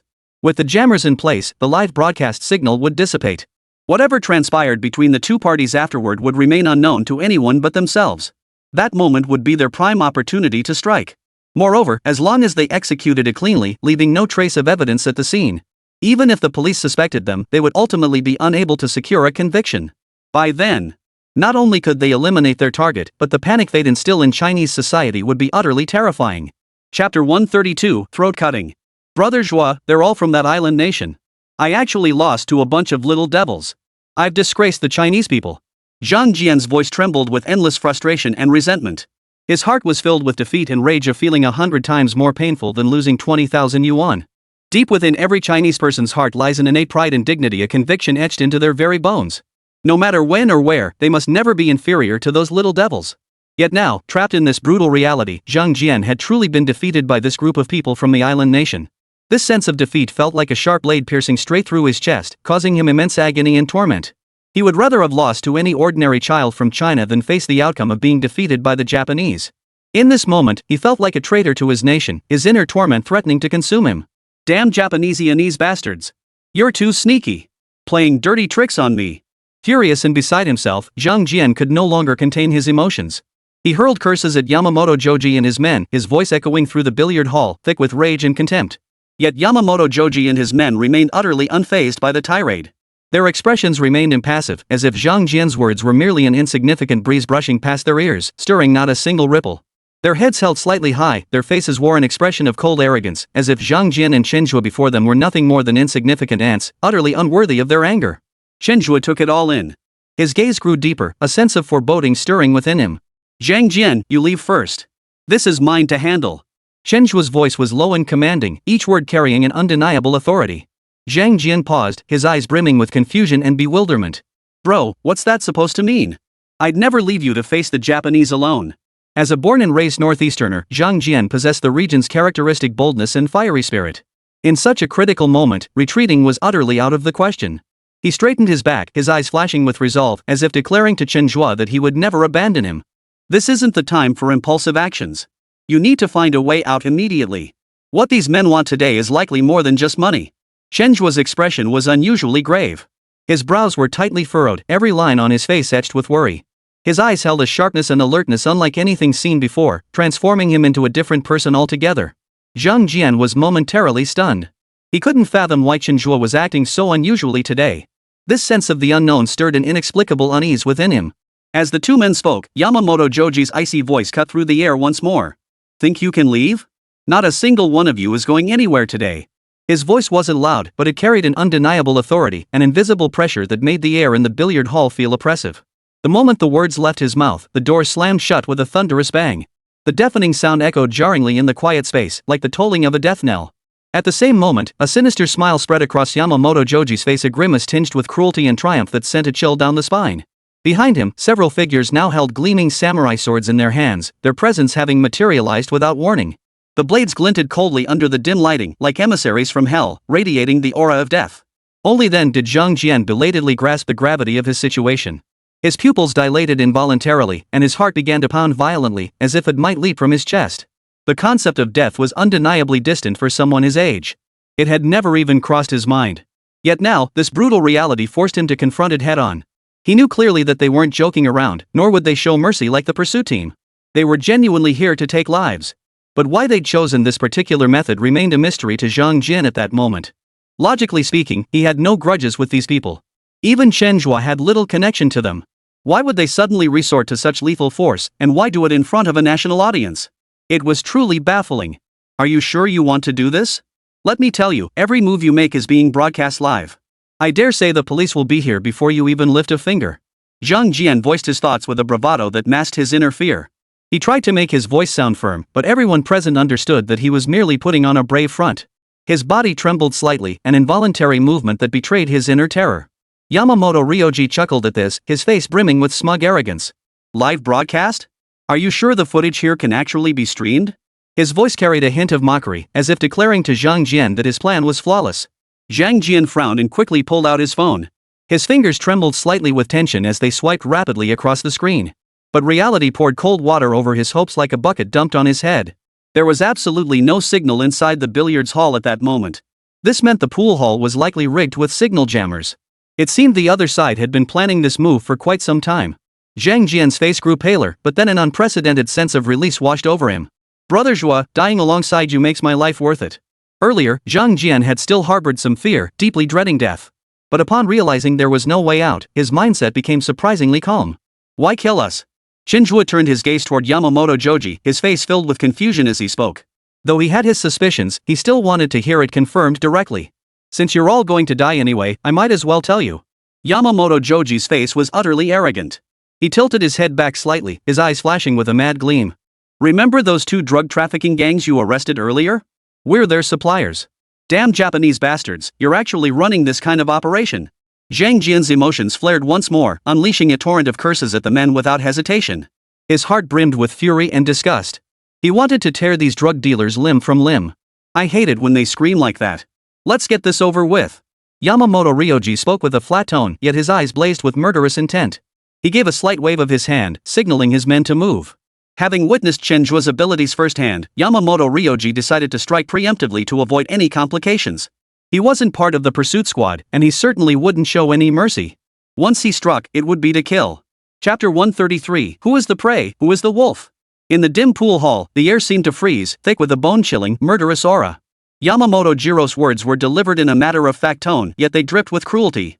Compared to the pursuit team, these men were truly vicious and ruthless. They wouldn't consider any other factors. Their sole purpose was to eliminate the 2 completely. At this moment, the scent of death permeated the air. Zhang Jian's eyes instantly filled with bloodshot veins. Rage and despair tangled within his heart as his chest heaved violently, suppressed fury simmering like a volcano ready to erupt. I'll fight you to the death. He roared, his voice echoing through the empty pool hall with the desperation of a man with nothing left to lose. But as his feet took a step forward, Chen Zhe reached out and stopped him. Where are you going? Run now. Chen Zhe whispered urgently. Even with his divine physique, facing such an opponent offered no guarantee of victory. Moreover, he now had to protect Zhang Jian's safety. In this situation where the enemy was strong and they were weak, charging in recklessly would be courting death. Escape was the only viable option at the moment. Zhang Jian stared at Chen Zhe in surprise. Seeing that the other man wasn't joking, he quickly obeyed his instructions. In critical moments, you could always count on Chen Zhe. The 2 sprinted toward the billiard hall entrance without pausing for a moment. Yet their frantic movements resembled a farcical performance, drawing laughter from Yamamoto Joji and his men. To these men, Zhang Jian and Chen Zhe were lambs led to the slaughter. Their so-called escape merely added a touch of tedious amusement to their monotonous killing game. Let's get this over with quickly. Yamamoto Joji's tone was flat, as if discussing a trivial matter. The moment he finished speaking, the group pounced like starving wolves, chasing after Chen Zhe and Zhang Jian. As the entrance drew closer, Zhang Jian felt no relief. Instead, beads of sweat formed on his forehead and his breathing grew heavy and ragged. There was no way out. The main door had been locked shut long ago. Their escape seemed utterly pointless at that moment. Truthfully, Zhang Jian yearned far more for a chance to fight back than this passive flight. Even if it meant death, he wanted to die with dignity, not retreat like this. Just as he was consumed by this bitter resignation, a sliver of light suddenly pierced through the tightly sealed door, like a ray of dawn in the darkness. Immediately afterward, the entire door slowly swung open. Blinding light flooded into the warehouse, causing everyone to instinctively squint. Zhang Jian's face instantly drained of color, terror and confusion tangled on his features. His gaze instinctively sought out Chen Zhe. Chen Zhe's lips curved into a faint, enigmatic smile as he murmured softly, "The show is about to begin." No sooner had the words left his lips than dozens of fully armed figures appeared before them, descending like divine soldiers. Sunlight washed over them, outlining their resolute silhouettes. Among them, two familiar faces stood out prominently: Zhao Donglai and Zhang Weiguo. Zhao Donglai and Zhang Weiguo led a contingent of police officers, standing tall with unwavering resolve, their weapons gleaming with a cold metallic sheen. They swiftly formed a solid defensive line at the doorway, completely cutting off Yamamoto Joji and his men's retreat. Yamamoto Joji and his group were caught off guard by this sudden turn of events. The smiles on their faces froze instantly, replaced by panic and terror. Their previously composed demeanor vanished without a trace. Their bodies instinctively retreated, their offensive posture instantly shifting to defense, their eyes filled with alertness and unease. At that moment, only one thought occupied their minds: escaping this perilous place. Unfortunately, in their earlier efforts to trap Chen Zhe and Zhang Jian, they had sealed off every possible escape route. Now, they found themselves trapped in the very predicament they had created, mirroring the situation Chen Zhe and Zhang Jian had faced moments before. Under these circumstances, escape was nothing short of a pipe dream. The only outcome awaiting them was capture. Let's fight them to the death. Yamamoto Joji proved himself a ruthless character. Realizing today would likely end badly, he decisively chose to go down fighting. He roared and charged toward the police first, his eyes burning with madness and resolve. But the disparity in strength between the two sides was simply too great. Though Yamamoto and his men possessed some combat skills enough to bully ordinary people, their resistance proved utterly futile against the well-trained, heavily armed professional police force. Within a mere 10 minutes, this brief yet intense confrontation came to an end. Yamamoto Jiro's six-man team was completely apprehended by the police. They lay sprawled on the ground, their eyes filled with despair and resentment, like vicious birds with broken wings. Even now, Zhang Jian felt as if he were still in a dream. Everything seemed so unreal. He never imagined he would personally experience the kind of life or death battle he had only seen in movies and TV dramas. The only difference from the movies was how astonishingly swift the police backup had been in reality. "Bro, what the hell just happened?" Zhang Jian looked utterly bewildered, his voice still trembling with the lingering shock of narrowly escaping death. "It's exactly what you saw." Chen Zhe offered no further explanation, merely patting Zhang Jian's shoulder with a smile. He knew full well that this incident involved numerous state secrets. The more Zhang Jian knew, the more likely it would bring him unnecessary trouble rather than benefit him. "Well done, Chen Zhe. Never thought we'd team up again so soon." Zhao Donglai looked at Chen Zhe with admiration, his eyes brimming with appreciation and recognition. Unconsciously, he found himself warming up to Chen Zhe more and more. Who would have thought the enemy was from that island nation? This time, I'll make them pay dearly. Zhang Weiguo strode over, his face twisted with fury. Recalling the indelible wounds inflicted upon China by the Japanese devils of the past, his heart brimmed with fury and hatred. In the past, China's weak national strength and inadequate military power had forced them to swallow their anger helplessly. But now, the nation grew stronger by the day, everything moving in a positive direction. If those little devils dared to commit atrocities on Chinese soil, they would not be spared. "You've arrived just in time. With you here, I feel truly reassured," Chen said sincerely, his eyes brimming with gratitude. He knew full well that without the timely police support, today's situation would have been unimaginable. Zhao Donglai and Zhang Weiguo exchanged a knowing smile upon hearing this, both feeling an indescribable sense of accomplishment. This time, they gladly accepted the praise. In confronting professional criminals, they had demonstrated through action the duty and capability of the police, safeguarding the peace of this land. Yamamoto Joji and his associates, escorted by police, left the abandoned factory with heads bowed in defeat. It was clear that the harshest judgment of the law awaited them, and their criminal acts would be brought to justice in the court of law. In this breathtaking showdown, Chen Zhe once again demonstrated his skill and wisdom. In his own unique way, he was contributing the strength of an ordinary citizen. Chapter 134, the third stage challenge concludes. Even after everyone had been taken away, Zhang Jian still felt as if he were in a dream. It couldn't be helped. The events unfolding were simply too surreal. He had assumed everything Chen Zhe experienced was tied to the show. Little did he know that behind this show, turbulent forces lurked, with someone plotting something sinister. Suddenly, Zhang Jian felt a new wave of worry for Chen Zhe. His current predicament was far more perilous than anyone could have imagined. After all, it wasn't just the pursuit team keeping a close watch on him, there were also those truly vicious criminals. The production team explained the missing footage as a signal interruption. As for what truly transpired during that interval, no one outside the immediate participants knew the truth. However, the island nation organization known as Black Soul had completely lost contact with Yamamoto Joji and the others after that incident. This outcome had already made them come to their own conclusions. Yamamoto Joji and his group were most likely doomed. Faced with this situation, they had only two choices left. The first was to abandon Yamamoto Joji and his group and withdraw completely from the Chinese market. This course was undoubtedly safer, preserving their strength. But the corresponding cost would be the complete loss of the Chinese market and billions in revenue. More crucially, they would be unable to continue smuggling drugs into China and preying upon its ordinary citizens. Such a reality was clearly unacceptable to them. With that option off the table, only one alternative remained. That was to deploy additional forces and launch a new round of retaliation against Chen Zhe. At present, Chen Zhe remains unharmed. This proves that Yamamoto's capture must have involved Chen's involvement. Rescuing Yamamoto and his men was now clearly unrealistic.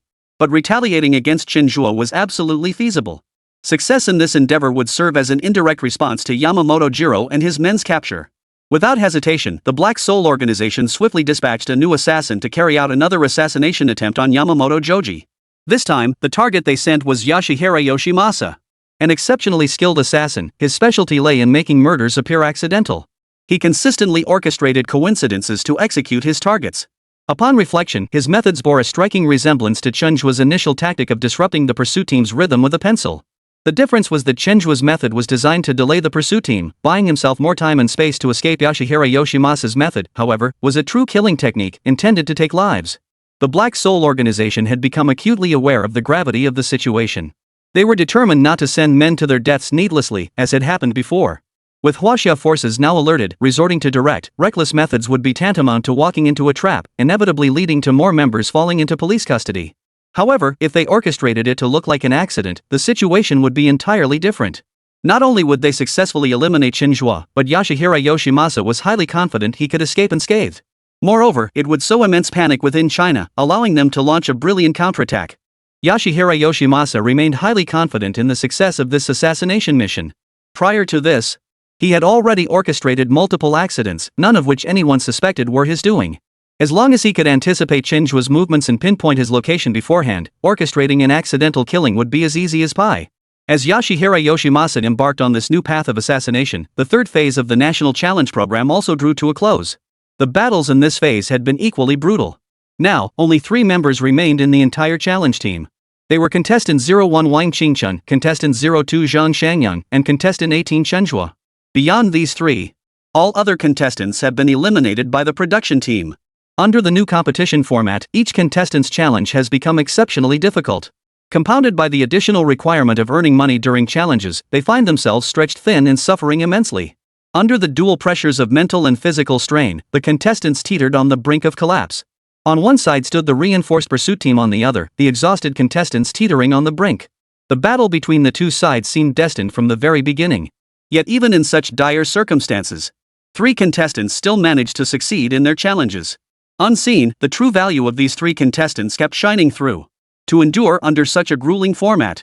Even if they cannot reach the final stage, they have already proven their capabilities. However, the path to advancement for these 3 contestants has not been smooth sailing. Especially contestants 01 and 02, they now appear to be running on fumes.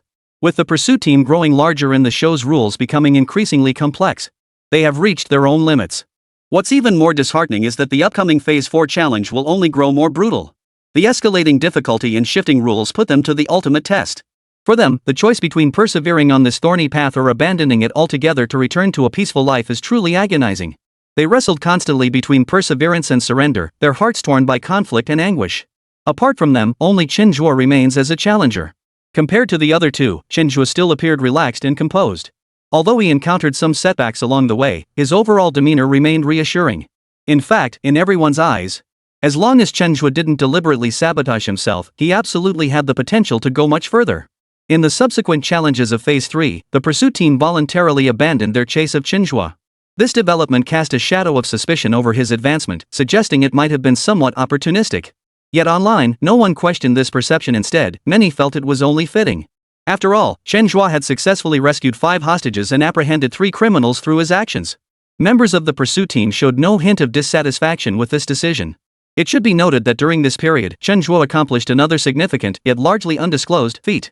Moreover, the period of abandoning the pursuit provided everyone with ample time to rest and begin a fresh investigation into Chen Zhe. Many minds make light work. When 400 people focus their full attention on studying one individual, no matter how formidable that person may be, they will be thoroughly analyzed. Among the current discussions, one approach gained particular traction. That is, fight fire with fire. Reviewing Chen Zhe's previous escapes, he consistently leveraged various props and exploited coincidences to gain the space and time needed to flee. If the pursuit team could focus on this aspect during their next capture attempt, fully utilizing the environment and props to create coincidences favorable to apprehension, then capturing Chen Zhe might become much simpler. This idea, once proposed, gained widespread support. This time, they were determined to take Chen Zhe down. Chapter 135, the challenge escalates, leaving no room for escape. Unbeknownst to many, the National Challenge Program had already progressed through 3 stages of trials. After 3 rounds of challenges, only 3 contestants remained out of the original 100. Yet the pursuing teams remained unchanged, 100 teams, 1,000 people strong. This staggering disparity ignited a massive uproar online. Suddenly, voices questioning the fairness of the production team grew loud and clear. Netizens argued that if contestants had no chance of revival, the pursuit teams should be denied the same privilege. After all, prior to this, contestant Chen Zhe had successfully eliminated nearly 40 pursuit team members through his exceptional skills and extraordinary intelligence. Unexpectedly, however, these eliminated members made a full recovery in subsequent pursuit segments, rejoining the hunt. To the public, this perceived unfair treatment appeared deliberately orchestrated by the production team to obstruct the challenger from securing the grand prize. Faced with this wave of negative public opinion, the production team swiftly responded with an explanation. The production team stated that these seemingly discriminatory rules were based on deep consideration and were entirely reasonable in the actual scenario. The relevant rules had been clearly explained at the very beginning of the show's broadcast. Criminal activities are firmly opposed by the state and society, and when dealing with such issues, absolute fairness fundamentally does not exist. In real life, it's common for dozens, hundreds, or even thousands of people to be deployed to apprehend a single criminal. While this program incorporates competitive elements and adds a degree of challenge, but it is primarily a crime simulation program. Since the goal is to apprehend criminals, all aspects must naturally adhere to the standards required for criminal apprehension. This seemingly unfair treatment is actually the most authentic representation. After hearing the production team's explanation, netizens couldn't help but gasp in shock. The aversion to criminal behavior grew even stronger in everyone's hearts. Perhaps in a moment of impulse, a criminal might experience fleeting satisfaction or even achieve some illicit goal. But they must understand that what ultimately awaits them will be the most relentless pursuit and the harshest legal punishment. Because once they choose crime, they no longer face just one individual, they face the collective force of society. Such heavy consequences are simply unbearable for the average person. As long as one retains a shred of hope for life and aspirations for the future, they would not lightly stray onto the path of crime. As the program's influence gradually spreads, people are beginning to deeply recognize the importance of obeying the law and maintaining social order. Everyone believes that under this positive influence, society will inevitably become more stable and united, steadily progressing toward a brighter future. After the conclusion of the 3rd stage challenge, all contestants were granted another day of rest. And once again, it was time to make a decision. Should they press forward, or take what they've earned and walk away? The moment of truth arrived once more. Chen remained unwavering throughout. His purpose in joining this show was to aim for the ultimate billion-dollar prize. This was merely the 4th stage of challenges. He clearly had no intention of giving up now. His resolute stance, in certain respects, demonstrated his capabilities and unwavering confidence. Unlike Chen Zhe, Wang Qingchun and Zhang Shangyang found themselves torn. When they first joined the show, both were brimming with confidence. They believed that even if they didn't make it to the end, they could absolutely complete all 10 stages of challenges. But once the show truly began, they finally grasped its terrifying nature. Surviving this program proved incredibly difficult. China's public safety environment ranks among the best in the world. Add to that the presence of vigilante groups like the Chaoyang masses, and escaping under such conditions while also completing the production team's extra money-making tasks became an incredibly difficult feat. The deeper they understood the show, the greater their fear grew. At this moment, they faced an agonizing dilemma. If they quit now, they could collect the accumulated prize money from the first 3 stages, a total of 300,000 yuan. While not an enormous sum, it was certainly equivalent to an ordinary person's annual income or even several years' worth. But if they chose to persevere, that 300,000 yuan might grow to 500,000 yuan, or it could just as easily become zero. Despite having some savings of their own, the lure of money left them hesitant. After a fierce internal struggle, the two ultimately decided to follow their hearts and persevere. This choice could very well cost them 300,000 yuan, setting them back to square one overnight. But what mattered more was this. They gained another chance to challenge themselves and create history. Since the show's premiere, many contestants had already been eliminated. Simply staying in the competition had become an incredibly difficult feat. Even if they cannot reach the very end, every additional day they endure is a new chapter in the show's history. Their decision has garnered support from both netizens and the production team. After all contestants made their decisions, the production team announced the fourth stage challenge. Compared to the previous 9 episodes, this marks the final installment of the National Challenge season. This means that after episode 10, the first season of the National Challenge will officially conclude. Therefore, the production team introduced several new rule changes. For the fourth stage challenge, the production team introduced an additional external assistance option. During this stage, each challenger's corresponding pursuit team could obtain one additional external assistance opportunity. This external helper can be an active public official, a civilian expert, or even an eliminated contestant. The identity of this helper will remain undisclosed. Like the challengers, they will be equipped with unique live streaming devices to assist the pursuit team in their operations. This setup is undoubtedly devastating news for the challengers. It makes their already difficult situation even worse. Consider that all 100 teams will now be fully focused on hunting down these 3. This overwhelming odds alone make the challenge incredibly difficult. Adding an external reinforcement on top of that leaves them with absolutely no chance of survival. In addition to the new external aid mechanism, the production team has introduced a brand new money-making challenge. In this new round of challenges, each contestant must earn 10,000 yuan in event funding. This time, however, the conditions for earning funds have undergone a significant shift. Previously, restrictions on earning methods may have been relatively lenient, but this time, it is explicitly required that all funds must be earned through legitimate and lawful means.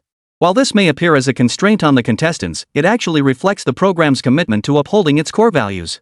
However, the production team has offered a small perk. If contestants successfully complete the challenge, the subsequent 10,000 yuan in event funds will not be collected by the production team and will belong entirely to the contestants. This appears to be a positive incentive, motivating contestants to strive harder to complete the task. Yet for the contestants facing such arduous conditions, the requirement to earn 10,000 yuan through lawful means represents a significant escalation in challenge difficulty.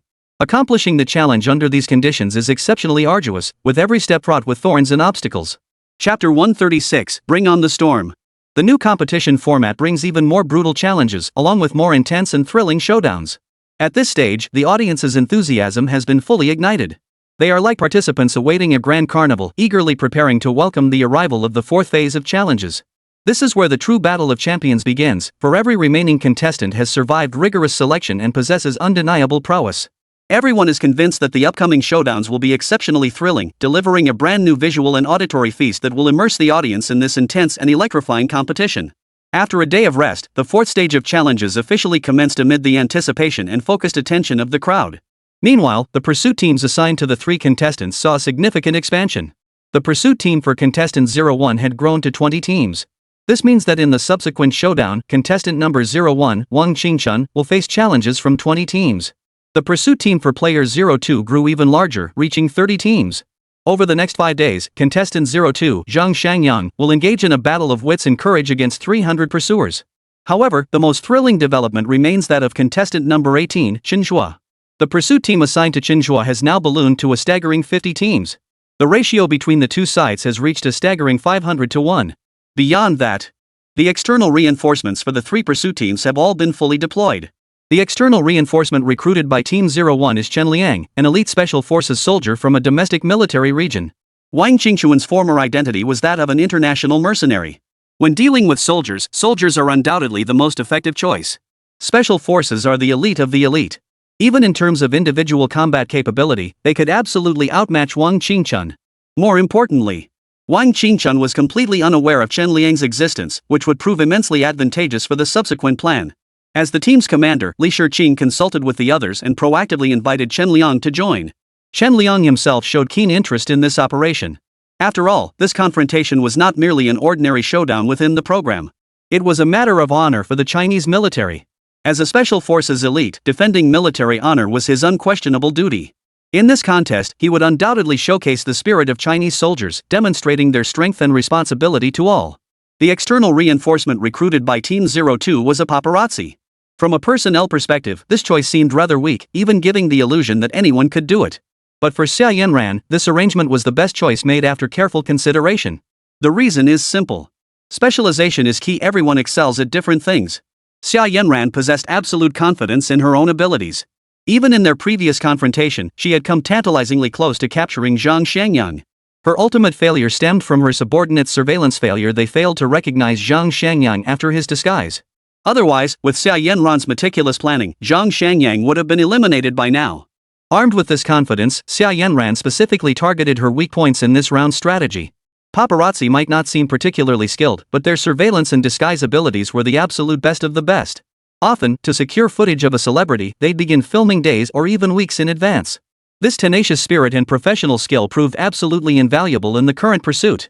With this conviction, Xia Yanran ultimately chose to seek help from the paparazzi's ace Zhang Wei. At this very moment, he had already begun his operation, heading straight for Zhang Shangyang. Beyond these two teams, the group assigned to contestant number 18 had also located their designated helper. This time, their choice was exceptionally unique. They chose a ring toss game operator. You have your clever plan, but I have my countermeasure. After studying Chen Zhe's tactics, the pursuit team devised a counterplan. That plan? Turn the tables on him. To defeat Chen Zhe using his own most favored tactics. Up until now, Chen Zhe's greatest strength had undoubtedly been exploiting coincidences. This time, the pursuit team chose to preemptively set the stage. Chen Zhe's ability to draw others into traps was truly unmatched. And under the new requirements, he would undoubtedly choose this method to make money. Securing a ring-tossing boss as an informant would grant them the foresight to execute preemptive planning. Once Chen Zhe entered the ring game, it would essentially guarantee his capture. Netizens who saw the three pursuit teams' distress calls couldn't help but be stunned by the ingenuity of their setup. Wow! These pursuit team members truly understand the players they're chasing. This is a completely targeted setup. You could say this setup directly targets each contestant's greatest weakness. With such targeted strategies, the challenger's path to victory has become significantly more difficult. Amidst the collective astonishment, the three challengers gradually came into view. First to appear was contestant 01, Wang Qingchun, who was now fleeing at top speed. No choice. The pursuit team had grown larger this time, bolstered by external reinforcements. Staying put meant waiting for certain death. Escaping by any means necessary was now the only way out. After all, this challenge spans the entire land of China. As long as we stay within China, anywhere could be a hiding spot. Contestant number 02, Zhang Shangyang, immediately adjusted his strategy. His first instinct was also to flee. However, his plan was more elaborate than Wang Qingchun's, opting for a group escape strategy. Everyone donned his clothing and began fleeing in different directions. This way, even if discovered, the pursuit team couldn't pinpoint them immediately. These opportunities presented him with an ideal chance to gain distance and create more room for maneuver. The contestants' willingness to alter their strategies further underscored the show's heightened difficulty. Their heightened vigilance clearly reflected the escalating challenge. But when the camera cut to Chen Zhe, the tense atmosphere instantly dissipated, returning to the previous relaxed and cheerful environment. Chen Zhe remained as carefree as ever, acting as if the 500-strong pursuit force wasn't after him at all. As the competition officially commenced, the entire nation seemed to transform into a vast battlefield. The new round of competition between the pursuit teams and the challengers officially commenced. Chapter 137, Mysterious Reward, New Mission. Chen Zhe had just vacated his rural home, returning from that tranquil land to the bustling city. The moment he stepped into the city, the cacophony of traffic and crowds hit him like a wave, starkly contrasting with the rural tranquility. Recalling his days in the countryside, a contented smile unconsciously spread across Chen Zhe's face. Truth be told, in this era of relentless competition and breakneck pace, rural life felt like a paradise on earth. The sky there was an exceptionally deep blue, and the air carried the mingled fragrance of earth and fresh grass. At dawn, awaken to the crisp chirping of birds. Push open the window to behold endless fields and scattered farmhouses. At night, recline in a garden lounge chair beneath a sky brimming with stars, close enough to touch, with only the rustling of leaves and the breeze reaching your ears. There, free from workplace intrigues and urban clamor, you can shed all worries and troubles, content to be an ordinary person, fully embracing a life of leisurely ease. This slow-paced life is truly enchanting. Even Chen Zhe finds himself yearning for such a lifestyle from the bottom of his heart. Were it not for the challenge he still had to complete, he would have felt an overwhelming urge to stay in the countryside longer, to continue savoring its tranquility and revel in this peaceful existence. Ding! Congratulations, host! You have successfully completed the rural challenge and acquired the skill. Hear others' thoughts. Just as Chen Zhe was immersed in memories and reflections of rural life, the system's crisp notification suddenly rang out in his mind. From this moment onward, the host may freely listen to the inner thoughts of others. Seeing this reward from the system, even Chen Zhe, usually composed, calm, and unflappable, couldn't help but widen his eyes, his face brimming with excitement. This skill was simply incredible. To freely hear others' inner thoughts meant gaining clear insight into their deepest, truest feelings anytime, anywhere. In a sense, it was like a super-powered upgrade for a psychology master. Even the most accomplished and seasoned psychological masters couldn't possibly comprehend every person's mental processes. Especially without any prior contact or reference information, the difficulty of discerning others' thoughts would skyrocket. But with this skill of hearing others' thoughts, Chen Zhe could effortlessly listen to anyone's innermost thoughts and precisely grasp their most hidden intentions. Empowered by this extraordinary ability, Chen Zhe now faces the thorny path ahead with unwavering confidence and soaring resolve. It didn't matter how many enemies stood before him now, nor how harsh or difficult the challenges ahead might be. With this god-tier skill and the system that could be called the ultimate support, Chen Zhe was convinced there was no obstacle in this world he couldn't overcome. After the reward was granted, the system's cold electronic voice sounded again, issuing the 4th stage challenge task. Ding! 4th stage challenge task issued. Host must complete 3 extreme escapes, each using a different method. Success will yield a mysterious reward. Another mysterious reward. Before acquiring the ability to hear others' thoughts, Chen Zhe would have scoffed at such vague rewards, secretly dismissing them as half-hearted attempts to fool in pure system mystique. But after receiving the incredibly practical reward from Stage 3, Chen Zhe suddenly found himself intensely eager and hopeful about the rewards for subsequent stages. The main reason was that the mysterious rewards the system gave out were genuinely powerful. In just the 3rd stage, he had acquired the astonishing skill of hearing others' thoughts. Combined with the Demon King's eye and his god-chosen physique, he was confident that from here on out, he could accomplish anything he desired. If the 4th stage offered even more mysterious rewards, securing the ultimate grand prize would be a certainty. Glancing at the system's requirements, Chen remained confident. After all, up until now, every single escape he'd managed had been nothing short of pushing the limits. Having neglected the system panel for quite some time, he proactively opened it. Host, Chen Zhe. Age, 22. Gender, male. Constitution, divine chosen physique. Skills, Demon King's eye, hear others' thoughts. Support tool, support phone. Abilities, maxed out criminal skills, maxed out parkour skills, maxed out disguise skills, maxed out rock climbing skills, maxed out ring toss skills, maxed out chess skills, maxed out billiards skills, maxed out math science chemistry knowledge, maxed out motorcycle riding ability. Additional information, Demon City map, Demon City living requirements, Northeast China map, Northeast China living requirements. Reputation points, 432,150. Watching the steadily expanding system interface, Chen still felt a sense of accomplishment. After all, when he first joined the show, his entire system panel had been practically empty. But after 15 days of relentless effort, he had completely transformed the system interface. More importantly, he now held over 400,000 reputation points. This meant that if he chose to, he could unlock 4 additional max-level abilities. With so many max-level abilities at his disposal, Chen Zhe was confident he could completely evade pursuit no matter how many members the task force deployed. At this very moment, he found himself increasingly eager to face more opponents. If the entire show ended up with him as the sole challenger, that might just be an incredibly thrilling prospect. Over 400,000 reputation points was certainly no small sum. Yet for Chen Zhe, it still felt somewhat unsatisfying. After all, every move he made sent shockwaves through the community. Moreover, the number of people paying attention to him kept growing. Under these circumstances, ending up with only over 400,000 reputation points was clearly unsatisfactory. With the 4th stage challenge now underway, the system had issued a brand new task. Perhaps Chen Zhe could seize this opportunity to pull off a whole new move, delivering a massive shock to all the viewers. With this realization, Chen Zhe began strategizing his next moves. Meanwhile, on the other side of the city, the task force assigned to apprehend Chen Zhe had fully assembled. This time, the team had been bolstered by an additional 100 personnel. The infusion of fresh blood provided a significant morale boost for the entire pursuit unit. A 500-strong force was massive enough to form a reinforced battalion. The combat power of a reinforced battalion carried devastating deterrence on the battlefield. With so many well-trained, well-equipped men united now, their sheer presence alone was enough to strike fear into anyone. Even though Chen had consistently amazed everyone with his maneuvers, repeatedly slipping away from under their noses, the members of the pursuit team were all convinced that this time, the scales of victory would tip in their favor. Victory would surely belong to the pursuit team. Chapter 138, A Plot Within a Plot. Strength in numbers. The pursuit team members sat in a circle, passionately discussing their next capture plan. With so many minds gathered in one place, the sparks of inspiration ignited by their collective thinking far exceeded expectations. At that moment, the eyes of all 3 teams shone with unwavering resolve. They were filled with confidence about the impending operation. They were convinced that this phase would finally bring an end to the targeted individuals, especially Chen Zhe, who had repeatedly thwarted their efforts. Meanwhile, Ji Pingliang quietly embarked on his assassination mission. His expression was stern, his eyes revealing a ruthless determination. For him, this mission could only succeed. Failure was not an option. Otherwise, he would likely face the same tragic fate as Yamamoto Joji. Recalling Yamamoto Joji's fate, a chill crept into Yasuhira Yoshimasa's heart, yet it only strengthened his resolve to complete the mission. Compared to Yamamoto Joji, Yasuhira Yoshimasa possessed a unique advantage: he excelled at orchestrating accidents that appeared coincidental. This tactic often yielded unexpected results in assassination operations. He was confident that if he seized the right opportunity, he could successfully eliminate Chen Zhe.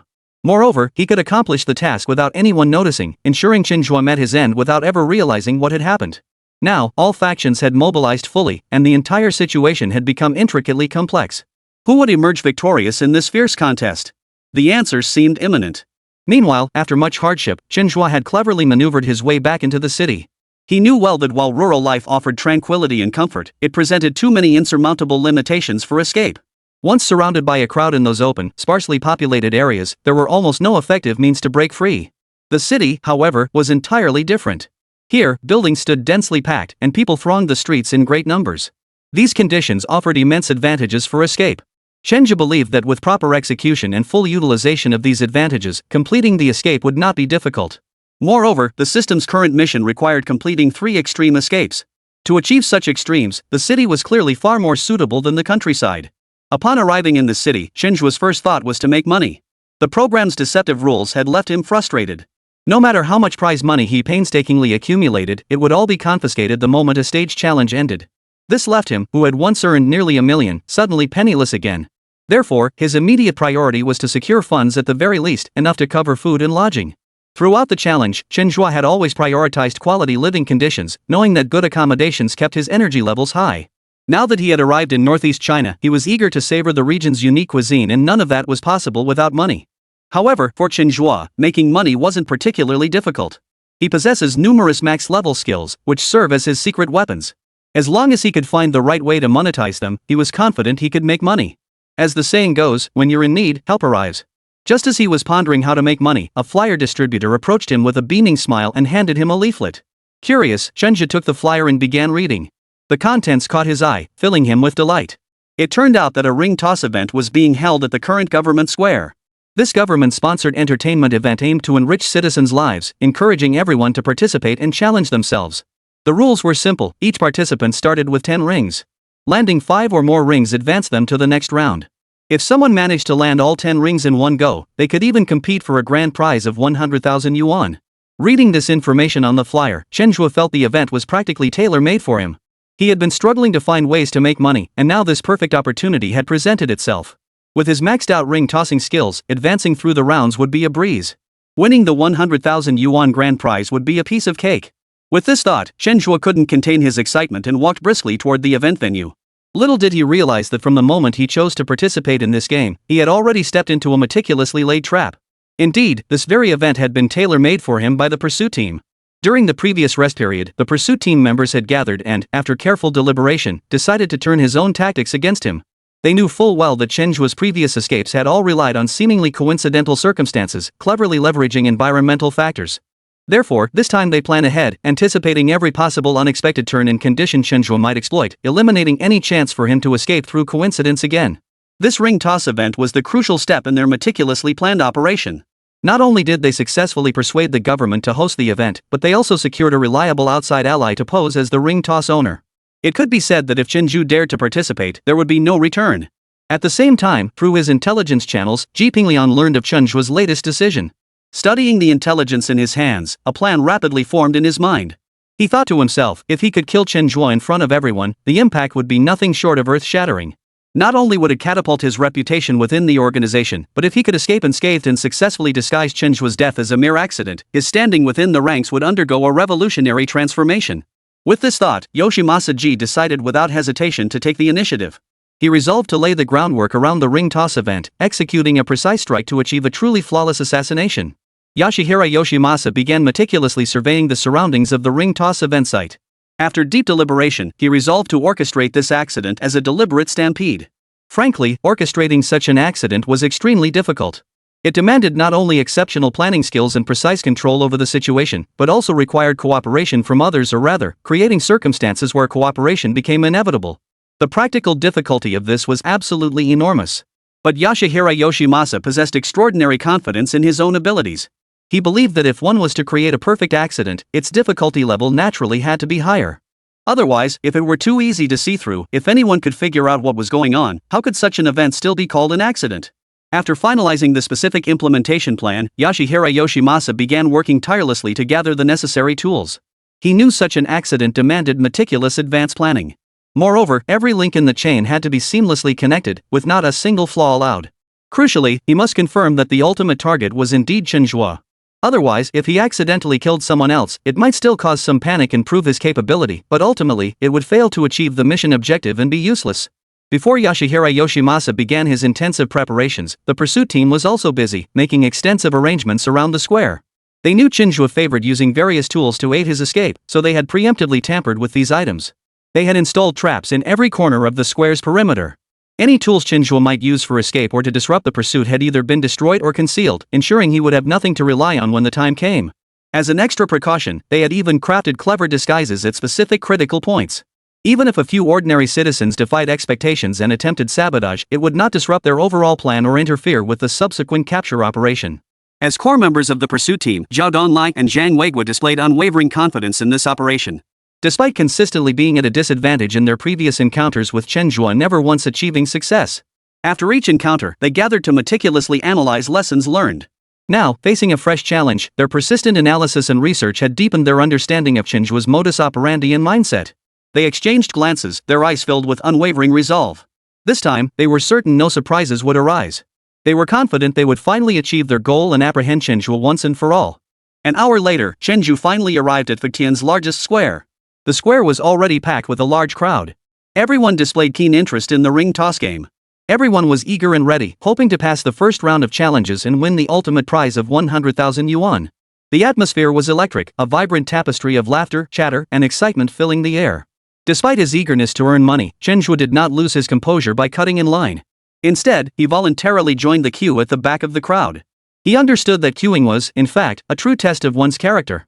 And his own personal character, clearly, was beyond reproach.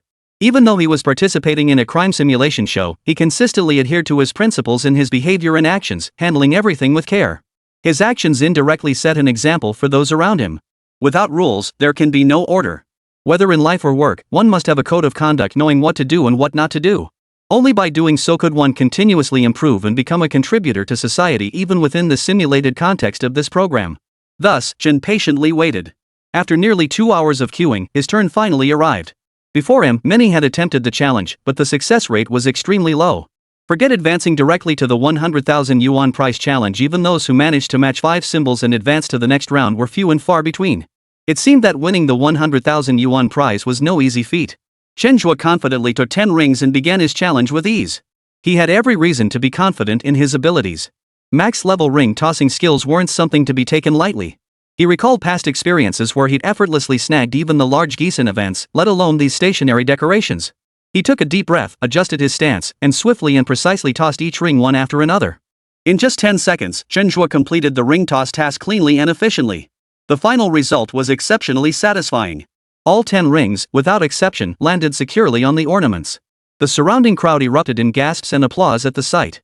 With this outstanding performance, he became the first contestant to advance directly to the final showdown. Guided by staff members wearing smiles that held a hint of something more, Chen Zhe strode briskly toward the final challenge area. The final challenge remained ring toss, but the difficulty level had been significantly ramped up. Each contestant received 50 rings, while 50 large geese were present on the field. Hitting 5-10 geese earned a 500 yuan reward, 10-20 geese earned 1,000 yuan, 20-30 geese earned 5,000 yuan, 30-40 geese earned 10,000 yuan, and hitting 40-50 geese earned a whopping 100,000 yuan. Honestly, the difficulty level of this challenge is definitely not low. Even professional ring toss players might struggle to complete the lowest tier challenge. However, participants seem to have no complaints about this difficulty level. After all, this is fundamentally an entertainment-oriented challenge that charges no fees, and the final challenge offers exceptionally large cash prizes. Therefore, no matter how the difficulty is increased, it's perfectly reasonable. The moment Chen Zhe arrived at the final challenge venue, he keenly sensed an eerie atmosphere permeating the air. The event organizer kept glancing at him, whether intentionally or not, his gaze seeming to conceal something unknown. A flicker of suspicion stirred within Chen Zhe. Driven by both curiosity and caution, he discreetly activated his mind-reading ability. The moment the skill activated, he received a message that left him utterly stunned. It turned out this event was a trap set by the pursuit team. The boss and staff were all their people, waiting from the very beginning for him to walk right into it. Fortunately, he possessed the mind-reading skill. Otherwise, the consequences would have been truly unimaginable. Chapter 139, Time to Believe in Miracles Again. Chapter 139, At last, it's time to believe in miracles. The skill of listening to people's inner thoughts, acquired this time, clearly proved invaluable at this moment. Even Chen Zhe hadn't anticipated the pursuit team going to such lengths this time. To capture him, they had gone so far as to organize this entire event.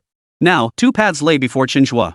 Either cut his losses and seize the chance to leave immediately, or play alone, continue pretending to be unaware, and participate in the subsequent 100,000 yuan prize. From a rational standpoint, the first path was clearly the safer choice. The current situation was exceptionally complex. The pursuit force had mobilized such a large operation they certainly wouldn't give up easily. The fact that the pursuit team hasn't fully detected him yet presents the perfect window for escape. If he seizes this chance, all the pursuit team's efforts will be in vain. Chen could also use this opportunity to employ other skills to make money. He could even leave Fengtian entirely and relocate elsewhere. In that case, the pursuit team's meticulous plan would look even more like a joke. Chen Zhe knew full well he couldn't afford the slightest overconfidence. The pursuit team had thoroughly studied him, considering every detail and every possible countermeasure. They had spared no effort in their setup, weaving an intricate web of traps and snares. If he stayed here, capture was almost certain. Moreover, that tempting 100,000 yuan reward was nothing but bait set specifically for him. Even if he managed to complete the challenge, he would never get the chance to claim it. For the moment he stepped forward to collect his prize, waiting for him would not be a generous reward, but the task force's meticulously prepared ambush. Having uncovered the pursuit team's scheme, Chen Zhe's rational mind told him he couldn't risk it any longer. Yet, just as he resolved to leave, he discovered with horror that a large number of pursuers were rapidly closing in on his location. Despite meticulous disguise before arriving today, even face to face, the pursuers might not recognize him. But the problem was, someone who could consecutively land rings on all 10 targets was exceedingly rare. After numerous trials, the pursuit team knew full well how difficult ring tossing was. The sudden appearance of someone who could land 10 rings in one go meant there was definitely something fishy going on. In their minds, only Chen Zhe possessed such capability. Thus, the pursuit team cleverly used the ring tossing performance to pinpoint and apprehend Chen Zhe. This intricate setup completely caught Chen Zhe off guard. Zhao Donlai and Zhang Weigua, the two core commanders of the pursuit operation, were personally overseeing the scene. Their eyes were fixed with unwavering determination, radiating an unshakable resolve to succeed. They were absolutely determined to make this operation a success. They had invested immense time, effort, and dedication preparing for this arrest. This time, they were determined to bring Chen Zhe to justice no matter what. From the moment Chen Zhe landed in the first 10 rings, he had entered the pursuit team's tight surveillance. But to ensure absolute certainty, the team refrained from rushing the arrest. Instead, they patiently held their ground, waiting for Chen Zhe to step deeper into the meticulously designed trap of the 100,000 yuan challenge. The location of the 100,000 yuan challenge was the true focal point of the pursuit team's strategic layout. Here, every prop had undergone secondary modification, with every detail meticulously considered. Their sole objective was to prevent Chen Zhe from using any props to escape. Now that Chen Zhe had stepped into the trap, the pursuit team could officially begin their closing operation. Ding! System's sole passive trigger activated. Optimal escape strategy issued. Just as Chen Zhe felt utterly helpless and trapped, the familiar alert from the system suddenly echoed in his mind. It must be said, the system's existence was like a beacon in the darkness, always bringing hope at critical moments. Possessing such a powerful system felt like holding the key to altering fate. No matter how perilous the predicament, there was always a chance to turn danger into safety, to find life in the deadliest of situations. Ding! The optimal solution is to wait. We hope the host can exercise patience and remain still. However, when Chen Zhe heard the system's solution, he froze in shock, his face etched with confusion and disbelief. Was this some kind of joke? Right now, pursuers were surging in from all directions like a tidal wave, the encirclement growing ever tighter. Yet the system's optimal solution was to wait in place. Wait for what? Was it to be captured? Chen Zhe's mind was filled with questions. He simply couldn't comprehend the system's instructions this time. But recalling the system's past performance, it had always played a crucial role at critical moments, helping him overcome one crisis after another. After much hesitation, Chen Zhe ultimately chose to trust the system. He suppressed his inner unease and fear, deciding to follow the system's instructions and wait where he stood. Though he had no idea what he was waiting for or what the future held, he trusted that this ultimate support system would not let him down. Meanwhile, in Chen Zhe's livestream, viewers watched him stand motionless as pursuers closed in, instantly erupting into frenzy. A tidal wave of comments flooded the screen, blanketing it in a dense, relentless stream. It's over, it's really over. The pursuit team is already here, and Chen Zhe still hasn't noticed. Holy crap, this pursuit team is way too well prepared. This setup is impossible to see through not just for Chen Zhe, but for anyone in the world. This must be the trust the Chinese police inspire in the people. No matter how cunning the criminal, once they get their hands on him, he's as good as caught. I thought phase 4 would be as thrilling as the first 3 phases, but now it seems like it's over before it even began. Is it really over like this? It feels a bit like a whimper rather than a bang. It might actually end like this. Though hard to believe, past experience shows that the more ruthless the criminal, the more unexpected the outcome. The dense stream of comments vividly showcased the immense popularity of Chen Zhe's livestream. Unfortunately, such high popularity likely wouldn't last long. The manhunt team had prepared so thoroughly this time, it was like they dug a bottomless pit for Chen Zhe. No matter how skilled he was, it seemed impossible for him to escape this trap. At that moment, in the program's control room, director Yen Ming watched the unfolding events with a mix of emotions. He never imagined the situation would escalate to this point. Since its premiere, the show's popularity had steadily soared. Not only had it achieved tremendous success in publicity and earned unanimous praise from audiences, but its commercial value had also reached an astonishingly high level, ranking among the top in variety show history. As long as the show continued, the subsequent profits would be astronomical, beyond imagination. Originally, Yen Ming had been utterly confident in the show's longevity. Although contestants number 01, Wang Qingchun, and number 02, Zhang Shangyang, were on their last legs under the relentless pursuit of the chase team and couldn't hold out much longer. Fortunately, contestant number 18, Chen Zhe, remained in the game. Given his capabilities, he should have gone further in this contest and created more excitement. But now, the situation had taken a sudden turn for the worse. Chen Zhe, who was supposed to shine brightly, might instead become the first contestant eliminated. Moreover, this situation was entirely different from previous ones. This was a trap deliberately set by the pursuit team, with everything under their complete control. Escaping this desperate predicament would require nothing short of a miracle. But miracles are called miracles precisely because they are so rare. Invisibly, Chen Zhe was already cornered, with almost no room left to maneuver. Though the production team disliked this outcome, they couldn't forcefully intervene. Everything must simply run its course, leaving the answers to time. Chapter 140, An Unexpected Delight. Given the current state of affairs, even if a miracle were to occur, no one could fathom how it might unfold. The main issue was that, in this current predicament, there was truly no sign of any way out. It seemed there was no room for maneuver beyond surrendering. Everyone has come to accept Chen Zhe's impending arrest as an inevitable fact. As for the so-called miracle, hope seemed all but lost.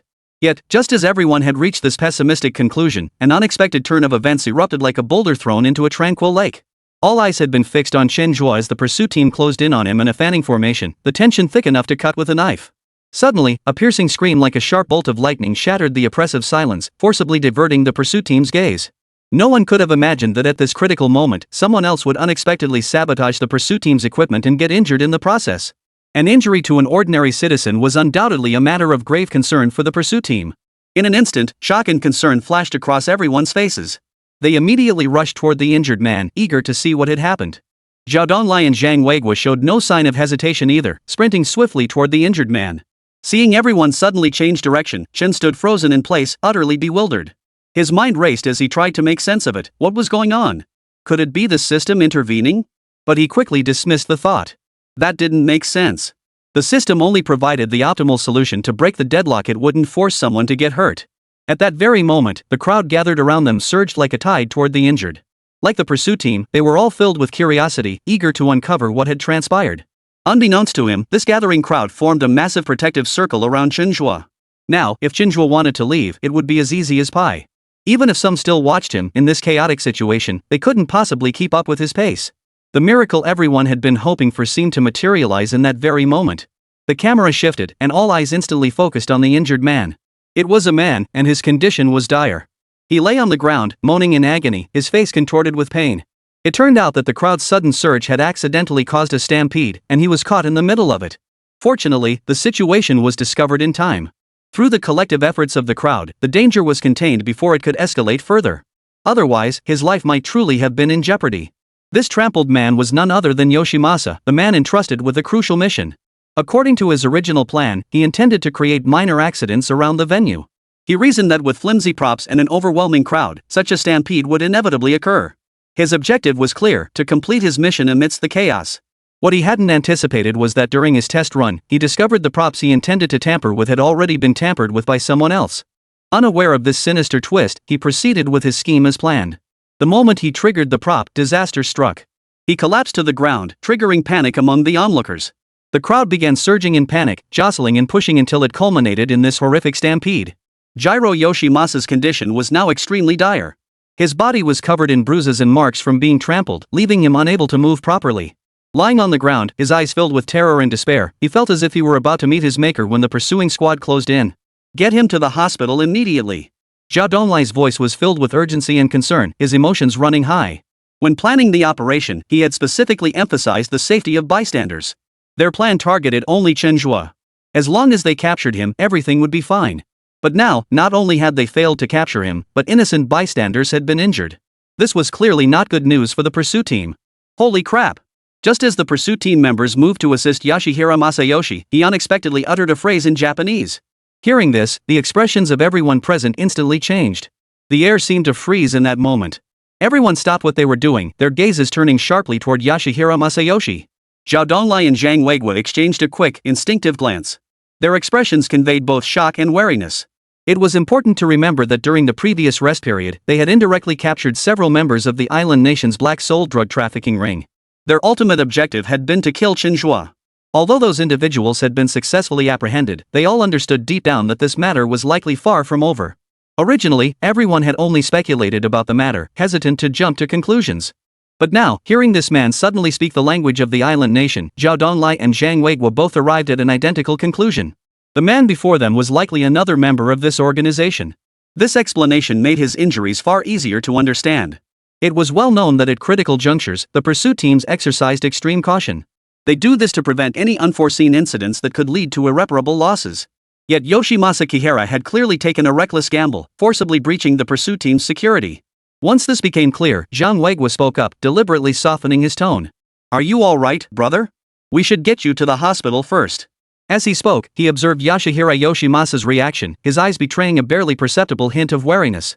Zhao Donglai instantly understood and chimed in. "Exactly. I agree, we should get him to the hospital right away. We don't want any other symptoms to surface."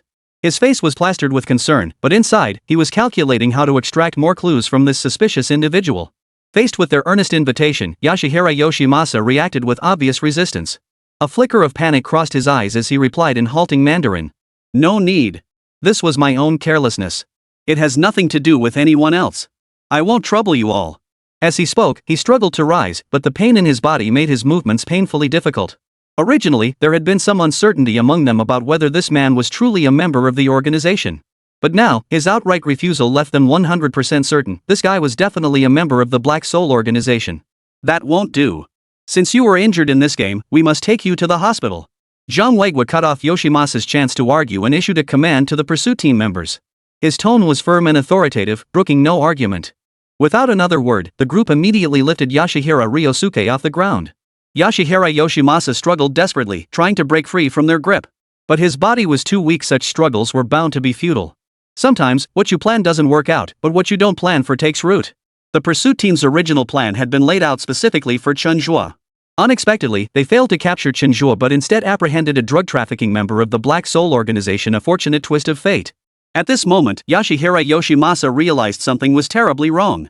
His heart was filled with regret and fear. He knew his plan had utterly failed. What awaited him now would be the same fate as Matsunaka Joji. This feeling of failure before even beginning was unbearably painful. His eyes were filled with despair, as if he could already see his own end. As for the pursuit team, though they hadn't completed their initial mission to capture Chen Zhe, apprehending a Black Soul organization member still counted as a significant gain. Chapter 141, Prime Location Transfer. The shifting tides of the situation far exceeded everyone's expectations. What had seemed like an ordinary challenge unexpectedly escalated into a direct confrontation with criminals. Everyone had assumed they were merely competing within the show's rules, but who could have imagined that a real criminal threat would materialize so tangibly before their eyes? Nevertheless, judging by the final outcome, the gains were substantial. Compared to the show's simple task challenges, successfully apprehending a criminal in real life undoubtedly held far greater significance. This meant they had indirectly prevented a potential crime and safeguarded the safety of potential victims. In a way, this uniquely underscored the show's core theme, upholding justice and safeguarding societal peace. At that moment, Chen Zhe seized the opportunity while everyone's attention remained focused on the chaos at the arrest scene and decisively chose to leave. Recalling the meticulously orchestrated ambush by the pursuit team, he still felt a lingering sense of dread. It must be said, the pursuit team's plan this time was truly cunning and treacherous. Had he not unexpectedly gained the ability to hear others' thoughts, allowing him to foresee their intentions, he might well have met his end here. Chen Zhe couldn't help but marvel inwardly. No wonder no one had ever successfully challenged this program before. Facing such a group of meticulous and powerful opponents, it would be extremely difficult for an ordinary person to escape unscathed. Even he himself could only call this escape sheer luck. Had it not been for the unexpected factor of Yashihira Yoshimasa disrupting the pursuit team's rhythm, he might well have ended up on the elimination list himself. It seemed he would have to be far more cautious and prudent in his future actions. After leaving, Chen Zhe's first thought was to make money. In today's harsh reality, money is essential for survival. Food, clothing, shelter, transportation, which of these doesn't require financial support? He swiftly opened the Fengtian real-time demand app, and his gaze was immediately drawn to a notice a nearby shop was preparing to transfer ownership. Without a second thought, Chen Zhe quickened his pace toward the shop. Prime shop for sublease, move in immediately, high buyout price, arriving soon. For all Huaxia people, these phrases were undoubtedly the biggest lies of the new century. In daily life, countless people had been deceived by such sales pitches. Yet at this moment, Chen Zhe strode directly toward the shop preparing for the transfer. Arriving at the shopfront, Chen Zhe first scrutinized the posted notice. Prime shop for urgent transfer. Owner relocating for career opportunities, reluctantly giving up this milk tea shop. Stable customer base, substantial income. Inquire in store if interested. Chen Zhe's gaze lingered on these lines for a moment. At that instant, viewers in the livestream were stunned to see him pause before such an ad. In their minds, Chen Zhe was an exceptionally intelligent man. With his intellect, he clearly shouldn't make such a basic mistake. After all, anyone with common sense understood that if a shop was truly thriving, why would the owner willingly part with it? Typically, shops put up for sublease were mostly struggling businesses that couldn't sustain themselves.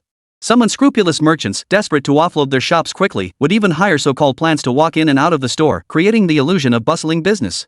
Customers who harbored hopes of getting something for nothing might actually fall for this scam. But Chen Zhe wasn't that kind of person. He was the sort who could lead a pursuit team in circles. How could someone so shrewd suddenly take an interest in such a suspicious sublease listing? His actions left everyone utterly baffled. After reading the message, Chen Zhe took a deep breath and resolutely stepped inside. Inside, a middle-aged man sat in a chair, engrossed in his phone, seemingly oblivious to Chen Zhe's arrival. "Hello, owner. Is our bubble tea shop up for sale?" Chen Zhe asked directly as soon as he entered. The owner slowly lifted his head, glanced at Chen Zhe, then promptly returned his gaze to the phone screen, responding in a flat tone. "Planning to transfer ownership." With that, he resumed scrolling through his phone, as if Chen Zhe's arrival were nothing more than a minor inconvenience. The owner's cold attitude left Chen Zhe feeling somewhat annoyed. "Hey, boss, what's with the attitude? I came here to discuss transferring the bubble tea shop, but you won't even acknowledge me? Are you planning to transfer this shop or not?" Chen Zhe, known for his bluntness, blurted out his thoughts without reservation. Hearing this, the owner's attitude didn't improve at all. Instead, he seemed increasingly impatient. "The minimum transfer price is 50,000 yuan, including the remaining 6 months' rent. If you find this price acceptable, we can continue discussing. If not, let's not waste each other's time. 50,000 it is. We can sign the contract right now." Chen Zhe responded decisively without hesitation. The moment those words left his mouth, the boss's demeanor did a complete 180. He abruptly stood up from his chair, his face breaking into an enthusiastic smile. His eyes sparkled with excitement as he looked at Chen Zhe with genuine warmth. "Brother, are you seriously considering buying this place?" The owner's voice carried a hint of disbelief, as if he couldn't fathom that the buyer he'd been desperately waiting for had finally arrived. "If I didn't have that intention, why would I still be here?" Chen Zhe retorted without hesitation, though his expression remained grim. The owner seemed to sense Chen Zhe's displeasure and quickly offered an awkward smile. "Hold on a moment. I'll whip up a cup of milk tea for you to try. Don't worry, it's on the house." With that, he hurried to the counter and began bustling about. 2 minutes later, the owner carefully handed Chen Zhe a cup of bubble tea, smiling as he said, "Bro, I can tell you've got an eye for business spotting the opportunity here. Honestly, this bubble tea shop is incredibly popular. If it weren't for some serious business, I'd be reluctant to sell it. I guarantee you'll turn a profit on day one if you take it over. Try this milk tea, it's absolutely amazing." As he spoke, the owner watched Chen Zhe with eager eyes, as if hoping he'd be instantly swayed by his words. Chen Zhe glanced up at the owner and cut him off without mercy. "Boss, you should know better than me how this shop is really doing. You don't have a single employee right now, let alone any customers. How can you claim it's booming? Do you really think that's convincing?" The owner gave an awkward chuckle, sizing up Chen Zhe before speaking with a hint of irritation. "You're not trying to haggle over the price, are you?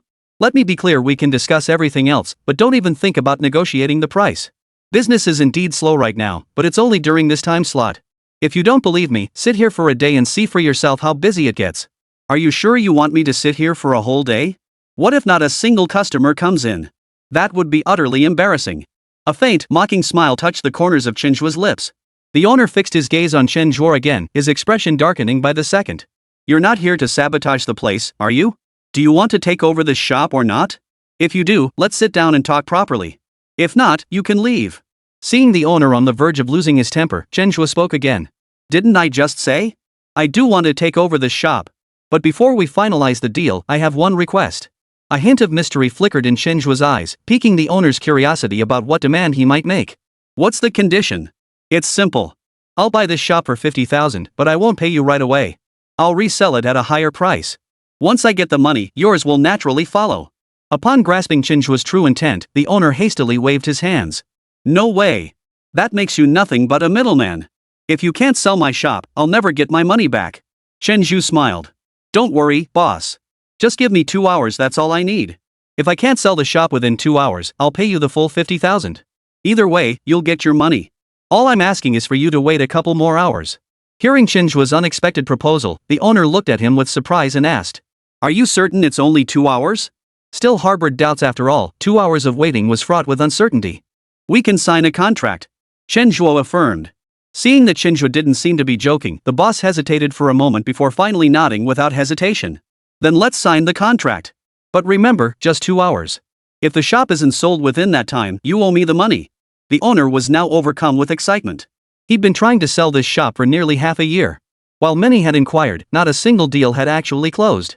It was precisely because of this that his initial enthusiasm had faded into indifference. The prolonged wait and repeated disappointments had left him with little hope for the shop's transfer.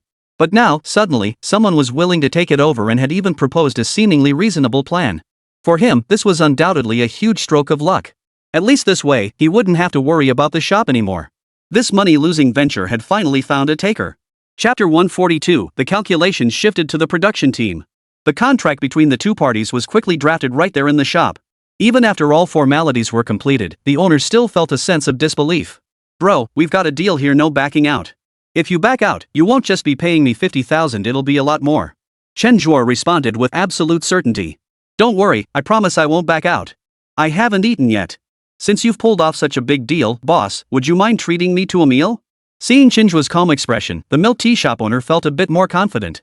After careful consideration, he responded decisively. No problem. As long as our deal goes through, I wouldn't mind 10 meals, let alone one. The two immediately chose a nearby restaurant.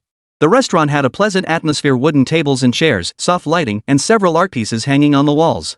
Chen didn't hesitate, picking up the menu and proactively ordering several signature dishes along with a few bottles of beer. Though the owner felt a pang of regret at the expense, the thought of the successful transfer of his shop brought a forced smile to his face as he obliged. Seeing this, the viewers in the livestream chat were once again dumbfounded. What's going on here? Is he here to freeload? No way, how could Chen Zhe do something like this? Though the maneuver was baffling, it seemed undeniably effective.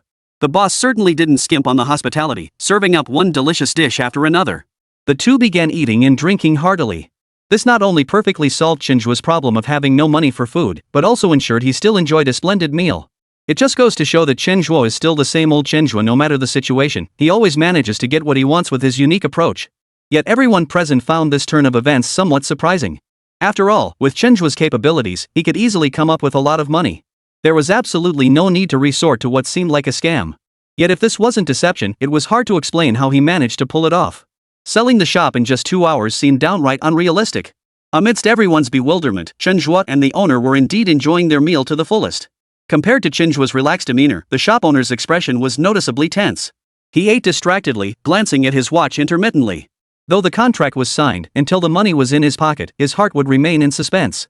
Fortunately, the agreed time frame was only 2 hours. Had it been 24 hours, he feared he truly would have been unable to eat or sleep. As time passed, the meal concluded swiftly. The boss promptly settled the bill, and the two returned to the milk tea shop. By now, an hour and a half had already passed since the agreed-upon 2-hour window. The boss grew restless, pacing back and forth in the shop. After wrestling with himself for a while, he finally spoke up. Bro, it's not that I don't trust you. It's just that we've signed the contract, I've treated you to dinner, but you haven't done anything yet. Are you sure you really have a way to transfer it? Chen, as if anticipating this, responded with a smile. Don't worry, boss. Since I gave you my word, I'll make sure it happens. He glanced at the clock on the wall. It hasn't even been 2 hours yet. Why the rush? The more calm Chen Zhe remained, the more anxious the boss grew.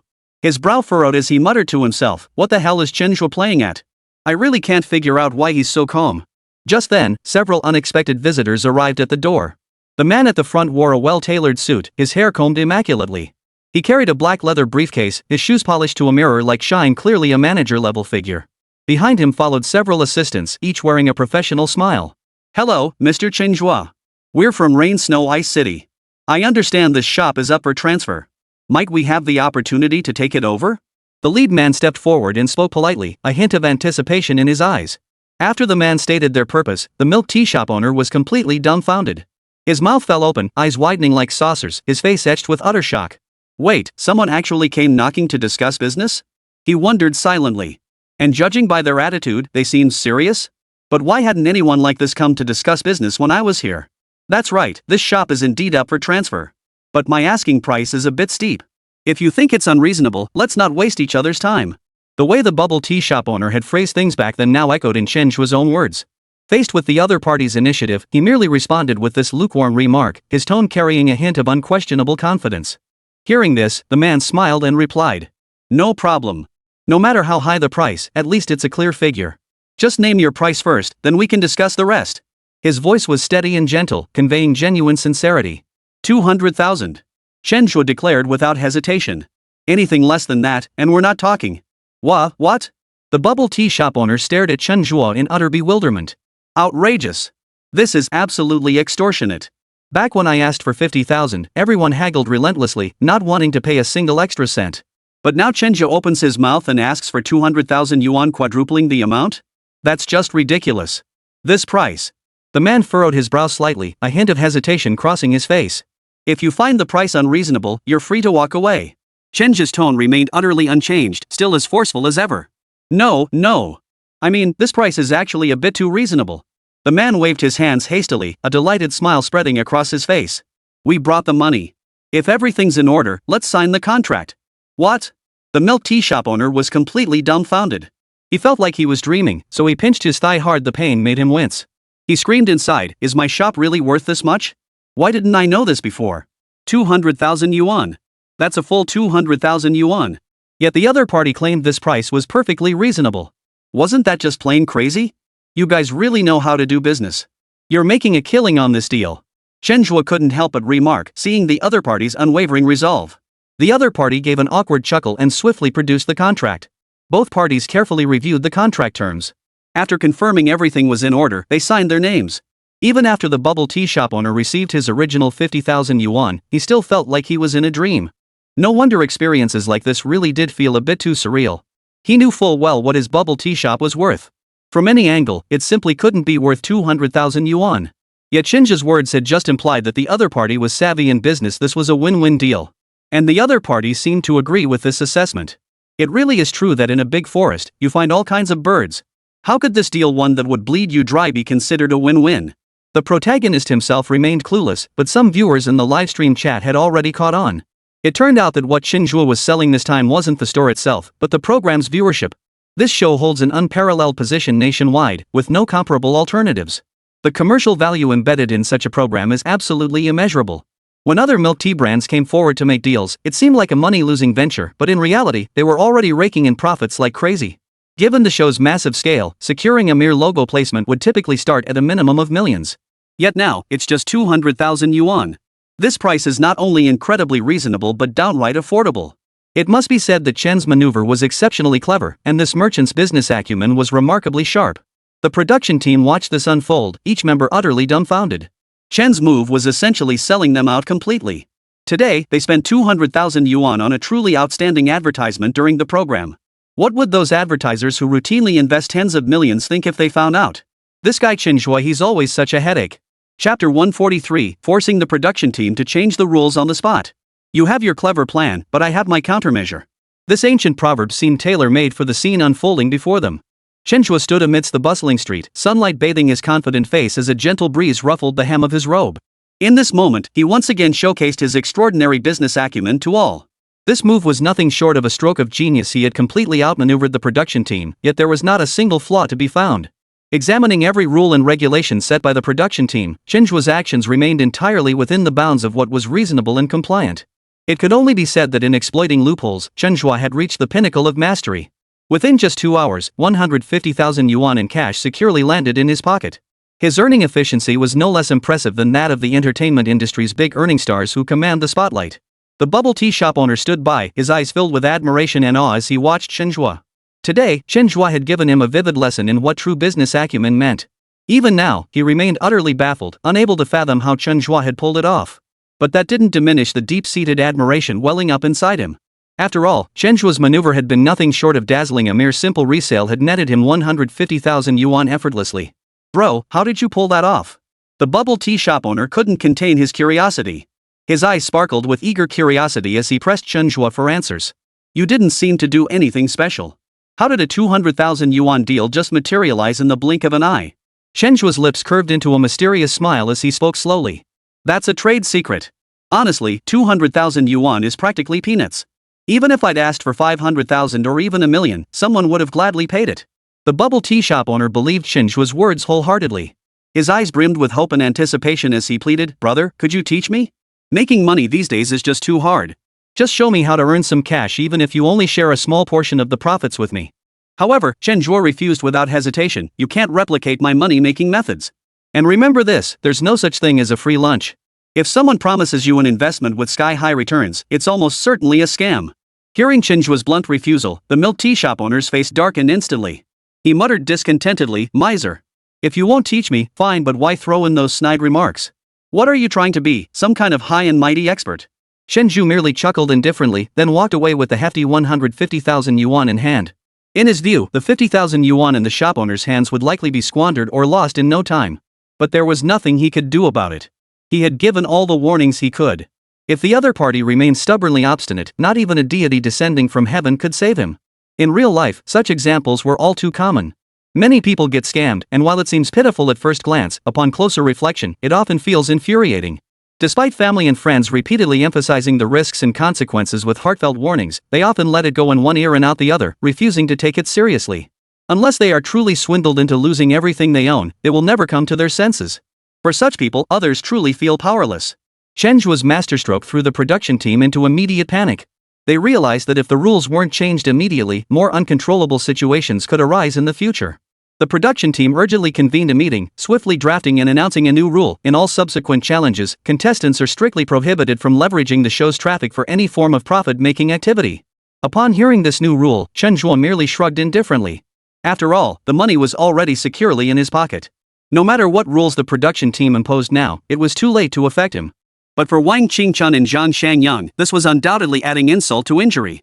The production team's new rule felt like digging a massive pit on their already arduous path, leaving them with almost no glimmer of hope. The production team's original rules were already absurd and unbearable enough. To have this harsh additional rule forced upon them at such a critical moment felt like being driven to the edge of a cliff with no way out. With 150,000 yuan easily secured, Chen once again effortlessly completed this round's earning task ahead of schedule. Not only that, but this sum would allow him to enjoy a significantly elevated standard of living, making for a pleasant and comfortable journey through the challenges. Yet Chen Zhe couldn't fully relax just yet. A more pressing matter weighed on his mind: the brand new task issued by the system. Chen Zhe always treated system-issued tasks with the utmost seriousness. The rewards obtained after successfully completing the previous stage challenge had been simply too tempting. Ever since acquiring the skill to hear others' thoughts, everything he did had become much more convenient and efficient. To be honest, he hadn't even used the skill during the shop transaction just now. Otherwise, his earnings would have far exceeded the 150,000 he had made. But his decision not to employ the skill was the result of careful consideration. His primary concern was protecting the interests of the production team and advertisers. For this minor incident, the production team and advertisers might turn a blind eye and not pursue it further. But if he had actually profited millions using this skill, the milk tea shop he was contracted with might seize the opportunity to make a big deal out of it, potentially causing unforeseen trouble. If that happened and he angered the real bigwigs, they might cancel the massive 1 billion yuan prize in a fit of rage. Ultimately, the one suffering huge losses would be him. Chen Zhe would never engage in such a losing proposition. During Chen Zhe's absence, the pursuit team hadn't focused much attention on him. In their view, resolving the matter with Yoshimasa was clearly more urgent and important than apprehending Chen Zhe. Only after completing the handover with relevant authorities did the pursuit team finally refocus their attention on Chen Zhe. Reflecting on the meticulously planned operation, the final outcome left a lingering sense of regret. They had been so close to successfully apprehending Chen Zhe, just one crucial step away. It felt within reach, yet remained elusively distant. It must be said that fate can be cruel at times. Victory had been within reach, yet an unexpected turn of events had rendered all their efforts futile. For the pursuit team, everything now had to start anew. All plans and arrangements would need to be scrapped and rebuilt from scratch. Moreover, the external support they had painstakingly secured may well have lost its original purpose after this turn of events, rendering it unable to provide effective assistance. The current situation was undeniably dire for them, with prospects looking grim. Surprisingly, however, neither Zhao Donglai nor Zhang Weiguo showed the slightest trace of anxiety on their faces. On the contrary, they appeared unusually calm, as if all this had been within their expectations. After multiple confrontations with Chen Zhe, both men had undergone significant growth and transformation in their mindset and composure. They understood that capturing an opponent as resourceful and brilliant as Chen Zhe would inevitably be fraught with difficulties and obstacles. Therefore, they had long prepared themselves for a protracted struggle and could naturally accept Chen Zhe's escape this time. More importantly, although this particular operation had ultimately failed, they had gained valuable experience and confidence throughout the process. At the very least, they had demonstrated that Chen Zhe was not invincible. He too could make mistakes and fall for deceptions. They had also discovered opportunities to outmaneuver Chen Zhe and trap him in difficult situations. This undoubtedly served as a tremendous morale boost for the entire pursuit team. At this moment, Zhao Donglai and Zhang Weiguo were in complete agreement. They prepared to swiftly implement a new round of plans and strategies, aiming to lure Chen Zhe back into their meticulously designed trap. Though this plan sounded like a tall tale after all, with Chen Zhe's intelligence, he would never repeat the same mistake twice. Yet they remained steadfast in their conviction that nothing was impossible if they planned meticulously and executed with ingenuity. Just as Zhuge Liang had captured Manhwa 7 times, with sufficient patience and wisdom, they too would surely succeed in apprehending Chen Zhe. Chapter 144, The Unholy Pursuit. Can only harm each other. This latest scheme against Chen Zhe filled the pursuit team with confidence. Now, everyone convened a new meeting, preparing to replicate their strategy and lure their target into the trap once more. Yet their primary focus remained the profit-making mission assigned by the production team. In their eyes, Chen Zhe had no chance of completing the money-making task in such a short time. As long as they executed this flawlessly, luring Chen Zhe into the trap a second time was entirely feasible. With this goal in mind, everyone engaged in a heated discussion. Throughout the process, everyone's enthusiasm was high, clearly boosted by the confidence gained from their previous strategic planning. After a full hour of debate, they finally distilled a new objective. They planned to continue targeting his weaknesses, leveraging Chen Zhe's strengths as their entry point. This time, however, they wouldn't orchestrate the scheme themselves. Instead, they would delegate the task of setting the trap to the actual merchants. Though the core strategy remained the same, it undoubtedly required fresh adaptations that couldn't remain unchanged. Under the new plan, they would simply wait for the rabbits to come to them, reaping the rewards without lifting a finger. This arrangement is the outcome of their discussions this time. They believed this approach held exceptionally high feasibility. For the final implementation, they selected a well-known billiards hall. Snooker was also a sport Chen Zhe excelled at. He had actually earned a considerable amount of money through this sport. Now, they only needed to provide funding behind the scenes to drive the billiard hall to host a new round of competitions. Given Chen Zhe's resourcefulness, he certainly wouldn't pass up such an opportunity. As for whether the other side might suspect it's a trap, the pursuit team isn't in a hurry. In their eyes, Chen Zhe doesn't give them the time of day. Even if he knew it was a trap, he would still come. However, they must be more meticulous in their personnel arrangements. As long as Chen Zhe remained unaware of the true situation, everything would become straightforward. The pursuit team's new calculations still clattered like coins.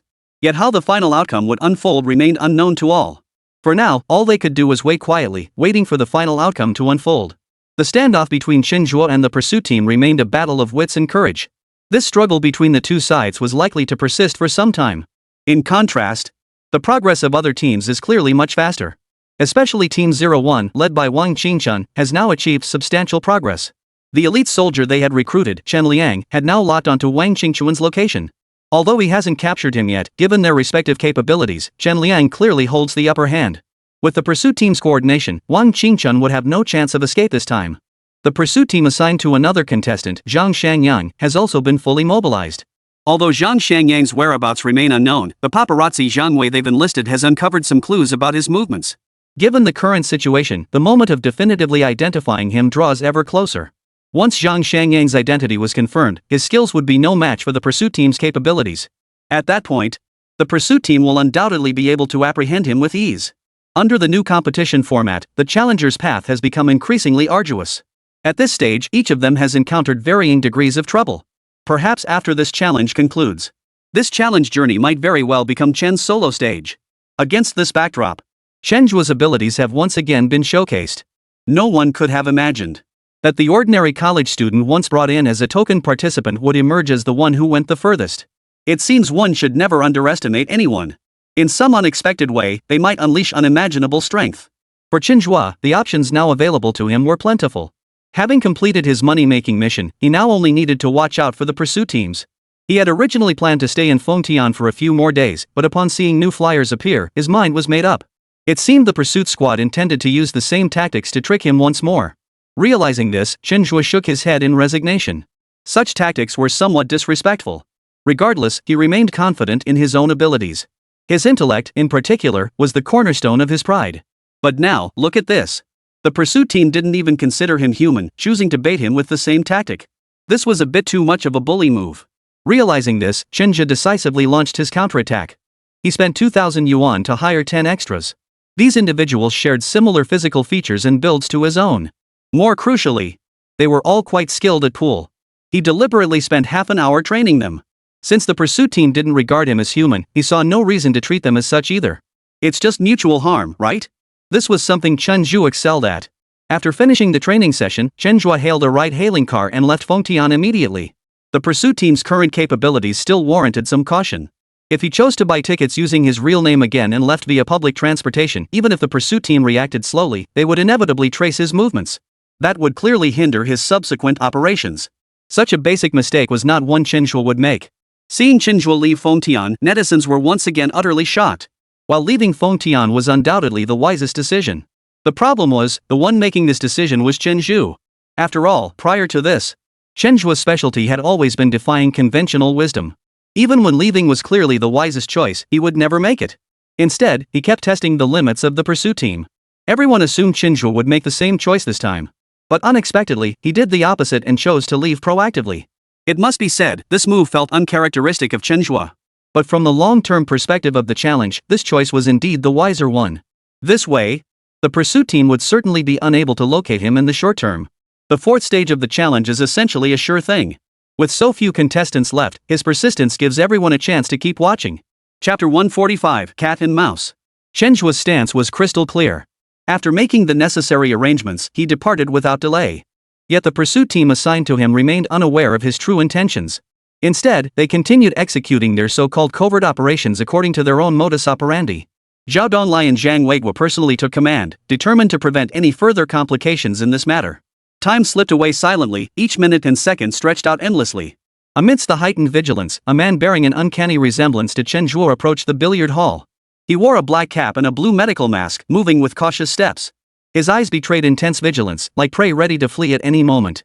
Instead of entering the hall immediately upon arrival, he began circling its perimeter, his gaze sweeping relentlessly over the surroundings, scrutinizing every potential hiding spot for danger.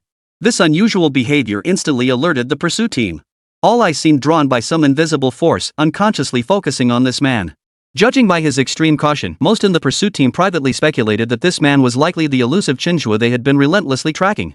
However, the seasoned pursuit team did not act rashly based on this seemingly conclusive evidence. They remained silent in the darkness, waiting. They understood that the man was merely moving around the perimeter of the billiard hall, not yet fully within their carefully laid encirclement. Before he was fully within the net, he was like a wild beast not yet trapped in a cage, still capable of escaping at any moment. And that possibility was precisely what the pursuit team dreaded most. In their eyes, dealing with a cunning and unpredictable adversary like Chen Zhe demanded absolute precision. There could be no room for luck, every single step had to be meticulously planned. After all, Chen Zhe's abilities were not to be underestimated. Not only did he possess exceptional escape skills, demonstrated in numerous past confrontations, but his ability to disguise himself was nothing short of extraordinary. Even when compared to the most skilled masters of disguise, he held his own without compromise. Many times, even when he stood right before his pursuers, they remained blind to his presence, utterly unable to recognize him. Beyond that, Chen Zhe's level of caution far surpassed that of ordinary people. During a previous pursuit, he had detected the slightest anomaly and thus managed to escape. This experience made him even more cautious in subsequent operations. Therefore, having learned from past mistakes, he would likely resort to probing tactics to ensure his safety. In other words, given the current circumstances, this man resembling Chen Zhe was highly unlikely to be the real Chen Zhe. Instead, he was likely a decoy sent to probe the situation. His objective was undoubtedly to check for ambushes.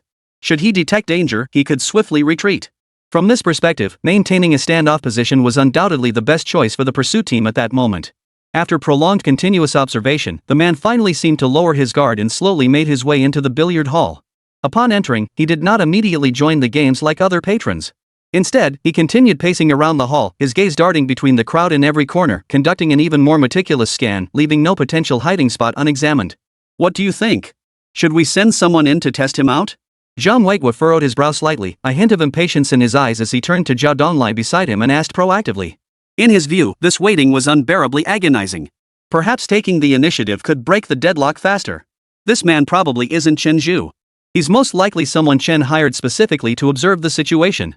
Zhao Donglai shook his head slightly, his gaze fixed intently on the man inside the billiard hall as he analyzed calmly. My suggestion is we don't make any rash moves. Let's continue following the normal rhythm. Acting impulsively now could very well alert the snake, letting Chen Zhe catch wind of our plan. That would mean all our efforts would come to nothing. After hearing Zhao Donglai's proposal, Zhang Weiguo fell into brief contemplation. Moments later, he slowly nodded in agreement, offering no objection.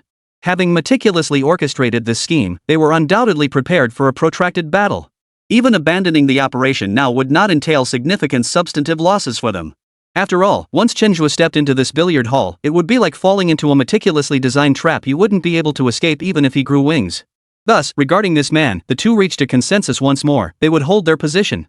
Subsequently, the man signed up for today's billiards tournament inside the hall.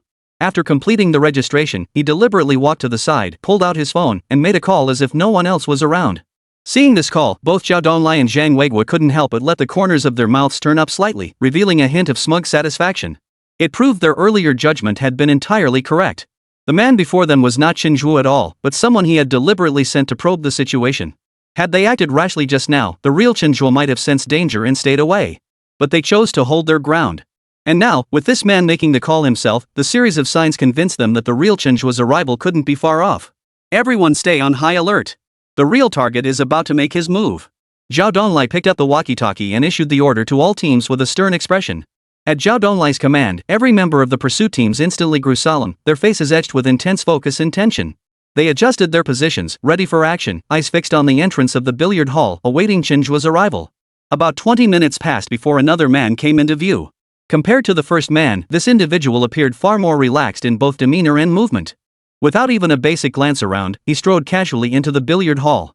Zhao Donglai and Zhang Weiguo's faces now wore smug expressions. In their eyes, Chen Zhe had finally shown his weakness, walking straight into their trap. Move! This time, the two men hesitated not a moment longer. They were utterly convinced that the man who had just entered was none other than Chen Zhe, the man they had been relentlessly pursuing for so long. Almost the instant the command was given, every member of the pursuit team sprang into action like soldiers hearing the bugle call to charge. Their target was clear: the man who had just entered the billiard hall. The sudden chaos left everyone inside the pool hall utterly bewildered. Completely unaware of what was happening, they instinctively covered their heads, cowering in corners with eyes filled with terror and confusion. The man who had just entered, seeing this, reacted immediately and sprinted toward the window, apparently intending to escape this dangerous place through it. However, his plan was doomed to fail. The pursuit team, having already suffered a setback earlier, clearly wouldn't make the same mistake twice. When setting up the perimeter, they had already placed tight surveillance on every exit of the billiard hall. The windows, particularly vulnerable as escape routes, were heavily guarded. Before the man even reached the window, members of the pursuit team were already waiting there. Seeing this, the man instantly changed direction, desperately searching for another escape route. But his struggle was destined to be futile. Now, the pursuit team surrounded the billiard hall from all sides. He was like a trapped beast in a cage, with no chance of escape whatsoever. Realizing the situation had spiraled completely out of his control and was now overwhelmingly against him, he abruptly halted his steps. Mimicking the others, he raised his hands above his head and slowly crouched down where he stood. This development immediately struck Zhao Donglai and Zhang Weiguo as ominous. They knew Chen Zhe all too well. This guy was absolutely not the type to surrender easily. Even if he were in a life or death predicament, he would fight back with every means possible. There was no way he would give up resistance so readily. With that thought, Zhang Weiguo lunged forward without hesitation, snatching off the man's hat and mask. Sure enough, this man was not Chen Zhe at all. The first one was Chen Zhe. Zhao Donglai suddenly seemed to realize something, his face turning deathly pale as he exclaimed in horror. Hearing this, Zhang Weiguo's expression also shifted instantly. It seemed that, once again, Chen Zhe had successfully anticipated everyone's anticipations. Though unaware of the ambush, he understood the pursuit team's intentions perfectly. Everyone assumed Chen Zhe would send scouts to probe the situation, unaware that the first scout was none other than himself. This belated realization weighed heavily on everyone, like a massive stone pressing down on their hearts. The only consolation was that the entire billiards hall was now under complete lockdown. No matter who among them was Chen Zhe, escape was impossible. The pursuit immediately shifted direction, closing in on the man who had initially triggered their suspicion. The man moved with remarkable agility, darting left and right through the hall like a nimble monkey, showing no intention of surrendering. Every move he made was filled with power and skill, attempting to break free from the pursuing team's encirclement. His actions stirred both Zhao Donglai and Zhang Weiguo. This was the Chen Zhe they remembered. To be honest, they felt a certain regret for Chen Zhe, given how things had unfolded. He clearly possessed such outstanding abilities that he could have shone brightly on the show, gone further, and achieved greater success. But unfortunately, he had crossed paths with them. In this cat-and-mouse game, his fate had been sealed the moment he crossed paths with them. Chapter 146, Hopes and Disappointments. No miracles. That was the only thought echoing in every member of the pursuit team's mind. Before this, throughout their pursuit of Chen Zhe, unexpected events kept occurring. Such mishaps were practically impossible, and each one had ultimately become a miracle. But this time was different. This time, they had meticulously planned their operation, exercised patience, and thoroughly understood Chen Zhe. No matter how cunning his schemes, there was only one possible outcome: capture. Zhao Donglai and Zhang Weiguo exchanged glances, spotting a long-lost thrill in each other's eyes. The period of confronting Chen Zhe had undoubtedly been the most challenging phase of their careers in recent years. Chen Zhe's capabilities far exceeded anything they had previously encountered, forcing them to constantly push their own limits to meet the challenges he presented. Now, after countless hardships and sacrifices, the moment of resolution seemed finally at hand. Everything was about to come to a close. Yet, neither dared utter the classic victory line until they had Chen Zhe formally in custody and irrefutable proof of his identity. After all, they had endured too many embarrassing moments of popping the champagne too soon. Each time they had joyfully believed success was imminent, it had ended in disappointment. Now, even though they were certain the man before them was most likely Chen Zhe, they dared not jump to conclusions without 100% certainty. Otherwise, if their judgment proved wrong, they would be the ones left red-faced. The pursuit team wasted no time, swiftly apprehending the man suspected of being Chen Zhe. Zhao Donglai, unable to contain his eagerness, strode forward to personally reveal the man's true identity. Yet the moment that face fully revealed itself, his face of anticipation instantly turned to endless disappointment. The man before him was not Chen Zhe. They had once again fallen into the trap Chen Zhe had set. Every member of the pursuit team present seemed to have been struck by a petrification spell, frozen solid in place. According to their deductions, this man had to be Chen Zhe. There could be no other possibility. Yet reality had once again ruthlessly shattered their assumptions. Hearing is deceiving, seeing is believing. At this moment, the figure before them was clearly not Chen Zhe. The group shook their heads in resignation, their faces etched with frustration and anger. They had believed their plans were flawless, yet in the end, they were riddled with holes. This feeling was excruciatingly painful. Just as everyone was drowning in disappointment and rage, a sudden voice crackled over the walkie-talkie. It pierced the darkness like a beam of light, igniting fresh hope in all their hearts. "Captain, someone unexpectedly spotted a figure resembling Chen Zhe on surveillance. He's been observing nearby and hasn't left yet." It turned out their assumptions weren't wrong. Chen Zhe was simply more cautious than they'd imagined. The two he sent out first were merely test pawns. The real Chen Zhe was still patiently awaiting the final verification results. Learning this, the team couldn't help but feel exasperated by Chen Zhe's caution. His modus operandi was truly elusive. But upon reflection, such an approach was entirely consistent with Chen Zhe's usual modus operandi. Otherwise, given the pursuit force's strength, Chen Zhe would never have lasted this long. He would have been captured long ago. With Chen Zhe's movements once again under surveillance, the situation seemed to simplify somewhat. Zhao Donglai and Zhang Weiguo swiftly made a decision. They would split their forces into two groups and launch a new round of pursuit against the man suspected to be Chen Zhe. This time, everyone's confidence was exceptionally high. As the saying goes, once, twice, but not a third time. With events having progressed this far, there were essentially no other possibilities left. Perseverance would surely yield the desired outcome. Armed with this unwavering conviction, the entire team sprang into action immediately. As they neared Chen Zhe, he seemed to sense danger and immediately chose to flee without hesitation. Moreover, his method of escape was highly unconventional. Using the air conditioning units outside the building, he moved downward from the rooftop like an agile monkey. This method carried immense risk. The slightest misstep could mean certain death. Yet his resolute demeanor and practiced movements radiated confidence. In that moment, everyone present came to a clear realization: the man before them was the real Chen Zhe. This descent method was quintessentially Chen Zhe. During previous pursuits, Chen Zhe had repeatedly escaped using such unexpected methods. With his identity confirmed, the task ahead seemed far simpler. No matter how skilled Chen Zhe was, this time, the pursuit team vowed he would not escape again. Faced with the current situation, every member was fired up with fighting spirit and filled with unwavering determination to win. Zhao Donglai and Zhang Weiguo fully exercised their exceptional command abilities, maximizing the strength of this 500-strong force. Now, 50 squads closed in on Chen Zhe from all directions, forming an impenetrable encirclement that left him with no escape. Even with his agile skills, there was no chance of escape under such relentless pursuit and blockade. However, events did not unfold as smoothly as they had anticipated. Just as everyone believed Chen Zhe had been successfully captured, an unexpected twist unfolded once more. When they removed the hat and mask from the person before them, they discovered they had made another mistake. "Hey, buddy, you're not Chen Zhe. Why'd you run? And in such a reckless way?" Zhang Weiguo was truly furious. His face flushed crimson, veins bulging on his forehead, utterly baffled by the other man's motives. "I'm a stunt double, this is my job.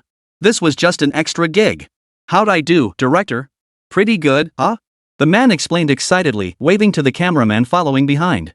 It turned out that when Chen Zhe found them, he had already informed them they were filming a movie. Their job was to perform stunt work, no lines required. Whenever someone approached, they were to run.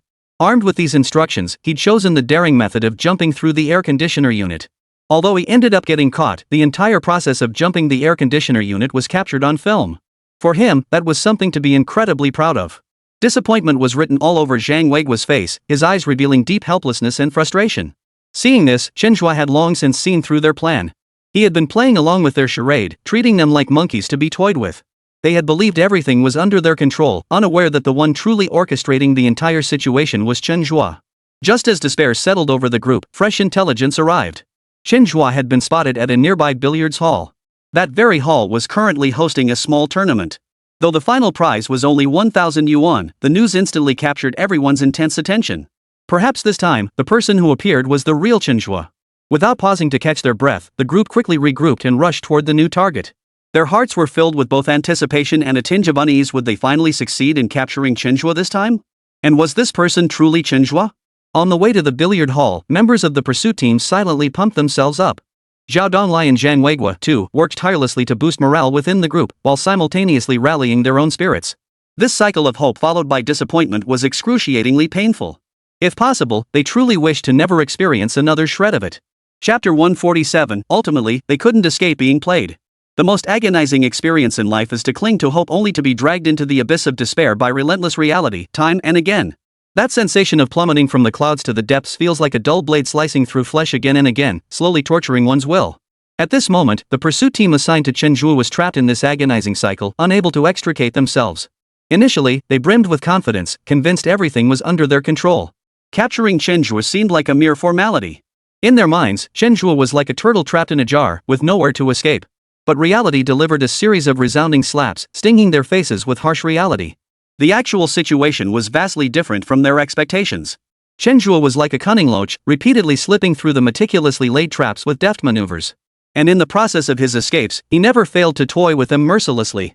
That feeling of being played was like swallowing a fly, disgusting and utterly helpless. For the pursuit team, this wasn't merely a setback in their mission, it was a humiliating defeat, a crushing blow to their pride.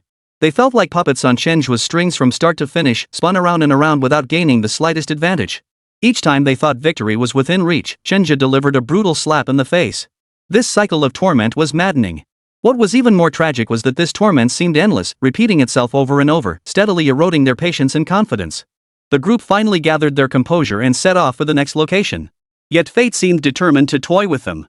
Barely halfway there, the pursuit team, aided by the Skynet system, detected what appeared to be Chen Zhe's trail.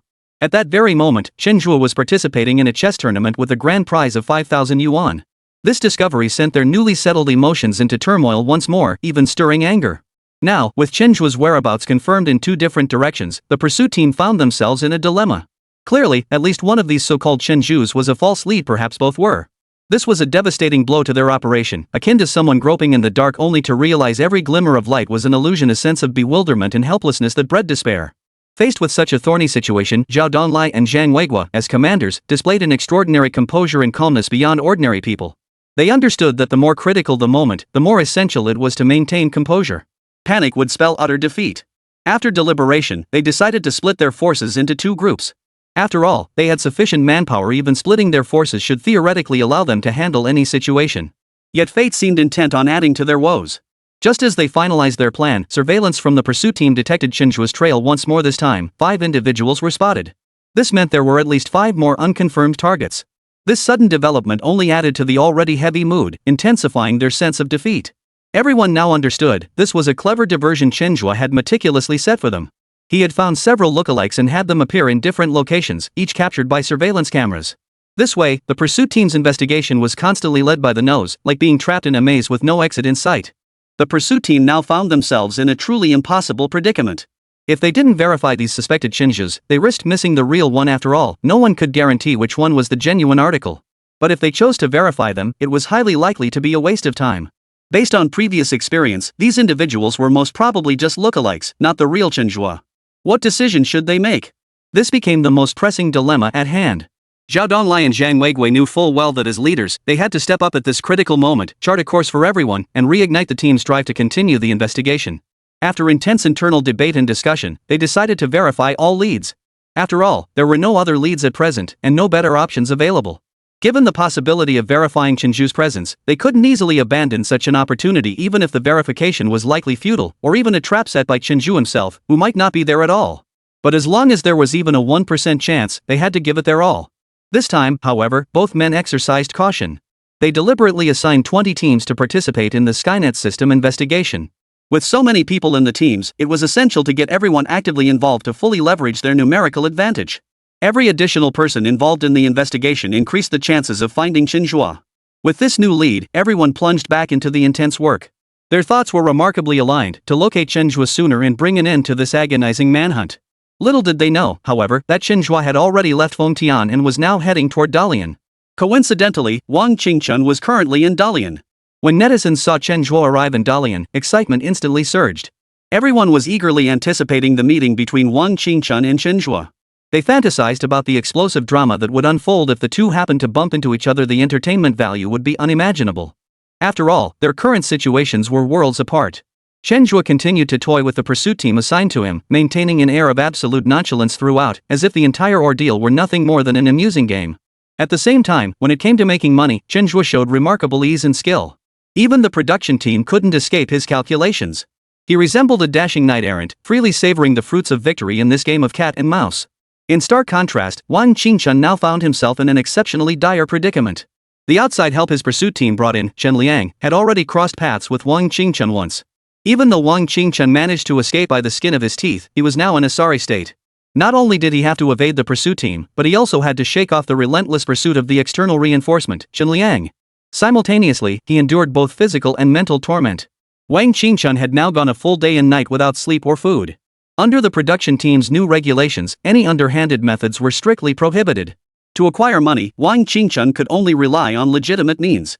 But now, constantly on the run, hounded by pursuers and forced to flee in all directions, where could he possibly find the time to earn money? Like a bird startled by a bowstring, he struggles desperately in this brutal game, seeing no glimmer of hope. If these two were to meet, it would undoubtedly be a scene full of drama. Disappointingly, upon arriving in Dalian, Chen Zhe headed straight to an upscale restaurant and ordered a lavish seafood feast.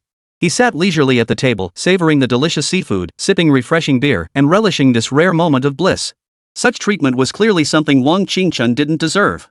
Thus, the scenario of them colliding from the outset was essentially impossible. Ding! Detected significant emotional fluctuation in Zhao Donglai. Emotional value increased by 500. Ding! Detected significant emotional fluctuation in Zhang Weigui. Emotional value increased by 500. Ding! Detected significant emotional fluctuation in Zhang Chong. Emotional value increased by 500. Ding! Detected significant emotional fluctuation in Shan Pengfei. Emotional value increased by 500. Ever since Chen Zhe left Fengtian, the system alerts in his mind had never ceased. Even now that he had arrived in Dalian, the corresponding system alerts continued to sound incessantly. Among these, the pursuit teams contributed the most emotional value. Chen Zhe wasn't particularly surprised by this outcome. After all, he had spent 2,000 yuan hiring 10 extras. With that investment made, the corresponding results naturally had to be guaranteed. Listening to the system alerts in his mind while savoring the seafood feast before him, Chen Zhe felt an extraordinary sense of contentment. He couldn't help but ponder, what should be the meaning of life? In his view, this was precisely the meaning life should hold. Life wasn't about frantic competition, relentless work, or constant self-healing. Life should be about indulging freely, letting loose without restraint, doing whatever feels right without overthinking or worrying about the future. Good looks, money, and living in the moment, that was the best life, the life most worth savoring. Chen Zhe savored his seafood feast while sipping delicious beer, finding this moment utterly perfect. Yet somehow, he couldn't shake the feeling that something was missing. He couldn't quite put his finger on what it was, though. It wasn't until he glanced at the TV in front of him that it dawned on him: what was missing was the thrill of the chase. The TV was connected to the internet, with Douyin already loaded. Without a second thought, Chen Zhe opened his own livestream and began intently watching the chase team's current performance. The pursuit team was exceptionally busy at the moment. Over 500 people, not a single one idle.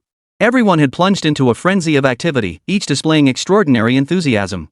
If one were to simply observe them, it would undoubtedly be a beautiful tableau, perfectly showcasing the hardships of frontline workers. But when viewed through Chen Zhe's perspective, their work ethic took on a rather comical quality. They appeared to be working frantically, yet their efforts amounted to nothing. It perfectly mirrors the state of countless office slackers feeling utterly swamped all day, only to realize when it's time to report back that they've accomplished next to nothing. The pursuit team meticulously verified each of the 7 individuals suspected of being Chen Zhe. Unfortunately, each time they eagerly believed they had found Chen Zhe, their hopes were cruelly dashed. The subjects turned out not to be Chen Zhe at all, but rather extras hired by Chen Zhe. Counting the 3 previously verified individuals, they had checked a total of 10 suspected Chen Zhes. Not a single one was Chen Zhe. At this moment, the members of the pursuit team were nearly beside themselves with frustration. Earlier, they might have clung to a sliver of hope, believing both sides were locked in a game of wits where they were merely slightly outmaneuvered. But as each of these individuals' identities was confirmed, they finally realized they had been trapped in Chen Zhe's scheme from the very beginning, made into his playthings. It was precisely at this moment that Zhao Donglai and Zhang Weiguo conceived a new plan. Perhaps Chen Zhe had already moved on by now. His hiring of these men was likely a deliberate delay tactic, buying him enough time to secure his escape. Realizing this, they swiftly combed through all public records, searching for Chen Zhe's trail across every mode of transportation. They mobilized every connection and resource, meticulously combing through passenger lists for every flight, train, and long-distance bus, leaving no possible lead unexamined. Their eyes were glued to computer screens, frame by frame, scanning surveillance footage in hopes of spotting Chen Zhe's familiar figure in the crowd. Exhaustion and anxiety etched themselves onto their faces, yet their eyes still betrayed a stubborn persistence and refusal to give up. Despite searching high and low, they found nothing. At that moment, each of them felt profound disappointment. The situation now was even worse than it had been at the start. At the outset, they had at least a rough idea of Chen Zhe's location, but now they had no clue where he had gone. China's 9.6 million square kilometers of land were simply too vast. With only 500 men, finding Chen Zhe was an impossibly difficult task, like searching for a needle in a haystack. Perhaps this phase of the challenge would end in another failed capture attempt. Chapter 148: Victory through Unconventional Tactics. The term galactic warship was previously used mostly in competitive sports contexts. It referred to a team where every player at every position was exceptionally strong, forming an extraordinarily formidable squad. Before the new challenge began, the pursuit team assigned to Chen Zhe, judging by its lineup, truly lived up to the name galactic warship. This massive team of over 500 members encompassed specialists from every field: criminal investigators, tracking experts, technical geniuses. When this formidable force emerged into public view, the sheer pressure radiating from them was jaw-dropping.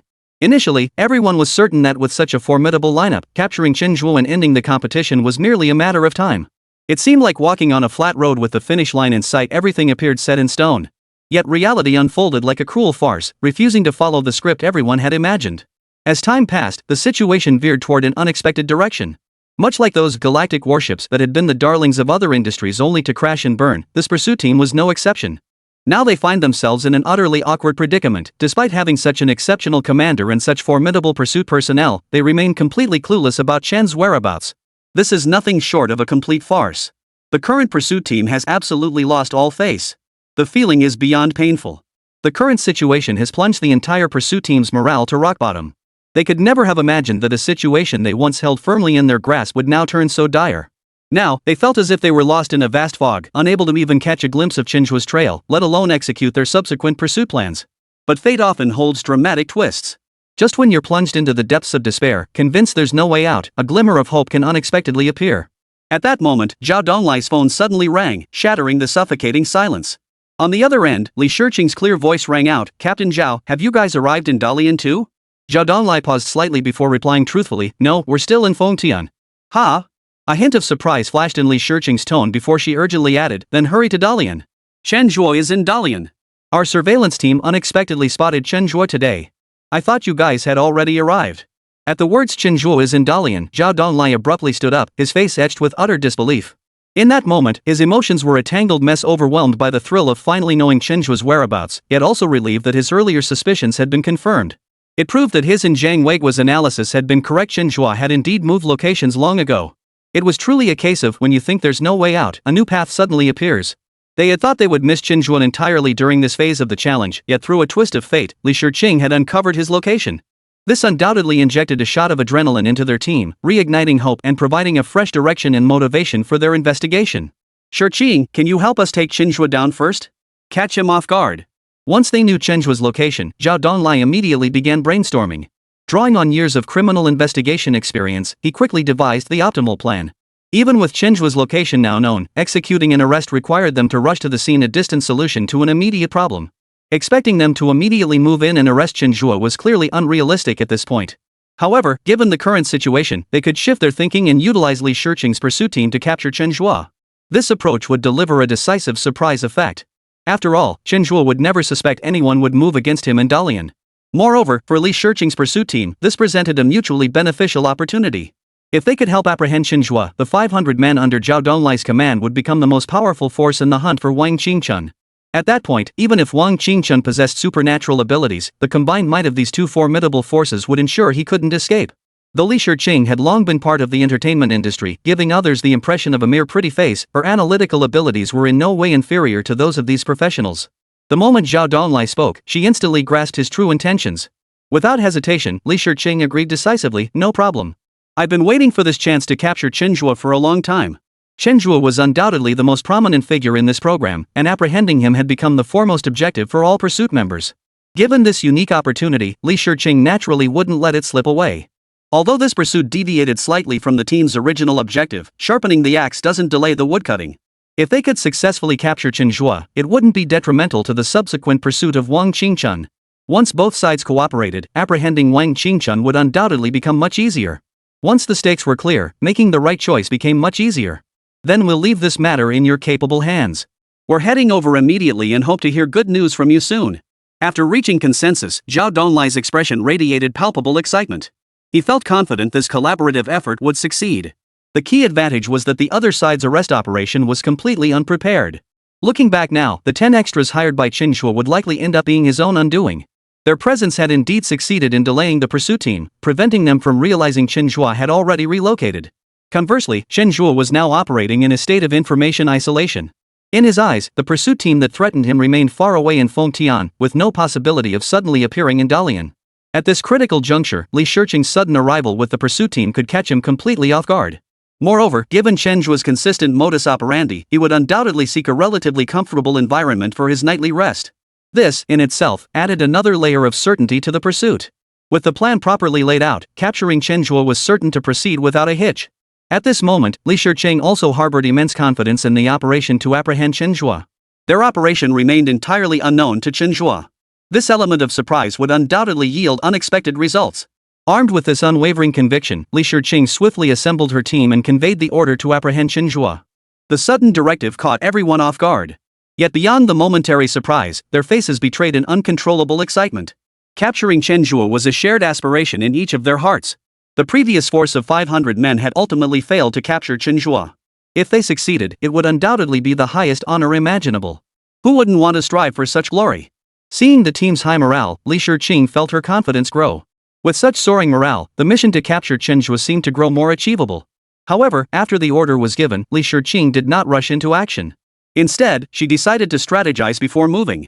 She had witnessed Chen Zhe's cunning firsthand. Capturing him would be no easy feat. To achieve her goal, she would need to muster considerable patience. For her now, the most crucial task was not the capture itself, but first pinpointing Chen Zhe's location. Knowing where he was staying would allow her to wait until the dead of night to launch her operation. That was the stage of deep sleep when one's awareness of surroundings was at its weakest. Additionally, nighttime operations minimized unexpected variables, maximizing the chances of a successful capture. Having agreed to Zhao Donglai's request, Li Shirqing resolved to give it her all. She would ensure Chen Zhe was successfully handed over to him when he arrived. Her current order to everyone was to conserve their strength. Simultaneously, she instructed the surveillance team to meticulously track Chen Zhe's movements. For maximum security, assigning personnel to follow him would be the ideal approach. This would guarantee constant awareness of Chen Zhe's whereabouts, allowing them to pinpoint his location even if he vanished from camera view. But Li Shirqing didn't go that route. The reason was simple: the person she needed to track was Chen Zhe. That bastard Chen Zhe was more cunning than a monkey when he got his claws in something. She didn't believe her team could trail him without being spotted. If they were discovered, all her meticulous planning and effort would come to nothing. Such an outcome was clearly unacceptable to her. Rather than risking Chen Zhe slipping off the surveillance grid, she would not take proactive action that might alert him to anything amiss. Only by maintaining this approach could the mission to apprehend Chen Zhe be successfully completed. Time ticked by slowly, each member of the pursuit team feeling immense tension. Every second wasted now could lead to countless unforeseen complications. And should these complications arise, the consequence would be missing the final opportunity for capture. This was clearly the outcome they dreaded most. Yet in the current situation, they had no better option. Beyond continuing to wait, all that remained was to wait. After all, none of them possessed absolute certainty that they could capture Chen Zhe without fail. Li Shiqing's proposal was indeed the most reasonable course of action at present. This sense of powerlessness, beyond their control, left everyone feeling utterly helpless. Silently, they all prayed for time to pass quickly, hoping the desired outcome would arrive sooner. Finally, after a grueling 2-hour wait, Chen Zhe stepped into a 5-star hotel. He had booked the room under someone else's identity. Had the surveillance cameras not happened to capture his image, they might have missed their chance to apprehend Chen Zhe once again.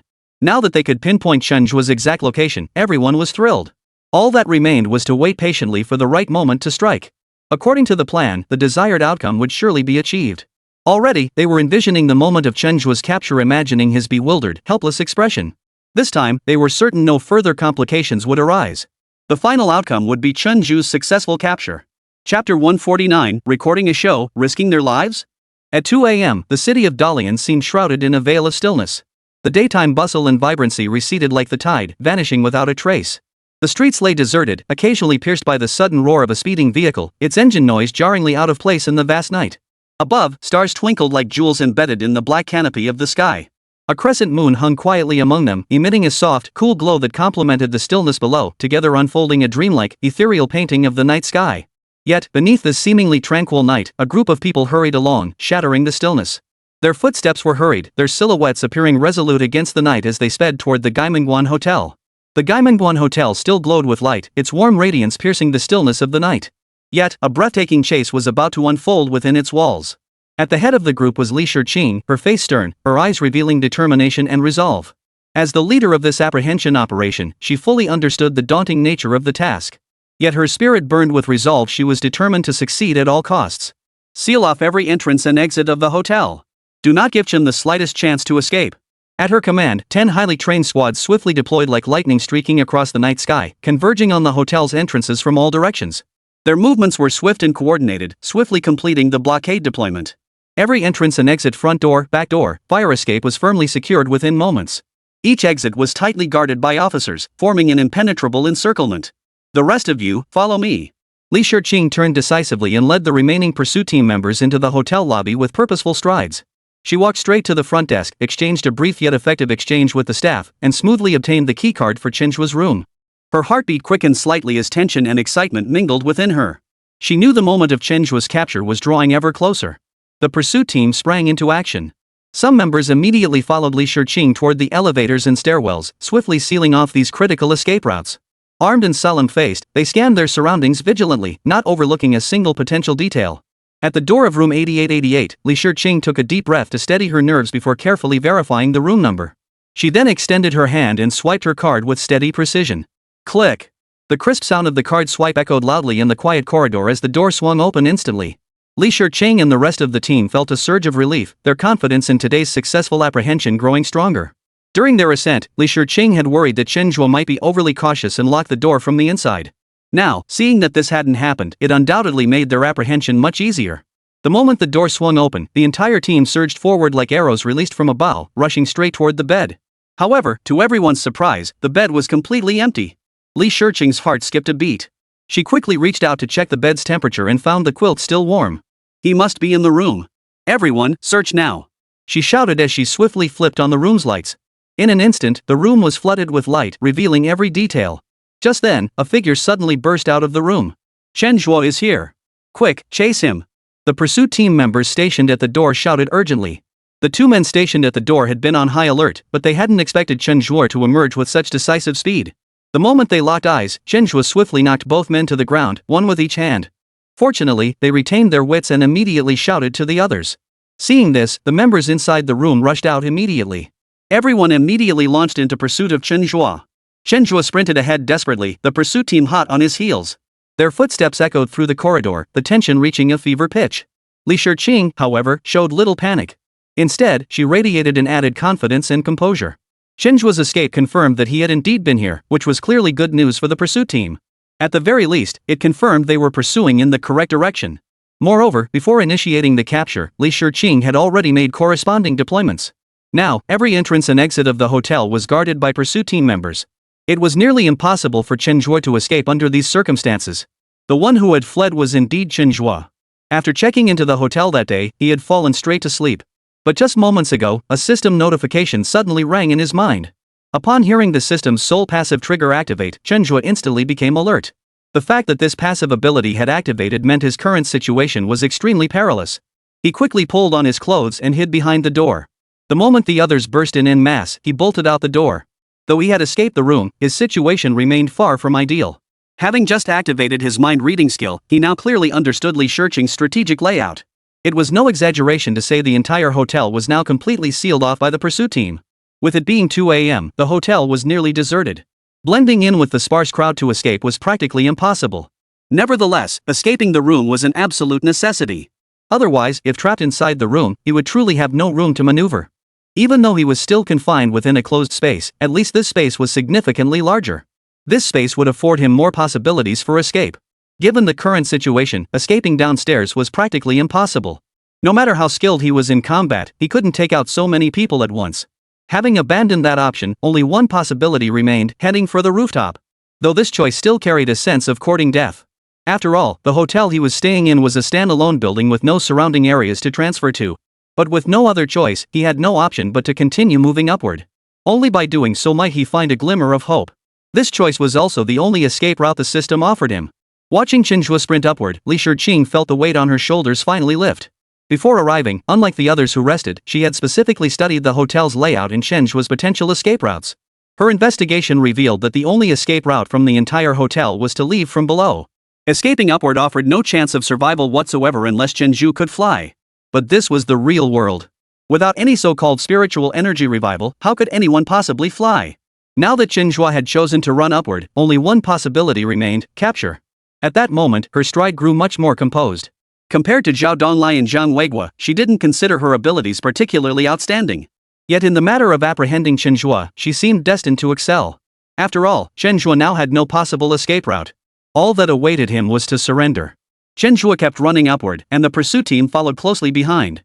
After winding through the building, Chen Zhe reached the rooftop. At the same moment, the pursuit team also reached the rooftop. The distance between them narrowed, and Chen Zhe's predicament grew increasingly dire. The building stood nearly 100 meters tall, with no other structures nearby. Even if Chen Zhe wanted to jump to another building, there was no opportunity for him to do so. The wind howled fiercely on the rooftop, making Chen Zhe's clothes flap wildly. Standing at the edge of the roof, he glanced back at the pursuing team closing in, a bitter smile touching his lips. Li Shiqing's figure also appeared on the rooftop. Seeing Chen Zhe standing at the edge, she smiled and said, "Chen Zhe, give yourself up. Justice will always prevail over evil. Even if this is just a simulation program, that outcome will never change." Chen Zhe looked at Li Shiqing, her face radiant with confidence, and smiled back. "I knew it. Captains Zhao and Zhang couldn't have arrived this quickly. Looks like you just happened to be in Dalian." Li Shiqing didn't deny it. The net of justice is wide, yet nothing escapes it. You did manage to deceive them, but unfortunately, you chose the wrong place to come. This time, I will personally arrest you. That said, I do admire your skill. If possible, I'd like to explore future collaboration opportunities. Chen Zhe considered carefully. It's not impossible, but the fee absolutely can't be low. Also, let's discuss this matter after the challenge show wraps up. Now isn't the right time. Upon hearing Chen Zhe's response, Li Shiqing's brows furrowed slightly. From the way he put it, it seemed like today's arrest might take an unexpected turn. To avoid any further complications, Li Shiqing swiftly issued the order. "Seize him." It was at that very moment that Chen Zhe suddenly moved. With astonishing speed, he leaped straight down from the building. The scene stunned everyone present. Li Shiqing's pupils dilated several times over as she stared in disbelief at the unfolding scene. This was just an escape simulation show. How could it suddenly become a matter of life and death? She had carefully observed Chen Zhe's attire moments ago. He was wearing ordinary clothes, lacking any special equipment for resistance or flight. Yet here was Chen Zhe, plunging downward without a second thought. This wasn't participating in a challenge, it was pure suicide. Everyone rushed forward to investigate immediately. But it was 2 a.m., pitch black underground, they couldn't see a thing. "Hurry down and rescue him." Li Shiqing's face turned grim. If a fatality occurred on this show, it would haunt her for the rest of her life. The other pursuit team members' expressions weren't much better than hers. None of them could fathom why Chen Zhe would jump like that. This was just a simulated escape challenge, wasn't it? Why did it have to escalate this far? Even a real criminal wouldn't resort to such extreme measures under these circumstances. While arrest wasn't the outcome he'd hoped for, it at least left a glimmer of hope. Yet by choosing such an extreme path, Chen Zhe has shown a shocking disregard for his own life. The viewers still glued to the livestream were utterly bewildered. The camera on Chen Zhe's body was now completely dark. What exactly had happened? They could only watch from Li Shiqing's perspective. Judging by the current situation, Chen Zhe had jumped from the upper floor. This scene left everyone feeling anything but calm. What started as a simple recording had now escalated to a matter of life and death. This challenge was truly pushing the limits. The production crew shared the same stunned expressions. They never imagined Chen Zhe would resort to such an extreme act at this moment. This was literally playing with their lives. With the show's immense popularity right now, if news suddenly broke that Chen Zhe had died on the program, all the promotional efforts the production team had poured into it would seem to go down the drain. More importantly, it's a precious human life. To lose it like this felt utterly tragic no matter how you looked at it. But judging by Chen Zhe's past behavior, he definitely wouldn't resort to such extreme measures. The truth of the matter can only be confirmed with further investigation. Chapter 150, No Escape. Chen Zhe's sudden leap took everyone completely by surprise. Everyone was desperate to know what had become of him. Li Shiqing led the pursuit team members to the ground floor immediately. Simultaneously, she established contact with the relevant personnel downstairs. After the exchange, the search commenced around the hotel perimeter. Unexpectedly, Chen Zhe was nowhere to be found. Faced with this situation, everyone's initial reaction was not disappointment, but rather a sense of relief. At least this outcome proved that Chen Zhe hadn't truly resorted to such extreme measures. But this was quickly followed by deep curiosity. Judging by his actions just now, he had clearly intended to jump downstairs. Yet he was nowhere to be seen below. Where on earth had he gone? Li Shiqing decided to grab a few flashlights and thoroughly search the hotel's surroundings. Meanwhile, Chen Zhe was right in the midst of the pursuit team. Indeed, his earlier leap wasn't an actual attempt to jump off the building, but a maneuver to evade the pursuit team. With his god-chosen physique and maxed-out rock climbing skills, wedging his body mid-air posed no challenge. The instant he leaped, his agile reflexes and superhuman reaction speed allowed him to swiftly grab a protrusion on the wall, wedging himself securely against the edge. Like a nimble gecko, he swiftly shifted his position, using nearby pipes and window ledges as footholds to inch his body along. This allowed him to evade detection by the pursuing squad. This maneuver bought him crucial time for his subsequent escape. When Li Shiqing led her men away, he seized the moment, closing in on the last pursuer like a bolt of lightning. Before the officer could react, he struck with lightning speed, delivering a precise karate chop to the back of the officer's neck, knocking him unconscious instantly. He swiftly changed into the officer's uniform, moving with practiced speed and precision, without making a single unnecessary sound. Afterward, he silently followed the other pursuers, blending into the crowd without drawing any attention. His entire sequence of actions unfolded with remarkable fluidity, and to this day, no one has detected any signs of his involvement. It wasn't until Li Shiqing returned to the rooftop with her team for a second search that they discovered the knocked-out member. "Quick, wake him up!" Li Shiqing urged anxiously. The team members scrambled to rouse the unconscious comrade, and Li Shiqing impatiently demanded an explanation. The dazed team member recounted the events as best he could. In an instant, Li Shiqing understood Chen Zhe's escape strategy. "That bastard, he really is cunning." Li Shiqing gritted her teeth, her heart filled with frustration. She immediately issued the order to regroup, but her voice lacked any conviction. Deep down, she had already given up hope of capturing Chen Zhe. Judging by the current pace, Chen Zhe had likely completed his transfer long ago. This seemingly flawless operation had ultimately been exploited by Chen Zhe.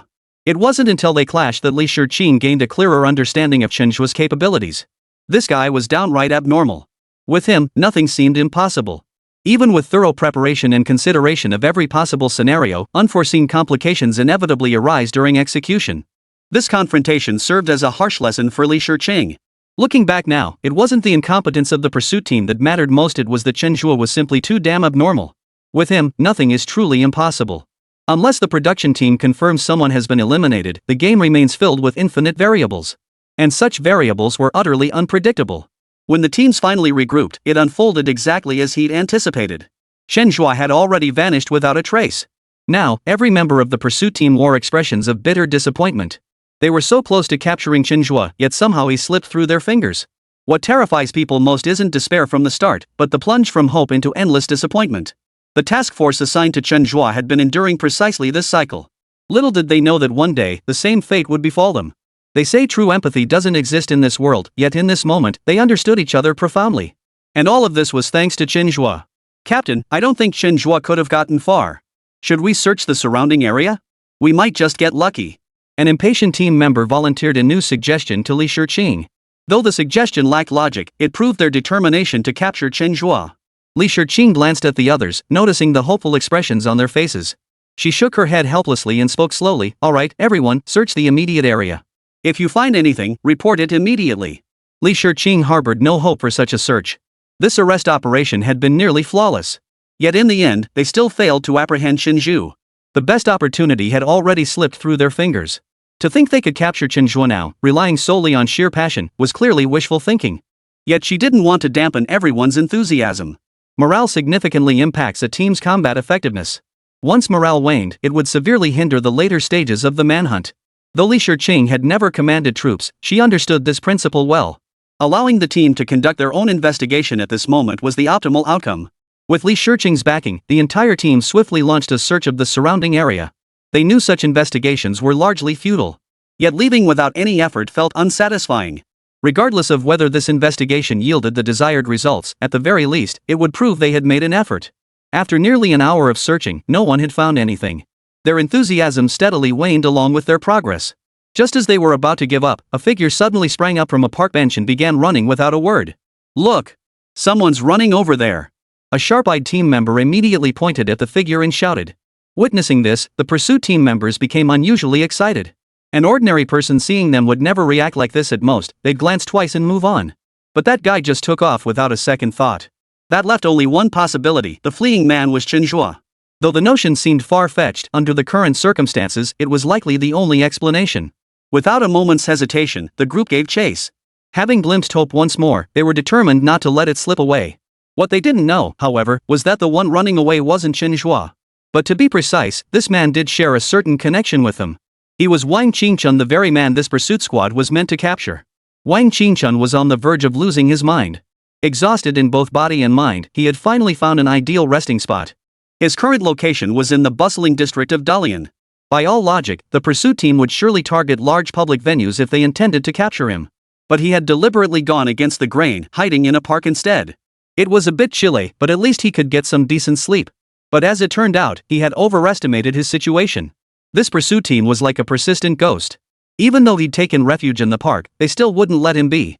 What was even more infuriating was that, just to be safe, he waited until 1 a.m. to fall asleep. But barely 2 hours later, the pursuers were back.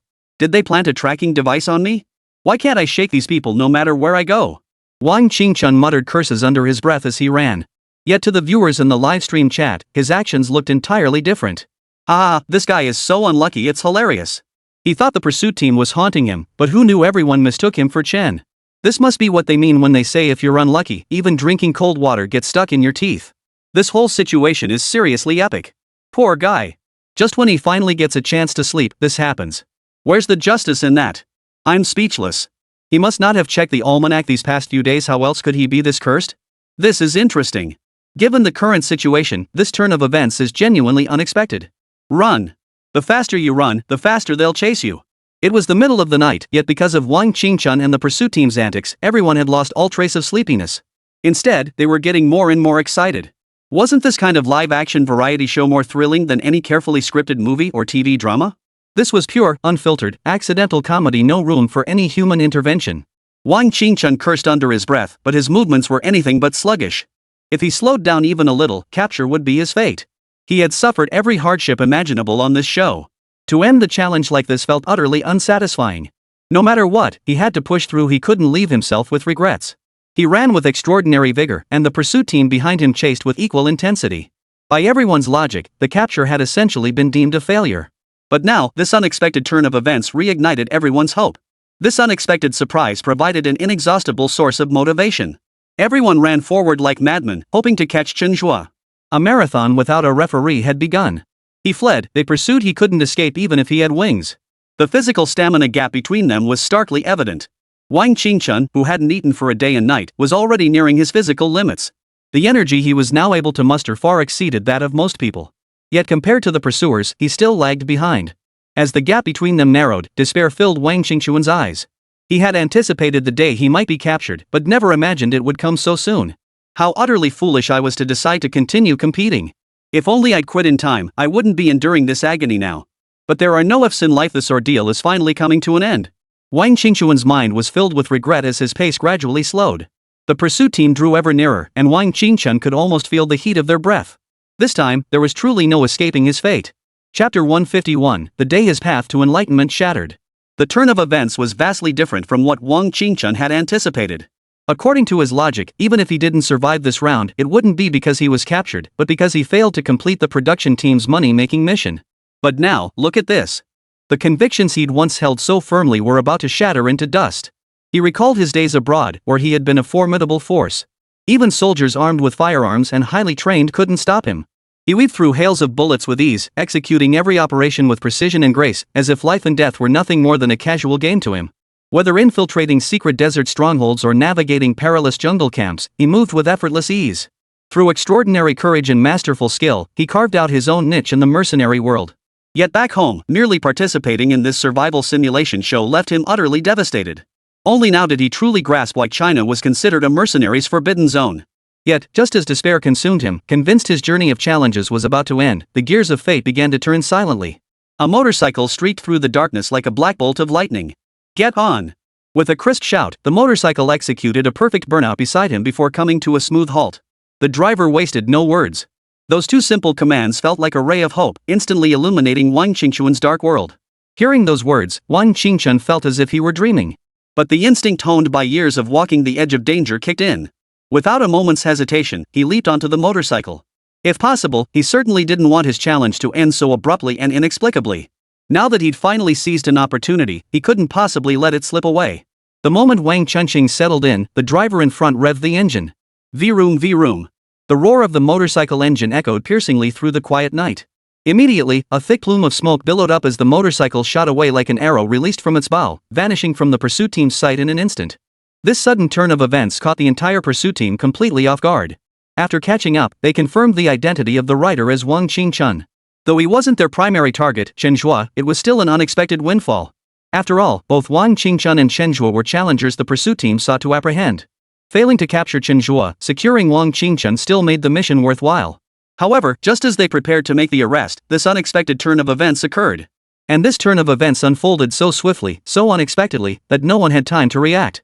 Had they not witnessed it with their own eyes, no one would have dared believe what had just transpired.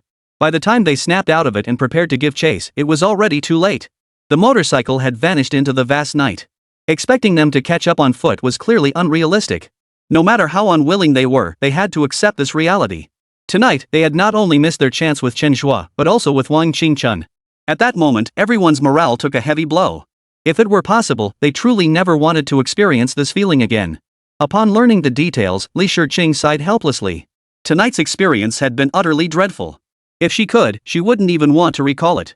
That said, Li Shiqing still understood what truly mattered at this moment. The more difficult the situation, the more she refused to lose heart. Moreover, the pursuit teams led by Zhao Donglai and Zhang Weiguo were about to converge with them. Once the 700 men were united, they would form a formidable force.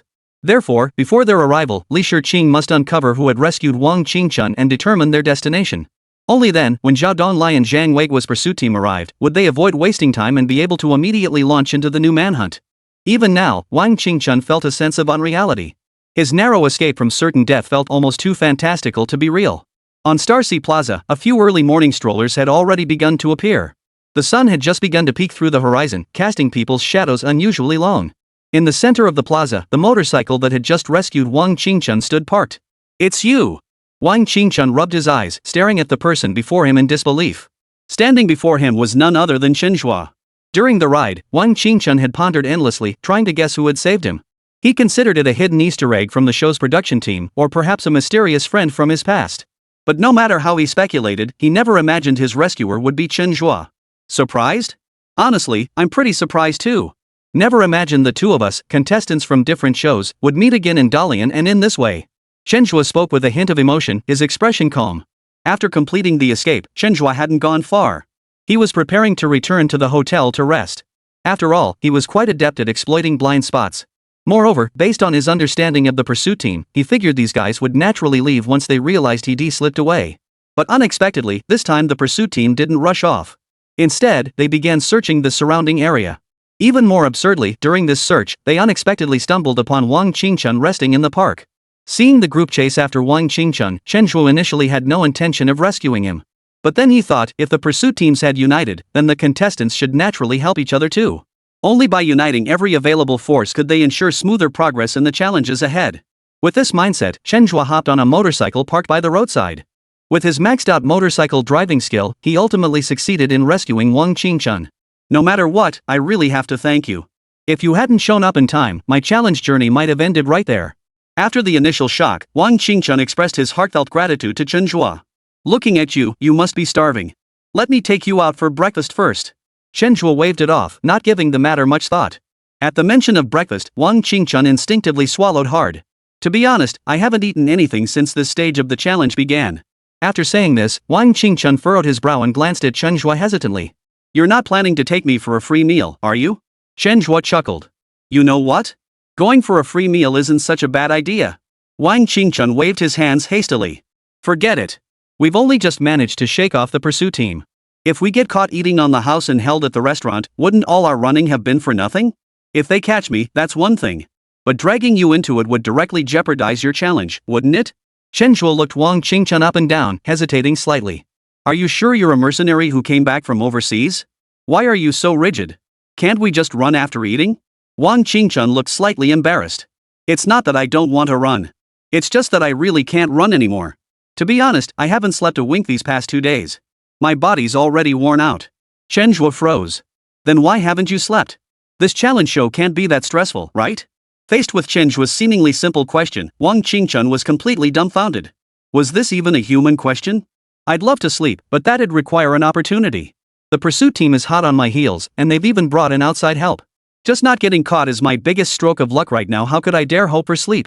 The pursuit team doesn't seem that pressured either. I sleep soundly every night, staying in hotels, and they haven't caught me. What? Wang Qingchun's understanding was shattered once again. He couldn't fathom how Chen Zhe, also a contestant on the show with over 500 people hunting him down, could actually get to sleep every night and in a hotel, no less? Was this what they meant by comparison is the thief of joy? Before hearing Chen Zhe's story, Wang Qingchun had felt his own challenge was tough but manageable. In fact, he believed most other contestants were likely suffering far worse than he was. But hearing Chen Zhe's story shattered Wang Qingchun's resolve instantly. This wasn't a challenge at all, it was pure luxury. Come on, let's grab something to eat. I've never missed a single meal in 3 days, not just eating my fill, but eating well. Not a single meal missed. Wang Qingchun repeated this phrase over and over, his body and spirit both reeling from the double blow.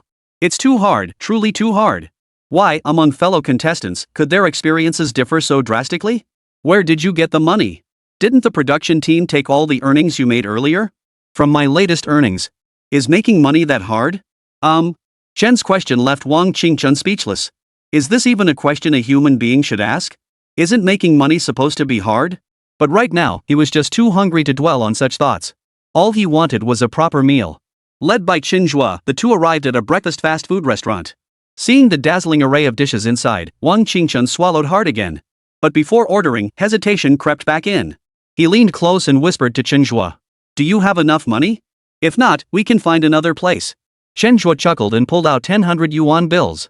Eat whatever you want as long as you can stomach it, my money will cover it. Wang Qingchun's eyes widened at the sight of the cash in the other man's hand. Then he took another look at Chen Zhe, and his whole being teetered on the edge of collapse. Why? Why? Weren't they both contestants on the show? Why was the gap between them so enormous? Chapter 152, Those who are pitiable must also be despicable. The breakfast table was laden with sumptuous fare, steaming buns, golden brown crispy fried dough sticks, and rich, aromatic soy milk, each item exuding an enticing fragrance. This should have been a feast for the taste buds, yet Wang Qingchun felt as though he'd been plunged into an ice cellar, his mood unusually gloomy. He had been starving for 2 full days, his stomach growling incessantly in protest. The extreme weakness of hunger spread through his body. Yet for some reason, facing this feast now, his appetite vanished. Staring at the delicacies before him, he found nothing appealing enough to eat. If he had to pinpoint the reason, it was undoubtedly the conversation he'd just had with Chen Zhe. Both were contestants on the show, yet their treatment within it was worlds apart. Had they been on equal footing, he wouldn't have felt such complex emotions, he might even have wanted to offer comfort. But the crux of the matter was that the other man's life was so much better than his, a life he dared not even dream of. The immense gap between their realities delivered an unimaginable blow. At this moment, he was barely holding his emotions together, and that alone was no small feat. What's up, bro? Chen Zhe watched Wang Qingchun, who hadn't touched his chopsticks, his face brimming with curiosity. Haven't you gone 2 days without eating? Why aren't you eating anything? Oh, well, maybe I was too hungry before, and now I'm not so hungry anymore. Wang Qingchun offered a casual excuse, trying to mask his true feelings. He didn't want Chen Zhe to see his vulnerability and resentment. Chen Zhe didn't think much of it. Sometimes when you're starving, you really do lose your appetite. Since Wang Qingchun wasn't eating, he certainly wouldn't waste it. Being wealthy and being wasteful were two entirely different concepts. Thrift was honorable, waste was shameful. This was the education he'd received since childhood. Alright then, I'll eat first. We ordered so much food, we absolutely can't let it go to waste. Chen Zhe didn't press the issue. After saying that, he tucked into his breakfast with obvious enjoyment. Watching Chen Zhe devour his meal, Wang Qingchun felt his own hunger pangs stir once more. But remembering what he just said, he felt too embarrassed to reach out and take any. Instead, he quietly hoped Chen Zhe would invite him again. To his disappointment, Chen Zhe seemed to think he really wasn't eating anymore. He was too busy savoring the food himself to pay Wang Qingchun any further attention. When Chen Zhe finished, some food remained on the table. Wang Qingchun's heart leapt with joy. He was about to clear the leftovers under the pretext of not wasting food. But unexpectedly, Chen Zhe moved faster.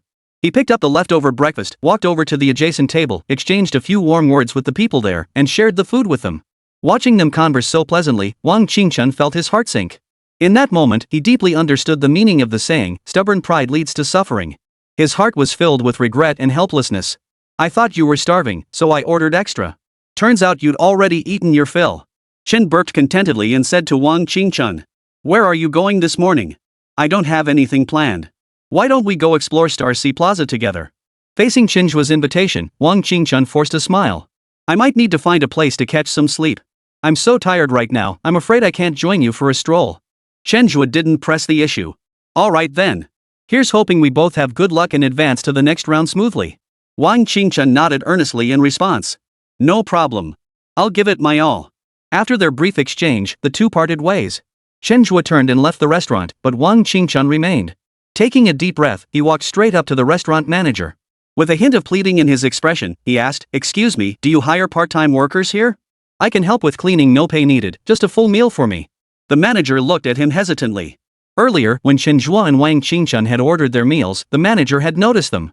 He'd assumed both were already full, so Wang Qingchun's request came as a surprise. "Are you sure? This job may seem simple, but it requires a lot of patience. Plus, we need you to work first before we can provide meals. If you can't handle it, it's best not to try." Facing the restaurant manager's well-meaning advice, Wang Qingchun shook his head firmly. "I can do it. Just give me a chance, and I'll make sure to do this job well." The restaurant manager glanced at the time. "Alright then. Start by cleaning up. Once you're done, there'll be a staff meal provided." "Thank you, manager." Wang Qingchun was thrilled. The real reason he wanted to stay was that he was starving. Besides, cleaning up might seem like hard work, but it actually had its perks. For instance, he could discreetly nibble on leftover food from customers' plates to stave off hunger without drawing attention. Wang Qingchun's series of actions left the viewers of the show completely baffled. After all, Chen Zhe had just sincerely invited Wang Qingchun to eat, only for Wang to decline, claiming he was no longer hungry. Everyone assumed he genuinely wasn't hungry anymore. But who could have guessed that the moment Chen Zhe left, he stayed behind to start cleaning the restaurant? I'm speechless. This guy doesn't even know how to suck up to the right people. What else could he possibly accomplish? Haha, so true. Chen Zhe actively saved him and even extended an invitation afterward, but he just flat out refused. I thought this guy had some special skills, but now he's trading labor for meals? Why didn't he just eat earlier? This is probably a classic case of pride getting in the way. Wang Qingchun sees himself and Chen Zhe as challengers, and he probably thinks the gap between them shouldn't be this big. He's got his pride, I guess. You know what? There are actually quite a few people like that in real life. Something that should be simple gets made incredibly complicated because of personal pride and face. He clearly doesn't get it. Look at Zhang Jian earlier, just an ordinary audience member who knew to latch onto Chen Zhe's coattails. But this contestant can't even grasp such a basic principle. Truly, those who are pitiful are also despicable.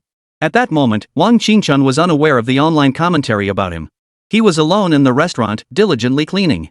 He'd occasionally gather edible scraps from leftover meals on various tables, quietly slipping them into his mouth to ease his hunger.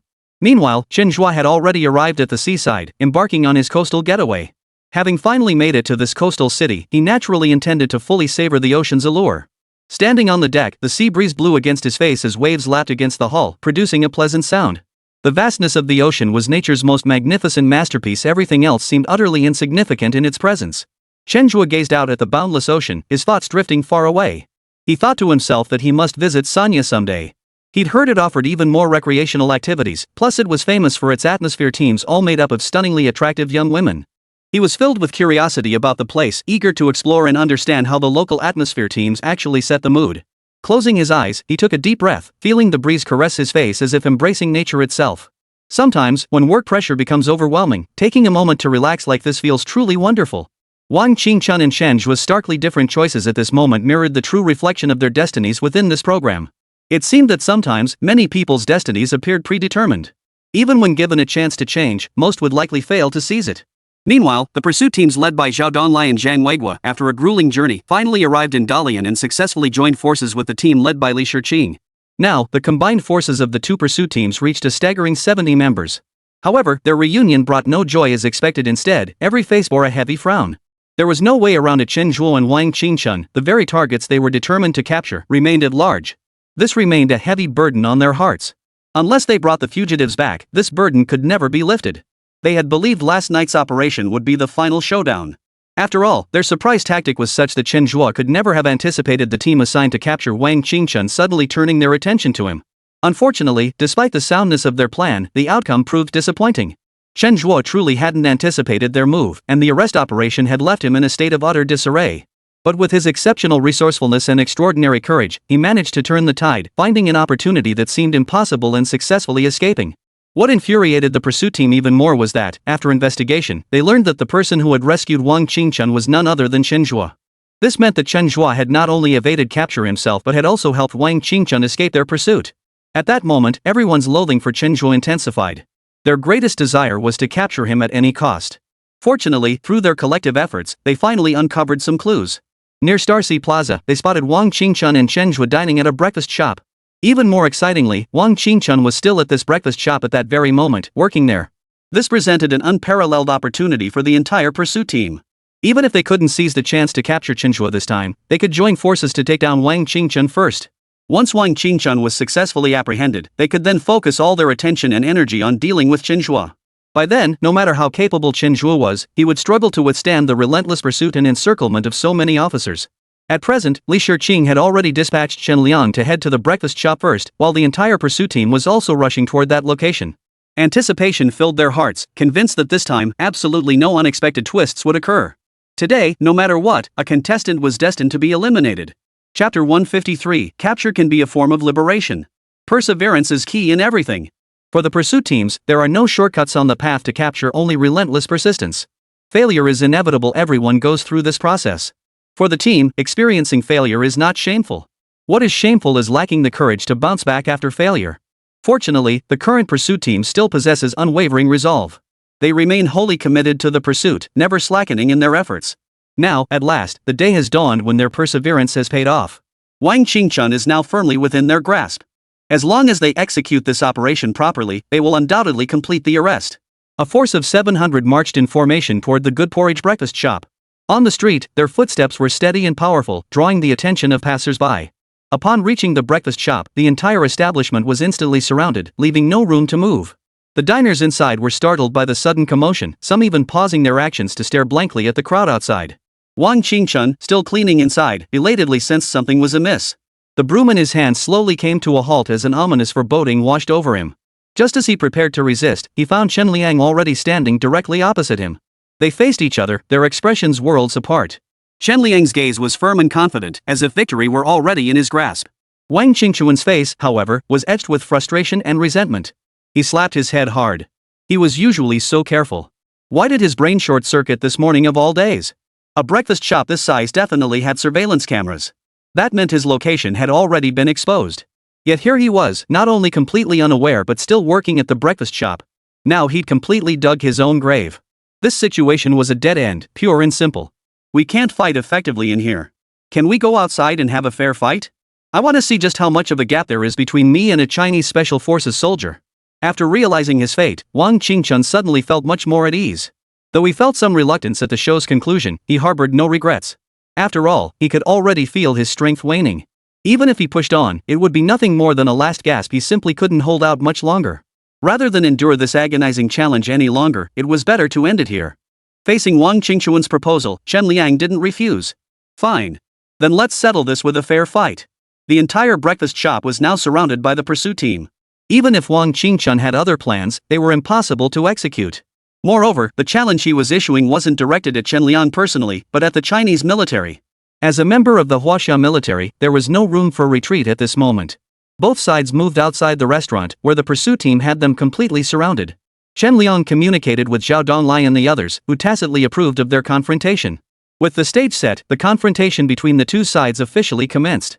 Wang Qingchun roared and charged straight at Chen Liang. His eyes held a resolute glint, as if he intended to unleash his very last ounce of strength.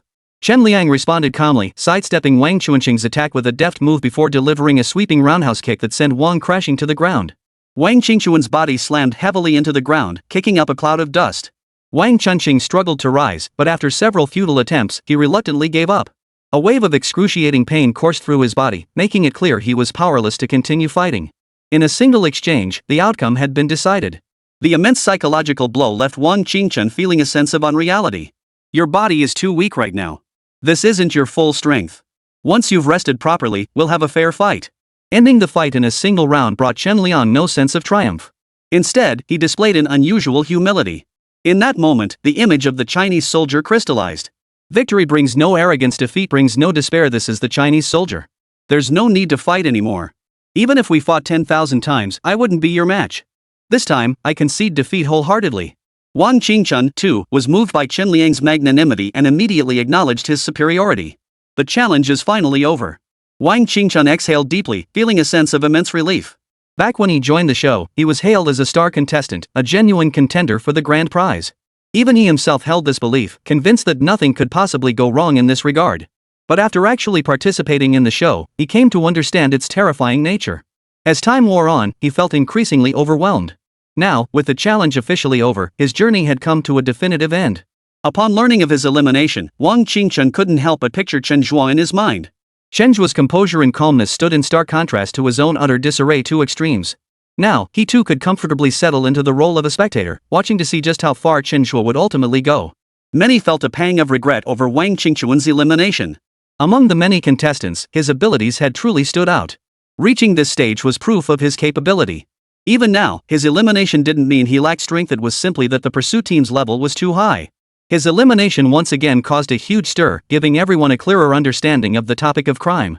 Within China's borders, whatever you do, you must never cross the line of the law. Otherwise, you will face relentless pursuit to the ends of the earth.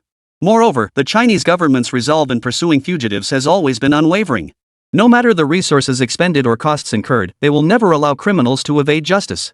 It is precisely this unwavering stance that has cemented China's position as one of the safest nations globally.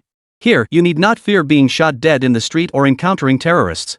Even if isolated incidents of violence occur, the Chinese government acts swiftly to resolve them. This profound sense of security is truly the greatest honor for Chinese citizens. Catching Wang Qingchun didn't spark the excitement everyone had imagined. Though the mission was technically accomplished, for some reason, everyone felt something was missing.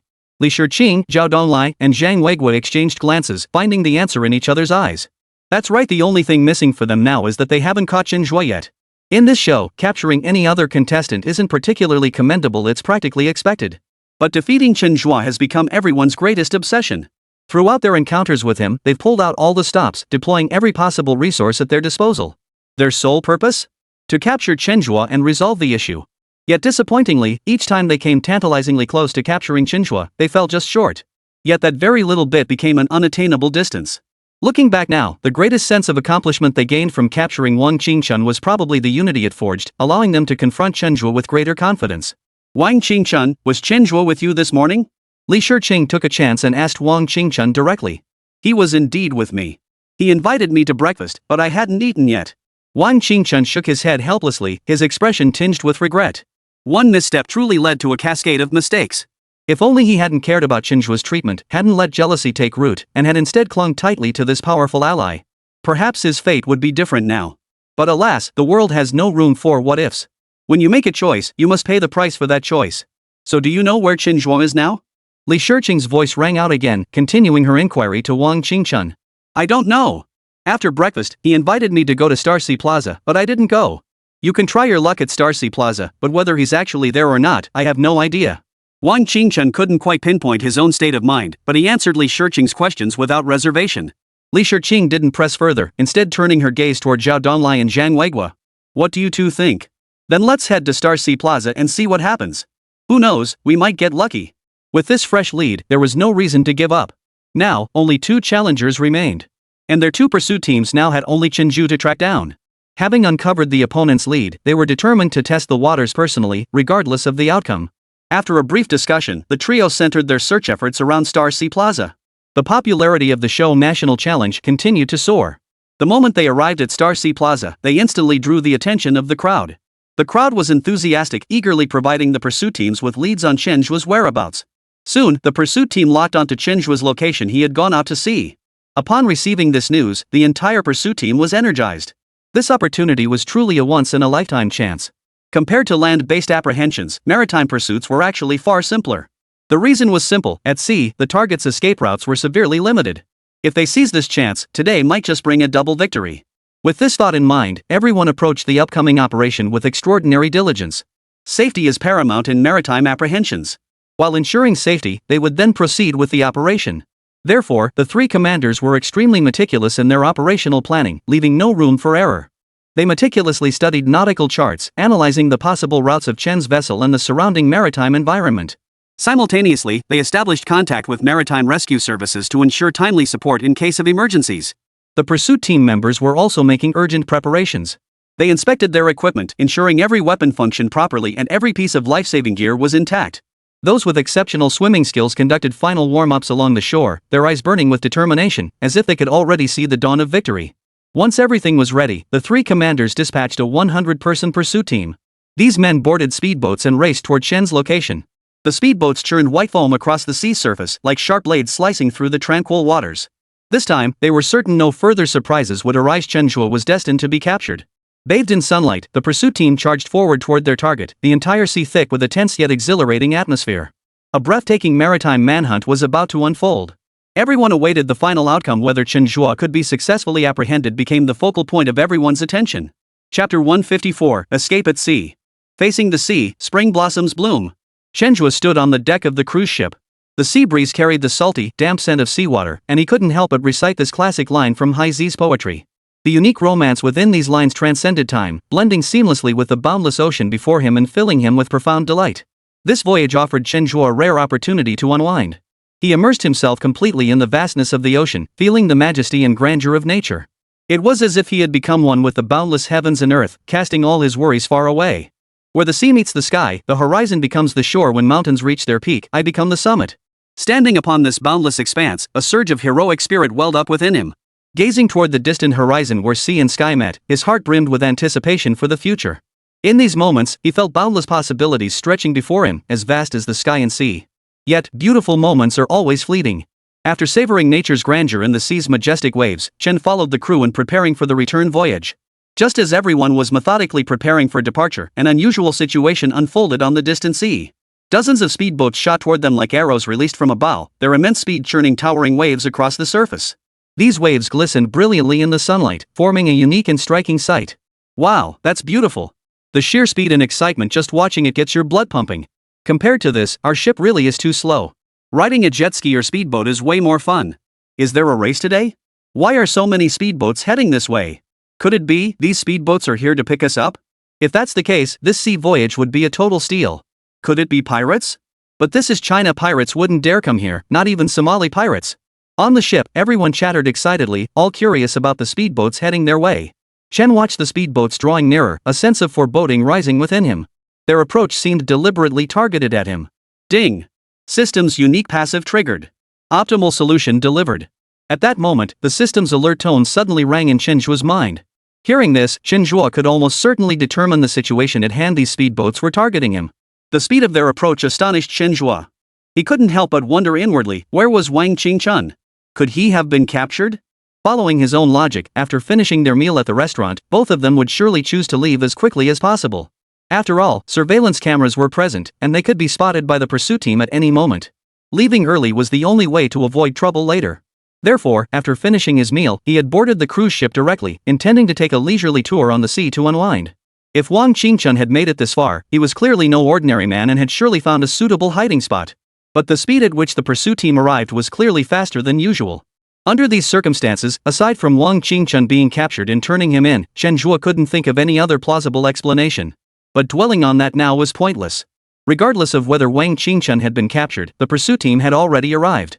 The most urgent priority now was to escape this predicament. Chen Zhe swiftly activated the system and, drawing upon his accumulated emotion points, decisively exchanged them for max-level swimming and diving skills. Their current environment was extremely dangerous, utterly dire. In fact, the slightest misstep could prove fatal. Safety precautions were absolutely essential. Out here on the vast ocean, any water-related actions made swimming and diving skills crucial. Only by mastering these two skills can one achieve a degree of relative security. This is where the value of emotional capital becomes evident. Possessing sufficient emotion points meant having more choices and possibilities, even the freedom to act as one pleased.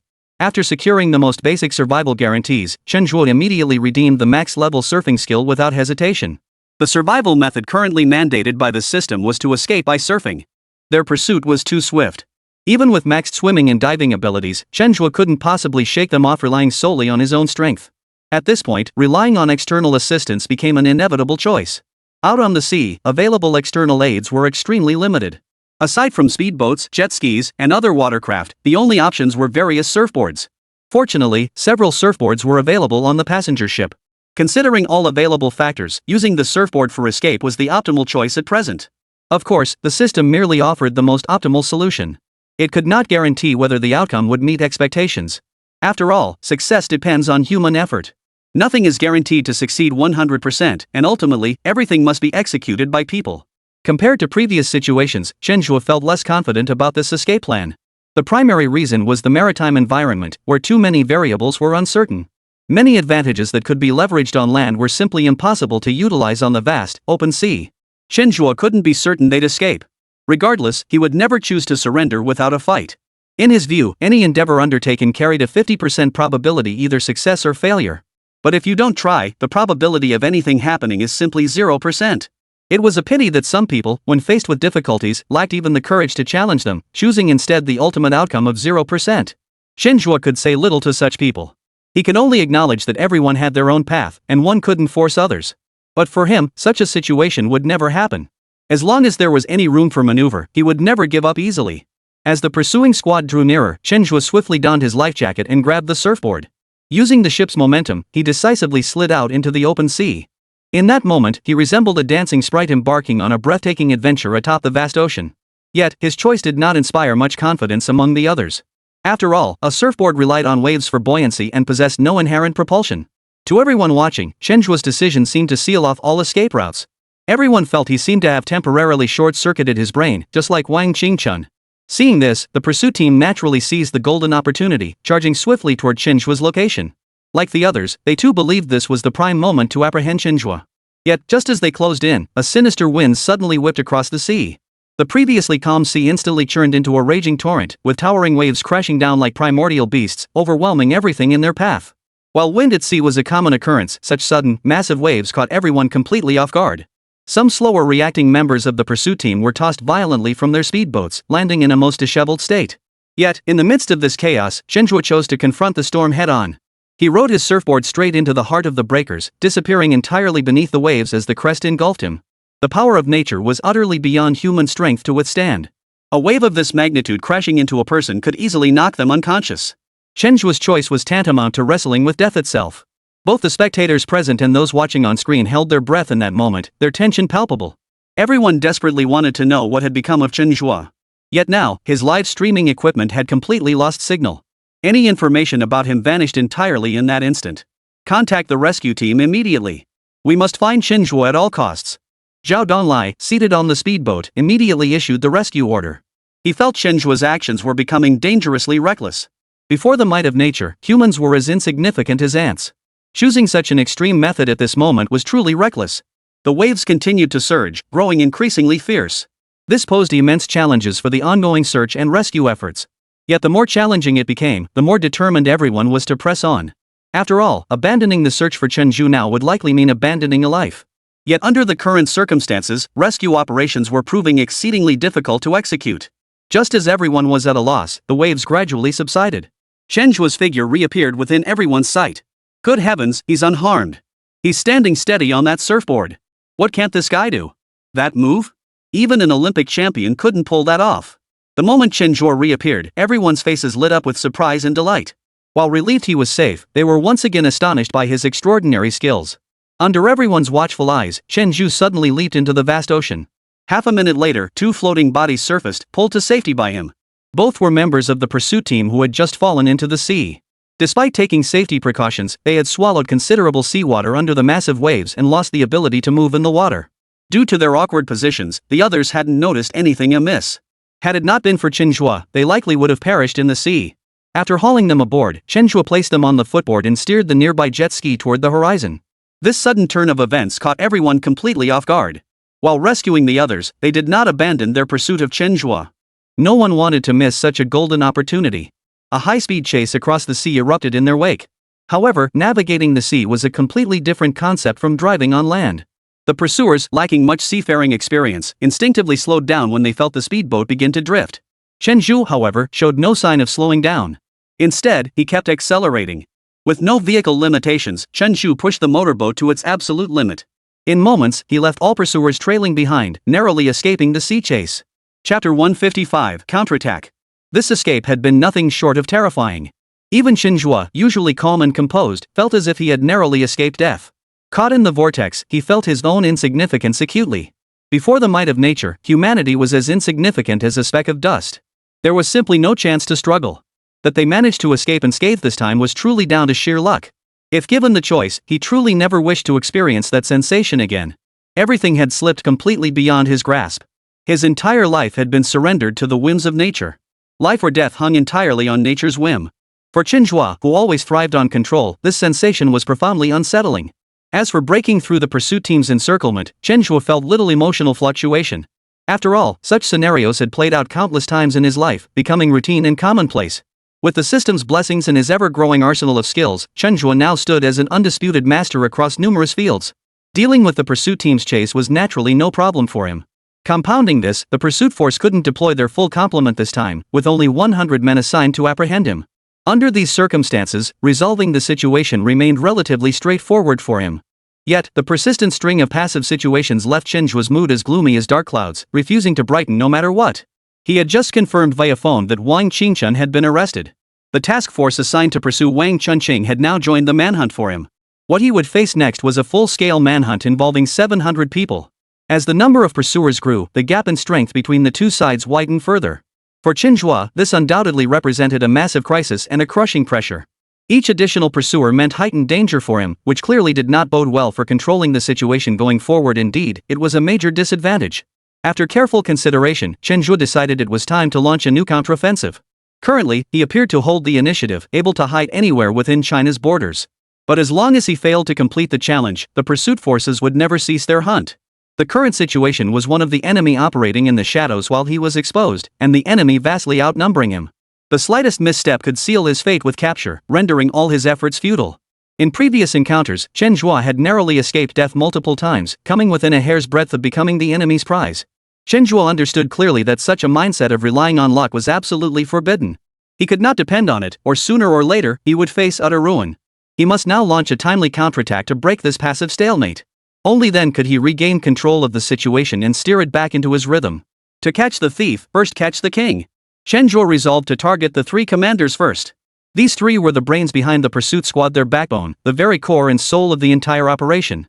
If he could eliminate them first, subsequent operations would become significantly simpler.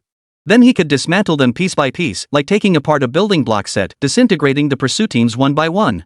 This would leave them leaderless, plunged into chaos and confusion. With clear objectives set, the next step was to execute the plan comprehensively. With maxed-out criminal skills and a full complement of maxed-out abilities, executing a perfect crime was no challenge for Chen Zhe. In mere moments, his mind had already mapped out the necessary calculations. A counterattack plan, uniquely his own, was quietly taking shape within his thoughts. Everything possesses its inherent value and follows its own laws of existence. When an external variable disrupts these patterns, it triggers a chain reaction. Like dominoes, a single move affects the entire structure. The most crucial element in executing a perfect crime was identifying the patterns governing events, clarifying the connections between them, and leveraging those connections to achieve one's objectives. Chen changed his disguise again and went to a bathhouse, where he expertly selected two masseuses. This bathhouse, from its decor to its staffing, emphasized luxury and sophistication. Luxurious crystal chandeliers bathed the lobby and golden splendor plush carpets felt like walking on clouds, and masterpieces adorning the walls added an artistic flair. When the two therapists appeared before him, even the worldly wise Chen Zhe was taken aback. Both wore the salon's uniform bodycon skirts hugging their curves beneath black stockings, topped with sleek high-heeled leather shoes. This combination alone sparked endless imagination. What was even more striking was that both women possessed stunning figures and striking features, curvy silhouettes and exquisitely sculpted faces that gave them the look of car models. Upon seeing them, the viewers in the livestream instantly lost their composure. Comments flooded the screen like snowflakes, with viewers eagerly asking if this bathhouse was legitimate. Faced with such skilled therapists, Chen generously tossed 200 yuan bills each their way. He then instructed them to begin his massage service. Though 200 yuan bills weren't much, this gesture won the masseuses deep appreciation. Having worked here for years, they understood the ropes. Some wealthy-looking businessmen turned out to be tight-fisted, refusing to part with a single penny. Their minds were filled with schemes to exploit others, seeking maximum gain at minimal cost. They didn't particularly care for these so-called wealthy businessmen. Instead, it was the kind of tangible support like this that truly won their favor.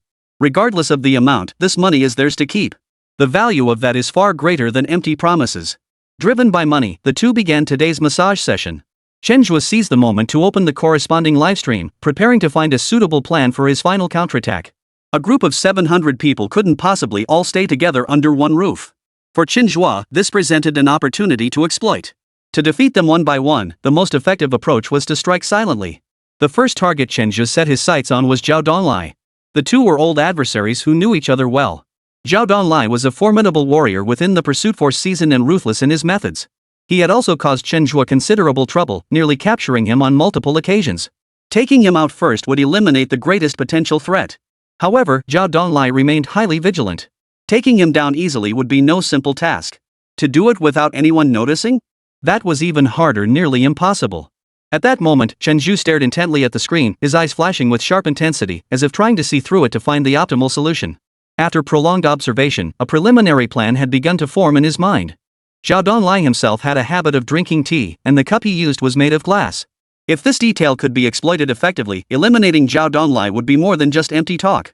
After a brief analysis, Chen Zhe had a preliminary plan in mind. Chen Zhe pulled out a 1,000 yuan bill and tossed it directly to the two men. "I have some business to attend to and will be gone for about 2 hours. Don't start your shifts yet, wait here for me to return. Consider this compensation." Hearing Chen Zhe's words, the two technicians' faces lit up with surprise and delight. Today, it seemed they had truly encountered a generous boss. Now they could pocket 1,000 yuan without lifting a finger. This money was practically falling into their laps almost as easy as lying in bed enjoying themselves. But judging by Chen Zhe's demeanor, getting paid for lying in bed and enjoying the work didn't seem entirely out of the question. If such a job requirement ever existed, the tips offered would surely be even more generous. He's gone? Where'd that guy go? Damn, how could he leave? Facing two technicians like that, how could he possibly hold back and walk away? The pursuit team doesn't seem to have spotted him yet. Why's he in such a rush to leave? This doesn't sound like Chen Zhe's style. He just left like that? Bro, how could you leave at a time like this? Don't you know what we're here to see? The livestream chat exploded with excitement. A bunch of keyboard warriors, each more hyped than the last. They'd never dare pull off something like this in real life. But watching others experience it? Seemed pretty thrilling. They'd already pulled down their pants, ready to celebrate the climax.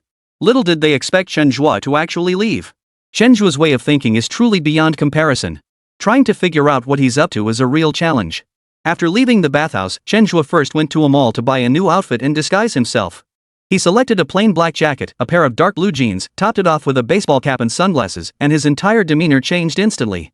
He then made his way to the hotel where the pursuit team was staying. Upon arrival, Chen Zhe surveyed the surroundings, meticulously studying the hotel's entrances and exits, the placement of surveillance cameras, and the security patrol routes. Using his parkour and rock climbing skills, he moved like an agile panther, slipping silently into the security office and taking a set of security uniforms. Dressed in the uniform and wearing a mask, he strode out of the security office with confidence, appearing as if he were genuinely a hotel security guard. Approaching the front desk, Chen Zhe addressed the staff member. "The guest in room 602 said the air conditioner isn't working. They asked me to go up and fix it. Could you please get me the room key?" The front desk staff glanced at Chen Zhe. Seeing him in the security uniform and hearing his convincing tone, they quickly searched for the keycard for room 602. Hotel security guards weren't solely responsible for security duties, sometimes they also handled maintenance tasks. This practice also served to save on expenses. Only when faced with truly unsolvable issues would they call in professional repairmen. Otherwise, in the vast majority of cases, it's the security guards who go up to check. Such occurrences had been commonplace in their daily routines, so the staff paid little attention to it. After obtaining the corresponding room key, Chen went to the tool room to grab a set of tools, then headed upstairs with the tool bag on his back. By then, the 6th floor had been cordoned off by the pursuit team, with surveillance personnel stationed there. When Chen Zhe arrived, no one paid him much attention, assuming he was just a routine maintenance worker. Chen Zhe proceeded to unlock the door to room 602 in full view of everyone and walked straight inside. Inside the room, Chen Zhe first surveyed the surroundings, carefully confirming no hidden cameras were present before initiating his next phase of operations. Following his meticulous planning, the corresponding mechanisms were now in place. After adjusting the room's air conditioner, Chen Zhe strode out confidently, toolkit in hand. Now, all that remained was to wait quietly for nightfall. Chapter 156, The Perfect Crime Tutorial, Zhao Donlai dies. After completing his preparations, a resolute gleam flashed in Chen Zhe's eyes. He pulled his cap rim low and slipped silently out of the hotel. The night was deep, the city's neon lights flickering. His figure appeared particularly mysterious in the darkness, like a leopard lurking in the shadows, heading toward the bathhouse he had visited earlier. What awaited him now was a massive manhunt force of full 700 personnel, a number steadily swelling with each passing hour. Every participant in the pursuit carried a mission and unwavering resolve, vowing to apprehend him. Chen Zhe knew well that against such overwhelming odds, even the slightest complacency was like a careless step on a cliff's edge, potentially fatal. The hotel was no longer a safe haven. The harrowing encounter left him shaken, and he refused to expose himself to the dangerous vortex once more. In contrast, the bathhouse seemed like the ideal hiding place in his eyes. Its private spaces, intricate layout, and sparse surveillance cameras offered him natural cover. Moreover, the bathhouse not only offered lodging but also provided relaxing massage services. In the midst of his tense life on the run, this was undoubtedly a rare comfort. While it was merely a place to sleep, the relative comfort of this environment at least offered some respite for his weary body and mind. When Chen Zhe stepped back into the bathhouse, the two familiar therapists' eyes lit up with delight. They greeted him warmly, swiftly replacing his foot bathwater with fresh water before beginning a new round of massage. This time, their physical contact with Chen Zhe was noticeably more frequent, and their techniques grew increasingly intimate. It seemed his previous generous financial gestures had successfully won them over, prompting them to extend special attention to this mysterious client. Faced with such attentive service, Chen Zhe's lips curved into a slight smile as he gladly accepted. In this perilous moment, he naturally wouldn't refuse a moment of enjoyment. Meanwhile, at the gathering point of the pursuit team, the atmosphere remained far from gloomy or oppressive despite Chen Zhe's escape. Though Chen Zhe had slipped through their encirclement once more, this was far from the first such occurrence. The team members' eyes still flashed with unwavering determination. They believed that with more reinforcements joining the hunt, capturing Chen Zhe was only a matter of time. Zhao Donlai, Zhang Weiguo, and Li Shiqing sat solemnly around the makeshift command center in the camp. They knew their current troop strength was formidable in the past. A 700-man force would have been sufficient to form a regiment. Yet they had failed to fully leverage this manpower advantage. Each member seemed like scattered grains of sand, unable to form an effective cohesive force. This realization sparked a wave of deep self-reproach within each of them. We must rethink our approach. Zhao Donlai broke the silence, his voice low yet powerful.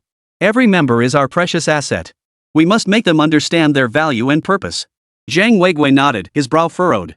When commanding a team of dozens before, everything ran smoothly, everyone had clear objectives. But expanding to 700 members overnight has multiplied management challenges exponentially. Many team members have lost their sense of purpose. Li Shiqing added with equal concern, this can't continue. Team members will feel insignificant in this pursuit. If this mindset spreads, it will severely undermine our subsequent operations. Thus, the three decided to convene a secret meeting with 70 squad leaders to discuss the next phase of the pursuit plan. The meeting was not broadcast live. Its contents determined the success or failure of the entire operation and could not be leaked under any circumstances. Moreover, through prior surveillance and intelligence gathering on Chen Zhe, they discovered he had been covertly monitoring their every move. The slightest misstep could expose a weakness for Chen Zhe to exploit. The meeting unfolded in a tense and solemn atmosphere. Everyone voiced their opinions, engaging in heated discussions on how to optimize personnel deployment and enhance pursuit efficiency. From tactical arrangements to personnel assignments, from intelligence gathering to operational coordination, every detail was meticulously scrutinized. Time slipped away unnoticed. By the time they finally reached consensus and finalized the new pursuit plan, it was already 12:30 a.m. Though the 6-hour brainstorming session left everyone exhausted, the determined expressions on each face made it clear the meeting had been a success. They finally had a fresh direction and a clear roadmap for subsequent actions. After concluding the meeting, Zhao Donlai dragged his weary body back to his room. After a quick wash, he collapsed onto his bed and fell into a deep sleep, hoping to wake up refreshed and ready to dive into the pursuit the next day. The night passed without incident as the city slept, yet the approaching dawn concealed an unexpected crisis. At 7 a.m. the next morning, sunlight streamed through the windows, illuminating the hotel corridor. Zhang Weiguo and Li Shiqing arrived early at the agreed-upon location on the 6th floor. According to yesterday's plan, they were to meet Zhao Donglai here and commence the day's pursuit operation together. But after waiting for a long time, Zhao Donglai was nowhere to be seen. Strange. Captain Zhao is always punctual. Why is he late today? Li Shiqing's eyes were filled with confusion. Zhang Weiguo also frowned. Yeah, we've worked with him for so long. He's not like this. Could something have happened? After waiting another half hour, their unease grew stronger. Finally, they decided to go to Zhao Donglai's room to see what had happened. They arrived at Zhao Donglai's door and knocked repeatedly, but there was no response from inside. They exchanged glances, their eyes filled with confusion and worry. Suddenly, a sense of foreboding washed over them. Almost simultaneously, they spoke in unison. Could Captain Zhao have been harmed? In this program full of challenges and uncertainties, anything could happen. Especially when their opponent was the meticulous and cunning Chen Zhe. Under such circumstances, even the most outlandish events seemed plausible. I'll go get a room key.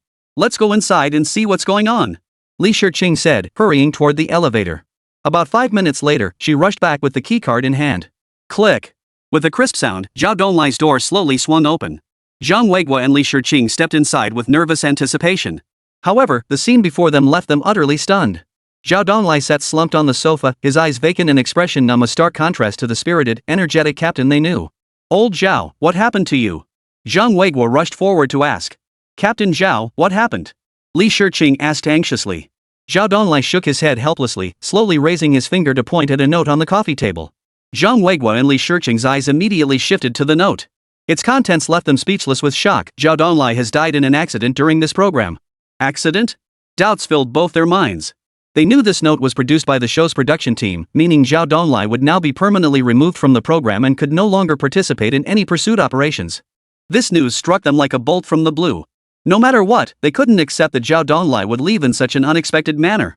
Their eyes immediately darted to the bed, where a printed A4 sheet was taped. It detailed the circumstances of Zhao Donglai's unexpected death. They quickly scanned the contents while carefully surveying their surroundings. The bedside table lay overturned on the floor, and Zhao Donglai's thermos cup had been smashed, its glass shards scattered everywhere. The bed was tilted to one side, and an eerie atmosphere permeated the entire room. Based on the description and evidence at the scene, it appeared that last night, when Zhao Donglai reached for water and touched the bedside table, it had toppled over unexpectedly. At the same time, the thermos was precariously balanced.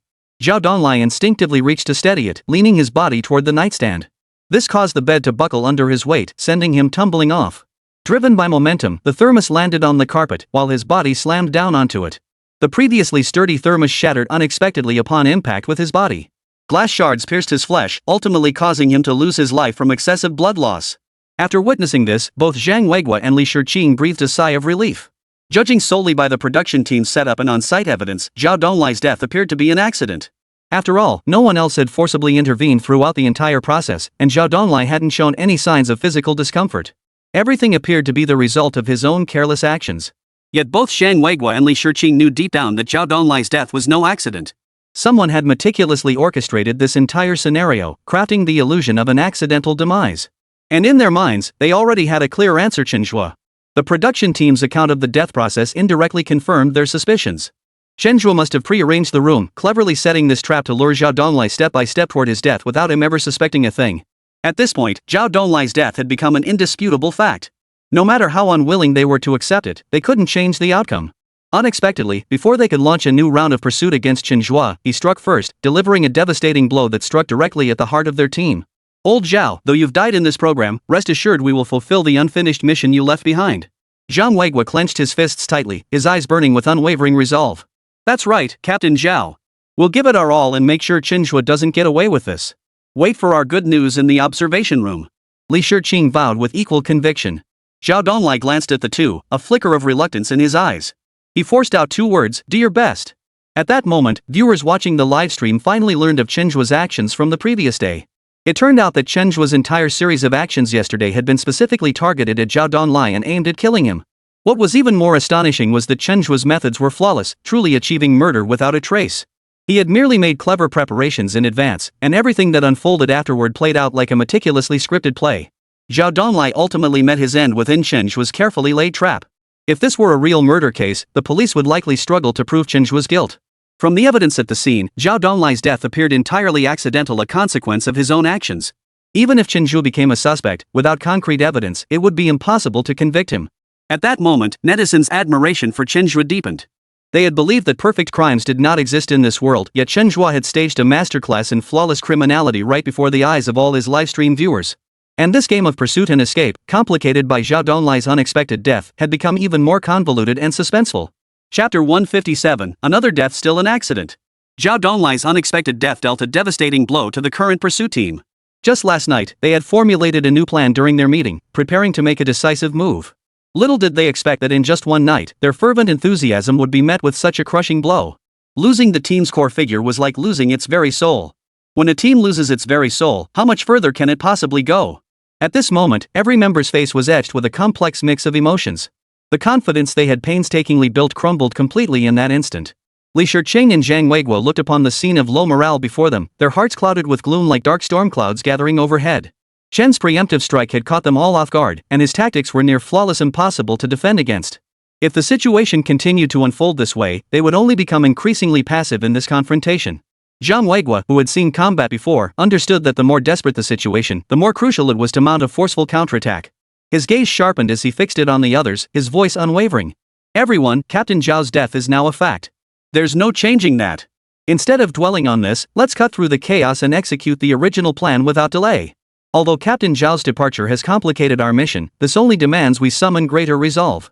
We must apprehend Chen Zhe swiftly and fulfill Captain Zhao's final wish. Zhang Weiguo's words had a certain effect. Seeing this, Li Shiqing seized the moment to speak. Comrades, I know everyone is feeling down right now. To be honest, I feel terrible too. But we must channel our grief and anger into motivation. We must continue following the original plan. Only by doing so can we achieve our goal and prevent Chen Zhe's treacherous schemes from succeeding. Both men's words carried a compelling force, gradually lifting the spirits of those present. Immediately after Zhang Weiguo gave the order, everyone began executing the predetermined plan. At this moment, Zhang Weiguo and Li Shiqing could take solace in one thing. Zhao Donlai's death had occurred after the meeting concluded. Had Zhao Donlai been killed on the show before the meeting even started, it would have had a devastating impact on the subsequent work. While the current situation still carried significant shock, it remained within manageable limits. Following the meeting's directives, the 70 teams fragmented into smaller units, each group serving as a core cell to launch a new round of apprehensions. This deployment was the most significant outcome of yesterday's meeting. Before the meeting, the biggest challenge everyone faced was command and resource allocation. With over 700 personnel, the team was certainly not short-staffed. Yet during previous operations, these 700 individuals failed to fully leverage their capabilities or demonstrate their true strength. On the surface, it appeared to be 700 people, but in reality, due to chaotic command and unclear division of labor, they were less effective than a team of 100. How to effectively utilize these personnel became the most pressing issue to resolve. After intense discussion, the group arrived at the most ideal solution, dividing the force into smaller units. Recalling the TV series Sword of Honor, Li Yunlong's troops had once employed this very strategic approach. Although their circumstances differed from the current situation, the strategy of dividing the force into smaller units could indeed be applied to the ongoing pursuit operation. This approach effectively meant 70 teams would be monitoring Chen day and night. Each team could fully leverage its strengths, maximize individual capabilities, and find their respective value. Moreover, this dispersed search would severely disrupt Chen Zhe's ability to hide.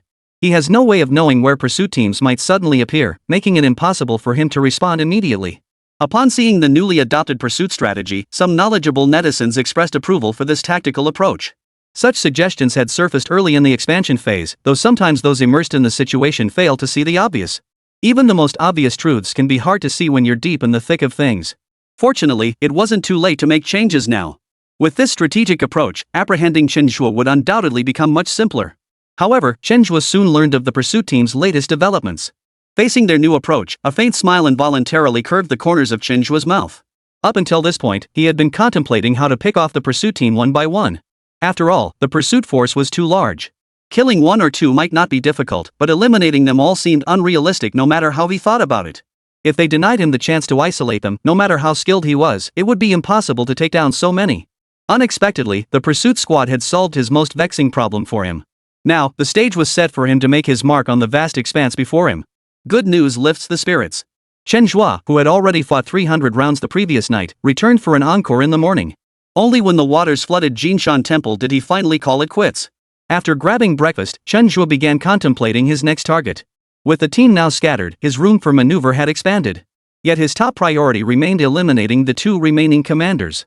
In Chen Zhe's view, they had initially sat in the audience as guests before being invited by the pursuit team to become their commanders. Their addition significantly boosted the pursuit team's strength, yielding impressive results in capturing challengers. After just a few stages of challenges, the challengers were dwindling. By normal logic, having proven their abilities, they should now simply continue observing from the sidelines. Zhao Donglai sitting alone in the guest seats would undoubtedly feel lonely, but sending everyone back would be a different matter. There was no helping it. Chen Zhe was simply that kind of thoughtful and considerate person. His current focus was Zhang Weiguo, the supreme commander of all pursuit teams. Through prolonged observation, he had noticed Zhang Weiguo's most distinctive trait, his penchant for smoking. It was a habit shared by many leaders, though due to program censorship requirements, smoking scenes couldn't be shown live. But Chen Zhe, with his meticulous mind, had keenly picked up on this habit. Now, Chen Zhe planned to exploit this very habit to orchestrate another flawless murder.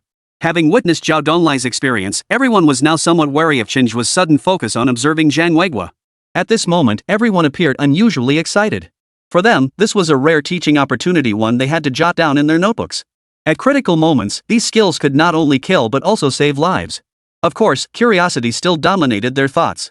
Everyone wants to know how Chen Zhe will launch his next flawless crime. After undergoing a complete disguise, Chen Zhe changed his identity once more and arrived in the area where Zhang Weiguo was located.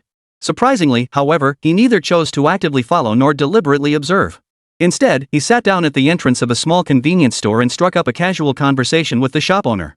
His behavior was far beyond anyone's expectations. No one knew what his next move would be. Minute after minute passed, yet Chen Zhe showed no signs of moving.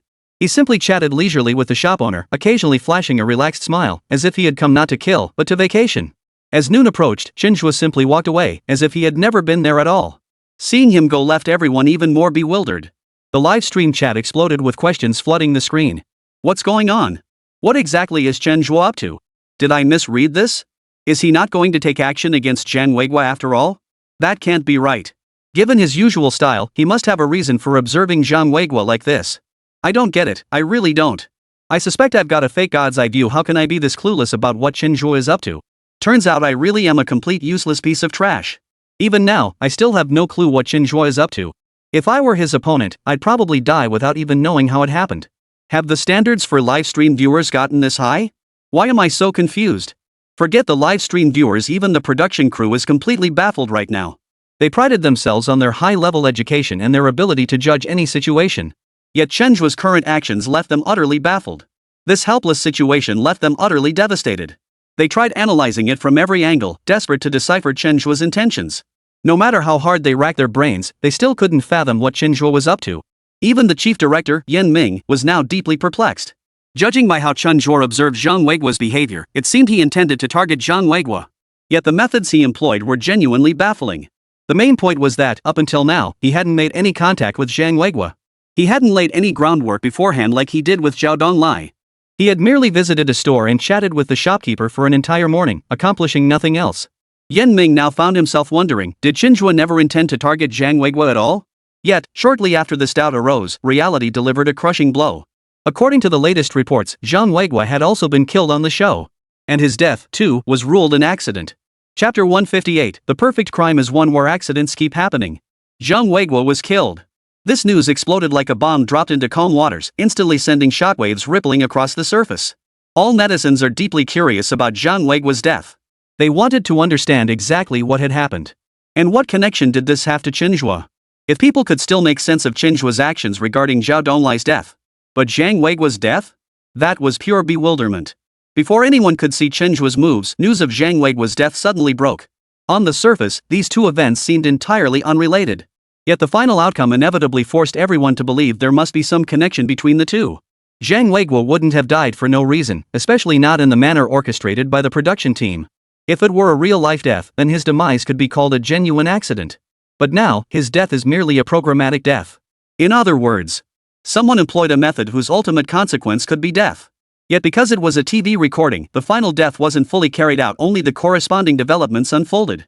Whether it was the enthusiastic onlookers or the production crew, their immediate reaction was an urgent desire to understand exactly what Zhang Weiguo had experienced. The production crew sprang into action. After a frantic search, they finally uncovered the truth. It turned out that Zhang Weiguo had been struck and thrown by a car that suddenly sped out while he was on his way to buy cigarettes. By normal logic and the laws of physics, Zhang Weiguo had almost no chance of surviving such a violent impact. Yet fate played a miraculous trick at that very moment. At the very last second before the car hit him, he unexpectedly stepped into a hole and fell straight into a sewer. In other words, the seemingly utterly unlucky misstep into the sewer ultimately became the key to saving Zhang Weiguo's life. Otherwise, Zhang Weiguo wouldn't have merely faced death on the show, he would have suffered a real-life fatal car accident, possibly losing his life instantly. When this news was made public, everyone was stunned. Their eyes widened, mouths hung slightly open, and their faces were etched with disbelief. Even after watching the detailed surveillance footage, everyone still found the series of events too bizarre to believe it was all orchestrated by human manipulation. At first, even Zhang Weiguo himself thought the same. He refused to accept that he was already dead on the show, convinced it was merely an unforeseeable accident. He quietly reassured himself that it was just a minor hiccup in life, nothing to make a fuss about. However, it wasn't until the production team discovered the note left by Chen Zhe that all the truths hidden in the darkness began to be revealed bit by bit. It was at this very moment that everyone was once again profoundly reminded of just how terrifying Chen Zhe truly was. Just as everyone had suspected, the series of heart-stopping events unfolding before them had indeed been meticulously orchestrated by Chen Zhe. Recalling his earlier exchange with the shop owner outside the store, what seemed like a casual, light-hearted chat was actually a meticulously planned operation. Every word, every expression held hidden meaning as he discreetly gathered information about Zhang Weiguo's behavioral patterns. Through this clever conversation, Chen Zhe learned that the place where Zhang Weiguo lived was the only location selling the brand of cigarettes he usually smoked. As for why Zhang Weiguo never bought more than a few packs at a time, the shop owner admitted he had no idea. It was precisely this crucial detail that Chen Zhe had keenly seized upon, setting in motion a series of astonishing actions. Chen Zhe carefully observed the area around the store. He noticed that while foot traffic on this street wasn't particularly heavy, there was a significant amount of vehicle traffic, especially large trucks, which almost always passed through this route. During further conversation with the owner, he uncovered another crucial piece of information: a large truck passed by here punctually every day at 12 o'clock. This time coincided precisely with Zhang Weiguo's daily visit to buy cigarettes. Chen Zhe knew well that every large truck had its own blind spots. This time, the accident he had meticulously planned would cleverly exploit this characteristic of large trucks. He began executing his plan methodically. First, he randomly scattered a large amount of trash near the store entrance. Though seemingly scattered haphazardly, the trash formed a deliberate pattern. Simultaneously, he carefully placed numerous small pebbles 10 meters from the store entrance. The size and placement of these pebbles had been meticulously calculated. When Zhang Weiguo walked over to buy cigarettes as usual, his gaze was immediately drawn to the trash at the store entrance. Chen knew Zhang Weiguo's character inside out. He was certain that someone like Zhang Weiguo would never ignore such litter. True to his expectations, Zhang Weiguo frowned and promptly walked over to clean up the mess without hesitation. At that very moment, the large truck that passed by punctually every day arrived like clockwork, as if programmed by a machine. Due to the stones placed there earlier, the truck experienced a slight jolt as it drove over them. This slight jolt instantly captured the truck driver's attention and diverted his gaze. And it was this seemingly insignificant change that triggered a chain reaction. In that split second, the driver failed to see Zhang Weiguo, who was positioned in the truck's blind spot. The truck continued forward, its wheels grinding against the ground and creating intense vibrations. At that very moment, the manhole cover already tampered with by Chen suddenly flipped open under Zhang Weiguo's body weight. His feet lost their footing, and he fell into the sewer, narrowly escaping disaster. Otherwise, he would have faced the grim fate of being mercilessly crushed into mincemeat by the truck. When Zhang Weiguo learned all the details of the operation, he was completely stunned. His face was etched with shock and disbelief, his eyes wide as if unable to fathom the events unfolding before him. Truth be told, he had always firmly believed that no one could predict the future, and no one could commit a perfect crime. But after experiencing all this firsthand, his beliefs were utterly shattered, like a sturdy edifice collapsing in an instant. Chen Zhe's scheme this time was undoubtedly a near-perfect operation. The entire scheme functioned like a precision-engineered machine, with every component tightly interconnected and interlocked, allowing not the slightest margin for error. Under Chen Zhe's masterful orchestration, everything unfolded methodically according to his vision. The design of the manhole cover, in particular, was a stroke of genius. Without it, Zhang Weiguo would undoubtedly be a cold corpse by now, perhaps even crushed beyond recognition under the wheels of a massive truck. After learning the full scope of the operation, Zhang Weiguo was thoroughly convinced. In his view, if such an operation were to occur in real-world criminal activity, law enforcement would find it extremely difficult to classify it as murder. After all, Chen Zhe never made direct contact with Zhang Weiguo throughout the entire process. As for those seemingly random designs he created, to an outsider, they appeared more like unrelated everyday actions.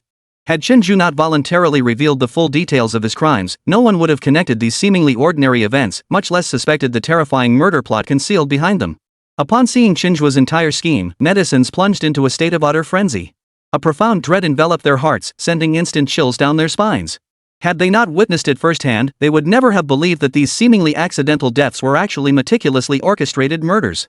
After all, they had been privy to an omniscient perspective from the very beginning, witnessing every move Chen Zhe made. Yet even so, they never connected these actions to Chen Zhe, naively believing it was merely a series of coincidences. It wasn't until Chen Zhe provided a detailed explanation that everyone belatedly realized this was indeed a premeditated murder and the final outcome was undeniably clear. In an instant, this meticulously staged accidental murder shot to the top of Weibo's trending topics like a rocket, becoming the hot topic everyone was discussing. By all logic, crime should not be glorified or widely discussed. Yet at this moment, everyone found themselves drawn into the conversation. Even the authorities tacitly permitted this behavior. This wasn't to encourage wrongdoing, but rather to deter potential criminals through this method. With Chen Zhe's capabilities, he truly could have pulled off the perfect crime. If others harbored any illusions of getting away with their crimes, they would face nothing but arrest. After all, Chen Zhe wasn't a true criminal. On the contrary, he stood on the opposite side of crime fighting, using his intellect and abilities to deter those who dared to commit crimes. Zhao Donglai, seated in the guest section, witnessed the entire scene unfold. At this very moment, a peculiar feeling welled up within him. He felt that his death might not have been so unjust after all. With Chen Zhe's abilities, killing someone would be as easy as taking candy from a baby. But from some point onward, the tone of this show seemed to have undergone a dramatic shift. It was clearly meant to be a simulated escape show, yet it had evolved into a program teaching the science of perfect crime. This stark contrast left Zhao Donglai speechless. He couldn't help but marvel at how crazy the world had become. It was like mice serving as bridesmaids for cats. Upon learning of Zhang Weiguo's unexpected death, the pursuit team fell into stunned silence. Shock and bewilderment etched themselves onto their faces, as if struck by lightning. They had believed Chen Zhe's assassination operation concluded, only to discover Zhao Donglai's death was merely the beginning. Now, another battle-hardened commander within their ranks had become a target for elimination. The situation ahead seemed to be spiraling into chaos, tangled like a ball of knotted thread, leaving no clear path forward. Li Shiqing now felt utterly helpless, as if she wanted to cry but couldn't. With both seasoned, battle-hardened commanders gone, the remaining leadership duties now fell squarely on her shoulders. While she possessed some capability, her experience simply couldn't compare to that of these two veterans. This mess left for her to clean up was truly a headache. How was she supposed to command now? Chapter 159, The Silent Standoff. The situation was like a taut string stretched to its absolute limit, poised to snap at any moment. The severity of the current challenge far exceeded everyone's expectations, like a raging storm sweeping in to engulf the heavens, dragging them all into the vortex of the unknown. Chen Zhe, that name now cast a shadow over the minds of the pursuit team. He had once again defied the rules, choosing an unexpected proactive strike. The final outcome he delivered left everyone utterly speechless. Were it not for the team's omniscient perspective and Chen Zhe's subsequent explanations, judging solely by the current situation, he had undoubtedly executed a perfect crime. In this moment, he demonstrated his true capabilities through action once more. His intellect, decisiveness, and precise grasp of the situation were all astonishing. Like a master chess player concealed in the shadows, he executed each move with flawless calculation, manipulating the pursuit team at his whim. And now, the headache undoubtedly fell upon the pursuit team. In terms of manpower, the pursuit team hadn't suffered significant losses. The 700-strong force remained intact. Yet its two most formidable commanders, Zhao Donglai and Zhang Weiguo, had both encountered problems in quick succession. The successive departures of these two commanders dealt a devastating blow to the entire pursuit team's morale, like a sudden earthquake that left the entire unit teetering on the brink. If this trend continued, the outcome could be devastating. It was possible that in the end, not only would the target remain at large, but the entire pursuit team would be systematically eliminated by Chen. This unfolding situation starkly contradicted everyone's initial expectations. They had believed that with their overwhelming manpower and meticulously planned operation, bringing Chen Zhe to justice was inevitable. Yet reality dealt them a crushing blow. What made the situation even more desperate was that no better solution could be found. They never abandoned the pursuit of Chen Zhe, constantly striving to devise countermeasures. Day and night, they analyzed Chen Zhe's movements, scrutinizing every detail. They continually adjusted their pursuit strategies, striving to find his weaknesses. Yet in the end, not only had they failed to capture him, but they had also placed themselves at a disadvantage. The question of what to do next had truly become a profoundly thought-provoking dilemma. Li Shiqing, now the sole hope of the pursuit team, had briefly succumbed to despair but had since regained her composure. For her now, it was imperative to learn to pull herself together. No matter how she approached this matter, she couldn't change the outcome that had already been decided. Since the die was cast, she might as well accept it calmly, learn from the experience, and prepare for what lay ahead. Once she had fully regained her composure, she began meticulously piecing together Chen Zhe's sequence of actions, gradually discerning the patterns in his methods. Chen Zhe was now deliberately launching a counterattack. He no longer wished to be passively pursued. Instead, he intended to use his own methods to exert greater pressure on the pursuit team. His counterattack, as he had anticipated, indeed placed immense pressure on everyone. But every cloud has a silver lining. For Li Shiqing, this counterattack presented an opportunity. Based on the pattern of Chen Zhe's counterattacks, his next intended target for violence was very likely himself. If she could lay the groundwork in advance and prepare accordingly, the unfolding situation might take an unexpected turn. Perhaps she could turn the tables, using herself as bait to stage a desperate counterattack. With this in mind, Li Shiqing resolved to secretly lay her plans, aiming to ambush him like a hunter waiting by the stump. She kept this plan entirely to herself, carefully directing everyone else to make the necessary arrangements based solely on her own reasoning. Everyone had already experienced Chen Zhe's cunning firsthand. Before him, not the slightest hint of unusual behavior could be shown. Otherwise, with Chen Zhe's sharpness, he would surely detect something amiss. At that point, it would likely end up being a case of losing more than she gained. Now she was the final commander of this team, its sole hope. No matter what, she couldn't allow herself to be easily pushed into a passive position. She had to deliver on her value. In fact, Li Shiqing's suspicions were correct. Chen Zhe's next target was indeed her. As the saying goes, to catch the thief, first catch the king. This strategy was employed in every instance where the outnumbered side achieved victory. Disrupting the enemy's command structure, leaving them leaderless, would make subsequent operations far simpler. With Zhao Donlai and Zhang Weiguo both killed, the pursuit force's morale was at its lowest ebb. If they could strike while the iron was hot and secure another victory, the subsequent situation would undoubtedly become much clearer. The successive deaths of Zhao Donlai and Zhang Weiguo would inevitably alert Li Shiqing. Should the enemy be prepared, the corresponding arrangements would become considerably more troublesome. Chen Zhe's task now was to exploit their nervous disarray and execute a fresh deployment. As long as he acted swiftly enough to catch Li Shiqing off guard, the assassination mission would undoubtedly succeed. As before, after setting his sights on Li Shiqing, Chen began meticulously observing her daily habits. Every unexpected event was meticulously orchestrated. In a single moment, a million possibilities exist. The key lies in how you execute them.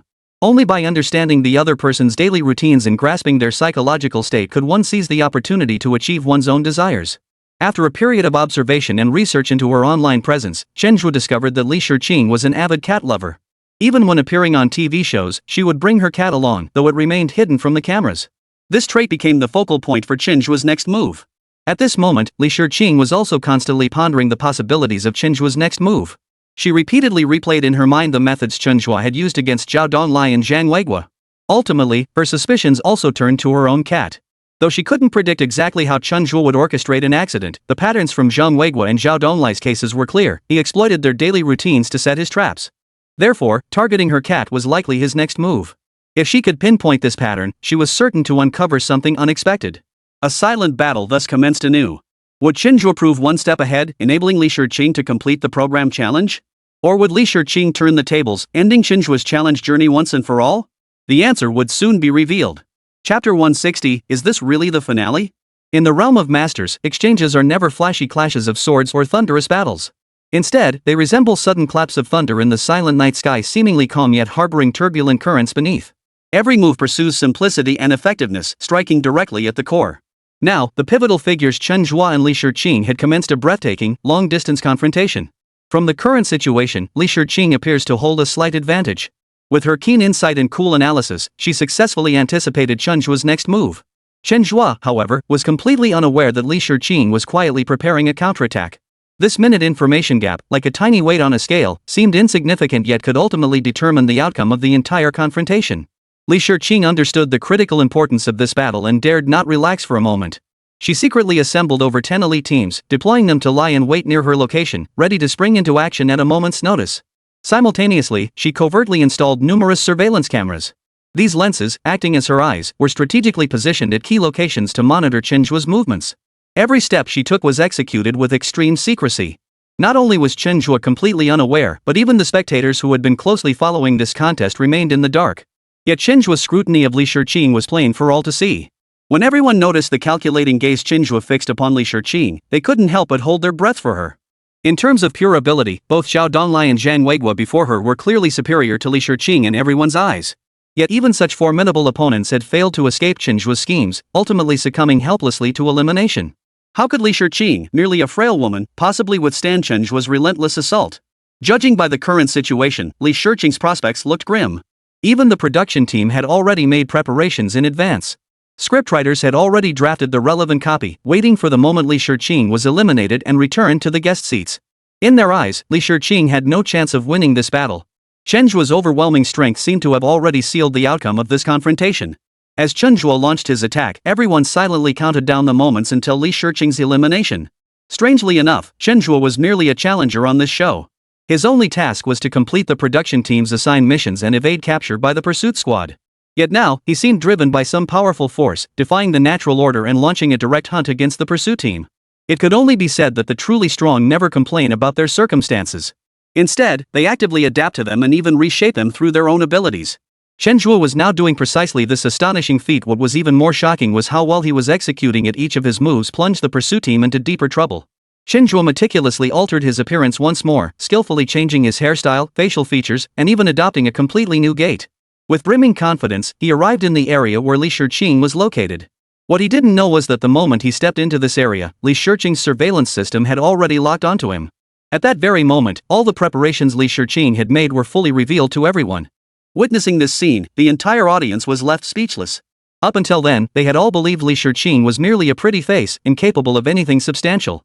Especially after Chen Zhe set his sights on her, everyone assumed her only fate was elimination. Yet unexpectedly, Li Shiqing, the one least favored by everyone, delivered the greatest surprise. She had anticipated Chen Zhe's choice in advance and made corresponding preparations long before. In that moment, everything seemed to shift. Everyone had been certain Li Shiqing would be eliminated, destined to join the ranks of the fallen like Zhao Donglai and Zhang Weiguo. But now, they might have to retract those words and instead start worrying about Chen Zhe's predicament. Judging by Chen Zhe's current reaction, he was clearly unaware of Li Shiqing's strategic maneuvers. Under these circumstances, not only was it unlikely Chen Zhe could orchestrate an unexpected death for Li Shiqing, but even his own safe exit from this perilous zone had become a daunting challenge. It just goes to show you can't judge a book by its cover. Li Shiqing appears delicate and fragile, like a decorative vase, always giving off an aura that makes people feel she needs protecting. Yet at this critical moment, the strength she displayed was in no way inferior to anyone else's. It was entirely possible that today, Chen Zhe might very well meet his Waterloo at Li Shiqing's hands. Though Chen Zhe had disguised himself, Li Shiqing was, after all, an actress. Her work routinely involved disguise techniques, giving her considerable insight into various methods of concealment. Chen Zhe's disguise was remarkably convincing, and Li Shiqing dared not rashly confirm his true identity. Yet her instincts told her that this intruder suddenly appearing in the surveillance feed was likely suspicious. To be safe, Li Shiqing held her ground, deciding to observe further before acting. If the intruder was targeting her cat or her residence, then this person was most likely Chen Zhe. In that case, taking appropriate action later would still be timely. Chen Zhe remained unaware he was being watched. He first visited a nearby pet store. Inside, he blended in as an ordinary customer, chatting amiably with the staff. He inquired in detail about cat habits and even carefully selected some cat food.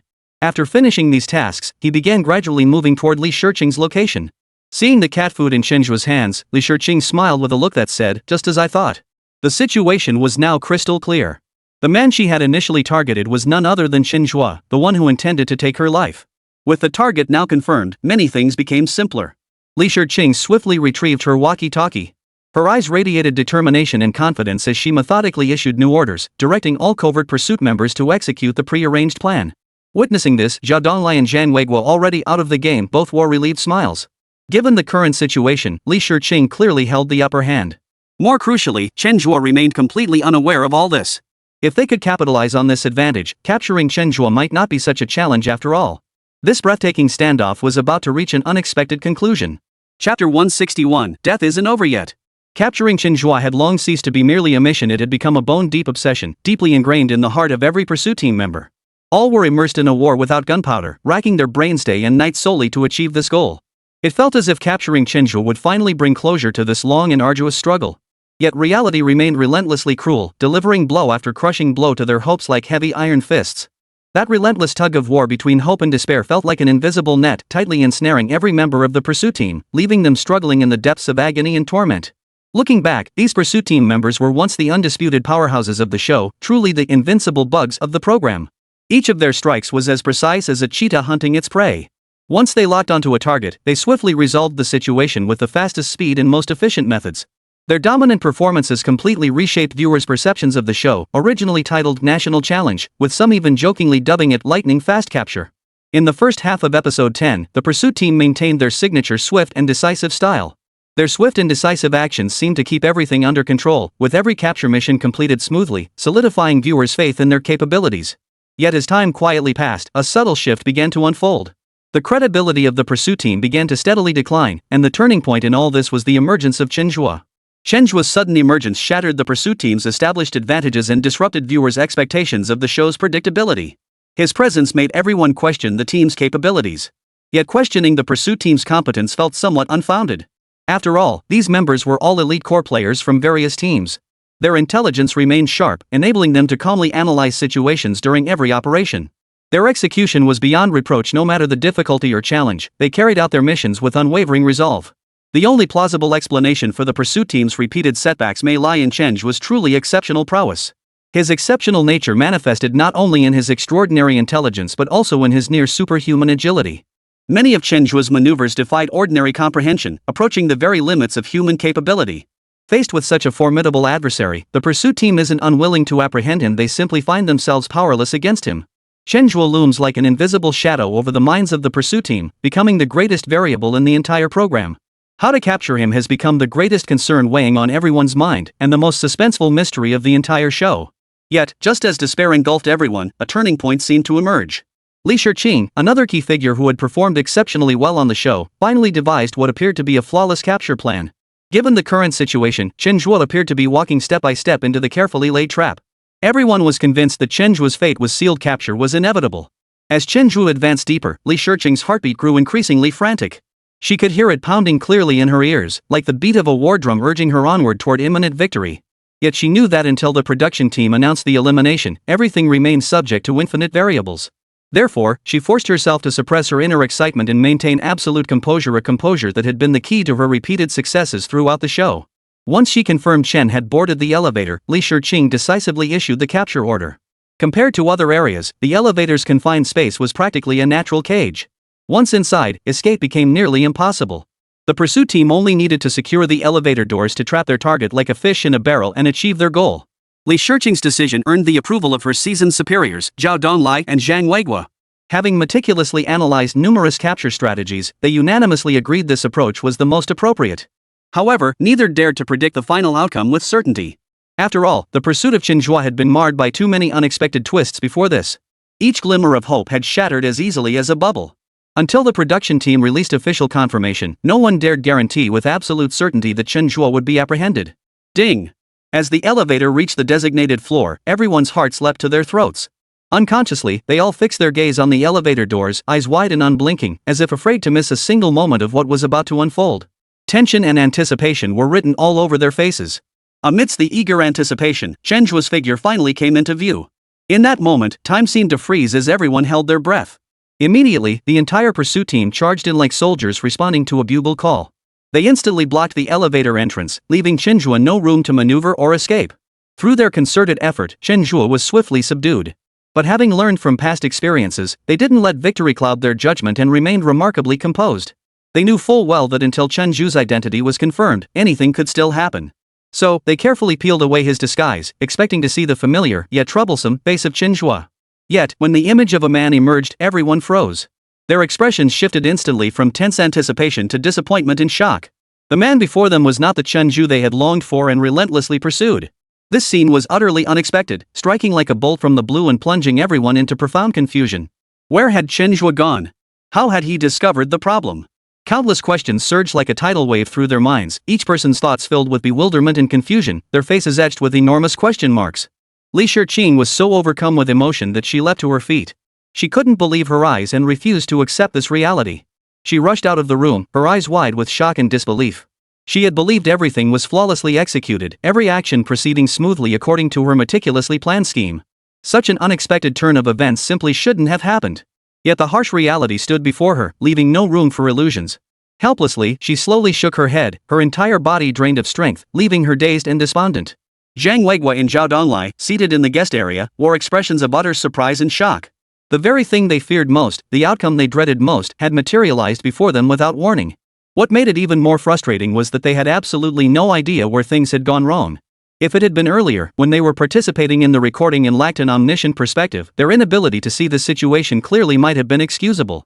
But now that they had been eliminated and were truly spectators, they had expected to see everything clearly from the sidelines. Yet even now, they remained utterly baffled by Chen Zhe's actions, a reality that was truly hard to accept. Just as the two frowned, trying to spot Chen Zhe amidst the chaos, an even more shocking piece of bad news arrived. Li Shiqing had also died unexpectedly. Chapter 162, Defying the Heavens Is Nothing Impossible? The news of Li Shiqing's unexpected death exploded like a bombshell, instantly sending shockwaves rippling through both the program and beyond. Wherever the news reached, whether among the live pursuit team on set or the viewers glued to their screens, it sent shockwaves through everyone. The atmosphere among the pursuit team instantly turned oppressively heavy, suffocating to the point of breathlessness. The team members exchanged stunned glances, their eyes filled with disbelief and bewilderment, as if they had just experienced an incomprehensible nightmare. Online viewers were left utterly speechless, many feeling a chill run down their spines. If Chen Zhe's previous actions had merely made people think he was resourceful, then now, his deeds completely overturned everyone's perceptions, showing them what a truly perfect crime looked like, what terror truly meant. In a corner unnoticed by all, Chen Zhe once again demonstrated his astonishing ability to orchestrate schemes, successfully creating a new perfect crime.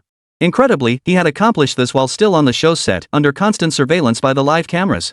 Yet, even in such circumstances, he moved with the ease of a ghost, accomplishing seemingly impossible crimes time and again, each more chilling than the last. Looking back at Zhao Donglai's unexpected death, though ultimately ruled an accident, there were at least some clues to follow. After all, Chen Zhe had entered his room, making him a suspect, and some clues could be found amid the fog. Subsequently, Zhang Weiguo's death, though bizarre and eerie in its unfolding, could be somewhat understood after careful analysis and deduction. But Li Shiqing's sudden death left everyone utterly baffled. From start to finish, Chen Zhe had never had any direct contact with Li Shiqing. Yet now, news of her accidental death had surfaced, and it happened during the show's simulated death segment. This inevitably implicated Chen Zhe in the incident, yet no one could fathom the nature of his connection. When the production team informed Li Shiqing of her accidental death, she was utterly stunned, her eyes filled with disbelief. She clearly remembered that she hadn't experienced any accident, she had simply walked out of the room. Yet moments later, the production team abruptly declared her dead, a reality she refused to accept. Defiance was written all over Li Shiqing's face. She felt that unless the production team could provide a reasonable explanation, she would never readily accept such an absurd reality. Facing Li Shiqing's questioning, the production team had anticipated this reaction. After all, had Chen Zhe not warned them beforehand, they themselves would have struggled to detect the discrepancies. Under Li Shiqing's intense demands, the production team swiftly provided a detailed explanation. It turned out that after Chen Zhe entered the designated area, he had already begun executing his plan. His seemingly ordinary act of entering the pet store to buy cat food was actually a meticulously planned switcheroo. The person apprehended by the pursuit team in the elevator wasn't Chen Zhe at all, it was the pet shop owner. While everyone's attention was focused on the pet shop owner, Chen Zhe slipped silently and stealthily to Li Shiqing's location like a ghost. This time, the method Chen Zhe chose for his setup was bizarre, even reckless killing in an elevator. This method was fraught with too many uncertainties and potential dangers, making its execution extremely difficult. Yet Chen Zhe demonstrated astonishing theoretical prowess, meticulously planning every detail of the scheme. The state had always placed great emphasis on elevator safety. According to authoritative statistics, the annual fatality rate for elevator accidents was a mere 0.03 per 10,000 units, a mortality rate so low it was practically negligible. Modern elevator designs incorporate at least 4 to 8 independent steel cables, each capable of bearing the elevator's full rated weight. This means that to cause an accident by damaging the cables, all cables must be pushed to the brink of breaking, and then a sudden external force must be applied to trigger a failure. However, such a scenario is virtually impossible in reality, as it would require extremely precise calculations and operations of unimaginable difficulty.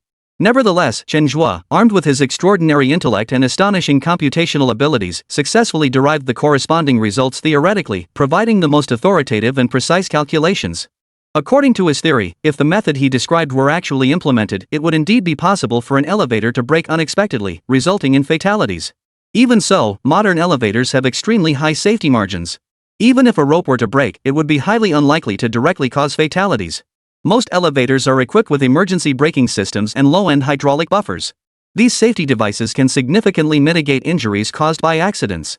Yet no one could have imagined that Chen had already factored this into his calculations. In other words, he not only devised a way to cause an elevator malfunction but also found methods to disable all safety measures, ultimately designing a scheme that could lead to accidental fatalities. To bolster the credibility of his plan, Chen Zhe even constructed a model to simulate the entire process. He meticulously demonstrated each step and procedure on the model, from severing the steel cable to disabling the safety devices, and finally triggering the accident. Every detail was crystal clear. It was precisely because of Chen's meticulous design and demonstration that the production team ultimately approved his plan and announced Li Shiqing's elimination. When the full design was revealed, everyone gasped in horror, their faces etched with shock and dread. Such a design was utterly terrifying. Chen Zhe had considered nearly every factor, with each detail and every possibility precisely calculated. Had Li Shiqing actually entered the elevator Chen Zhe had rigged, it was almost certain she would have had no chance of survival. After learning the full extent of Chen Zhe's design, Li Shiqing could only concede defeat. She shook her head helplessly. Chen Zhe's plan was so exquisitely crafted that it left no room for rebuttal. All she could do now was silently thank her luck that she and Chen Zhe had no deep-seated grudge. Otherwise, if she encountered such a setup in real life, she'd likely die without even knowing how that would be utterly terrifying. Given the current situation, it was fortunate that Chen Zhe had come to participate in the show's challenge. Had this been real life, how many people would have been terrified by such tactics? Chapter 163, Crime Demands Its Own Threshold. Chen Zhe's name thundered across the entire land of China like a bolt from the blue. This time, through his astonishing maneuvers, he delivered a profound lesson to everyone, allowing them to truly grasp what a perfect crime truly meant. When one's abilities far surpass those of others, the value they can create is undoubtedly beyond imagination. While marveling at Chen Zhe's masterful execution, people also came to deeply appreciate the importance of learning. Chen Zhe's stunning maneuver employed numerous highly specialized pieces of knowledge that most people had never even heard of. Many have long claimed that if life becomes unbearable, turning to crime is an option as if criminality were a barrier-free path. However, Chen Zhe has delivered a resounding slap in the face to these people with ironclad facts. Criminal activity is not something just anyone can undertake. Unless you possess formidable capabilities and exceptional knowledge, you simply lack the qualifications to even consider embarking on this path of lawlessness. Under the influence of Chen Zhe's case, people have grown increasingly averse to the idea of crime. Those who once harbored hopes of getting away with it have now completely abandoned their original thoughts. They knew full well they lacked Chen Zhe's capabilities, meaning they could never escape the law's just punishment. Rather than risking everything by taking the wrong path, it's better to live a steady, honest life. Life might be a bit frugal, but at least it brings peace of mind and comfort. Li Shiqing, her face etched with disappointment, slowly returned to the guest seats. Her expression spoke volumes of frustration and despair. After all that struggle and effort, she still hadn't achieved her goal. She hadn't managed to catch Chen Zhe herself. The unfolding situation now held no connection to them whatsoever.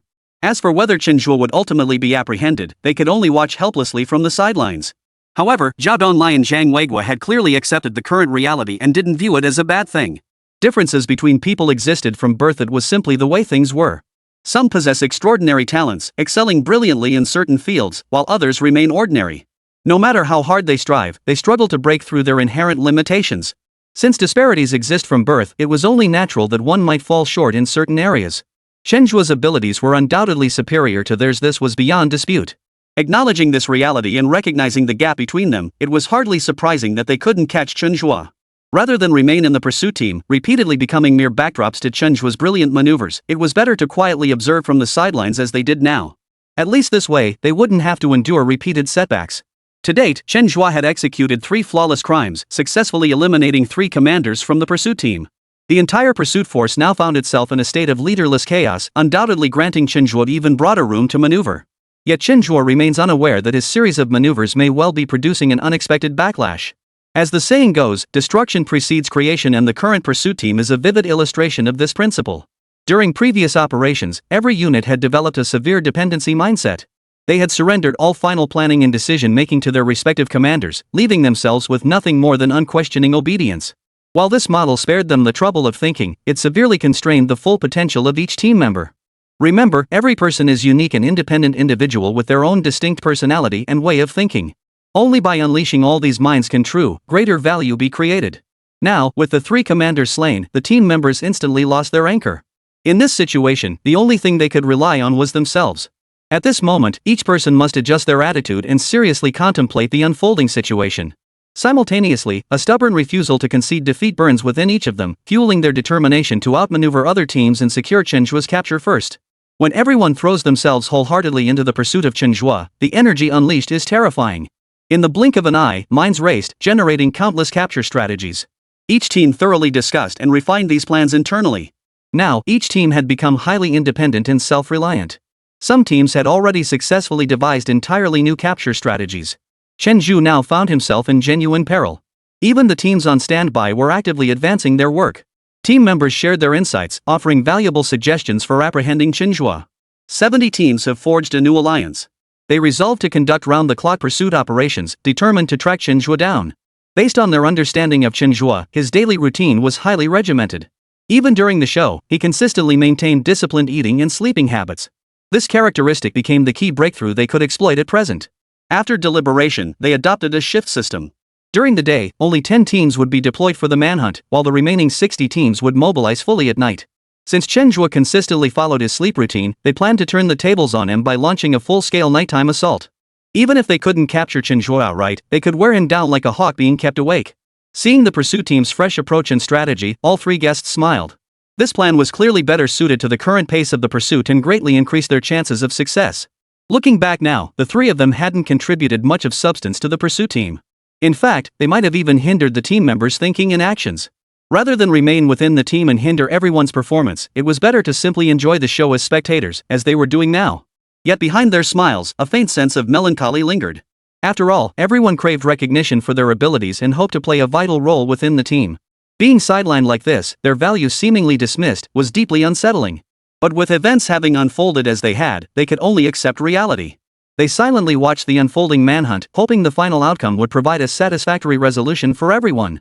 Chapter 164. In a big forest, you find all kinds of birds. Having pulled off 3 flawless crimes in a row, Chen Zhe felt as light as a spring flower in full bloom. He decided to treat himself properly. As night fell and the city lights began to glow, he strolled to a bustling street food stall that evening, ready to savor the simple pleasure of an open-air barbecue. Chen Zhe had never been able to resist good food, and among all the delicacies, the unique smoky aroma and rich flavors of grilled meats were undoubtedly his favorite. Compared to elegant restaurants, Chen Zhe preferred these street stalls. While these stalls might appear somewhat unsanitary and perhaps actually were, it was the flavors and atmosphere that truly captivated him. The clamor of voices, the swirling smoke, and the air thick with the aroma of cumin and grilled meat all evoked a sense of simple, authentic life. Since joining this show, his daily rhythm has been completely disrupted and he mostly eats alone. The feeling of being alone inevitably brought a touch of loneliness at times. During his solitary hours, Chen Zhe often found himself lost in deep thought, constantly pondering the true motivations of criminals. He understood that some people, driven by greed and personal gain, ultimately chose the path of crime. After all, human nature inherently contained a greedy side. But what he found truly baffling was how some people would so easily embark on this path of no return simply to vent some emotion. After all, once a crime is committed, the harshest punishment of the law awaits them. Even if they hadn't been caught yet, their lives would be turned upside down. From then on, they can no longer live like ordinary people, unable to freely experience the joys and sorrows of life. They would be forced to live like rats in dark, damp corners, constantly fearful and miserable, existing in conditions worse than those of dogs.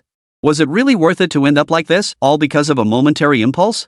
Chen shook his head helplessly, poured himself a glass of beer, and took a big gulp. He knew well that many things in this world had no standard answers. Perhaps it was precisely these unknowns and uncertainties that shaped everyone's rich, varied, and uniquely different lives. Chen ordered 5 skewers of grilled kidneys, not because he needed nourishment, but purely because the aroma of the grilled kidneys was irresistibly tempting. Especially when charcoal grilled, they were crispy on the outside, tender within, and sizzling with oil. Sprinkled with a special blend of seasonings, their unique aroma always lingered on the palate, leaving one craving more. Not far away, 4 vibrant young women sat at a table. Judging by their attire and demeanor, they appeared to be college students. After ordering some grilled skewers, they also got a few bottles of beer, chatting animatedly while drinking. Their silvery laughter drifted into Chen Zhe's ears from time to time. Sitting nearby, listening to their cheerful chatter, the loneliness in his heart gradually began to fade. Yet, pleasant atmospheres are easily disrupted. Just then, a burly man with tattooed sleeves strode over. His face was plastered with a fake smile, but his eyes betrayed a hint of ill intent as he addressed the girls. "Hey, ladies, meeting is fate. I see you're drinking too. How about we have a drink together?" Faced with the man's sudden invitation, the girls fell silent. They exchanged nervous glances, each feeling uneasy about this stranger before them. The girl with the ponytail remained relatively composed. Taking a deep breath, she gathered her courage and replied, "Sorry, we just want to drink and chat among ourselves." Her voice was quiet but firm. Hearing this, the man's expression darkened instantly, his smile vanishing without a trace. He snorted disdainfully. "What are you playing at? You're out drinking, yet you're putting on this act of modesty? Don't push your luck." As he spoke, he picked up his glass again and leaned forward, seemingly unwilling to give up. Faced with his renewed persistence, the girl's stance was remarkably unified. The girl with glasses frowned and said sternly, "Sorry, sir, we don't want to drink with you, and we'd appreciate it if you wouldn't bother us anymore. We're still college students. This is just a gathering among friends, and we don't want any involvement with others. We may be drinking, but this is purely our own entertainment. We'd appreciate it if you wouldn't intrude. We're truly sorry, but we just want to live our own lives. Please give us some space." "Thank you." The girls remained polite, their words sincere as they firmly declined the man's invitation once more.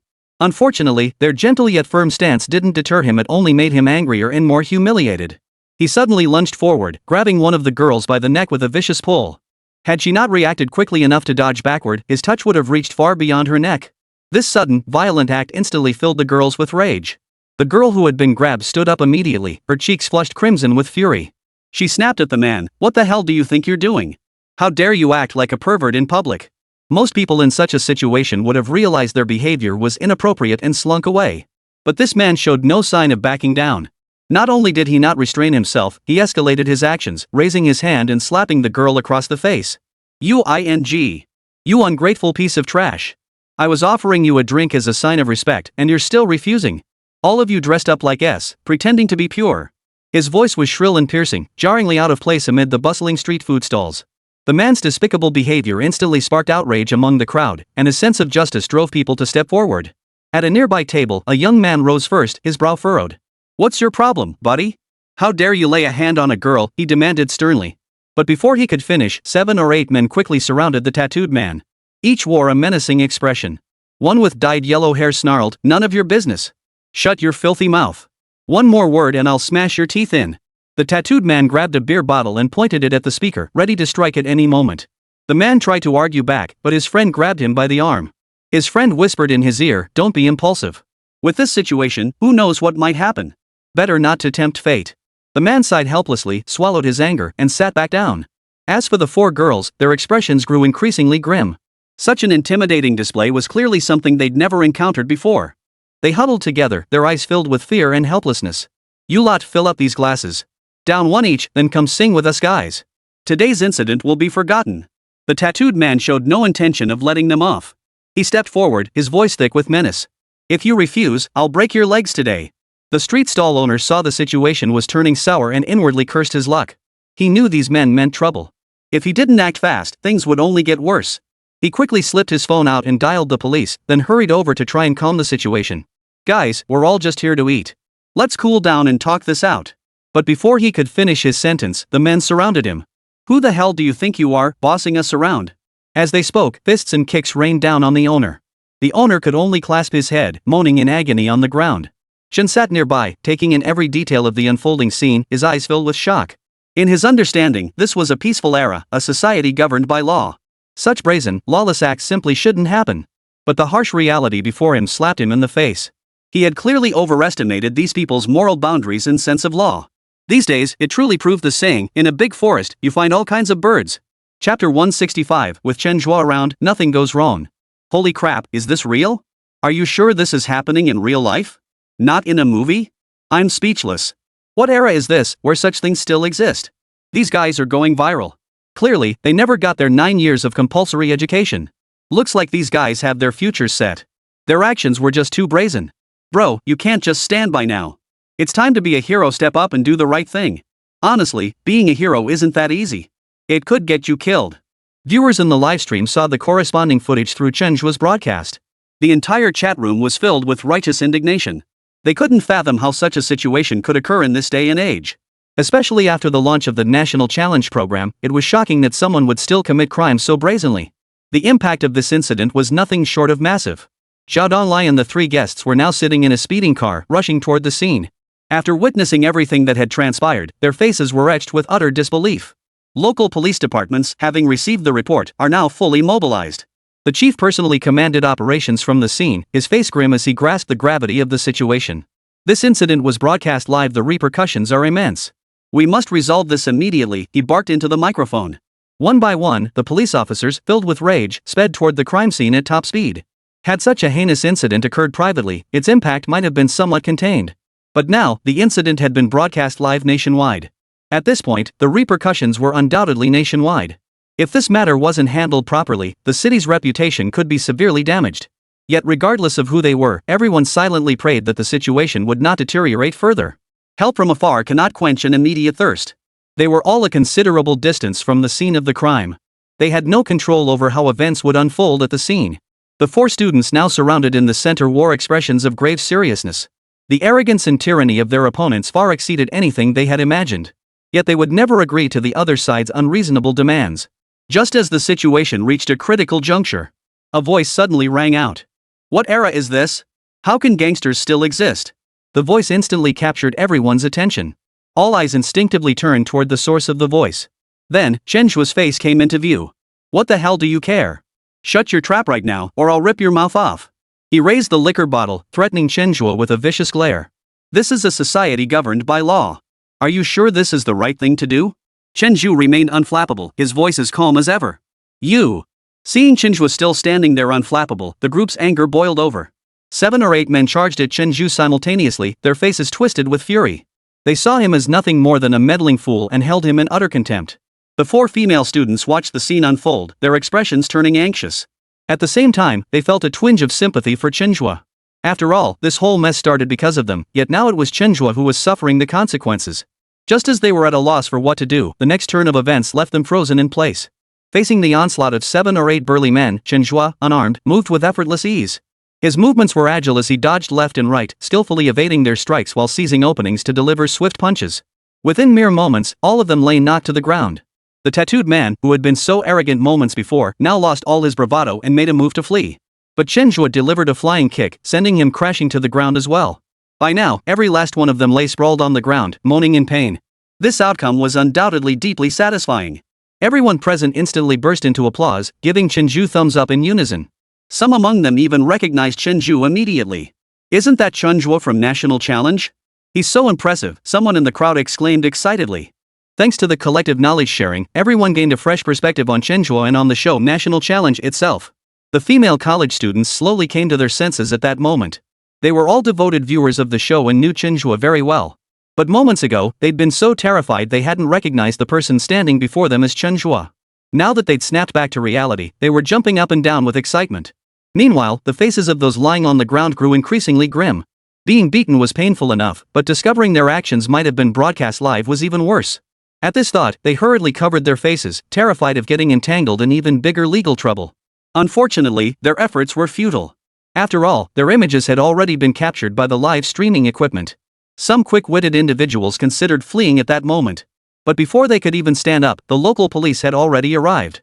One police car after another swiftly surrounded the scene. Officers leaped from their vehicles, batons in hand, their expressions stern. Such efficiency shattered everyone's long-held perceptions of the authorities. So they can be this fast after all, someone in the crowd exclaimed. With police involvement, the individuals were swiftly subdued. The officers deftly cuffed them and escorted them into the police vehicles. What awaited them next would be the fairest and most impartial punishment the law could deliver. Even with their connections, it seemed no one would dare bail them out this time. After completing all the procedures, Chen Zhe returned to his stall and began eating his grilled skewers. He picked up a skewer of grilled lamb, took a bite, and wore a look of pure satisfaction. But before he could take a few bites, Zhao Donglai and his 2 companions suddenly sat down beside him. Zhao Donglai exclaimed excitedly, "I told you so. With Chen Zhe here, nothing could go wrong." He patted Chen Zhe on the shoulder as he spoke. The other 2 exchanged glances and smiled as well. On the show, they were fierce rivals. But in real life, they trusted Chen Zhe implicitly. Knowing Chen Zhe was present, they were certain today's event wouldn't disappoint. "Can we sit down and have a drink?" Li Shiqing asked proactively. Chen Zhe shook his head helplessly. "You're already seated. Is it really necessary to ask me?" Ha ha ha. Chapter 166, Tactics and Counter-Tactics. At some point, the name Chen Zhe had become synonymous with trust in everyone's minds. Whenever he was present, whether protecting others or handling difficult situations, the most thorough and proper solutions were always found. Especially in this highly watched show, Chen Zhe's performance during numerous critical moments repeatedly showcased his incredibly dependable side. His actions on the show often left people both loving and hating him. Witnessing his various strategies and tactics against the pursuit team, viewers were filled with frustration. His decision to openly share his so-called perfect crime methodology on air ignited widespread outrage, with viewers eagerly anticipating his capture to hold him accountable for his words and actions. Yet whenever genuine hardship or crisis struck, Chen Zhe's mere presence instilled an immediate sense of reassurance. Even in seemingly hopeless situations with no apparent way out, his ingenious maneuvers always turned the tide, steering things back onto the expected course. In those heart-stopping moments, he was like a hero descending from the heavens, becoming the most solid support and the most trustworthy figure in everyone's hearts. The saying that people are complex and multifaceted was vividly embodied in Chen Zhe. He seemed to possess dual faces, one an angelic savior extricating others from peril, the other a formidable adversary who gave pursuers headaches. This enigmatic and contradictory Chen Zhe only deepened everyone's desire to delve deeper into his true nature. At that moment, Zhao Donglai, Zhang Weiguo, and Li Shiqing had completely put aside their previous grievances with Chen Zhe. They sat together around the barbecue stall, relaxed and enjoying grilled food and beer. This harmonious scene between them was nothing short of a historic moment. As they feasted heartily, chatting about everything under the sun, laughter filled the air as if the fierce rivalry from the show had never happened. Yet on the other end of the live stream, old Chen's expression was unusually grim. The Black Soul organization's efficiency was so abysmal it was unbearable. At this moment, his resolve was already wavering, contemplating whether to terminate their partnership. After all, in his view, working with an organization incapable of efficiently completing tasks was nothing short of a waste of time and resources. Of course, the most pressing task at hand was still to find a way to eliminate Chen Zhe, this major threat. Recently, the Narcotics Enforcement Department had achieved a series of successes in their crackdown on drug crimes, dismantling several of their hideouts one after another. Even old Chen himself had narrowly escaped capture during one operation. Drawing on years of experience facing off against the Narcotics Bureau, he knew such precise intelligence couldn't be obtained easily. There must be someone highly skilled assisting them behind the scenes. Among his suspects, Chen Zhe was undoubtedly the most likely candidate. He understood clearly that unless Chen Zhe was completely eliminated, he and his gang would never know peace again. Their days would be filled with constant fear and unease. After deep contemplation, old Chen slowly turned his gaze to the stunning woman beside him, his voice low yet carrying an authority that brooked no argument. Venomous snake, it seems no one else can be trusted. This task falls to you. The woman known as Viper licked her lips excitedly at old Chen's assignment, her eyes flashing with a bloodthirsty gleam like a predator poised to strike. Thank you, old Chen. I've been itching to get my hands dirty myself. Chen Zhe's abilities and performance had long piqued Viper's keen interest. To her, facing such a formidable opponent promised a thrilling and challenging contest, one she eagerly anticipated. However, Viper possessed absolute confidence in her own strength. She firmly believed that no matter how talented or cunning Chen Zhe might be, he would ultimately fall at her hands. Otherwise, she wouldn't have earned the chilling moniker Venomous Snake. Meanwhile, Chen Zhe never imagined he'd find himself sitting down for drinks and conversation with Zhao Donglai and his two companions today, and that the exchange would be so pleasantly engaging. Yet halfway through the barbecue, a system notification suddenly chimed in Chen Zhe's mind. Hearing the alert, Chen Zhe shook his head helplessly, inwardly sighing that sometimes standing out too much really wasn't a good thing. Especially now, in the midst of the challenge. His recent series of standout performances on the show had drawn far too much attention. How could the pursuit team possibly not have noticed him? Chen Zhe glanced at the three men before him, suspicion stirring in his heart. With a hint of doubt, he said, I can't help but feel like you three have ulterior motives. Are you drinking with me just to stall me? At Chen Zhe's question, the expressions of the three instantly grew unnatural, clearly betraying their unease. At a loss for how to respond, they each picked up their cups and pretended to drink, trying to mask their awkwardness. Truth be told, that was precisely their intention. Even though they had been eliminated from the show and had to admit that Chen Zhe was stronger than them, deep down, they still weren't willing to give up so easily. As long as there was even a sliver of opportunity left, they couldn't resist trying one more time. As for whether they hoped to see Chen Zhe caught or witness another spectacular escape stunt, their own hearts were torn at that moment. Even they couldn't say for sure. Seeing the trio's silence, Chen Zhe already had his answer. But he held no blame toward them. Instead, he casually raised his glass and smiled, saying, Gentlemen, the road ahead is long and winding. If fate permits, we shall meet again. I shall take my leave now. With that, he downed the beer in his glass in one gulp and swiftly rose from the table. His movements were crisp and decisive, without a hint of hesitation. Watching Chen Zhe's carefree retreating figure, the three exchanged bewildered glances, momentarily at a loss.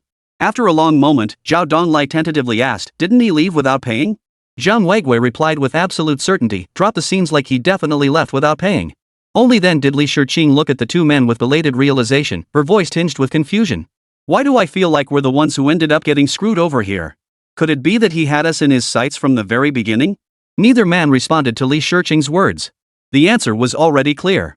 Who would pick up the tab for this meal wasn't really a big deal to them. It was just that feeling of being taken advantage of that left them somewhat uncomfortable.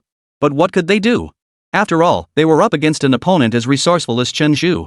When dealing with Chen Zhe, who could possibly come up with a better strategy? I'm really curious now, how exactly will that guy Chen Zhe make his exit? Zhao Donglai's question successfully snapped the others back to reality, and they all turned their gaze toward the direction Chen Zhe had departed. The current situation was indeed dire, for Chen Zhe escaping would be no easy feat.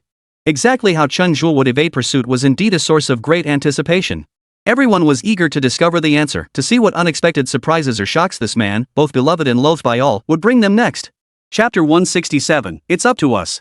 No sooner had Chen Zhe taken a few steps than commotion erupted from the end of the street, spreading like a surging tide. In the blink of an eye, a large group of pursuit team members gathered around him. They moved with hurried steps and solemn expressions, each face bearing the weight of the mission's importance. Upon learning Chen Zhe had appeared here, the pursuit team rushed over without delay. Everyone was well aware of Chen Zhe's capabilities of formidable presence that had thwarted their efforts time and again. In executing this manhunt, the team proceeded with extreme caution, treading carefully at every step. Admittedly, this pursuit carried a certain moral ambiguity. After all, the approach they had chosen felt like taking advantage of someone in distress. But there was no other way. Faced with Chen Zhe, they were utterly at a loss. In previous confrontations, Chen Zhe had repeatedly escaped their grasp through extraordinary skills beyond the ordinary, leaving the pursuit team utterly humiliated. Now that a chance had finally presented itself, they couldn't let it slip away. With this resolve, the group surged in from all directions. 600 people gathered together, creating an exceptionally spectacular scene. The entire street was now completely sealed off, with a dense crowd blocking every possible exit. Even with Chen Zhe's extraordinary abilities, he seemed trapped within an impenetrable wall of bronze and iron, with no room for escape. Yet when facing Chen Zhe, everyone wore solemn expressions, showing no hint of overconfidence. Until the man was captured, any talk of a sure victory was nothing but empty words. Past experiences had taught them that Chen Zhe always found a glimmer of hope in the most desperate situations, creating miracles that defied belief. There was no unnecessary chatter, no so-called communication. The pursuit team launched their operation directly. They swiftly formed an encircling perimeter, advancing steadily with seamless coordination, aiming to corner Chen Zhe.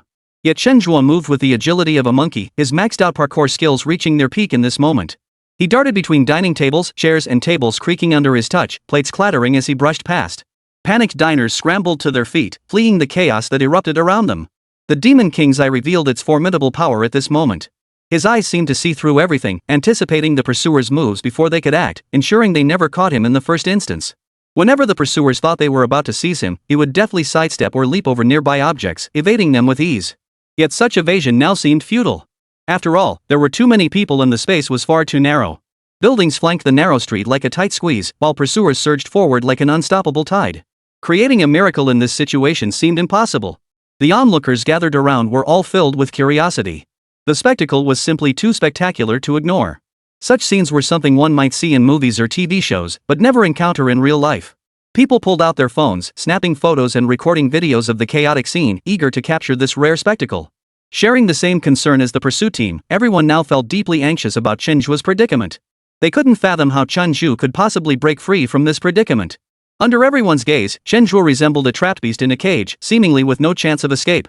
Yet Chen Zhe, the center of attention, remained remarkably composed as if it weren't him about to be captured. But this composure was a deliberate facade. Even he felt somewhat at a loss in this situation. He had no clue how to escape under these circumstances. The solution the system had provided this time was for Chen Zhe to make judicious use of his existing skills. As for the specific method to be employed, the system offered no explicit instructions. All he could do now was take things one step at a time. First, he had to keep moving to avoid capture, then consider the next steps.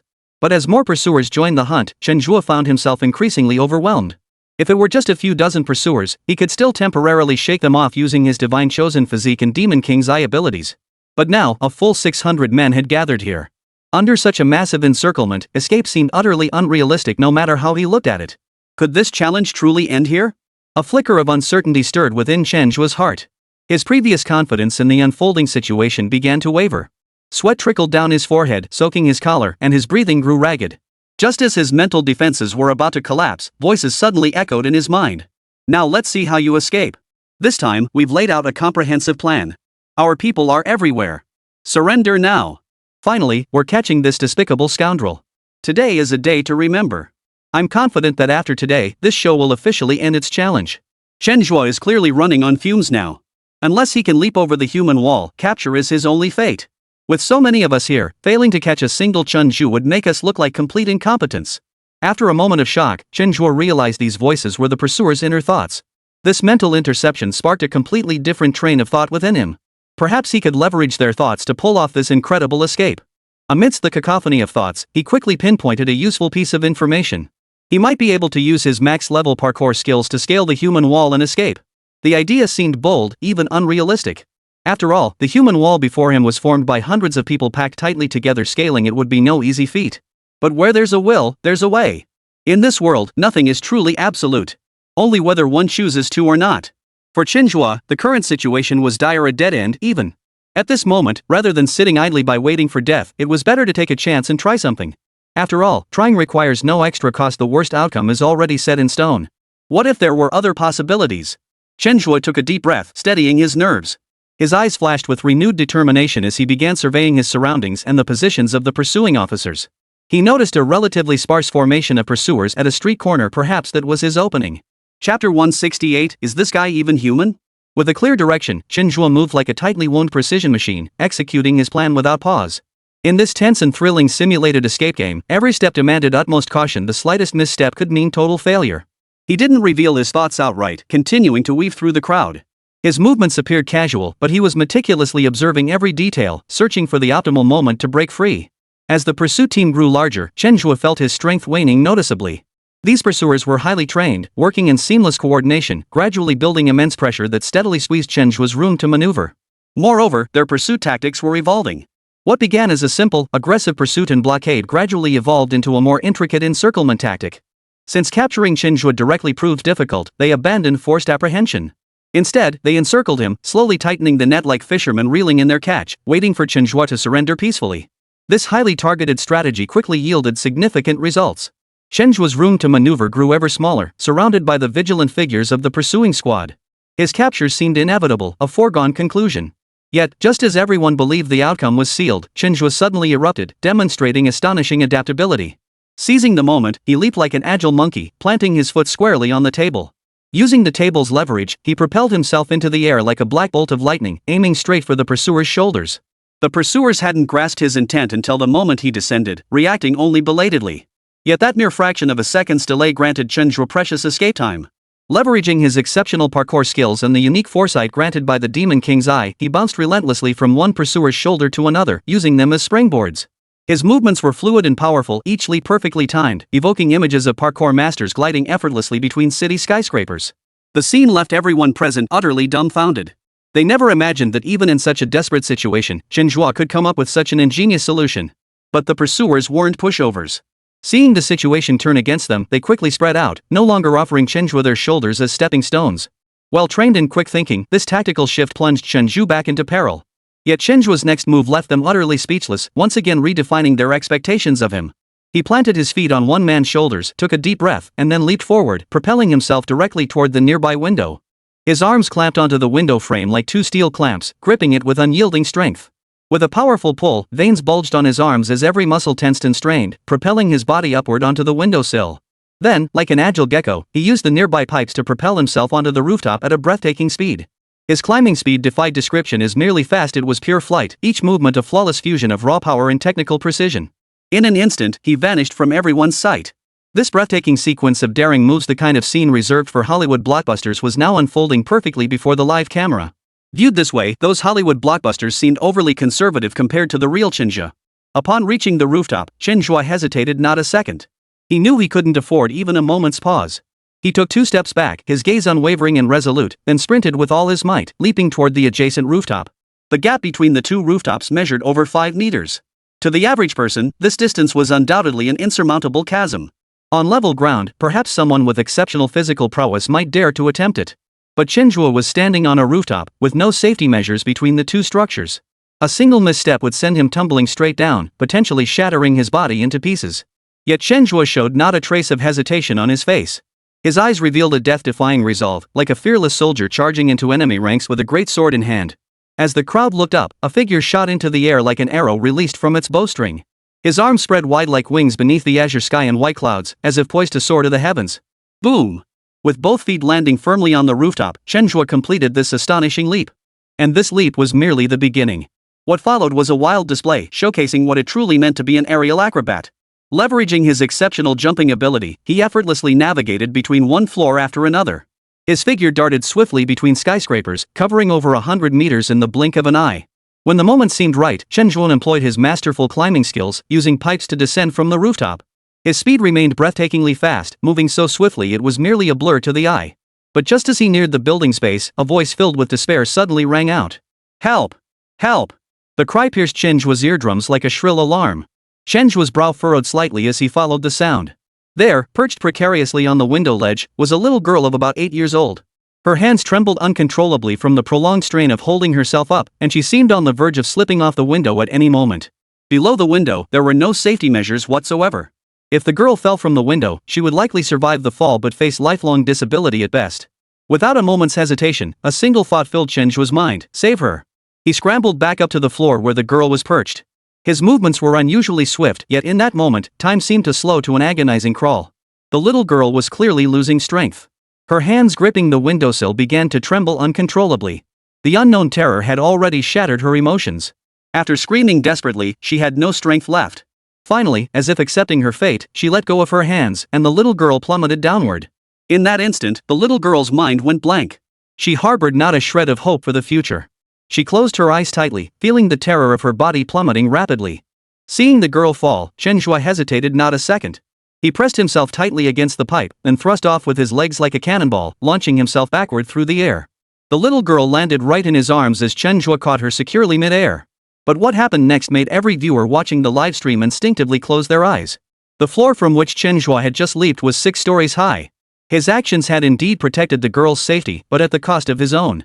What awaited him next was likely a brutal impact with the ground. What consequences would that bring? No one dared predict it or even watch. The current situation had caught everyone completely off guard. Everyone admired Chen Zhe's courage, but even more so his actions in this moment. In this life or death moment, he chose to save others without a moment's hesitation. Such selfless devotion was deeply moving. Yet at the same time, there was also sympathy for Chen Zhe's plight. His actions came at the cost of his own life. While this action did indeed save the little girl's life and alter her originally tragic fate, yet the thought that this came at the cost of Chen Zhe's own health left many feeling it was hardly worth it. Unconsciously, Chen Zhe's image in everyone's minds underwent a profound transformation. Although the show he participated in was themed around simulated escape scenarios, throughout the process, he had come across as quite irritating. To evade capture, he resorted to every trick in the book, causing the pursuers no end of headaches. Yet his instinctive act just now made everyone acutely aware that Chen Zhe was a profoundly kind person. His kindness even surpassed that of most people. Under such circumstances, if asked to make a choice, few could match his courage. Just as everyone closed their eyes, Chen Zhe surprised them all in his own way. He wrapped his right arm around the little girl while his left hand reached out and grabbed the window ledge of the adjacent building. With tremendous explosive strength, he propelled himself from the right building to the left. With the strength of just one arm, he steadied both himself and the little girl in midair. Witnessing this, everyone exhaled in unison, the weight finally lifted from their hearts. But an even more astonishing spectacle unfolded in the next instant. Chen Zhe, using only one hand and the strength of his body, began climbing back down the pipe. Every movement radiated strength and precision, showcasing astonishing physical prowess and indomitable will. In that moment, his personal abilities forced everyone to reassess him entirely. Is this guy even human?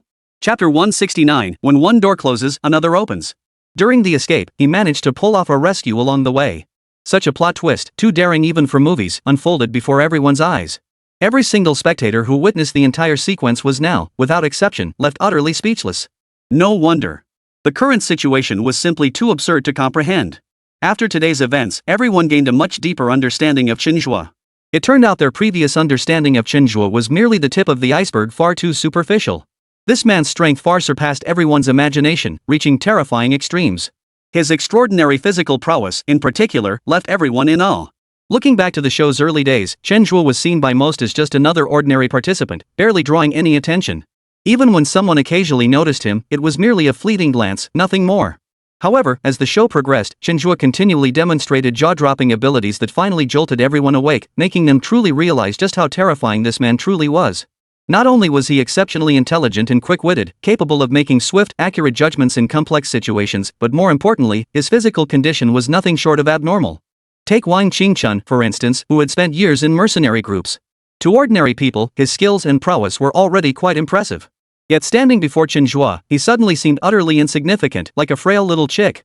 This stark contrast made everyone acutely aware of Chen Zhe's true strength and deepened their sense of his terrifying nature. Having successfully rescued the girl, Chen Zhe gently set her down on the ground. Without a moment's pause, he turned and walked away without hesitation. The little girl stared blankly at his retreating figure, her small eyes sparkling with a light beyond her years.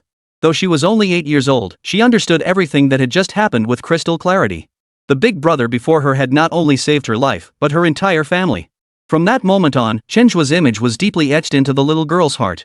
In her heart, Chen Zhe had become a true superhero, her eternal idol. Seeing their daughter safe and sound, the little girl's parents finally let out a sigh of relief, their faces breaking into expressions of profound relief. Overcome with emotion, they clutched her tightly to their chests, tears streaming down their faces as they wept openly. The scene they had just witnessed was too terrifying to contemplate. The tragic outcome if the little girl had truly fallen from the 12th floor was unimaginable. Fortunately, such a tragedy had not unfolded. Their family remained intact and happy. The pursuit team's response was nothing short of swift. The moment Chen escaped, they sprang into action, desperately trying to track him down. Yet, their efforts were destined to be futile at this very moment. At this stage, Chen Zhe had vanished without a trace, as if he had never been there at all. Finding him again would prove no easy task. Despite the airtight siege, Chen Zhe displayed abilities so inhuman they bordered on the monstrous. Despite the overwhelming numbers of the pursuit team, they couldn't shake the feeling that they were the ones at a disadvantage in this confrontation. Their hearts were filled with helplessness and resentment. From the moment Chen Zhe vanished, Zhao Donglai and his two companions had already anticipated the inevitable outcome. As their roles shifted from pursuers to observers, their mindset underwent a subtle transformation. Gone was the anger born of failed pursuit. Instead, they found themselves quietly appreciating the spectacle. Chen Zhe's masterful maneuvers this time truly opened their eyes. They finally understood why Chen Zhe had managed to slip through their grasp time and again. With abilities like his, it was no wonder he always escaped. As the saying goes, when one door closes, another opens. The team assigned to capture Chen Zhe once again ended in failure, returning empty-handed. However, the team assigned to apprehend Zhang Shangyang experienced a turning point at this very moment, achieving tangible results. After days of wits and courage, their relentless efforts finally paid off as they successfully tracked down Zhang Shangyang. Under Xia Yanran's meticulous command, the operation proceeded smoothly without a single hitch. Like Wang Qingchun before him, Zhang Shangyang was unable to evade capture at this stage and was ultimately apprehended. With this, only one challenger remained in this season's national challenge, Chen Zhe. After apprehending Zhang Shangyang, Xia Yanran showed little excitement, her expression instead turning unusually grave. She had already learned from the production team that Zhao Donglai and his two teammates had been eliminated. This outcome caught Xia Yanran somewhat off guard. Chen Zhe's unpredictable tactics were indeed difficult to guard against and hard to fathom. As long as Chen Zhe remained at large, the capture operation could not be considered complete. That said, beyond her solemn mood, Xia Yanran also harbored a hint of anticipation. From childhood onward, she had always been the model child in everyone's eyes. Whether in academics or any endeavor she pursued in life, nothing she set her mind to ever failed. She seemed born with an indomitable spirit, overcoming any difficulty or challenge through her own wisdom and hard work. Even after joining this show, she maintained her unstoppable momentum, becoming the center of everyone's attention. Though she occasionally encountered minor setbacks, her timely adjustments always led to outcomes that met her expectations. Yet facing challenger Chen Zhe, Xia Yanran experienced unprecedented pressure and uncertainty for the first time. Especially with the other commanders already eliminated, she felt increasingly uncertain about her ability to secure Chen Zhe. Yet it was precisely this uncertainty that ignited a fierce determination deep within her. Rather than retreating, she became even more driven to prove her capabilities. She firmly believed that success depends on human effort. No matter the situation, the most crucial factor was always the individual's execution. Chen Zhe might be formidable, but he was still human, not divine. As long as she executed flawlessly and devised a sound strategy, capturing Chen Zhe would no longer be an empty dream. With this thought, Xia Yanran unconsciously clenched her fist, as if rallying her own courage. In her mind, she had imagined countless encounters with Chen Zhe. Now that her wish was finally granted, she believed this outcome would not disappoint. With Zhang Shangyang's elimination confirmed, Xia Yanran naturally assumed command of all pursuit teams. Faced with this sudden responsibility, she showed no sign of panic. Instead, she quickly regained her composure and began strategizing her next move. Facing a massive force of 1,000 people, Xia Yanran made a decision that surprised everyone right from the start. Rather than relying on numerical superiority, she boldly reduced the 1,000-strong force to just 100. The strength of an army lies in its quality, not its quantity. The 100 she selected were precisely the captains of the original 100 squads. Those who had earned the position of squad leader were naturally no ordinary individuals, each undoubtedly possessed unique strengths. Xia Yanran's goal was to fully leverage everyone's strengths, ensuring they played the most effective role possible in the pursuit of Chen Zhe.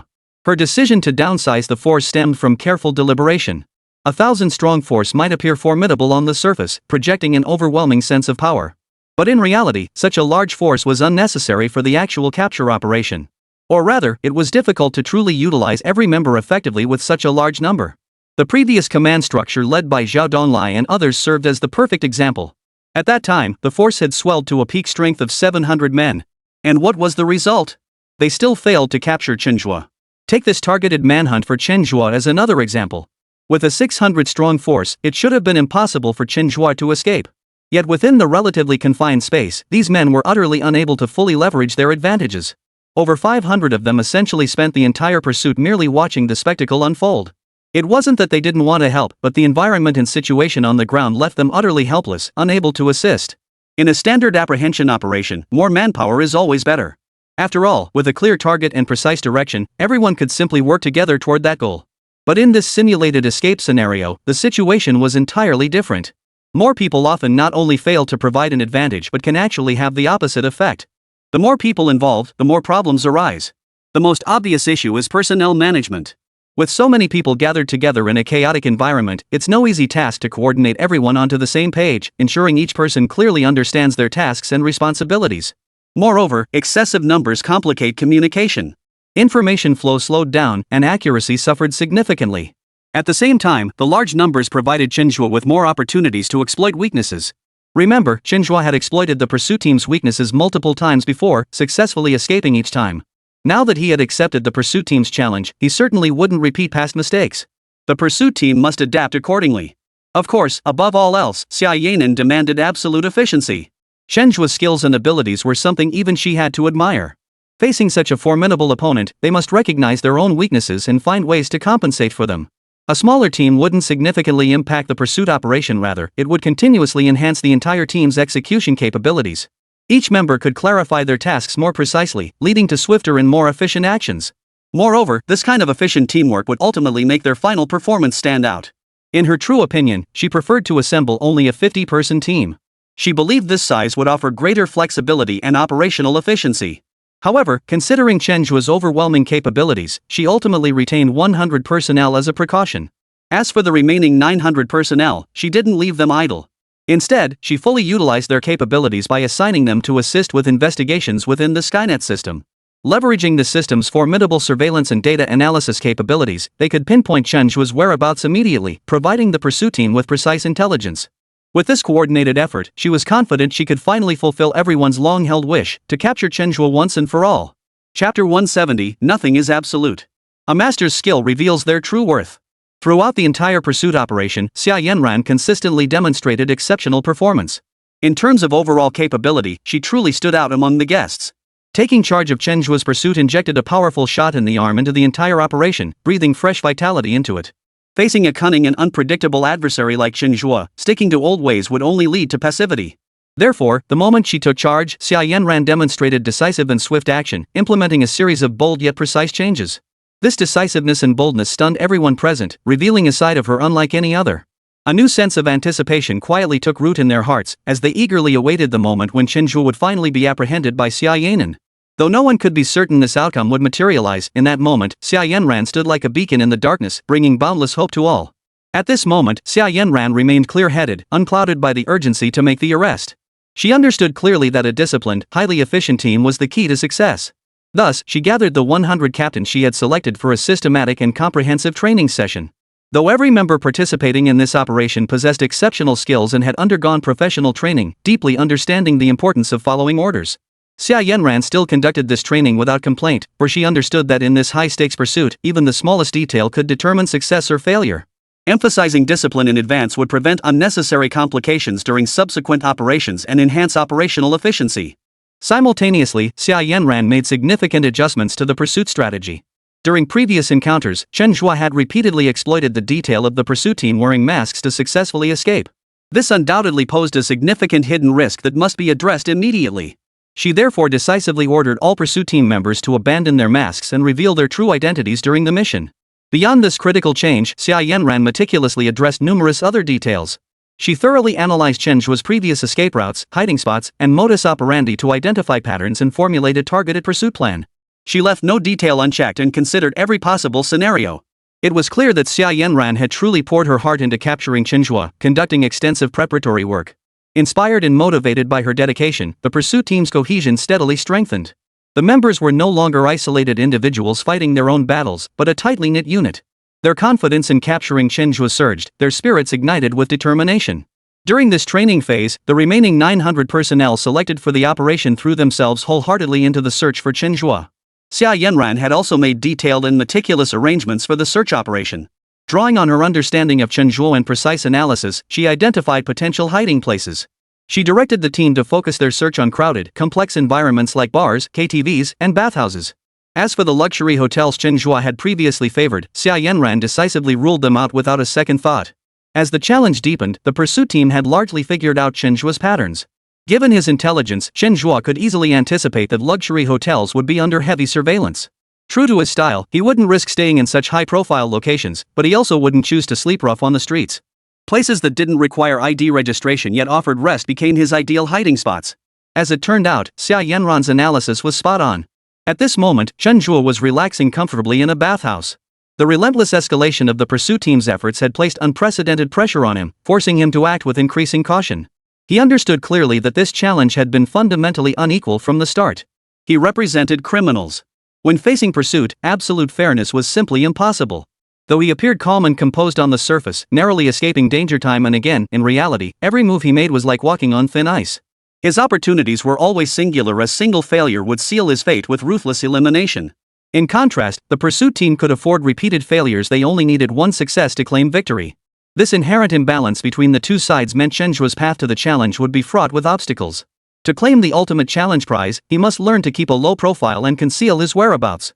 At this moment, however, Chen Zhe wasn't particularly worried about the pursuit team finding him. After all, he had meticulously disguised himself before arriving at this bathhouse. Employing his masterful disguise skills, he altered his appearance, hairstyle, and attire, even mimicking his walking posture with uncanny accuracy.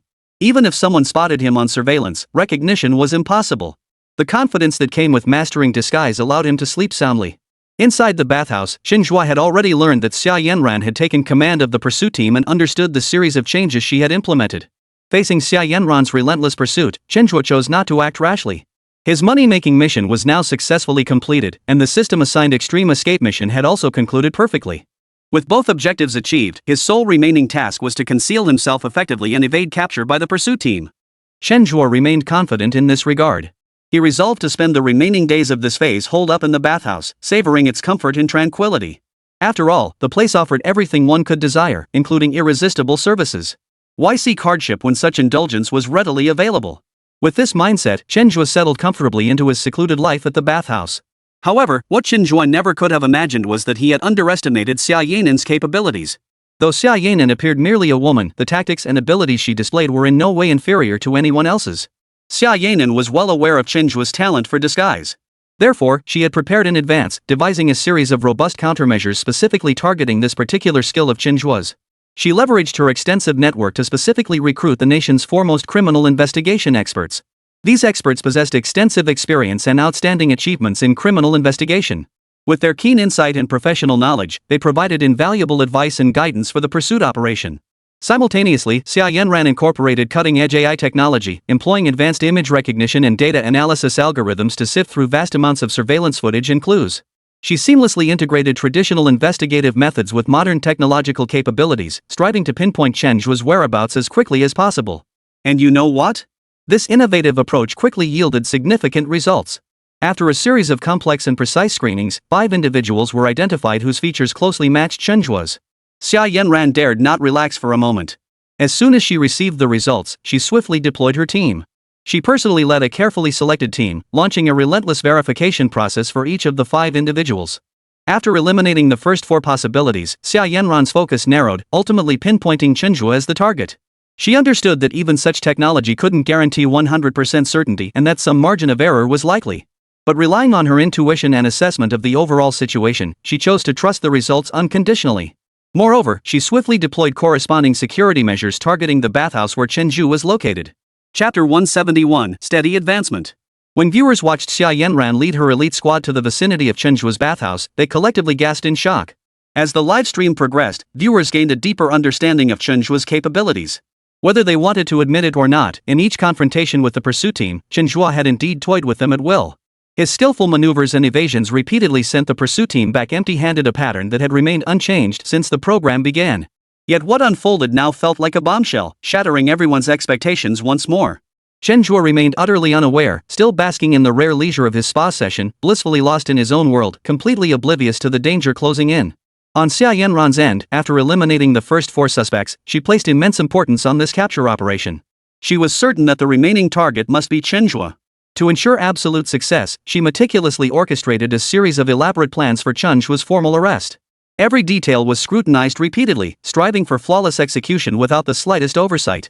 Her meticulous and earnest attitude spread like wildfire, quickly inspiring every member of the team. It must be noted that this team was no ordinary group. Its members were captains from various squads, representing each team's strongest combat capabilities. Now presented with this prime opportunity to showcase their abilities, each member was driven by a fierce determination. None wished to tarnish their team's reputation, nor did they want to be looked down upon by their teammates. When executing orders, each member was filled with enthusiasm and excitement. Even when initial verification results fell short of expectations, not a single complaint was heard. Instead, they grew even more focused and dedicated, throwing themselves wholeheartedly into the task. This spirited and determined demeanor was truly refreshing to witness. It must be said, this was precisely the state a pursuit team should be in. Xia Yanan's arrangement, while seemingly unexpected, was actually meticulously planned. As events unfolded, her approach proved remarkably sound. In this state of readiness, nothing seemed impossible to accomplish. Investors glued to the live feed watched Xia Yanran's methodical planning unfold, rare smiles finally curving their lips. By this point in the program, the prize pool had ballooned to a staggering 10 billion. Such an astronomical sum would be jaw-dropping anywhere. Though the investors were wealthy, who would willingly part with such a colossal sum for no apparent reason? True to their usual mindset, they naturally sought to maximize returns with minimal investment. Looking back at the challenges of the previous 9 episodes, this pattern had held true throughout. The lavish prize money serves as a high-value lure, drawing everyone's attention. Yet in reality, not a single person has truly claimed it. Under these circumstances, the investors' products not only gained immense exposure but also required almost no tangible investment.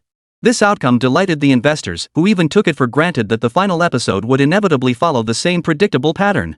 However, Chen Zhe's sudden emergence shattered their illusions, gradually making the investors sense a hint of crisis. This young man's abilities far exceeded everyone's expectations. Each time the pursuit team felt they were just one step away from catching Chen Zhe, that seemingly within reach step remained insurmountable, becoming an uncrossable chasm. If things continued at this pace, Chen Zhe might very well walk away with the final 1 billion yuan prize. This was an officially sanctioned program. No matter how bold the investors might be, they dared not openly renege on their debt. Yet the thought of willingly parting with such a colossal sum left them deeply reluctant.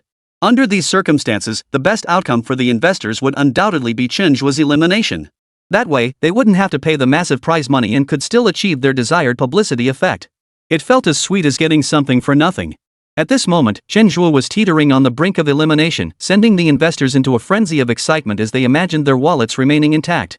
Even if Chen Zhe managed to escape this time, it wouldn't guarantee his smooth passage through subsequent challenges. Yet people are inherently selfish, always hoping events unfold as they wish. If Chen Zhe could be successfully apprehended this time, it would be nothing short of perfect. Meanwhile, Zhao Donglai and the others watched Xia Yanan's arrangements unfold, their faces lighting up with admiration and a touch of envy. In terms of planning, Xia Yanan had indeed been more thorough and meticulous than them. No comparison, no hurt, but this contrast instantly made the three of them seem pale in comparison, somewhat lacking in comparison. But at this point, they weren't going to do anything about it. Like the audience and investors, they were now filled with anticipation, eager to see how this intense clash between Xia Yanan and Chen Zhe would culminate in a breathtaking finale. Xia Yanran knew well that rushing against Chen Zhe could backfire, potentially undoing all their prior efforts. First, she calmly directed her team to block all exits and entrances of the bathhouse, forming a tight perimeter to ensure Chen Zhe couldn't escape. Then, she strode purposefully to the front desk, politely yet firmly identifying herself to the staff and requesting a headcount of everyone currently inside the bathhouse. She understood that successfully apprehending Chen Zhe required patience and strategic planning. Only by first ascertaining the headcount could she adapt her command to the situation and devise the most effective capture plan. After communicating with the front desk, she learned that there were currently 35 male customers in the bathhouse. 20 of them were comfortably soaking in the baths, enjoying the relaxation brought by the warm water. The other 15 were receiving massages in private rooms, immersed in a soothing atmosphere. Without hesitation, Xia Yanan decisively ruled out the 20 individuals in the baths. In her view, Chen had come here primarily to rest, not merely to soak in the bath. Therefore, the probability of him being in a private room was undoubtedly higher. At this moment, Xia Yanran's plan was straightforward: systematically check each private room one by one. Though seemingly inefficient and time-consuming, this method was the most reliable. She was confident that with enough patience and meticulousness, she would surely find Chen Zhe's whereabouts among these 15 private rooms. Chapter 172, Cheating. Xia Yanran remained perfectly composed, executing every plan methodically and without haste. It must be said, her decisive and decisive manner truly proved that women are no less capable than men. Many people now held a completely different view of her. Regardless of whether Chen Zhe is ultimately apprehended, the momentum he has demonstrated has already won over many. Ding. System's sole passive ability activated. Optimal escape route transmitted. Ding, please utilize resources wisely and complete evasion within the private room. Chen Zhe was currently basking in the young lady's attentive service, experiencing an unprecedented sense of relaxation throughout his entire body. The sudden alert tone startled him. This fast? The current Chen Zhe was genuinely surprised. Logically speaking, even if the pursuit team's capabilities were constantly improving, they should never have been able to locate him so swiftly. Chen Zhe had been quite confident in this regard. But the current situation had proven him wrong in the harshest way possible. Not only had they arrived, but they'd done so silently and without a trace. Had it not been for the system's intervention, he likely wouldn't have realized their presence until they were face to face. At that moment, Chen Zhe's regard for Xia Yanan suddenly deepened. This woman's abilities were far more terrifying than he had ever imagined. One careless moment could easily lead to a tragedy like Guan Yu's careless loss of Jingzhou. Quickly adjusting his mindset, Chen Zhe refused to dwell on the matter. Once something happened, no amount of regret could change it. What mattered now was steadying his own resolve and strategizing his next move. In this regard, Chen Zhe had always been quite adept. No matter what situation confronted him, he would accept it with composure. Or rather, beyond accepting things calmly, Chen Zhe didn't have any better options. However, he felt a twinge of hesitation regarding the escape method the system had assigned. The fact that Xia Yanan had managed to track him down here proved she was no ordinary opponent. Now, the escape method the system had assigned him was to hide. It seemed like self-deception, even a bit of complacency. If Xia Yanran truly refused to give up and launched a relentless search, then escape would be utterly impossible and he'd likely be discovered much sooner. Yet Chen Zhe placed absolute trust in the system's sole passive ability. After all, in countless previous hair-raising escapes, the system's sole passive ability had always played a decisive role. Moreover, the current situation had unfolded far too abruptly. Given Xia Yanran's style of operation, she had undoubtedly already made arrangements in the surrounding area. Even if he didn't want to follow the system's instructions, it would be difficult to find any other solution. After hesitating, Chen Zhe decided to follow the system's advice. Immediately afterward, his gaze suddenly fixed on the young woman giving him a massage. "Excuse me, is there anywhere convenient to hide around here? My girlfriend is here to check up on me. If she catches me here, it could spell the end for us, so..."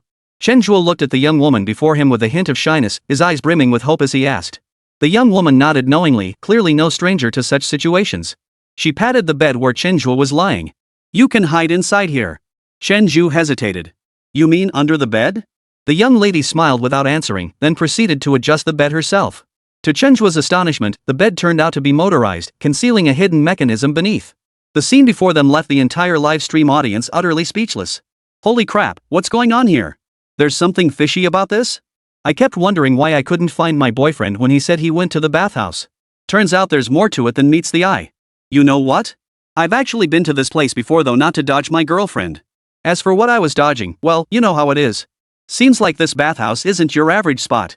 I knew it. How many bathhouses these days are straightforward anyway? I've already jotted down the name. I'll make a point to try it out sometime. Hope it doesn't disappoint. But isn't Chen Zhe taking a huge risk with this choice? If Xia Yanran finds out, he won't even have a chance to run. Who knows? But Chen Zhe's always been bold. With him, nothing's impossible. Everyone chattered away, clearly already aware of Chen Zhe's next move. And his subsequent actions confirmed everyone's suspicions. Without hesitation, he crawled inside and pulled the blanket over himself, covering the young lady he'd just been with. After that, Chen Zhe lay down inside, closed his eyes, and feigned sleep. Honestly, being in this situation was incredibly agonizing. You were completely unaware of everything happening outside. Yet you couldn't make a single sound, unsure which movement might cause trouble. But the more restricted you are, the more your mind wanders, conjuring all sorts of random thoughts. Yet Chen Zhe's inner resolve remained remarkably strong. He didn't dwell on these thoughts at all. He actually closed his eyes inside, quietly waiting for Xia Yanan's search. As for what would happen if Xia Yanran actually found this place, Chen Zhe could only accept his fate. This was the best choice available to him now. If he couldn't even handle this choice, then being captured would be his just deserts. Time ticked by second, everyone's hearts in their throats. When they saw Xia Yanran leading her group into Chen Zhe's private room, everyone felt their breathing slow to a crawl. Each person watched the unfolding situation with an expression that spoke volumes, their inner thoughts unknown. Xia Yanran entered the private room to find only a young woman cleaning inside. Where were the guests who were here just now? He went to freshen up. The young woman responded calmly and unhurriedly. Xia Yanran scrutinized the attendant closely, satisfied she wasn't lying, then unexpectedly let everyone out. This scene left everyone utterly dumbfounded. According to everyone's expectations, Xia Yanran should have made a big show of taking everything. Yet here she was, walking away without a second thought. Faced with Xia Yanran's decision, some netizens with psychological insights offered their analysis. Even the wisest person makes mistakes, and even the most foolish person has moments of insight. Xia Yanran was clearly confident in her own arrangements. It was precisely this overconfidence that led her to overlook crucial details, assuming Chen Zhe was completely unaware of her arrival. After hearing this analysis, the gaze directed at Chen Zhe grew even more curious. Now that I think about it, Chen Zhe's path to challenge was indeed somewhat unconventional. Often, he had no idea the pursuit team was coming. Yet the moment the pursuit team drew near, he would suddenly react as if receiving some kind of warning. If it happened once or twice, people wouldn't pay it much mind. But when it happened consistently, suspicions inevitably arose. Some conspiracy-minded netizens even proposed a novel theory. He believed that Chen Zhe was likely cheating. Beyond that, no one can explain his current actions. Chapter 173, Public Investigation, Separating Fact from Fiction. Cheating? When that word surfaced, everyone paused in surprise. Clearly, no one had considered this possibility before. Everyone had been marveling at Chen Zhe's various maneuvers, praising the pursuit team's relentless persistence. But the moment that word was uttered, every expression shifted instantly. Countless thoughts began to spring up like mushrooms after rain, surging forth wildly. Everyone became incredibly excited, as if Columbus had discovered a new continent. And they launched into a frenzied discussion on this very topic.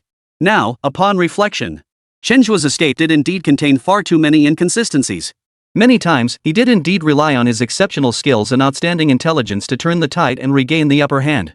Yet throughout these repeated confrontations, the pursuit team consistently devised fresh strategies and employed novel tactics. On several occasions, their choices were even unknown to Chen Zhe.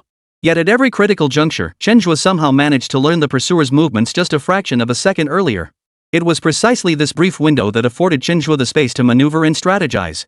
Otherwise, Chen Zhe would have been captured long ago, unable to continue the challenge at all. As everyone analyzed the situation, the accusations of cheating grew louder and louder. Simultaneously, more and more seemingly reliable evidence began surfacing at this very moment. At this stage, the most plausible explanation was that Chen Zhe's cheating likely involved collusion with the pursuit team. In other words, someone within the pursuit team was Chen Zhe's inside man. Only they could have known the pursuit team's next move. If they tipped him off at critical moments, Chen Zhe could indeed prepare countermeasures in advance. Watching the increasingly frenzied discussions, the production crew members all fell into deep thought.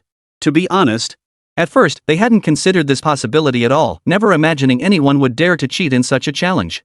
But after reviewing everyone's analysis, their previous assumptions began to waver. There was no helping it. The analyses presented were not baseless. Nearly every analysis was well-reasoned and substantiated. Some of the theories were so unconventional that even the production staff found them hard to fathom. At that moment, Yan Ming's expression was far from pleasant. As the director of this show, he naturally hoped everyone would focus all their attention on the program itself, not on all sorts of baseless rumors. Yet the current market trajectory had clearly deviated from his initial expectations. What made it hard for him to refute was that the current situation wasn't mere nonsense. People had genuinely uncovered theoretical evidence, and many of Chen Zhe's actions remained inexplicable. Deep down, Yan Ming believed Chen Zhe hadn't cheated. But at this point, he no longer had absolute certainty. If a cheating scandal were to erupt in a program like this, it would deal a severe blow to the entire production team. It would even mock the very premise of the show. While constantly proclaiming its mission to prevent and combat crime, someone was openly committing crimes within the very show itself. The thought made Yan Ming want to crawl into a hole. Just as he agonized over how to resolve this issue, the investors' call came through. Upon seeing the news, the investors weren't as furious as one might expect. Instead, they were overjoyed. If Chen Zhe's cheating could be proven, their last potential threat would vanish completely. The most threatening contestant had only become dangerous because of cheating. Why should he get the prize money? This point had the investors now desperately eager to know the truth. We hope Chen can be verified as soon as possible. If Chen really did cheat, this way we can still cut our losses in time. The investors' call had barely ended when the organizer called back. The topic of cheating is simply too sensitive. Especially for a program with such a strong official presence. If a cheating scandal were to break, the official image would likely plummet. At that point, no one would be able to shoulder the blame. Faced with pressure from all sides, Yan Ming now had more problems than he could handle. Without concrete evidence, he certainly couldn't jump to conclusions lightly. Yet certain aspects of Chen Zhe's challenge did carry an air of peculiarity. After careful consideration, Yan Ming decided to publicly solicit clues online. Since the show aired live, it should be subject to scrutiny from all sectors of society. Regardless of the final outcome, this approach could help salvage some of the production team's reputation. At the very least, this transparent investigation would demonstrate to the public that the production team had not colluded with the contestant. Even if Chen Zhe was ultimately proven to have cheated, the program team would bear little responsibility. The blame would rest entirely with the contestant. Yan Ming's handling of this incident was indeed thorough. His capabilities as a director are undeniably evident in this moment. Seeing the latest topic released by the production team, countless netizens have transformed into Sherlock Holmes, digging up clues from previous challenges. Eliminated contestants, unwilling to accept their fate, have now joined this investigative effort. If Chen Zhe had reached this stage through legitimate means, no one would have raised eyebrows. After all, their elimination stemmed from their own lack of skill, not any connection to fellow contestant Chen Zhe. But if Chen Zhe's advancement was achieved through cheating or underhanded tactics, then these eliminated contestants certainly wouldn't accept it. In an instant, everyone joined the investigation team, becoming exceptionally invested in this matter. Starting from this challenge, they began frame-by-frame analysis of Chen Zhe. They wanted to know for certain whether he had cheated. At this moment, Chen Zhe remained unaware of these developments. Even if he did, he wouldn't say much. If you've done nothing wrong, you have nothing to fear. Let them investigate if they want. It wouldn't lead to anything anyway. True, he had cheated using a system no one else possessed. But what could he do? It was a natural advantage, something others could only envy, never replicate. And even if he admitted to cheating, there was no way for anyone to verify it. The key point was that his current hacks had all transformed into various skills. No matter how surprised they might be, they couldn't possibly refute it. Chapter 174, True Gold Fears No Fire. Rumors of cheating spread like wildfire within days, igniting widespread societal attention. Countless eyes were fixed on the center of this storm, Chen Zhe. As more people joined the debate, investigations intensified. Yet progress remained bogged down, yielding no substantial breakthroughs. Chen Zhe's conduct on the show did indeed defy conventional expectations in certain respects. Every decision he made, every move he took, carried an air of elusive mystery. Yet undeniably, the abilities he displayed, whether his astonishingly high IQ or his extraordinary physical prowess far surpassing ordinary people, left other contestants in the dust. Netizens spontaneously formed a truth-seeking group, meticulously analyzing every frame of the show in an attempt to uncover any trace of cheating. Yet as their analysis deepened, the results surprised everyone. Not only did they find no evidence of cheating, but they inadvertently cleared him of suspicion. Through meticulous observation and rigorous logical reasoning, they discovered that what appeared to be preemptive actions were actually based on reasonable foresight. He did not possess supernatural foresight to anticipate the pursuit team's every move. Instead, before each action, he relied on keen observation and extensive experience to detect subtle clues invisible to ordinary people, enabling him to make precise judgments. Rather than cheating, he possessed an alertness far surpassing that of ordinary people. He maintained constant vigilance, like an agile cheetah navigating the edge of danger without ever allowing himself to be trapped in a completely passive predicament. Throughout this process, the netizens' attitudes underwent a complete reversal. Initially, Chen Zhe faced widespread skepticism and criticism. Yet as the truth gradually emerged, they witnessed a Chen Zhe of exceptional ability and extraordinary talent. Every member of the pursuit team was an elite, selected through rigorous screening and competition. They understood the mission and responsibility they carried. Under such circumstances, they would never be foolish enough to jeopardize their own futures for personal gain, nor would they ever engage in actions that would tarnish the nation's reputation. Ultimately, the false allegations of cheating against Chen Zhe were completely refuted. Seeing this outcome, Yan Ming, the show's executive director, finally breathed a sigh of relief. He knew full well that if Chen Zhe had been proven guilty of cheating, it would have been a catastrophic event. The entire production team's image would have suffered severe damage, and years of hard work and reputation would have been lost. Fortunately, the situation did not spiral into the worst-case scenario. Chen Zhe shone brightly on the show through his genuine talent and formidable skills, without any improper interference. Zhao Donglai and his two companions showed little surprise at this outcome.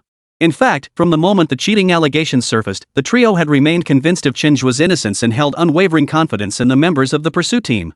They knew the character and professional integrity of these team members, trusting that they would never do anything unethical in such a high-stakes setting. Now, with netizens confirming the truth, it served to clear their names and provided just account for those warriors who worked tirelessly behind the scenes. Otherwise, such baseless smears would undoubtedly be a tremendous insult to them. While everyone was busy investigating the cheating incident, Xia Yanran led the pursuit team in intensifying their efforts to track down Chen Zhe. Xia Yanan's resolve was unwavering. Chen Zhe must be apprehended at any cost. They had already pinpointed Chen Zhe's hiding place, and the guest who had vanished moments ago was highly likely to be Chen Zhe himself. To avoid any appearance of impropriety, Xia Yanran did not personally enter the bathhouse. Instead, she dispatched the male members of the pursuit team to rush inside immediately. They swiftly verified the identities of everyone in the bathhouse. Yet, after a thorough search, Chen Zhe remained nowhere to be found. When this news reached Xia Yanran, she froze, her face etched with astonishment. She immediately retrieved the headcount record obtained earlier from the front desk and compared it with the number verified on site. The comparison instantly sent her into a rage. The number they had verified far exceeded the number registered at the front desk. This meant the bathhouse staff had not been truthful earlier, and all her previous investigative efforts were likely wasted. Xia Yanran realized that trying to find Chen Zhe by verifying each person's identity one by one was clearly no longer feasible. She decisively ordered the bathhouse to be sealed off, preparing to launch a second, more thorough investigation. However, her decision met with fierce opposition from both the bathhouse staff and customers. If this had been a routine arrest operation, everyone might have cooperated fully. But this was merely a TV show being filmed. Delaying everyone's time at this point inevitably caused dissatisfaction among both customers and the establishment. Considering the current impact and the sentiments of all parties involved, Xia Yanran had no choice but to reluctantly abandon the plan. Yet she understood that abandoning this approach would make capturing Chen Zhe as difficult as scaling the heavens. Without a moment's hesitation, she decisively ordered the team to withdraw. Hearing the order, every member of the pursuit team felt a pang of reluctance. Their eyes betrayed a hint of disappointment and helplessness. After all, they had invested so much effort employing cutting-edge AI technology alongside traditional investigative methods, yet still came up empty-handed. This left them feeling profoundly frustrated. At this moment, the team members did not believe their investigative methods were flawed. Instead, they began to question the AI technology they had previously placed so much hope in. They had identified 5 individuals resembling Chen Zhe, confident this time would yield results. Yet after verification, none matched him. Under these circumstances, only one explanation seemed plausible: this seemingly advanced technology still had significant flaws, rendering it incapable of accurately identifying the target individual. Realizing this, they all shook their heads helplessly, their faces clouded with gloom and heavy hearts. Though deeply reluctant, they had no choice but to return empty-handed, their disappointment palpable. Watching the pursuit team's retreating figures, the onlookers all wore expressions of astonishment. They couldn't help but marvel that sometimes mental fortitude truly is one of the key factors in success. The most dangerous place is the safest place, a well-known truth. Yet when it came to putting it into practice, few possessed the courage and resolve to do so. Especially when faced with enormous rewards and prestige, people often become timid and indecisive. Rather than saying Chen Zhe narrowly escaped disaster, it was his boldness and courage that allowed him to remain calm and composed in the face of danger and adversity. After this cheating scandal, everyone gained a deeper understanding of Chen Zhe's capabilities and now holds even greater expectations for his upcoming challenges. Though Chen Zhe now stands alone among the challengers, his performance has convinced everyone that he alone might just create an unexpected miracle. Chapter 175, The Olive Branch. In professional competitions, people often say that a player's courage can determine the outcome of the match. Today, Chen Zhe embodied this very principle through his courage. To be honest, the spot he chose to hide in was downright audacious. Had Xia Yanran thought just a little more deeply, he could have been discovered at any moment. And this kind of discovery would be different from the usual ones. You see, the space Chen Zhe was in was essentially a completely sealed compartment. It could only fit one person inside, leaving no room for any other maneuvers. If he were discovered here, capture awaited him. Yet even in this desperate, no-way-out situation, Chen Zhe remained remarkably resolute. It was precisely this persistence, this courage, that ultimately allowed him to narrowly escape disaster. For the foreseeable future, he would remain safe. After Xia Yanran and her team thoroughly searched the surrounding area, he knew he was temporarily safe. Xia Yanran's confidence convinced her that Chen Zhe's traces had vanished from this place. She would never return to recheck. As Chen Zhe had anticipated, Xia Yanran had now completely excluded this area from research and was fully immersed in a new investigation. She held in-depth discussions with several experts she had invited. The experts expressed understanding regarding the failure to locate Chen Zhe. After all, while the current investigation combined traditional and advanced methods, all investigative approaches inevitably carried a degree of error. The combination of big data screening and traditional methods served only as an auxiliary tool. Ultimately, human verification on the ground remained indispensable. Xia Yanran wholeheartedly agreed with this perspective. Any external technological means merely supported the ultimate apprehension operation, and some deviations during this process were entirely understandable. At this moment, she remained confident, firmly believing that it wouldn't be long before she brought Chen Zhe to justice. However, Xia Yanran's optimistic expectations were unlikely to materialize. She never imagined she had already missed the optimal window for capture, letting Chen Zhe slip through her fingers. Their relationship resembled two intersecting lines. Though they had briefly converged, they had gradually drifted apart without either noticing. Ultimately, they would diverge completely, pushing Xia Yanran further and further away from Chen Zhe. Under normal circumstances, the rest period after a challenge is an ideal time for contestants to recover their stamina and adjust their mindset. But now it seemed this adjustment period might prove more advantageous for Xia Yanran. As Phase 4 concluded, Wang Qingchun and Zhang Shangyang were both eliminated, while Chen Zhe tenaciously persevered once more, becoming the sole remaining challenger on the show. Despite being the sole contestant left, the show's popularity not only remained undiminished but surged like a raging fire. Shortly after the challenge began, Chen Zhe captivated audiences with his distinctive performance, naturally emerging as the show's most popular contestant. Now, as the fan favorite continues to battle on the field, the show's appeal hasn't diminished for viewers. Instead, the suspense has made it even more captivating. Simultaneously, the show's brutal format has fueled growing curiosity about Chen Zhe. Viewers are eager to uncover the wisdom and resilience that have propelled him through this fiercely competitive arena. In no time, National Challenge became the hottest topic of conversation on every street corner and across the internet. Chen Zhe's fame skyrocketed like a rocket, rivaling that of the most sought-after celebrity stars. Faced with his soaring popularity, entertainment companies that had long been eyeing him began formulating new strategies. Originally, they planned to wait until after Chen Zhe completed his challenges before extending offers of collaboration. But now, Chen Zhe's popularity was soaring like a dazzling star shining brightly in the entertainment industry's night sky. Securing a partnership with him ahead of schedule would undoubtedly be a timely windfall for any entertainment company, promising immense profits. Even if Chen Zhe were to be eliminated during this period, the entertainment company would suffer no loss. They might even gain more advantages. At that point, they could leverage their connections and resources to secure him spots on other variety shows, ensuring seamless continuity and sustaining his momentum. With such meticulous planning, his subsequent acting career could be smoothly advanced. Realizing the stakes involved, numerous major entertainment companies grew restless, eagerly reaching out to Chen Zhe with offers. Strike first to gain the upper hand, delay and you'll miss out. The situation was now crystal clear. Failing to seize this opportunity would be the real folly. Faced with these sudden calls, Chen Zhe initially felt utterly bewildered and at a loss. He never imagined that merely participating in a challenge show would create such a stir and attract the attention of so many entertainment companies. But once the companies made their intentions clear, Chen Zhe quickly understood their motives. In this era where traffic reigns supreme, possessing sufficient traffic equates to endless monetization opportunities. Rather than investing significant time and resources to cultivate a new star, it made more sense to directly seek out existing talent like Chen Zhe, who hadn't yet signed with an agency. This way, they could leverage not only Chen Zhe's personal popularity but also the buzz and buzzworthiness of the entire National Challenge show. It must be said that these veterans of the entertainment industry were shrewd operators, their minds spinning faster than anyone else's. However, Chen Zhe showed no interest whatsoever in the olive branches extended by these entertainment agencies. First, his contract with National Challenge hadn't expired yet, and he was still a contestant on the show. Signing with another agency prematurely would inevitably upset the show's production team. Although the two entities were different in nature, Chen Zhe believed that one should see things through to the end and uphold the spirit of contracts. There was no need to break the rules for short-term gains. Second, Chen Zhe was not short of money. While the compensation offered by these agencies was undeniably tempting, he understood that there was no such thing as a free lunch, especially in the complex world of fame and fortune that was the entertainment industry. While these companies appear to offer generous compensation, their true aim is for Chen Zhe to leverage his popularity and talent to generate greater value for them, essentially making him self-sustaining. Faced with this situation, Chen Zhe naturally has no reason to sign a contract.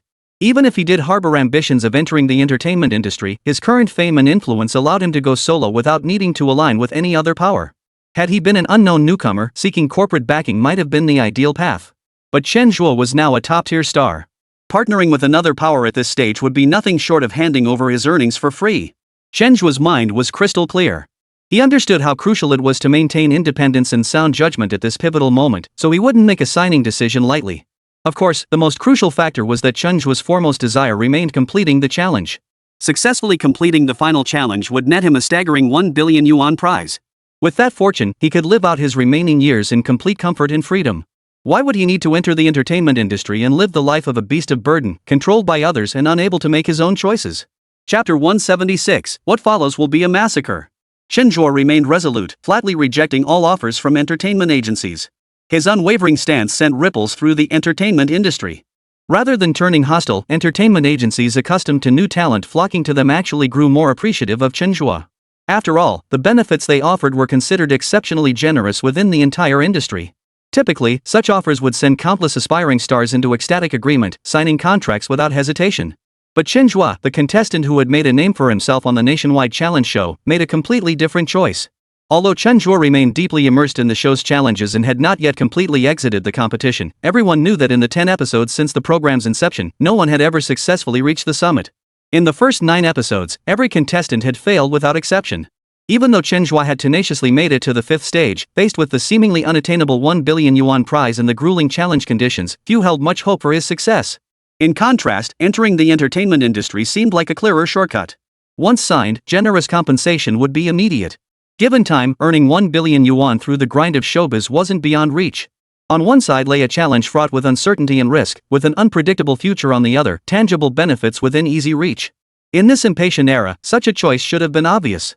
Yet Chen Zhe stunned everyone with his decision, like a pebble tossed into a tranquil lake, sending ripples across the surface. In this era of rampant materialism, Chen Zhe's steadfastness proved particularly rare and admirable. Unconsciously, everyone's admiration for him deepened. They quietly pondered that if Chen Zhe ever did enter the entertainment industry, his unwavering resolve unmoved by immediate gains would surely lead him to extraordinary achievements.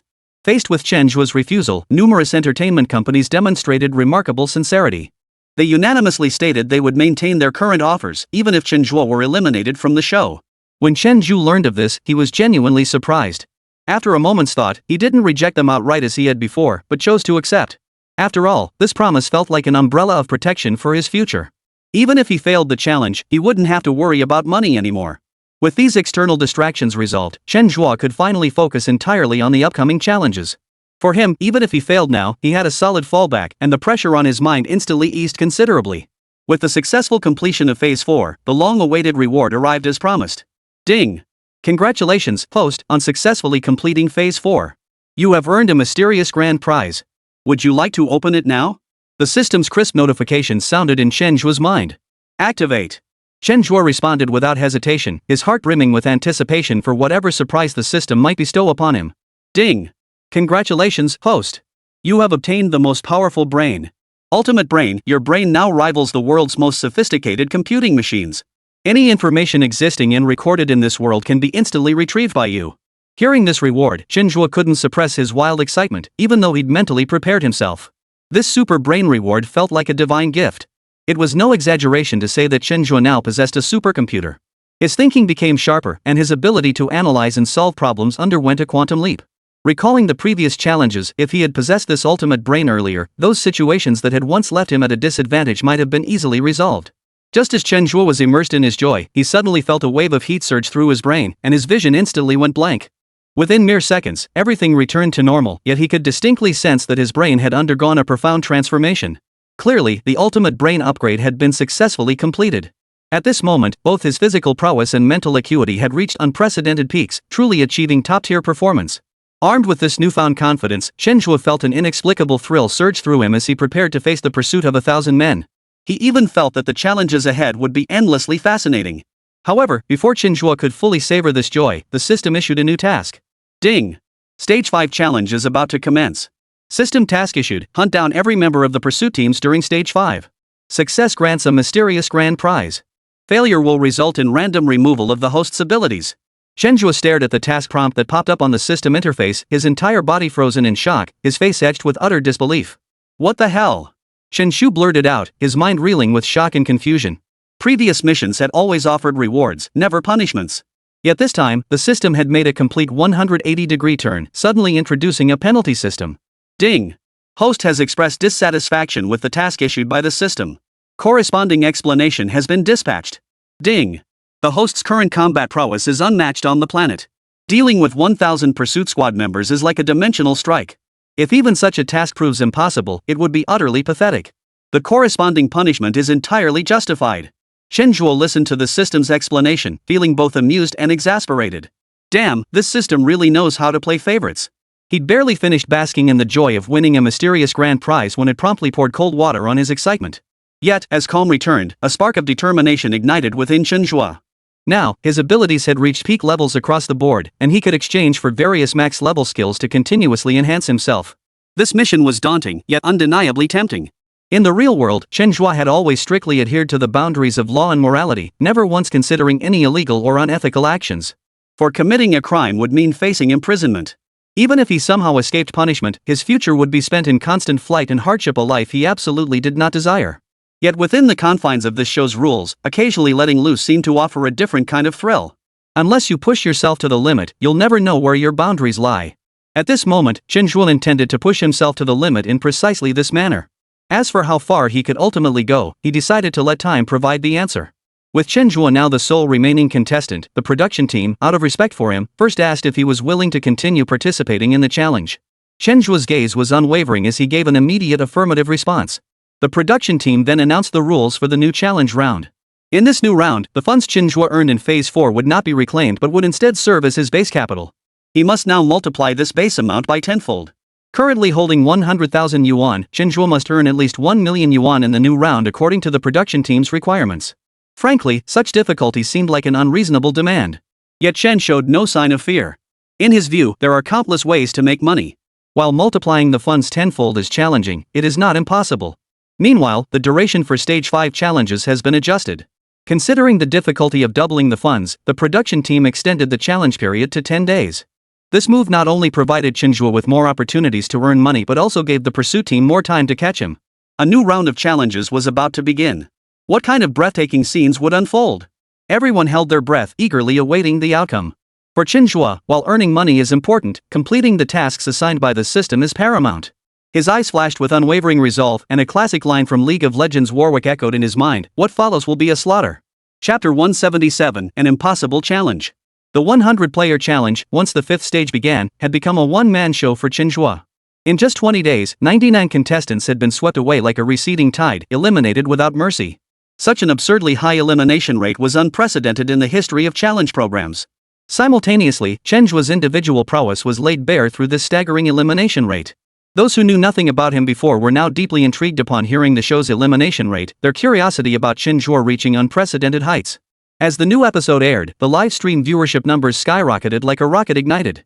The online audience instantly broke through the 5 million mark and continued its relentless momentum, charging toward the 10 million peak. Although Douyin's daily active users are staggering, averaging 800 to 900 million daily, the vast majority of users treat it as a tool for scrolling through videos for entertainment. Only a small fraction actually watch live streams. Even when viewers enter a live stream, most merely glance through it before quickly leaving, with few staying for extended periods. Human emotions are like fleeting fireworks, highly time-sensitive. At certain moments, viewers might become utterly captivated by a particular livestream, but once that specific moment passes, even the most thrilling broadcast can feel as dull as chewing wax. Those who remain loyal to live streaming are further fragmented by the vast array of diverse content available on TikTok. After all, everyone's interests vary greatly, and TikTok's content is incredibly diverse, covering every aspect of life. Even if a large number of people are watching a livestream at the same time, don't forget that the number of hosts simultaneously broadcasting is also enormous. In such a fiercely competitive environment, a single livestream reaching over 100,000 viewers is enough to make a host stand out among peers and become the center of attention. Looking back at Douyin's most popular livestreams, the highest viewership was during the World Cup soccer broadcasts. At that time, soccer, the world's most popular sport, captivated countless fans. Enthusiasts of the game are spread across the globe, their numbers beyond count. Even so, the average concurrent viewership for World Cup broadcasts hovered between 1 and 2 million. Yet for this current show, solely due to Chen Zhe's ongoing spectacular challenge, the live stream's online audience has skyrocketed to a staggering 5 million plus. The value behind this figure speaks for itself. Perhaps it is precisely this astonishing influence that has led so many entertainment companies to persistently pursue Chen Zhe, refusing to give up on this highly promising treasure even after receiving his explicit rejection. As Phase 5 officially commenced, Xiaoyanan, a girl of tenacious character, swiftly implemented a series of adjustments. In terms of the pursuit strategy, she once again demonstrated extraordinary wisdom and decisiveness. She meticulously divided the entire pursuit team into 10 squads, each led by an experienced and capable captain. The remaining 90 members were assigned as squad members, closely surrounding their respective captains. Her meticulous personnel allocation aimed to maximize each individual's potential, optimize every team's resources, and accelerate the search for Chen Zhe.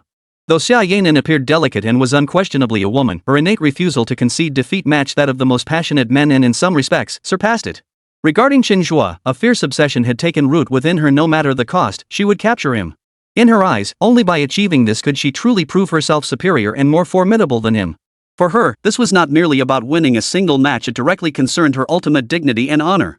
After dividing into 10 teams, Xiaoyanan chose to command from the operations center. Seated before a massive screen, her gaze fixed intently on the constantly flashing information and the glowing dots on the map representing each team's location. Only through centralized management could she grasp each team's movements in real time.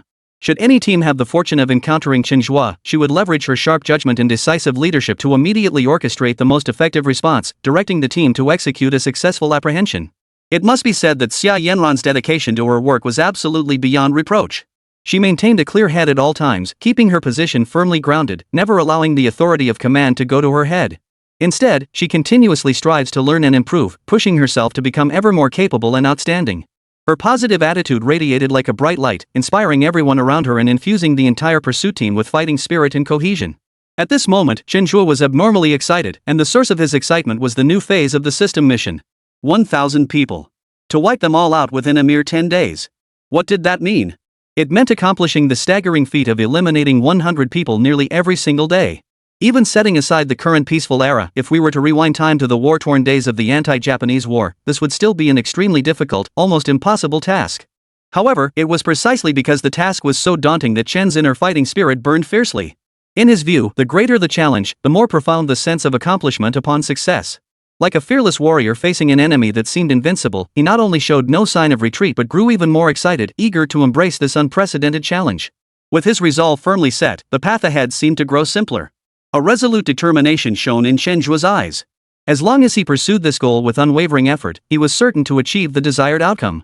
In this era of peace, anyone capable of taking on 10 opponents single-handedly was already considered a rare gem among men, an object of universal admiration. Yet what occupied Chen Zhe's mind now was an even more audacious ambition, to take on 1,000 foes alone.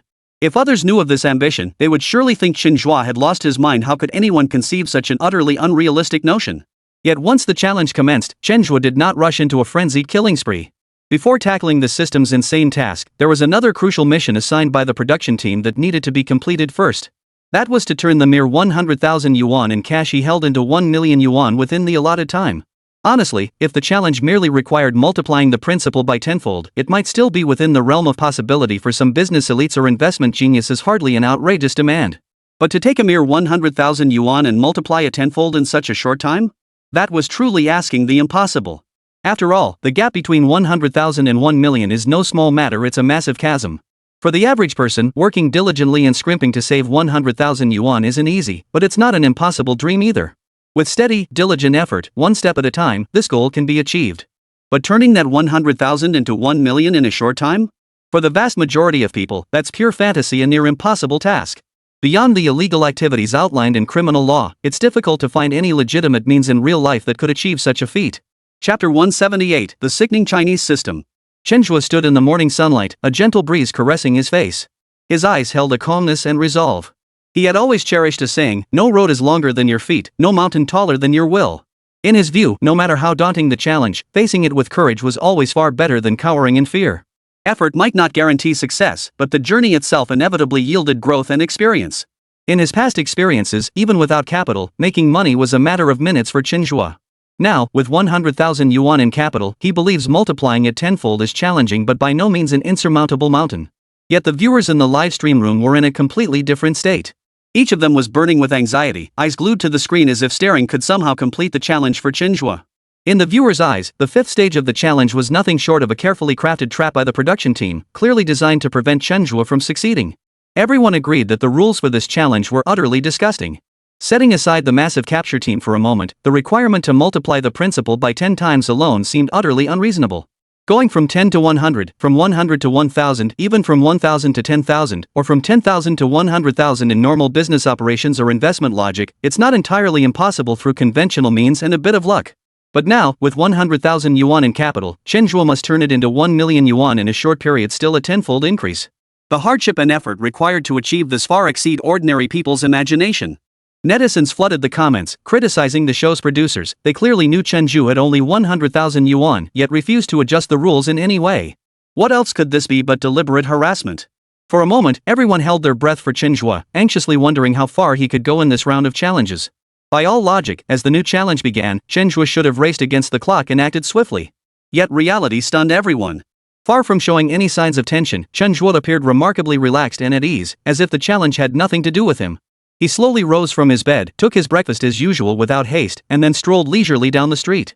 His steps were light, his gaze casually sweeping over the shops and passers-by along the street, showing no sign of the urgency that should accompany such a monumental challenge. This demeanor left netizens utterly dumbfounded. Comments flooded the live stream. Is he even here to compete? Or has he already decided to tank? Had it not been for Chen Zhe's previous stunning challenge performances, everyone would have been certain he was giving up. But having witnessed his extraordinary abilities, netizens still held a sliver of hope, secretly thinking Chen Zhe must have some hidden plan they just couldn't figure out yet. Chen Zhe cruised around for nearly half an hour before finally stopping outside a jewelry store. This move instantly piqued the curiosity of netizens. A flood of comments poured in like a tidal wave as everyone speculated wildly about Chen Zhe's intentions.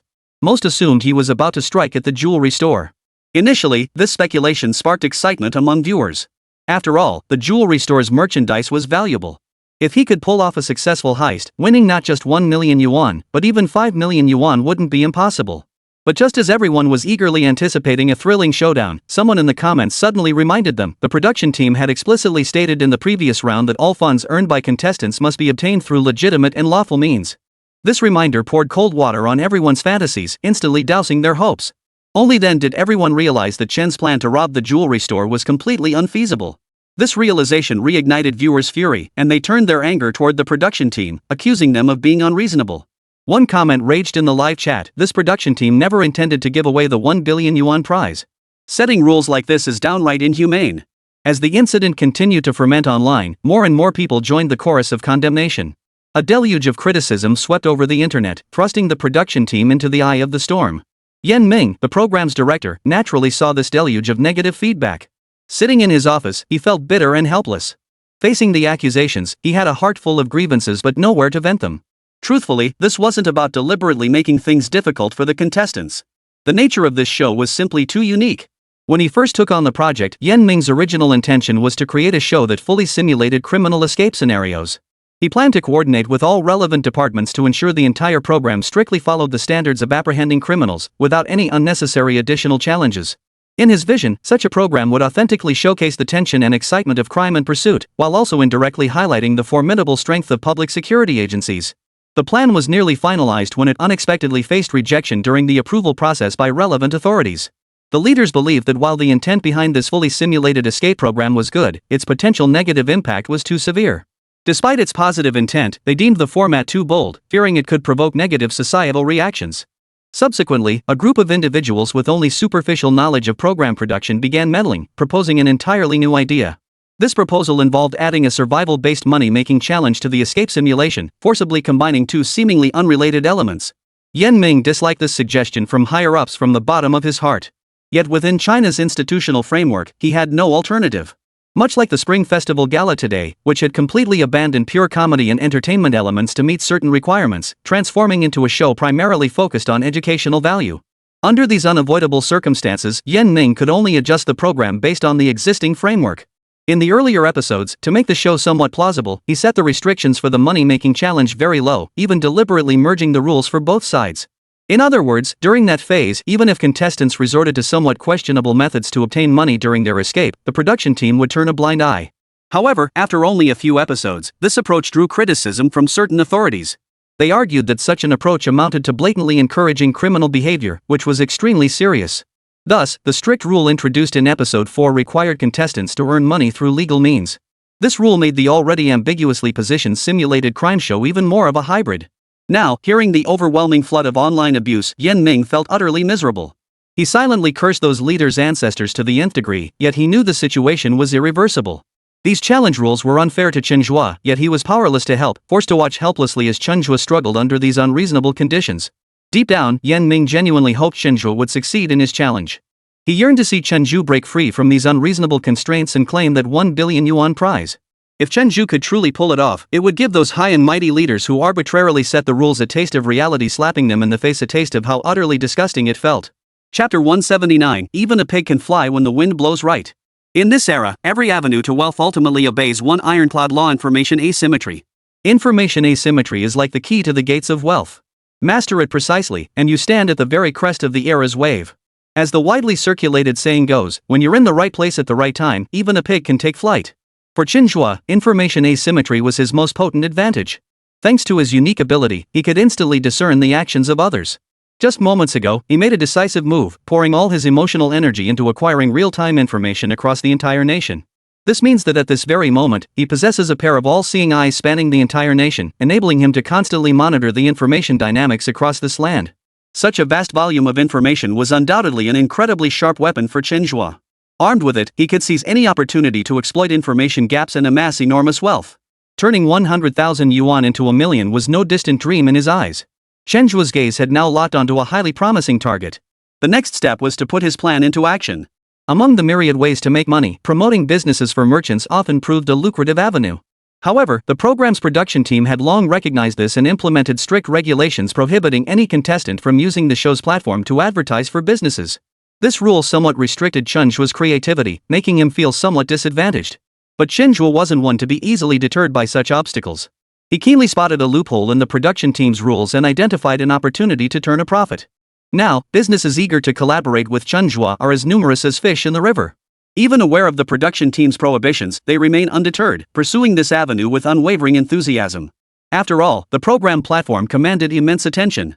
Even a mere few seconds of exposure within the show could potentially bring enormous success to a business. Chen Zhe has now set his sights on a struggling real estate developer. In recent years, the real estate industry has faced an uphill battle, experiencing a steady decline. As one of the key pillars of China's economy, the value of real estate development has been steadily declining, a concerning trend for society as a whole.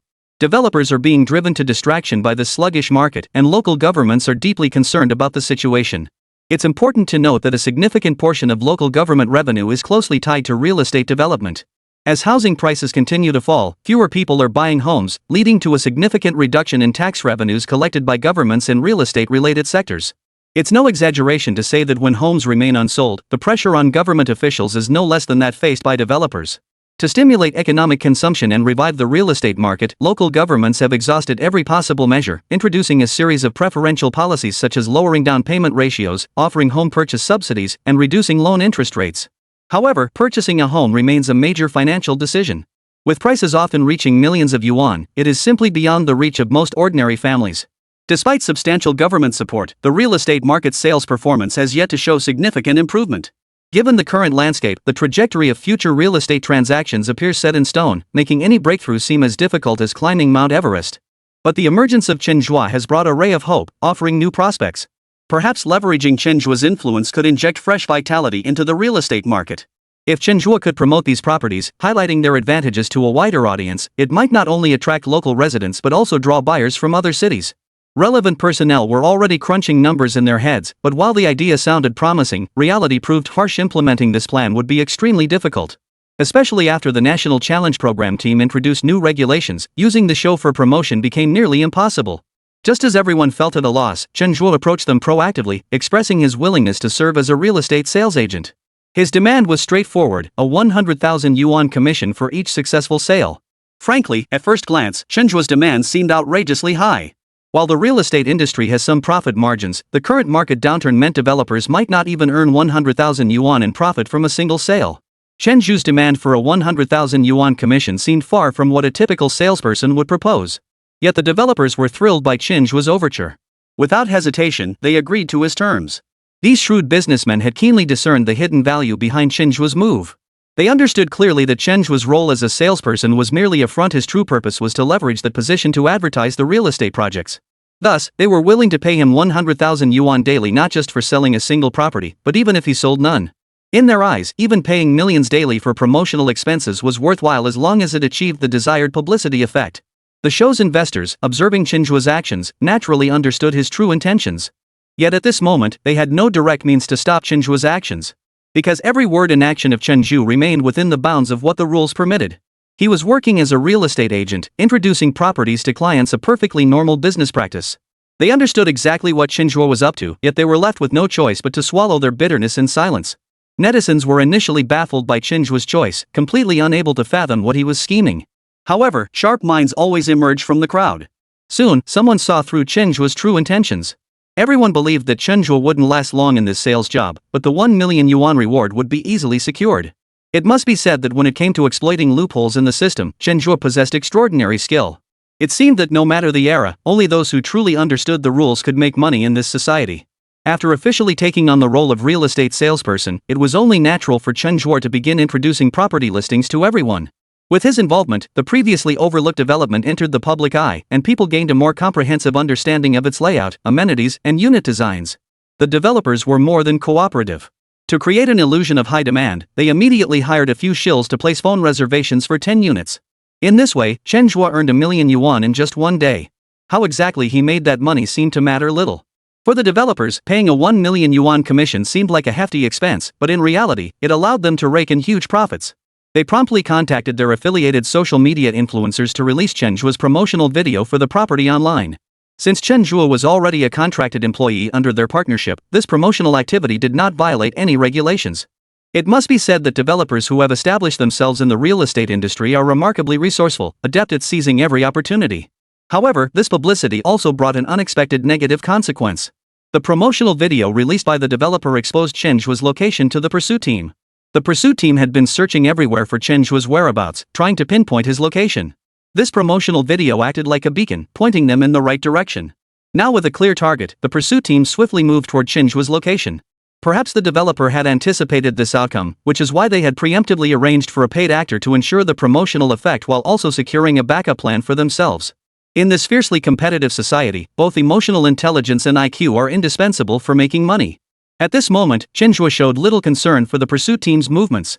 In fact, one could say he welcomed this development. For now, he could finally devote himself entirely to confronting the pursuit team, setting his sights on hunting them down. Even if the pursuit team didn't come looking for him, he would take the initiative to strike. Chapter 180, The Slaughter begins. As for making money, Chen Zhe wasn't particularly concerned about it at the moment. For him, there was only one challenge now, the hunt itself. 1 man against 1,000, the very thought sent his blood racing. This ultimate thrill was about to unfold in reality. Chen Zhe, meanwhile, was itching to get started, ready to show everyone what a true crime master was made of through his actions. In today's peaceful and stable society, while murder cases occasionally make headlines, they remain uncommon occurrences. Moreover, most homicides stem from momentary impulses, so-called crimes of passion, rarely involving meticulously planned, professionally executed criminal acts. An ambitious plan like Chen Zhe, a single individual challenging 1,000 people, is almost unimaginable in real society. Had it not been for this unique program, Chen Zhe would never have conceived such a daring idea. But since it was part of the show, undertaking such a thrilling challenge would undoubtedly make the entire program more spectacular. In truth, Chen Zhe's choice appeared proactive but was fundamentally a desperate move. After all, facing a massive pursuit force of 1,000 people alone, no matter how skilled or extraordinary one's abilities, it's difficult to fully utilize them under such a lopsided power dynamic. Only by taking the initiative could he turn the tables and seize a glimmer of hope for survival in this brutal challenge. Since becoming a super brain, Chen Zhe's thinking has grown sharper and his mind more agile. In planning and strategizing, he now displayed greater maturity and steadiness compared to before, considering every detail more thoroughly. Though this challenge was extremely difficult, in Chen Zhe's eyes, it was not an impossible task. Since the pursuit team had come knocking today, he resolved to begin delivering them a special gift starting now. Chen Zhe first made his mark using nothing more than a humble pencil. Who could have imagined that such an unassuming pencil could unlock infinite possibilities? Now, he possessed a broader stage to showcase his talents and had seized the initiative to orchestrate events as he saw fit. The unfolding situation would undoubtedly progress toward his desired outcome, and all of this would only grow more intriguing. Upon learning the pursuit team's movements, Chen Zhe began methodically laying his plans. His calm, confident demeanor left everyone feeling uneasy. They all wondered what unexpected trick Chen Zhe was about to pull off next.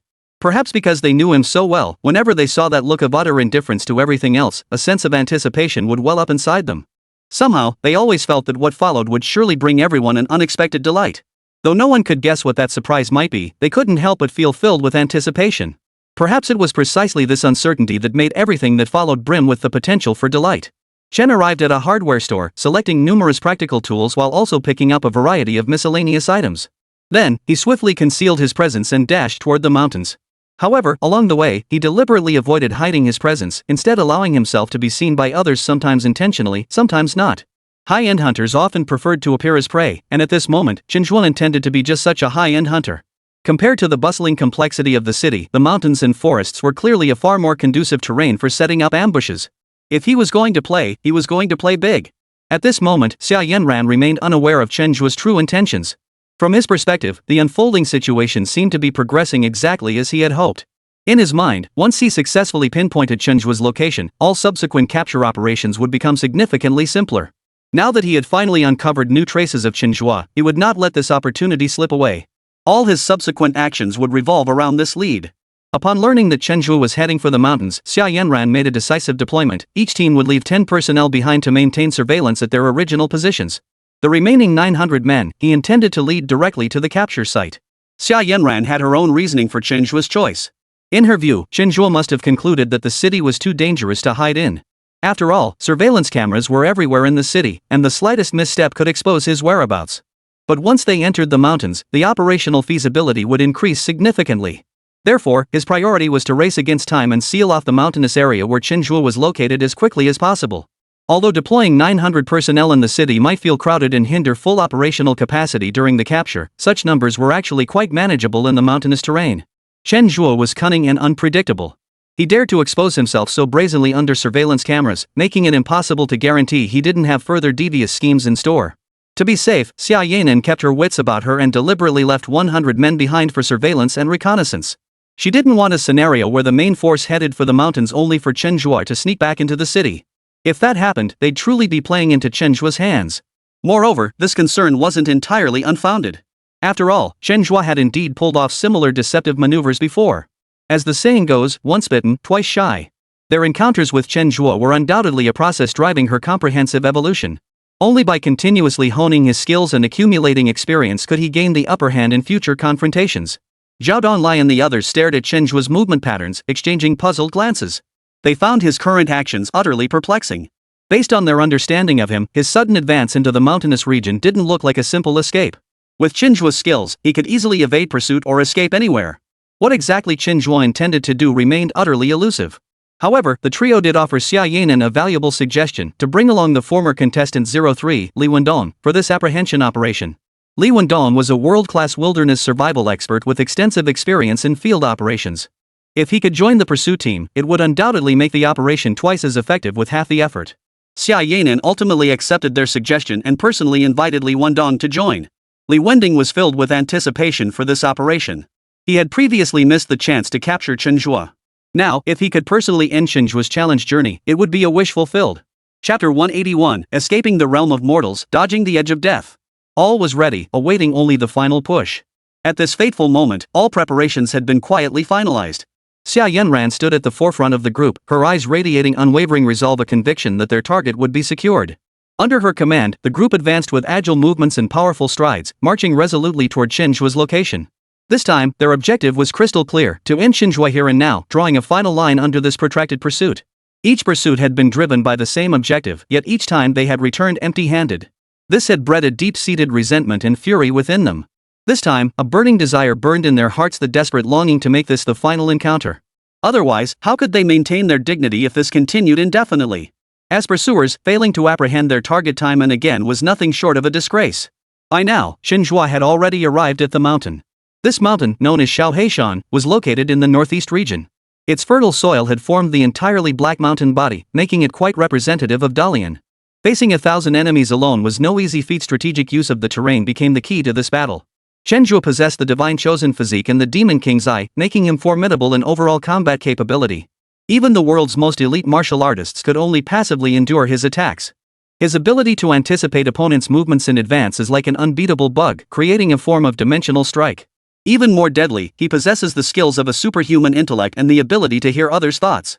This means he not only possesses overwhelming strength but can also read others' thoughts in real time, his greatest advantages at present. Additionally, his maxed-out disguise skill allows him to instantly transform into any form and blend seamlessly into crowds. His decision to visit the hardware store instead of the military surplus shop stemmed from his concern that the pursuit team might anticipate his intentions and prepare countermeasures. In this operation, element of surprise was crucial. Only then could the entire plan achieve optimal results. Otherwise, no one could predict what the ensuing situation might become. At all times, he maintained a cautious mindset, always preparing for the worst-case scenario first. Only then could he handle any situation with ease. After ascending the mountain, Chen first laid out a series of simple traps. These traps might seem trivial, but they served a deeper purpose: to signal his presence and draw their attention. Subsequently, he would employ his unique methods to gradually execute this breathtaking massacre. Before long, the 900-strong pursuit force arrived at the foot of Little Black Mountain. In an instant, the mountainside was swarming with uniformly dressed pursuers, creating a spectacular sight. Xia Yanran swiftly issued commands. Her clear, commanding voice echoed through the mountains: "Form teams of 10. Begin encircling and searching Xiaohe Mountain." Her expression was exceptionally stern as she immediately cautioned the group: everyone must maintain constant communication. Do not act recklessly. Chen Zhe's abilities are exceptional. We must guard against his counterattacks. The lessons learned from past experiences were still vivid in her mind. She refused to let her team repeat those mistakes. She was constantly refining her approach, striving to maintain peak performance to finally capture that despicable Chen Zhe. Yet the others paid little heed to Xia Yanan's warnings. In their eyes, Chen Zhe was barely managing to escape at this moment, let alone mount a counterattack. Li Wendong glanced at the mountain terrain, his face breaking into a confident smile. "Captain Xia, these slopes aren't particularly steep, and the overall elevation isn't high. Hiding spots are limited. Since Chen Zhe vanished here last, I think we should launch our operation immediately. If we move fast enough, finding and capturing him should be straightforward." Xia Yanan ultimately chose to adopt Li Wendong's suggestion. Trust those you employ and don't employ those you doubt. Having invited Li Wendong this time, she naturally had to trust his abilities. She issued her command decisively, move out. If any issues arise, communicate immediately. At Xia Yanran's command, all members of the pursuit team charged toward Little Black Mountain like wild horses breaking free from their reins. Excitement was written all over their faces. They were eager to prove themselves in this operation and showcase their abilities before everyone. At that moment, Chen Zhe remained concealed atop a large tree, silently observing everything.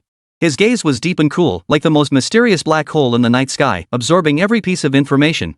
As the pursuit team scattered, a barely perceptible smile curved his lips, a smile tinged with both mockery and anticipation. The pursuit team had barely taken a few steps when someone triggered a trap. With a sharp whoosh, the person was hoisted into the air, struggling desperately. The sudden spectacle sent tension rippling through the group. They halted in unison, eyes darting warily around the perimeter. Fortunately, the trap mechanism wasn't overly complex, and with their numbers, they quickly freed the person who had triggered it. This trap significantly heightened everyone's vigilance and further solidified their belief that Chen Zhe was indeed in the mountains. Clearly, the current design was most likely Chen Zhe's doing. For those eager to capture him, this was clearly welcome news. At the very least, it confirmed their current direction was correct. Chen Zhe was indeed in the mountains. However, due to the limitations imposed by the traps, their movements would inevitably be slower than before. At this juncture, the expertise of Li Wendong, the wilderness survival specialist, indirectly came to the fore. He stepped forward calmly and deliberately, his expression composed and collected, and began explaining the design principles of the traps and mechanisms to everyone. He explained each trap's mechanism, trigger points, and countermeasures in detail, his voice clear and steady. Traps in the wilderness actually follow discernible patterns. As long as you stay vigilant and observe your surroundings, disarming them is no problem at all. With his guidance, the group's efficiency improved significantly. They no longer advanced blindly but carefully scanned every potential trap location. Xia Yanran spoke up at just the right moment, her words brimming with encouragement. Keep it up, everyone. If we work together, we'll definitely catch Chen Zhe. Her words lifted the group's spirits, and their steps grew more determined. Through repeated efforts, the pursuit team successfully dismantled several traps. This discovery filled everyone with intense excitement. They seemed to glimpse the dawn of Chen Zhe's capture, and their pace quickened considerably. One small squad broke away from the main group entirely, charging straight up the mountain. To them, this coordinated operation felt like a mini drill competition. Everyone hoped to stand out in this pursuit and become the brightest star. Though outwardly obedient to command, they secretly competed against each other. Now, every member of this independent squad bore a look of unwavering resolve. If Chen Zhe was truly going to meet his end here, they wanted to be the ones to deliver the final blow. Following their logic, Chen Zhe would surely seek cover in the mountains, especially in dense thickets where he could hide. To expand their search coverage, they decided to split into 5 pairs. Considering Chen Zhe's agility, each team stayed within close proximity. This way, if any unexpected danger arose, they could provide immediate backup. What they didn't know was that Chen Zhe had been waiting for precisely this moment. For any hunter facing their prey, the most agonizing part wasn't the act of pursuing, but the waiting period. At this moment, Chen Zhe displayed remarkable patience. He quietly observed the movements of the others, like a leopard lurking in the shadows, waiting for the perfect moment to strike. His gaze locked onto his target, missing no detail. His breathing was steady and even, every muscle in his body poised for action. Only after the enemy made a new choice did he slowly begin to move. Upon witnessing his movement, the viewers in the livestream chat began to sense something was afoot. Yet before he fully acted, they still clung to a sliver of hope, refusing to believe Chen Zhe would actually strike against them. After all, the disparity in numbers between the two sides was too great, their strength was fundamentally unequal. Yet, when they saw Chen Zhe tailing 2 of the pursuers, the viewers realized their last shred of hope could be abandoned completely. Chen Zhe's target was indeed this group. Seizing the moment, Chen Zhe charged like a cheetah toward his prey. With a powerful thrust from his hind legs, his form darted like lightning through the dense forest. With agile movements, he skillfully dodged branches and vines, already closing in on the 2 men. His arms shot out like lightning, each hand seizing his shoulder in a brutal lock. Veins bulged on his arms as steel-hard muscles surged with explosive power, hurling both men to the ground in an instant. He swiftly drew a dagger, waving it menacingly before them. The blade glinted coldly in the sunlight, sending a chill down their spines. His voice was low and icy. "You are already dead. I hope you will abide by the rules of the game." Shock and terror filled their eyes. Chen's sudden attack had caught them completely off guard, they hadn't even anticipated it. Throughout the confrontation, the situation had become completely one-sided. They wanted to resist, but their strength clearly wouldn't allow it. In just one exchange, they had completely lost the will to fight back. For a fleeting moment, both men questioned their very profession. Countless nights of sweat-drenched training, honing their skills, yet before Chen Zhe, they proved utterly helpless. This profound sense of defeat, seeping from within, was truly hard to swallow. Yet with events having unfolded thus, all they could do was sigh helplessly. As Chen Zhe had stated, they were now nothing more than corpses. Being outmatched was simply a matter of individual skill. But to break the rules of the game? That was a matter of character. Human abilities vary due to differences in innate talent. But one's character is something that can be shaped over time. If these two lack even a shred of contractual integrity now, it won't just tarnish their own reputations, it will also reflect poorly on the relevant departments behind them. Such actions are absolutely beyond their character.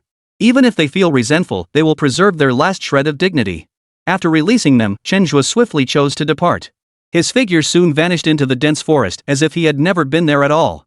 And so, the hunt had begun. Chapter 182, A tree transplanted dies, a person transplanted survives. Many had speculated in their hearts about what choice Chen Zhe would make, yet when he finally acted, the crowd couldn't suppress their disbelief. It could only be said that the current Chen Zhe increasingly resembled a desperate fugitive with nowhere left to run. When driven to the edge, a person typically faces only two choices. Either they lose all hope, give up, and meekly accept whatever judgment comes next, or they fight with their backs against the wall, risking everything in a desperate gamble, heedless of the outcome. Chen Zhe had clearly chosen the latter path with unwavering resolve. His current predicament mirrored that of a cornered criminal facing an overwhelming force of pursuers with no retreat left. He had no choice but to burn his bridges. If he prevails in this life or death struggle, he can continue to live freely. If he fails, capture awaits him. His choice struck like a heavy hammer, jolting everyone's nerves and filling the show with unprecedented anticipation. Life is never a rehearsal where everything follows a script. It's filled with the unknown and constant change, with everything shifting unpredictably. Chen Zhe's actions now mirrored real life more closely, reflecting the most instinctive response when faced with dire straits. After eliminating the first two opponents, Chen Zhe wasted no time, swiftly targeting another pair of pursuers. His attacks remained as decisive as ever, and the battle unfolded in the same one-sided, overwhelming manner. Even though they fought side by side, the two opponents remained utterly powerless against Chen Zhe.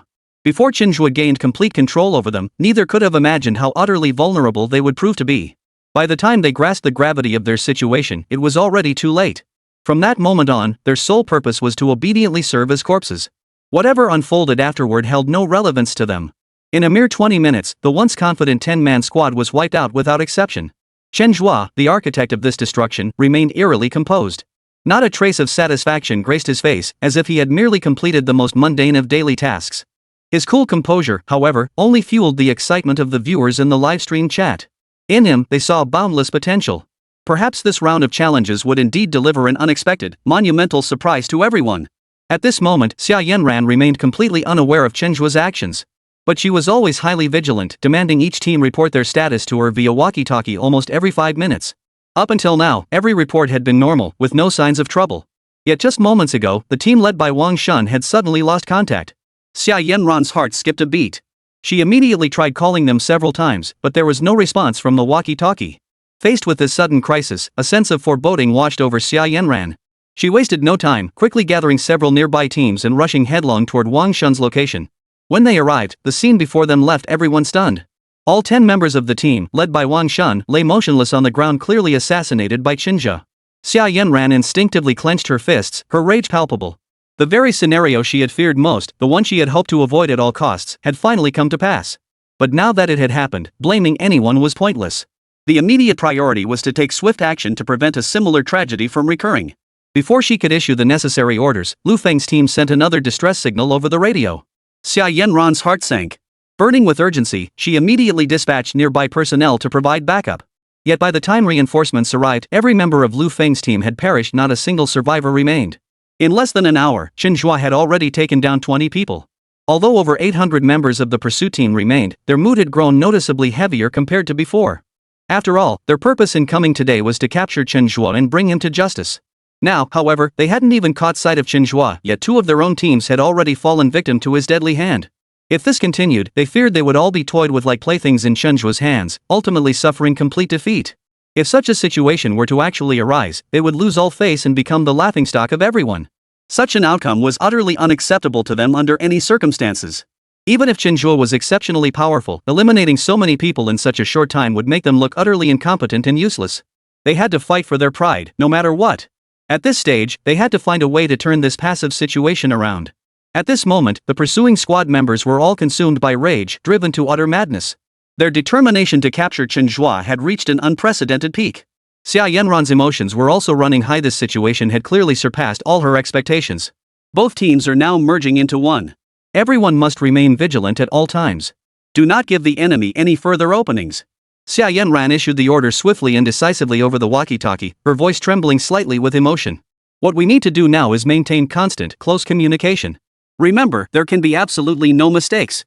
Upon reaching the mountain, Chen's numerical disadvantage had, in a strange twist, transformed into an advantage. Leveraging his familiarity with the terrain and his own agile skills, he could hide at will, making it impossible for the pursuit team to effectively track his movements. To locate him now, they would have to spread out the search party once more, expanding the perimeter. But to prevent a repeat of the earlier tragedy, Xia Yanran promptly made an adjustment.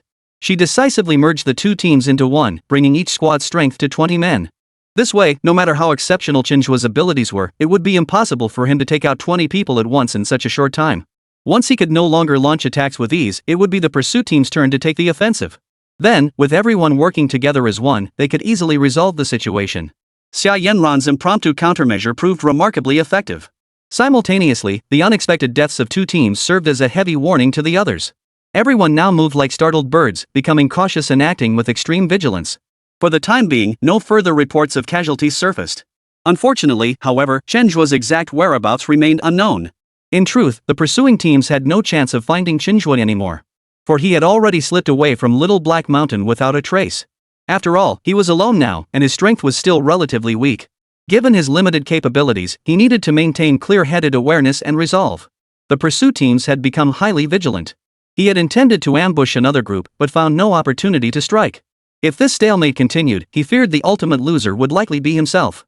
Realizing this, Chen Zhe decisively shifted his strategy, setting his sights on the remaining 100 men. Not all forces had been deployed for this operation. Xia Yanran had retained 100 men as a contingency reserve. Chen Zhe now regarded these 100 men as his new target. Sometimes, the greatest pitfall for people is getting stuck in a rut. When one path proves impassable, there's no need to stubbornly persist down a dead-end road. A timely shift in perspective might reveal a far broader horizon. Chen Zhe understood this principle well. Thus, he resolutely departed from Little Black Mountain and headed straight for the location of the remaining 100 men.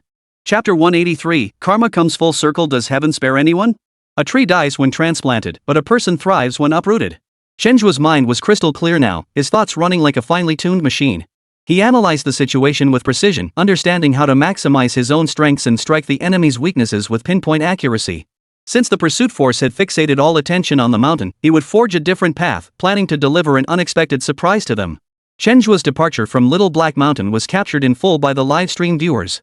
Some sharp-minded netizens instantly grasped his true intentions. In an instant, the entire livestream erupted into frenzied excitement once more. Damn, that's our man. His thinking shifts faster than lightning. I have this strong feeling someone's about to get seriously screwed over. It feels like Chen Zhe had his sights set on those remaining 100 people from the very start. That brain and those moves?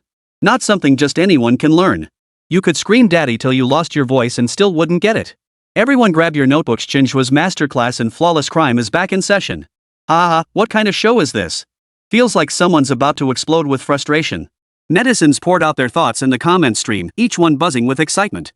In today's society, terrorist incidents have all but vanished, leaving the public with a severe lack of knowledge about safety precautions and awareness in many areas. Yet Chen Zhe's emergence acts like a mirror, indirectly providing cautionary material that heightens people's awareness of potential dangers lurking in daily life. Simultaneously, those who once harbored criminal intentions now find their resolve significantly weakened. The reason is simple: Chen Zhe's ordeal has made them keenly aware that the cost of crime is simply too high. On the surface, it still seemed as though Chen Zhe was controlling the rhythm of the pursuit team, toying with them at his whim. But upon closer reflection, and observing the countless viewers in the livestream, how many could remain as composed and resourceful as Chen Zhe in such dire straits? Without Chen Zhe's extraordinary abilities, it was best to steer clear of crime altogether. Otherwise, the only path awaiting them was likely a dead end. Chen Zhe swiftly changed his attire, skillfully blending into the appearance of an ordinary person. He moved silently yet swiftly, stealthily heading toward the gathering point of the pursuit team. At that moment, the remaining 100 participants stared intently at the surveillance screens, eyes fixed and unblinking, straining to spot Chen Zhe amidst the dense grid of images.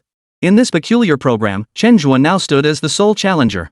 Logically, their workload should have decreased, but reality proved otherwise. Far from easing up, their tasks only grew heavier. Chen Zhe's cunning far exceeded expectations.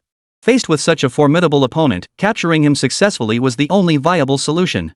At this moment, Xia Yanran led the majority of the team to Shaohe Mountain to apprehend Chen Zhe. The remaining 100 personnel were acutely aware of the immense responsibility on their shoulders and understood they could not afford to sit idly by. They hoped to provide stronger support for the operation through online surveillance, ensuring the capture proceeded smoothly. The workload of reviewing surveillance footage proved no less demanding than the field operation itself. Before they knew it, the clock had struck 2 in the afternoon, yet they hadn't even had a bite to eat. Except for brief bathroom breaks, their eyes never left the screens, constantly scanning every frame for any possible connection to Chen Zhe. Just as their stomachs were growling loudly and they were nearly at their limit, the boxed meals finally arrived. By then, everyone was ravenous and couldn't care less about who delivered the meals. All attention was focused on the side dishes inside today's boxed lunches. When they saw how plentiful today's meal was, their faces lit up with excitement. After a grueling morning of work, such a hearty meal felt like a rare comfort, a kind of indulgence in disguise. The meals were quickly distributed among the 100 people, who eagerly dug in, savoring every bite of the delicious food. However, just halfway through eating, some people began to feel stomach discomfort. At first, only a handful showed symptoms, but soon everyone experienced the same discomfort. Suddenly, stomach pains and diarrhea spread through the crowd. People rushed to the restrooms, and even getting there required lining up. Those who arrived late were so embarrassed they had to change their pants right there. The once orderly gathering instantly descended into chaos. It seemed as if these 100 people had been struck by a curse, locked in a battle with the restrooms. It was precisely at this moment that Chen Zhe strode confidently into view.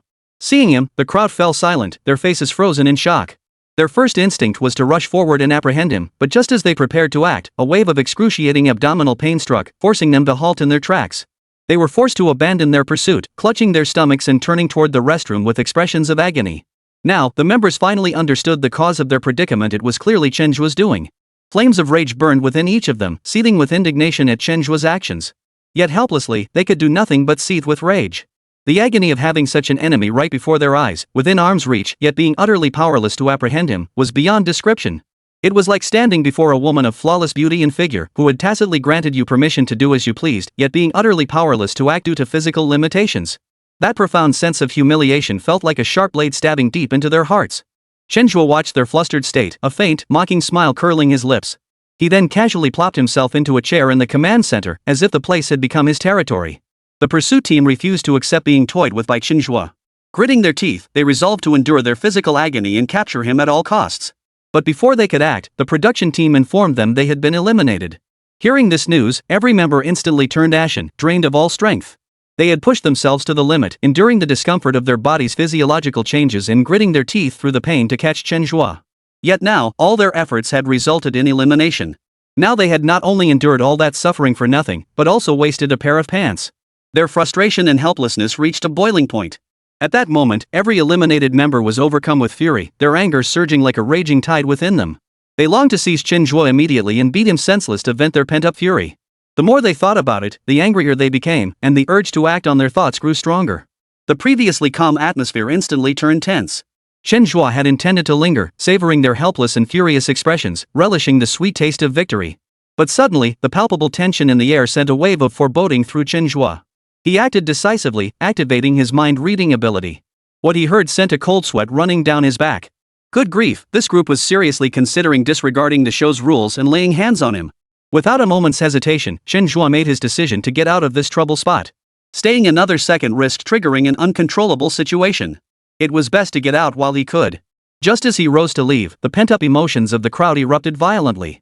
Chen Zhe, who had always been composed and calm and had dominated this chase game, was now being angrily chased out by the crowd, looking utterly disheveled.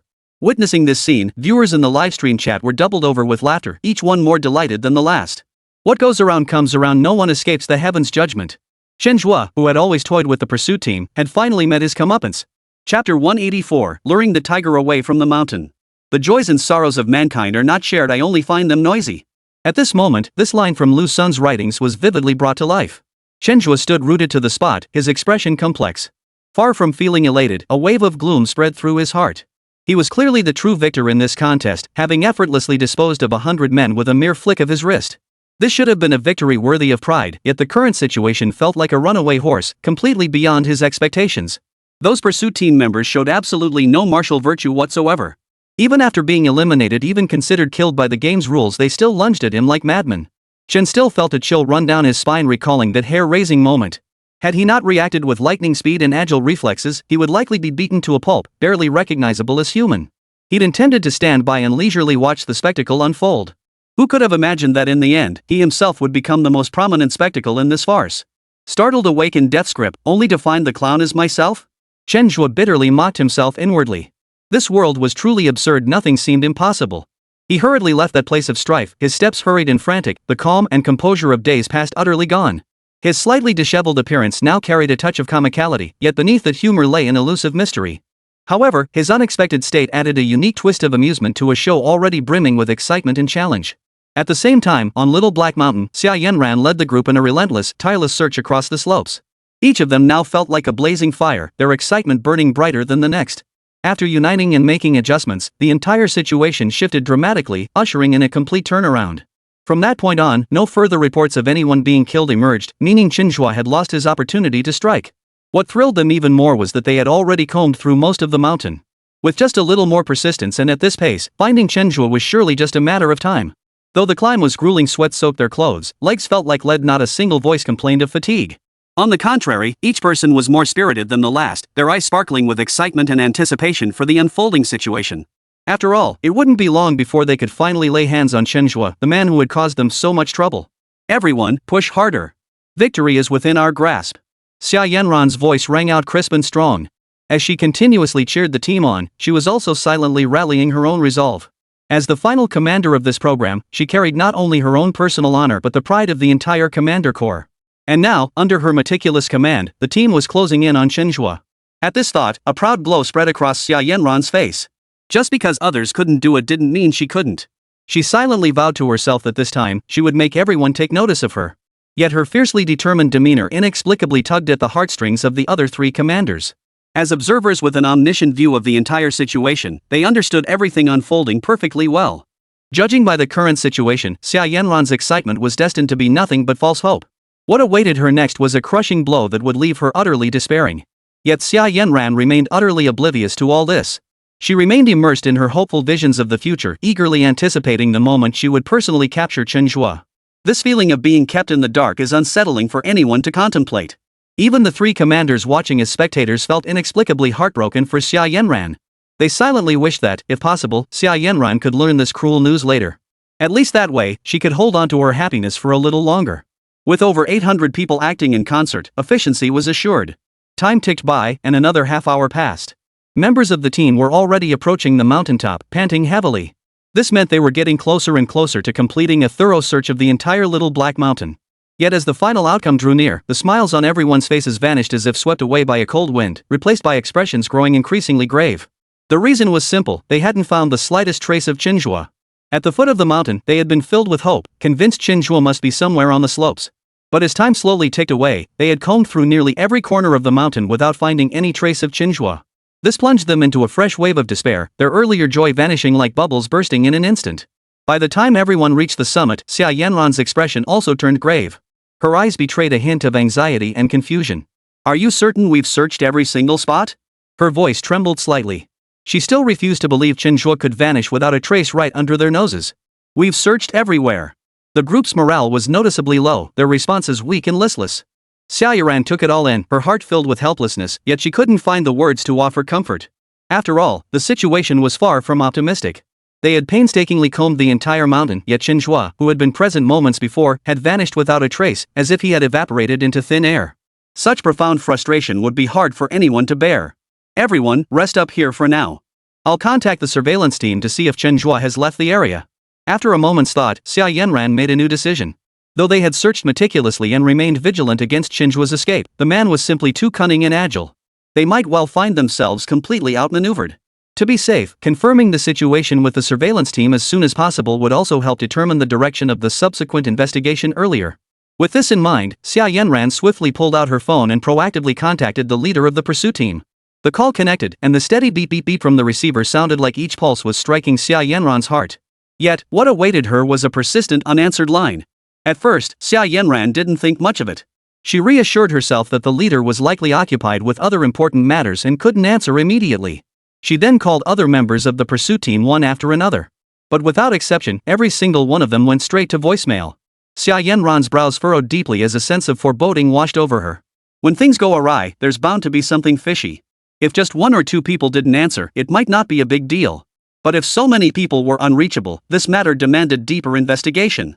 As this thought crossed her mind, a well-known strategy immediately came to mind, luring the tiger away from the mountain. The more she thought about it, the more off it felt. The current situation looked exactly like a carefully orchestrated diversion by Chen Zhe. It was entirely possible that the surveillance team members had already fallen victim to Chen Zhe's schemes. The realization made Xia Yanan clench her fists instinctively, her nails digging deep into her palms as frustration surged through her. The scheme itself wasn't particularly ingenious, yet she had clearly fallen for it. All she could do now was silently hope she was overthinking it, praying the surveillance team members were safe and sound. Chapter 185, A Desperate Gamble. Reality proved that one should never harbor even the slightest shred of hope. When Xia Yanran stood motionless before the headquarters building, her expression was ashen. Chen Zhe, that bastard, truly never failed to disappoint. The moment Xia Yanran had considered that possibility, Chen Zhe had already delivered the most forceful response through his actions. This diversion tactic was, I must say, executed with remarkable skill. At the same time, Chen's methods for eliminating everyone were truly ruthless and effective. Not a single one of the entire 100-strong group survived. He truly went all out to eliminate them. Xia Yanran's face turned ashen, as if covered in a layer of frost. The current turn of events had completely caught her off guard. The fifth stage challenge had barely begun, and Chen Zhe had already delivered such a shocking gift. At this rate, her entire team might not even be enough for Chen Zhe to play with. There was a time when Xia Yanran was hailed by all as the very embodiment of genius. Back then, she walked among the crowd with her head held high, brimming with confidence. She relished the praise, her heart filled with pride and self-satisfaction. But in this moment, a tidal wave of crushing defeat washed away every last shred of her former pride. She looked utterly defeated, like a bird battered by a storm, stripped of her former vitality and radiance. A hand of good cards, utterly ruined by her own playing. This was perhaps the most fitting description of her current predicament. No one could have imagined the situation spiraling into such utter chaos. Chen Zhe's audacity was truly beyond belief. From the VIP seats, Zhao Donglai, Zhang Weiguo, and Li Shiqing watched Xia Yanran's expression in silence, feeling her pain all too well. After all, they had all endured similar situations before. They knew all too well the bitter taste of being completely outmaneuvered by Chen Zhe. After a long silence, Zhao Donglai broke the quiet first. What do you think Chen Zhe is really after? He asked. Does he genuinely intend to eliminate all 1,000 of them? Zhao Donglai's conjecture was undeniably bold, even bordering on unrealistic. Yet, neither of the other two present refuted his words. On the contrary, they found themselves inexplicably drawn to the idea. When this inexplicable thought took root in their minds, they felt certain they must be losing their minds. Yet the truth was, this seemingly absurd scenario held a grain of possibility. After all, the mastermind behind it all was that elusive Chen Zhe. Last time he targeted us commanders, but this time he shifted his focus to the pursuit team. This guy truly treats the current challenge like some thrilling game. Zhang Weiguo exclaimed emotionally, growing increasingly convinced of Chen Zhe's terrifying nature the more he thought about it. As he spoke, he shook his head involuntarily, his face a mix of astonishment and helplessness. Li Shiqing opened her mouth, wanting to say something, but the words stuck in her throat. She didn't know where to begin. Chen Zhe's execution, intelligence, and extraordinary adaptability were truly outstanding, so outstanding it inspired profound dread. After all, every member of the pursuit team was battle-hardened elite, their capabilities beyond reproach. Yet even this group of highly trained, combat-hardened individuals stood before Chen Zhe like lambs led to slaughter, utterly powerless to resist. It could only be said that Chen Zhe truly defied conventional wisdom, making him utterly unpredictable. And as for Chen Zhe himself, he had no intention of stopping there. That earlier disheveled appearance was now a thing of the past. Now, his confidence restored and his fighting spirit soaring, he prepared to launch a new wave of assassination attempts. Eliminating the pursuit squad early was absolutely paramount. Once they became wary and chose to stick together, no matter how exceptional Chen Zhe's individual skills were, it would be impossible for him to take on 100 men alone. His strategy was now crystal clear: divide and conquer. At this moment, witnessing the deaths of 100 men, the pursuit squad's morale was undoubtedly at an all-time low. This presented Chen Zhe with an opportunity. If he could exploit this effectively, it would guarantee a devastating surprise effect. Chen Zhe lay concealed nearby, his eyes fixed intently on the pursuer's every move. Like a leopard lurking in the shadows, he waited for the perfect moment to strike. His gaze radiated unwavering resolve and cool composure, as if everything unfolded precisely within his grasp. Xia Yanran's mood showed no sign of improvement, yet she understood she couldn't remain despondent forever. She had no choice but to steel herself and make adjustments. This struggle against Chen Zhe was destined to be a long and arduous battle of attrition. No one could predict which direction it would ultimately take. But one thing was crystal clear to her: if she lost her resolve halfway through, she would suffer a crushing defeat, utter and complete. Chen Zhe was like a relentless mosquito. The moment you let your guard down, he would sink his fangs into your flesh, leaving behind a red, swollen welt that throbbed with agony. To break this passive cycle, she must constantly adjust her mindset, growing stronger and more composed. Unexpectedly, this seemingly ordinary arrest operation had elevated to a philosophical level, becoming a rigorous test of mental fortitude. Truly, understanding the world is a form of learning, and mastering human relations is an art in itself. This tempering of one's mindset was indeed a unique form of training. After adjusting her mindset, Xia Yanran began to fully leverage her extensive knowledge to proactively decipher Chen Zhe's psychology. Even when she was a contestant, she had repeatedly tried to decipher Chen Zhe's thoughts, only to fail each time. Yet now, she mustered her courage once more and plunged ahead regardless. Overcoming the barriers within her own heart was also a crucial part of undertaking this challenge. To successfully capture Chen Zhe, this hurdle had to be surmounted. Analyzing from Chen Zhe's perspective, his current actions resembled a passive counterattack. After all, he was clearly at a numerical disadvantage. No matter how he maneuvered, he would inevitably face numerous significant problems. Therefore, to survive this challenge, it becomes crucial to weaken the pursuing team's strength. His recent success undoubtedly gave Chen Zhe a glimmer of hope. Moving forward, he will undoubtedly repeat such actions, continuing to target the pursuit team. It wouldn't be surprising if he was already plotting in secret, planning his next move. This thought caused Xia Yanan's heart to flutter with hesitation. The initiative had been firmly in their hands from the start, yet Chen Zhe's unpredictable tactics had shattered that balance, forcibly wresting control into his own grasp. For Chen Zhe now, striking wasn't his only option. He could easily exploit the chaos within the pursuit team to make his escape. If he truly intended to vanish completely, the pursuit team's current capabilities might not be enough to track him down. This constant feeling of being on the back foot left Xia Yanan intensely frustrated, yet she felt powerless to change it, her heart filled with frustration. After careful consideration, Xia Yanran resolved to take a gamble. At this point, the situation had become extremely disadvantageous. Even if they continued to proceed timidly, the situation wouldn't change substantially. In such circumstances, rather than continuing to hesitate, it was better to take a gamble on Chen Zhe's next possible move. If she bet correctly, she could take down Chen Zhe in one fell swoop, completely washing away the humiliation she had suffered before and regaining her dignity and confidence. If she miscalculated, it would merely cost her some time. Nothing more significant would be lost. At this thought, Xia Yanan's gaze suddenly hardened with resolve. She still harbored hope for the feasibility of this plan. She silently resolved to fight this battle no matter what. She couldn't simply concede defeat to Chen Zhe so easily. Even if there was only a sliver of hope for success, she would grasp it tightly. Chapter 186, The higher the storm, the higher the price. What's most precious in a person isn't innate talent or extraordinary ability, but that unwavering persistence. Especially the ability to grit one's teeth and persevere after failure. This is truly priceless. As the ancients said, those who achieve great things in history possess not only extraordinary talent, but also an indomitable will. Throughout history, every accomplished individual has valued persistence above all else. Xia Yanran today possesses this rare quality.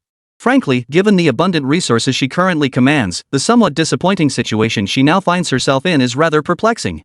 Faced with such successive failures and setbacks, most people would have long since lost their composure. Yet Xia Yanran swiftly recalibrated her mindset, resolutely choosing to press forward. This tenacity and courage truly surpassed the ordinary.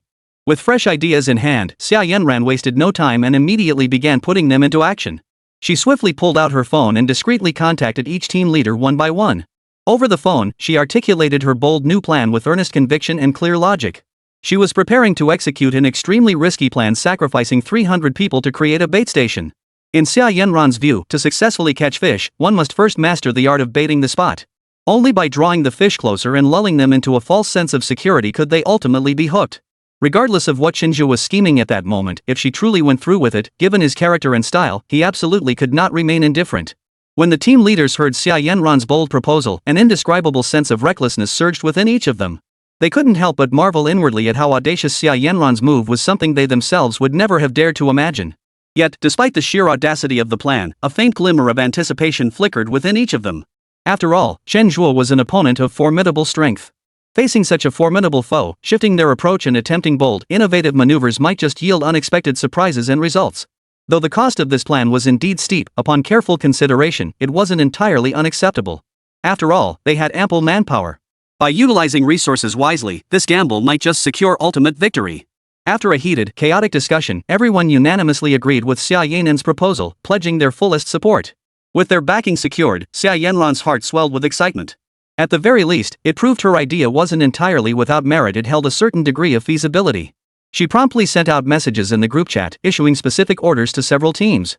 Though reluctant upon receiving the orders, after all, no one wanted to be the sacrificial lamb. The teams ultimately chose obedience.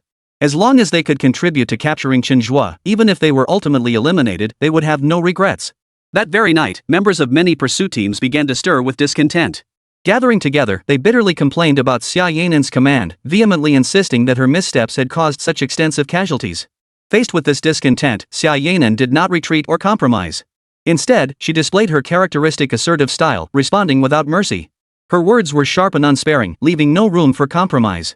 Instantly, the relationship between the two sides became extremely delicate, and the atmosphere grew tense. Some members, consumed by frustration and anger, left the group altogether, choosing to drown their sorrows in alcohol late into the night.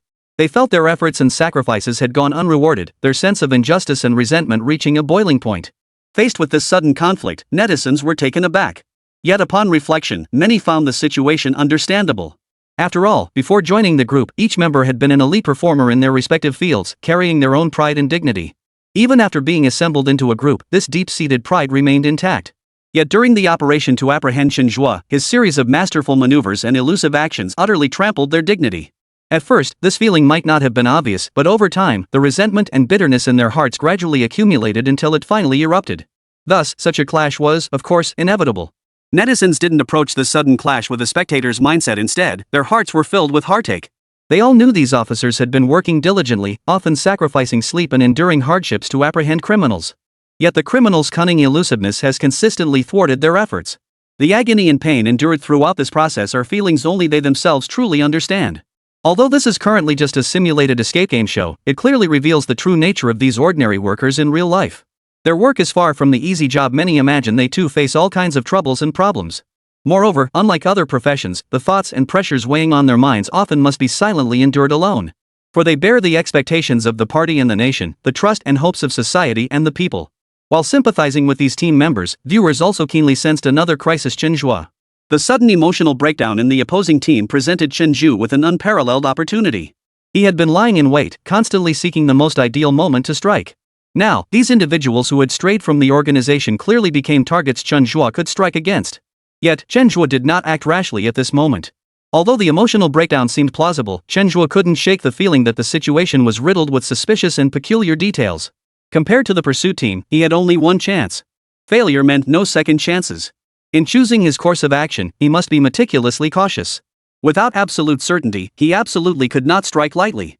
After observing in the shadows for a long time, Chen Zhe still found no weaknesses or openings to exploit. Ultimately, he chose to abandon the operation and retire for the night.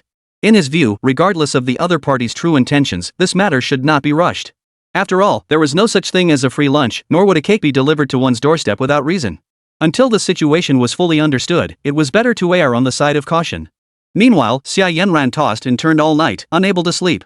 She was filled with anticipation that the carefully prepared bait she had set would successfully lure Chen Zhe, the big fish, into her trap. Yet, disappointingly, after a whole night had passed, she still hadn't received any message. This meant that although she had set her trap, the target fish had yet to appear. Chen Zhe's level of caution clearly exceeded Xia Yanran's expectations. No wonder dealing with him had been so difficult. His level of meticulousness was truly beyond comparison. After careful consideration, Xia Yanan resolved to stay calm. There was a fundamental principle to catching big fish: the larger the fish, the longer the bait station needed to be established. Since she aimed to land Chen Zhe, this big fish, she absolutely couldn't rush things. As long as she maintained her composure, time would deliver the ultimate answer. Chapter 187: An Unexpected Surprise. The process of capture and escape resembled a breathtaking chess match. Every move concealed hidden intricacies, a trial of wits and courage. Once you enter this realm, perseverance becomes your most vital strength. Standing within the makeshift command tent, Xia Yanran's brow furrowed slightly. Her eyes flickered with complex emotions, a mix of apprehension toward the unknown and a burning desire for victory. The contest had reached a fever pitch, where every decision could sway the entire outcome. She dared not predict the final outcome, yet in this moment, she resembled a devout believer, her heart filled with hope for victory. She prayed to maintain this resolve throughout the unfolding game. At this moment, everyone understood that this seemingly tranquil night was merely the calm before the storm. Both sides were already locked in a silent struggle within the darkness, where every subtle movement could become the fuse igniting a new conflict. Chen Zhe, who usually slept soundly through the night, suddenly awoke in the middle of the night without warning. Lying in bed, his eyes fixed on the ceiling, his gaze was filled with confusion. Truthfully, he didn't feel any unusual emotional fluctuations, yet here he was, inexplicably insomniac. This sensation was peculiar, one many people had experienced like the night before an interview or a driving test. Facing such significant events, tension and anxiety often made sleep elusive. Psychology classifies this as a conditioned reflex. But clearly, Chen Zhe had no such concerns at the moment. Yet the agony of insomnia enveloped him with such palpable intensity. After tossing and turning for a while, Chen Zhe finally gave up on the idea of sleeping. He hurriedly pulled on his clothes and got up to leave the room. As for where exactly he was headed, his mind was blank. No clear destination came to mind. But since sleep eluded him, he might as well go for a walk. Perhaps the fresh air could calm his racing thoughts. The streets at 2 a.m. offered a stark contrast to the bustling traffic of daytime. Dim streetlights stood lonely at the curbs, stretching Chen Zhe's shadow long and thin. The streets were eerily quiet, broken only by the occasional distant roar of a passing car. Occasionally, he'd pass a person or two, but they were mostly late-night revelers seeking solace in drink. As Chen walked, the image of alcohol suddenly flashed through his mind. Truth be told, alcohol is a truly remarkable substance. It could temporarily numb your emotions, letting you forget your pain for a while. Even when you were excited, it could help amplify that feeling. The thought made Chen Zhe crave a drink himself, and he decided to find a stall for a couple of cups. When life is good, make the most of it. Don't let your golden cup sit empty under the moon. Previously, Chen Zhe hadn't grasped the depth of this saying, believing such an idealistic sentiment existed only in dreams, not in real life. But after participating in this show's filming and enduring countless thrills and challenges, he gained a whole new understanding of its meaning. People truly needn't overthink things. Many events unfold regardless of our deliberations. What must come will come. Rather than wallowing in self-pity and living in constant misery, it's better to adopt a level-headed attitude, learn to savor the present moment, and seize the day. First bitter, then sweet. The sweetness may not come at all. First sweet, then sweet. At least you get to savor the sweetness. Since it was now 2 a.m., few stalls remained open except for those operating 24 hours. Chen didn't actively seek them out either, just wandering aimlessly down the street, ready to go wherever his feet took him. After walking about 3 intersections, Chen Zhe finally heard some chaotic shouting. In the stillness of the night, these sounds seemed particularly jarring. Curiosity surged within Chen Zhe, and he followed the direction of the sounds. Sure enough, it was a barbecue stall still open for business. 5 tables were still occupied by diners, who were eating grilled food while talking and laughing loudly, occasionally raising their glasses to clink them together. Chen Zhe intended to approach the owner to see if he could get some grilled food for himself. But before he could reach them, he noticed something oddly familiar about these drinkers. He halted, squinting to confirm. The group before him was entirely composed of members of the pursuit squad. Chen Zhe roughly counted them. There should be about 50 people here. Is this real? I just wanted to have a drink, and now I've stumbled upon the pursuit squad getting drunk late at night? Chen Zhe muttered to himself inwardly, the events that had unfolded earlier flooding back to him. Could it be that this group had truly fallen out with Xia Yanan? Now, 2 choices lay before Chen Zhe. The first was to find a way to eliminate them, dealing a heavy blow to the pursuit squad. The second was to pretend he hadn't seen anything and find another place to continue drinking. From a cautious standpoint, the second option was clearly the safer bet. But Chen Zhe had never been one for caution. His very bones were filled with a spirit of adventure. He hadn't acted during the day because he had too many reservations.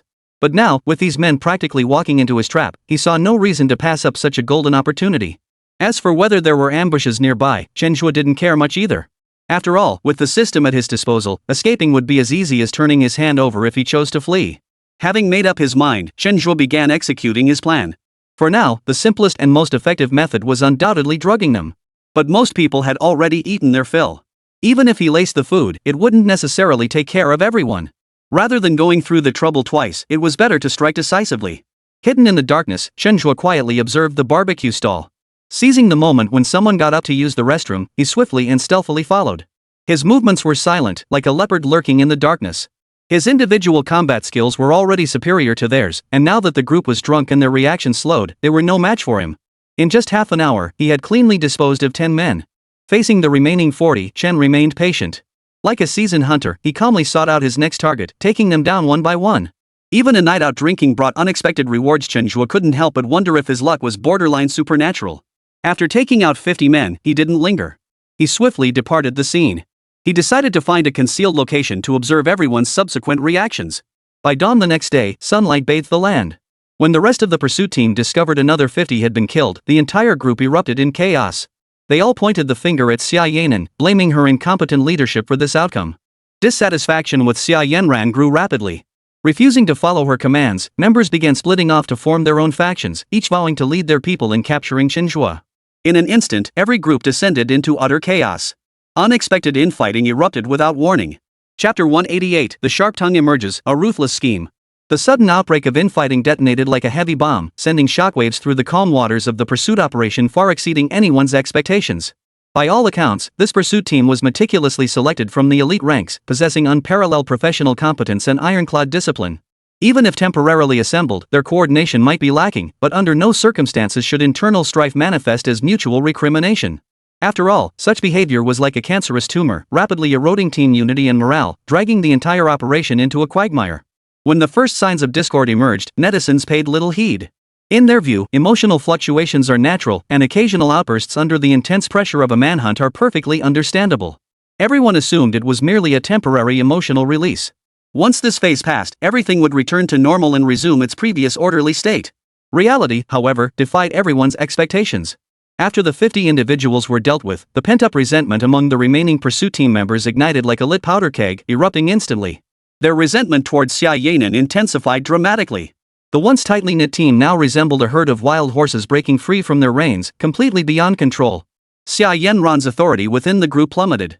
Once a figure whose commands were obeyed without question, she now seemed like an outsider, having completely lost her grip on the group. Zhao Donglai and the other two witnessed this unfold, their hearts equally filled with shock and confusion. Based on their earlier analysis, they had assumed this was a carefully orchestrated feigned injury tactic by Xia Yanran. They believed she was lulling the cunning Chen Zhe into complacency by sacrificing some members, allowing him to gradually lower his guard before seizing the opportunity to take him down in one fell swoop. Yet as time passed, they were astonished to discover the situation unfolding was vastly different from their predictions. The team members' discontent was genuine, not feigned. The conflict between them and Xia Yanran seemed truly irreconcilable.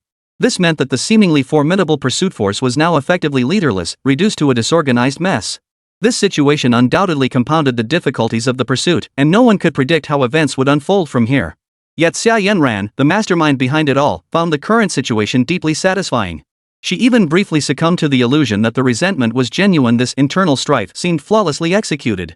She was convinced that upon witnessing this chaos, Chen Zhe would inevitably lose his composure and launch a new offensive. Previously, the pursuit team had always taken the initiative, actively searching for Chen Zhe's whereabouts. While it seemed they held the upper hand, they had in fact been led by the nose all along. This time, she had chosen a different path, opting for this unique approach and meticulously laying her plans. She was convinced that her ultimate sacrifice would yield rich rewards. Xia Yanan's assessment proved correct. Chen Zhe genuinely mistook her scheme for genuine internal strife. Like all the spectators, he too believed irreconcilable conflicts had erupted within the pursuit team. Over 100 people had been eliminated, so far a staggering number. While Xia Yanan couldn't be solely blamed for the eliminations, she certainly bore some responsibility. Chen Zhe's immediate thought was to strike while the iron was hot. He planned to exploit the chaos within the pursuit team to eliminate more members and expand his own advantage. However, Chen Zhe was unaware that his every move was being watched. Someone was planning to exploit his intentions to stir up even greater turmoil. That person was the dreaded Viper. As the saying goes, the sting of a wasp is nothing compared to the venom in a woman's heart. The venomous snake earned her moniker through her cunning schemes, each one as ruthless as the next. In the dark underworld of drug trafficking and manufacturing, she was the one no one dared to cross. Once targeted by her, one would be skinned alive if not killed outright, a testament to her ruthless methods and profound cunning. In truth, Viper had been secretly observing Chen for some time, but had refrained from acting rashly. For her, opportunity comes but once, and the first strike is crucial. Failure to achieve the desired outcome would not only heighten Chen Zhe's vigilance but also likely place her in grave danger. Under these circumstances, she approached this move with extreme caution, refusing to act unless absolutely necessary. After prolonged, meticulous observation, the Viper finally deemed the perfect moment had arrived. The internal strife between Xia Yanran and the pursuit team appeared to her as nothing more than a meticulously staged performance. Though their acting was convincing enough to fool many, the flaws were glaringly obvious to Viper's sharp eyes. This was a live broadcast. Even if these individuals harbored genuine emotions, they would never allow excessive negativity to show on camera for the sake of maintaining their public image. A conflict of this magnitude, completely disregarding the commander's presence, was even more improbable. If such a situation truly occurred, those involved in the feud would find themselves permanently blacklisted from the industry once filming wrapped. After all, absolute obedience is the most fundamental and crucial rule in this industry. Regardless of whether the commander's orders are right or wrong, they must be executed unconditionally. The current open defiance clearly shattered this rule. If there were no hidden motives behind it, that would be the real oddity. After careful analysis, Viper easily deduced their purpose. Xia Yanan and her group had only one motive: to lower Chen Zhe's guard. Judging by the current results, Chen Zhe had indeed fallen for it at least a little. However, these developments held little significance for Viper. What mattered was her realization that her true moment to strike had arrived. Her ideal moment would be when Chen Zhe's elimination of the pursuit team turned into actual murder. Once actual deaths occurred, the nature of this program would change entirely. The consequences Chen Zhe would face for his actions would then be entirely different. At that point, not only could she eliminate Chen Zhe, the thorn in her side, but she could also thoroughly disgust the Chinese government. The mere presence of casualties among public officials during filming would render the show's theme meaningless, stripping it of its original purpose. A venomous snake may lie dormant, but when it strikes to kill. Hidden in the darkness, she watched Chen Zhe's every move, not missing a single detail, carefully seeking the perfect moment to strike. Chen Zhe's next move would signal her first action. Truth be told, anticipation filled her heart now. She couldn't wait to see the look of utter helplessness on everyone's faces once her plan unfolded. Chapter 189, The Demon King's Eye reveals its might, the venomous snake rages in frustration. Chen Zhe had many options. The discord within the pursuit team presented him with countless opportunities. If he wished, he could strike against any group at any moment. Chen Zhe would never let such an opportunity slip away. Opportunities were fleeting, like shooting stars streaking across the night sky once missed, they could never be recaptured. Without a moment's hesitation, Chen Zhe chose to strike proactively. To him, failing to seize such a hard-won chance would be nothing short of squandering a precious gift. After all, opportunity favors the prepared, and he was always ready. After careful analysis, Chen Zhe identified 3 groups positioned not far from his location. His gaze instantly sharpened, like a predator locking onto its prey. Without hesitation, he marked these 3 teams as his next targets. However, before Chen Zhe could act, Viper, who had been closely monitoring his movements, had already discerned his intentions. A faint, almost imperceptible smirk touched the corners of Viper's mouth. He, too, fixed his sights on those 3 teams. She understood that eliminating all these highly trained professionals would be nothing short of a pipe dream. Yet if she could catch them off guard and eliminate 1 or 2 in the shadows, she believed she had a decent chance. Stirring up trouble in chaotic situations was fraught with difficulty, yet it offered room for maneuver, and this was precisely her specialty. At this very moment, anticipation for the impending performance began to stir within her. The excitement surged like a volcano ready to erupt, roiling violently in her heart. At that moment, the pursuit team's morale had plummeted to rock bottom. Its members hung their heads like wilted eggplants, utterly dejected. Even if they had the strength, they were unwilling to pool their efforts. The entire team resembled scattered sand, utterly lacking cohesion. Under these circumstances, picking them off one by one was undoubtedly the easiest strategy to execute. Chen Zhe kept a close watch on one particular squad in the shadows. With only 10 members, eliminating them seemed like a straightforward task in his eyes. After careful consideration, Chen Zhe opted for a straightforward approach. Since gaining the Demon King's Eye, he possessed an extraordinary ability, the power to foresee his opponent's movements. This meant he could anticipate their anticipations, securing absolute initiative in combat. With such power at his disposal, eliminating the enemies before him was naturally a breeze. Without any pretense, he appeared abruptly and unabashedly within their line of sight. The moment the team members saw Chen Zhe, their expressions froze instantly. Their eyes widened like copper bells, filled with utter shock. Though they had mentally prepared for Chen Zhe's arrival, witnessing it unfold still sent shockwaves through their hearts, leaving them overwhelmed by disbelief. Logically speaking, they were merely sacrificial bait, their primary purpose being to lower Chen Zhe's guard. Yet Chen Zhe's unabashed appearance left them momentarily flustered, their minds going blank. Nevertheless, these were elite, highly trained operatives. After a brief moment of shock, they reacted swiftly. Counterattack was undoubtedly their most direct and effective option now. Without hesitation, they charged toward Chen Zhe in perfect unison, their fierce momentum threatening to devour him whole. Yet Chen Zhe remained remarkably composed, as if everything around him held no significance. He stood still, a hint of contempt in his eyes, utterly unconcerned by the team members' charge. It looked as if they weren't even targeting him. The first team member closed in swiftly, leaping high and unleashing a punch that whistled through the air, aiming straight for Chen Zhe's face. Chen Zhe remained unhurried, stretching lazily as he shifted his body slightly to effortlessly evade the attack. In the split second the attacker froze, Chen Zhe's counterattack struck like lightning. His elbow swung out with brutal force, slamming into the opponent's chest. A dull thud echoed as the attacker flew backward like a crashing heavily to the ground. Even more astonishing, this single movement allowed Chen Zhe to simultaneously evade a second teammate charging toward him. Witnessing this, not only were the online spectators left speechless, but even Viper, who had been lurking in the shadows, was momentarily stunned.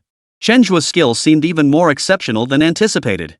He moved like a dancer, commanding the entire stage, gliding effortlessly through the battle while effortlessly deflecting every enemy strike.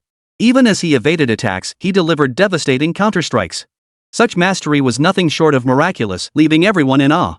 Chen Zhe's approach instantly placed the venomous snake in a dilemma. Chen Zhe clearly had no intention of killing, nor did he choose to poison her.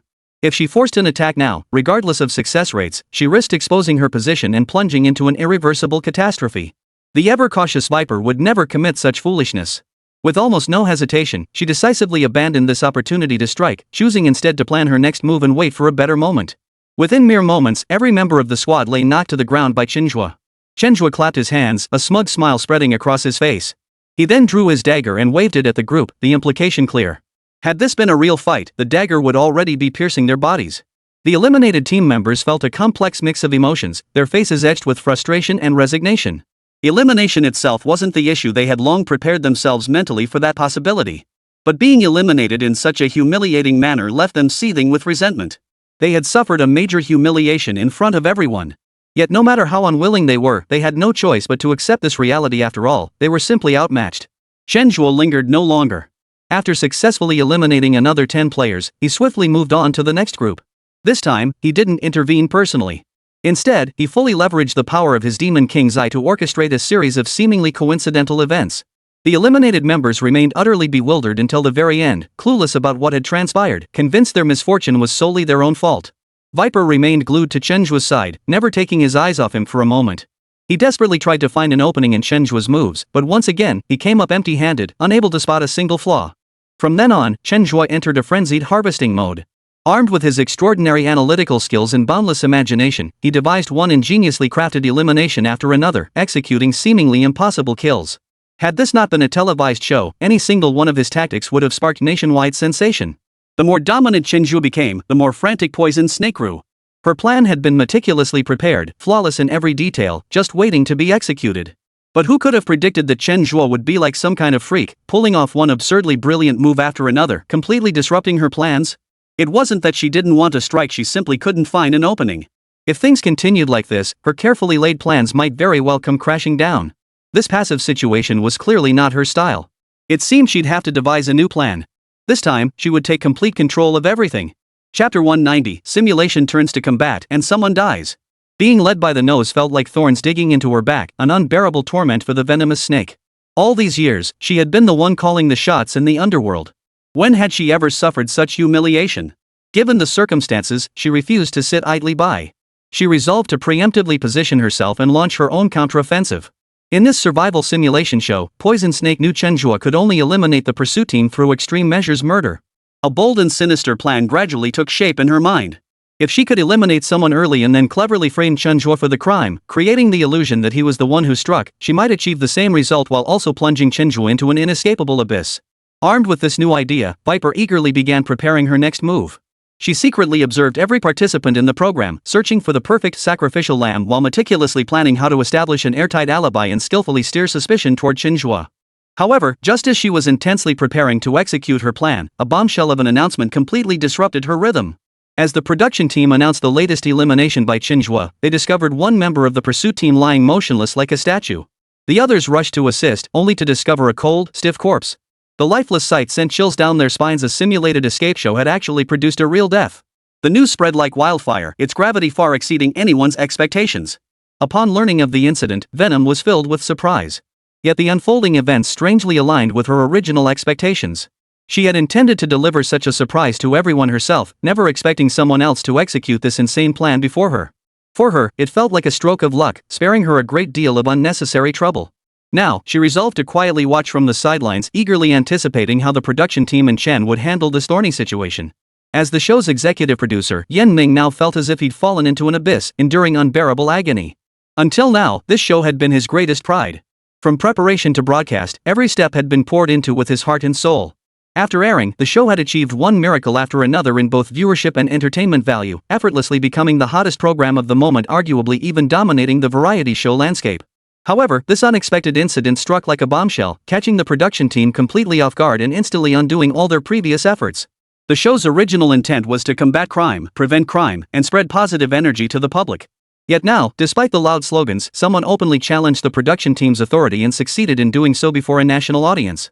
At this moment, the very nature of the program had undergone a fundamental shift. Although all signs and suspicions pointed to Chen Zhe as the prime suspect, Yan Ming had known Chen Zhe for a long time.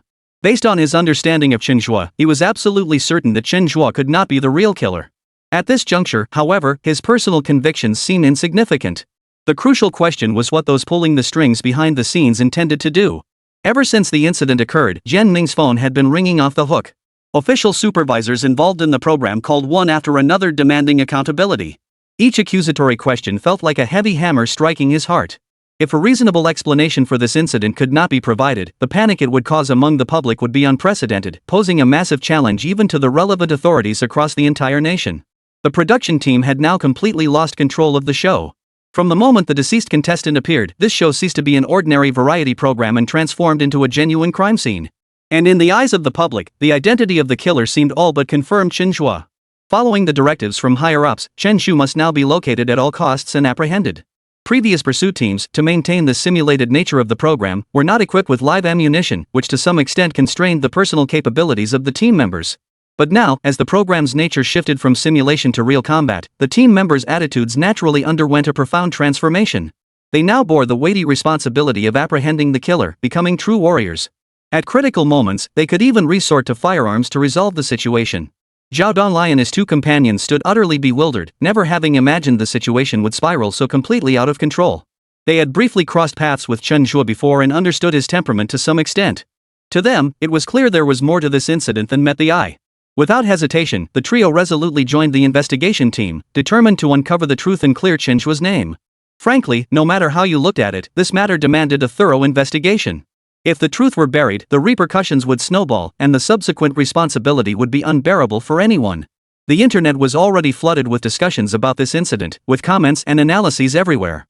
Even though authorities had begun attempting to control comments, the show's immense popularity made it impossible to dampen netizens' enthusiasm. Now, everyone desperately wants to know the exact reason behind this team member's murder. The nation's most authoritative forensic team immediately launched an investigation. After a series of meticulous autopsy examinations, the forensic experts reached a unanimous conclusion: the individual had been killed by external force. When this conclusion was announced, Chen Zhe's situation became even more precarious. After all, he had indeed attacked these individuals. It seemed plausible that he could have accidentally killed someone during the altercation. Xia Yanran also learned of this crucial information and, leveraging her professional expertise, participated in the autopsy. Frankly, Xia Yanran was utterly shocked by these autopsy findings. In her eyes, although Chen Zhe's behavior was sometimes difficult to fathom, he absolutely would not commit such a heinous act. She firmly believed this incident must have been meticulously orchestrated by someone behind the scenes, attempting to frame Chen Zhe. Yet, based on the current evidence and findings, she couldn't definitively rule out Chen Zhe's involvement. It seemed that only by locating Chen Zhe as soon as possible could the true answer come to light. Chen Zhe was also deeply shaken upon learning this information. He had come merely to participate in the show's recording, expecting an exhilarating challenge. Yet now, barely halfway through the program, a horrific murder had occurred and all signs pointed to him as the killer. The sudden plunge from being a celebrated contestant to a universally reviled murder suspect was a shock he struggled to process. Yet Chen Zhe remained confident in his control over his own body. He clearly remembered the force of his strike. It wouldn't have even injured someone, let alone killed them. If he wasn't the culprit, then this incident clearly concealed a larger conspiracy. Someone must be deliberately framing him. Realizing this, Chen Zhe decisively abandoned any thoughts of turning himself in. He knew the situation was complex and volatile. He couldn't be certain who was targeting him from behind the scenes. If the perpetrator was also someone within the system, choosing to turn himself in might truly leave him in a position where he couldn't defend himself. Despite society's constant emphasis on fairness and justice, true equity often exists only in ideals. Society is built by humans, and humans are driven by desires and passions. When desire overpowers reason, there is nothing people won't dare to do. Chen Zhe dared not entertain any illusions. He silently vowed to uncover the truth as quickly as possible, clear his name, and bring the real culprit to light. Chapter 191, Stepping Forward. Frame-ups, a plot device usually confined to movies and novels, now descended upon Chen Zhe like a nightmare. His mind went blank, leaving him utterly bewildered. He could never have imagined events spiraling into such an uncontrollable mess. This wasn't due to cowardice, but rather the natural human response when confronted with circumstances beyond comprehension. The current situation had spiraled far beyond anyone's expectations. No one could have foreseen that a thrilling escape simulation show would escalate into a life-or-death criminal case. Yet Chen Zhe was no ordinary man. He quickly regained his composure and, relying on his calmness and rationality, made a swift decision to proactively call the members of the narcotics squad. Having been fortunate enough to join their ranks earlier, he felt it was now time to seek their support and return the favor in this critical moment. The narcotics squad members were not surprised by Chen Zhe's call. In fact, they had been anticipating it. They had complete faith in Chen Zhe's character. Had they not recognized his integrity and capabilities, why would they have invited him to join in the first place? Faced with the bizarre events unfolding, they refused to believe this was a failure on Chen Zhe's part. Deep down, they sensed a hidden secret lurking behind it all. But before making contact with Chen Zhe, no one dared jump to conclusions. Now that Chen Zhe had reached out proactively, it presented them with an opportunity to resolve their doubts early. Over the phone, Chen Zhe spoke earnestly and firmly, insisting he absolutely did not kill anyone. He meticulously described each strike, swearing he had controlled his force perfectly and could never make such a basic mistake. After explaining his situation, he boldly voiced his suspicion this was likely a deliberate act of retaliation, and the mastermind behind it was highly probable to be from within the official organization. Hearing Chen Zhe's conjecture, the narcotics squad members on the other end of the line were stunned. His idea was incredibly bold, bordering on the absurd.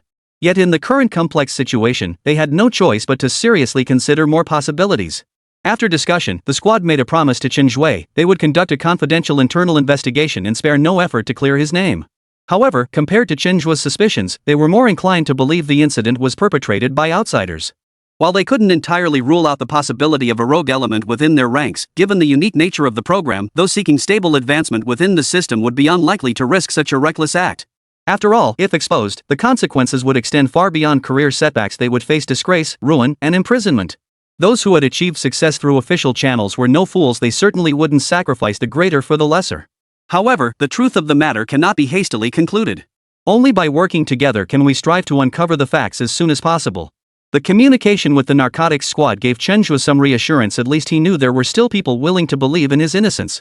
Meanwhile, the production team immediately halted the live broadcast after the murder and launched a confidential investigation. However, the nature of this incident was too heinous, drawing immense public attention.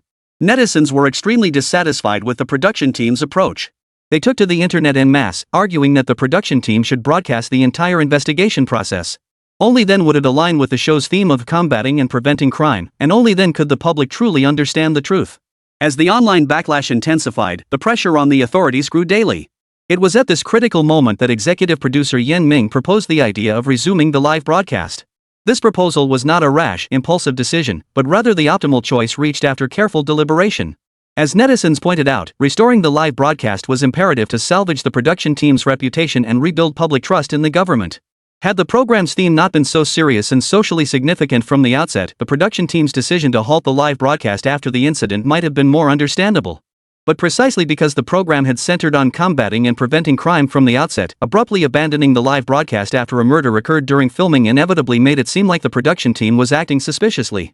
This was extremely detrimental to social stability and public unity. Initially, many rejected Yan Ming's proposal, dismissing it as sheer nonsense, even a blatant slap in the face to the authorities.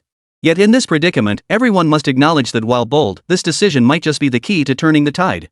Ultimately, after coordination and careful consideration from all parties, the show National Challenge resumed its live broadcast under intense public scrutiny. Surprisingly, after the death incident gained traction, the show's popularity not only failed to decline but surged significantly. However, viewers' attitudes toward the show had fundamentally shifted. The livestream chat was flooded with skepticism.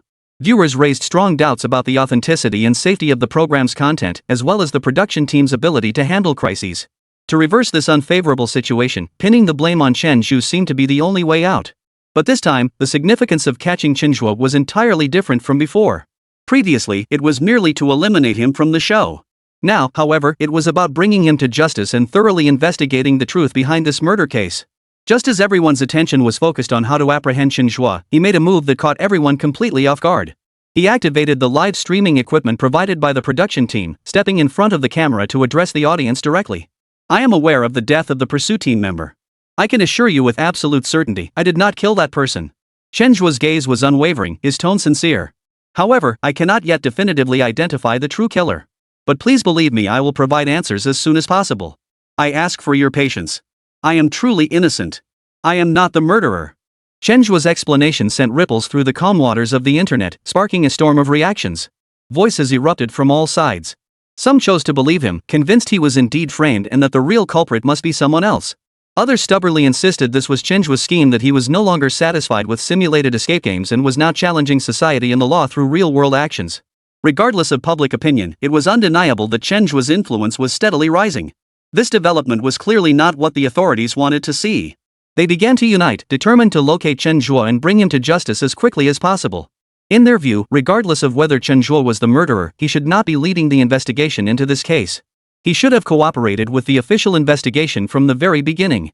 His unilateral actions and overstepping of boundaries had severely challenged the authority of the relevant departments. Failure to apprehend him promptly would leave the relevant departments utterly discredited, severely eroding public trust in their capabilities. Chapter 192: Win-Win Cooperation. Caught in the eye of the media storm, Chen Zhe found himself in an increasingly precarious position, as if trapped in an invisible tempest where every breath carried a palpable weight of oppression. What had once been a light-hearted variety show now raced like a runaway horse, completely departing from the realm of entertainment and transforming into a suspenseful event capturing the nation's attention. After stating his position, Chen Zhe knew that no amount of words could alter the public's current perception. He decisively chose to end the broadcast. At this moment, any explanation felt futile. Only action could break the deadlock and provide a compelling answer. All attention now focused on the moment Chen Zhe first made his move. Leveraging his formidable abilities, he employed a straightforward approach to instantly incapacitate all pursuing officers. Yet no one could have anticipated that one pursuer would lose his life in the clash. Chen Zhe possessed absolute confidence in his abilities.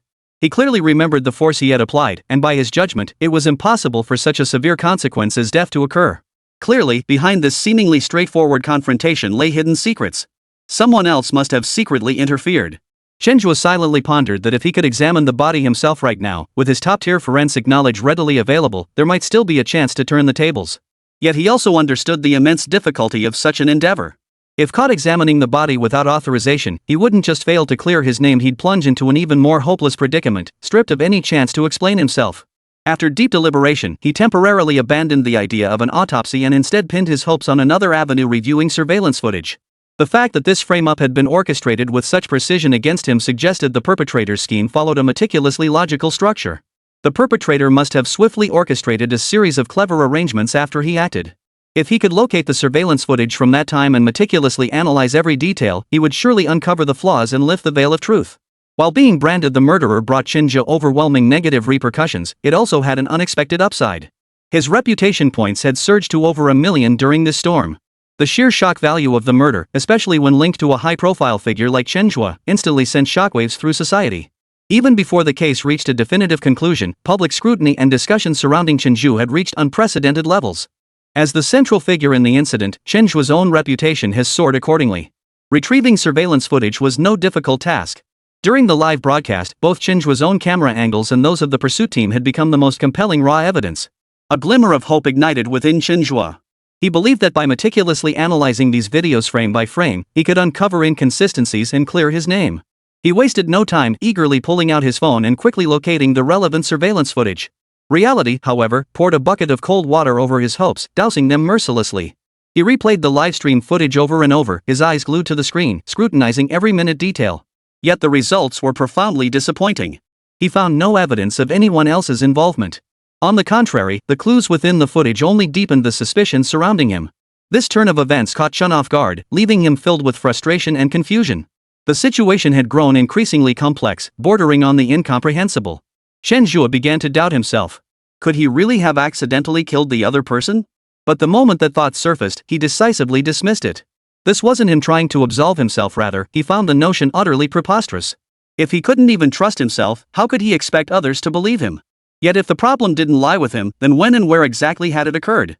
Meanwhile, Xia Yanran, Zhao Donlai, and the others were equally tormented by this question. Deep down, they absolutely refused to believe Chen Zhe was the murderer. To test their suspicions, they too chose to review the footage in search of clues. They were filled with hope that the footage would reveal crucial evidence, directly clearing Chen Zhe of suspicion. Reality, however, dealt them a heavy blow. After repeatedly reviewing the footage, they discovered the truth was far more complex than they had imagined. Throughout the entire confrontation, no one else approached the victim except Chen Zhe. Such footage could only further deepen Chen Zhe's suspicion. After watching the footage, the group exchanged stunned glances, their faces etched with disbelief. Based on the current analysis, all evidence pointed to Chen Zhe. He seemed to have become the undeniable culprit. Yet their eyes betrayed a lingering conviction that this wasn't the final truth. This wasn't blind loyalty to Chen Zhe, but rather their understanding of his capabilities. If Chen Zhe truly intended to kill, he would never resort to such a crude method. Chen Zhe's performance throughout the show had already proven his extraordinary abilities.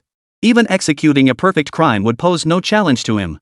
If he truly intended to target someone, his methods would ensure a silent, invisible killing, never exposing himself so easily to the suspicion of others as he had now. But if it wasn't Chen Zhe, then who could the killer be? Where exactly did things go wrong? A torrent of questions surged like a raging tide, relentlessly battering their minds. They felt trapped in an endless enigma, each person endlessly pondering these questions without finding answers. Zhao Donglai and his team managed to keep their composure and continue searching for clues, but others were already growing impatient. Now, professional investigators had been dispatched. Driven by a solemn sense of duty, they launched a comprehensive investigation targeting Chen Zhe, intent on bringing him to justice. If they couldn't quickly uncover additional evidence proving the killer was someone else, Chen Zhe might end up taking the fall for a crime he didn't commit. As officers of the people, they bore the sacred duty of upholding justice and fairness, accountable to every citizen. Guided by the principle of never wrongfully convicting an innocent person while never letting a criminal escape justice, they urgently needed to uncover the truth in the shortest possible time and provide the public with a satisfactory explanation. Unfortunately, they encountered immense difficulties during the actual investigation. The evidence left at the scene was scarce, leaving them completely baffled and unsure where to begin. The entire investigation felt like wading through a dark swamp, where every step forward was painfully difficult. Just as everyone felt utterly helpless, Xia Yanan's phone suddenly rang. She picked up the phone and saw the caller ID displayed as Chen Zhe.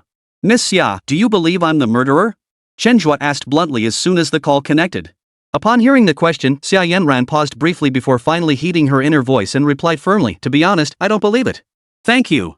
Chen Zhe's voice brimmed with sincerity as he expressed his gratitude. He continued, "I can assure you with absolute certainty that I am not the real killer. However, I have no clue who framed me, what their motive is, or what methods they used. If possible, I'd like to see the body or at least the autopsy report." After careful consideration, Chen Zhe decided to focus on the body as the key to breaking the case. Since the surveillance footage revealed nothing, the body was now his only hope. To prove his innocence, he must uncover crucial clues from this seemingly lifeless body. "You definitely won't be able to see the body. It's been strictly sealed off now, even we can't get close easily," Xia Yanran said helplessly. "But if it's the autopsy report, I might be able to find a way to get it for you." Although Xia Yanran knew full well that this decision violated organizational discipline, since she had chosen to trust Chen Zhe, she had no choice but to make an exception for this special case. To be honest, she never imagined she'd one day find herself fighting alongside Chen Zhe. Yet this strange sensation stirred an unusual sense of purpose within her. Perhaps this journey would unfold with its own unique brilliance. Chapter 193, Clearing the Fog to See the Light. After the brief exchange, Chen Zhe felt a weight lift from his shoulders, finally achieving the outcome he'd hoped for. The feeling of being trusted was like the warm sun in winter, warming his heart to its core. Especially in this treacherous environment where danger lurked at every turn and everyone lived in fear, such trust was truly precious, filling his heart with warmth. This trust carried immense weight. It was both recognition and responsibility. He absolutely could not betray this trust. He must spare no effort to find the real culprit, clear his own name, and give an account to everyone concerned about this matter. About half an hour later, Chen Zhe received the autopsy report. His fingers trembled slightly as his gaze grew solemn, carefully reading every word on the report. After finishing, his brow furrowed. The report contained no obvious flaws. Everything seemed so reasonable, yet it carried an inexplicable sense of eeriness. Far from clearing his name, the report felt like a heavier shackle, deepening the suspicion that he was the killer. Now that he thought about it, this outcome was the most logical.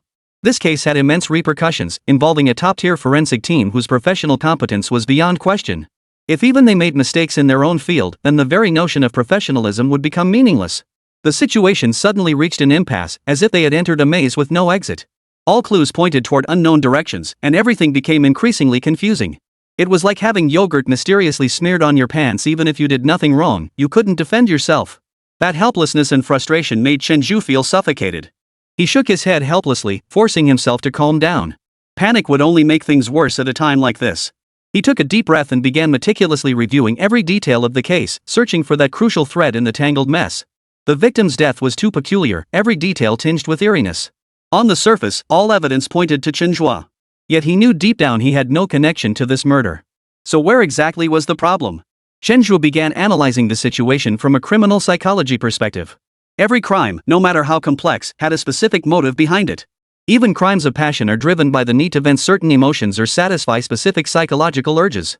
So what was the motive behind the killing of this pursuit team member? A thought flashed through his mind. Based on the current evidence, the most likely scenario was a frame-up and the target was none other than Chen Zhe himself. With this motive established, the next question was, what benefit would the killer gain from this? Who could possibly hate him so intensely that they would commit murder to frame him? Chen Zhe began meticulously reviewing potential suspects in his mind. He narrowed it down to 3 most likely categories. The first category was criminals. Chen Zhe was now a household name. The programs he participated in were unprecedentedly popular, and the entire society was passionately discussing crime prevention and combating crime. Under his influence, crime rates had steadily declined, police success rates in apprehending criminals had significantly improved, and society enjoyed a period of harmony and stability. This situation had made criminals hate him with a passion. After all, it was often Chen Zhe's outstanding performance that left them nowhere to hide. For them, the ultimate revenge would be to turn Chen Zhe into a criminal himself, ruining his reputation and career. Though this plan was extremely difficult, its success would deal a devastating blow to Chen Zhe. The second category consists of those thrill-seeking everyday individuals. These individuals share a common trait, an obsession with turning the impossible into reality. Chen Zhe's extraordinary abilities displayed on the show ignited their deep-seated desire for conquest. They sought to orchestrate a flawless crime and frame Chen Zhe, thereby proving themselves superior to him. The third category consists of individuals with direct conflicts of interest against Chen Zhe. Currently, the most likely suspects are the show's investors. Before Chen Zhe, no contestant had ever advanced this far in the show, nor had anyone managed to outmaneuver the pursuit team so thoroughly. Chen Zhe's emergence made them see a huge crisis, especially since the grand prize was a staggering 1 billion yuan. Such a colossal sum would pain any investor. Driven by profit, these businessmen would likely resort to any means necessary to protect their interests, even extreme measures like murder or framing someone to prevent Chen Zhe from winning the grand prize. Chen Zhe weighed these three possibilities in his mind repeatedly, trying to find the most crucial clue. He first focused on the second group, the easiest to rule out. Though these individuals acted with reckless abandon, disregarding both law and morality, they possessed a fatal flaw, a penchant for grandstanding. Their motive for the challenge was fame. Once they successfully pulled off such a sensational crime, they would undoubtedly rush to announce it to the world. However, to date, Chen Zhe had received no challenge letters, nor had any related inflammatory statements appeared online. Considering all the evidence, this possibility could essentially be ruled out. With one erroneous option eliminated, the situation became slightly clearer, leaving only two possibilities: criminal retaliation or sabotage by the program's sponsors. Criminal retaliation was indeed highly probable. Chen Zhe had previously participated in operations targeting drug traffickers, who harbored deep hatred toward him and had already sent people to retaliate against him before. It was entirely plausible they would strike again. However, the framing in this case was too flawless. Every link in the chain was seamless, leaving almost no room for error. Without an inside accomplice, it would be difficult for criminals alone to achieve such flawless execution. Speaking of an inside man, the show's sponsors appear particularly suspicious. With their deep pockets and extensive connections, bribing production staff or even members of the pursuit team would be child's play. But Chen Zhe also understood that one couldn't jump to conclusions based on mere speculation. He was now at the center of a storm, where the slightest misstep or careless word could ignite an even greater firestorm. After careful deliberation, Chen Zhe finally settled on a clear investigative direction. The road ahead would be arduous, but as long as he persisted, he was certain he could cut through the thick fog of mystery and uncover the truth. He silently vowed that no matter how great the obstacles, he would never give up. He would bring the real culprit to light, clear his own name. And to clear the world's name. Even if this world wasn't black and white, he was determined to change it in his own way. Chapter 194, Major Discovery. To verify his suspicions, Chen Zhe decided to start with the surveillance footage, the most promising lead he could think of at the moment. If criminals were indeed plotting revenge against him, they would have spent considerable time observing his habits beforehand to lay their trap undetected. Therefore, his task now was to comb through the vast surveillance footage to identify any suspicious individuals who appeared near him repeatedly just before each incident. If he could find 3 or more such coincidences, that person would be a prime suspect. With his strategy refocused, Chen Zhe wasted no time plunging into the intense investigative work. He spent entire days holed up in the surveillance room, his eyes glued to the screens, scrutinizing every detail. He repeatedly watched, analyzed, and deduced every segment of footage. His eyes were bloodshot and his body ached from prolonged exhaustion, yet he persevered through gritted teeth. His persistence paid off. After days of relentless effort, his investigation finally achieved a breakthrough. Amidst the sea of footage, he spotted an anomalous figure, a production crew member who seemed to silently shadow Chen Zhe almost every time a critical event occurred. Given the nature of the challenge Chen Zhe was participating in, there was absolutely no need for a staff member to shadow him constantly. Yet this person never left his side, which was highly suspicious. Like a hunter who had spotted its prey, Chen Zhe latched onto this lead. Through deeper research and investigation, he made another astonishing discovery. This crew member was the first person to notice that something was wrong with the chase team. This discovery thrilled Chen Zhe, making him feel he was one step closer to the truth. In the timeline of the case, the first person to notice something amiss was often also the last person to have contact with the victim. The implications were clear. If a crime had indeed been committed, this critical juncture would undoubtedly be the most opportune moment for carrying out the act. Chen Zhe couldn't wait to explore other avenues for evidence proving this person was the killer. He began meticulously examining the surrounding surveillance equipment, hoping to find direct evidence of the killer's actions. However, this staff member seemed like a cunning fox, intimately familiar with every surveillance angle. At the critical moment of the crime, he skillfully avoided all surveillance cameras, leaving no visual evidence behind. This was undoubtedly a heavy blow to Chen Zhe. The truth he thought he had grasped suddenly became as elusive as a mirage seemingly within reach, yet ultimately out of sight. But Chen Zhe refused to be defeated by adversity. He took a deep breath, steadied his resolve, and quickly recovered from his disappointment. He told himself that, no matter what, some progress had been made in this case. At the very least, it proved that the killer was someone else. As long as he continued investigating in this direction, the truth would eventually come to light. After a moment's reflection, Chen came up with a new plan. Following standard logic and procedures, the limited surveillance clues they currently possessed would likely draw little attention if made public and might even backfire, leaving them in a more precarious position. But if he broke from convention and took an unconventional path, he might find a breakthrough in the case. He recalled his unique ability reading minds. By restraining this individual and employing this ability, he could directly discern their true inner thoughts, allowing all truths to naturally come to light. It must be said, possessing a special skill felt truly remarkable. It always proved invaluable in critical moments. However, although Chen Zhe planned to use his mind-reading ability to verify whether the suspect was the real culprit, he didn't intend to arrest them outright.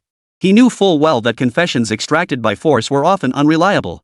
Moreover, if this person was indeed the killer, there was bound to be a mastermind pulling the strings behind the scenes. His goal wasn't merely to catch a small-time henchman, but to unmask the true mastermind behind the entire conspiracy. Thus, Chen Zhe meticulously disguised himself and began tailing this production staff member named Li Wei. Over the next few days, he cautiously followed Li Wei, observing every single one of his movements. However, the developments took an unexpected turn. After days of surveillance, Chen Zhe observed that Li Wei's daily thoughts were remarkably simple. He either pondered what delicious food to eat next or planned where to unwind after work. It seemed as if the murder had nothing to do with him. This began to shake Chen Zhe's confidence. He couldn't help but wonder if he had targeted the wrong suspect. After all, murder was an extremely grave act. The psychological impact and torment it inflicted were immense. Most people who committed such a crime would inevitably show some cracks in their behavior or mindset afterward. Nightmares and mental confusion were common occurrences. Yet Li Wei remained so calm and composed, it was truly baffling. Could he really have made a mistake? Was the killer someone else entirely? Chen Zhe didn't believe his surveillance and investigation would be discovered. Throughout the entire process, he had no direct contact with Li Wei, relying entirely on his ability to read minds to understand his inner thoughts. Combined with his exceptional disguise skills, even standing directly before Li Wei, the latter might not recognize him, let alone the fact that Chen Zhe had maintained a safe distance throughout. Just as Chen Zhe was about to abandon this lead, a new discovery reignited his hope. Although Li Wei was just an ordinary production crew member with a modest salary, he spent money lavishly and without restraint. His spending habits were wildly out of proportion to his income level. Moreover, the nouveau riche aura about him was distinctly different from that of a genuine second-generation wealthy individual. It felt more like sudden overnight wealth. Where did Li Wei get his money? This question instantly became the new key clue. Chen Zhe decisively exchanged 100,000 reputation points for max-level hacker abilities. Then, wielding his advanced skills, he hacked into Li Wei's bank account undetected and meticulously examined his transaction history. As the transaction records appeared before him, Chen Zhe's gaze instantly sharpened.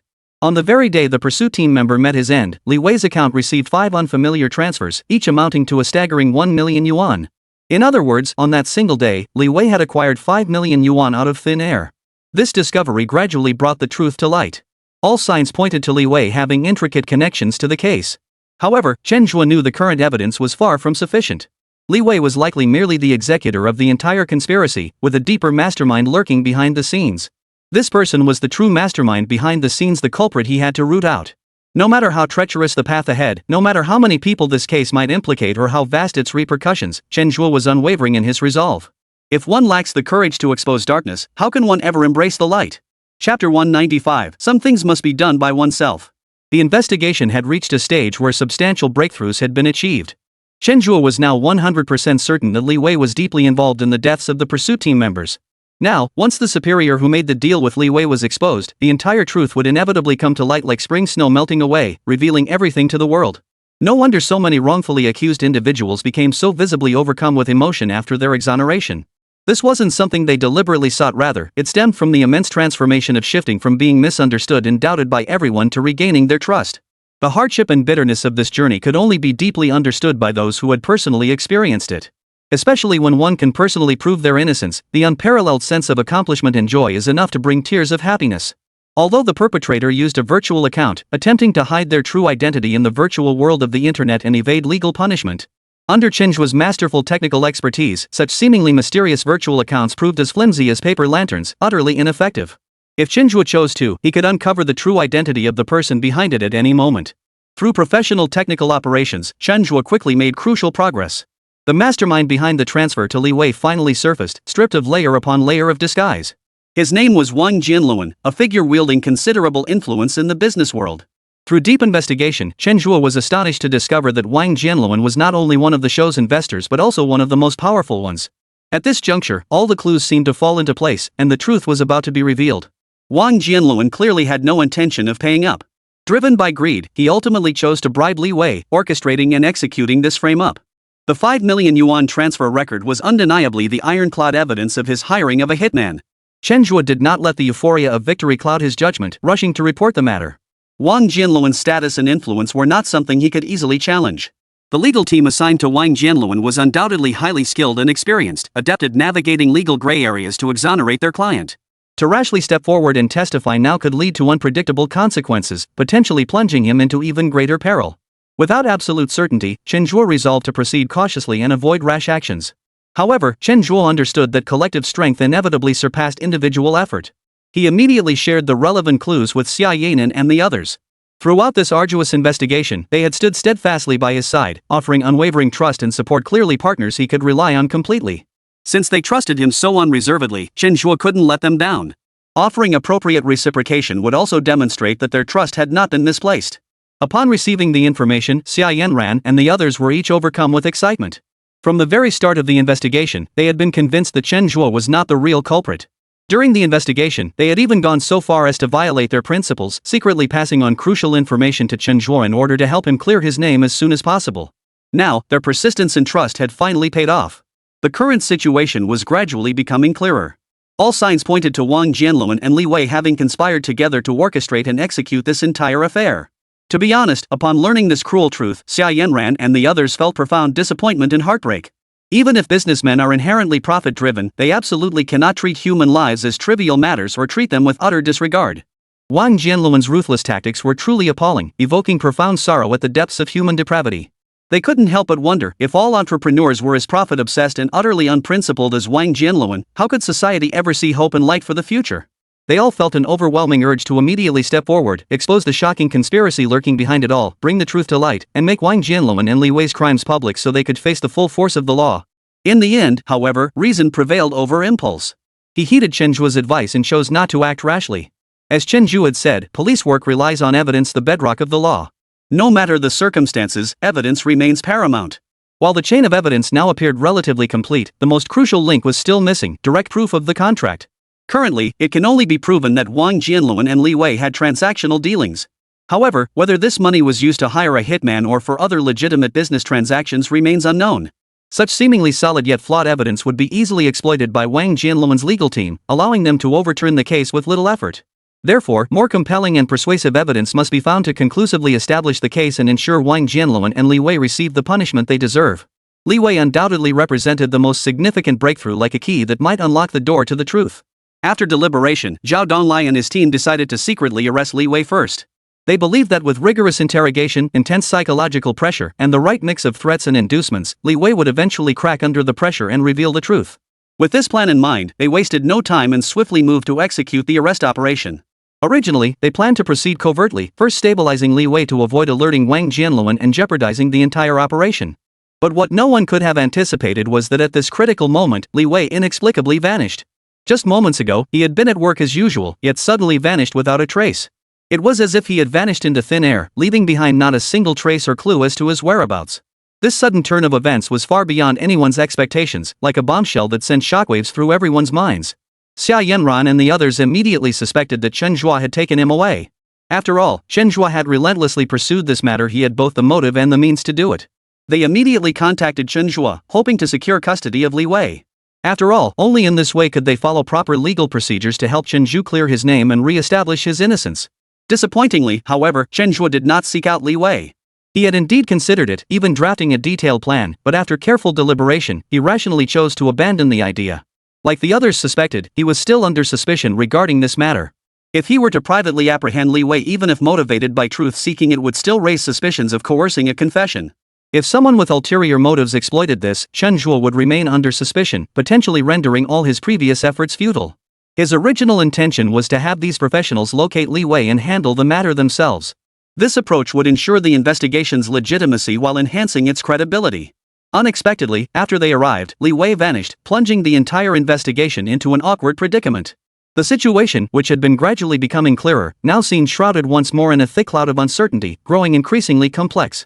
Now, Wang Jianluan was undoubtedly the prime suspect. Everyone's immediate focus was on keeping a close watch on him, scrutinizing his every move to determine whether he had indeed detained Li Wei. Yet neither Wang Jianluan's whereabouts nor his call records revealed any relevant information. Even his closest associates showed no unusual behavior. Everything appeared calm, as if Li Wei's disappearance truly had nothing to do with him. The once promising leads had once again hit a dead end, making the investigation increasingly difficult. The difficulty of this investigation had escalated to a new level. Chen Zhe found this turn of events somewhat unexpected. Logically speaking, if Wang Jianluan was indeed behind this, he wouldn't have needed to wait until now. After eliminating the pursuit team, he could have easily disposed of Li Wei as well, cutting off any potential loose ends. That way, not only would he avoid paying a single penny, but he could also eliminate all evidence and completely clear himself of suspicion. But if he was truly uninvolved, it seemed somewhat implausible. The key point was that Li Wei's disappearance made him the primary beneficiary. Following basic criminal logic, this incident must be connected to Wang Jianluan, yet no evidence could be found to prove it. After calming himself, Chen Zhe refused to be discouraged. The truth might be delayed, but it would never fail to arrive. As long as this case remained unsolved, he would never give up. One day, the truth would be laid bare. The crimes lurking in the shadows would be exposed by the light of justice and face the full force of the law. The biggest breakthrough point remained Wang Jianluan. Even if all surface evidence pointed to his innocence, the thread of suspicion deep within Chen Zhe remained taut. He remained convinced Wang Jianluan was inextricably linked to the affair. After all, Wang Jianluan was undoubtedly the biggest beneficiary throughout the entire incident. From the perspective of vested interests, as long as the investigation continued to delve deeper in this direction, it would never stray too far from the truth. For the long period that followed, Chen Zhe devoted nearly all his energy to closely monitoring Wang Jianluan's movements. Yet Wang Jianluan remained as still as a calm iceberg, showing no signs of rash action whatsoever. It seemed as if Li Wei's sudden disappearance truly had nothing to do with him, leaving Chen Zhe's investigation at an impasse. After deep contemplation, a new thought began to take shape in Chen Zhe's mind. Perhaps Li Wei's sudden disappearance really had little to do with Wang Jianluan, but rather stemmed from Li Wei himself sensing impending danger. Though this possibility seemed relatively slim, no avenue could be completely ruled out until the truth was uncovered. Finding Li Wei now would unravel all the mysteries, and everything would naturally come to light. He decisively halted the investigation into Wang Jianluan and promptly redirected his focus back to Li Wei. Li Wei vanished abruptly halfway through the program recording. By using this as the starting point for the investigation, they were certain to uncover clues related to his whereabouts. Armed with this conviction and determination, Chen Zhe sprang into action, immersing himself fully in the new investigation. He leveraged the latest Skynet system and cutting-edge black tech capabilities inaccessible to others, precisely setting Li Wei's profile within the vast sea of information databases. About half an hour later, the results finally appeared. Chen Zhe's efforts paid off. The system showed Li Wei had boarded a taxi, left Dalian, and ultimately arrived in Xi'an by plane. Chen Zhe immediately searched online and discovered that Xi'an was actually Li Wei's hometown. It seemed the suspect had fled back to his hometown to evade capture. In the field of criminal psychology, some offenders do indeed possess what is termed a psychological excitement zone. After committing a crime, they might initially conceal their fear and guilt as well as usual, showing no signs of abnormality. But as time passed, the shadow of the crime spread like encroaching darkness, gradually consuming their inner selves and becoming dominant. At that point, their psychological state undergoes significant fluctuations, shifting from a previous state of psychological security to a state of psychological breakdown. At this juncture, seeking a corresponding psychological comfort zone becomes a common self-protective mechanism for offenders. This so-called psychological comfort zone is essentially a human behavioral habit. People naturally feel a sense of relaxation and security in familiar places. In such environments, many negative emotions and states of tension tend to stabilize. However, when in an unfamiliar city where everything is unknown, they remain in a state of high alert, making it difficult to maintain composure and rationality. Based on the current information available, Li Wei's decision to flee back to Xi'an was most likely driven by a desire to seek his psychological comfort zone, hoping to find solace and a sense of security in the familiar environment of his hometown. According to Locard's principle of cross-contamination, when people gain something, they inevitably lose something else in return, though sometimes they remain oblivious to what they've lost. Li Wei is clearly in this phase right now. If Li Wei could be located at this moment, confronted with psychological pressure and compelling evidence, he would undoubtedly reveal everything he knew.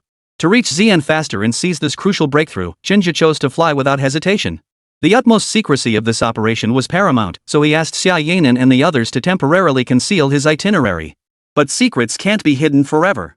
Sure enough, as soon as the plane took off, his whereabouts were immediately pinpointed. How the situation would unfold from here was truly unpredictable. He might end up getting captured before he even found Li Weiren. But something simply had to be done by him. Chapter 196, Counterattack. Chen Zhe's sudden appearance on the flight to Xi'an caught everyone completely off guard. This time, the production team made no attempt to conceal Chen Zhe's whereabouts, instead deploying the entire operation via live broadcast. For the first time, viewers experienced the thrill of apprehending a criminal. Recalling previous episodes, though also broadcast live, those had been mere simulations like playing a tense game within a safe zone. No matter how realistic, they paled in comparison to the stark reality of actual combat. Even when the team members gave their all and performed at their peak, the simulated tension paled in comparison to the real, life-or-death confrontation unfolding now. It was like comparing a minor sorcerer to a grand wizard, utterly incomparable. This was a genuine life-or-death struggle. Chen Zhe's ordeal felt like an invisible thread, tugging at the heartstrings of every viewer.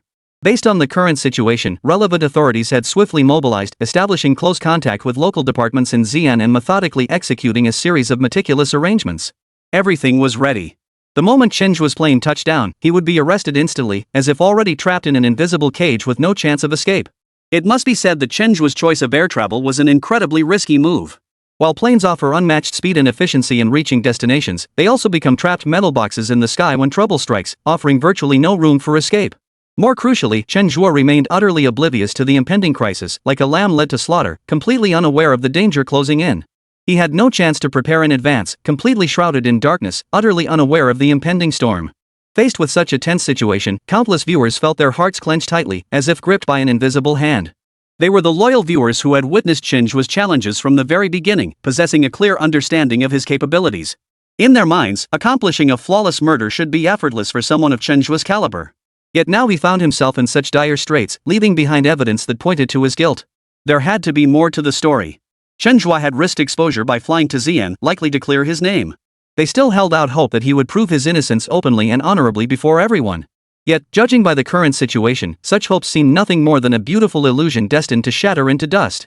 Choosing to fly was a risky gamble, with almost no chance of turning things around. Unless he could somehow divert the plane to another destination, a notion as fantastical as a fairy tale, utterly unrealistic. Zhao Donglai and the others, being closely connected to Chen Zhe, were equally filled with deep concern over his predicament. They had privately confirmed that Chen Zhe was innocent and had been framed. Now, his journey to Xi'an clearly indicated he had tracked down Li Wei. He intended to apprehend Li Wei on his own before proving his innocence to everyone. In their eyes, Chen Zhe's approach seemed overly hasty. Clearly, there were better options available, yet he had chosen the most extreme course of action. This left them both worried and helpless. Given the current situation, even if they wanted to help, they were likely powerless to do so. Wang Jianluan stood motionless before the television, his expression blank as he watched the live broadcast. As the instigator of it all, he felt an unusual sense of satisfaction, as if admiring a brilliant performance he had meticulously directed. Even though his hands were stained with blood, he felt not a shred of guilt or unease. In his worldview, money reigned supreme, and some lives were as cheap as ants in his eyes. Of course, his decision to frame Chen Zhe wasn't solely driven by investment motives. Though the 1 billion yuan prize was enormous, spreading the investment among several partners meant it wouldn't cripple him financially. After all, having taken on the show, they were prepared to shoulder the risks and cover the costs. His ruthless framing of Chen Zhe stemmed from another, little-known identity. He was the true mastermind behind the drug trafficking ring. The so-called old Chen was merely a puppet in his hands, manipulated to cover up his criminal activities. After years of meticulous planning and whitewashing, he had successfully shed his dark past and established connections with relevant authorities, transforming himself into a legitimate entrepreneur. Had Chen Zhe not been such a thorny problem, he wouldn't have taken such a risky gamble by getting personally involved. Still, he remained supremely confident in his scheme, convinced no one could trace it back to him. And even if someone did trace it back to him, he had already prepared sufficient justifications to absolve himself. In fact, Li Wei's departure had also been meticulously orchestrated by him. And now, Li Wei was barely clinging to life. His true objective wasn't for everyone to capture Li Wei at this moment, but rather to allow Chen Zhe to successfully escape once more in plain sight. At that point, Li Wei's sudden death would naturally be linked to Chen Zhe. Achieving this would ensure that even if Chen Zhe wasn't the actual killer, he would be universally deemed the ultimate culprit and Li Wei's plan would be complete. Meanwhile, Chen Zhe, aboard the plane, remained utterly unaware of the unfolding events outside. He was completely immersed in analyzing the unfolding situation. He had only intended to participate in a variety show, seeking a unique challenge. Little did he expect that through twists and turns, he would become entangled in such a monumental legal battle. From being the pride of the public, he had instantly become a pariah, a rat everyone wanted to beat. This drastic shift in perception was excruciatingly painful, like plummeting from heaven to hell. Fortunately, his inner strength proved resilient enough to withstand the current predicament. He had anticipated that someone would discover his whereabouts, but this was precisely the outcome he had hoped for. He intended to lead everyone in the search for Li Wei and uncover the truth. Before boarding the plane, he had already communicated with Yan Ming, the show's executive director, ensuring his live streaming equipment would be reactivated. This meant every move he made would be laid bare for all to see. He intended to use this method to declare to everyone that his conscience was clear he had done nothing wrong. He also intended to use this method to make everyone understand that the real culprit was someone else entirely. He would definitely expose the mastermind behind the scenes and bring the truth to light. This adversary is indeed a formidable opponent, employing exceptionally devious tactics. Accordingly, his countermeasures must naturally evolve. He wasn't someone to be trifled with. If they wanted to frame him, they'd better be prepared to pay the price. Chapter 197, Arresting Someone Leads to a Supernatural Incident? A Buddha fights for a stick of incense, a man fights for his last breath. The moment Chen Zhe sensed the blatant frame-up, his inner rage ignited instantly. If he didn't fight back now, he'd truly become a pushover, and cowardice was not in his nature. Chen Zhe possessed absolute confidence in his abilities. In simulated combat drills, he might have held back for various reasons, avoiding extreme measures in many situations. But now, this had escalated into real combat, involving his reputation. There was no need for restraint. In this battle, he must give his all to vindicate himself. Ding! System's unique passive trigger activated. Optimal countermeasure protocol deployed. The aircraft continued its smooth flight at high altitude when Chen Zhe suddenly heard the system's alert sound in his mind. Hearing this, Chen Zhe instantly understood his movements had been compromised. The Xi'an airport they were about to land at was likely already swarming with enemies, a veritable trap. But whether it was fortune or misfortune, he couldn't escape it. To prove his innocence, he had to get through this. At that moment, his heart remained utterly still. Sitting quietly in his seat, he awaited the plane's landing, his eyes reflecting unwavering resolve and determination. The aircraft descended slowly and began taxiing along the runway. Meanwhile, countless viewers watching the livestream held their breath in suspense. They knew exactly what was happening at Xi'an Airport. It was no exaggeration to say the entire airport was sealed off, completely surrounded. Not even a living person, let alone a fly, could escape such tight security. It was harder than climbing to the moon. Although Chen Zhe had previously stunned everyone with his diverse and astonishing escape skills during various challenges. But in such a desperate situation, the group held no hope whatsoever that he could escape successfully. If it were a train or high-speed rail, Chen Zhe might have been able to escape through a window or similar opening. But this was an airplane, a completely sealed space. Once the plane touched down smoothly and the apprehension team surrounded it, Chen Zhe would have absolutely no chance of escape. The audience felt both tense and hopeful, caught in a conflicting state of mind. On one hand, they wanted to see Chen Zhe captured, as this would finally reveal whether he was connected to the murder. On the other hand, they didn't want him caught. After all, the extraordinary abilities Chen Zhe had demonstrated thus far were simply too compelling. They yearned for another breathtaking escape sequence to unfold, delivering unprecedented visual and psychological thrills that would immerse them in that uniquely tense and exhilarating experience. Regardless of the audience's inner thoughts, the decision now clearly rested with no one but Chen Zhe himself. The final outcome depended entirely on his choice. As the plane touched down smoothly, the audience's breathing grew increasingly ragged, and a palpable tension filled the entire livestream room. What kind of outcome awaited? Time would soon reveal the answer. A group of fully armed SWAT officers had been waiting on the tarmac for quite some time. Dressed in black uniforms and armed with advanced weaponry, their eyes betrayed vigilance and focus. The moment the aircraft door slowly opened, every passenger was stunned. The scene before them made it abundantly clear that something major was unfolding, and it most likely involved the passengers on board. Recalling terrifying scenes from movies and TV shows, many passengers couldn't help but think of terrorists. Instantly, some felt their legs go weak, a chill running down their spines, and a wave of fear washing over them. Fortunately, they faced no immediate danger on the plane. Otherwise, whether they could land safely would have been a real unknown. Every passenger disembarking underwent the most rigorous screening.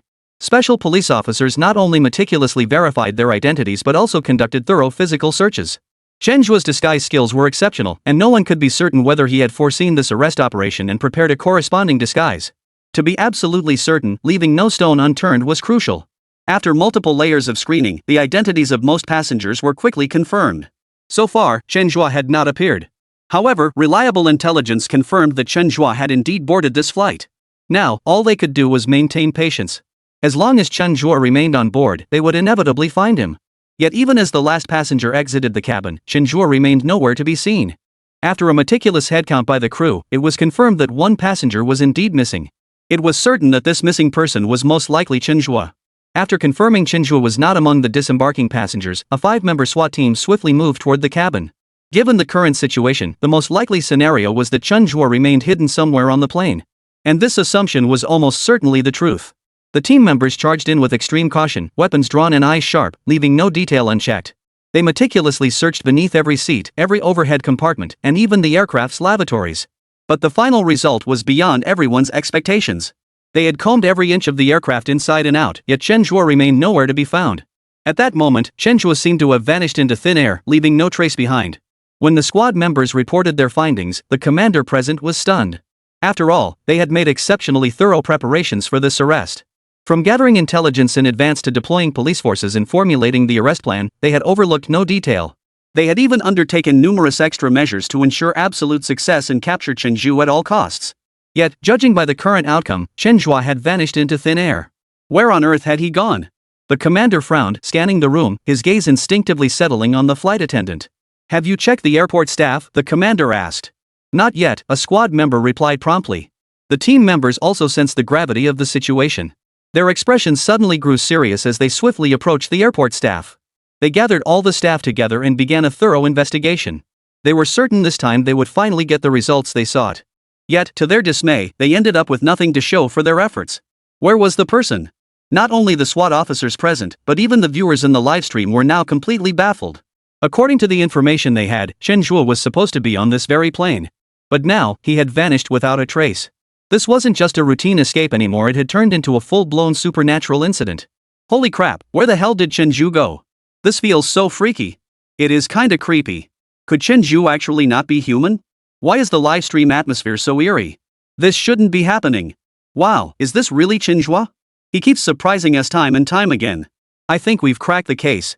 Chen Zhe definitely isn't the killer. Look at his moves now, disappearing without a trace even when there's no way out. If he wanted to kill someone, how could he possibly get caught? That makes sense. Chen Zhe doesn't seem like the real killer at all. But who the killer is, it's really hard to figure out. This is getting weird. All I want to know now is where Chen Zhe went. I feel like I've thought of every possible place, and the SWAT team has searched all those spots too. Why did Chen Zhe just vanish? In the livestream chat, a dense stream of comments rolled endlessly. So many eyes were fixed on the screen. Even if the SWAT team missed something, the viewers in the livestream couldn't have missed it. Yet the current situation was clear, there was no trace of Chen Zhe. Where the hell did he go? And how exactly did he escape? It had truly become an unknown. Keep searching. I refuse to believe Chen Zhe could have vanished into thin air. The commander on site was a stubborn man. Even though everyone had already searched the area once, he still refused to give up. Chen Zhe had definitely boarded this flight, yet his whereabouts were now completely unknown. And they were absolutely certain that not a single passenger had left the airport yet. Therefore, by their logic, Chen Zhe must still be here. As for where exactly he was, that could only be determined through continued action. Upon receiving the order, the team launched a fresh round of searches. This time, they even searched places where hiding was utterly impossible, like the aircraft's ventilation ducts and landing gear compartments. After another half hour of thorough work, the result remained the same: nothing. Chen Zhe seemed to have vanished into thin air, completely disappeared without a trace. The commander's resolve had begun to waver. He believed he had executed the operation flawlessly, leaving no stone unturned. Yet for some inexplicable reason, Chen Zhe was nowhere to be found. He scrutinized the scene's layout once more, seriously considering other possibilities. Before this incident, he had been a devoted fan of the show National Challenge, and he had been genuinely astonished by Chen Zhe's various maneuvers. In other words, he believed he had a decent grasp of Chen Zhe's capabilities.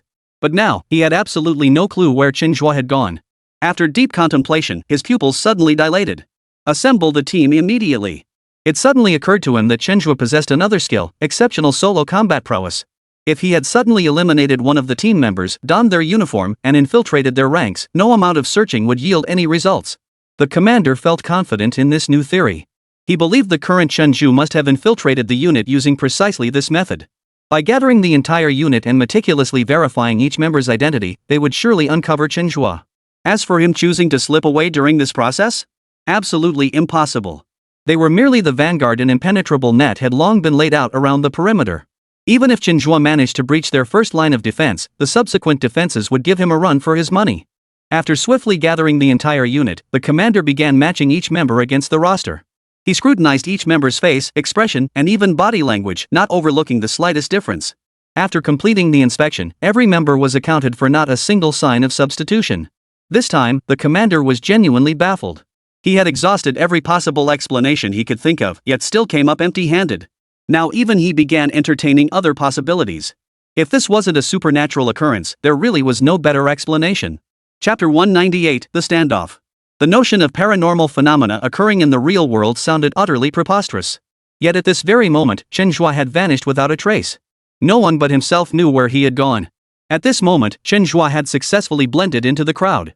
But the crowd he blended into was one no one could have anticipated. He had slipped directly into the ranks of the program's production crew. The incident caused an enormous stir, unleashing a storm of controversy online. Under mounting public pressure, the government finally agreed to resume the show's broadcast. This meant everyone would witness the arrest operation, sharing a collective sense of participation. Since the arrest process was to be broadcast live, the corresponding crew members were naturally indispensable. During the flight, the system's proposed solution was for Chen to infiltrate the crew. People often encounter unexpected situations precisely in the areas where they feel most confident. Chen Zhe had cleverly exploited this very psychology. The arrest team racked their brains, considering every possible hiding spot, yet never once imagined he would blend in among the program crew. As for how he disembarked from the plane, Chen Zhe cleverly leveraged his identity as airport staff. At that moment, however, the on-site commander remained completely unaware of this possibility. Without exaggeration, every choice Chen Zhe made was bold to the extreme and exceptionally perilous. The slightest misstep could have led to his immediate capture. Yet through these daring gambles, Chen Zhe navigated every obstacle. Though he hadn't yet fully escaped danger, at least for now he was safe. After multiple fruitless searches, the on-site commander reluctantly sought assistance. Soon, additional reinforcements arrived swiftly to join the manhunt. Meanwhile, Chen Zhe not only watched their frantic efforts from the sidelines but also meticulously documented every step of the search operation. The search dragged on for half a day with no progress. Passengers' discontent grew increasingly intense, with complaints pouring in non-stop. Under mounting pressure, the search team was forced to temporarily suspend the operation. Where Chen Zhe had gone now became a constant worry in everyone's minds. Without an answer to this question, everyone was destined to lose sleep and appetite. Just as everyone was ready to give up, the cameraman who had been knocked unconscious by Chen Zhe suddenly regained consciousness. He struggled to climb out of the underground pipe and shouted angrily, "Chen Zhe is among the work crew." This unexpected revelation was like a lighthouse in the ocean, instantly guiding everyone toward a clear direction. The previously chaotic search operation instantly became organized and orderly. Everyone's gaze instinctively turned toward the crew members. Chen Zhe hadn't expected the search to drag on this long. Shaking his head helplessly, he handed the expensive camera in his hands to someone nearby. The device was easily worth hundreds of thousands. He certainly didn't want to suffer such a loss for nothing. Facing the flood of pursuing officers, Chen Zhe remained remarkably calm. His Demon King's eye ability allowed him to anticipate the pursuers' movements in advance. Even as they closed in with fierce momentum, Chen Zhe handled the situation with effortless ease. Anticipating their anticipations gave him immense room to maneuver. Originally, Chen Zhe's appearance was a boon for the pursuers, giving them hope of a successful capture. Yet upon truly locating Chen Zhe, their perspectives underwent a drastic shift. Even when Chen Zhe was within arm's reach, he remained exceptionally agile, weaving in and out among them with lightning-fast dodges and evasions, leaving everyone completely bewildered. Combined with his exceptional physical conditioning, explosive power, and mastery of rock climbing and parkour, every obstacle in his path became a tool to propel him forward. During the pursuit, everyone was stunned to discover that instead of closing the gap with Chen Zhe, the distance between them only grew wider. Had they never spotted Chen Zhe in the first place, they might have been frustrated but not this utterly disheartened. But now, Chen Zhe had slipped away right under their noses, relying solely on his own abilities.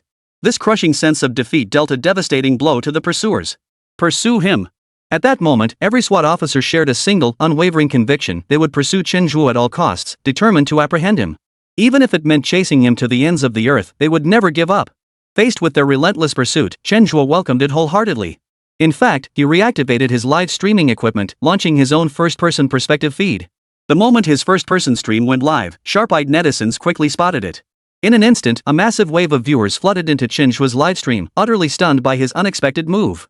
Any other criminal on the run would have tried every trick in the book to stay hidden, avoiding exposure at all costs. Yet Chen Zhe's approach was strikingly different. Not only did he refuse to conceal his whereabouts, he actively chose to broadcast his movements. After all, live streaming meant broadcasting every move and action to the public. And this wasn't some staged program, it was the real deal, a genuine escape attempt. Choosing to broadcast his actions at this moment was no different from completely exposing his whereabouts. The personnel tasked with apprehending Chen Zhe quickly picked up on this signal, their anger at his choice boiling over. In their eyes, Chen Zhe's public livestreaming was nothing short of a blatant provocation. After all, at the airport, Chen Zhe had slipped away effortlessly despite being surrounded by layers of security.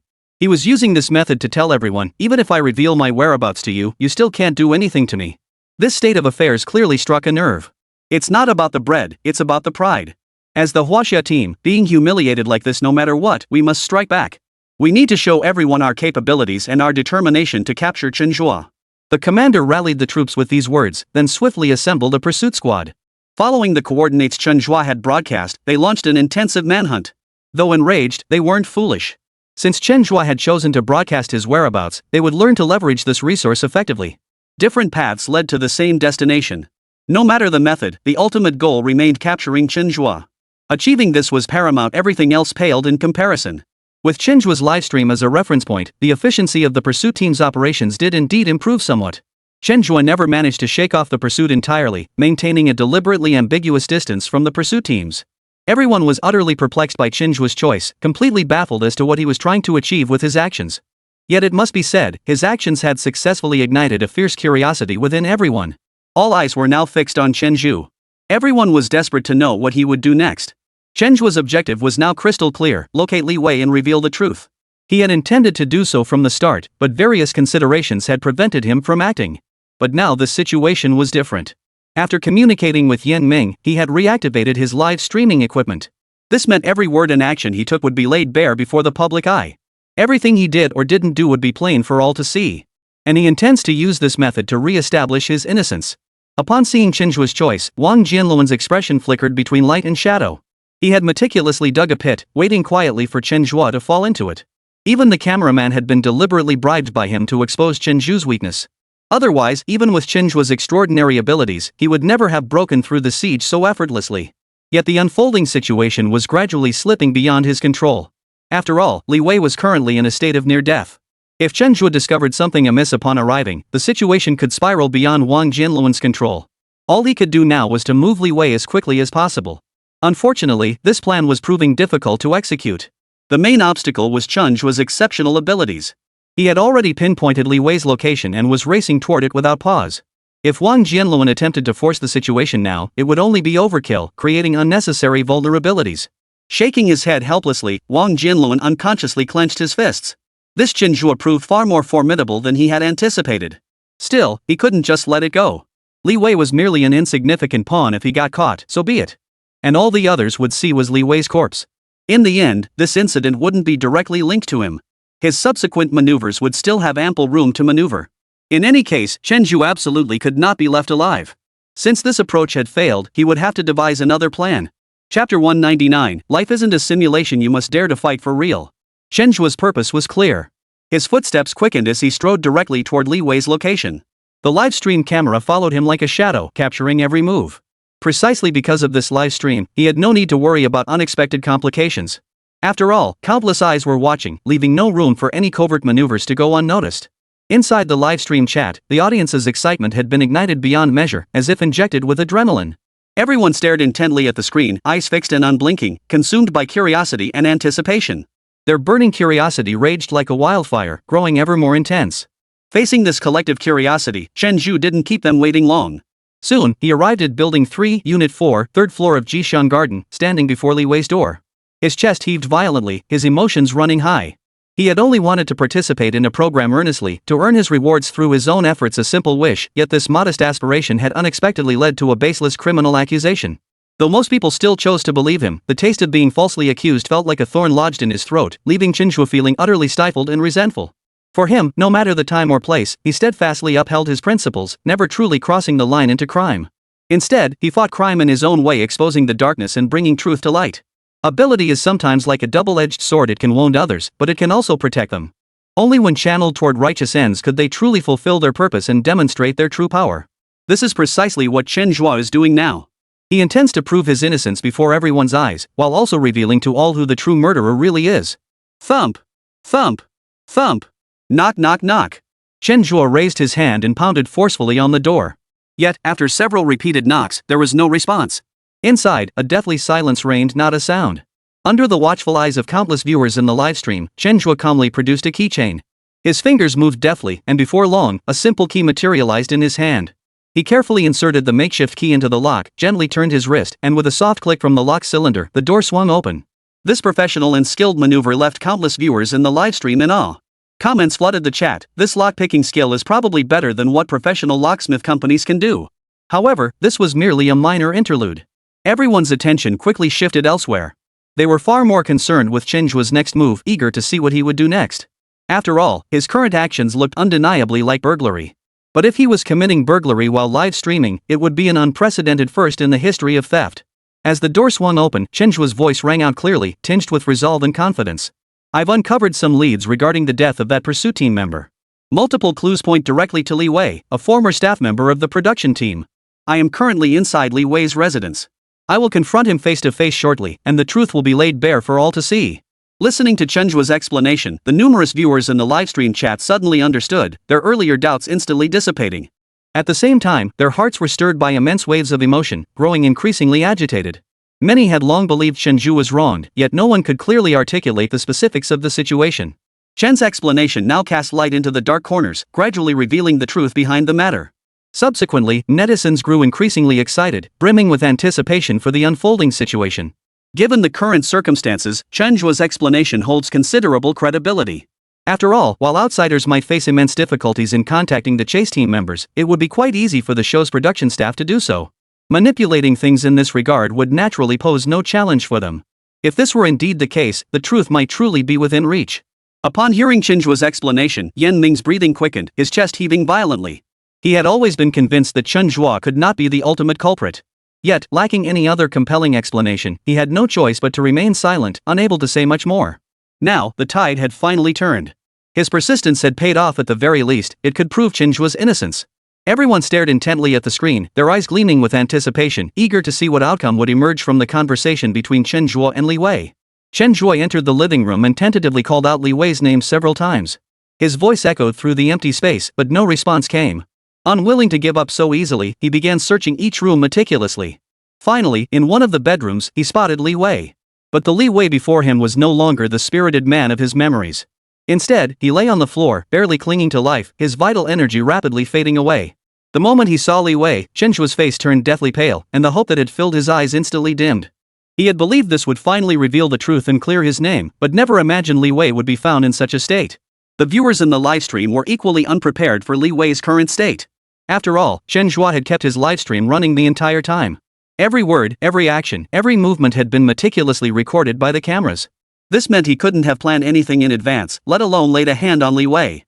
Yet Li Wei's current state was practically indistinguishable from death. So who had struck the fatal blow? This question undoubtedly became the biggest mystery of the moment, weighing heavily on everyone's minds like a heavy stone. Chen Zhe immediately knelt down, attempting to save Li Wei. Yet after a thorough examination, he helplessly concluded it was all in vain. Li Wei's vital signs were extremely faint, beyond any hope of recovery. Ladies and gentlemen, you've all witnessed the situation. This incident clearly has nothing to do with me.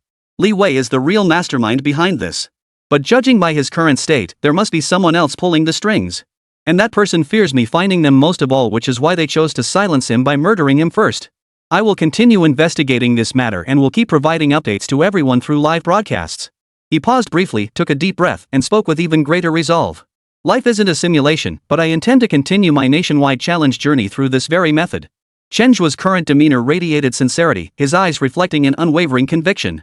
To be honest, Li Wei's death had genuinely exceeded his expectations, leaving him deeply shocked. Yet it also underscored the formidable nature of his adversary, one willing to resort to murderous means to conceal the truth, a ruthlessness that was truly staggering. Precisely for this reason, Chen Zhe refrained from directly naming Wang Jianluan. Without absolute proof, blurting out the name prematurely would only alert the enemy, giving them a chance to evade justice. Yet Chen Zhe could not ignore such heinous disregard for human life. Now, his mission extended beyond clearing his own name. He sought to protect others from harm and uphold justice and fairness. The situation ahead would likely grow increasingly complex, fraught with unknowns and challenges, and the difficulties would undoubtedly multiply. Yet no matter how rugged the path ahead, Chen Zhe was resolutely determined to press forward. He understood that the more ruthless the enemy became, the more it revealed their guilt and fear. At such a moment, perseverance is non-negotiable. Evil must not be allowed to prevail. The truth must be brought to light. Chapter 200, Demanding Accountability. On life's long journey, persistence is often the key to success in many endeavors. Yet, regrettably, the vast majority falter before the very concept of perseverance. The ancient proverb, "The last 10 miles of a 100-mile journey are half the distance," profoundly reveals a truth. People are most likely to give up when they are closest to success, and this is precisely why many fall short at the final hurdle. Chen Zhe has always held a contemptuous attitude toward such half-hearted efforts. In his view, once a goal is set, one must advance unwaveringly, refusing to surrender easily no matter how formidable the obstacles. Given the current situation, it seems unlikely that Chen Zhe will be able to continue participating in the subsequent challenge programs. But for him, the real challenge has only just begun. The road ahead will undoubtedly be fraught with thorns and obstacles, but his inner conviction is unshakable. He will never retreat or give up. He is determined to create his own nationwide challenge in his unique way, and through his actions, demonstrate to everyone his unwavering resolve to combat and prevent crime. Li Wei's sudden death was undoubtedly a bombshell, plunging the situation which had seemed to be gradually clearing up back into confusion and uncertainty. Wang Jianluan's ruthlessness and cunning clearly far exceeded Chen Zhe's expectations. This challenge was destined to be fraught with hardship and peril, anything but ordinary. The task force assigned to apprehend Chen Zhe had also seen the corresponding livestream updates and gained some understanding of his wrongful accusation. Nevertheless, their resolve to apprehend Chen Zhe remained unwavering. As the saying goes, each has his own field of expertise. When it came to investigating and apprehending criminals, they were the professionals. In their view, even if Chen Zhe was innocent, he should not have acted privately and without authorization. After all, professional matters should be handled by professionals. Chen Zhe's current actions, in their eyes, were nothing short of a direct slap in the face. Those within the system often place great importance on their reputation, and such a direct affront clearly crossed a line. By the time Chen Zhe reached the upper floor, the arrest team had swiftly arrived below and immediately sealed off the entire building. Standing on the upper floor, Chen Zhe gazed down at the dense crowd below and shook his head helplessly. Chen Zhe had always held deep reverence for the Chinese government. He understood clearly that the stable life he enjoyed today was entirely due to the correct leadership of the nation and the party. However, in certain matters, government officials sometimes took things too far, and in some situations, excessive strictness wasn't necessarily a good thing. For Chen Zhe, surrendering himself was now a viable option. After all, a new development had emerged in this matter. Why had Li Wei returned to his hometown? And why did he meet a bizarre death there? These layers of suspicion could become the key to clearing Chen Zhe of suspicion. Even if he were detained for a period, it would likely be merely to cooperate with the investigation, rather than being treated as the actual perpetrator. This outcome, as things stand now, should be the most ideal one. However, Chen Zhe currently has no intention of surrendering voluntarily. This wasn't because he doubted the arrest team's competence, but because he simply couldn't bear to let his skills go to waste. This matter was far from over. Numerous hidden conspiracies likely lurked beneath the surface. Unless he resolved this matter completely, Chen Zhe would be unable to eat or sleep in peace, his mind forever restless. Driven by this conviction, it meant another fierce confrontation between him and the apprehension team was inevitable today. After stepping out of the room, Chen Zhe sprinted to the rooftop. Escaping through the lower floors was now virtually impossible. But finding an escape route from above still offered some room for maneuver. Upon reaching the rooftop, Chen Zhe hesitated not a moment. He decisively took a running start and leaped from Building 3 to Building 2 with astonishing speed and strength. Long jumps were something many had attempted, but executing one between high-rise buildings was not something just anyone dared to try. After all, if such a leap failed, there might only be one chance to try again, or even the cost of one's life. It could very well mean a family feast in the worst case. But Chen Zhe clearly wasn't ordinary. Since acquiring the divine chosen physique, his personal abilities had undergone a complete transformation, with physical prowess and skills far surpassing those of ordinary people. What seemed impossible to others became routine for him. Using the gaps between floors, Chen Zhe moved like a dancer gliding through the air, performing a breathtaking aerial ballet. Subsequently, utilizing his maxed-out rock climbing and parkour skills, he deftly transferred from the upper floors to the lower levels. His movements were fluid and masterful, swiftly vanishing from everyone's sight. The pursuit team leader, who had witnessed Chen Zhe's entire sequence through a live mobile stream, felt a deep sense of helplessness welling up inside. Every move Chen Zhe made seemed to defy human biomechanics and the laws of nature, yet he executed them with effortless ease and extraordinary flair, commanding admiration. Moreover, the captain found himself no longer as invested in capturing Chen Zhe as he had been at the outset. Li Wei's sudden death has already proven certain things to a certain extent. It's clear the real culprit is someone else. At this point, pouring all their efforts into capturing Chen Zhe no longer holds significant meaning. What they urgently needed to do now was to delve deeper into uncovering the truth behind the previous case. Since Chen Zhe possesses both the resolve and capability to investigate this matter, why not let him give it a try? While Chen Zhe struggled to evade pursuit and uncover the truth, Xia Yanran and the others were also fighting for their chance to participate in the investigation. Li Wei's death gave them a certain degree of confidence. After all, this incident not only proved the killer was someone else but also suggested a larger conspiracy might be lurking behind it all. Now they hope to take full control of the investigation, joining forces with Chen Zhe to drag the real culprit out of the shadows. These individuals wielded considerable influence throughout China, and relevant authorities took their proposal seriously. After careful deliberation and weighing of options, the decision was ultimately made to support their initiative. The situation had indeed spiraled beyond control. Yet it is precisely at such critical junctures that unwavering resolve must be demonstrated. Criminals absolutely cannot be allowed to evade justice. Given the hidden circumstances surrounding this case, Chen Zhe has now become a victim in his own right. Safeguarding the lawful rights and interests of every victim is undoubtedly the unshirkable duty of the relevant authorities. Faced with the current complex situation, they would undoubtedly spare no effort in providing support and assistance. With the backing of higher authorities, Xia Yanran and the others felt a surge of excitement. This case, seemingly straightforward, was in fact deeply entangled and highly complex.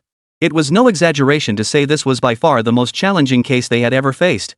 But no matter how rugged the road ahead or how immense the difficulties, they were determined to persevere with unwavering resolve. If they were to abandon it so easily just because the investigation was difficult, what meaning would their duties and mission hold? Their very purpose existed to pierce through layers of fog to uncover the truth, bring criminals to justice, provide closure for victims, and deliver fairness and justice to society. Chapter 201, A New Counterattack. The situation now raced like a runaway horse, completely beyond Wang Jianluan's control. In his office, Wang Jianluan sat with furrowed brows and a grim expression. For him, this was undoubtedly devastating news. Events were hurtling toward the very outcome he dreaded most.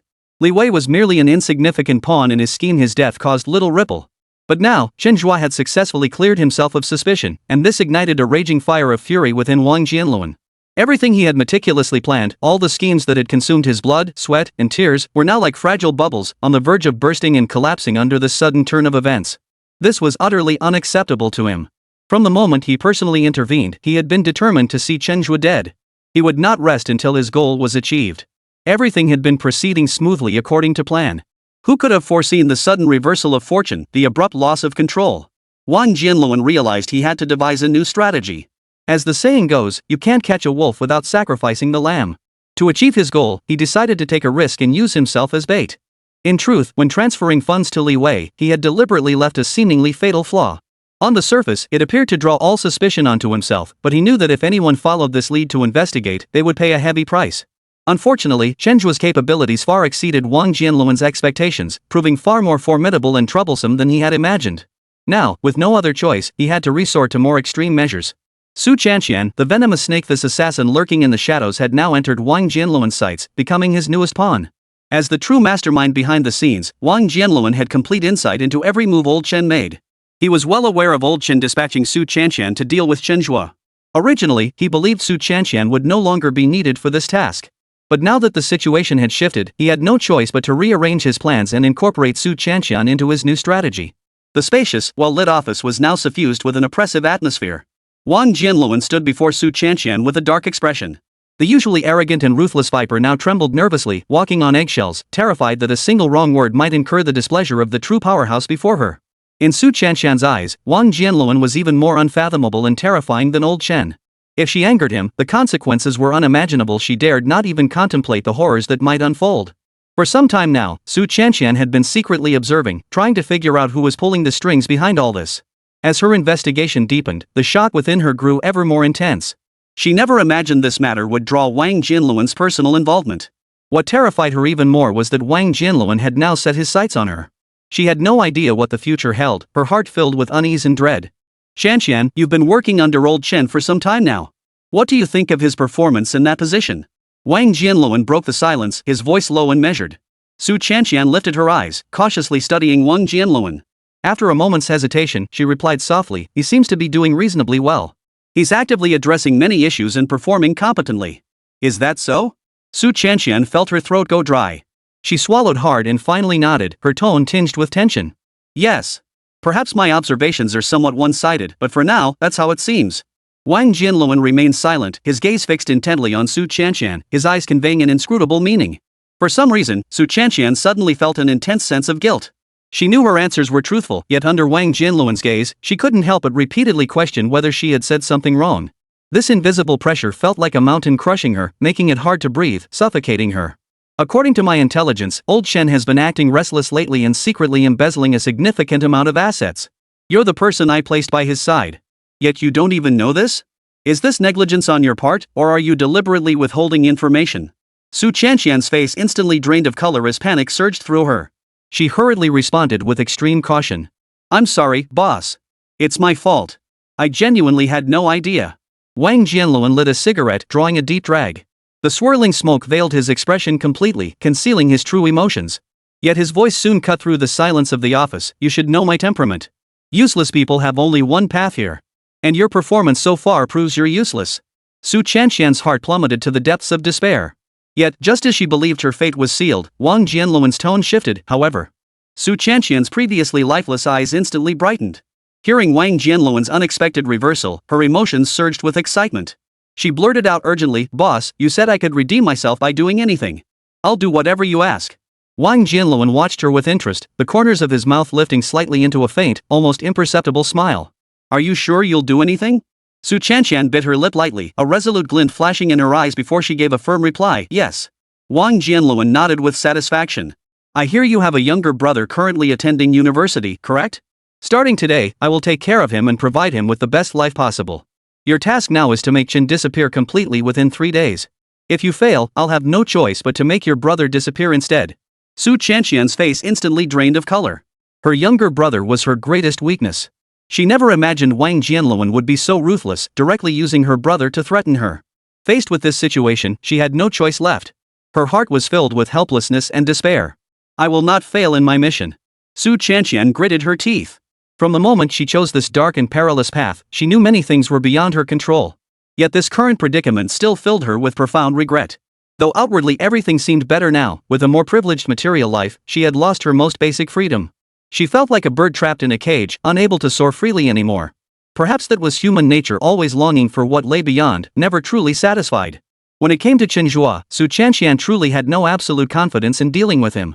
Otherwise, she wouldn't have waited this long to make her move. But judging by Wang Jianluan's tone, this wasn't a discussion, it was a direct order that brooked no defiance.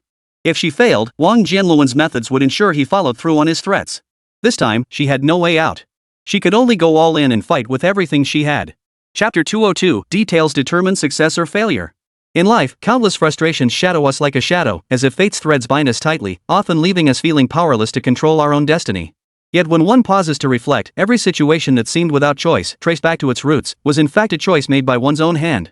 It's like standing at a crossroads in life. Once you step onto a certain path, a chain of subsequent events unfolds. Had one not chosen those paths straying from the straight and narrow, the helplessness of being driven to the edge later on would never have arisen. Everything in this world has its cause and effect. It's just that sometimes, the outcome takes a while to manifest. By the time one comes to their senses, they're already deeply entangled. At this moment, Su Chanxian felt as if shrouded in gloom, her state utterly miserable. The order Wang Jianluan had given her felt like a death sentence, robbing her of sleep and appetite.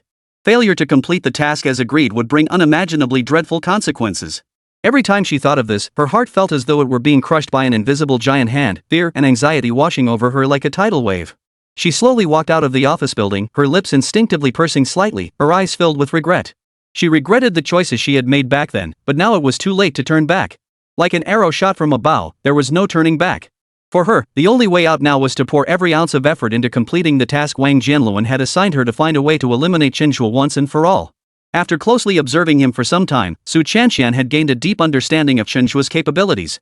Relying solely on physical prowess or cunning to deal with Chen Zhe was practically a pipe dream. Yet the situation was urgent, leaving no room for complacency. She had to devise a countermeasure within a very short time. Countless thoughts raced through her mind. After deep contemplation, she settled on a tactic: seduction. The word lust carries a hidden blade, as the ancient adage warned. Throughout history, countless heroes and warriors had ultimately fallen victim to this very word. Even those once famed heroes who shook the world could see their entire reputations destroyed in an instant because of a single word: lust. Su Chanxian was confident in her assets. Years of rigorous training had sculpted her into a curvaceous figure that held immense allure for men. Her face was exquisitely beautiful, 1 in a million, which was precisely why she had earned the nickname Venomous Snake. Truthfully, Su Chanxian would never resort to such tactics unless absolutely necessary. Any connection with Chen Zhe would inevitably draw unwanted attention. Then, should Chen Zhe encounter any trouble, she would automatically become the prime suspect. The feeling of being scrutinized and suspected was unbearably unpleasant, like standing under a spotlight with no privacy left. But reality was this cruel, leaving her little room for hesitation or retreat. The situation had long ceased to be a matter of her willingness, it was now a choice she had to make. Compared to the potential dangers lurking in the shadows, Wang Jianluan's threats hung over her like the sword of Damocles, far more terrifying. Caught in this dilemma, after weighing the pros and cons, the answer to her choice became crystal clear. Having resolved to use seduction, she needed a clever and plausible way to make her move. High-end hunters often appear in the guise of prey. Only by successfully capturing Chen Zhe's attention could the subsequent plan proceed smoothly. A straightforward, overt seduction would reveal her intentions too clearly, easily arousing Chen Zhe's suspicion and causing the entire plan to collapse. After careful consideration, Su Chanxian decided to stage a seemingly chance encounter. If this happened during a TV recording, things would be much simpler. Simply appearing in the right spot, with her looks and presence, would likely catch Chen Zhe's eye. But the current situation was entirely different. The show had shifted from simulated escape to a real criminal escape. Even though Chen Zhe had cleared himself of some suspicion, he remained the primary focus of everyone's suspicion until the truth was fully revealed. Under these circumstances, Chen Zhe was undoubtedly focused entirely on the investigation, with no room in his mind for romance. Forcing herself onto him would not only fail to achieve the desired effect but could backfire, alerting Chen Zhe to her ulterior motives. Setting aside these factors, the most ideal approach was undoubtedly to cater to his interests. Chen Zhe was currently stuck at an investigative impasse. If her appearance could bring new hope to his investigation, offering him a glimmer of light, then her value would be magnified infinitely. She would inevitably capture Chen Zhe's attention, paving the way for the subsequent plan to unfold smoothly. With a reason to intervene established, the next step was to translate this idea into concrete action. Su Chanxian resolved to deliberately leave some loopholes and slip up, allowing Chen Zhe to focus his attention on her. Prior to this, she had been secretly following Chen Zhe, meticulously observing his every move and behavioral patterns, all to find an opportunity to make her move. If Chen Zhe noticed her previous actions, given his sharpness and persistence, he would surely come knocking on her door later. Meanwhile, Chen Zhe was enveloped by a profound sense of helplessness, like punching cotton. His efforts yielded no tangible results. He was brimming with determination, driven to uncover the truth and expose the mastermind behind it all, yet he had no idea where to begin. What frustrated him most was that even though he suspected Wang Jianluan heavily, he couldn't make the matter public due to insufficient evidence. Li Wei's death felt like a sudden storm, completely disrupting the investigative trail he had been following. He had invested considerable time and effort, reviewing relevant surveillance footage in an attempt to determine exactly how Li Wei had died. Yet days passed with no progress in the investigation. Upon reflection, it was clear that whoever had targeted Li Wei must have meticulously planned the attack and made thorough preparations.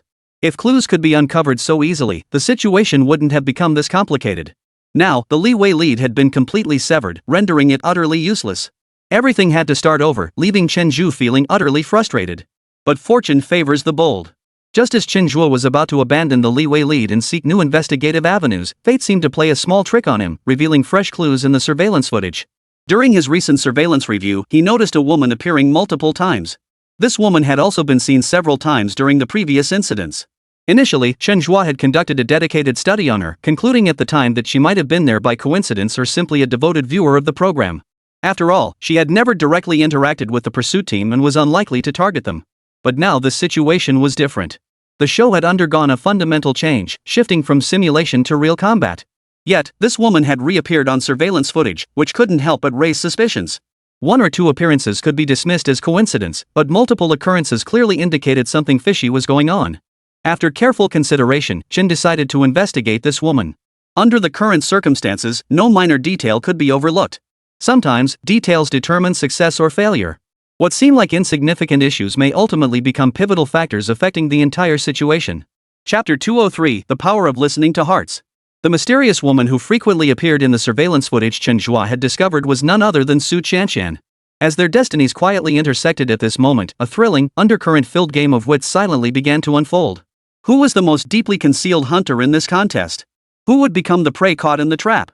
The answer seemed on the verge of being revealed, yet it remained veiled by a thin gauze, elusive and unpredictable. All would be settled soon enough. The moment Chen Zhe spotted Su Chanxian, he sprang into action like a cheetah sensing its prey. In this intricate web of intrigue, he spared no detail, seized every opportunity that could shift the balance, becoming the pivotal force that would turn the tide. Chen Zhe possessed extraordinary skills not only in evasion but also in apprehension. Still immersed in her meticulously crafted plan, Su Chanxian remained utterly unprepared for the impending danger. Like a ghostly apparition, Chen Zhe materialized before her without a sound. However, Chen Zhe didn't resort to brute force. Instead, he seized the moment and decided to employ a chatting strategy, intending to gradually coax useful information out of Su Chanxian. Wearing a gentle smile, he approached her and asked in a casual tone, "Hello, beautiful. Are you here alone?" Su Chanqian lifted her eyes to meet Chen Zhe's, her expression perfectly timed to show a hint of surprise. Her voice carried a touch of uncertainty as she asked, "Are you Chen Zhe?" Chen Zhe paused, seemingly surprised by his own recognition. He instinctively countered, "Am I that famous?" Su Chanqian's lips curved upward into a sweet smile as she replied, "With the show National Challenge being so wildly popular right now, it'd be hard not to know about you." Chen Zhe quickly regained his usual composure. Changing the subject with a hint of teasing, he said, "Since you've been following the show, you should know my current status." "Aren't you worried I might be a murderer?" Su Chanqian shook her head firmly without hesitation, her eyes sincere as she replied, "I know you're not. I was often on set, and I know a bit about what happened that day. Honestly, I've wanted to come forward and vouch for you, but I was afraid people would think I was just trying to ride your coattails. That's why I never dared to speak up about the so-called truth." Su Chanqian's response caused Chen Zhe's expression to shift instantly. He had only approached her tentatively, hoping to establish contact, but the development of events far exceeded his expectations, proving far smoother than he imagined. "So you're saying you know a lot about what happened that day?" Chen Zhe pressed, his eyes flashing with anticipation. "I know a thing or two." Su Chanqian answered calmly and confidently, "At the time, you only knocked those people down, you didn't actually kill anyone. The one who really carried out the killings afterward was Li Wei. Even though he tried to be discreet, I still saw him strike." Hearing this answer, Chen Zhe felt a surge of excitement. Though he had already proven his innocence through his own efforts, having another witness now was undoubtedly the icing on the cake, filling him with renewed vigor. "Looks like I'm having a lucky day. Care to grab a drink somewhere? We should talk properly." Chen Zhe's curiosity was now skyrocketing. His instincts told him that perhaps he could uncover more crucial information from Su Chanqian. "Of course." Su Chanqian readily agreed, adding a compliment, "I've always been a big fan of yours and have great respect for your abilities. In my opinion, if you really wanted to kill someone, you wouldn't let them easily pin it on you." Su Chanqian's words echoed the sentiments of many, revealing precisely why most people refused to believe Chen Zhe was the murderer. After all, given Chen Zhe's capabilities, if he truly were the murderer, he certainly had countless ways to cleverly conceal his crime. He wouldn't be foolish enough to use such a method that would make everyone suspect him. Chen Zhe offered no rebuttal to this, for it was indeed true. If he were truly the murderer, how could he commit such a basic mistake? Truth be told, the urge to commit a perfect crime had occasionally stirred within Chen Zhe. He yearned to prove to his doubters through action just how effortless it would be for him to take a life and how easily he could later clear himself of suspicion. But in the end, reason always prevailed over impulse. After all, they lived in a society governed by law. In times of peace, every life held immeasurable value, and no one possessed the right to take another's. If he truly went through with it, even if he wasn't the original killer, he would ultimately become a genuine criminal. Such proof, gained through such extreme means, was better left unproven. Meanwhile, Su Chanqian appeared to be chatting and laughing with Chen Zhe on the surface, but her mind was quietly plotting. "Things are going smoothly. Chen Zhe has no idea why I'm getting close to him. As long as I keep this up, I'll definitely get what I want. I'm sure Wang Jianluan is watching from the shadows right now. I just hope he doesn't do anything terrible to my brother prematurely." "Sorry, Chen Zhe. You crossed the wrong people. Even if I wanted to spare you, they won't let you off. This time, I have no choice but to send you on your way." Drugging his drink might be a good option. I wonder how vigilant Chen Zhe is. I must find a way to lower his guard later, giving me more room to maneuver.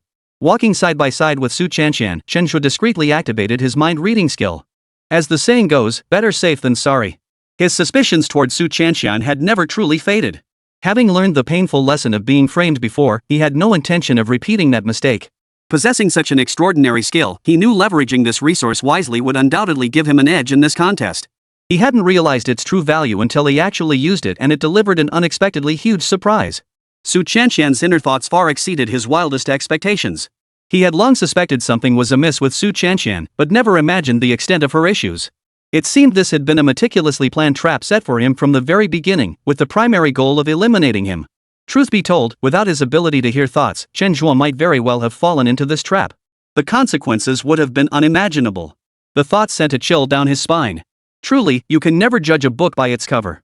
It seemed that from now on, no matter who he dealt with, he had to be extra cautious. After all, while humans may not harbor malicious intent, danger can still lurk unexpectedly. It never hurt to be cautious. However, now that he had uncovered Su Chanqian's true intentions, the initiative in this game had quietly shifted from her hands to his. Facing Wang Jianluan before, Chen Zhe had truly felt helpless and powerless. But now, having heard Su Chanqian's inner thoughts, the difficulty of navigating the situation seemed to drop significantly. Perhaps he could even seize this opportunity to bring Wang Jianluan down completely, root out the shadowy forces behind the scenes, uncover the truth of everything, and let justice prevail. Chapter 204, Life is like a play, all depends on acting. The ability to hear others' inner thoughts clearly transcended the bounds of the ordinary. No matter how shrewd Su Chanxian was, she could never have imagined Chen Zhe possessed such an ability. She had now become a tool in Chen Zhe's hands. Whenever Chen Zhe desired, he could wield this tool to achieve his objectives. They found a bar, where Chen Zhe gallantly pulled out a chair for Su Chanxian. She sat down with a look of gratitude. Chen Zhe casually ordered some drinks, and the two began chatting sporadically. Faced with this situation, Su Chanxian grew increasingly impatient. Their interaction was unfolding exactly as she had anticipated. But Chen Zhe remained seated, leaving her no opportunity to slip him the drug. She had no choice but to grit her teeth and endure, continuing the half-hearted conversation with Chen Zhe. Chen Zhe, who had been aware of Su Chanxian's every move, now displayed unusual patience. Clearly, she was more anxious than he was now. He naturally needed to steady the situation to maintain control.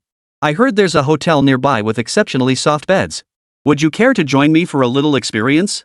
Chen Zhe looked at Su Chanxian with keen interest, making a bold suggestion. Faced with Chen Zhe's sudden request, Su Chanxian was somewhat dumbfounded. The current situation seemed to be drifting away from her expectations. According to her plan, she should have already drugged Chen Zhe by now. But judging by the situation, Chen Zhe had finished his drink and hadn't gone to the restroom at all. Even if she wanted to proceed with her plan now, she simply couldn't find an opportunity. As for Chen Zhe's invitation, Su Chanxian felt somewhat uneasy. Chen Zhe's words were quite explicit. Accepting his invitation would be tantamount to tacitly agreeing to subsequent actions. Su Chanxian certainly didn't want to end up getting herself into trouble without having done anything. After all, Wang Jianluan wasn't someone to be trifled with. Since he'd issued the order, Su Chanxian had no choice but to comply. If she failed to deliver, Wang Jianluan would certainly make good on his threats. Every single moment now was crucial for her. She had to keep control of the situation in her own hands.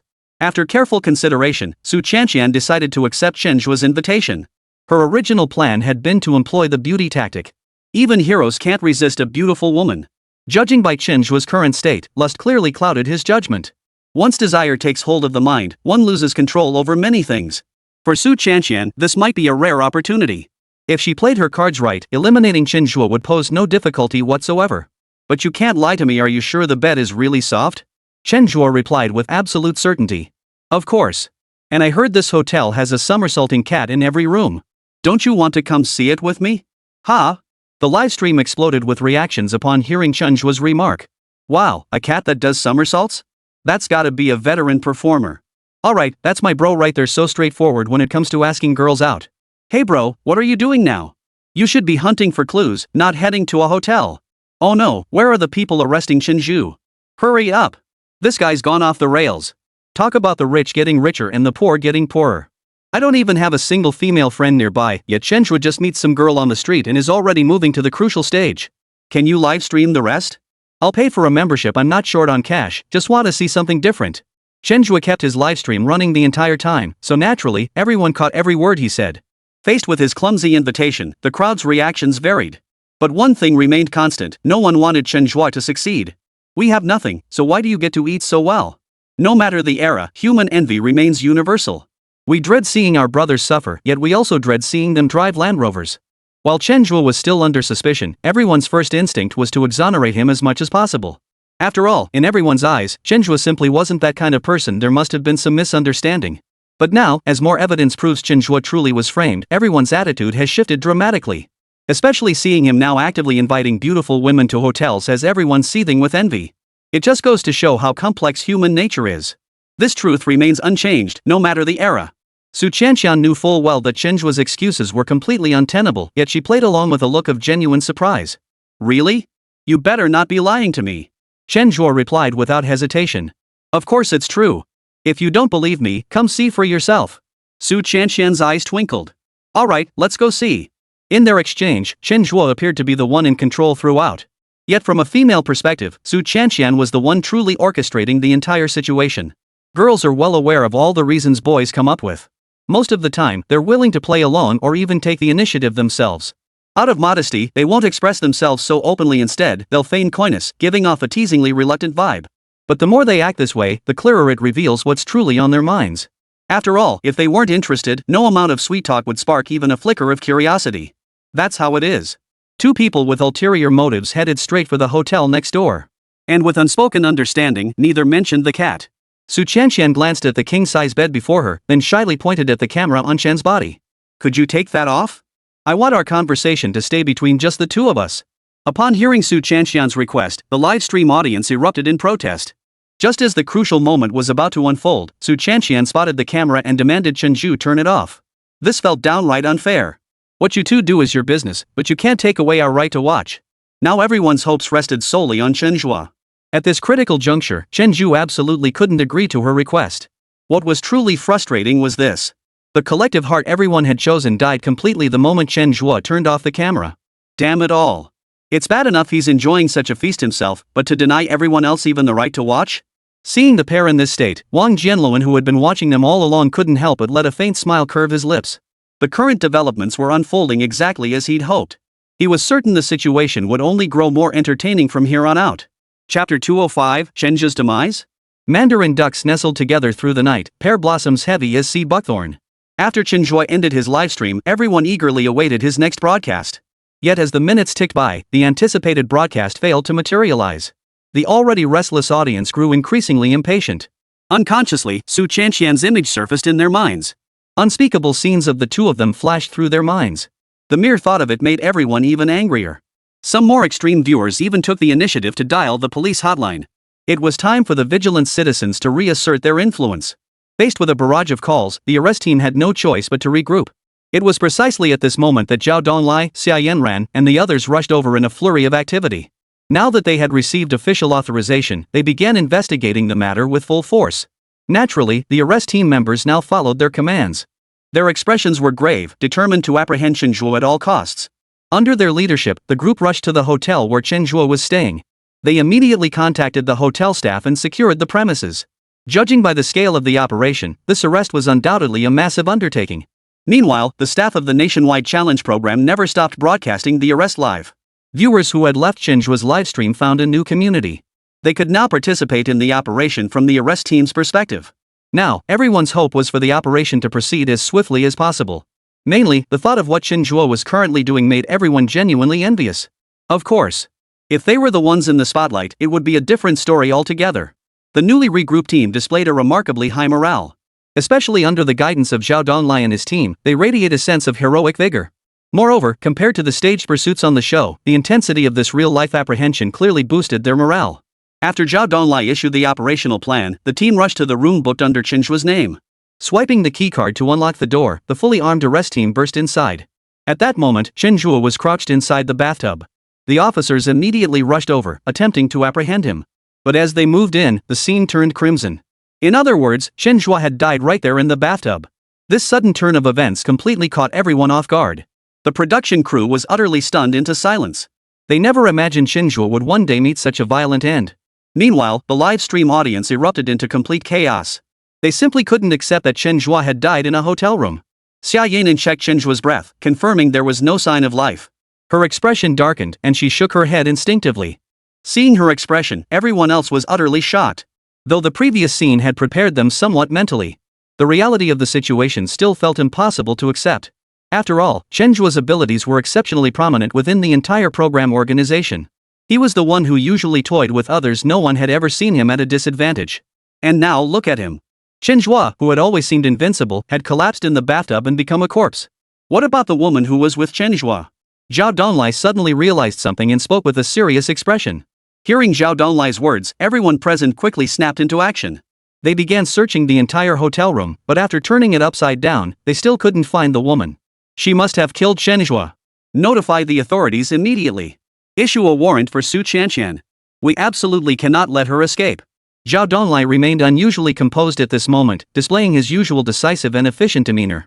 Chen Zhe's body was immediately secured, and the surveillance cameras were temporarily shut down. Sitting in his office, Wang Jianluan poured himself a glass of red wine and took a sip with obvious enjoyment. The music from Good Days played softly in the room. For him, today truly was a good day. Just then, his phone suddenly rang. Wang Jianluan glanced at the caller ID on his phone and answered with keen interest. Nice work, Viper. I thought this would take a while, but I didn't expect you to kill Chen Zhe so quickly. From now on, you'll take over old Chen's position. I've said it before, I don't like people who are worthless. Upon hearing Wang Jianluan's latest arrangement, Su Chanxian expressed her gratitude sincerely. Thank you for your recognition, boss. But I might have been exposed now. Can the boss point me in the right direction? Wang Jianluan swirled the red wine in his glass. Return to headquarters. They'll arrange for you to go abroad first.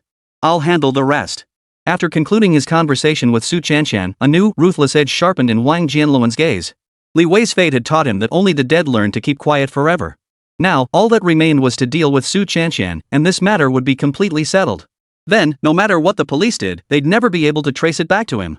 With that thought, Wang Jianluan picked up his phone again and proactively called old Chen. Get ready.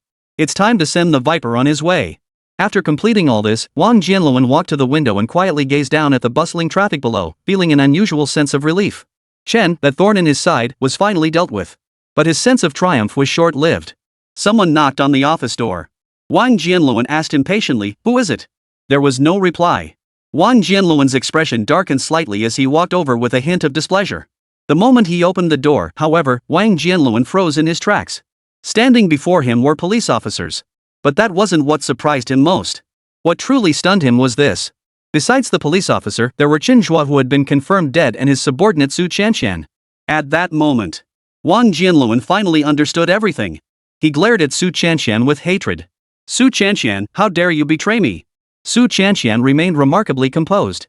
"I simply refuse to aid and abet tyranny any longer. You've committed too many acts that betray both the nation and individuals. This outcome is entirely your own doing." Wang Jianluan was consumed by rage, the flames in his eyes seeming ready to incinerate anyone within sight. But at this moment, he was clearly powerless to do anything. All he could do was rage impotently. Wang Jianluan seethed with resentment, desperate to defend himself. But the police present gave him no chance to explain. Without hesitation, they cuffed him and sealed off the entire company. Chapter 206, Tournament Reform from Simulation to Real Combat. The reversal came unexpectedly. Just as everyone was lamenting the dangers of lust, Chen Zhe's figure unexpectedly reappeared before their eyes. A last gasp? Everyone's first thought was that he had faked his death. But upon closer inspection, his demeanor and appearance bore no resemblance to a corpse. Later, with the official explanation, the truth finally came to light. It turned out Chen Zhe's death had been a carefully orchestrated scheme. His goal was to lure Wang Jianluan into a trap. This Wang Jianluan was the true mastermind behind the scenes. Not only was he an investor in the program, but he also had direct ties to the nation's largest drug trafficking organization, serving as its leader. Through various manipulations, he had successfully whitewashed his image, branding himself as an entrepreneur. But within this program, Chen Zhe's emergence threatened his interests, ultimately pushing him over the edge to take action. In the end, he failed to eliminate Chen Zhe, but instead brought himself down. No one could have anticipated such an outcome. Who could have imagined that beneath such a program lay such a vast conspiracy? While marveling at how pervasive the villains were, everyone also recognized the role of China's relevant forces. The enemy was cunning, yet victory ultimately belonged to the Chinese government. Chen Zhe's role proved pivotal in this outcome. In that moment, Chen Zhe became the Captain China in everyone's hearts, the superhero they all admired. The production team collaborated with relevant authorities to broadcast the subsequent drug bust live. Every single individual involved in the drug trafficking operation was brought to justice without exception. Thus, this major drug trafficking organization was completely dismantled. Through the live stream, authorities announced to the public that this was merely the first shot fired in the fight against crime.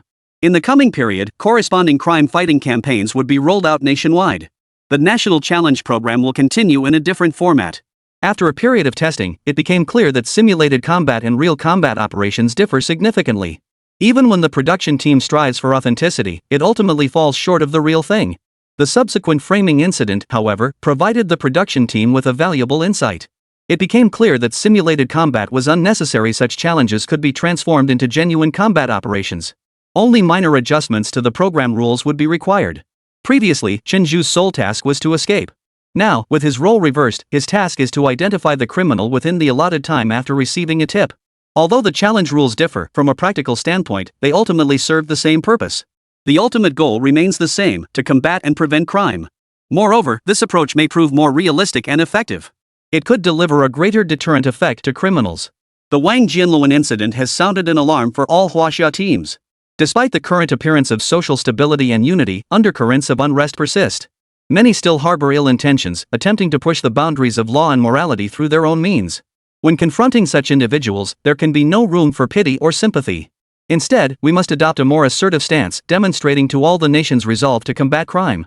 Only by thoroughly intimidating and eradicating them can the slogan of preventing and combating crime cease to be mere empty rhetoric. Netizens have expressed strong approval for the program's new restructuring. In many areas today, various criminal issues persist. Moreover, many criminals remain at large. If these individuals can be apprehended through a challenge format, the subsequent deterrent effect on similar crimes would be unprecedented. Chen Zhe had no objections to this arrangement. He had assumed the show would conclude at this very moment. Little did he expect the show's director to be such a genius, breathing new life into the program. What surprised him even more was that the subsequent challenge still counted. This meant that if he could complete the corresponding arrests within an unspecified timeframe, he would still be eligible for the prize money offered by the production team. The other investors in the production team had now clearly stated their position. They would cover all subsequent expenses in full, refusing to renege on their commitments despite Wang Jianluan's withdrawal. Regardless of their motives, this unequivocal stance gave the production team greater confidence. The show could continue in its live streaming format. Moreover, the subsequent developments are likely to become even more thrilling. Su Qianqian had committed numerous crimes in the past, but her efforts to atone for her sins earned her partial remission of her sentence. The law is unforgiving, but people are compassionate. At this moment, Su Qianqian shed tears of regret, deeply regretting her past actions. Truth be told, Su Qianqian was also a pitiable person. Growing up in a family that favored sons over daughters, she had always been seen as a burden to everyone. Her unyielding spirit forged her resilient character. No matter what challenges arose, she faced them with a smile, striving to excel in everything. But alas, many things simply cannot be achieved through effort alone. She worked tirelessly, yet her earnings remained meager, and her family's response was nothing but cold sarcasm. Even though her younger brother looked out for her, years of constant criticism had made her truly believe she was nothing but a financial burden. Then, by chance, Su Qianqian got involved in drug-related business. The staggering profits in this industry completely shattered her preconceptions. At first, she had no intention of getting involved, as it was clearly illegal. But after being tricked into it without knowing it, she gradually accepted this line of work. Her competitive spirit propelled her rapid rise within the trade. Her ruthless decisiveness earned her the nickname Venomous Snake among her peers. Yet deep within, she yearned for care and understanding.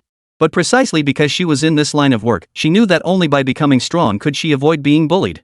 Over time, she became deeply entrenched in it, unable to extricate herself. Yet when she began receiving praise from her family, she wasn't as happy as one might expect. In fact, she felt a pang of sadness. By then, she understood everything. Yet turning back was no longer an option. She thought this would be her life forever, but then Chen Zhe appeared, offering her a chance to turn over a new leaf. Though she would serve a few years inside, she believed her future remained bright and promising.